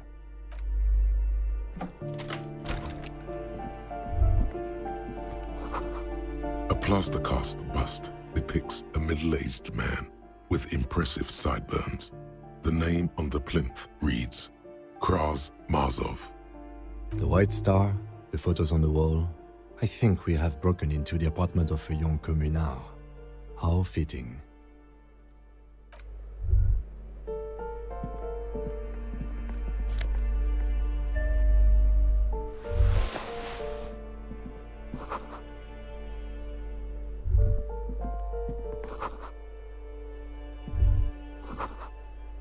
Master Investigator, you just can't keep yourself away from locked and hidden places, can you? Sure, friend. This is nothing sordid, nothing inappropriate. You just have to do this. It's your duty.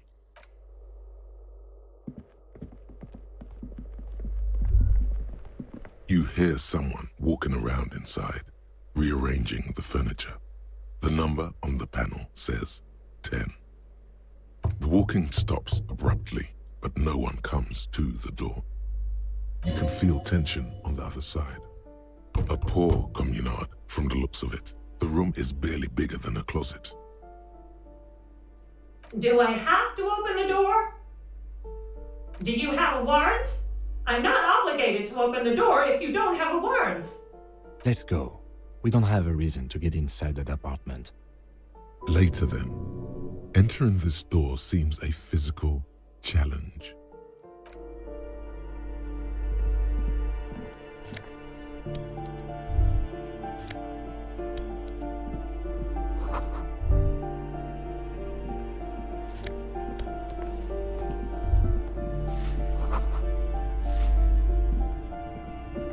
Give me a moment. The cold never does any good for my bronchitis. This woman's health is failing her. There's not much to do. Not in... I'm fine. Fine. Don't you worry about me. Now, what do you want from me, policeman? Yes, yes. I know who you mean. The scrawny boy who's always smoking like the devil, right? Somewhere in the building, a child starts crying. You hear a radio tuned to a talk show and someone taking a shower. What's he in trouble for? Talk? What was so funny about that? He lives upstairs in room 28.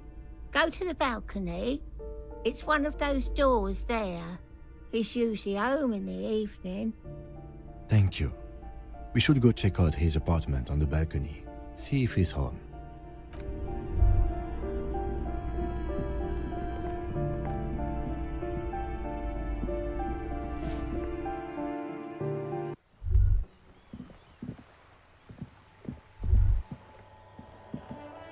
The streets will flow red once more. A great torrent rushing down Rue de Esperance. You wait and see. The streets will not flow red with anything. Who are you? I'm Cindy the fucking Skull. What else do you want to know? Date of birth, blood type. The last time I was tested for Hep C. Had a battery of tests just last week. I'm practically a patchwork of interesting critters. Kinda like a Manowar. That smell coming from her paint bucket. It's not paint. It's heavy fuel oil. I ain't no snitch, pigstein. Go forth and forage in someone else's shit. No shortage of squealers in these parts. Actually, there is a shortage of people who talk to us in a normal, calm, informative manner. We weren't put on this earth to make your life pleasant, fucko. Watch your back, ungulate. You've got eyes on you.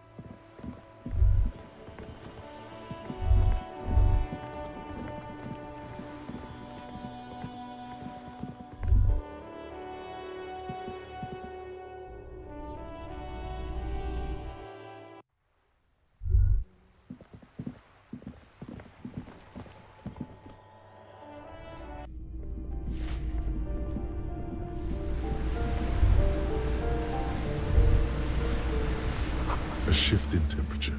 The air chills around you. Dust settles on the stony floor.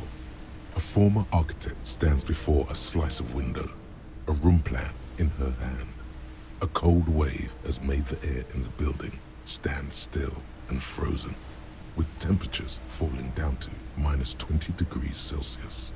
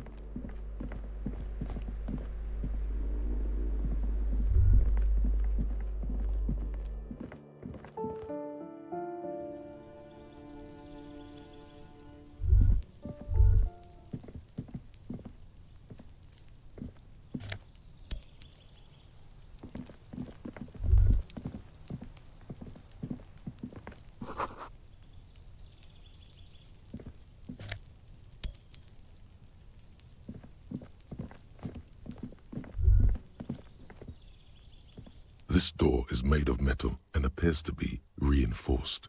Someone here really values their security. Number 28. This is where the cleaning lady said the smoker on the balcony lives. Let's see if anyone's home. Knock on the door. No one answers. Looks like the young man we are looking for isn't home. I think our best chance to catch him is in the evening. We should return tomorrow after we have finished with our day's work. How about 9 p.m.? Sound good?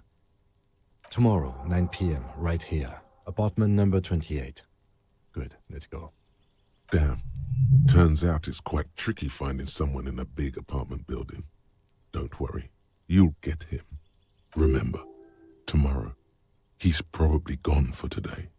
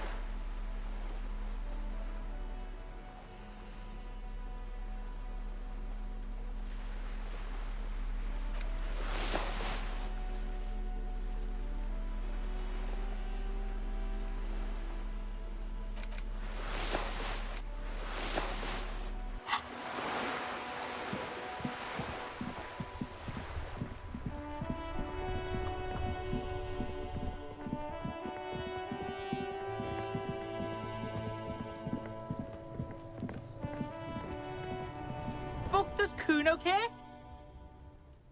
All right, so you got Kuno's kilo. Here is how we do it. First, you give Kuno Kuno's kilo, then Kuno gives you half back. That's how we split it. It's the best way, street way. All right. Kuno knew you'd try that sneaky pig shit on him. Tell him, Kuno. Kuno's got brains. This shit doesn't surprise Kuno. So Kuno's gonna give you one more chance. Know this, pig. Shit is major. Major fucking choice, pig. Kuno won't take this shit lightly. The pieces are moving, pig. This is fucking domino shit. Not like he thinks, but you can feel it. Somehow, this will change things. Tick, tick, tick, tick. Decision time. What's it gonna be? You gonna fuck the Kuno? All right. You fucked the Kuno. Everybody, Kuno got fucked by his pocket pig. Just when we getting our business on, the pig throws it all away. I told you he can't be trusted. I told you he'd steal the shit. Relax, see? We got plenty of Kilo underground, in the tree. This ain't about that. This is about you and Kuno. You mismanaged this shit. Now everything is fucked between us. Again. How are you gonna make this up to the Kuno, huh? Kuno believes in second chances. Kuno doesn't believe in third chances. The fuck do you know about Kuno's life? Kuno's got plans. Get the fuck out of here. Yeah, we got plans. 6 meters underground, below piping from before the war, the collapsed remains of the Martinez storm drain system. There are 2 stolen flashlights with piles of batteries next to them, beside 2 bedrolls, in the dark and opening into the lower tunnels. Yeah? How the fuck are you still alive, pig? What? His posture changes. The swaying rooster motion stops for a second. Then he gets it going again. Fuck right. Kuno's dad was sleeping like a bum. Kuno told ya. Kuno's dad doesn't give a shit about anything. Fucking breaking and entering shit. That's nothing to Kuno's dad. You got lucky, pig. Kuno knew this. Kuno's fucking violent fiend dad's been drinking hard lately. Kuno knew you have a way in. Narrow window. Kuno window.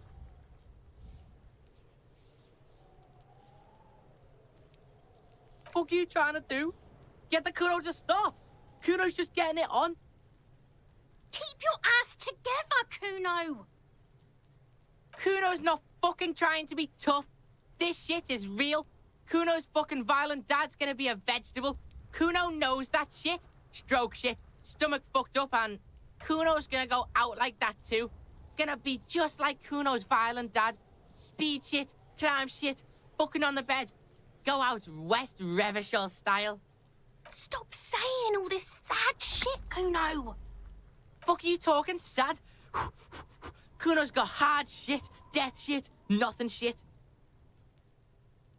Get your fucking nun-ass out of here before Kuno fucks it dead. You think 'cause you took Kuno's speed, Kuno's gonna sub like a turn into... Kuno ain't turning into shit. Kuno is that shit.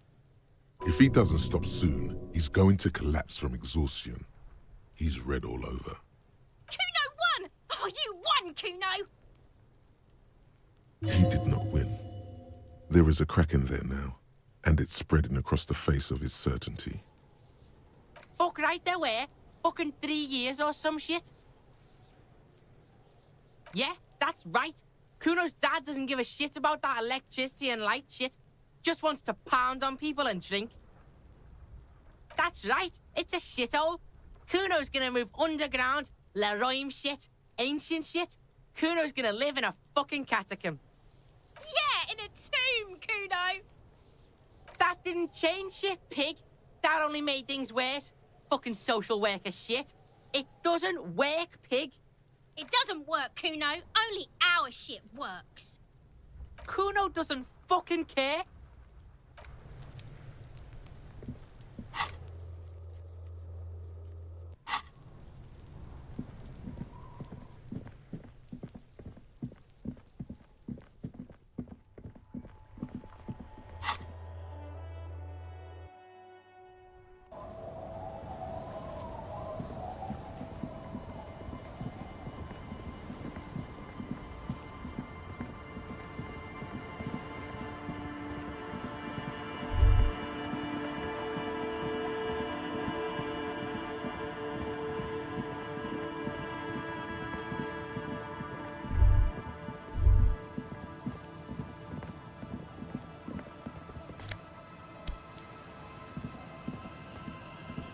The trap stands empty amongst the reeds, powdered with snow. No insect sounds or movement around.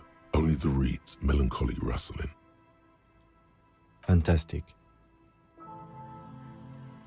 The locusts, dazed from being transported, slowly begin to acclimate to their new surroundings. They're not really going to get the chance to get comfortable here. Good, now that's done. When do you think we will return to our impending apocalypse of a murder investigation? Don't answer that. It was a rhetorical question. He doesn't want to, but if there is one more cryptozoological runaround, he must force the investigation back on track. This better be it.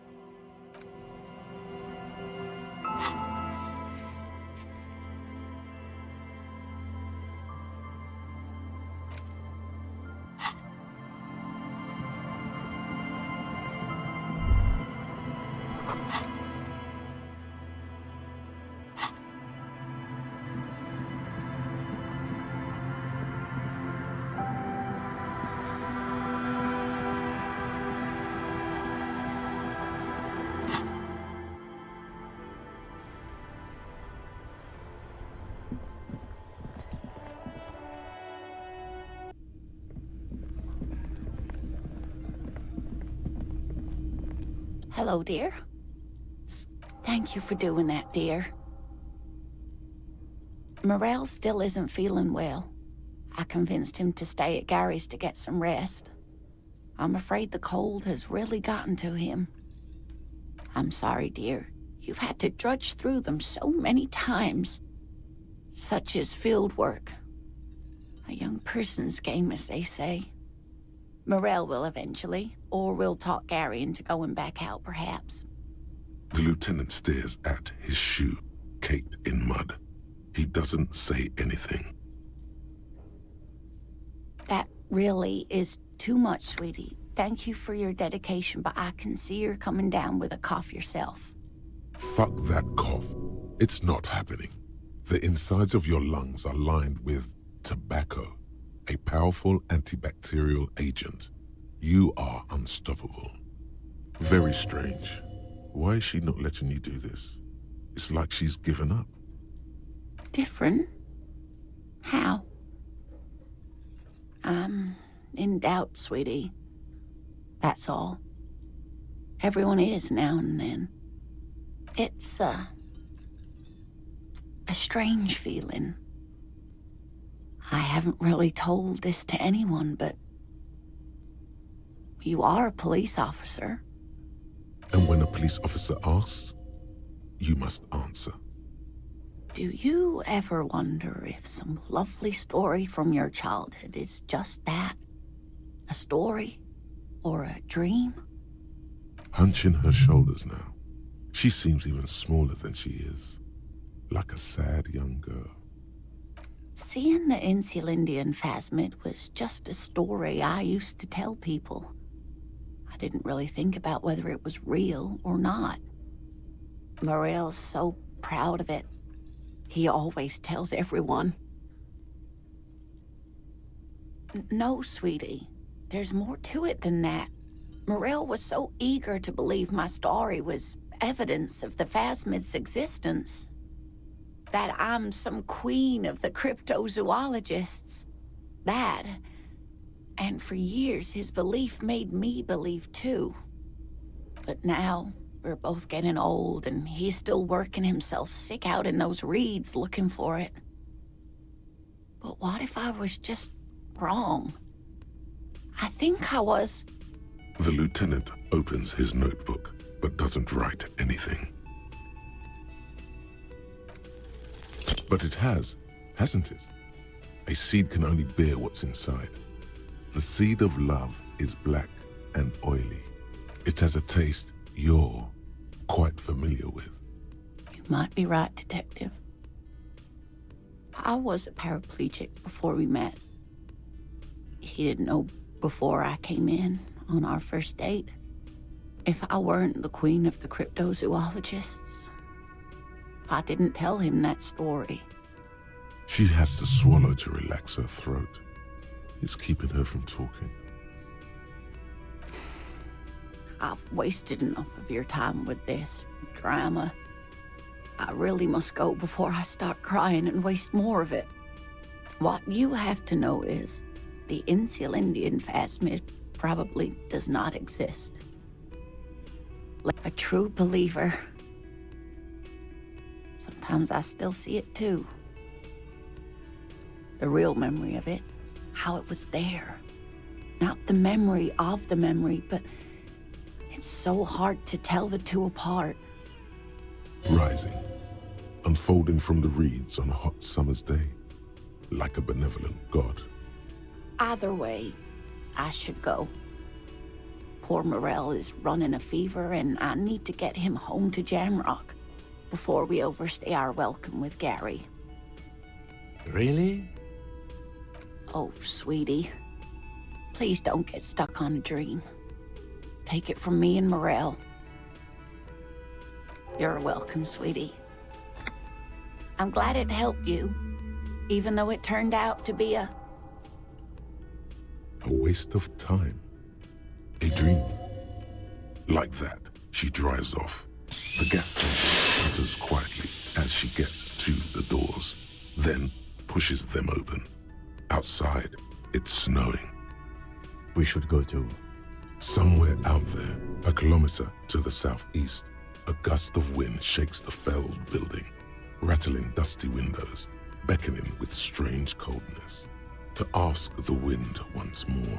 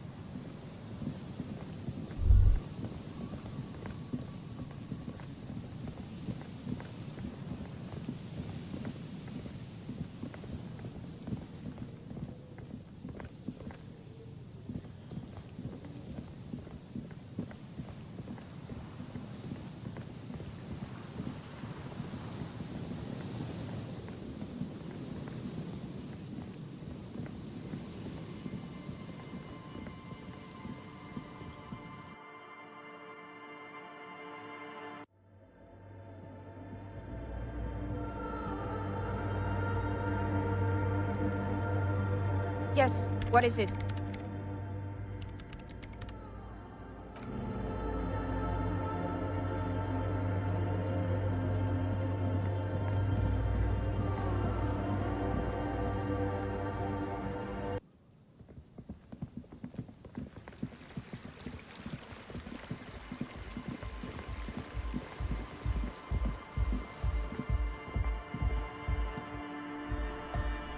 Hi again. So, how are things going? Yes? What's the deal? We are grateful, Copman. You're an augury of a new era of Nordic dance music. That's fine. We can manage. And you're still sure about keeping our little side business, right? Fine. We can make do. It's going to take us a bit to move our stuff inside. A couple of hours, maybe. Come check back later. Let's get moving.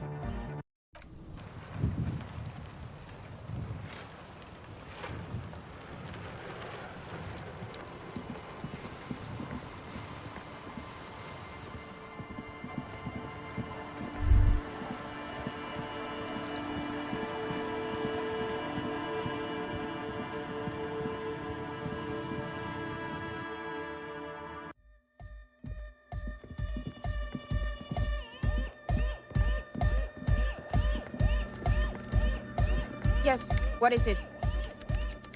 What? I can't hear you! Oh, the project! It's not going well! There's that guy! I need him to plug a 3.5 cable into the auxiliary input so that I can route the audio signal through the mixer into the speakers. Egghead! A 3.5 cable! Into the auxiliary input! Okay? He doesn't listen to me! He only ever seems to care about hardcore and yekukata! A place to be, apparently. Thanks. Maybe you can get through his magic rhymes. Let me know how it goes. It's true. The drug fiends have made themselves quite comfortable. But I still have a great deal of work to do. This project is immensely important to her. She's not going to help you until it's finished. If you're desperate for collaborators now, I suggest you ask your new friends. They seem to have plenty of time for side projects.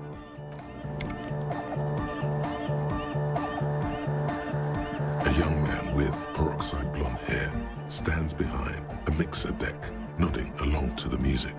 He looks at you with a knowing smile and says, as though you're supposed to be sharing some tremendous evangelical secret, Hardcore! Hardcore! Hardcore to the mega! Internally coherent!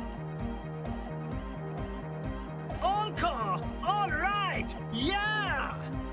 He furrows his brow as his very large head traces the sublime invisible movement of the music in the very real air of the church.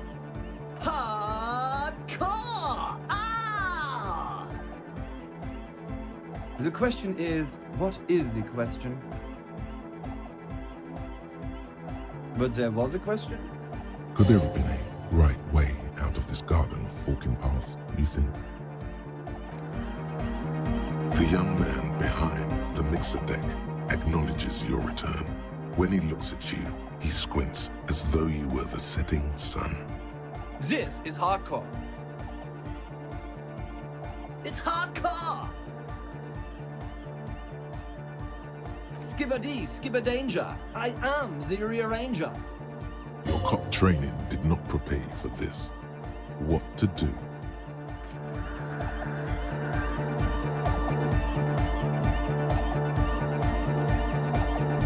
Yeah, it's all set up, man. Can you already imagine 1,000 people in here? 10,000! Ecstatic vibrations, totally transcendent. And I've finished setting up the new compressor too. Now the only thing left to do is the name of the club. Will you do the honours, detective?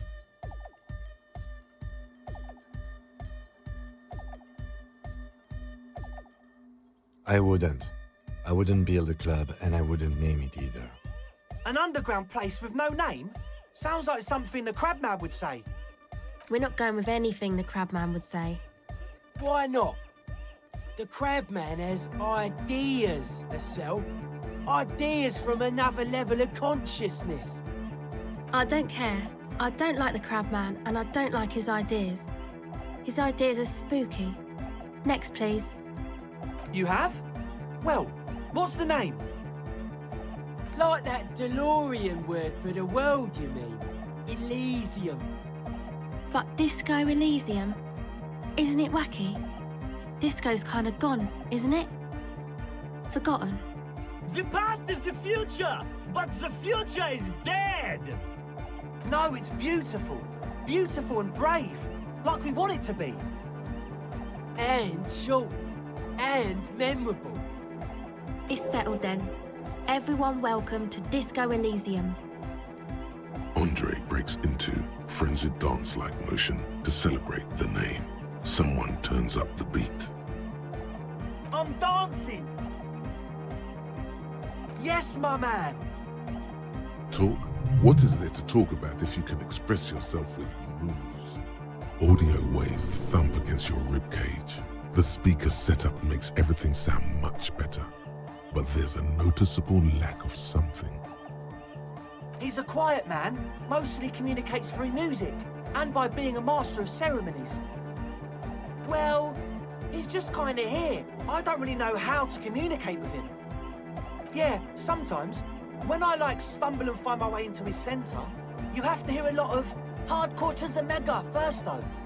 The man smiles mysteriously, choosing to let the beat speak for itself. I get it. He's a puzzle. Goodbye, officer.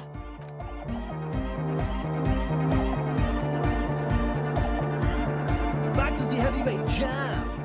Hardcore! Hardcore! Hardcore to the mega. Internally coherent. All car! All right! Yeah! He furrows his brow as his very large head traces the sublime invisible movement of the music in the very real air of the church. Hardcore! Ah! Is it though? But is it? I mean, really? No, but seriously, I'm a bit worried it isn't. The skin on your back is crawling. For a second, you can't even hear the music anymore. There is a hawthorn tree on Rue de Saint-Ghislain, right next to the canal. Don't be alarmed. Everything is okay. He isn't actually worried. Everything is still super hardcore. What he probably means is, it could be even more so. To the mega! Yeah! I can route it through auxiliary. What kind of a cable does she use? 3.5 or 4.5? Oh, she uses 3.5. Yeah. The auxiliary lining is 4.5 millimeter. These two don't mix. Oh no, we're going to be in this church forever. Don't worry, I have an adapter for it right here. Hang on, this is a 4.5. We're all good, people! Whoa, thank God.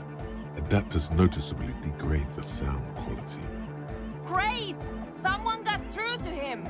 Okay, let's get it all set up. Can we turn the music off, please? Everybody! Everybody! Don't panic! I'm going to turn off the Arno for just a sec. For a special scheduled event. The Arno will be back, but we're doing something else for one moment. All right, go tell her that Egghead is ready to rave to her tunes, and then I'll turn off the music. All right, here comes the night. Yes, what is it? Okay, but think you can ask him to turn the volume down a bit? Just in case. Maximum! Maximum is the only way! I know it is, but could you please turn it down just this instance? Just this one time? Maximum is not the only way, okay? Pump it to the brick! Pump it to the hard master! There's no other way! Glue style! Glue style? Okay, there literally is no other way. The mixing desk is glued to maximum. See? He pumps it to the... Of course it is. Yeah! Permanent enlightenment! Ray of sound! Never mind then. Let's get on with our project. I'm going to unmute the speakers on a count of 5. Everyone ready? Egghead pumps his hand up in the air, waiting for the beat to drop. Born ready. Ready. I'm ready if you two are detectives. The lieutenant nods stoically. Suddenly, your palms are sweaty. The church seems cold and large, somehow. There's tightness in your chest. Anxiety. 5, 4, 3, 2, 1. Mute disengaged. No wind outside, no waves, no floorboards creaking. Total, continuous silence. This is unnatural. The woman looks around. In the silence, you see dust move on the floorboards. The driver of the speaker vibrates in the air and then stops. Plasterwork begins to crumble down the walls. In the silence, a low hum starts creeping up your spine. It's a song inside you, not in the speakers, not in the room. A great bass sigh in the basement of your mind. Slow, it's out there now, in the world, made manifest. It will devour everything. The floorboards, the glass, the streets and people. Nothing will remain. Guys, what's going on? This fragile world is about to break. It's getting louder. In the basins, the water looks like it's boiling. Hosiana! Mother of Mega! He's peaking, the worst high he's ever been on. The beauty and the beat! The future of dance! Planetary! No, Egg! It's the window! In the corner of your eye, the lieutenant steps aside, cautiously, his eyes searching for a possible evacuation route. The window is going to come down. No, the roof! Cracks appear on the stained glass window. Cracks run up the wooden pillars in the dark. Come down to us! Love! Below it, all the bass grows, like the jaws of a giant compressor gnawing on metal and wood. It does not sound benevolent at all. A great pulse arises in your flesh. That's it. I'm muting it. Beautiful car! Beautiful life! Shit! It doesn't stop. A seal? Have you? Yes, I've turned it off. Andre, pull the compressor. The place is gonna come down. Fuck! I can't shut it up. The signal's passed. It's not in here. It's... This is it. A great roar. The vault of the roof twists above you. Glass shatters somewhere near the door. It's coming down. And then it stops. Totally and utterly. As if there never was a sound. Only your ears still ring from the shock. Everybody is staring at Egghead, holding a dangling cable in his hand. A black 3-pin connector. Egg. I pulled the plug. It was getting too hardcore. You did good, Egg. Most of the place seems to be intact. Fucking hell. Programmer lady, tell me you were recording that. 4 years. 22 people. Millions of reals. All that time? This is what we were up against. Just erased it. Suliswolf isn't gonna believe this. Yeah, but did you record it though? It was dope. I think we can use it. Yes, Andre. I recorded it. Damn, I need to send some letters now. Thank you all for doing this. Eggman, you too. And you, officer. I don't know what we've discovered, but I know what it sounds like now. That's a start. It was mathematical information from the anomaly, presented as a waveform. That's what it was technically. Theoretically, I have no idea. I've never even heard of anything like this. A voice seems muffled in the silent church. It's your ears adjusting after the exposure. It was very hard not to. I think you're right. There is something going on here. And you need to be very careful with it. I promise, officer. We will not play it again. Stay here. I'm going to stay here with these lunatics. Send letters, maybe meet Suliswolf.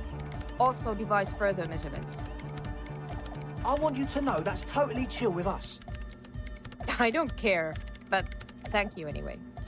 That's the best she can manage for Andre. It's quite a lot in truth. For her, at least. Now, I have a theory to come up with. some kind of preliminary explanation to all this, or the letter will sound like I've lost my mind. Yes, and we have to get back to stabilizing Martinez. Instead of demolishing it with loud bass noise of unknown origins. Some tiny hard thing lets go in your stomach. You're still alive. You have an explanation for all this, somewhere deep in you. You just don't have the pieces yet. You don't know enough about the world. But that Joyce, if you knew all she knows, could put it together. You're asking me to circuit bend onto coalition radio frequencies. You want to know, is it possible? Probably. But is it a good idea? I'm not so sure. The main difficulty will be finding an antenna powerful enough to reach those frequencies. Unfortunately, you can't exactly buy mega long-wave antennas off the shelf. She's not joking. Even the RCM has to receive special approval from the coalition to access that kind of equipment. I highly doubt it. That tower is barely able to transmit shortwave signals across the bay. To generate megalow frequencies, we're going to need a much larger antenna. I don't see any alternative. We're just going to have to build the antenna ourselves. We need metal, a lot of it. The taller the structure, the better. Something that isn't... Close your eyes. Unfold your mental map of Martinez. It's morning. You're standing on the plaza before the whirling in rags. The wind pushes a piece of tear across the cracked tiles. From the north comes the malicious laughter of two children. Your eye follows the tiles west. You see a bench and a few twisted, pitiful trees. Then, just water. From behind you, a low, spectral voice whispers, "Nay." Beyond the unkempt backyard rises a monstrous assemblage of concrete, plaster, and corrugated sheet metal. The voice again, more urgent now. "Nay, just a moment. That voice isn't human, and it's not saying nay. It's saying nay." You turn around. The morning sun is blinding. You bring your hand to your brow, and a great shadow materializes before you. A towering beast, frozen in mid-air. The dead king and his horse. It could work. It may work, you think, but why do you feel like there may be a terrible cost? We'll need an adequate power supply and a great quantity of cable. If we connect the cables to some of the stranded lorries, we could theoretically increase the antenna's wavelength exponentially. Whatever ambivalence she had about your project before, she's now fully engaged in solving this technical puzzle. It's completely ridiculous, but I believe we could transform the entire roundabout into one solid fractal antenna. A note of awe in her voice. She's shocked and pleased by her own audacity. Yes, very likely the largest private antenna in Revachol. I have plenty of cables and amplifiers on hand. The power supply I will secure on my own. All we require now is the radio transceiver itself. I cannot answer that for you, but I don't expect it to be that difficult. There's no shortage of radios around here. If you have real to spare, you might even be able to buy one. But it doesn't really matter where it comes from, so long as it works. And before you ask, no, you can't have the radio from my kinema.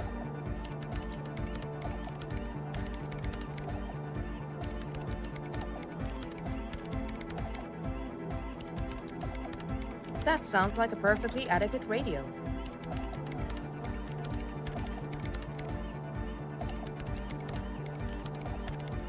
In the meantime, I will gather the rest of the materials. We will meet back here when you have it.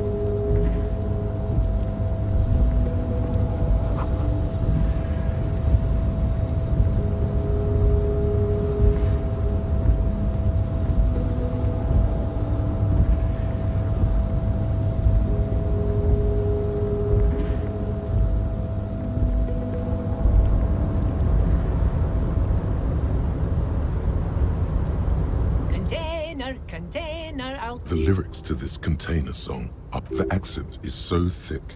Container, used to be Wild Pines. Everard, he looks after everyone. Huh? Well, hey there. How can I help you, mister? I see you are not a union man, mister. Did you get lost? You're not one of them scabs, are you? I mean, I don't personally mind. Folks is just folks, you know, and folks gotta eat. Just some of the other guys don't look too kindly on the scabbing kind, if you know what I mean, mister. Oh, that one. That should be empty as far as I know. Lots of containers here have nothing in them. They're just waiting to be loaded up. Told you. Bye-bye now.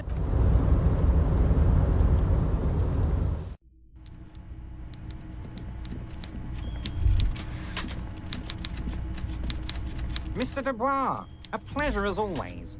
You don't have to sit down this time, since you've already sat on that chair. No, you didn't. I know the mailman, Harry. I know everyone and everything that happens in this town, and I know there's no letter in that mailbox yet. Just like I know you'll get it done. Once you stop horsing around, let me know when it's done. Yes, the little cul-de-sac on the coast, where all the men have drowned, in either the sea or the bottle, a gloomy place, doesn't have that union attitude. By all means, Harry, what's on your mind?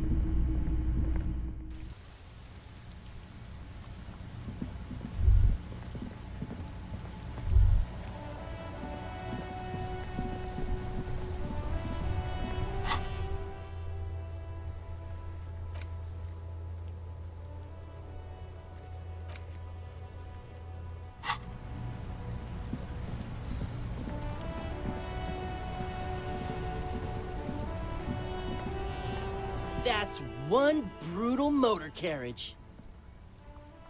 If I were a real skull now, I'd jack it, paint it in palm tree livery, then bottom light it, neon style.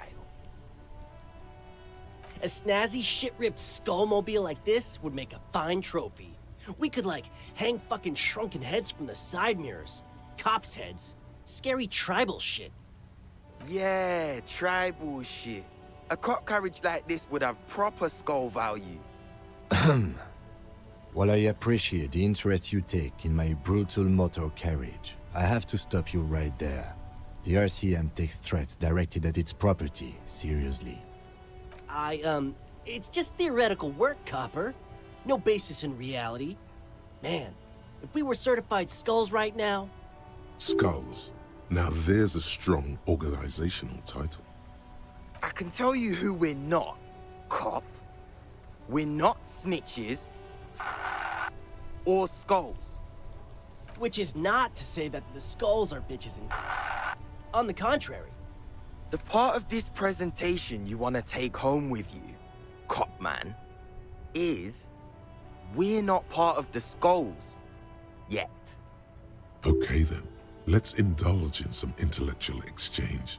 These young men seem eager to share their beliefs. Oh yeah, Cindy's a right proper Skull.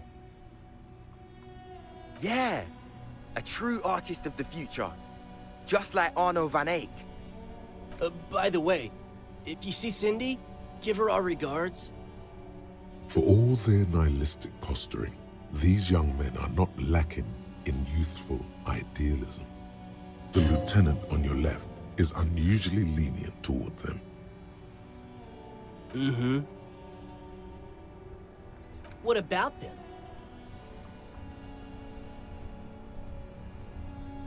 Well, first off, it's a statement and not necessarily something that characterizes me as a person, even though the statement has character. And I do like piss.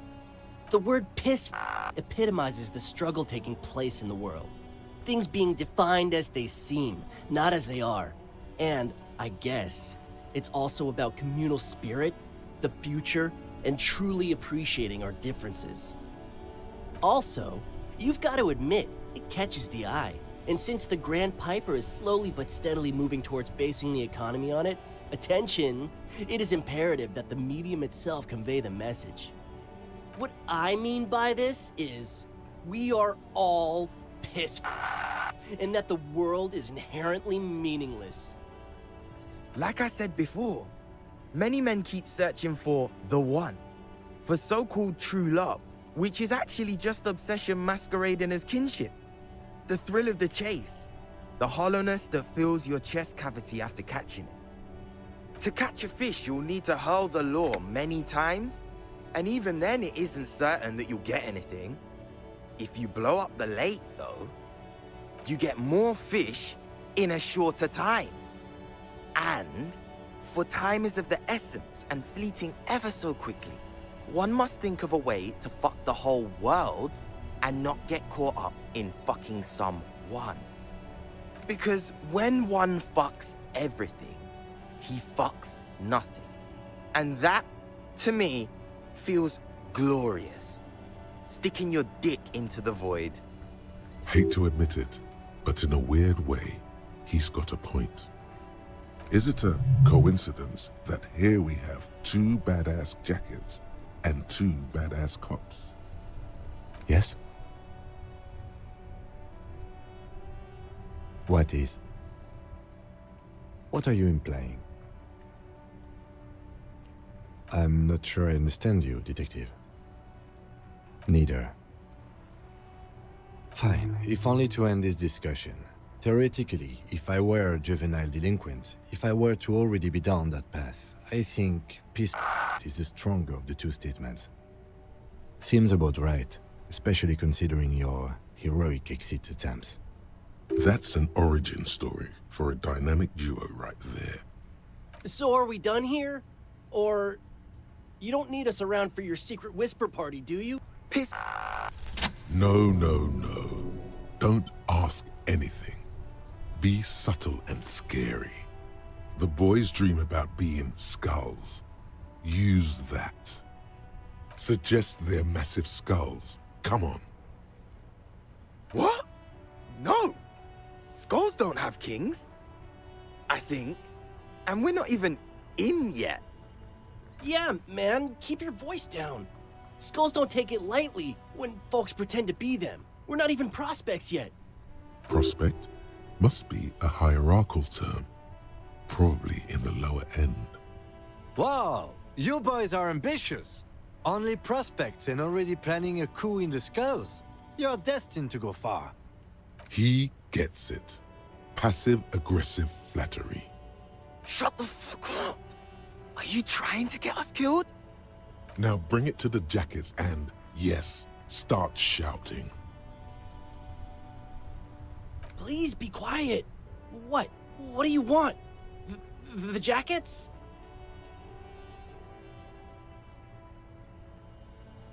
Fuck you, man. Take them. Oh, man. Okay. I get it. Skulls don't really wear slogans anyway. This was stupid. Fuck.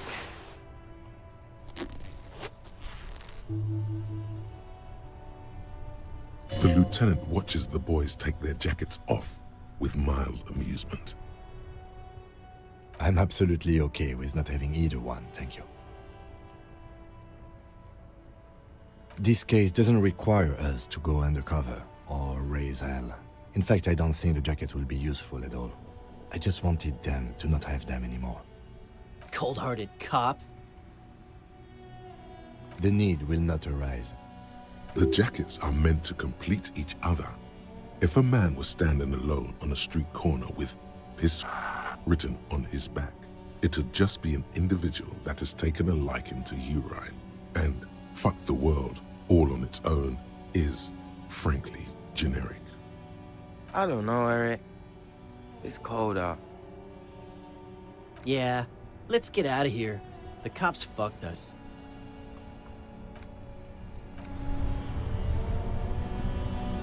Yes?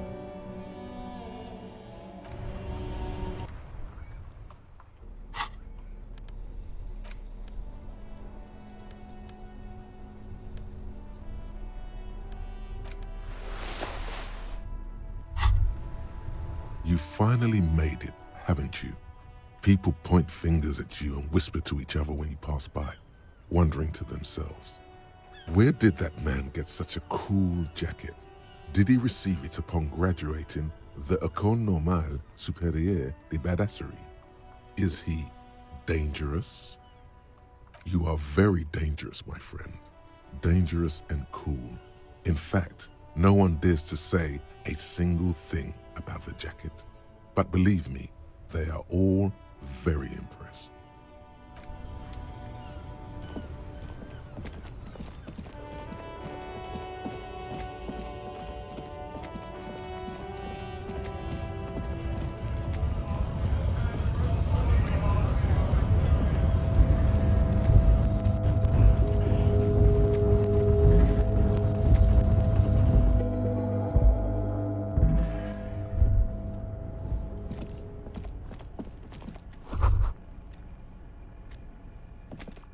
Common office radio, like any of those found in countless waiting rooms, lounges, and other semi-public spaces all over the world.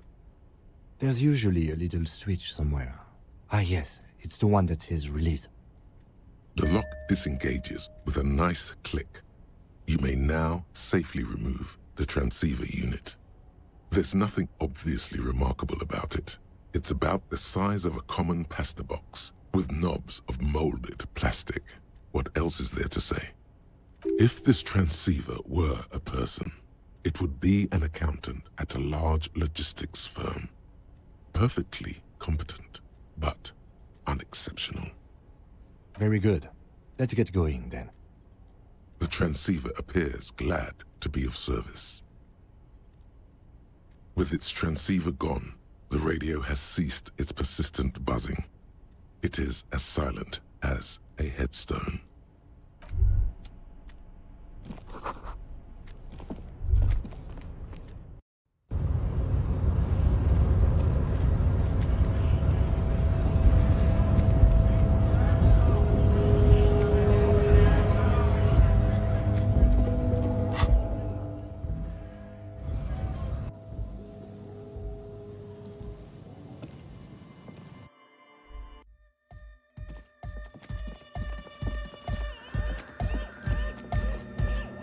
Yes, what is it? Ah, very good. Let's see what you have. Not the most advanced model, but at least everything appears to be in order. Yes, this should serve our purposes. No further comment necessary. I believe that means we're ready to get started. I should warn you, once we begin setting up this antenna, we'll need to see the whole process through. There won't be any second chances, any do-overs. You understand? So if there's anything you'd like to get in order before we depart, I suggest you do it now. Very good. If you'll help me with some of this equipment then. Back across the water there. At least we are getting our exercise in today. If you'll please carry that amplifier, officer, and if you'll take that spool of cable, we should be able to move it all in one trip.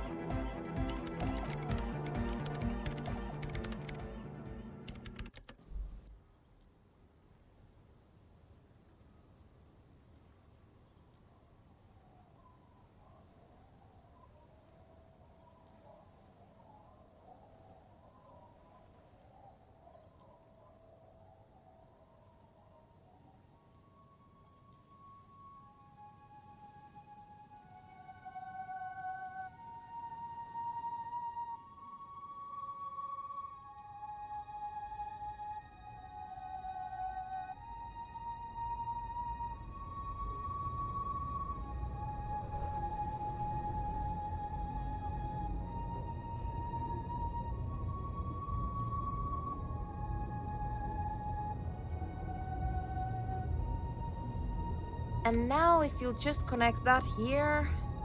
It's done. I believe we are ready. We're ready to try at least. Please put on these headphones. There should be 2 extra sets. I've configured the channels so that only your microphone is set to broadcast, officer. We'll all be able to listen, but anyone we reach will only hear your voice. You will need to transmit your connection request while I attempt to locate the warship's public frequency. You will likely encounter some interference, but it's important to keep transmitting your request until you're acknowledged. Ready? Good. Beginning transmission.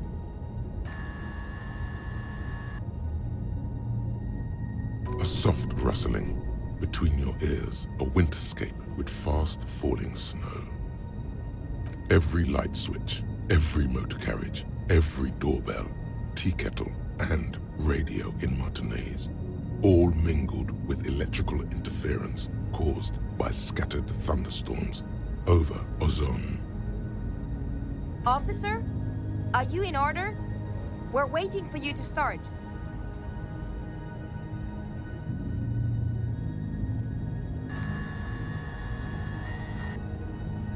You're all alone out there, wandering a blasted heath, calling out to the night.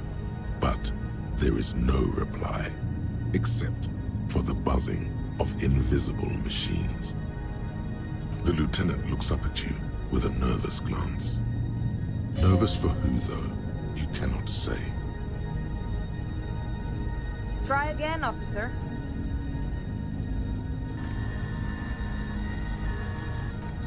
Nein, Liebling. Unseren Jungen nach dem Redeposten. Einem dieser Dinger. Marianne hat mir erzählt, dass Oskar nicht mehr derselbe ist, seit er auf einem Luftschiff aus Gran zurückgekommen ist. Natürlich halten wir die Psychologen für vollkommen normal. Aber sie hat das Gefühl, seit seiner Rückkehr mit einem Fremden zusammenzuleben. You can't make out a word of this gibberish. Liebling, bitte. Er ist unser einziges Kind. Er kann auch nächstes Jahr zur Akademie gehen. Keep trying, officer. We'll get a signal through eventually. Again? It's gone now. A slight frisson at the point where your neck meets your spine. Something about the lieutenant's words directed at you, but not you. I didn't say anything, Detective. Someone has been maintaining it. The wiring has been repaired. An uncomfortable silence falls over the connection. It's been a long winter. Long and cold. I promise you I didn't, even though it certainly sounds like me. I can't say with certainty, but it sounds very much like entroponetic crosstalk. It happens sometimes when sending transmissions across long stretches of pale. Ah, yes, of course. That must be it. Outwardly, they both exude calm, but there's something disturbing about this thought to both of them. Pale, pale, pale, pale seems to be missing from your records. Natürlich halten ihn die Psychologen für vollkommen normal. There won't be any later. This is our chance. Now please keep going. But someone has been maintaining it. The wiring has been repaired. Dubois, please acknowledge. Liebling, bitte. Ist unser einziges Kind. Where's Shibarta? Please identify. The signals are getting increasingly mixed. Plucking Archer's signal from this will be like isolating a single strand from a tangle of hair. It's not working. The crosstalk is simply too strong. I did not expect simply locating the signal to be so difficult. We must consider several variables. Local anthroponetic conditions, the sophistication of our transceiver, the quality of our connections, and the physics of our antenna itself. Our transceiver is perfectly capable, so there is no problem there. And we're also unlikely to change our local anthroponetic conditions. So, the next step is to thoroughly inspect our connections. You need to climb up there and look at them for yourself. Someone has been maintaining it. Come on, son. This isn't anything but a common high bar. Just get a solid overhand grip and hoist yourself up. Images of your body smashed against the pavement flood your mind. This is dangerous. Then you might break your neck.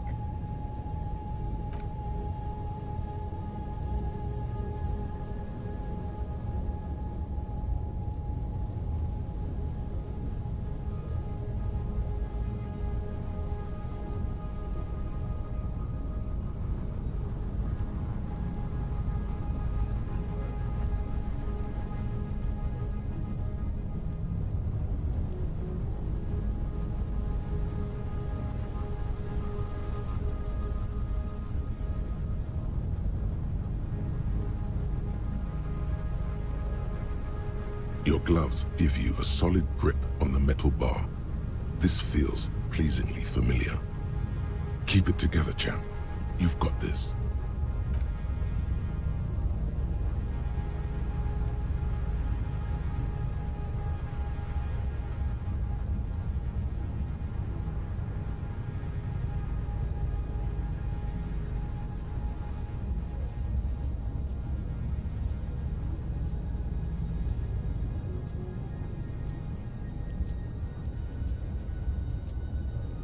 And before you know it, you're safely perched atop the monument. The connection itself is nothing more than a little braid of exposed wire wrapped about the hoof of the horse. A copper fetter it cannot slip. The whole monument is covered in a thin but durable layer of oil and grime. It's obvious no one has cleaned it in years. Well, do you see anything? Damn, I was afraid of that. And I didn't bring any solvents with me. How foolish. Short of changing the shape of the antenna, I'm not sure what else we can do from here. And the lorries are all jammed together, so that's unlikely to happen. What do you mean? You adjust the antenna manually, with your hands. Ideally, narrow the receiving mode so that we can isolate the warship signal and eliminate the crosstalk. But if you don't know what you're doing, of course you could just make it worse. I'm afraid we're out of alternatives. You're just going to have to go for it. She's right. The responsibility is yours, and yours alone. There's no turning back now. You are face to face with Philip III. The Bronze King looks toward the west. Something about his features seems bizarrely distorted. His imperious gaze leads you naturally to his outstretched hand, which, for some reason, strikes you as sadly empty. Come on, kings and sabers are so played out. There's a better way. Why not arm the good king's valiant steed instead? There seems to be just enough room between its teeth there.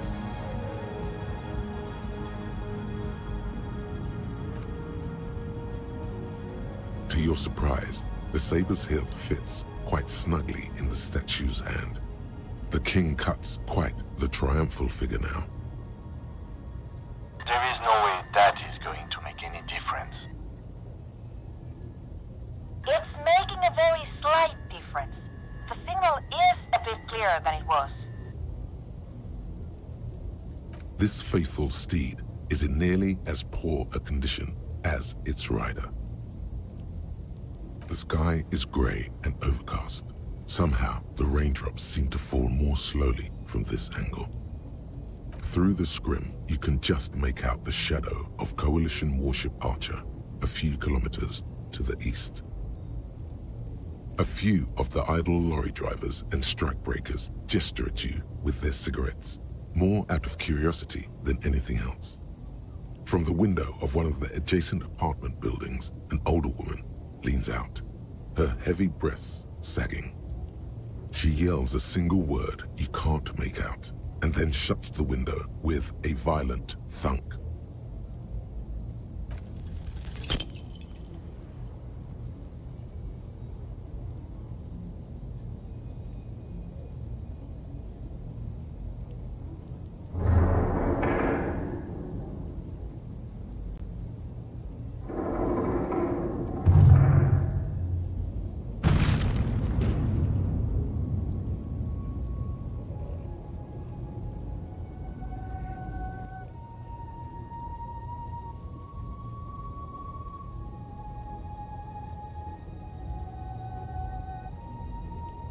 You allow the broken hunk of metal to clatter to the ground.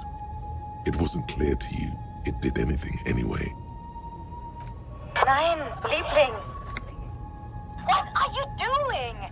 The connection is even worse now. This is extremely unprofessional. But it is, because you broke it. She's right. This was your responsibility. Damn it. I'm going to push the power supply. I doubt it will last more than a few minutes, so you'd better make them count. A maelstrom of sound, swirling and swirling around an invisible point. It's mounting, mounting. Nicht mehr derselbe ist, seit auf einem Luftschiff aus Graz zurückgekommen ist. Lieutenant Dubois, please respond. It's too much. Your eardrums are throbbing, about to burst. A long winter, long and cold. And then, nothing. Try it now. This is Warship Archer. We are acknowledging and accepting you. Though we're still getting quite a bit of interference. This is the best we can do. I suggest you get to your business quickly. I doubt I'll be able to maintain even this connection very long. This is it. You're finally getting to speak with those who hold real power. There is so much you wish you could ask, but you probably only have time for 1 or 2 questions before the signal is lost. Please be advised that you are speaking on a public frequency. What is your request?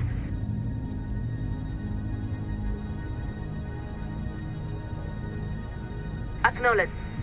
To reach the committee, all you need to do is fill out the appropriate request form and submit it to the Liaison for Public Affairs. If the liaison accepts your request, you will be invited to address the committee at their next quarterly public hearing. We believe the next hearing is scheduled for July. She's got to be jerking your chain, right? You can't wait that long.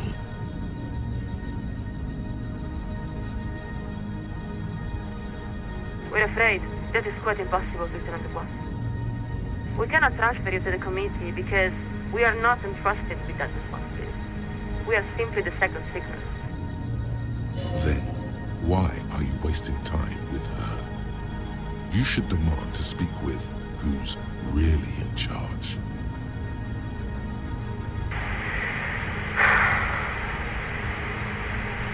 You know, that is simply not how the command pyramid works.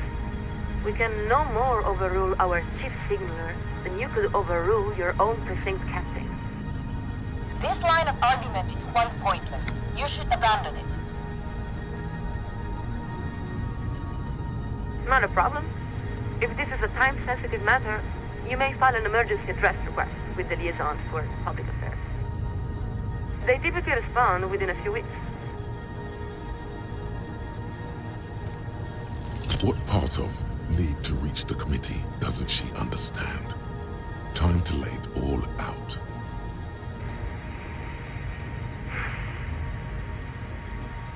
We will hear your request, Lieutenant Dubois. Although we must inform you that the committee does not typically intervene in personal matters. That's only because they haven't heard about your problems yet. So, you're experiencing acute memory loss. We don't see how this is the committee's business. Good God, here we go.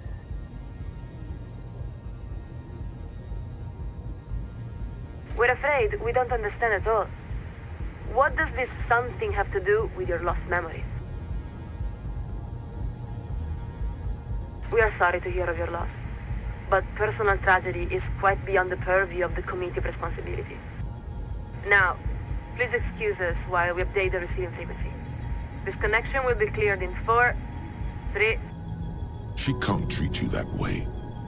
Let her know what you really think of her.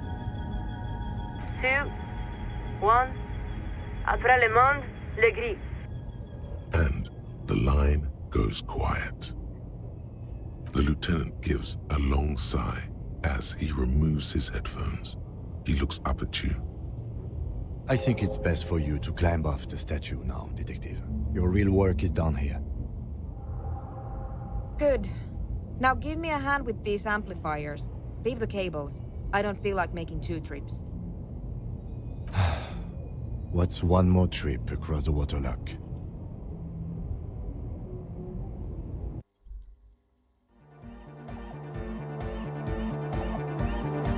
Well, this was an interesting collaboration. Really? I do not think we were all that successful. But maybe the RCM has a different definition of success. In any event, just leave that equipment here. I'll put it away later. If you'd like, you can take one of the extra headsets. I don't need so many spares. Now, you'll excuse me. I have to get back to my homework.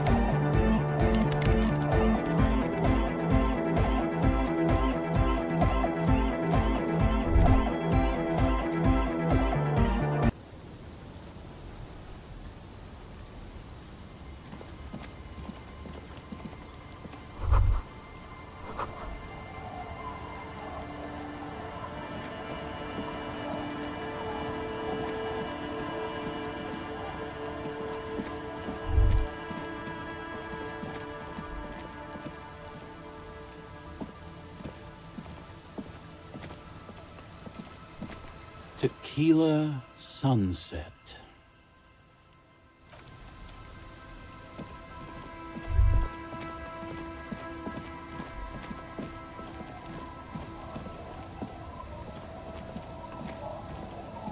Our tenant, the policeman.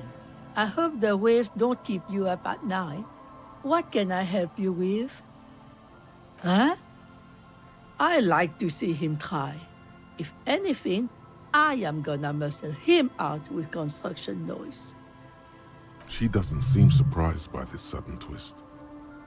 Get out of here, trying to ruin my day.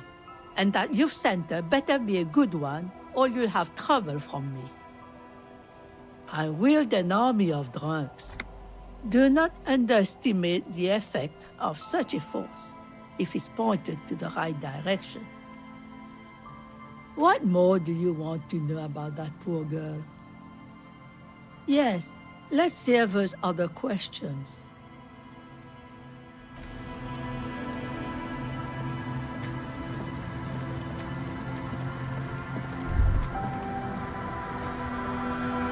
I see you haven't left our little Martinez yet. Still running around. Like some kind of cross-country law official. Aye, but don't let it grow too much. This is not the place to settle down. Now, what's on your mind, officer? Sure is. The sun, I call her, coated with a fresh layer of tar just yesterday. It'll take some time for it to dry, assuming the sunny days continue. Aye. Sunny days. You got a problem with that? No, ma'am. We have no quarrel with sunny days. Good. It would have been bad news had it turned out it wasn't a sunny day. Bad news for the skiff, bad news for the nets, bad news for the kids. There's a moment's silence. She looks at the rain streaming down the yellow belly of the boat. In time, when the sea turns and the winds settle, she will be ready. Waves wash the sand. A skiff moves across the mirror-smooth sea, far away from here. A lone passenger, a fast sloop in the distance, white sails.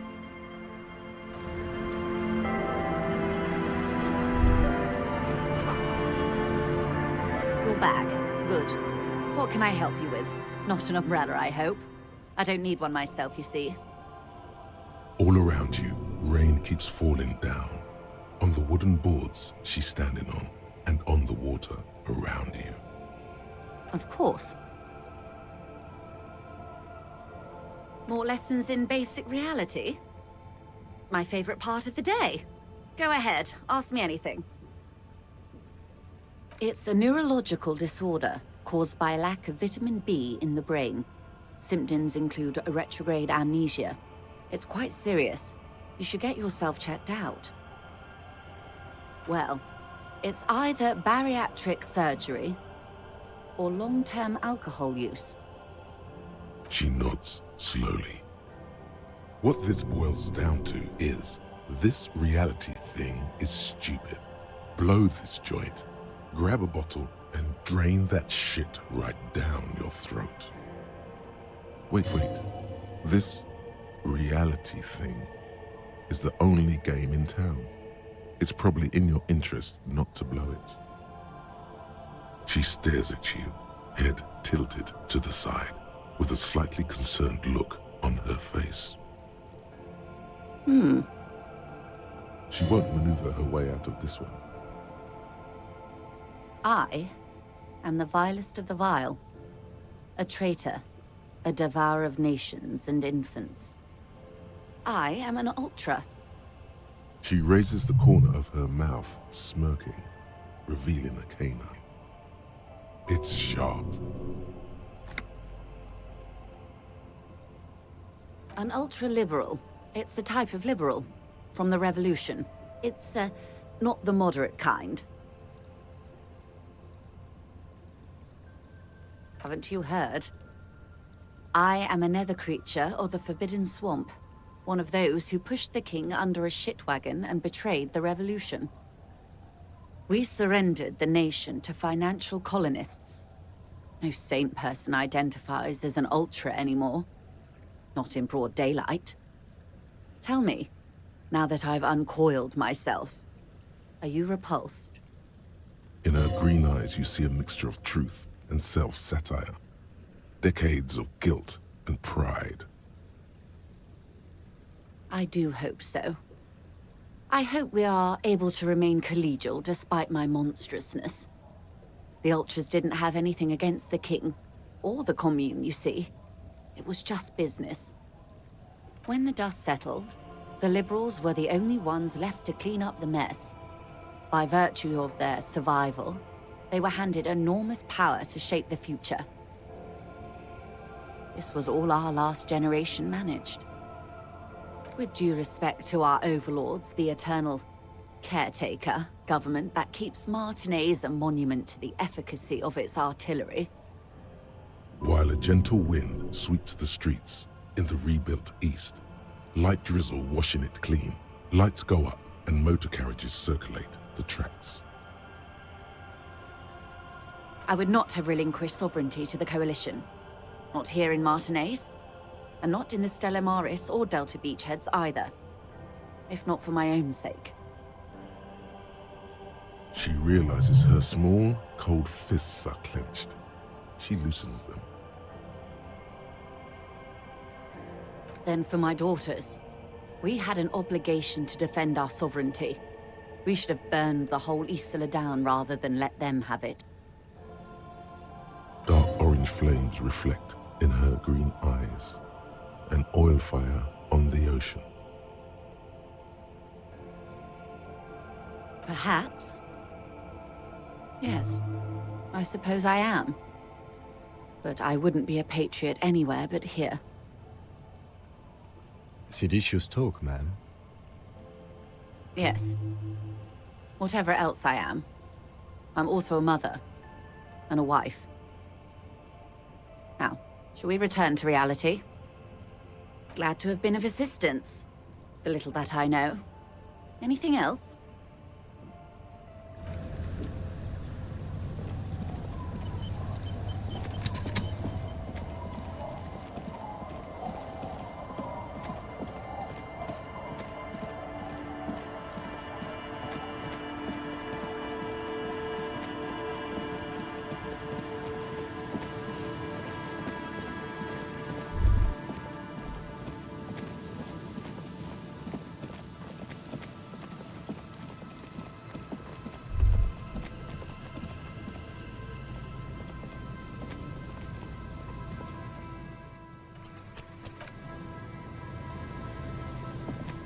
You pick up the handset.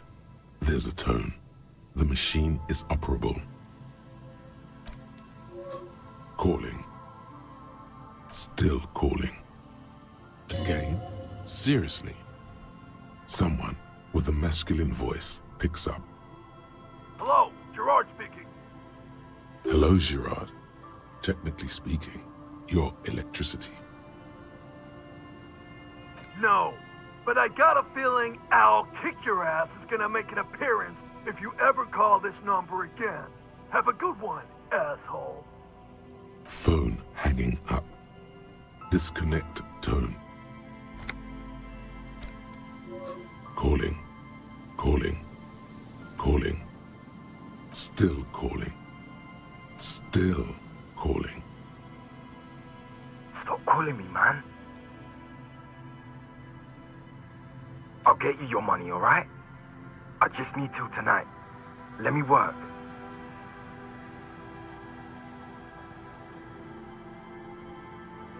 Tethys.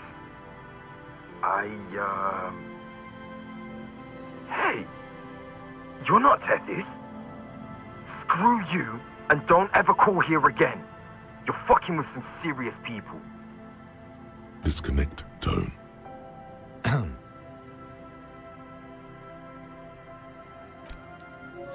Calling. I'm tired. Sounds like he hasn't talked to anyone in quite a while. Writing. I hate writing so much. But I have to get back to it.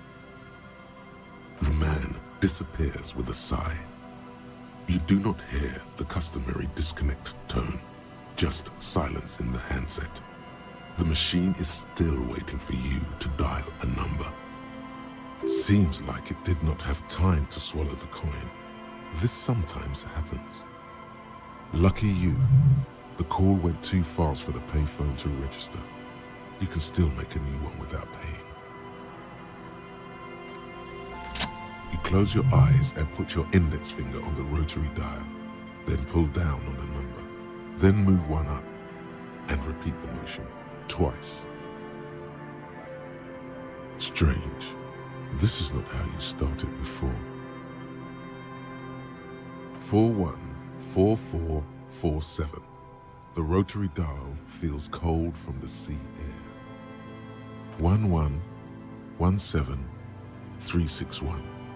Your fingers keep moving like a spider every time the ring rotates back with a little ring of metal, like a bell tolling.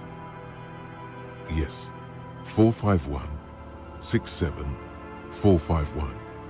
You are going deeper now, into some unknown place, far away from this island of matter and its telecommunication networks. 451.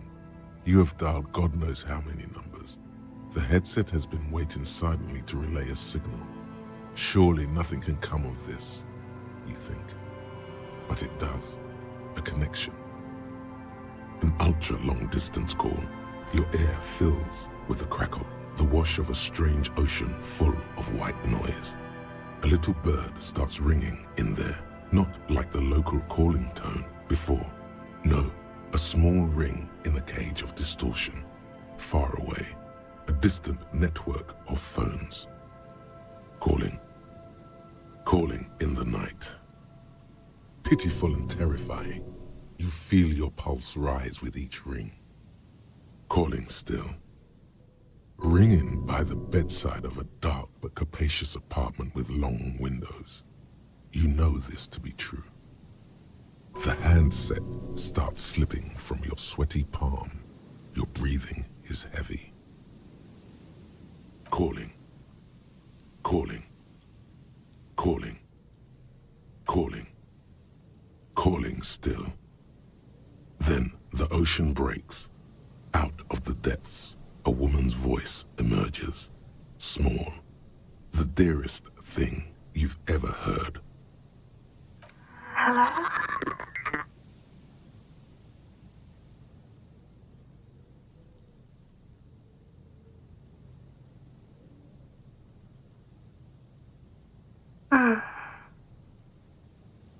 Who is this? No. It's you, isn't it? It's you.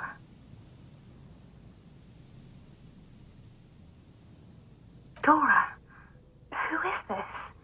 The connection is bad. Dora. The name feels like a gift. A gift that was meant for you, to make it possible to live. And fight. In the distorted distance, you hear someone turning next to her. Bed springs rattle. Don't react. Whatever you do, don't react to that last thing. It doesn't matter if you react or not. You still think you hear a man's voice in the background. It's covered in pain and white noise. What? Oh no. Is that you? This is too much. You need to recede. Oh no, not this. What time is it?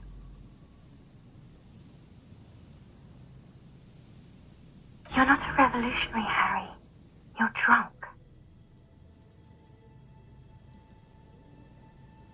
Oh, God. Do you know what time it is? It's so late here. It's 4 o'clock, Harry. I need to wake up in 2 hours.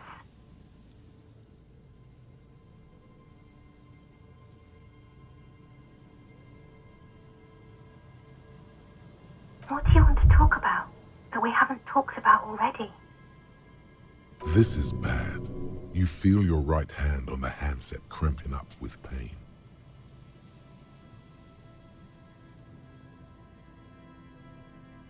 To work. The academy, where I work.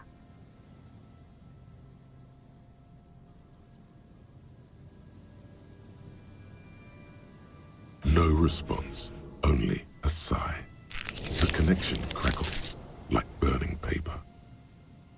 I'm in my rover, sleeping.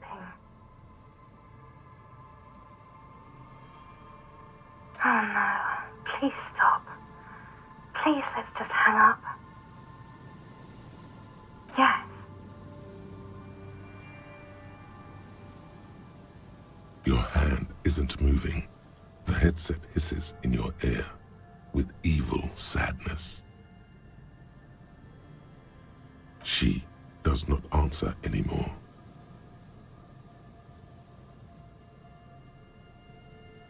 Harry. Disconnect tone. The machine ran out of money.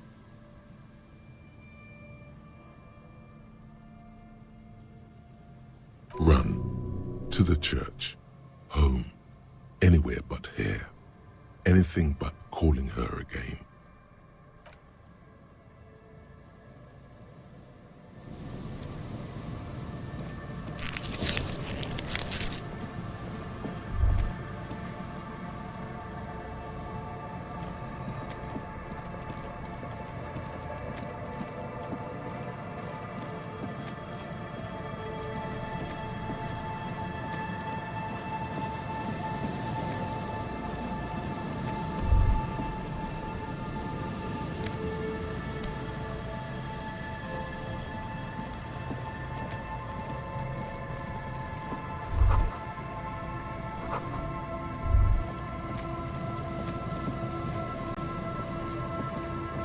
There's some tear, an empty cigarette package, and a crumpled kebab wrapper in the trash bin. 2 empty bottles of Tallulah vodka and a can of black potent porter is all you find. No, there's more in there. Livis strawberry liquor, plus some Pilsner bottles too. Better not pick them up. They seem unhygienic. A tragedy. Whoever tossed it here was a heavy smoker. The brand name reads Red Astra. Now, this makes partying look bad. Still, don't let it sway you. You're responsible. You see traces of mayonnaise and ketchup on it, as well as a tomato wedge. The wrapper reads Shish Kebab Revachol. It's hard to concentrate in the smell. The sea air brings some relief. A man lies on the boardwalk, his limbs bent and neck turned at an unnatural angle. Right next to him is an empty bottle of spirits. In his cramped hand, a chewing gum wrapper. Half of his body has slipped between the cracked boardwalk, starting with the right leg. The fall has left him broken, contorted like a sad puppet. The smell is not as bad as a 2-week-old corpse, but it's definitely heading there. Hold on. Lividity is faintly pronounced. Whoever this is has been dead for 2 days. No longer. We need to investigate. Another dead body. This is your job. Steel yourself. Calm now. Carefully. Just another day. Just another dead body. Breathe. He's wearing mud-caked boots, beige trousers, and an old brown leather jacket with a bright blue lining. There are traces of kebab sauce on his chest. The leather jacket suits him well. It must be custom made. You find some sunflower seeds and a rain-soaked library card folded into 2. His jacket feels sodden and heavy under your hand. Good. We should take a look at that library card after this is done. The man has fallen through a crack in the boardwalk and hit his head against the metal bench. Coagulated blood covers his black hair. One of his feet is still dangling through the hole. You have to be quite inebriated to fall that bad. Well over a liter of pure ethanol. 3 bottles of wine or 1.5 of spirits. His expression is dull, like the sea behind him. Drops of water shining on his mustache. His eyes, empty and wide, look frightening in their frozen gaze. He was just about to head home. The first step back home proved to be his last. There's some dried blood on the metal bench, right where the corpse's head rests. The floorboards are rotten and slippery wet around the hole. An empty bottle lies nearby. A chewing gum wrapper is clutched in his fist. A dried chunk of blood covers the hair at the back of his head. An open wound. It's sticky and cold to your touch. This is where he came out of himself, drop by drop, when he was unconscious. It took 3, maybe 4 minutes. I don't see any other major wounds, do you? Seems like the head wound was fatal. It's exactly the shape of the bench. They screech under your feet ominously. It's hard to say whether the dead man's weight was the cause of the boardwalk to break. It definitely looks fragile. You see waves churning below. Something cracks beneath your feet. A .75-liter Tallulah vodka with its cap missing. There's hardly anything left inside. It's mid-market spirits with a slight touch of menthol. The man meant to enjoy himself, have a good time. Tear all around us. Rubowski spearmint chewing gum. Green leaves on the cover. The man's mouth is half agape from the terror of the fall. The blackness of death. Stench. You think you see white chewing gum too. He ate the whole pack, right? It's to cover the smell of alcohol before going home. The worst thing is, I've seen it before. Almost the same scenario, even the chewing gum. It's always the same. The entire boardwalk creaks in the wind as you take a step back. Looks like one of the locals. He'd have to know this spot to come here. You don't just walk over here. But that's just a lazy assumption. What do you think? At least this man knew how to party. Imagine the same scene without the bottle. Now that would be just sad. This is an omen, a sign from above. Don't start drinking again.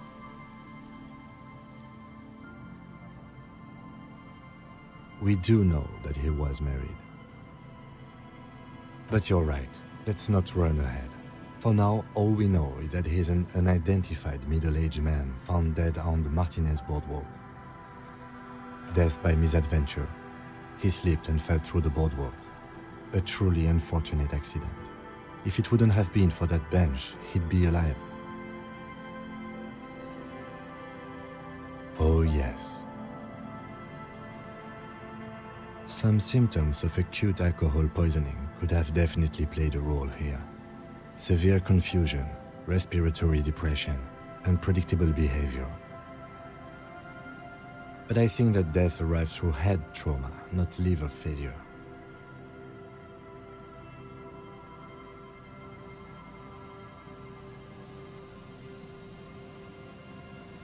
It does seem to be a pretty straightforward misadventure, although there's still a question of identifying the body. From where I stand, I can see two options. We either take the case and follow the leads to identify the body on our own, or we report back to the station and leave this for our colleagues to handle.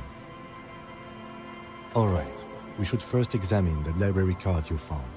Then we can call the station from my kinema. Let them know we are taking the case.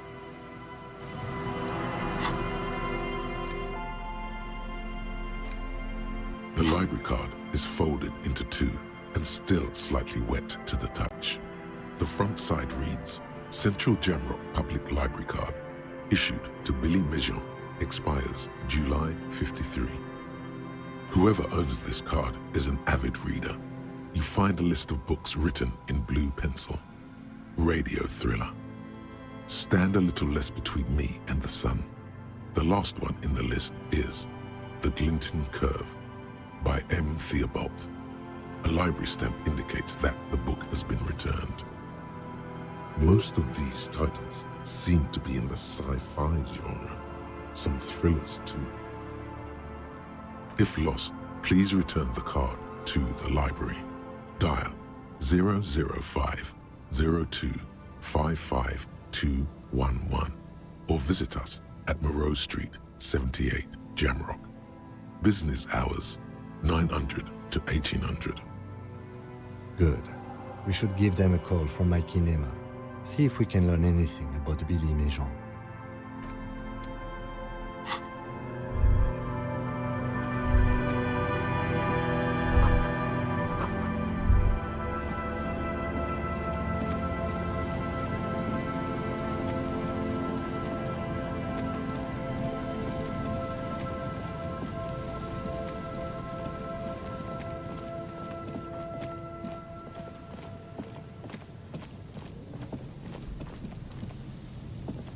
Metal payphone under a yellow plastic dome. There's a life is garbage.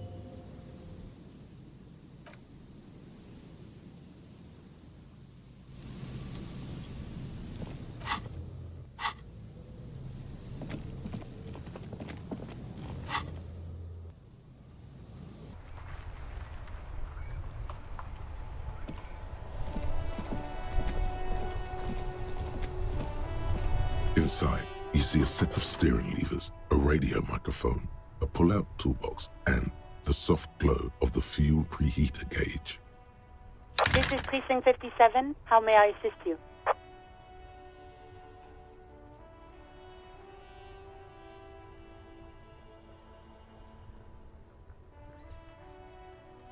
One moment. Can you please describe the body? Age, sex, cause of death? The man was about 173 centimeters tall, stout, with dark hair and a mustache. We suspect he might have been inebriated when he slipped. There were bottles all around him, and traces of vomit on his shirt. Any signs of violence? No field autopsy necessary. You can hear her quickly typing in the background. What about his belongings? Did you examine his clothes? Any information on the library card? Good. You have a lead. Do you and Lieutenant Kitsuragi want to take the case, or should I assign it to someone else? I have assigned the case to Lieutenant Kim Kitsuragi. Please follow up on this library lead to identify the man. We'll send someone to take the body to the morgue. That's all for now. Thank you for reporting in. Is there anything else I can do for you? Hold on, officer.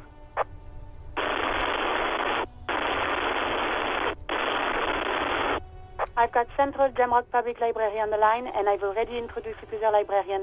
Connecting the call in 2, 1.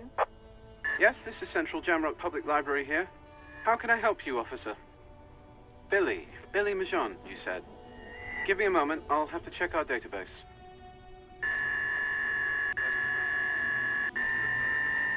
On Moreau Drive in central Jamrock, in a darkened hall lit by orange desk lamps far away from the noise outside, a middle-aged man taps commands into an old radio computer. A printout falls on the desk. Behind him, a lonely reader scours some dusty bookshelves, looking for a paperback. Yes, hello, are you still there? I found Billy Majon's home address, is that all right? No phone number, unfortunately. Here we go, sir. Rue de Saint-Ghislain, 33B, apartment number 20. It's in Martinez, I believe. Capeside Apartments, it says. That's all.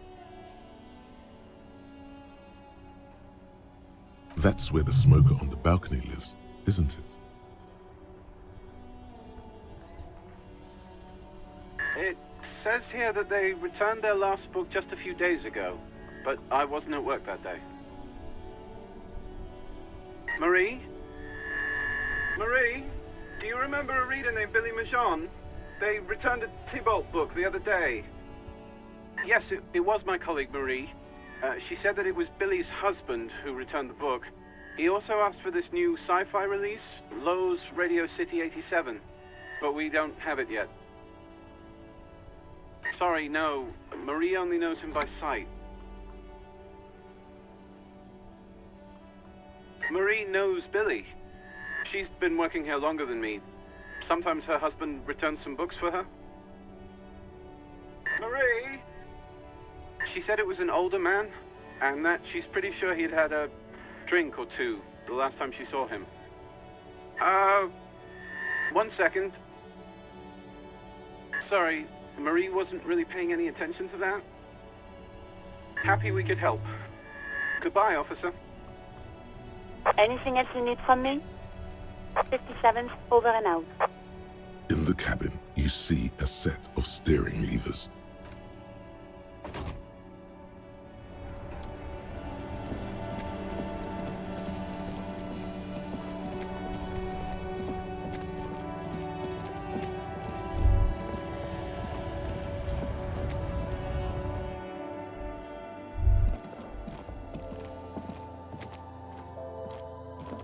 A small cabinet on the wall is filled with various medicine bottles, nasals. Okay, here.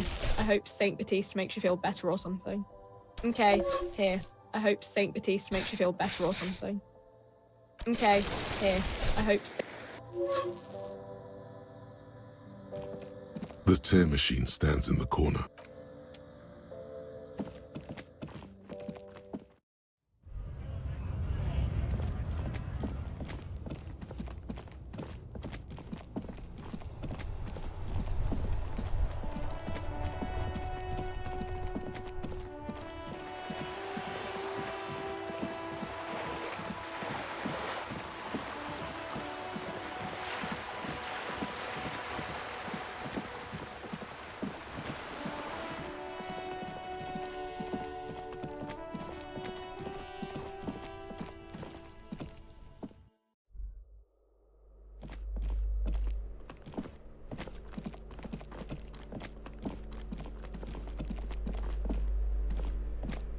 You hear someone walking around inside, rearranging the furniture.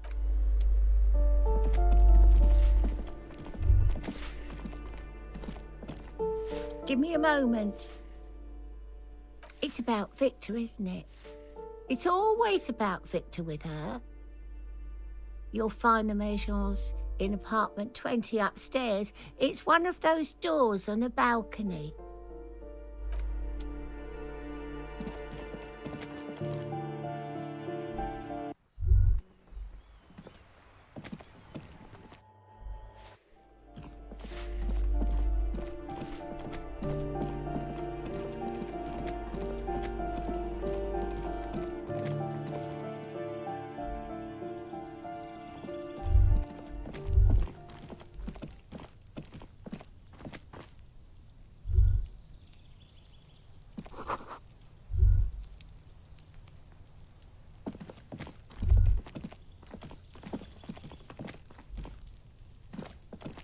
A weathered brown door.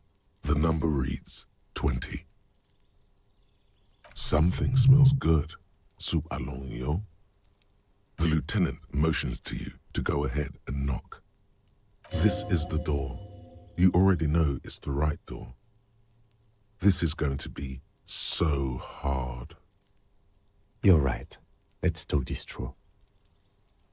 You hear light footsteps passing by the door and some folk music playing on the radio.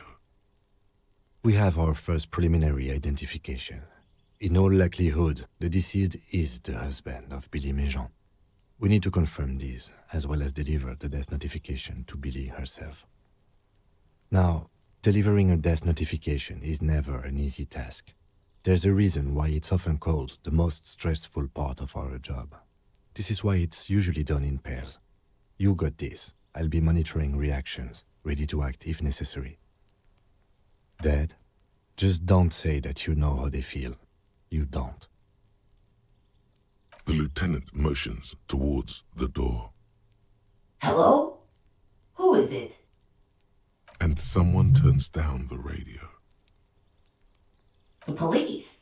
A moment, please give us a moment. Tidying up, nervously. Come in, the door is open.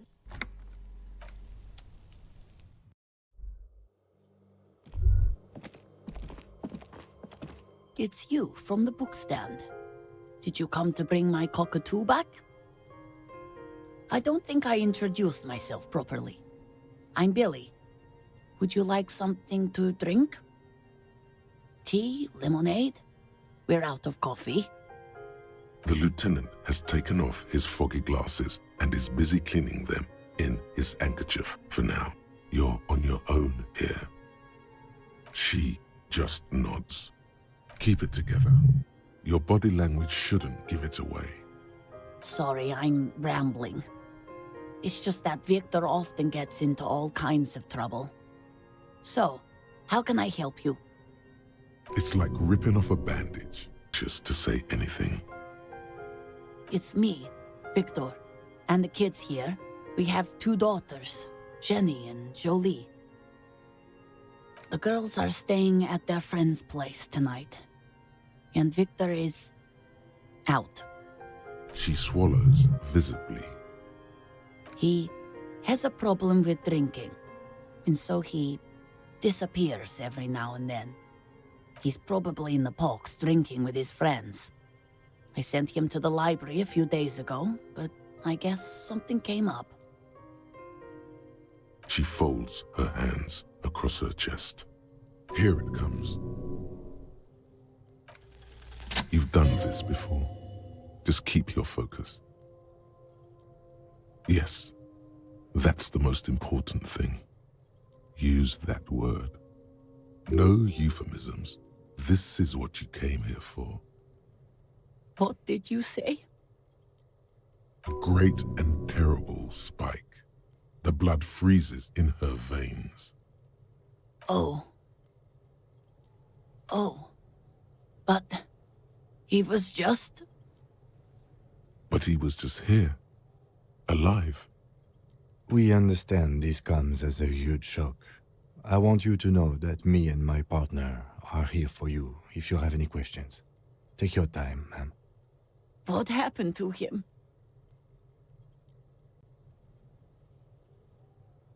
Was he drunk? I see. And you just found him there, lying in the cold. How long had he been there?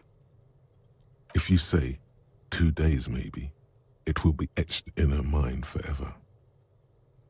She blinks, eyes welling up with tears, as her hand starts searching for something from the pockets of her dress. The handkerchief. Yes, thank you. Is there anyone we could call for you? A friend, a family member, someone who could be here for you? No. I just need to tell my girls. It burns like acid. God, should I call them? Should I tell them to come home? No. A day. Good. That's probably the right thing. Thank you. She can't take much more. Her stomach is churning. Soon she will have to go to the bathroom and scream. Just tell me, what do I need to do next? Where is he? Can I see him? We've taken him to the city morgue. The local coroner will be contacting you shortly to arrange the funeral. Here's his number in case you want to contact him earlier. Is there anything else that the RCM could do for you? No, I'll call you if something comes up. I'm still... Thank you. Thank you for telling me. I'll call if... These are her last reserves of strength. Her muscles will give in soon. Already, she starts to shake. We should step outside and talk.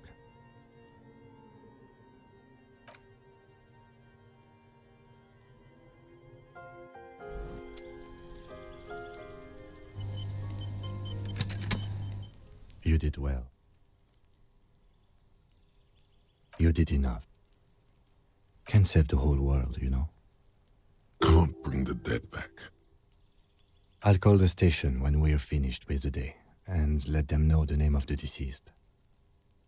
They'll manage. They have to. It's not your place to live their lives. Let's go.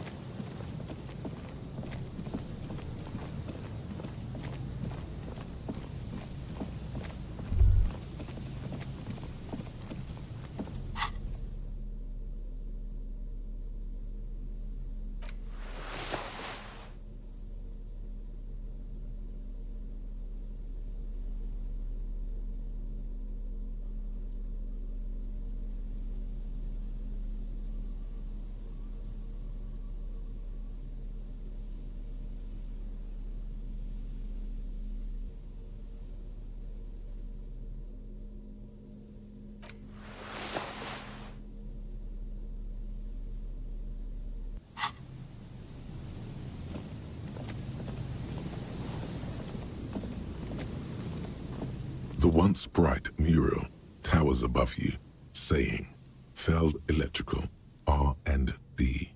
Tomorrow is just a whisper away. Even though you're sure you succeeded, all is quiet. There is no cold hand brushing against your forehead, no rustle in the reeds. The wind has died down. The ruin in front of you is silent as a tomb. Trying to talk to the wind, the city, Whatever you thought would happen did not. And now you're just standing there with your hands fallen to your side. A prayer of sorts to Revachol. How do we? I was really hoping she'd be in the village. Okay. She's probably north of the village, and this place is a peninsula. We already scanned most of the outdoor areas on our wild cryptid hunt, so we have an understanding of the geography, at least. And then there's the church. We've already searched that and can rule it out. I know it doesn't feel like progress, but exclusion is a step too. Anyway, we do it the old-fashioned way, sector by sector. Go over the whole peninsula, ask the locals, enter the places where we can enter first, like we did in the village. Then, if we're desperate, we can look where we can't enter. Bunkers, storm drainage, this place. I'm sure it won't come to that. Walk the coast, the old boardwalk, the reeds. You can always come back here and talk to the wind again. Look where it already got you. Buckle up and raise your collar. This search is going to be wet and cold. A breeze, like a quiet sigh, moves over you. The cool air breaks across your body. It brings the salt of the sea into your lungs. Go to the children of the big sea.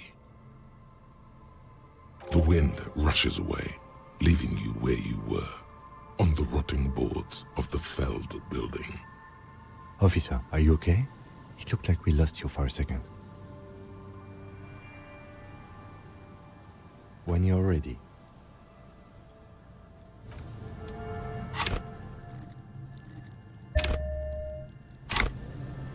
The once bright mural towers above you, saying, felt suddenly there's a sigh, carried on the molecules around you, moving, flowing from high pressure to low pressure, like that of a woman emptying her lungs. She wraps the collapsing stone box in front of you in her breath, flowing through it. In through the collapsed roof, flowing down a concrete staircase to the basement, sweeping away footprints in the dust on the stairs, and then the beach below the boardwalk, its winding tunnels, a whisper away. She's down there. Okay, why? Good, yes. Cold spells. So basically your hangover is telling you she's down there? So, how do we get in there? The doors were on the collapsed side of this building. They're gone, basically. Perhaps you can climb them. We are not climbing anything. I'm 43 years old, and I plan to live to see 70. There has to be a way to use brute force. Climbing sounds unsafe. Brute force is safe. Look around and find something to break if the ladder fails.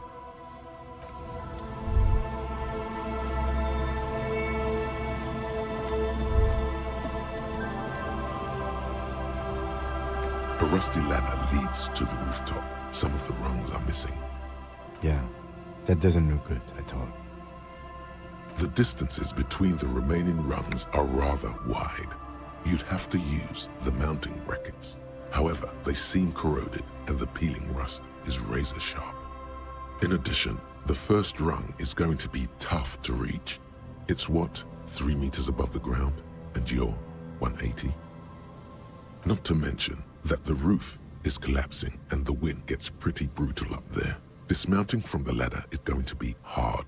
Perhaps if you were to not climb the ladder. Instead, what if you were to reconceptualize climbing the ladder?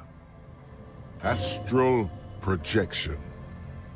Be open-minded about this. Yeah, because falling from that height seems, well, splat. So don't do that.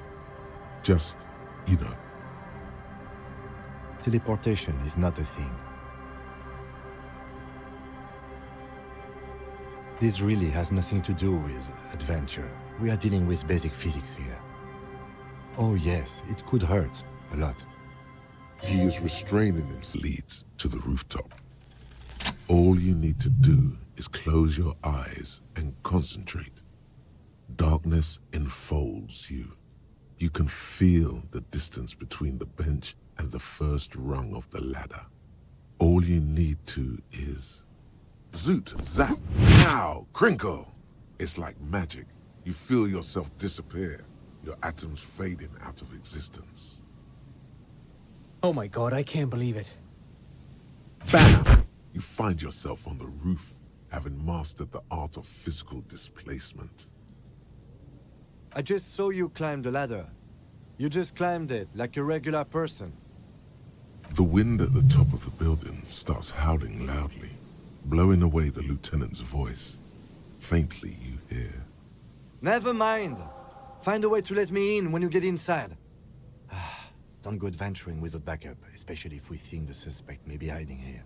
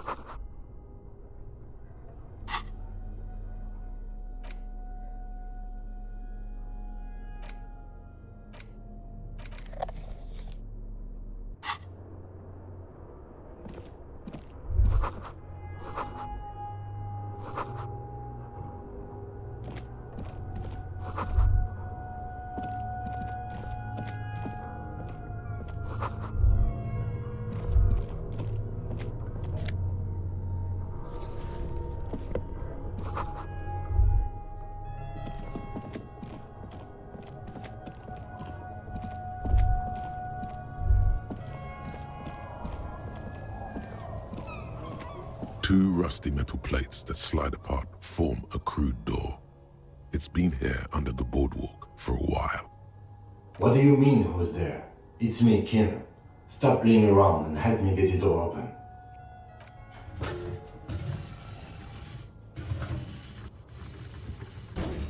The doors seem to be on rails, but they've gotten jammed. You grab a side and put some strength into prying it open. With the help of your partner, the two metal panels slide open with a creak. Huh. I hope no one dangerous heard that. After you climbed up to the roof, you mean? There's a maintenance entrance under the boardwalk. It's next to a drain pipe, possibly a storm drain. It was easy to miss before. He's quite proud of himself. Yes, we have an exit, so let's get going. Time to investigate these passages.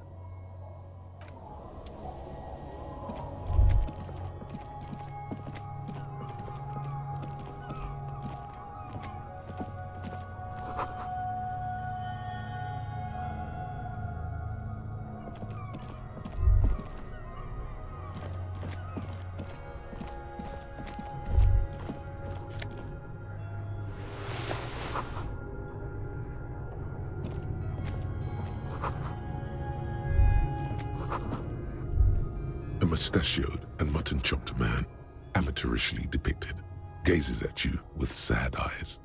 A plaque reads, K. Mazov. There is a spiderweb in the lower left corner of the portrait. Well, my amnesiac friend, Mazov is the father of scientific communism. His theories about economic history greatly influenced, some would even say sparked, the anti-centennial revolution. Yes, and it looks like some latter-day radicals were hiding out here, but left a long time ago. You mean like Ruby? No, I think we've stumbled on a piece of history. Years' worth of dust is shaken off. The full head of hair, matched by an ample moustache and sideburns, look a bit silly. Someone crouches, heels digging into wet sand. Hands sweep across the sand, grains sticking to the frayed skin of the fingertips. An old man sits on a slab of concrete and taps his fingers against the glass of a scope. You shudder.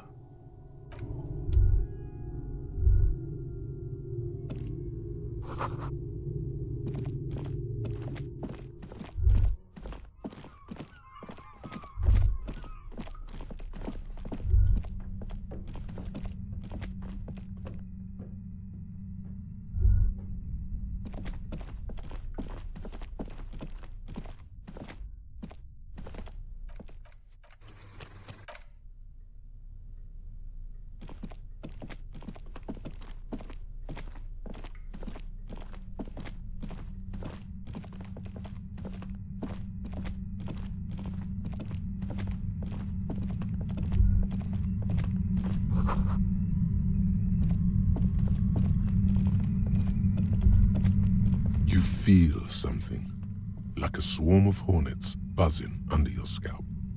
A strange tingling you can almost smell. No, what do you mean? I don't feel it, but we should still be careful. There were footprints back there, and I'm pretty sure they were fresh. No, but you are the sensitive one.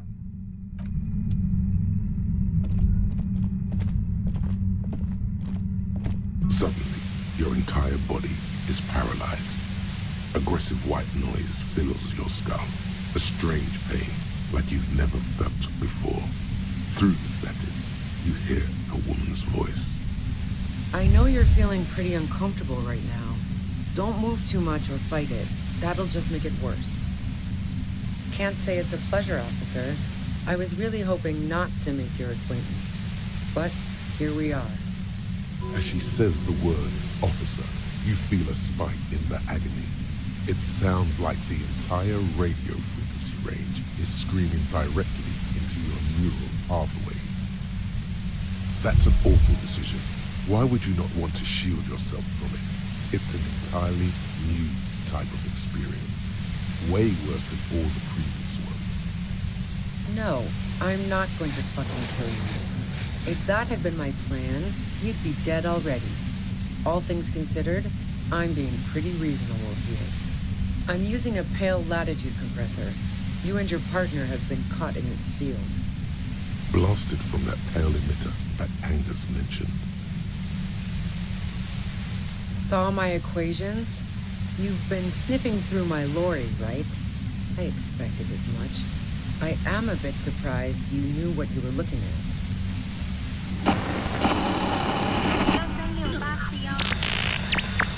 A pale latitude compressor is used to sort of make the pale more manageable. With a lot of these, you can force a radio signal grid on the pale, literally crunch the distance across it. Signals are relayed across a series of repeater stations fixed to buoys. Not a fun job manning those stations. All alone out there in the pale, people lose their minds in just a few years. So, what we are experiencing is a concentration of radio waves. Precisely. This is an industrial strength paraboloid. It's meant for forcing dimensions on something that doesn't have them. Needless to say, the frequencies used are out of this world. At the upper limit is the large prime number generator station. It's used specifically for pale latitude compression. That's why you may be hearing some numbers. But you might also hear, or think you're hearing, local radio chatter. She likes telling you about the machine. Keep her talking. Look for an opportunity to break loose. The pale? It's the end of the world. I built it myself. And she's proud of it too. As she ought to be. This is way beyond your abilities. That's illegal. I'm guessing it's patented. But we are beyond that, aren't we? Oh yeah. Way beyond. Yeah, I stuck my head in there before using it on you. It seemed like the ethical thing to do. Can't say that I enjoyed it. The field was weaker, but I can imagine what you're going through. No. Once I shut down the compressor, the pain will end. It may take a few minutes for you to steady yourself, though. It's a bit like waking out of a very confusing dream.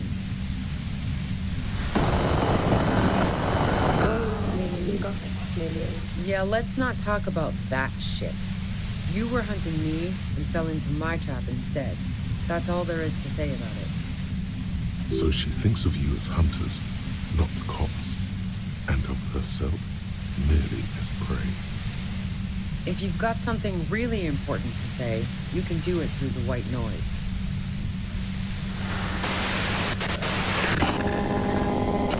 Turn this. God damn it. Fine. If you really want to talk, I can dial it down. I've also got a gun, by the way. Well, it doesn't feel much better. but she can form sentences now. Thinking doesn't seem to hurt as much.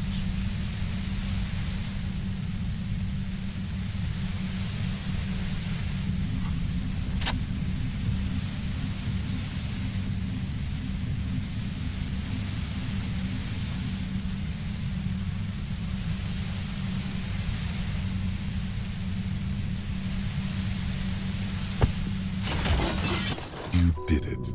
The compressor lies broken on its side. It's quiet in your head again. It still hurts like hell, but... All good, officer. Be careful. She looks at the machine, assessing the damage.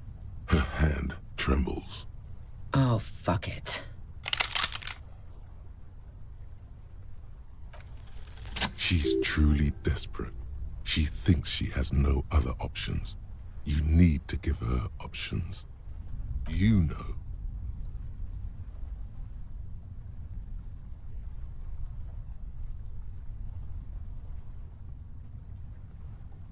She stares at you, frozen, the gun still in her mouth, eyes filled with dark intensity.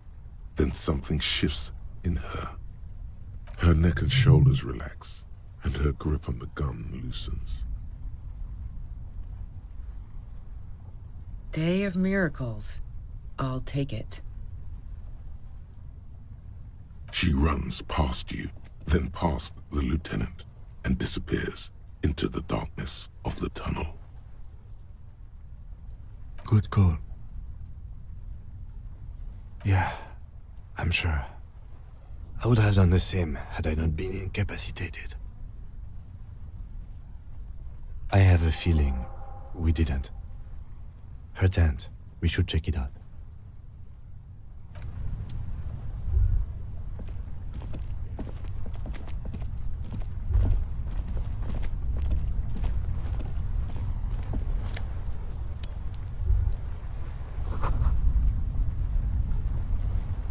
The plain red tent stands by dispassionately.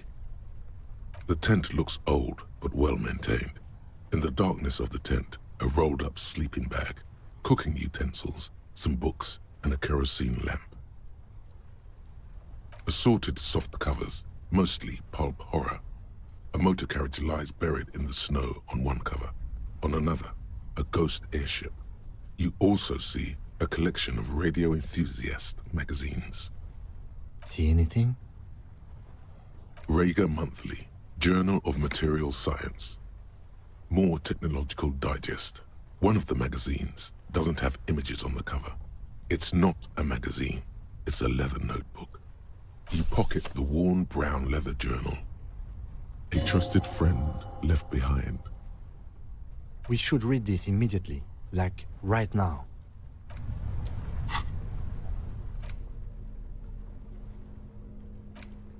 A thick journal. The cover is worn like someone used to carry it around in their back pocket.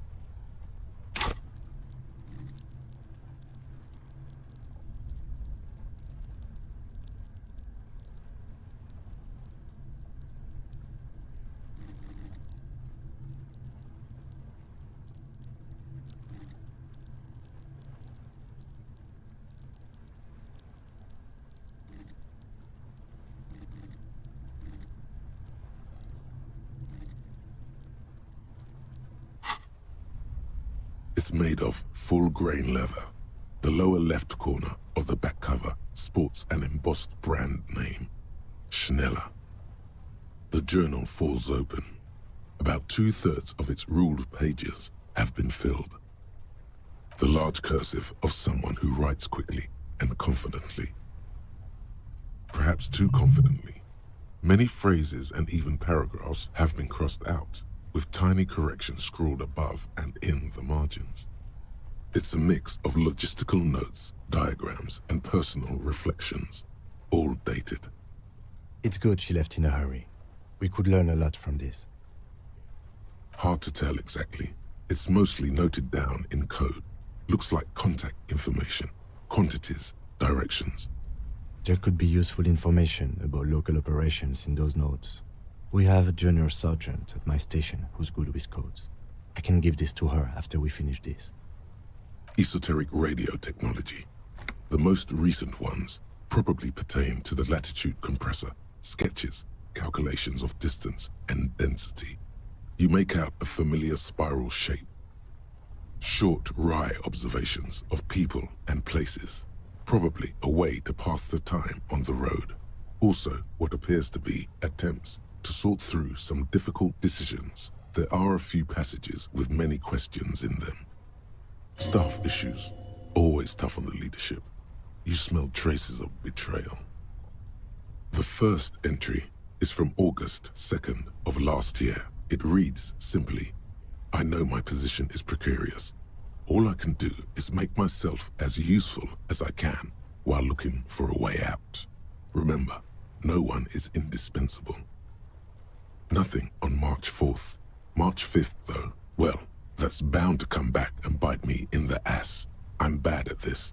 Loyal to a fault. But that's another matter entirely. You have no idea what she means. These are personal notes. Don't expect to understand all of it. The most recent entry is from today. It reads, even when I leave here, if I leave here alive, what's my next move? Staging a lynching is a crime, even if I'm not accused of murder on top of that. Forever on the run. Not really my idea of the open road. Man, I was really looking forward to winning. I just don't think she killed a mercenary. It's mostly a gut feeling, though, since we let her walk out without hearing her side of the story. I wouldn't go so far as to say that. We have other reasons to arrest her. Besides, I'm not sure her life as a fugitive is going to be much better than we does. Could have been Titus. Then again... Either way, we need to keep an eye on him. Somewhere along the way, we might have been fed a lie or two. One thing is for certain. We have business back in the whirling and rags. Questions to ask. We should get to it.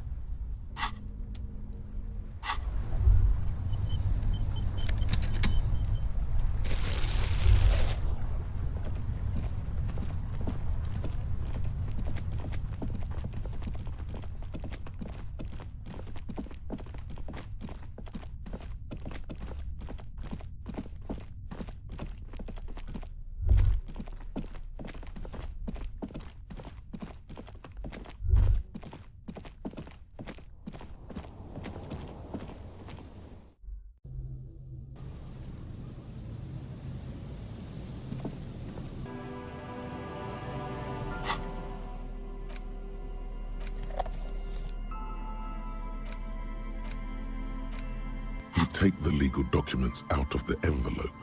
A 12 to 4, there is no loophole.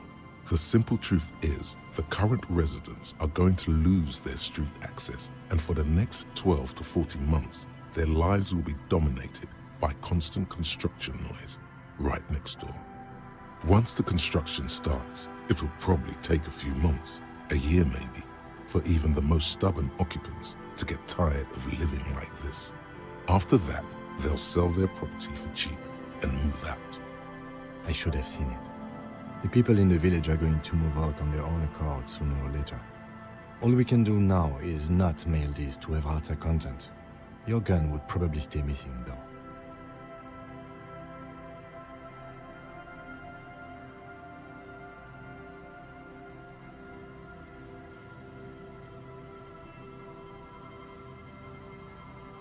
For what it's worth, I think you're doing the right thing. Firearms can be replaced. People, not so much. We'll need to find you a new weapon, and we'll need to hope to finish the case without Evrard's help. You made the right choice. Now let's move out and solve this case.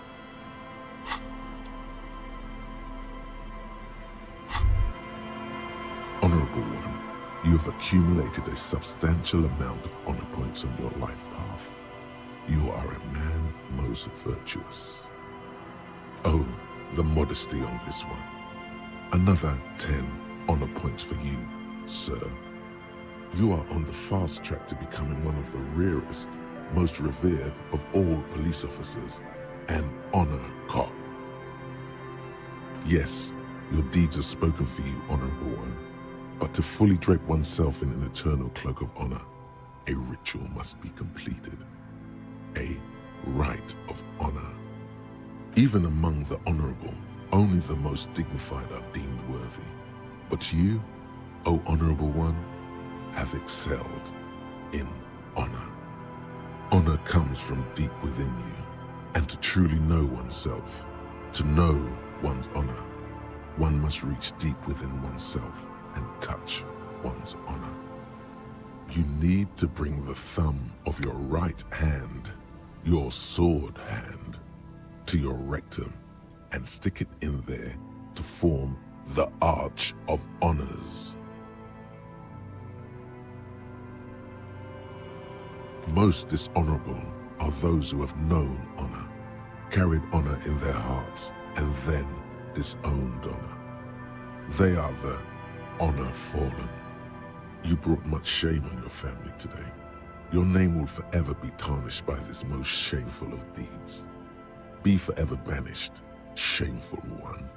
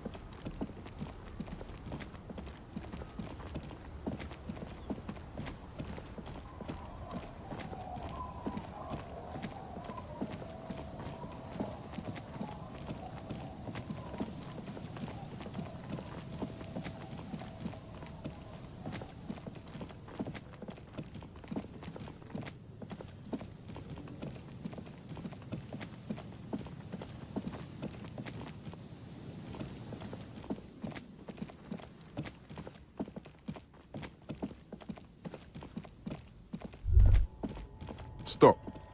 Now. It is time. Yes, and it's not going to be fun. Arm yourself with anything you can, unless you have nothing. Because you didn't find your lost gun, then just walk to your death. I can talk you out of it, whatever it is. You're too likable to die. Don't worry. It would be better if you didn't have to. It's not just your own life that will be at stake. I'm all out of shits to give, loincloth. Welcome to the fucking reckoning. Put your damn gun down. People are gonna get hurt. We need to talk this through. All right? Shut up! You're not gonna talk yourself out of this, loincloth shit fuck. Shh. This is a misunderstanding.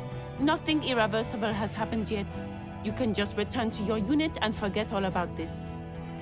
The Kypt is merciful, willing to spare us if we just forget about our murdered and humiliated commander. I think... You are all drunk. Come to your senses. You won't gun down 7 people in the middle of the street. This isn't a frontier town or a jungle outpost. Easy, Lizzie. Let me handle it. I know guys like this. I'm sure we can come to a peaceful agreement. Ain't that right, fellas? He is facing overwhelmingly superior firepower, and he knows it. Peaceful. Fuck, there's a third one. How did we miss something like this? The lieutenant is genuinely worried for his life. You should consult him before getting in there.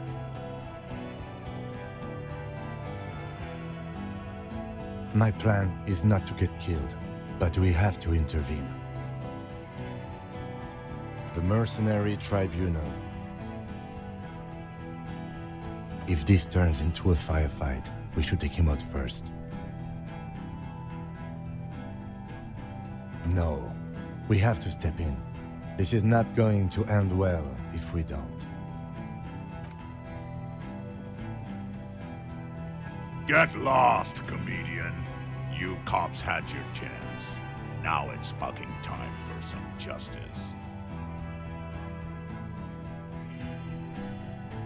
Pig fuck!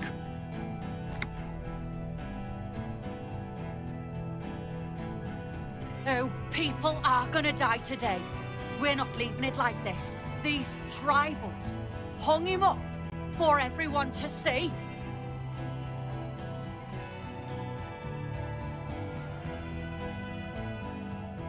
No one is going to kill anyone.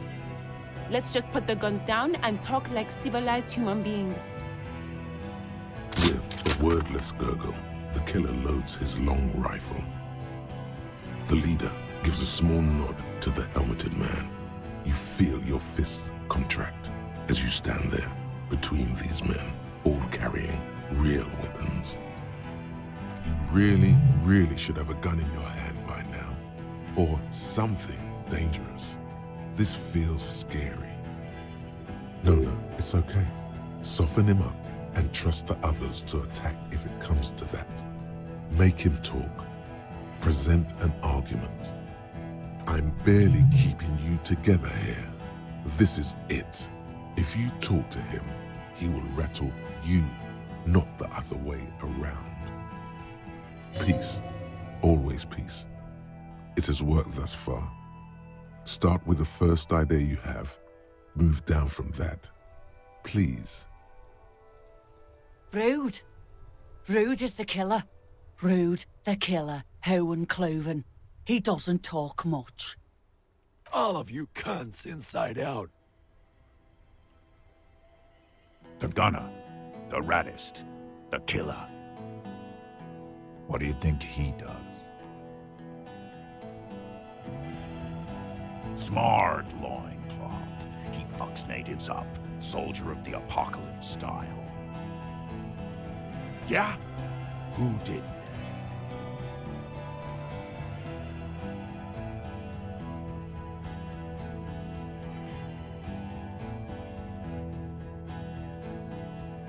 How fucking convenient.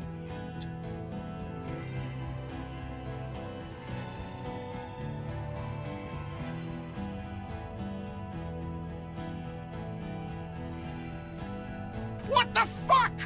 What are you doing? You think I'm fucking stupid, cop? What if I just shot one of your pals here, right now? Huh? Go ahead. Tell me it was the fucking cafeteria manager one more time. Listen, please. This cop and this drumhead court marshal won't decide who... He's gonna do it. He's gonna shoot her. Your mind grinds to a halt. All you can see is the revolver in the man's armored hand, swaying, pointed at her. You move your mouth like a fish gasping for air. He pulls the trigger. A plume of smoke erupts from the muzzle. The shot rings in your ears, a low, tinny ring. Then the Hardy Boys yell something. I'm okay. I'm okay. She's not. She's bleeding out. If she doesn't get help in 10 minutes, she'll die. Fuck this! Gene! Cancel Lizzie! Now!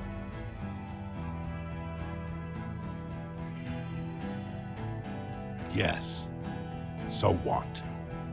Yeah? So what? You should be drunk too. It's insane how long it's been since your last drink. Get one in you right now. Nah. I'm clear as day. Fucking government-ordained super soldier. Enough already! What is this? We didn't come here to fucking chat! Interrupt me again and I will execute you on the spot, Lance Corporal. Who the fuck is that? Glacier, the woman upstairs. Where is she? She left!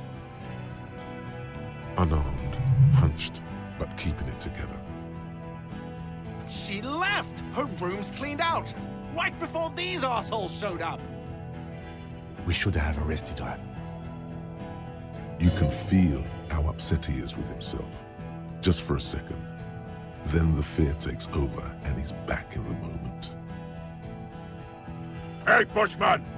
Your little cunt isn't gonna help you out of this one!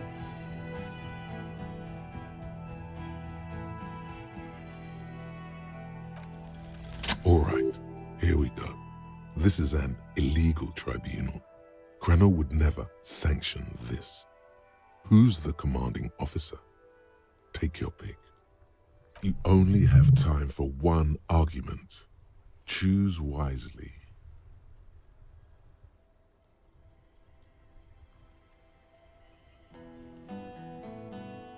Pops, you have no idea about the rights Crenell extends to us.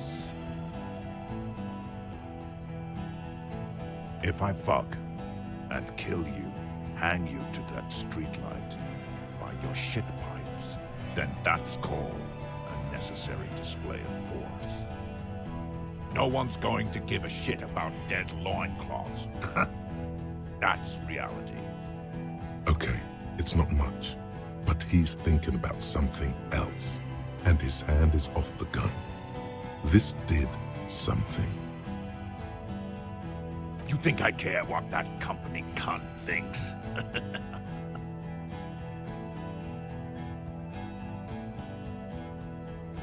The man stares at you with bloodshot eyes, a bull ready to charge. He's not listening, but looking for an opening. Fucking waste this fuck! Of course, nothing bad will happen. Talk about his dead friend. He seems stable enough to take it. Even better, it will further destabilize him, cost him time, and maybe even lives. Don't fucking talk to me about my brother, Loincloth. Okay, yes. Immediate failure. Things are worse now. He's observing your every motion carefully. What's that, Loincloth? I can't hear you. Sounds like you got your mouth full of dick. Rude. Shit, this is it. Tell him anything. Tell him you have more information.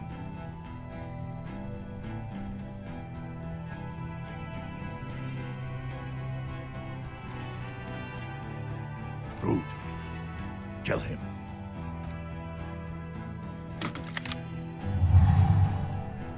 The porcelain man raises his rifle and takes aim at you. His hands are steady, and the long barrel of the rifle sways slowly. From the corner of your eye, you see the lieutenant raise his pistol and aim it at Rude. You stare down the barrel of the gun. You see Rude's mask behind it, his eyes in the slit of the helmet, like a camera lens, focusing on you. 0.4 seconds remain. There are 6 little black dots in the tip of the barrel, like a honeycomb. This is a knock cannon. It shoots 6 rounds in one pull of the trigger. Is there anything we could use to protect this frail body? That gun will tear us to pieces. You leap left. A swarm of angry lead passes mere millimeters from your side, tearing fabric off your coat. Feels like the lightest of tucks. The man tilts his head, trying to see through the clearing smoke for the next shot. God, please. 2 shots ring at once.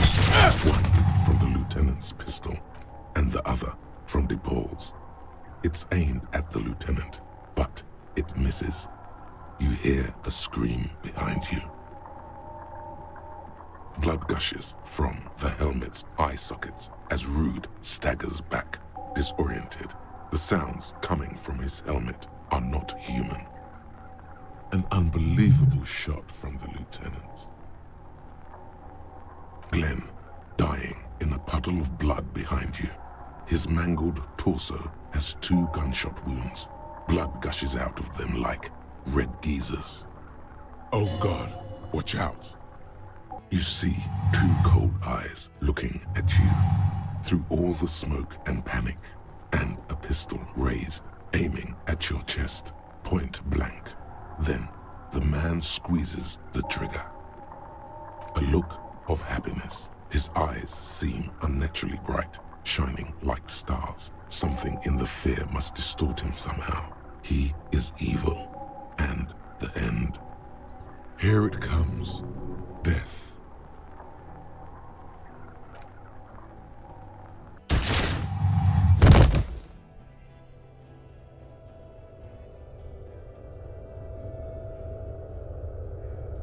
You simply blink, then something inside your pelvis explodes. Your entire lower body is on fire and your legs can't support you. You fall down like a rag doll. The Hardy Boys are yelling. Someone is running, jumping over you. In the background you hear gunfire shatter glass, and then a man in pain. A familiar sound. It's Titus with a splat like meat. You hear bullets rip into him. His voice, still giving orders, grows fainter. A gurgle. He's not gonna make it. Warm blood pools underneath you. It's sticky, and there's so much of it. Most of what's down there. It's all gone. Open your eyes now. You have to see what's happening. No. It's just a fair. Even if... Who cares?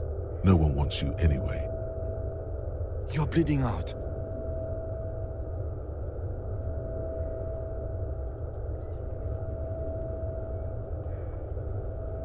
Stay with me.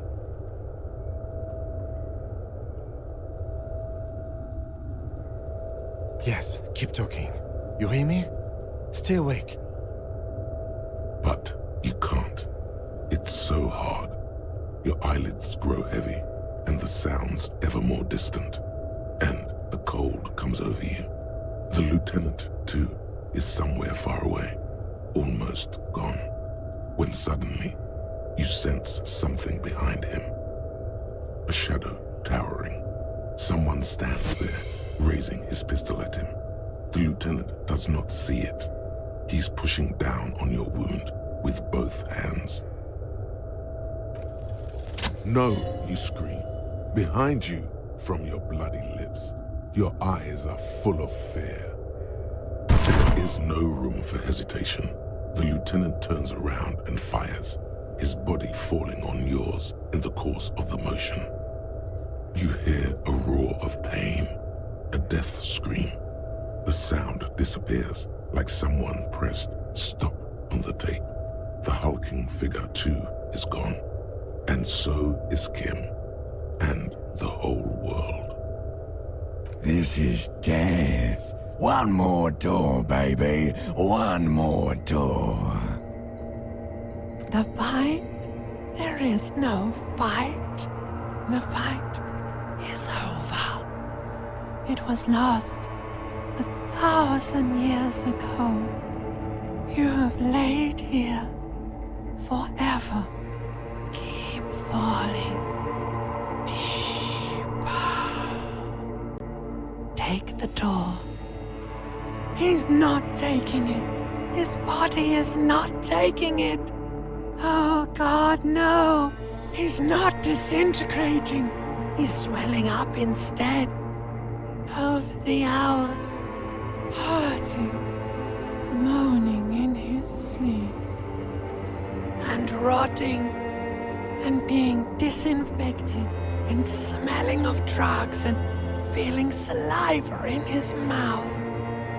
drifting in painkillers, thrashing in his won't sleep. Hours turn to days. Soon we will get up again and go through it again. Finally, we know what the infernal engine was outside. The clarion call. It was him. He is the infernal engine. He never stops. He only gets worse.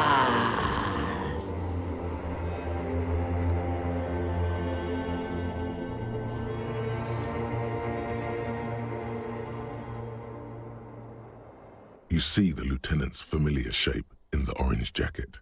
It turns double, then triple, from the pain.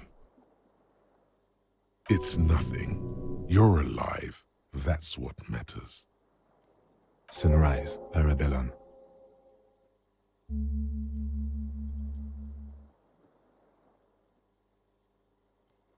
What happened?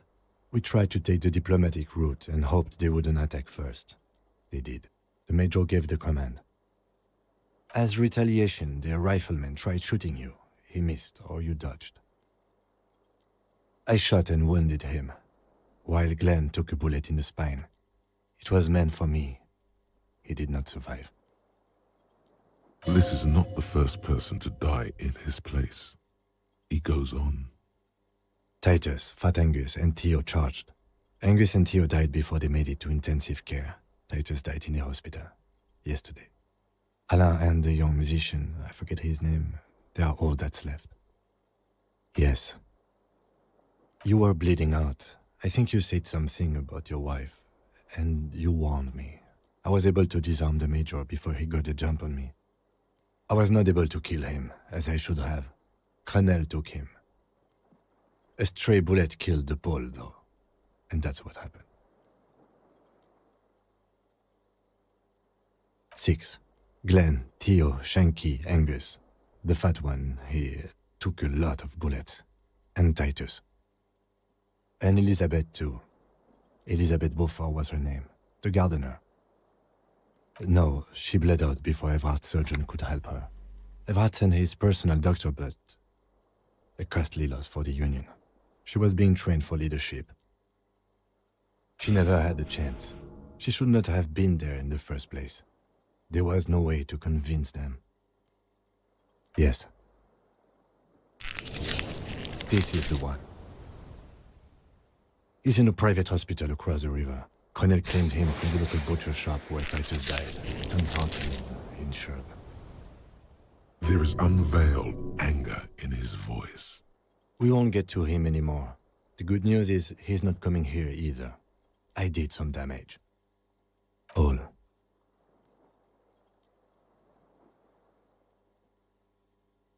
Yes, officer. 6 people are dead. It's not a success. But what's done is done. The violence is cordoned off. The Hornets did not get into the beehive. The worst scenario has not materialized. Yet. And we are still alive. Both of us. He did not expect you both to survive once you stepped between those two armies. His smoking, his hunched back. You have it worse, but he took a real beating. That cigarette has medicinal purposes. It's not ouch time yet. You just got the Dramamine pill an hour ago. Wait until it wears off. Mr. Gart cleaned it. It took him an entire day. 2 days, in and out. You've been up enough to take Dramamine and curse. And drink water. Yes, the joke wasn't funny anymore. I took it off. Sunrise Parabellum. Sunrise, prepare for war. It's an old revolutionary saying.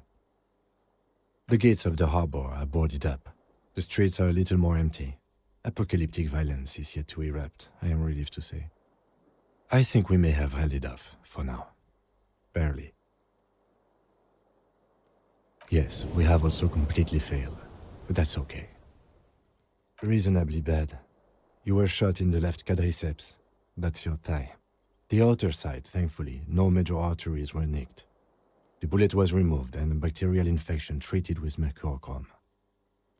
We will see. Not very. I have a concussion from the Major beating me with the butt of his gun. I tried to not move too much.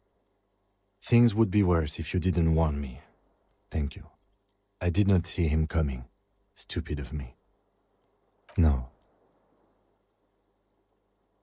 I called your station after the fight. The injury was logged in. They told me they've sent officers to join you on the site. I'm sure they're worried about you. I did. No need.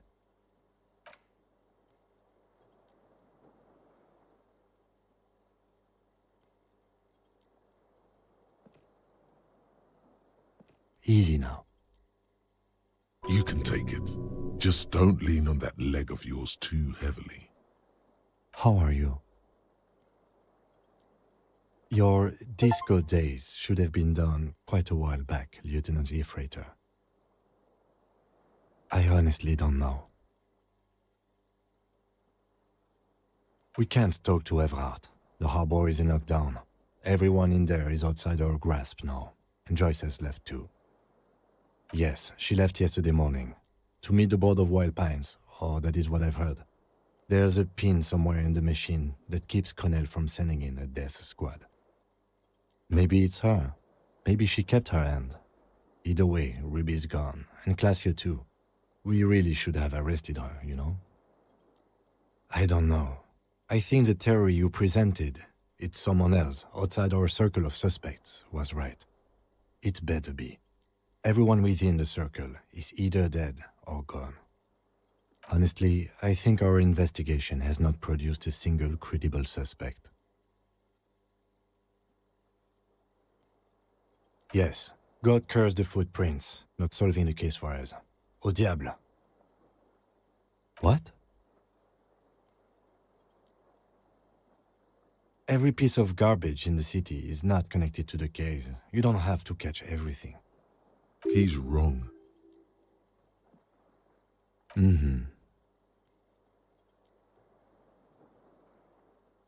We could find thousands more if we wanted.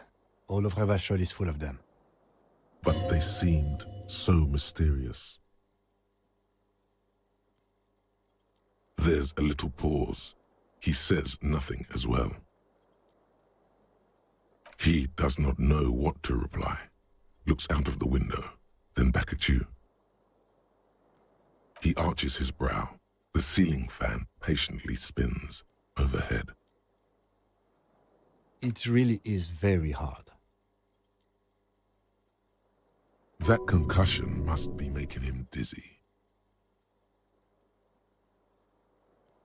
No. Are you ready to limp? Good. Where do you want to limp to? A gust of wind blows in from the bay. The duraluminum box around you vibrates imperceptibly. A familiar cold, a red thread on the roof upstairs. Taut, plucked like a string by the gust. Why not?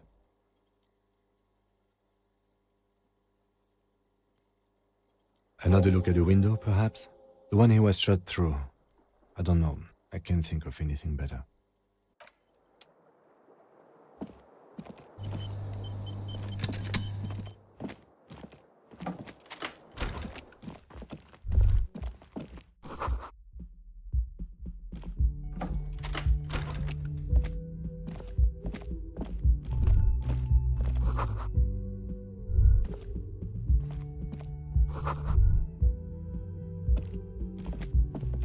Next to the stack of bills, you see a note, a few lines jotted down in large, uneven handwriting, just as the writer was about to rush out the door.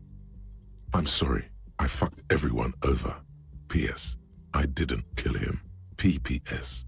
Gift upstairs. A gift? It's hardly surprising. I am not drawing my gun, yet, but I don't like gifts. He says he's not, but his hand moves instinctively toward his holster as he studies the note. Just don't walk into another radio trap, okay?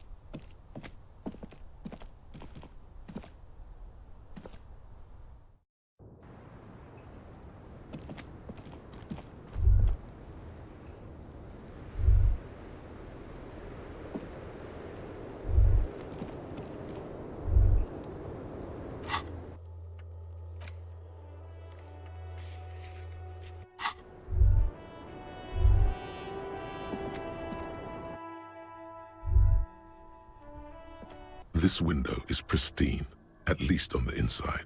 A red thread has been taped to the glass using adhesive tape. It trembles ever so slightly in the cold wind. This is ballistics. She's left a trajectory for us. Golden light melts away into the blue, glassy darkness of your mind. In it are two neon-lit shapes, a man and a woman on the single bed.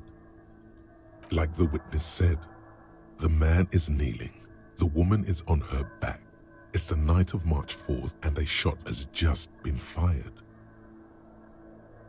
The man looks directly at the woman. The shot's possible directions converge in his mouth, a ray cast from somewhere outside, entering his brain, ending him. The red thread bisecting the room shows the trajectory of the bullet. From the roof outside, location A prime, the glass fractures around the bullet hole, shards face inwards like a corona behind the woman's back. Maybe if you extrapolate all possible points of origin first, the thread will make sense. The man does not know the bullet has entered his brain. He never will. Death comes faster than the realization. The ray cast from the man's mouth unravels into a fan of possible directions, all on the roof at first. The shot could have come from any of them. This is composite location A prime, most likely of the origin points. There could have been, then the rain and slush and wind washed it away. This was more than a week ago. 72%, with a weapon that's good for medium range, like a rifle or sports pistol. This is a good short distance, but not too short. The perpetrator aimed with their back against the railing, or possibly kneeling for precision. This would explain why it only took them one shot. The lights were on in here. Outside it was dark. It was like shooting fish in an aquarium, a well-lit aquarium. The victim opened his mouth to let the bullet in. Neither of them would have seen anything outside in the darkness, too busy with their own bodies. None that you've found thus far, but that doesn't mean there aren't any. That's a 28%, yes. In this model, the shot could have come from a greater distance. Nothing excludes the possibility. Should we extrapolate to include every possible point of origin in Martinez? According to your map of the district, this shot could have come from a wide angle of locations, starting with the northern edge of the abandoned boardwalk, ending with an islet in the bay. Let's call them B prime. B prime for boardwalk, B double prime for Land's End, and B triple prime for the islet detective. There may be smaller points in between, but those are too fine to zoom in on. 700 meters away, the likeliest of these B positions, 20% chance. A skilled sniper could have made the shot, provided he had a safe sniper's nest. Even with the light on inside, we're talking military training. At that distance, the perpetrator would have had to take wind direction into account. 1.2 kilometers away, the least likely of these positions, let's say 3%. A truly skilled sniper could have done it, possibly from a tent. No, too far-fetched. 1 kilometer away, an unlikely point of origin. Beyond the docks somewhere, on an islet in the Bay of Martinez perhaps. There are islets there, badly charted as they may be. The shot would have been a small miracle, 5% likelihood. There is an extremely narrow field of view from the bay to the window, between Rue de Saint-Ghislain 8B and 33A. The angle would have been extreme and access to the islets is questionable, but it is a possibility. Then there's the thread the witness left. She did have a first-hand view of the event.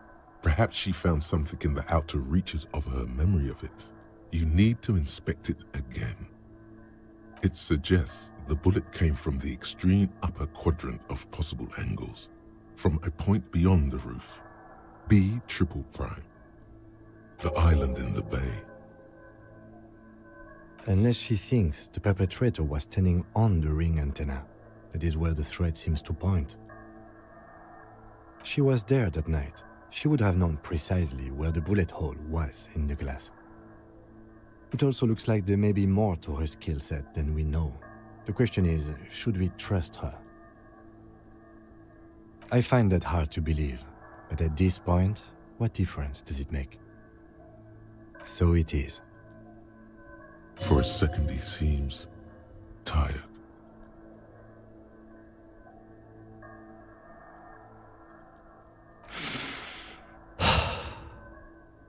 He sees danger. Another trap, perhaps. He must be cautious for a reason. This man has decades of experience.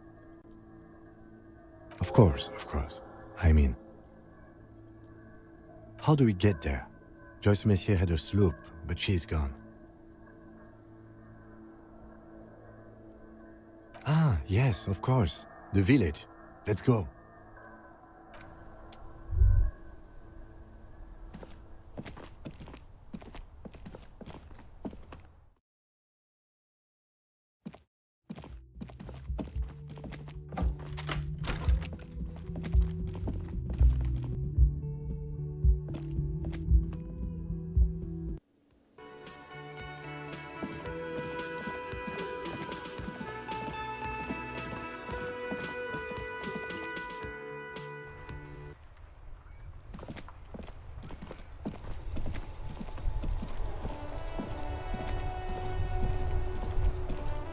The graffito has been painted over the traces of the fight that took place here. It smells of blood and heavy fuel oil. This was Cindy the Skull. The lieutenant crouches, touching the fuel oil with his finger. Or some other hoodlum. This is still fresh. It wasn't here yesterday. And blood. Some of it is even yours. Heavy fuel oil. Isn't that flammable? You could buy some smokes, light up a ciggy and throw it in there, you know, just to see what happens. See if it's flammable. It's better that way. Safer. The graffito has been painted. This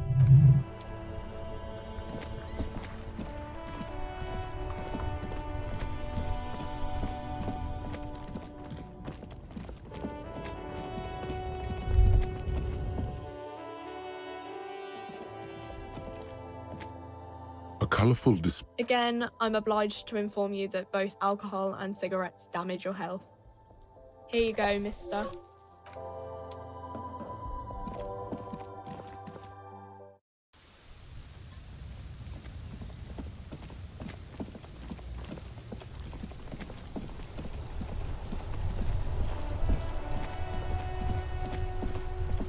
The graffito has.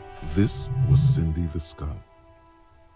The fuel oil catches fire immediately with a low hiss. A bright orange flash across the surface of the lettering. Rain turns to vapor above the burning message, mingling with the black smoke. What if the words are not directed at the people of Martinaise, or even the coalition aerostatics above the city? They're meant for something above even those. The lieutenant has taken a small step back. He looks at your face illuminated by the flames and nods silently. Then the fire falters. Let's go to that island. Slowly, the flames subside, the fuel burning out. The air still smells of mazout and springtime.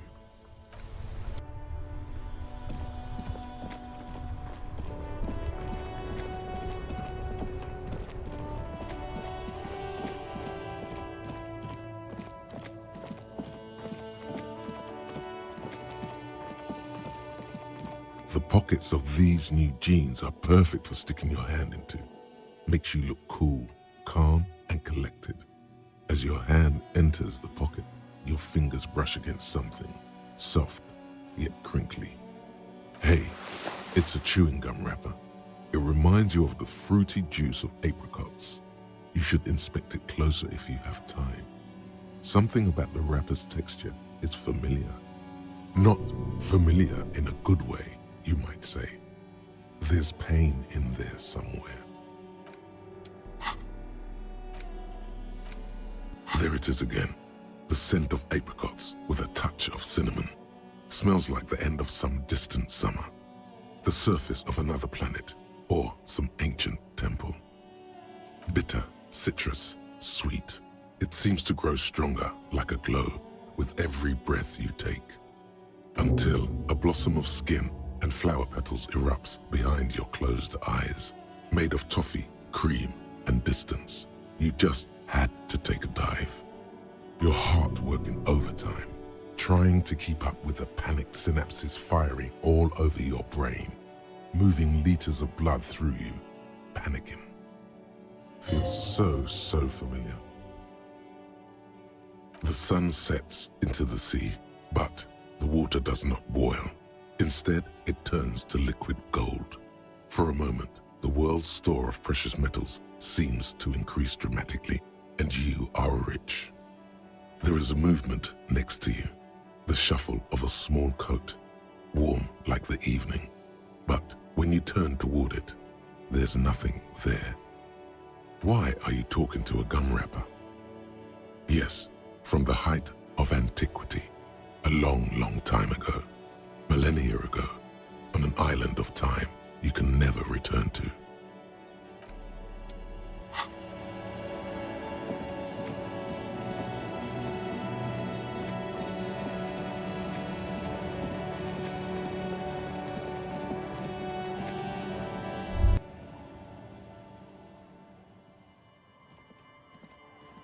The trap is full of locusts, but they seem weak and unhealthy. A few lie on their backs with their legs twitching. Still, no phasmid.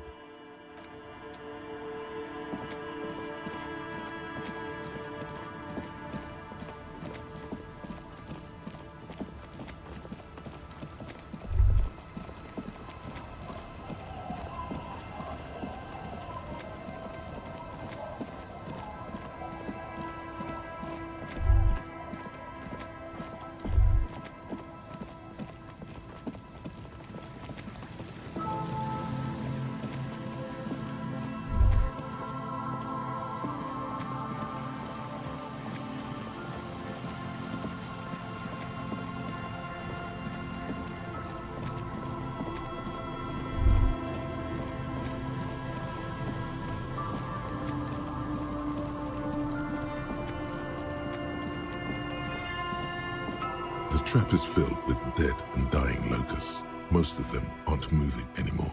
You still can't see a phasmid anywhere.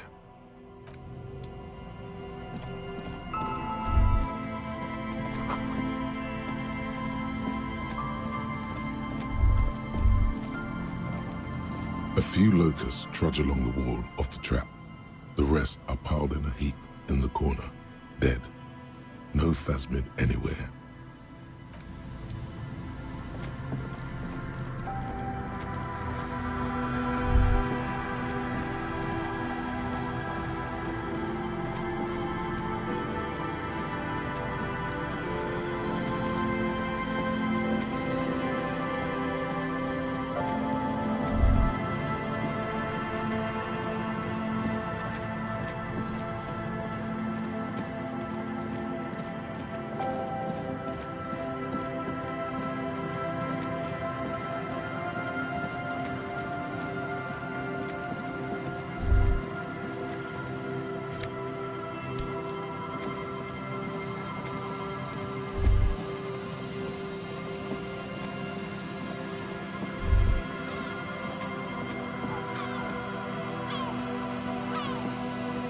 Just dead and dying locusts and the slow swaying of surrounding reeds.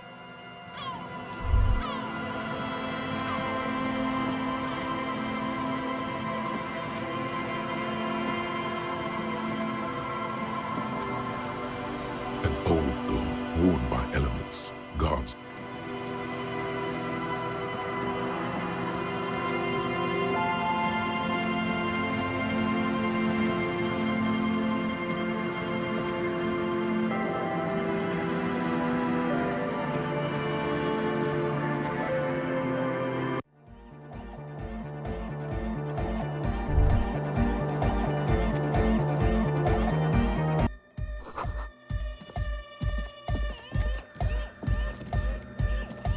Yes, what is it?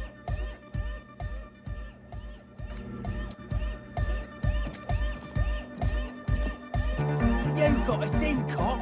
I can't believe you got us in.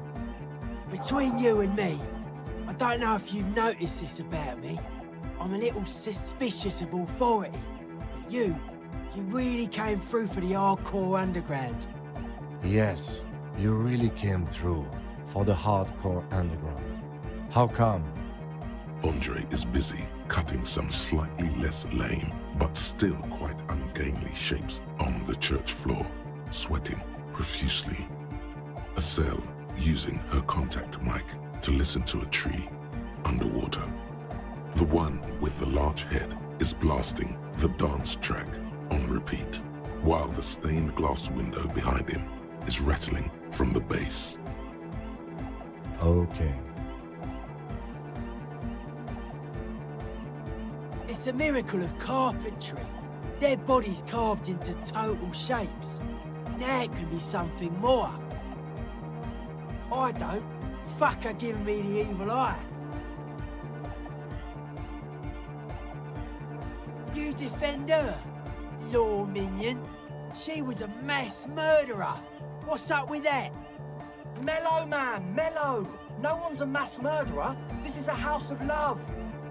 Mass murder on the floor!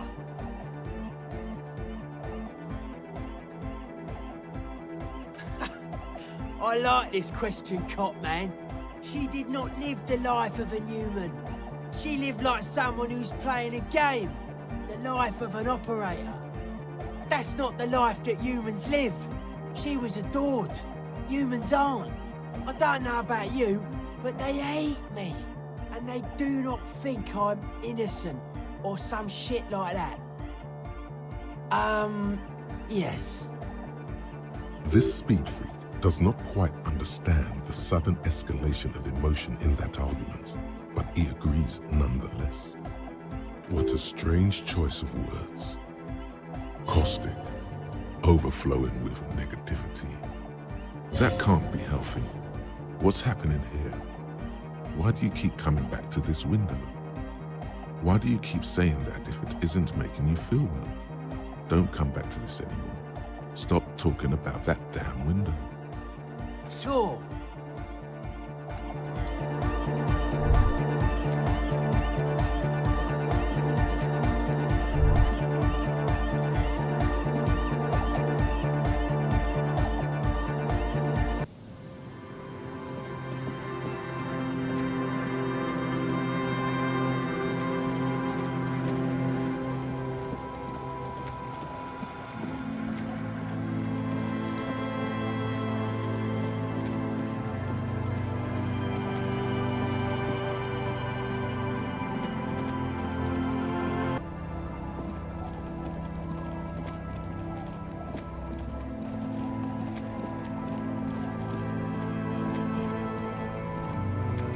Officer, what happened?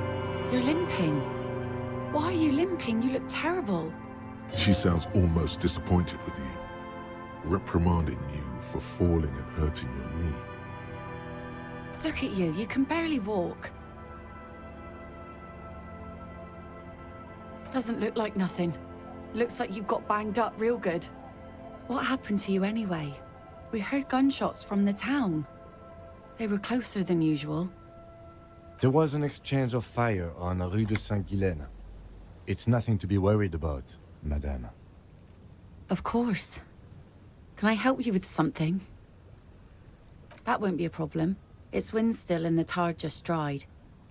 We've got 2 days of relative sunshine ahead.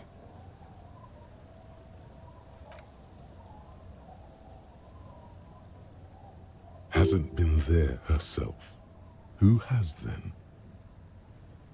If you promise to bring it back, and no scraping the hull, I just got it nice and yellow, and no drinking on the boat, and no joyriding either. Of course, ma'am.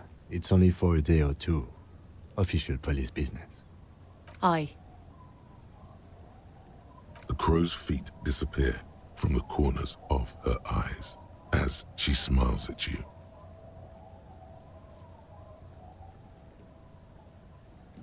My husband used to drink there. Him and his drinking buddies. Always seemed like a bad place to drink to me.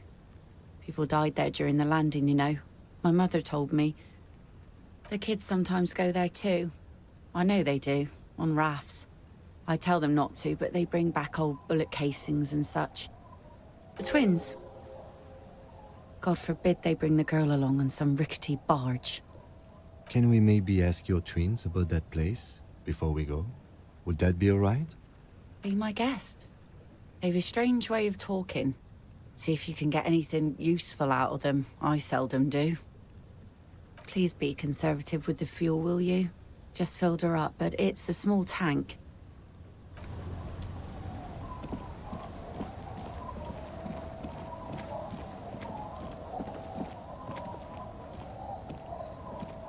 The scruffy-haired little boy kicks a stone while the other watches him do it. On that island, that's, nothing. It's just a seafort and some plants. You can take a raft there. It's great. And we make a fire. We make a fire. Mm-hmm. Gather the sticks for the fire and bullets. Or not real bullets, empty bullets. They're nice. The fire guy comes and asks us to put the fire out. They must mean a human being on that island, but it's cut off. No. Yes. Let's go with yes. Because he asks to put the fire out. I don't know. He doesn't like it. He don't like people to be there. You shouldn't go. Yes. I did. Did you mean there are electrical lights? Yes. There's Lights, fire guy. We should check up on that island.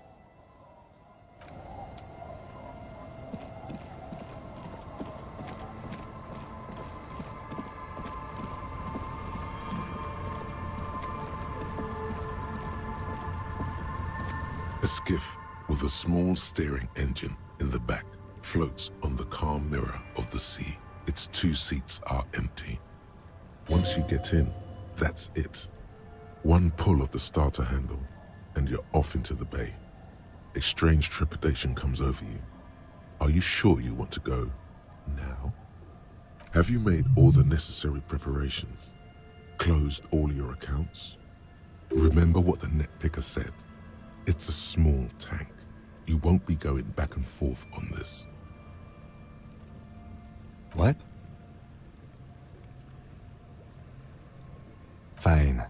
Let's blast Sad FM then.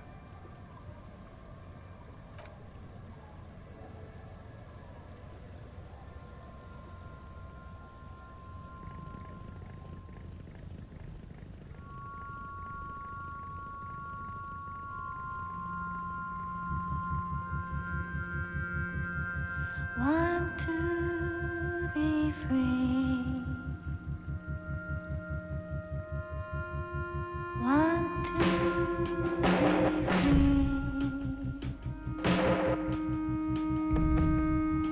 It will last forever.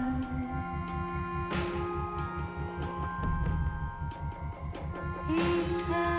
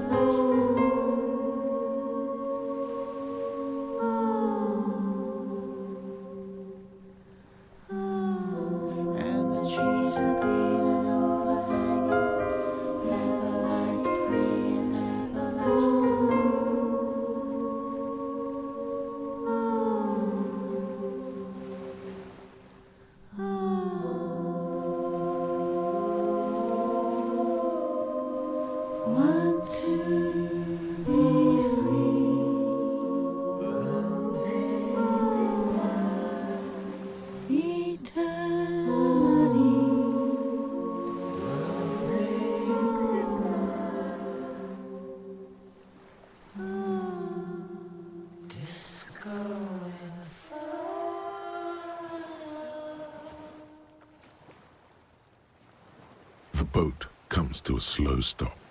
The lieutenant turns the engine off. Then there's silence. In the silence, a sputter of wings. A flock of quails takes off in the distance. There is very little wind here today. The ghost is standing still. You look at your arms, then the cliffs above you. Let's go.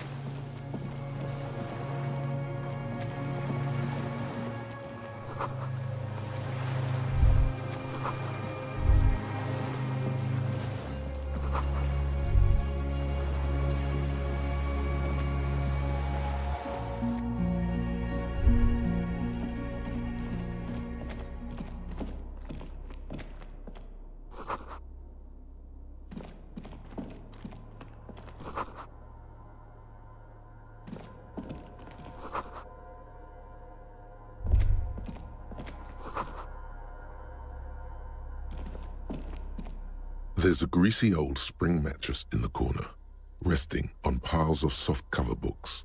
White linen and a pillow are visible under a worn-out caracal blanket. Someone has been squatting here. The linen is fresh, recently washed. You force the rest of the sentence out through pain, thick as molasses, no longer able to hear yourself speak. You know, officer, you can rest here if you are feeling tired. I will keep watch. You could use some rest for what's ahead. Yes, anytime. If you need a rest later, it's okay by me. You don't have to be a hero.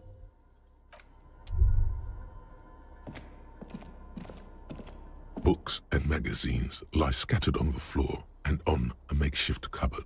They are not particularly well organized. Most are soft covers, serialized fantastique and detective stories from the 20s and 30s. This disparate digest includes the classic Animal Adventures. Among what is mostly commercial fiction and serialized stories, you find a magazine cathodique for electrical engineering. Then it's back to pulp. Light erotica, an international thriller about circuit benders. Someone's made themselves a home.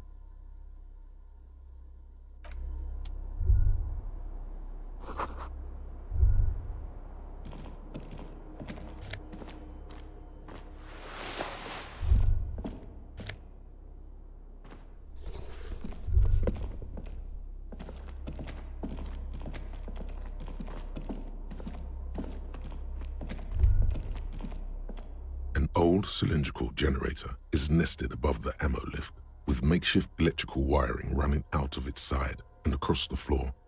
The cables disappear into the wall to your right. The lieutenant puts his hand on the metal barrel, checking for warmth.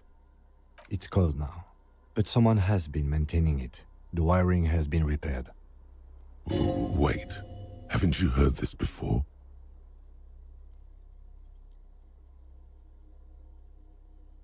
Downstairs, somewhere? A hollow ring. The canister is empty. Dust falls from the generator and down into the ammo lift.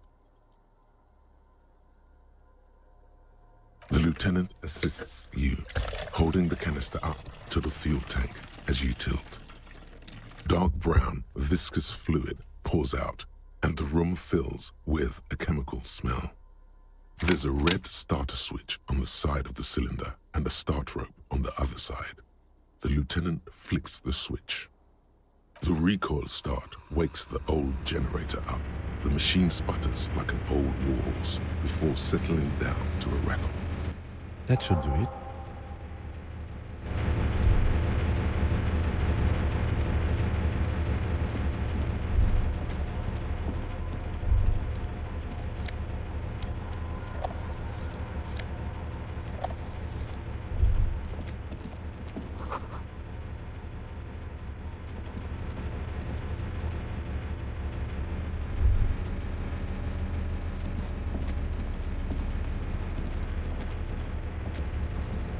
Greasy old. The offer still... The bed is quite inviting, all things considered.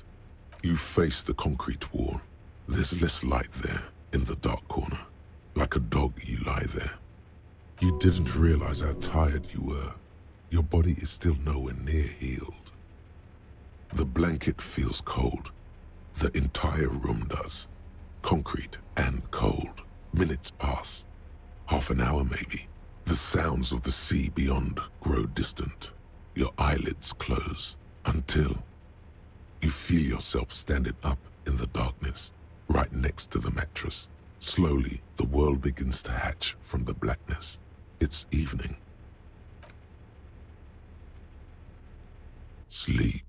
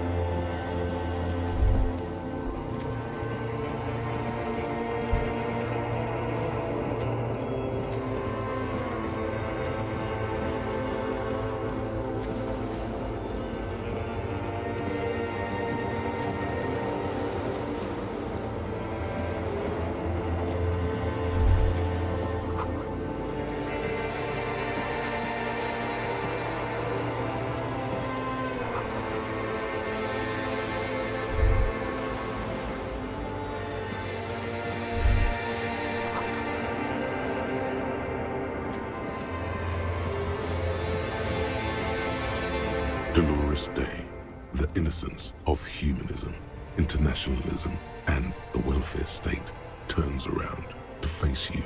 She has an airship airbag in her hand. She seems to be in a hurry. You may not be able to take this. Not this time. Not anymore. I'm going to Morova. To live there, in Grad. It's 1 million kilometers away, Harry. Might as well be another lifetime. Just my scepter, my globe crucigere, a spare silk gown, a toothbrush, travel documents, the crown of immortality. Oh, this. This is just a wreath. The crown of immortality is made of rarefied light, mana and raw palladium. It was passed on to me by the rulers of late antiquity. She looks at the suitcase, not knowing what more to say. Then, over her shoulder. Silence. Her nuptial gown flows in the wind, wraps around her holy body. Anyway. No, Harry. It's just regular skin. I'm not as beautiful as you always thought I was. Let's not get into. She does not answer. There's that expression again. Silence. A distant wind blows. You can't think of anything pretty to say. No, Harry. No. I don't want a massive, epic showdown. I want to go to the aerodrome. I have tickets for the 10:20 flight to Morova. Really.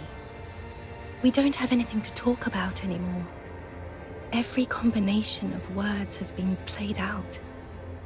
The atoms don't form us anymore. Us. Our love.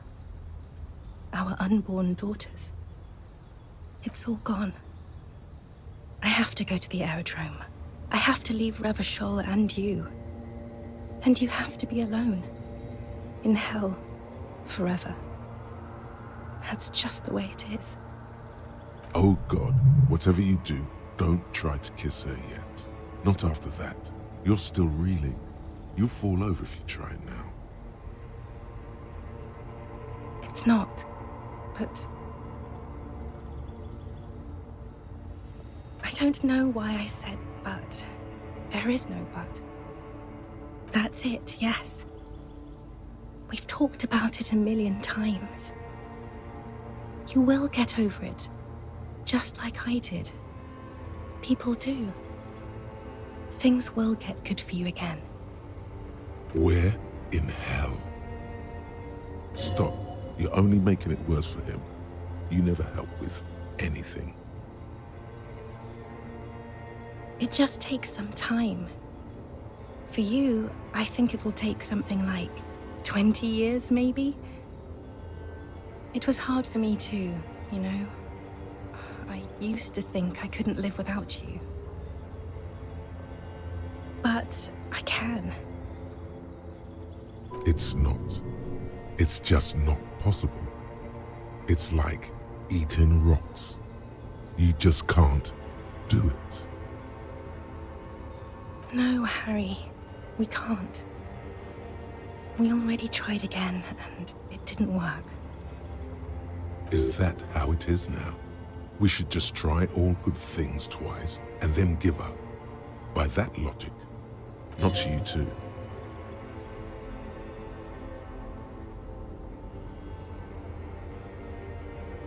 Yes, of course.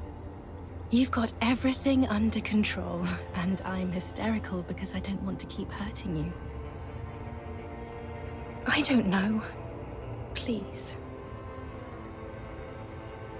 Harry, we can't be together because you're insane. They're turning moist now.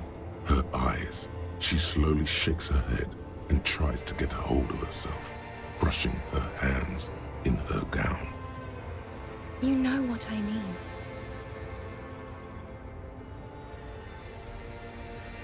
No, you don't. You've worked there for so long, you can't even talk like a normal person anymore. It's always lists with you, questions. This is another one, isn't it? We're in a tree right now.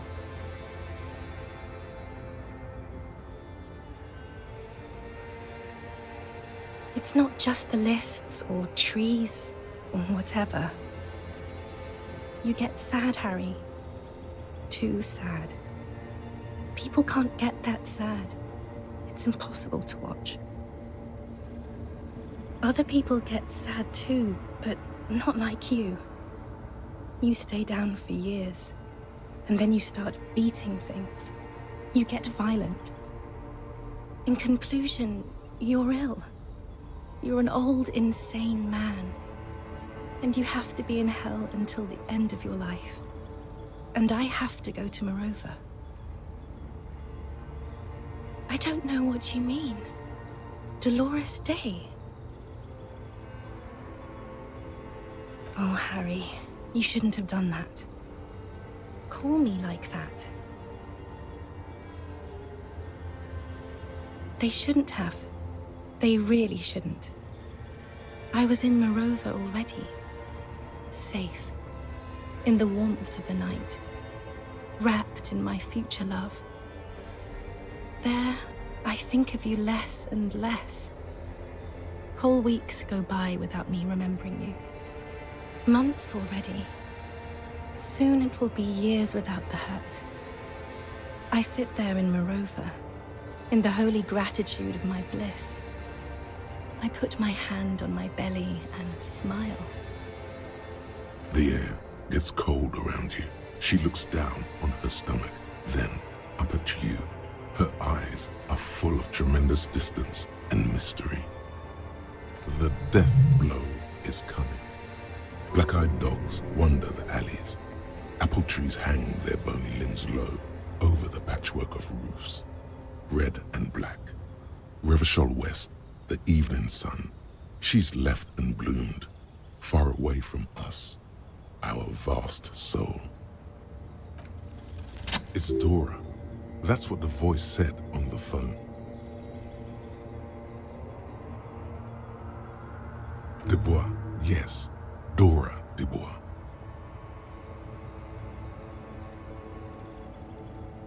Oh no, no. We're not doing that again. That was not the death blow yet. You saved yourself. For now. Keep stumbling around and it will happen. The morning? I don't understand. Oh my God, Harry, stop. I don't want to hear anything about the morning. Mourning someone who's still alive. Any of that. I can't do that anymore. I'm not 80 years old, I'm 32. People my age are not supposed to mourn. This is a bit much for me. It feels like your ribs are cracking around your heart. Then why are we doing it? Wasn't I Dolores Day just a second ago? Now I'm the X thing? You're confusing me. Look, I have to be at the Lausanne Aerodrome at 10:20 p.m. I still have a light rail to catch. I haven't even bought the tickets yet. We all told you. Everyone warned you. That's the problem. Look at what's pouring out of you.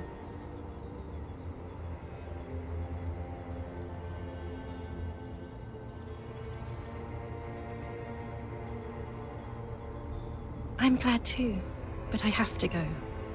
My friends are waiting for me on the platform. I can't let them wait. It's impolite. What?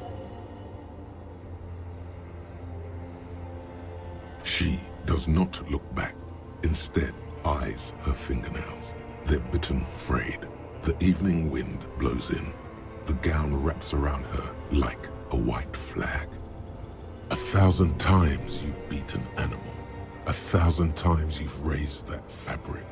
What is underneath has always calmed you, centered you, made you sane. In your mind, you could still climb inside her bed. Still the only man. Yes, Harry. I am. Things have gotten much better for me, now that I am the ruler of the known world. Oh God, it's already so late. I have to go, Harry. A tiny golden watch with red straps around her bony little wrists.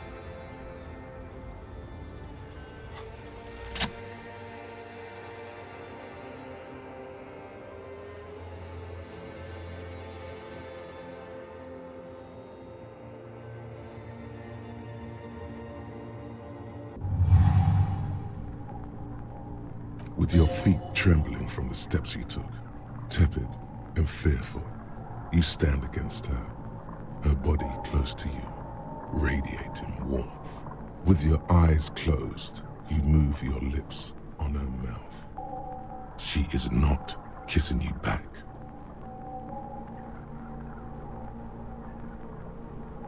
The moment is ending. She is going to move her face away from yours.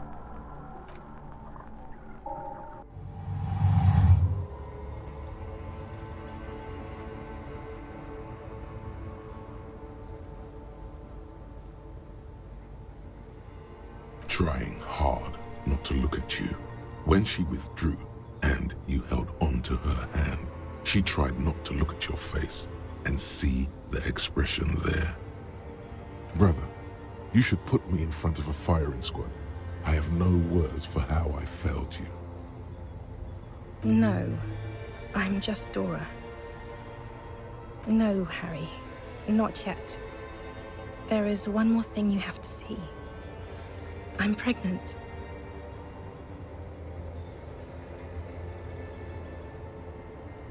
Of course not. I terminated yours. Don't you remember? You poor fuck. Poverty-stricken fuck. Now, go ahead. Ask me more questions. Let's talk about something else. No, this has to end. Do the last one. More questions. Ask more. I have to, Harry. Really, I've already missed the 8:30. I'm gonna go now. I was wrong. You don't have power over her anymore. You shouldn't have said that.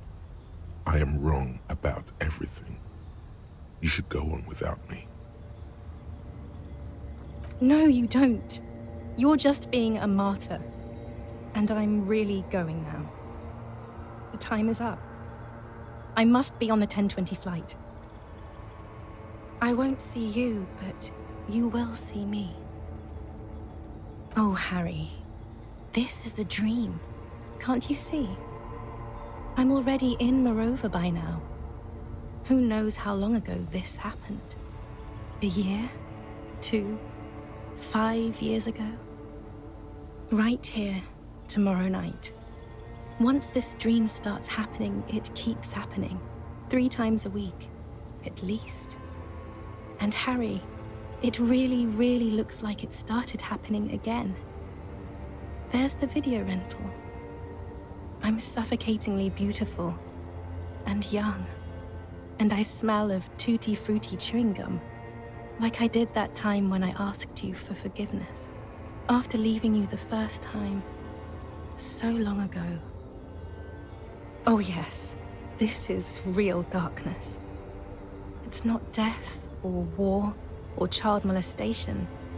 Real darkness has love for a face. The first death is in the heart, Harry. See you tomorrow.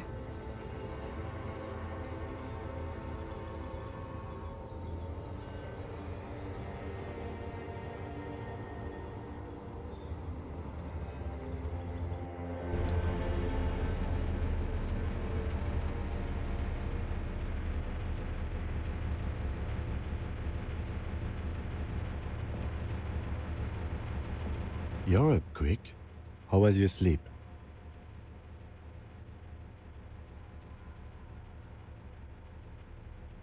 I did not want to wake you. Perhaps I should have? Was it a job dream? The lieutenant nods solemnly. Are you sure you're okay? You thrashed around and you bolted up, half covered in blood from your wound. Okay.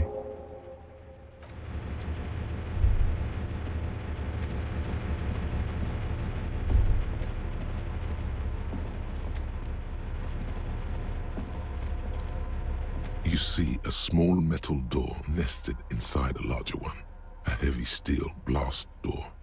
There is a conventional keyhole above the handle. It's very small. Maybe this is one of the doors we don't open? He's right. It would be better to open its big brother. A powerful engine hangs under the ceiling. It must control the blast door. I retract my statement. It was naive. Let's look around and get it open.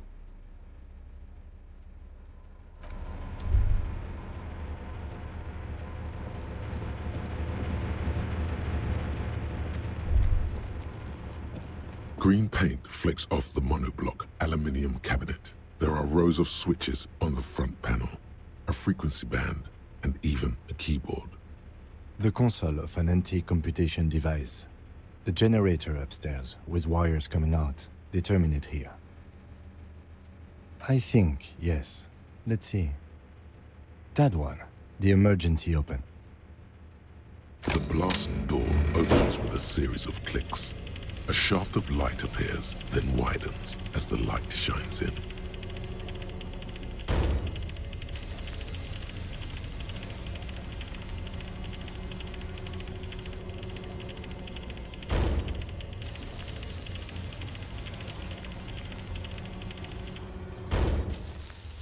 A sudden wave of anxiety makes your skin crawl. No, it's more than that. There's something there, waiting. After you.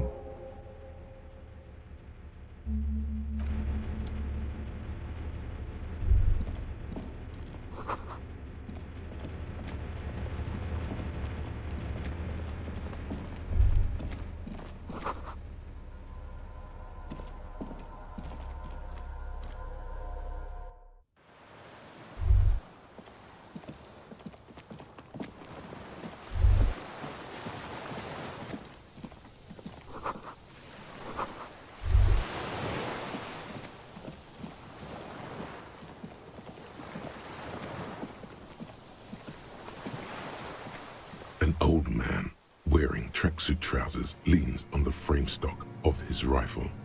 He gathers a big ball of spit in his mouth, then spits it out into the extinguished fire before him. He raises his black eyes, hooded by creased eyelids, to meet yours. Unclouded by cataracts, his eyesight is sharp.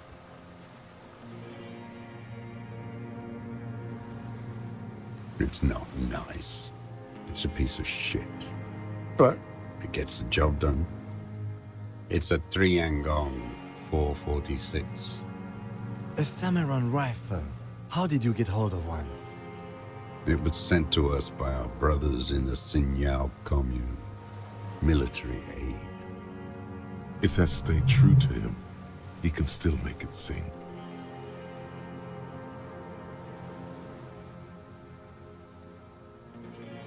The lieutenant pulls his pistol from the holster. You are a glorified night watchman. This is a service rifle. I can only lay it down before an enemy commander of corresponding rank. Yell at him now, loud.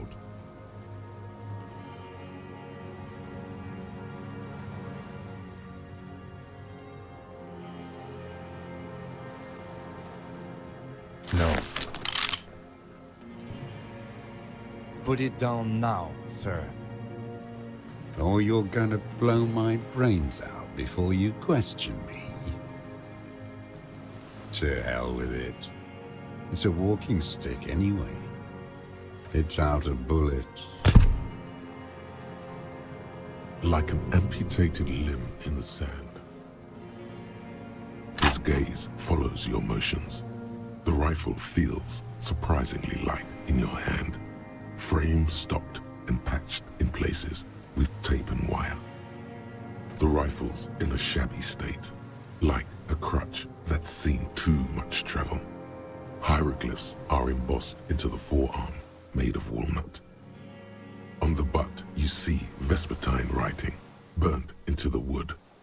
Triangong, 4.46mm, made in Xinyao. The old man keeps following your motion with his gaze. His right arm twitches suddenly. This looked very much like the murder weapon. It could be used against him to get a confession. In time. No reply. His leg twitches, strangely, like a puppet on a string. There's something off. You feel it. This was the right question. You went in too fast, over-eager.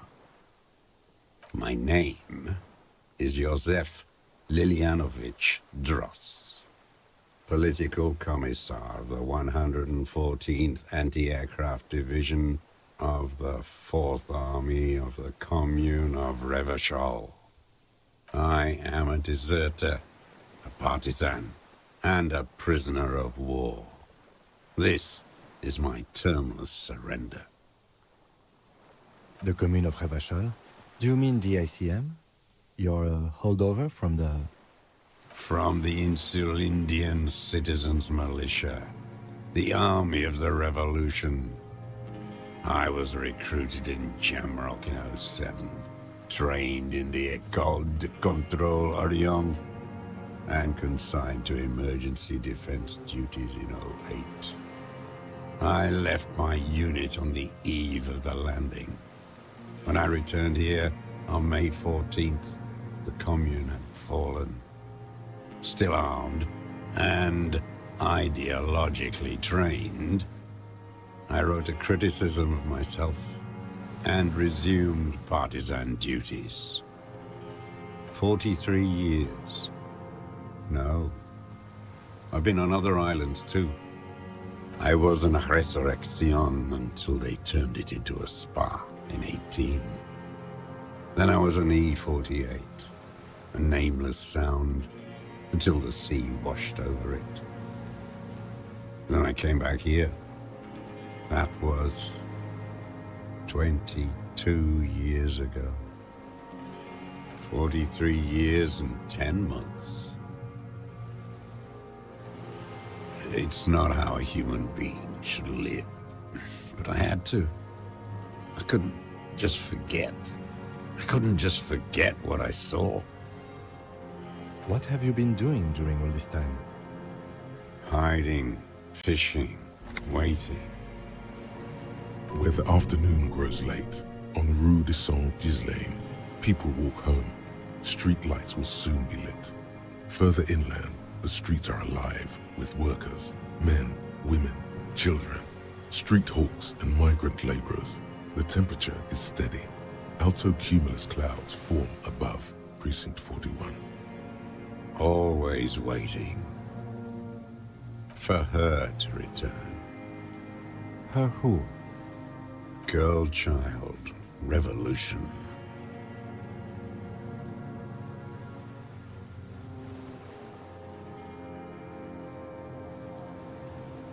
It won't. The material base for an uprising has eroded.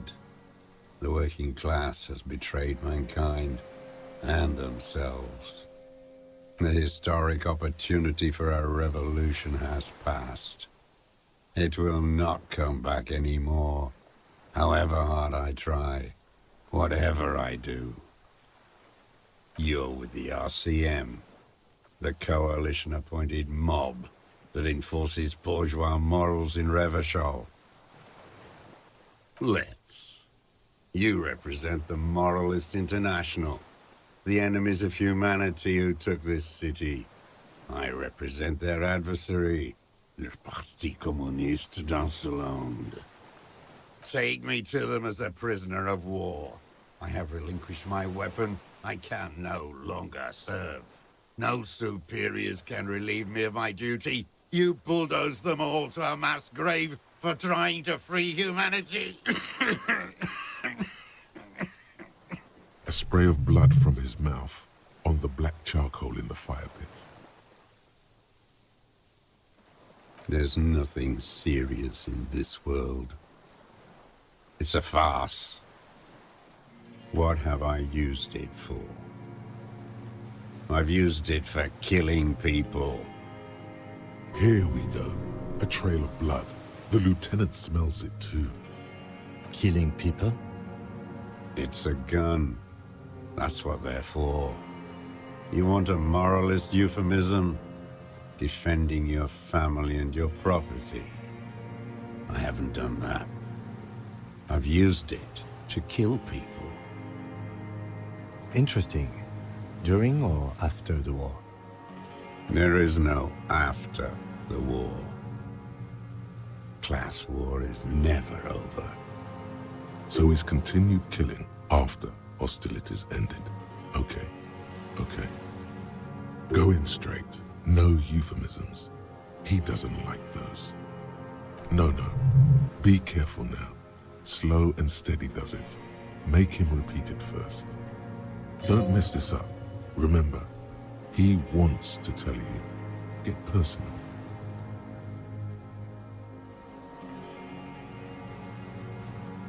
Nothing comes to you. Silence. His black eyes look at you, and in them a chill like electricity running up your spine, crawling into your skull. All is not as it seems. Detective. The who now?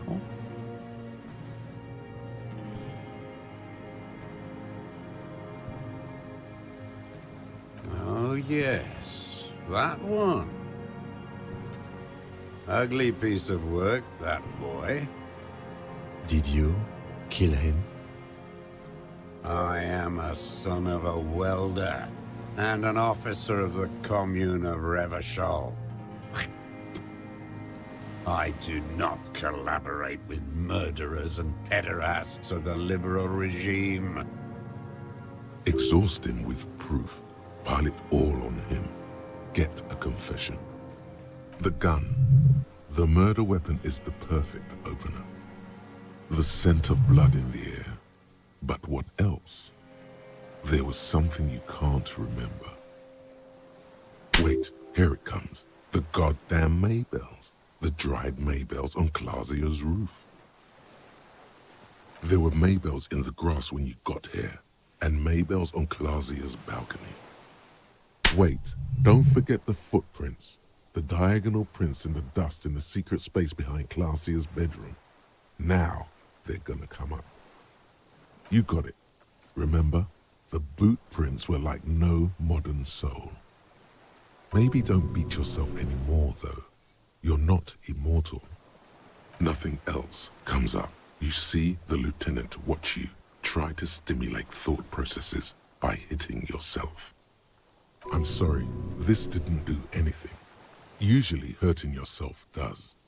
Officer, a word?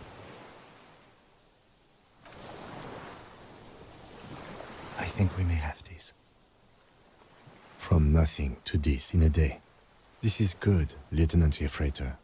We just need a confession first, and then maybe a solid motive later. Ballistics. Let him cook here for a minute or two. We can have another look around the island for a sniper's nest. I think we should check out the post. Remember, he wants to tell us, but he doesn't want to help us. It needs to look like we already have everything.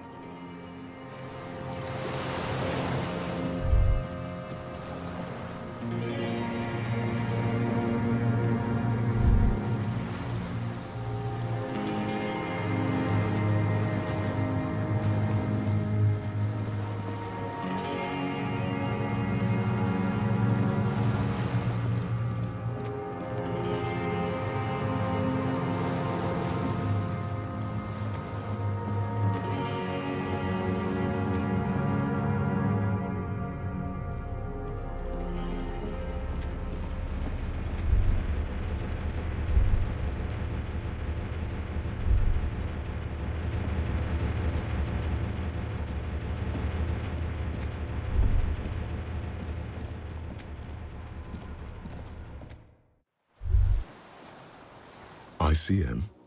This feels familiar somehow. Insulindian Citizens Militia. It's the official name of the Communards Army, the Black and White Army of the Revolution. Sounds an awful lot like. No, an upside-down star. With its horns in the sky, the symbol of the commune.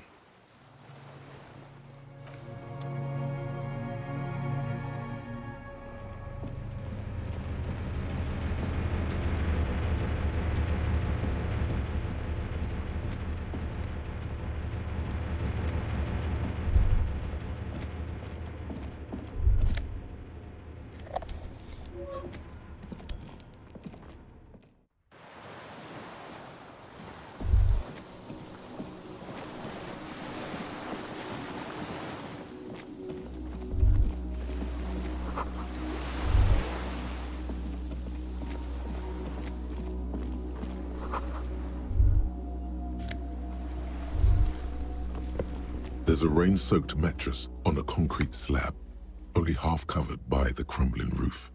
At the head of it, double embrasures, firing slits like two eyes in the wall. This looks like a good place to aim from. A single-person mattress, modern, civilian use. Brand name, Marjorie. There's a fuel stain on the cover, along with cigarette burns. And an empty can of beans on the ground next to it, filled to the brim with cigarette butts. The silhouette of a tobacco picker adorns the paper filter. The brand, Tio Moteri. Noted. There's a firing slit in the wall in front of you, like a little window. Quite old and grimy from years without cleaning by anything other than the rain. The springs screech as you lean on the mattress and crane your neck to look out. Trepidation, a tingling feeling in your stomach. A small piece of Martinez coastline opens up in the square in front of you, like a tiny landscape painting. 1 kilometer across the water, the ruins look familiar. A towering skyscraper, its top floors shaved off by artillery fire. Capeside apartments. Rue de Saint-Ghislain, 33A and 33B. The red chimney and collapsed back of the 4-story tenement in front of the whirling in rags. Rue de Saint-Ghislain, 10. The doomed commercial area. The box-shaped silhouette of the whirling in rags. Its sloped roof, a tiny fleck of light catches your eye on the rooftop. Sunlight reflecting off the upstairs window of Clausia's room. Do you have a line of sight to the window? I can see it, through the scope of a rifle. The shooter would be prone, lying on the mattress, barrel resting on the embrasure. Cheek against the cheek rest, hand on the hair trigger, on a calm day like this. Good. I think we have it, Detective. The origin of the shot. This is the sniper's nest. Nothing pointed here. Many leads pointed elsewhere. He looks north, over the fortification, then at the mattress.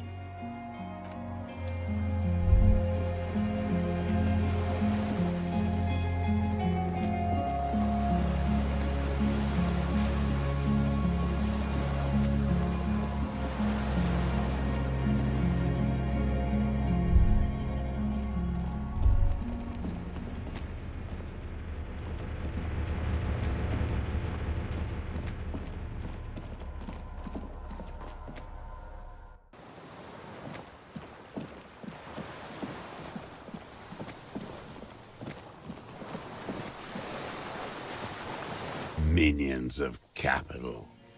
What do you want? Petty bourgeois law. This is all you care about, right? The only thing in the world for you types. A drop of blood in the saliva. Tear into him again. Pile it on him. Everything is brands with you individualists. Who cares what brand my shoes are? Sansa? Some shit. Show me the soles, please, Mr. Doras. Fucking imbecile. The maker is called Sensory. You see their V-shaped logo, but can't make out the size. The size fits, but not the sole. Sire, he doesn't have to be wearing them right now. Racking those brains, are you? Desperate to report something back to your masters? They must have really loved that dead fuck. The lieutenant gives you a quick sideways glance and nods to acknowledge. The prints were his. You can see it in those eyes. He can't keep them from flickering, looking for something. The old man stares at his own prints in the ash around the fire. Silent suddenly, some strange process within him. A gush of wind. Seagulls in the distance. Not a lot of guns around that use military-grade ammunition, are there? It's a real gun. Not like your musketeer pistols. You look like imbeciles. Why don't you ask them to give you real weapons? Going against automatic rifles with these toy guns. Of course you got those boys killed. Damn, he saw you. He's watched it happen. You know what? You're right. I'm convinced this made the shot. Should we call it? Good.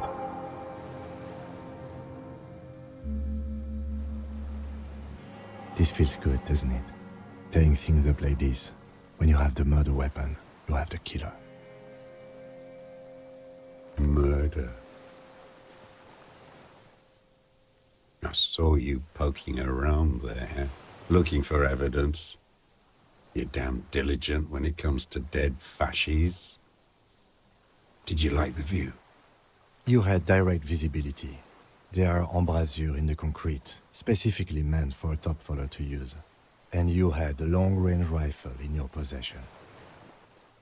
You've been here a long time, Mr. Dross. Too long. You need medical aid. I'm ready to die. I've done my part. He's practically admitting to it. Dead fascists for fascists. Done his part. You're sad for your fascia brother, aren't you? One twig got broken. Now the others are sad. Leave no stone unturned. Get him on what matters most. You're lost, Dwat. You're lost.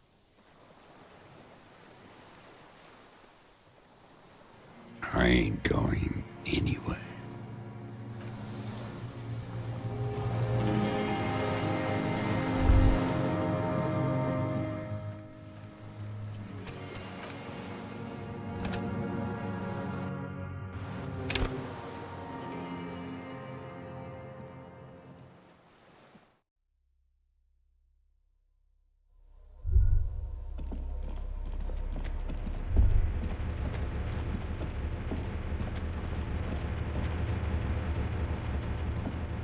Soft covers, serialized, fantastique, and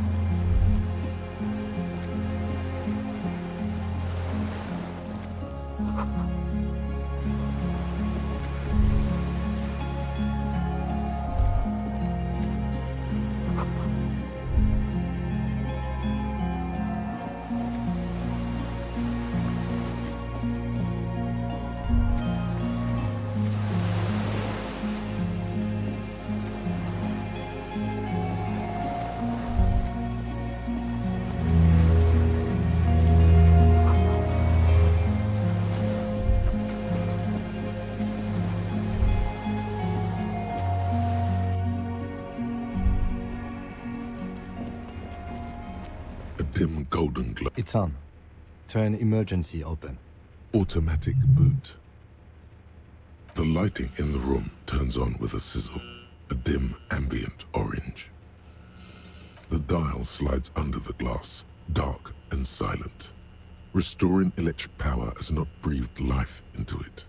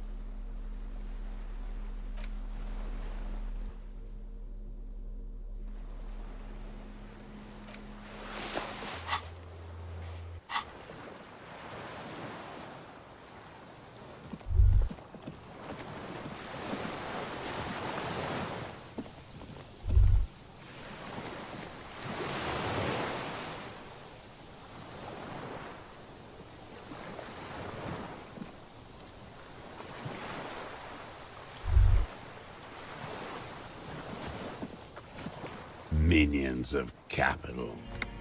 What do you want?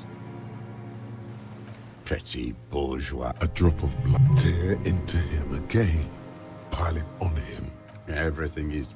Show me the soul. Fuck it. The maker is... The size fits, but not the soul. Sire, he doesn't have to be wearing them right now. Racking those brains, are you? The lieutenant gives you... The prints were his. The old man stares. Not a lot of good. It's a you. Damn. So he saw you. Okay. So what? You know what? You're right. I'm convinced this made the shot. Should we? Good. This feels good, doesn't it? Murder. I saw you. You had that. You've been here. I'm ready. He's practically admitting to it. Dead fascists for fascists. Done his part. Because it's a snot. Leave no stone unturned. Get him on Wotton. You're lost, Dwap. Officer, are we sure? We could maybe get more.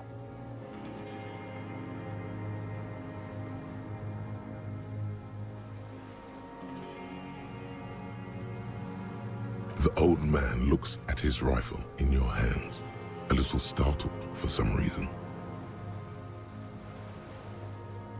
What? But you said I would be taken to the... The sum of all... The wind picks up. The sun... Your wayfarer... Do you, and... But... No, I don't want to. I have to stay here. He's sweating. Beads are forming on his forehead. Pupils are dilated too. Eyes getting blacker and blacker. Your confirmation is not required. There it is again. To your north, as it has been since you came to the coast. The reeds whisper, stalks rubbing against each other. But then, in the middle of it, something completely different. It sounds like a bow, very slowly being drawn against the strings of a violin. A very small violin, made of reeds and rushes. Maybe there is room for 3 on the boat. What? What are you talking about? Is this... really us? Your skin crawls.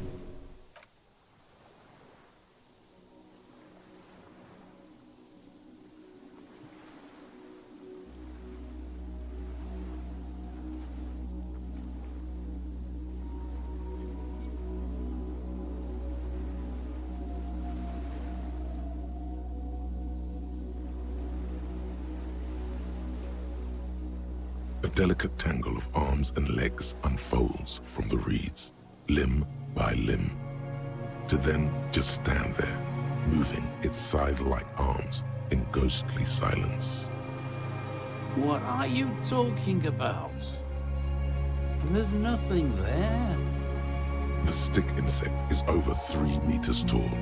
It looks straight at you with its tiny pinprick eyes and its grotesquely small head.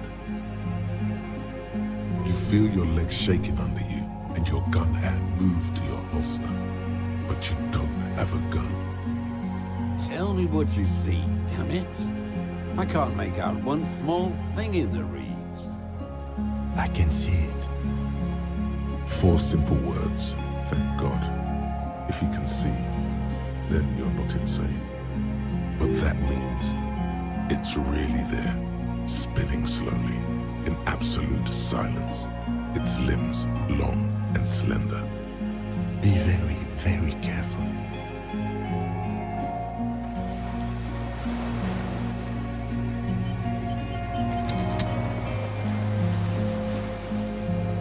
The creature stands on long stilt-like legs, antennae hanging from its head like a woman's hair, white and curled at the tips.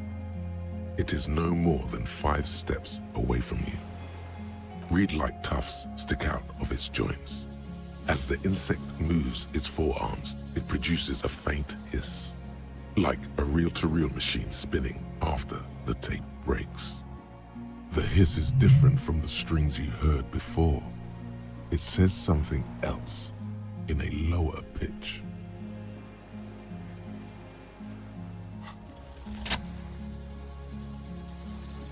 Slowly, with your breath held, you take 2 small steps toward the phasmid. The creature lets out a series of ultrasonic clicks that swarm around your head like swallows.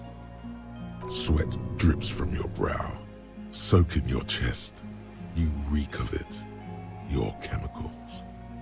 Hissing and clicking, it extends its mandible-like antennae to greet you. You're right below it now, looking up at the colossal chitin of its white limbs. The head of the creature is crowned by reeds, and its eyes are like small droplets of water.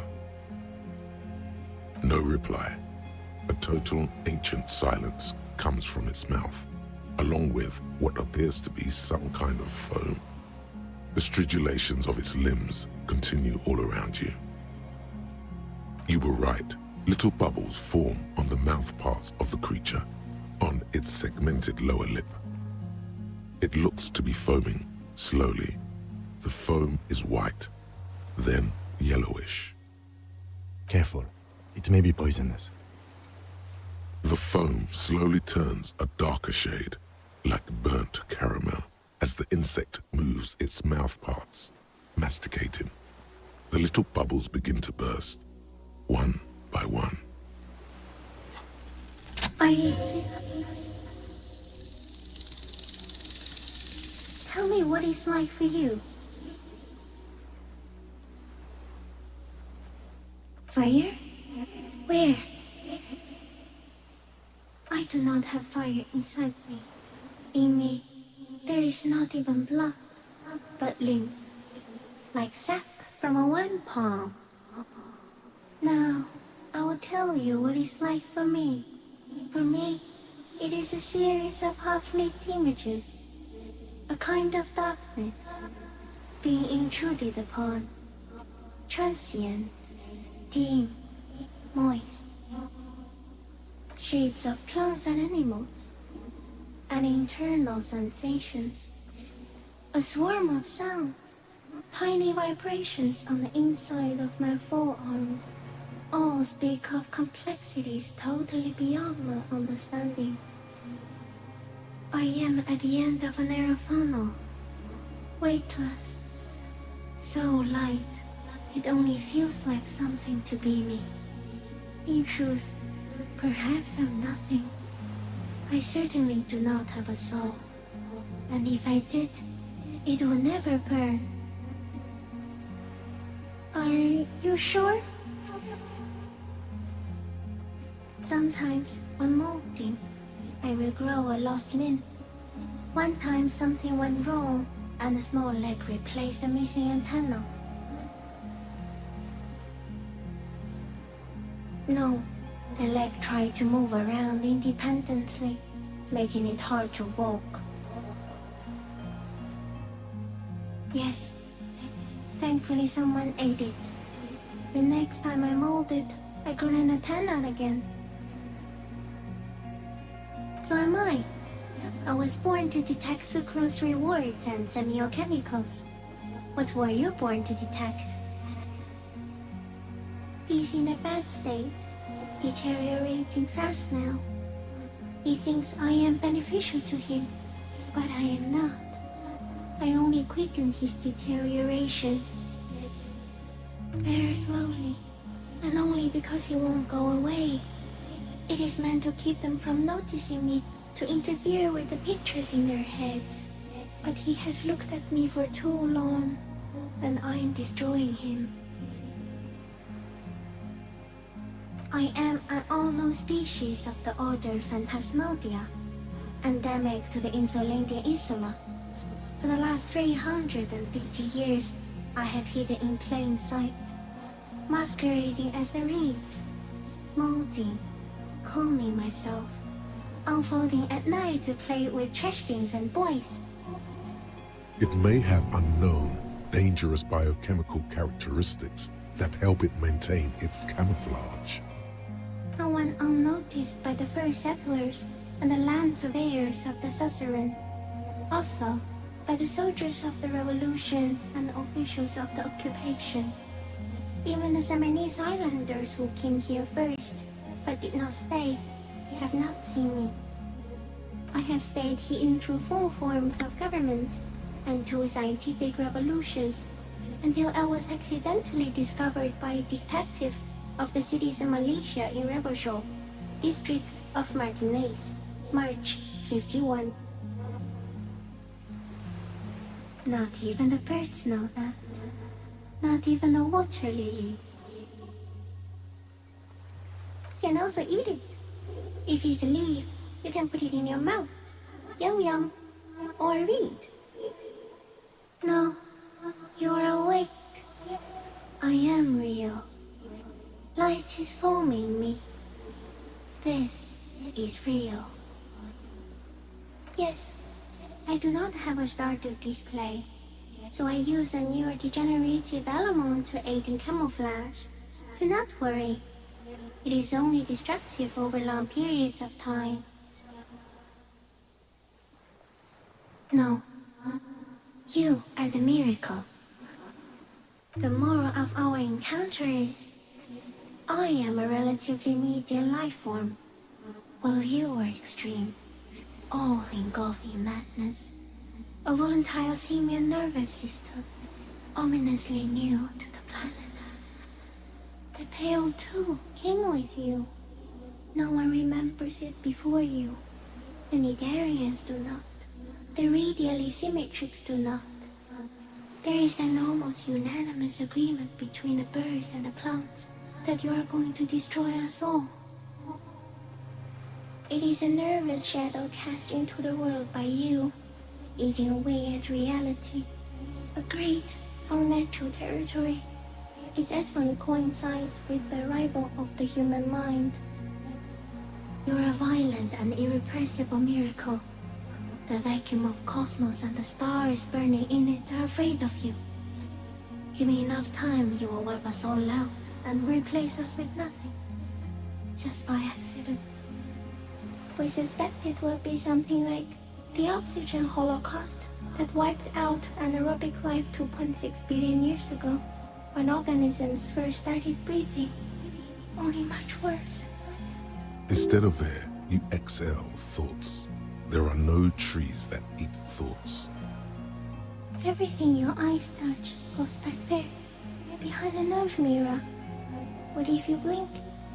Are we still here? Please don't blink. What if he misplaces us all one day, or just forget?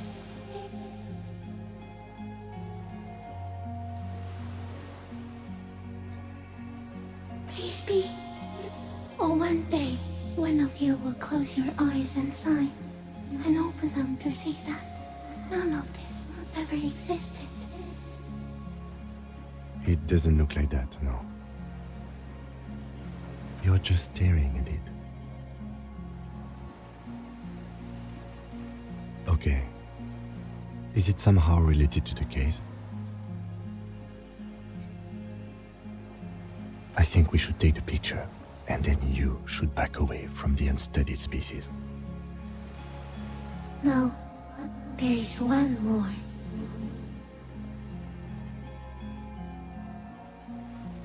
Thank you. I also have one more thing to say to you. That woman, turn from the ruin. Turn and go forward. Do it for the working class. You cannot lie to me. Behind you is smells of fires. So overly far you were prepared to go in her presence. And it. She was middle class. It doesn't take a 3-meter stick insect to tell you that. Okay. There is no change in the insect's motion while it's being aimed by the camera. It remains fixated on you. In 3. If it moves, you jump back. I'll shoot. Here we go. 3, 2, 1. The shrill flash of the camera cuts the air like the blade of a sword. The phasmid freezes in its bright light. Head turned toward the lieutenant. Hypnotized by the flash, it stands frozen before you. The sweat on your arms feels cold as ice, as if you're frozen as well, in the shadow of this great statue of chitinous marble. I got it. For all time. The antennae hang from a great height. With your hand shaking, you barely touch the tip of the left whisker. On contact, the chitin curls into a spiral, like the tip of a poison ivy. Its touch on your fingertip feels cold, ticklish. The sensation is electrifying, resounding through your body. It is surprisingly delicate, the curly end of the whisker, like a young vine. It's even a bit wet. Looks like someone's got hurt in a fight. This antennae is much smaller than the other one. Be careful, detective. It's moving. You were right. It glistens with some kind of moisture. The creature in front of you stays frozen. Don't say it. Are you sure? This may be the only chance you get to touch it. A shudder pulses through the creature's limbs. It jolts back to life, like a record continuing where it left off, in a swaying, praying motion. Even the small black pearls of its eyes do not stray from you. As you're turning away, the phasmid mirrors your movements, stepping on the water, the long limbs carrying its feather weight without breaking its surface.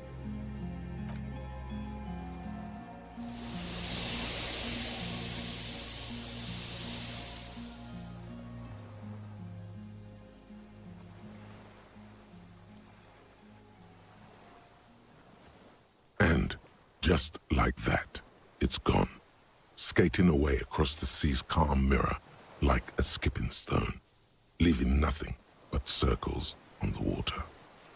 And something under it, in the place it stood, bobbing there, among the reeds, a collection of items. It's gone.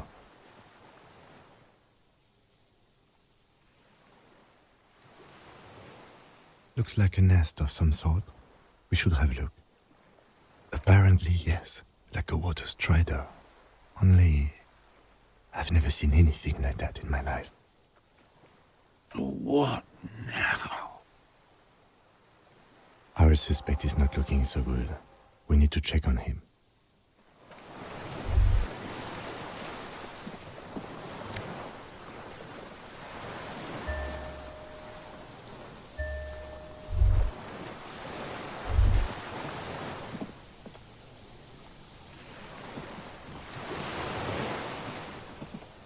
What is it?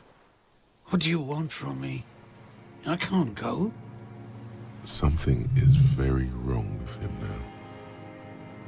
See? Mr. Dras? The man does not respond. He keeps staring, black eyes glazed over and bulging from their sockets, his gap-toothed mouth shaking.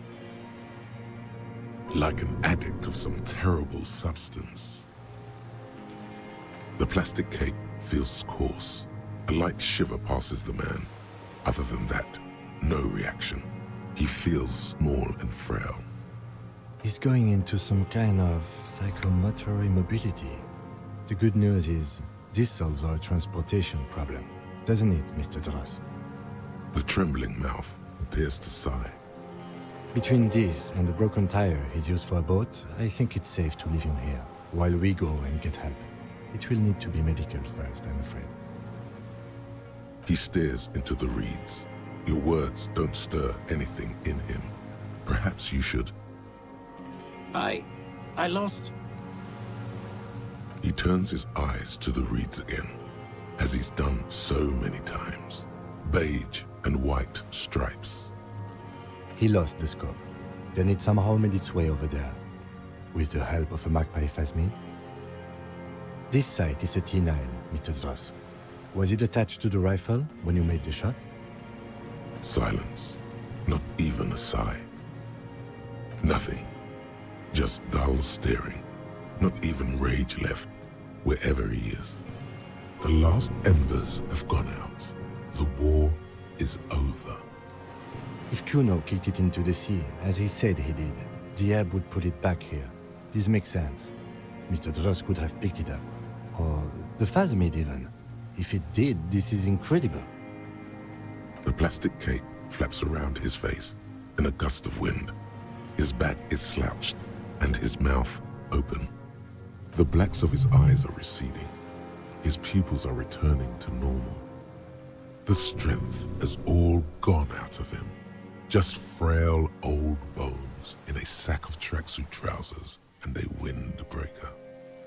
Old age and shock. Yes, the arrest and the appearance of the phasmid, the combined stress. But you think it's something more than that, don't you? There's much more. Remember what it said when it spoke. You should be more careful, Detective. Are you sure it wasn't having an effect on you? A valid hunch. Long-term exposure to something like that could be neurodegenerative. Also, please be careful when approaching unknown species in the future, Detective. That could be part of the shock. But you're right, something is off here. Mr. Dras. No response. Then how did we see it? Oh, you mean, whatever does this, does it over time? Teenagers, kids, drunks, sightings are brief, and hence not credible. But anyone who spends a long time with it. Mr. Dras, have you ever seen a stick insect pretending to be the reeds? The doctors will have to look at this. I hope your station has better medical personnel than 57. This is a little advanced for a nurse. He did seem distressed when it finally came to arresting him, like he didn't want to leave this place, and the insect maybe. I have absolutely forgotten to take notes. I hope I remember all of this. This will be one hell of a report. Thank God we have the photo. No one would believe you without it. We should think about getting back to the mainland. To get help. He'll be safe here, if we don't take too long.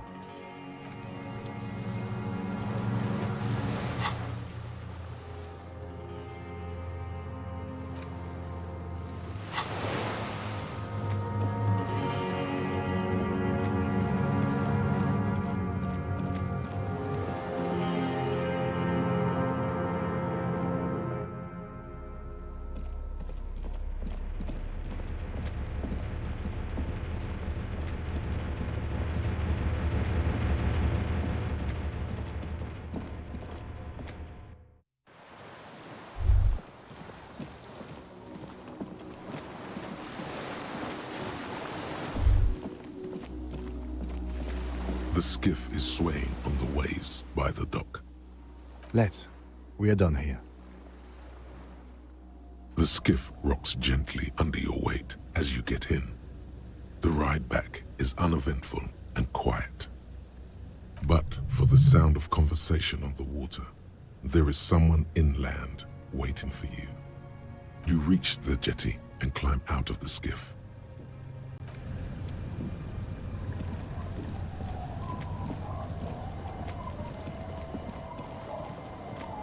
Look what the tide brought him.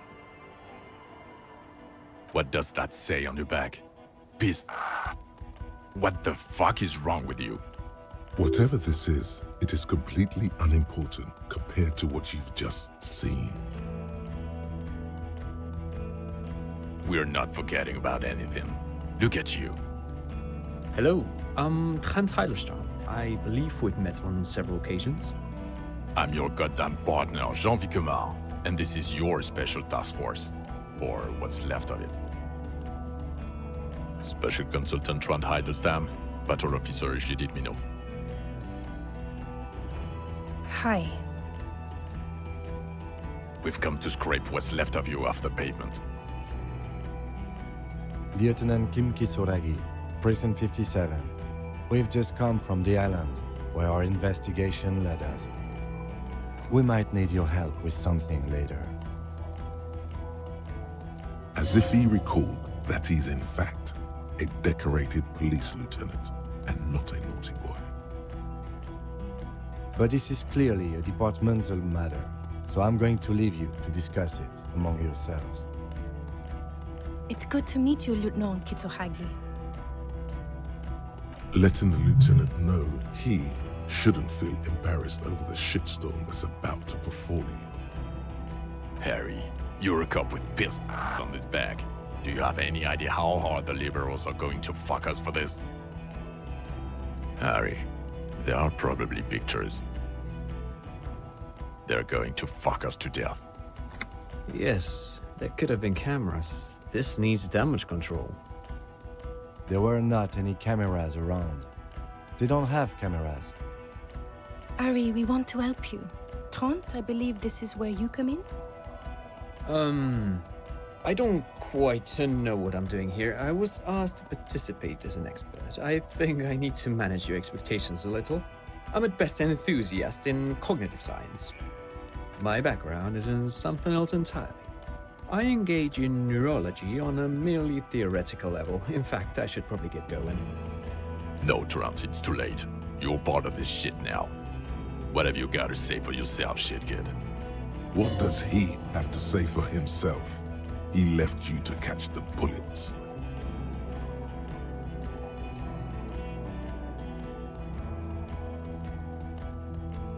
God damn it, Harry. You told us to fuck off. You said we're cramping your style. Your detective god. Fuck everything. All will burn. Detect or die.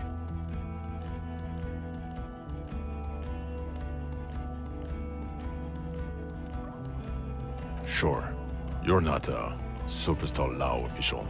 Talk on the town is your Guillaume Le Million reincarnate. I know this shit. Nothing has changed.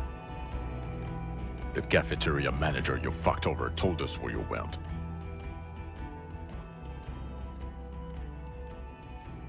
Speaking of which, the giant aerograffito in front of the building.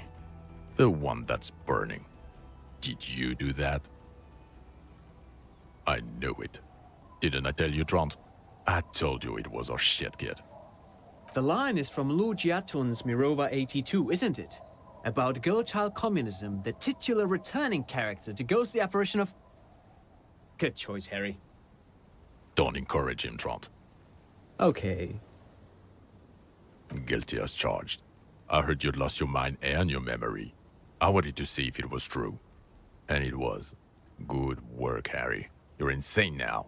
There's one less person for me and everyone else to rely on. He was too sarcastic for you to realize who he was.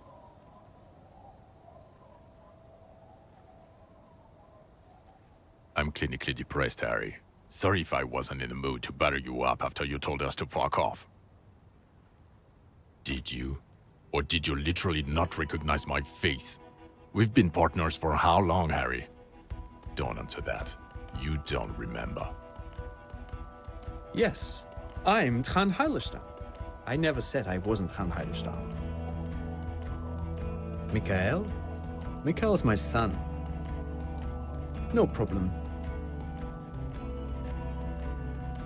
What indeed? I was asked to share my take on some of the more obscure theories developed in Königstein in the 30s, like partial psychotraumatic amnesia, group personality theory.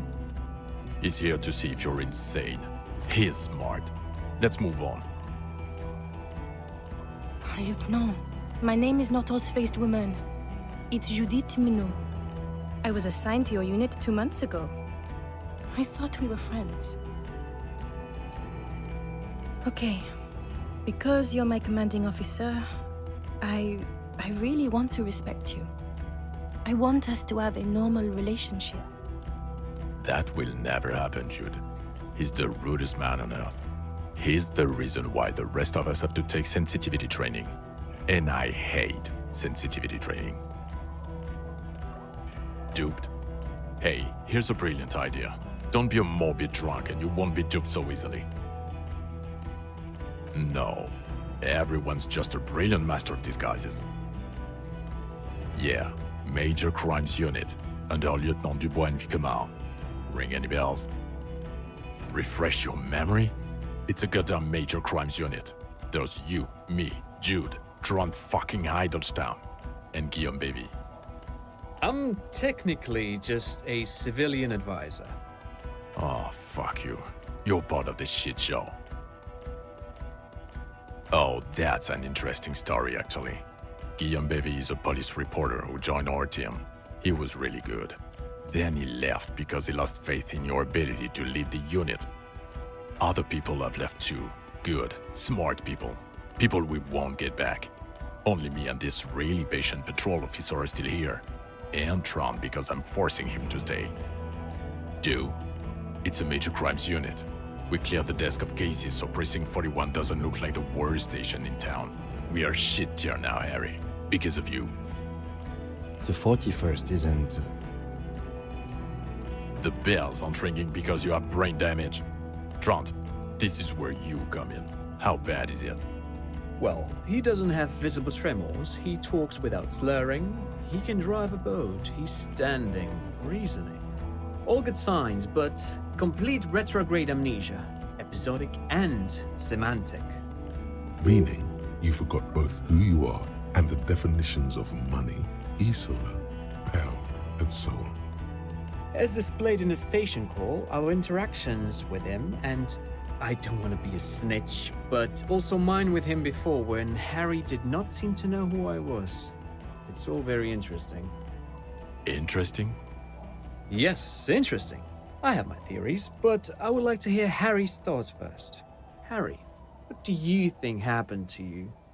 Neurologically, psychologically, and why not socioeconomically? He is. He's getting better. And I can confirm that he drank a lot of alcohol prior to it happening. I believe he drank. People do that, especially this one. What they don't do is forget their whole life because of drinking. But Detective Vigmer, he has blanked out before. Yes, a couple of times. After some of the more serious benders. One was after the 2 drunks case, the other when we looked into that mural. The 2 cases in your ledger. The unsolvable case and the Next World mural. Those were recent. Those cases were hard on you. Interesting. So at first he dipped his toes into it, prepared. That's where he would have gotten the idea, yes. Practice. And then he used alcohol to get there, so to speak. What do you mean? Well, here's my theory. What if this is an absolutely normal reaction to the world we're living in? What if this is not a significant anomaly at all? Something to be explained, approached as a defect? Look at the sensory input here. Look at the ruins, the neon. Listen to the radio, the multitudes, the people. Live here for 40 years. As a police detective, he's like a magnetic reader on the world team, to borrow a known metaphor. Harry's been pushed flat against it. Total input. Hardwired to the free market. He just needed for it to end. Okay, Trent, thank you. That's absolutely meaningless. I'm glad we brought you. Will he or will he not be able to work in the major crimes unit? Is he a cretin now? I want to know that. He's not a cretin, and he is able to do work. If not in his previous leadership role, then as a line detective. No one even mentioned that. I misphrased my question. It should have been, is he able to put his clothes on and use the body? Or do we need to get him on a disability pension? They can keep that pension. You're rock solid. You can put your clothes on hard. Now nothing. Now we're just going to stand here. Yeah, just stand there. It's cool. No, now we discuss that.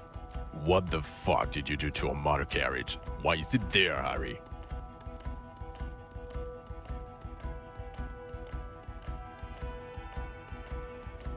Ah, so refreshing. He just admits it. Thank you for your honesty. Thank you for destroying 45,000 real of police property that's coming out of everyone's payslip. It doesn't matter. Your badge, Harry. Show me your badge. In a rush to demonstrate your badge, your eager fingers can't sustain a grip on the smooth plastic, and the badge slips out of your hand.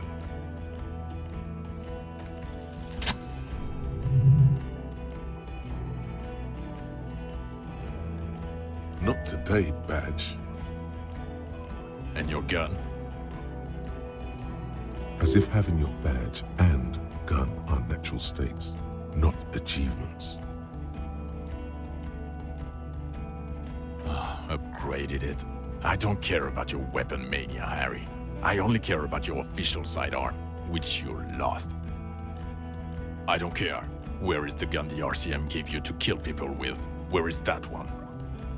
I knew it. I told you we didn't have it. This isn't cause for celebration. It's bad. Oh, I would say it's very bad. You're drunk like a bum, Harry. Please, put the stolen rifle away before you kill someone.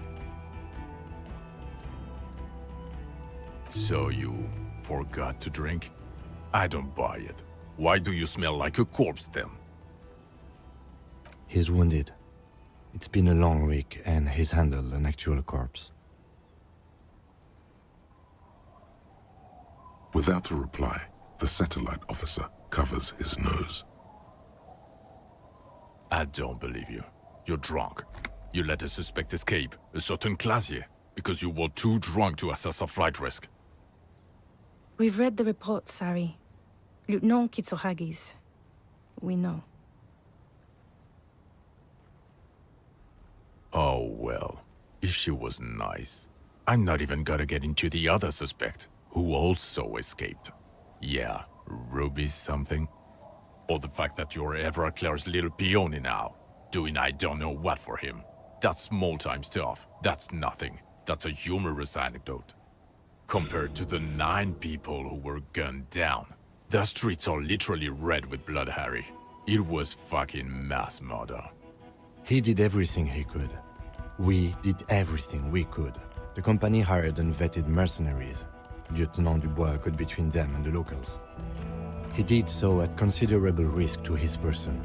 Remember, he was shot. We stopped an execution, not a negotiation. The loss of life was minimal compared to what it could have been. Don't make this harder for yourself. Thank you for the input, Lieutenant Kitsuragi. I didn't mean to suggest you didn't handle the situation. You've spent the week with him on this case. What is your take? On the case? On Lieutenant Geoffrey Dubois. Well, the drinking, the gun losing, also losing the badge. That's all true. Although he has not been drinking on the job this week. See? 1 week. Then there's the superstardom. He likes to, from time to time, allude to being a superstar law official. At first I thought it was a joke, but now I'm not so sure.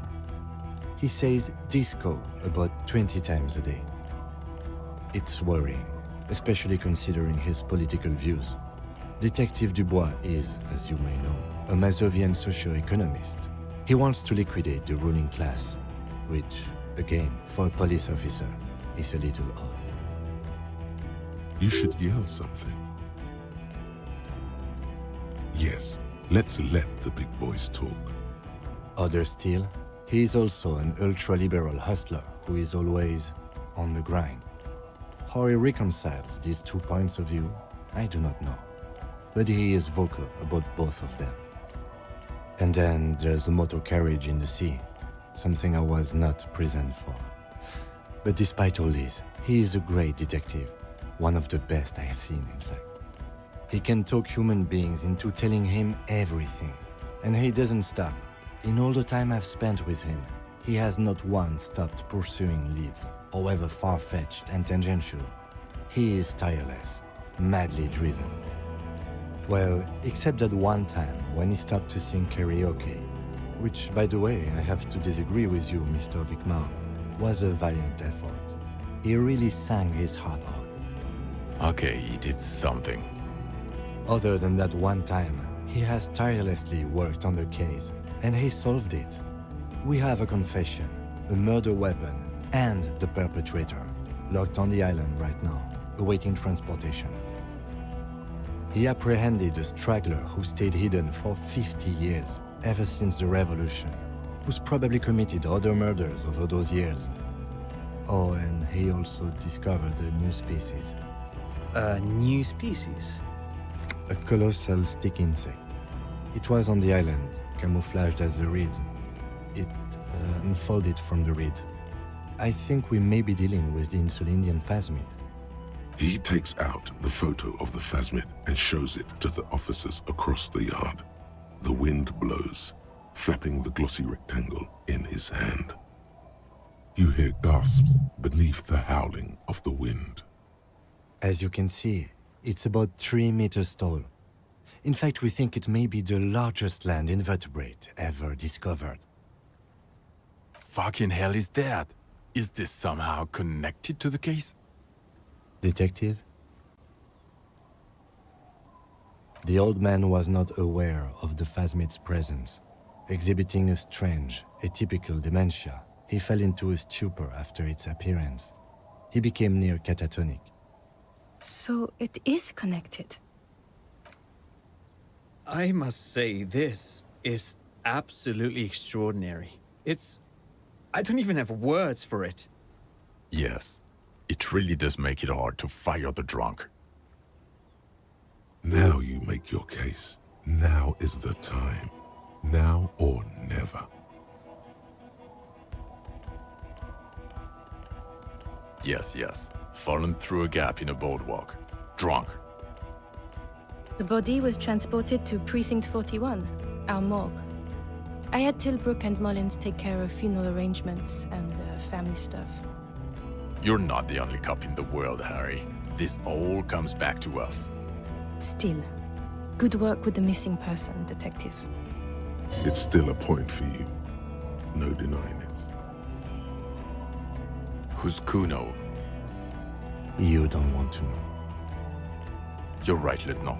I don't. You snorted the drugs, I know you did. It's alright. I mean, at this point, anything is but the drink. I don't know what a doomed commercial area is. Why? That's not what you were supposed to do here. There was a possible witness in there, and it was close to the crime scene. He was just chasing a lead and ended up advising a local shopkeeper. It was okay. Of course. Call it community outreach, right? Female? What makes you think so? You had to see it. It had the subdued colors of a female, and the nesting behavior too, I think. Incredible. Were there eggs in the nest? Not as far as I could see. There were other things there, though. Actually, you know, this would indicate it was a male. This is far from anything in my field, but I think such nests are called bowers. They are for attracting mates. Must be robust if it can move a helmet with its limbs. As in cloning itself? What makes you think so? Well, then it wouldn't matter if it's a male or female. The Bauer would just be rudimentary behavior from before the parthenogenetic mutation. Very interesting. Such organisms are extremely vulnerable to disease. A single strain of bacteria could wipe out the whole species.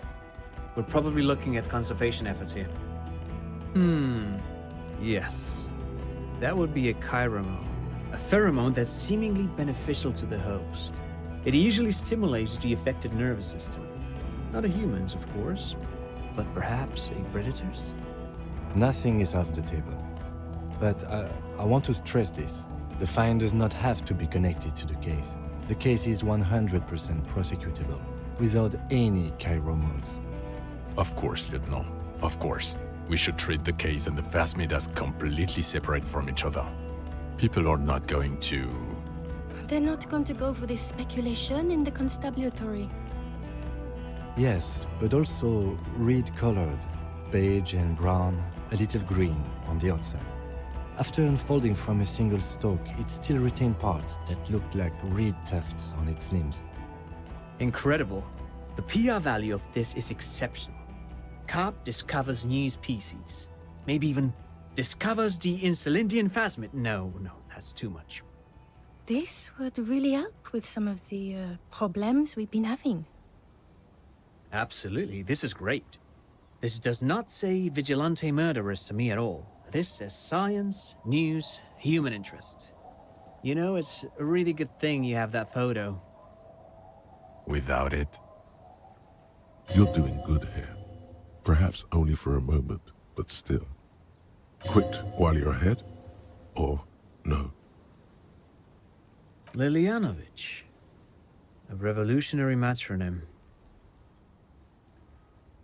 The custom started in Grad, where they have patronyms. Krasovich, Lasovich, etc. The revolutionaries saw this as a chauvinist atavism, so they used matronyms, derived from the mother's name instead. This man's mother was Lilian. His Lilian's son, Lilianovich. The custom was overturned after the revolution failed, but not before it made it to Revachol. So, it is what a soldier of the ICM would be called. Thank you, Trant. Thank you for that piece of cultural theory. You said you have a motive? Of course, excuse me, I just thought it was noteworthy. And it worked? He got a war going? Yes, until we stopped it. He saw the mercenary as an ennemi combatant. There's plenty for prosecution to pick from, as far as motive is concerned. Also, we have a sniper's nest with full view of the room in which the mercenary died, right on the island, and 2 officers on the scene that Mr. Dross confessed to. It's a clean win. It's way more than that.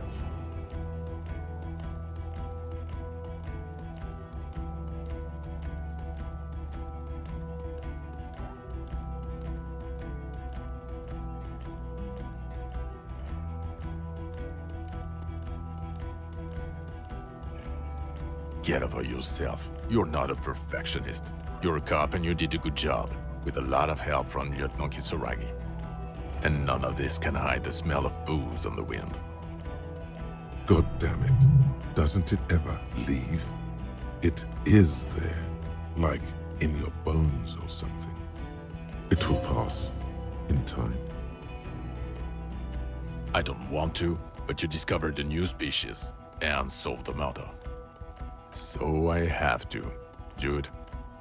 Anything that ends the trial is okay with me. Agreed. The public relations potential of this is too valuable to let go. Okay. We have vehicles in the square, and the perpetrator needs to be taken into custody. Let's go. Now you will finally get to know who you are. The man looks westward, impatiently, jingling his car keys in his pocket. Who are you? You're a gym teacher, Harry. Well, obviously you're not a gym teacher anymore, but... Before you were a cop, you were a gym teacher in Coron. It's getting really cold outside. Should we maybe... Harry, it explains everything. The running around, the jumping, the bicep girth, your inexplicable facial hair. Your love of retro-style dance music, how you're able to perform a 360-degree spin kick. The raw, robust stamina output. Also, this guy. Just everything about this guy. The regular. You found some chick. She inspired you to fight the big fight. Be more than you are. All that.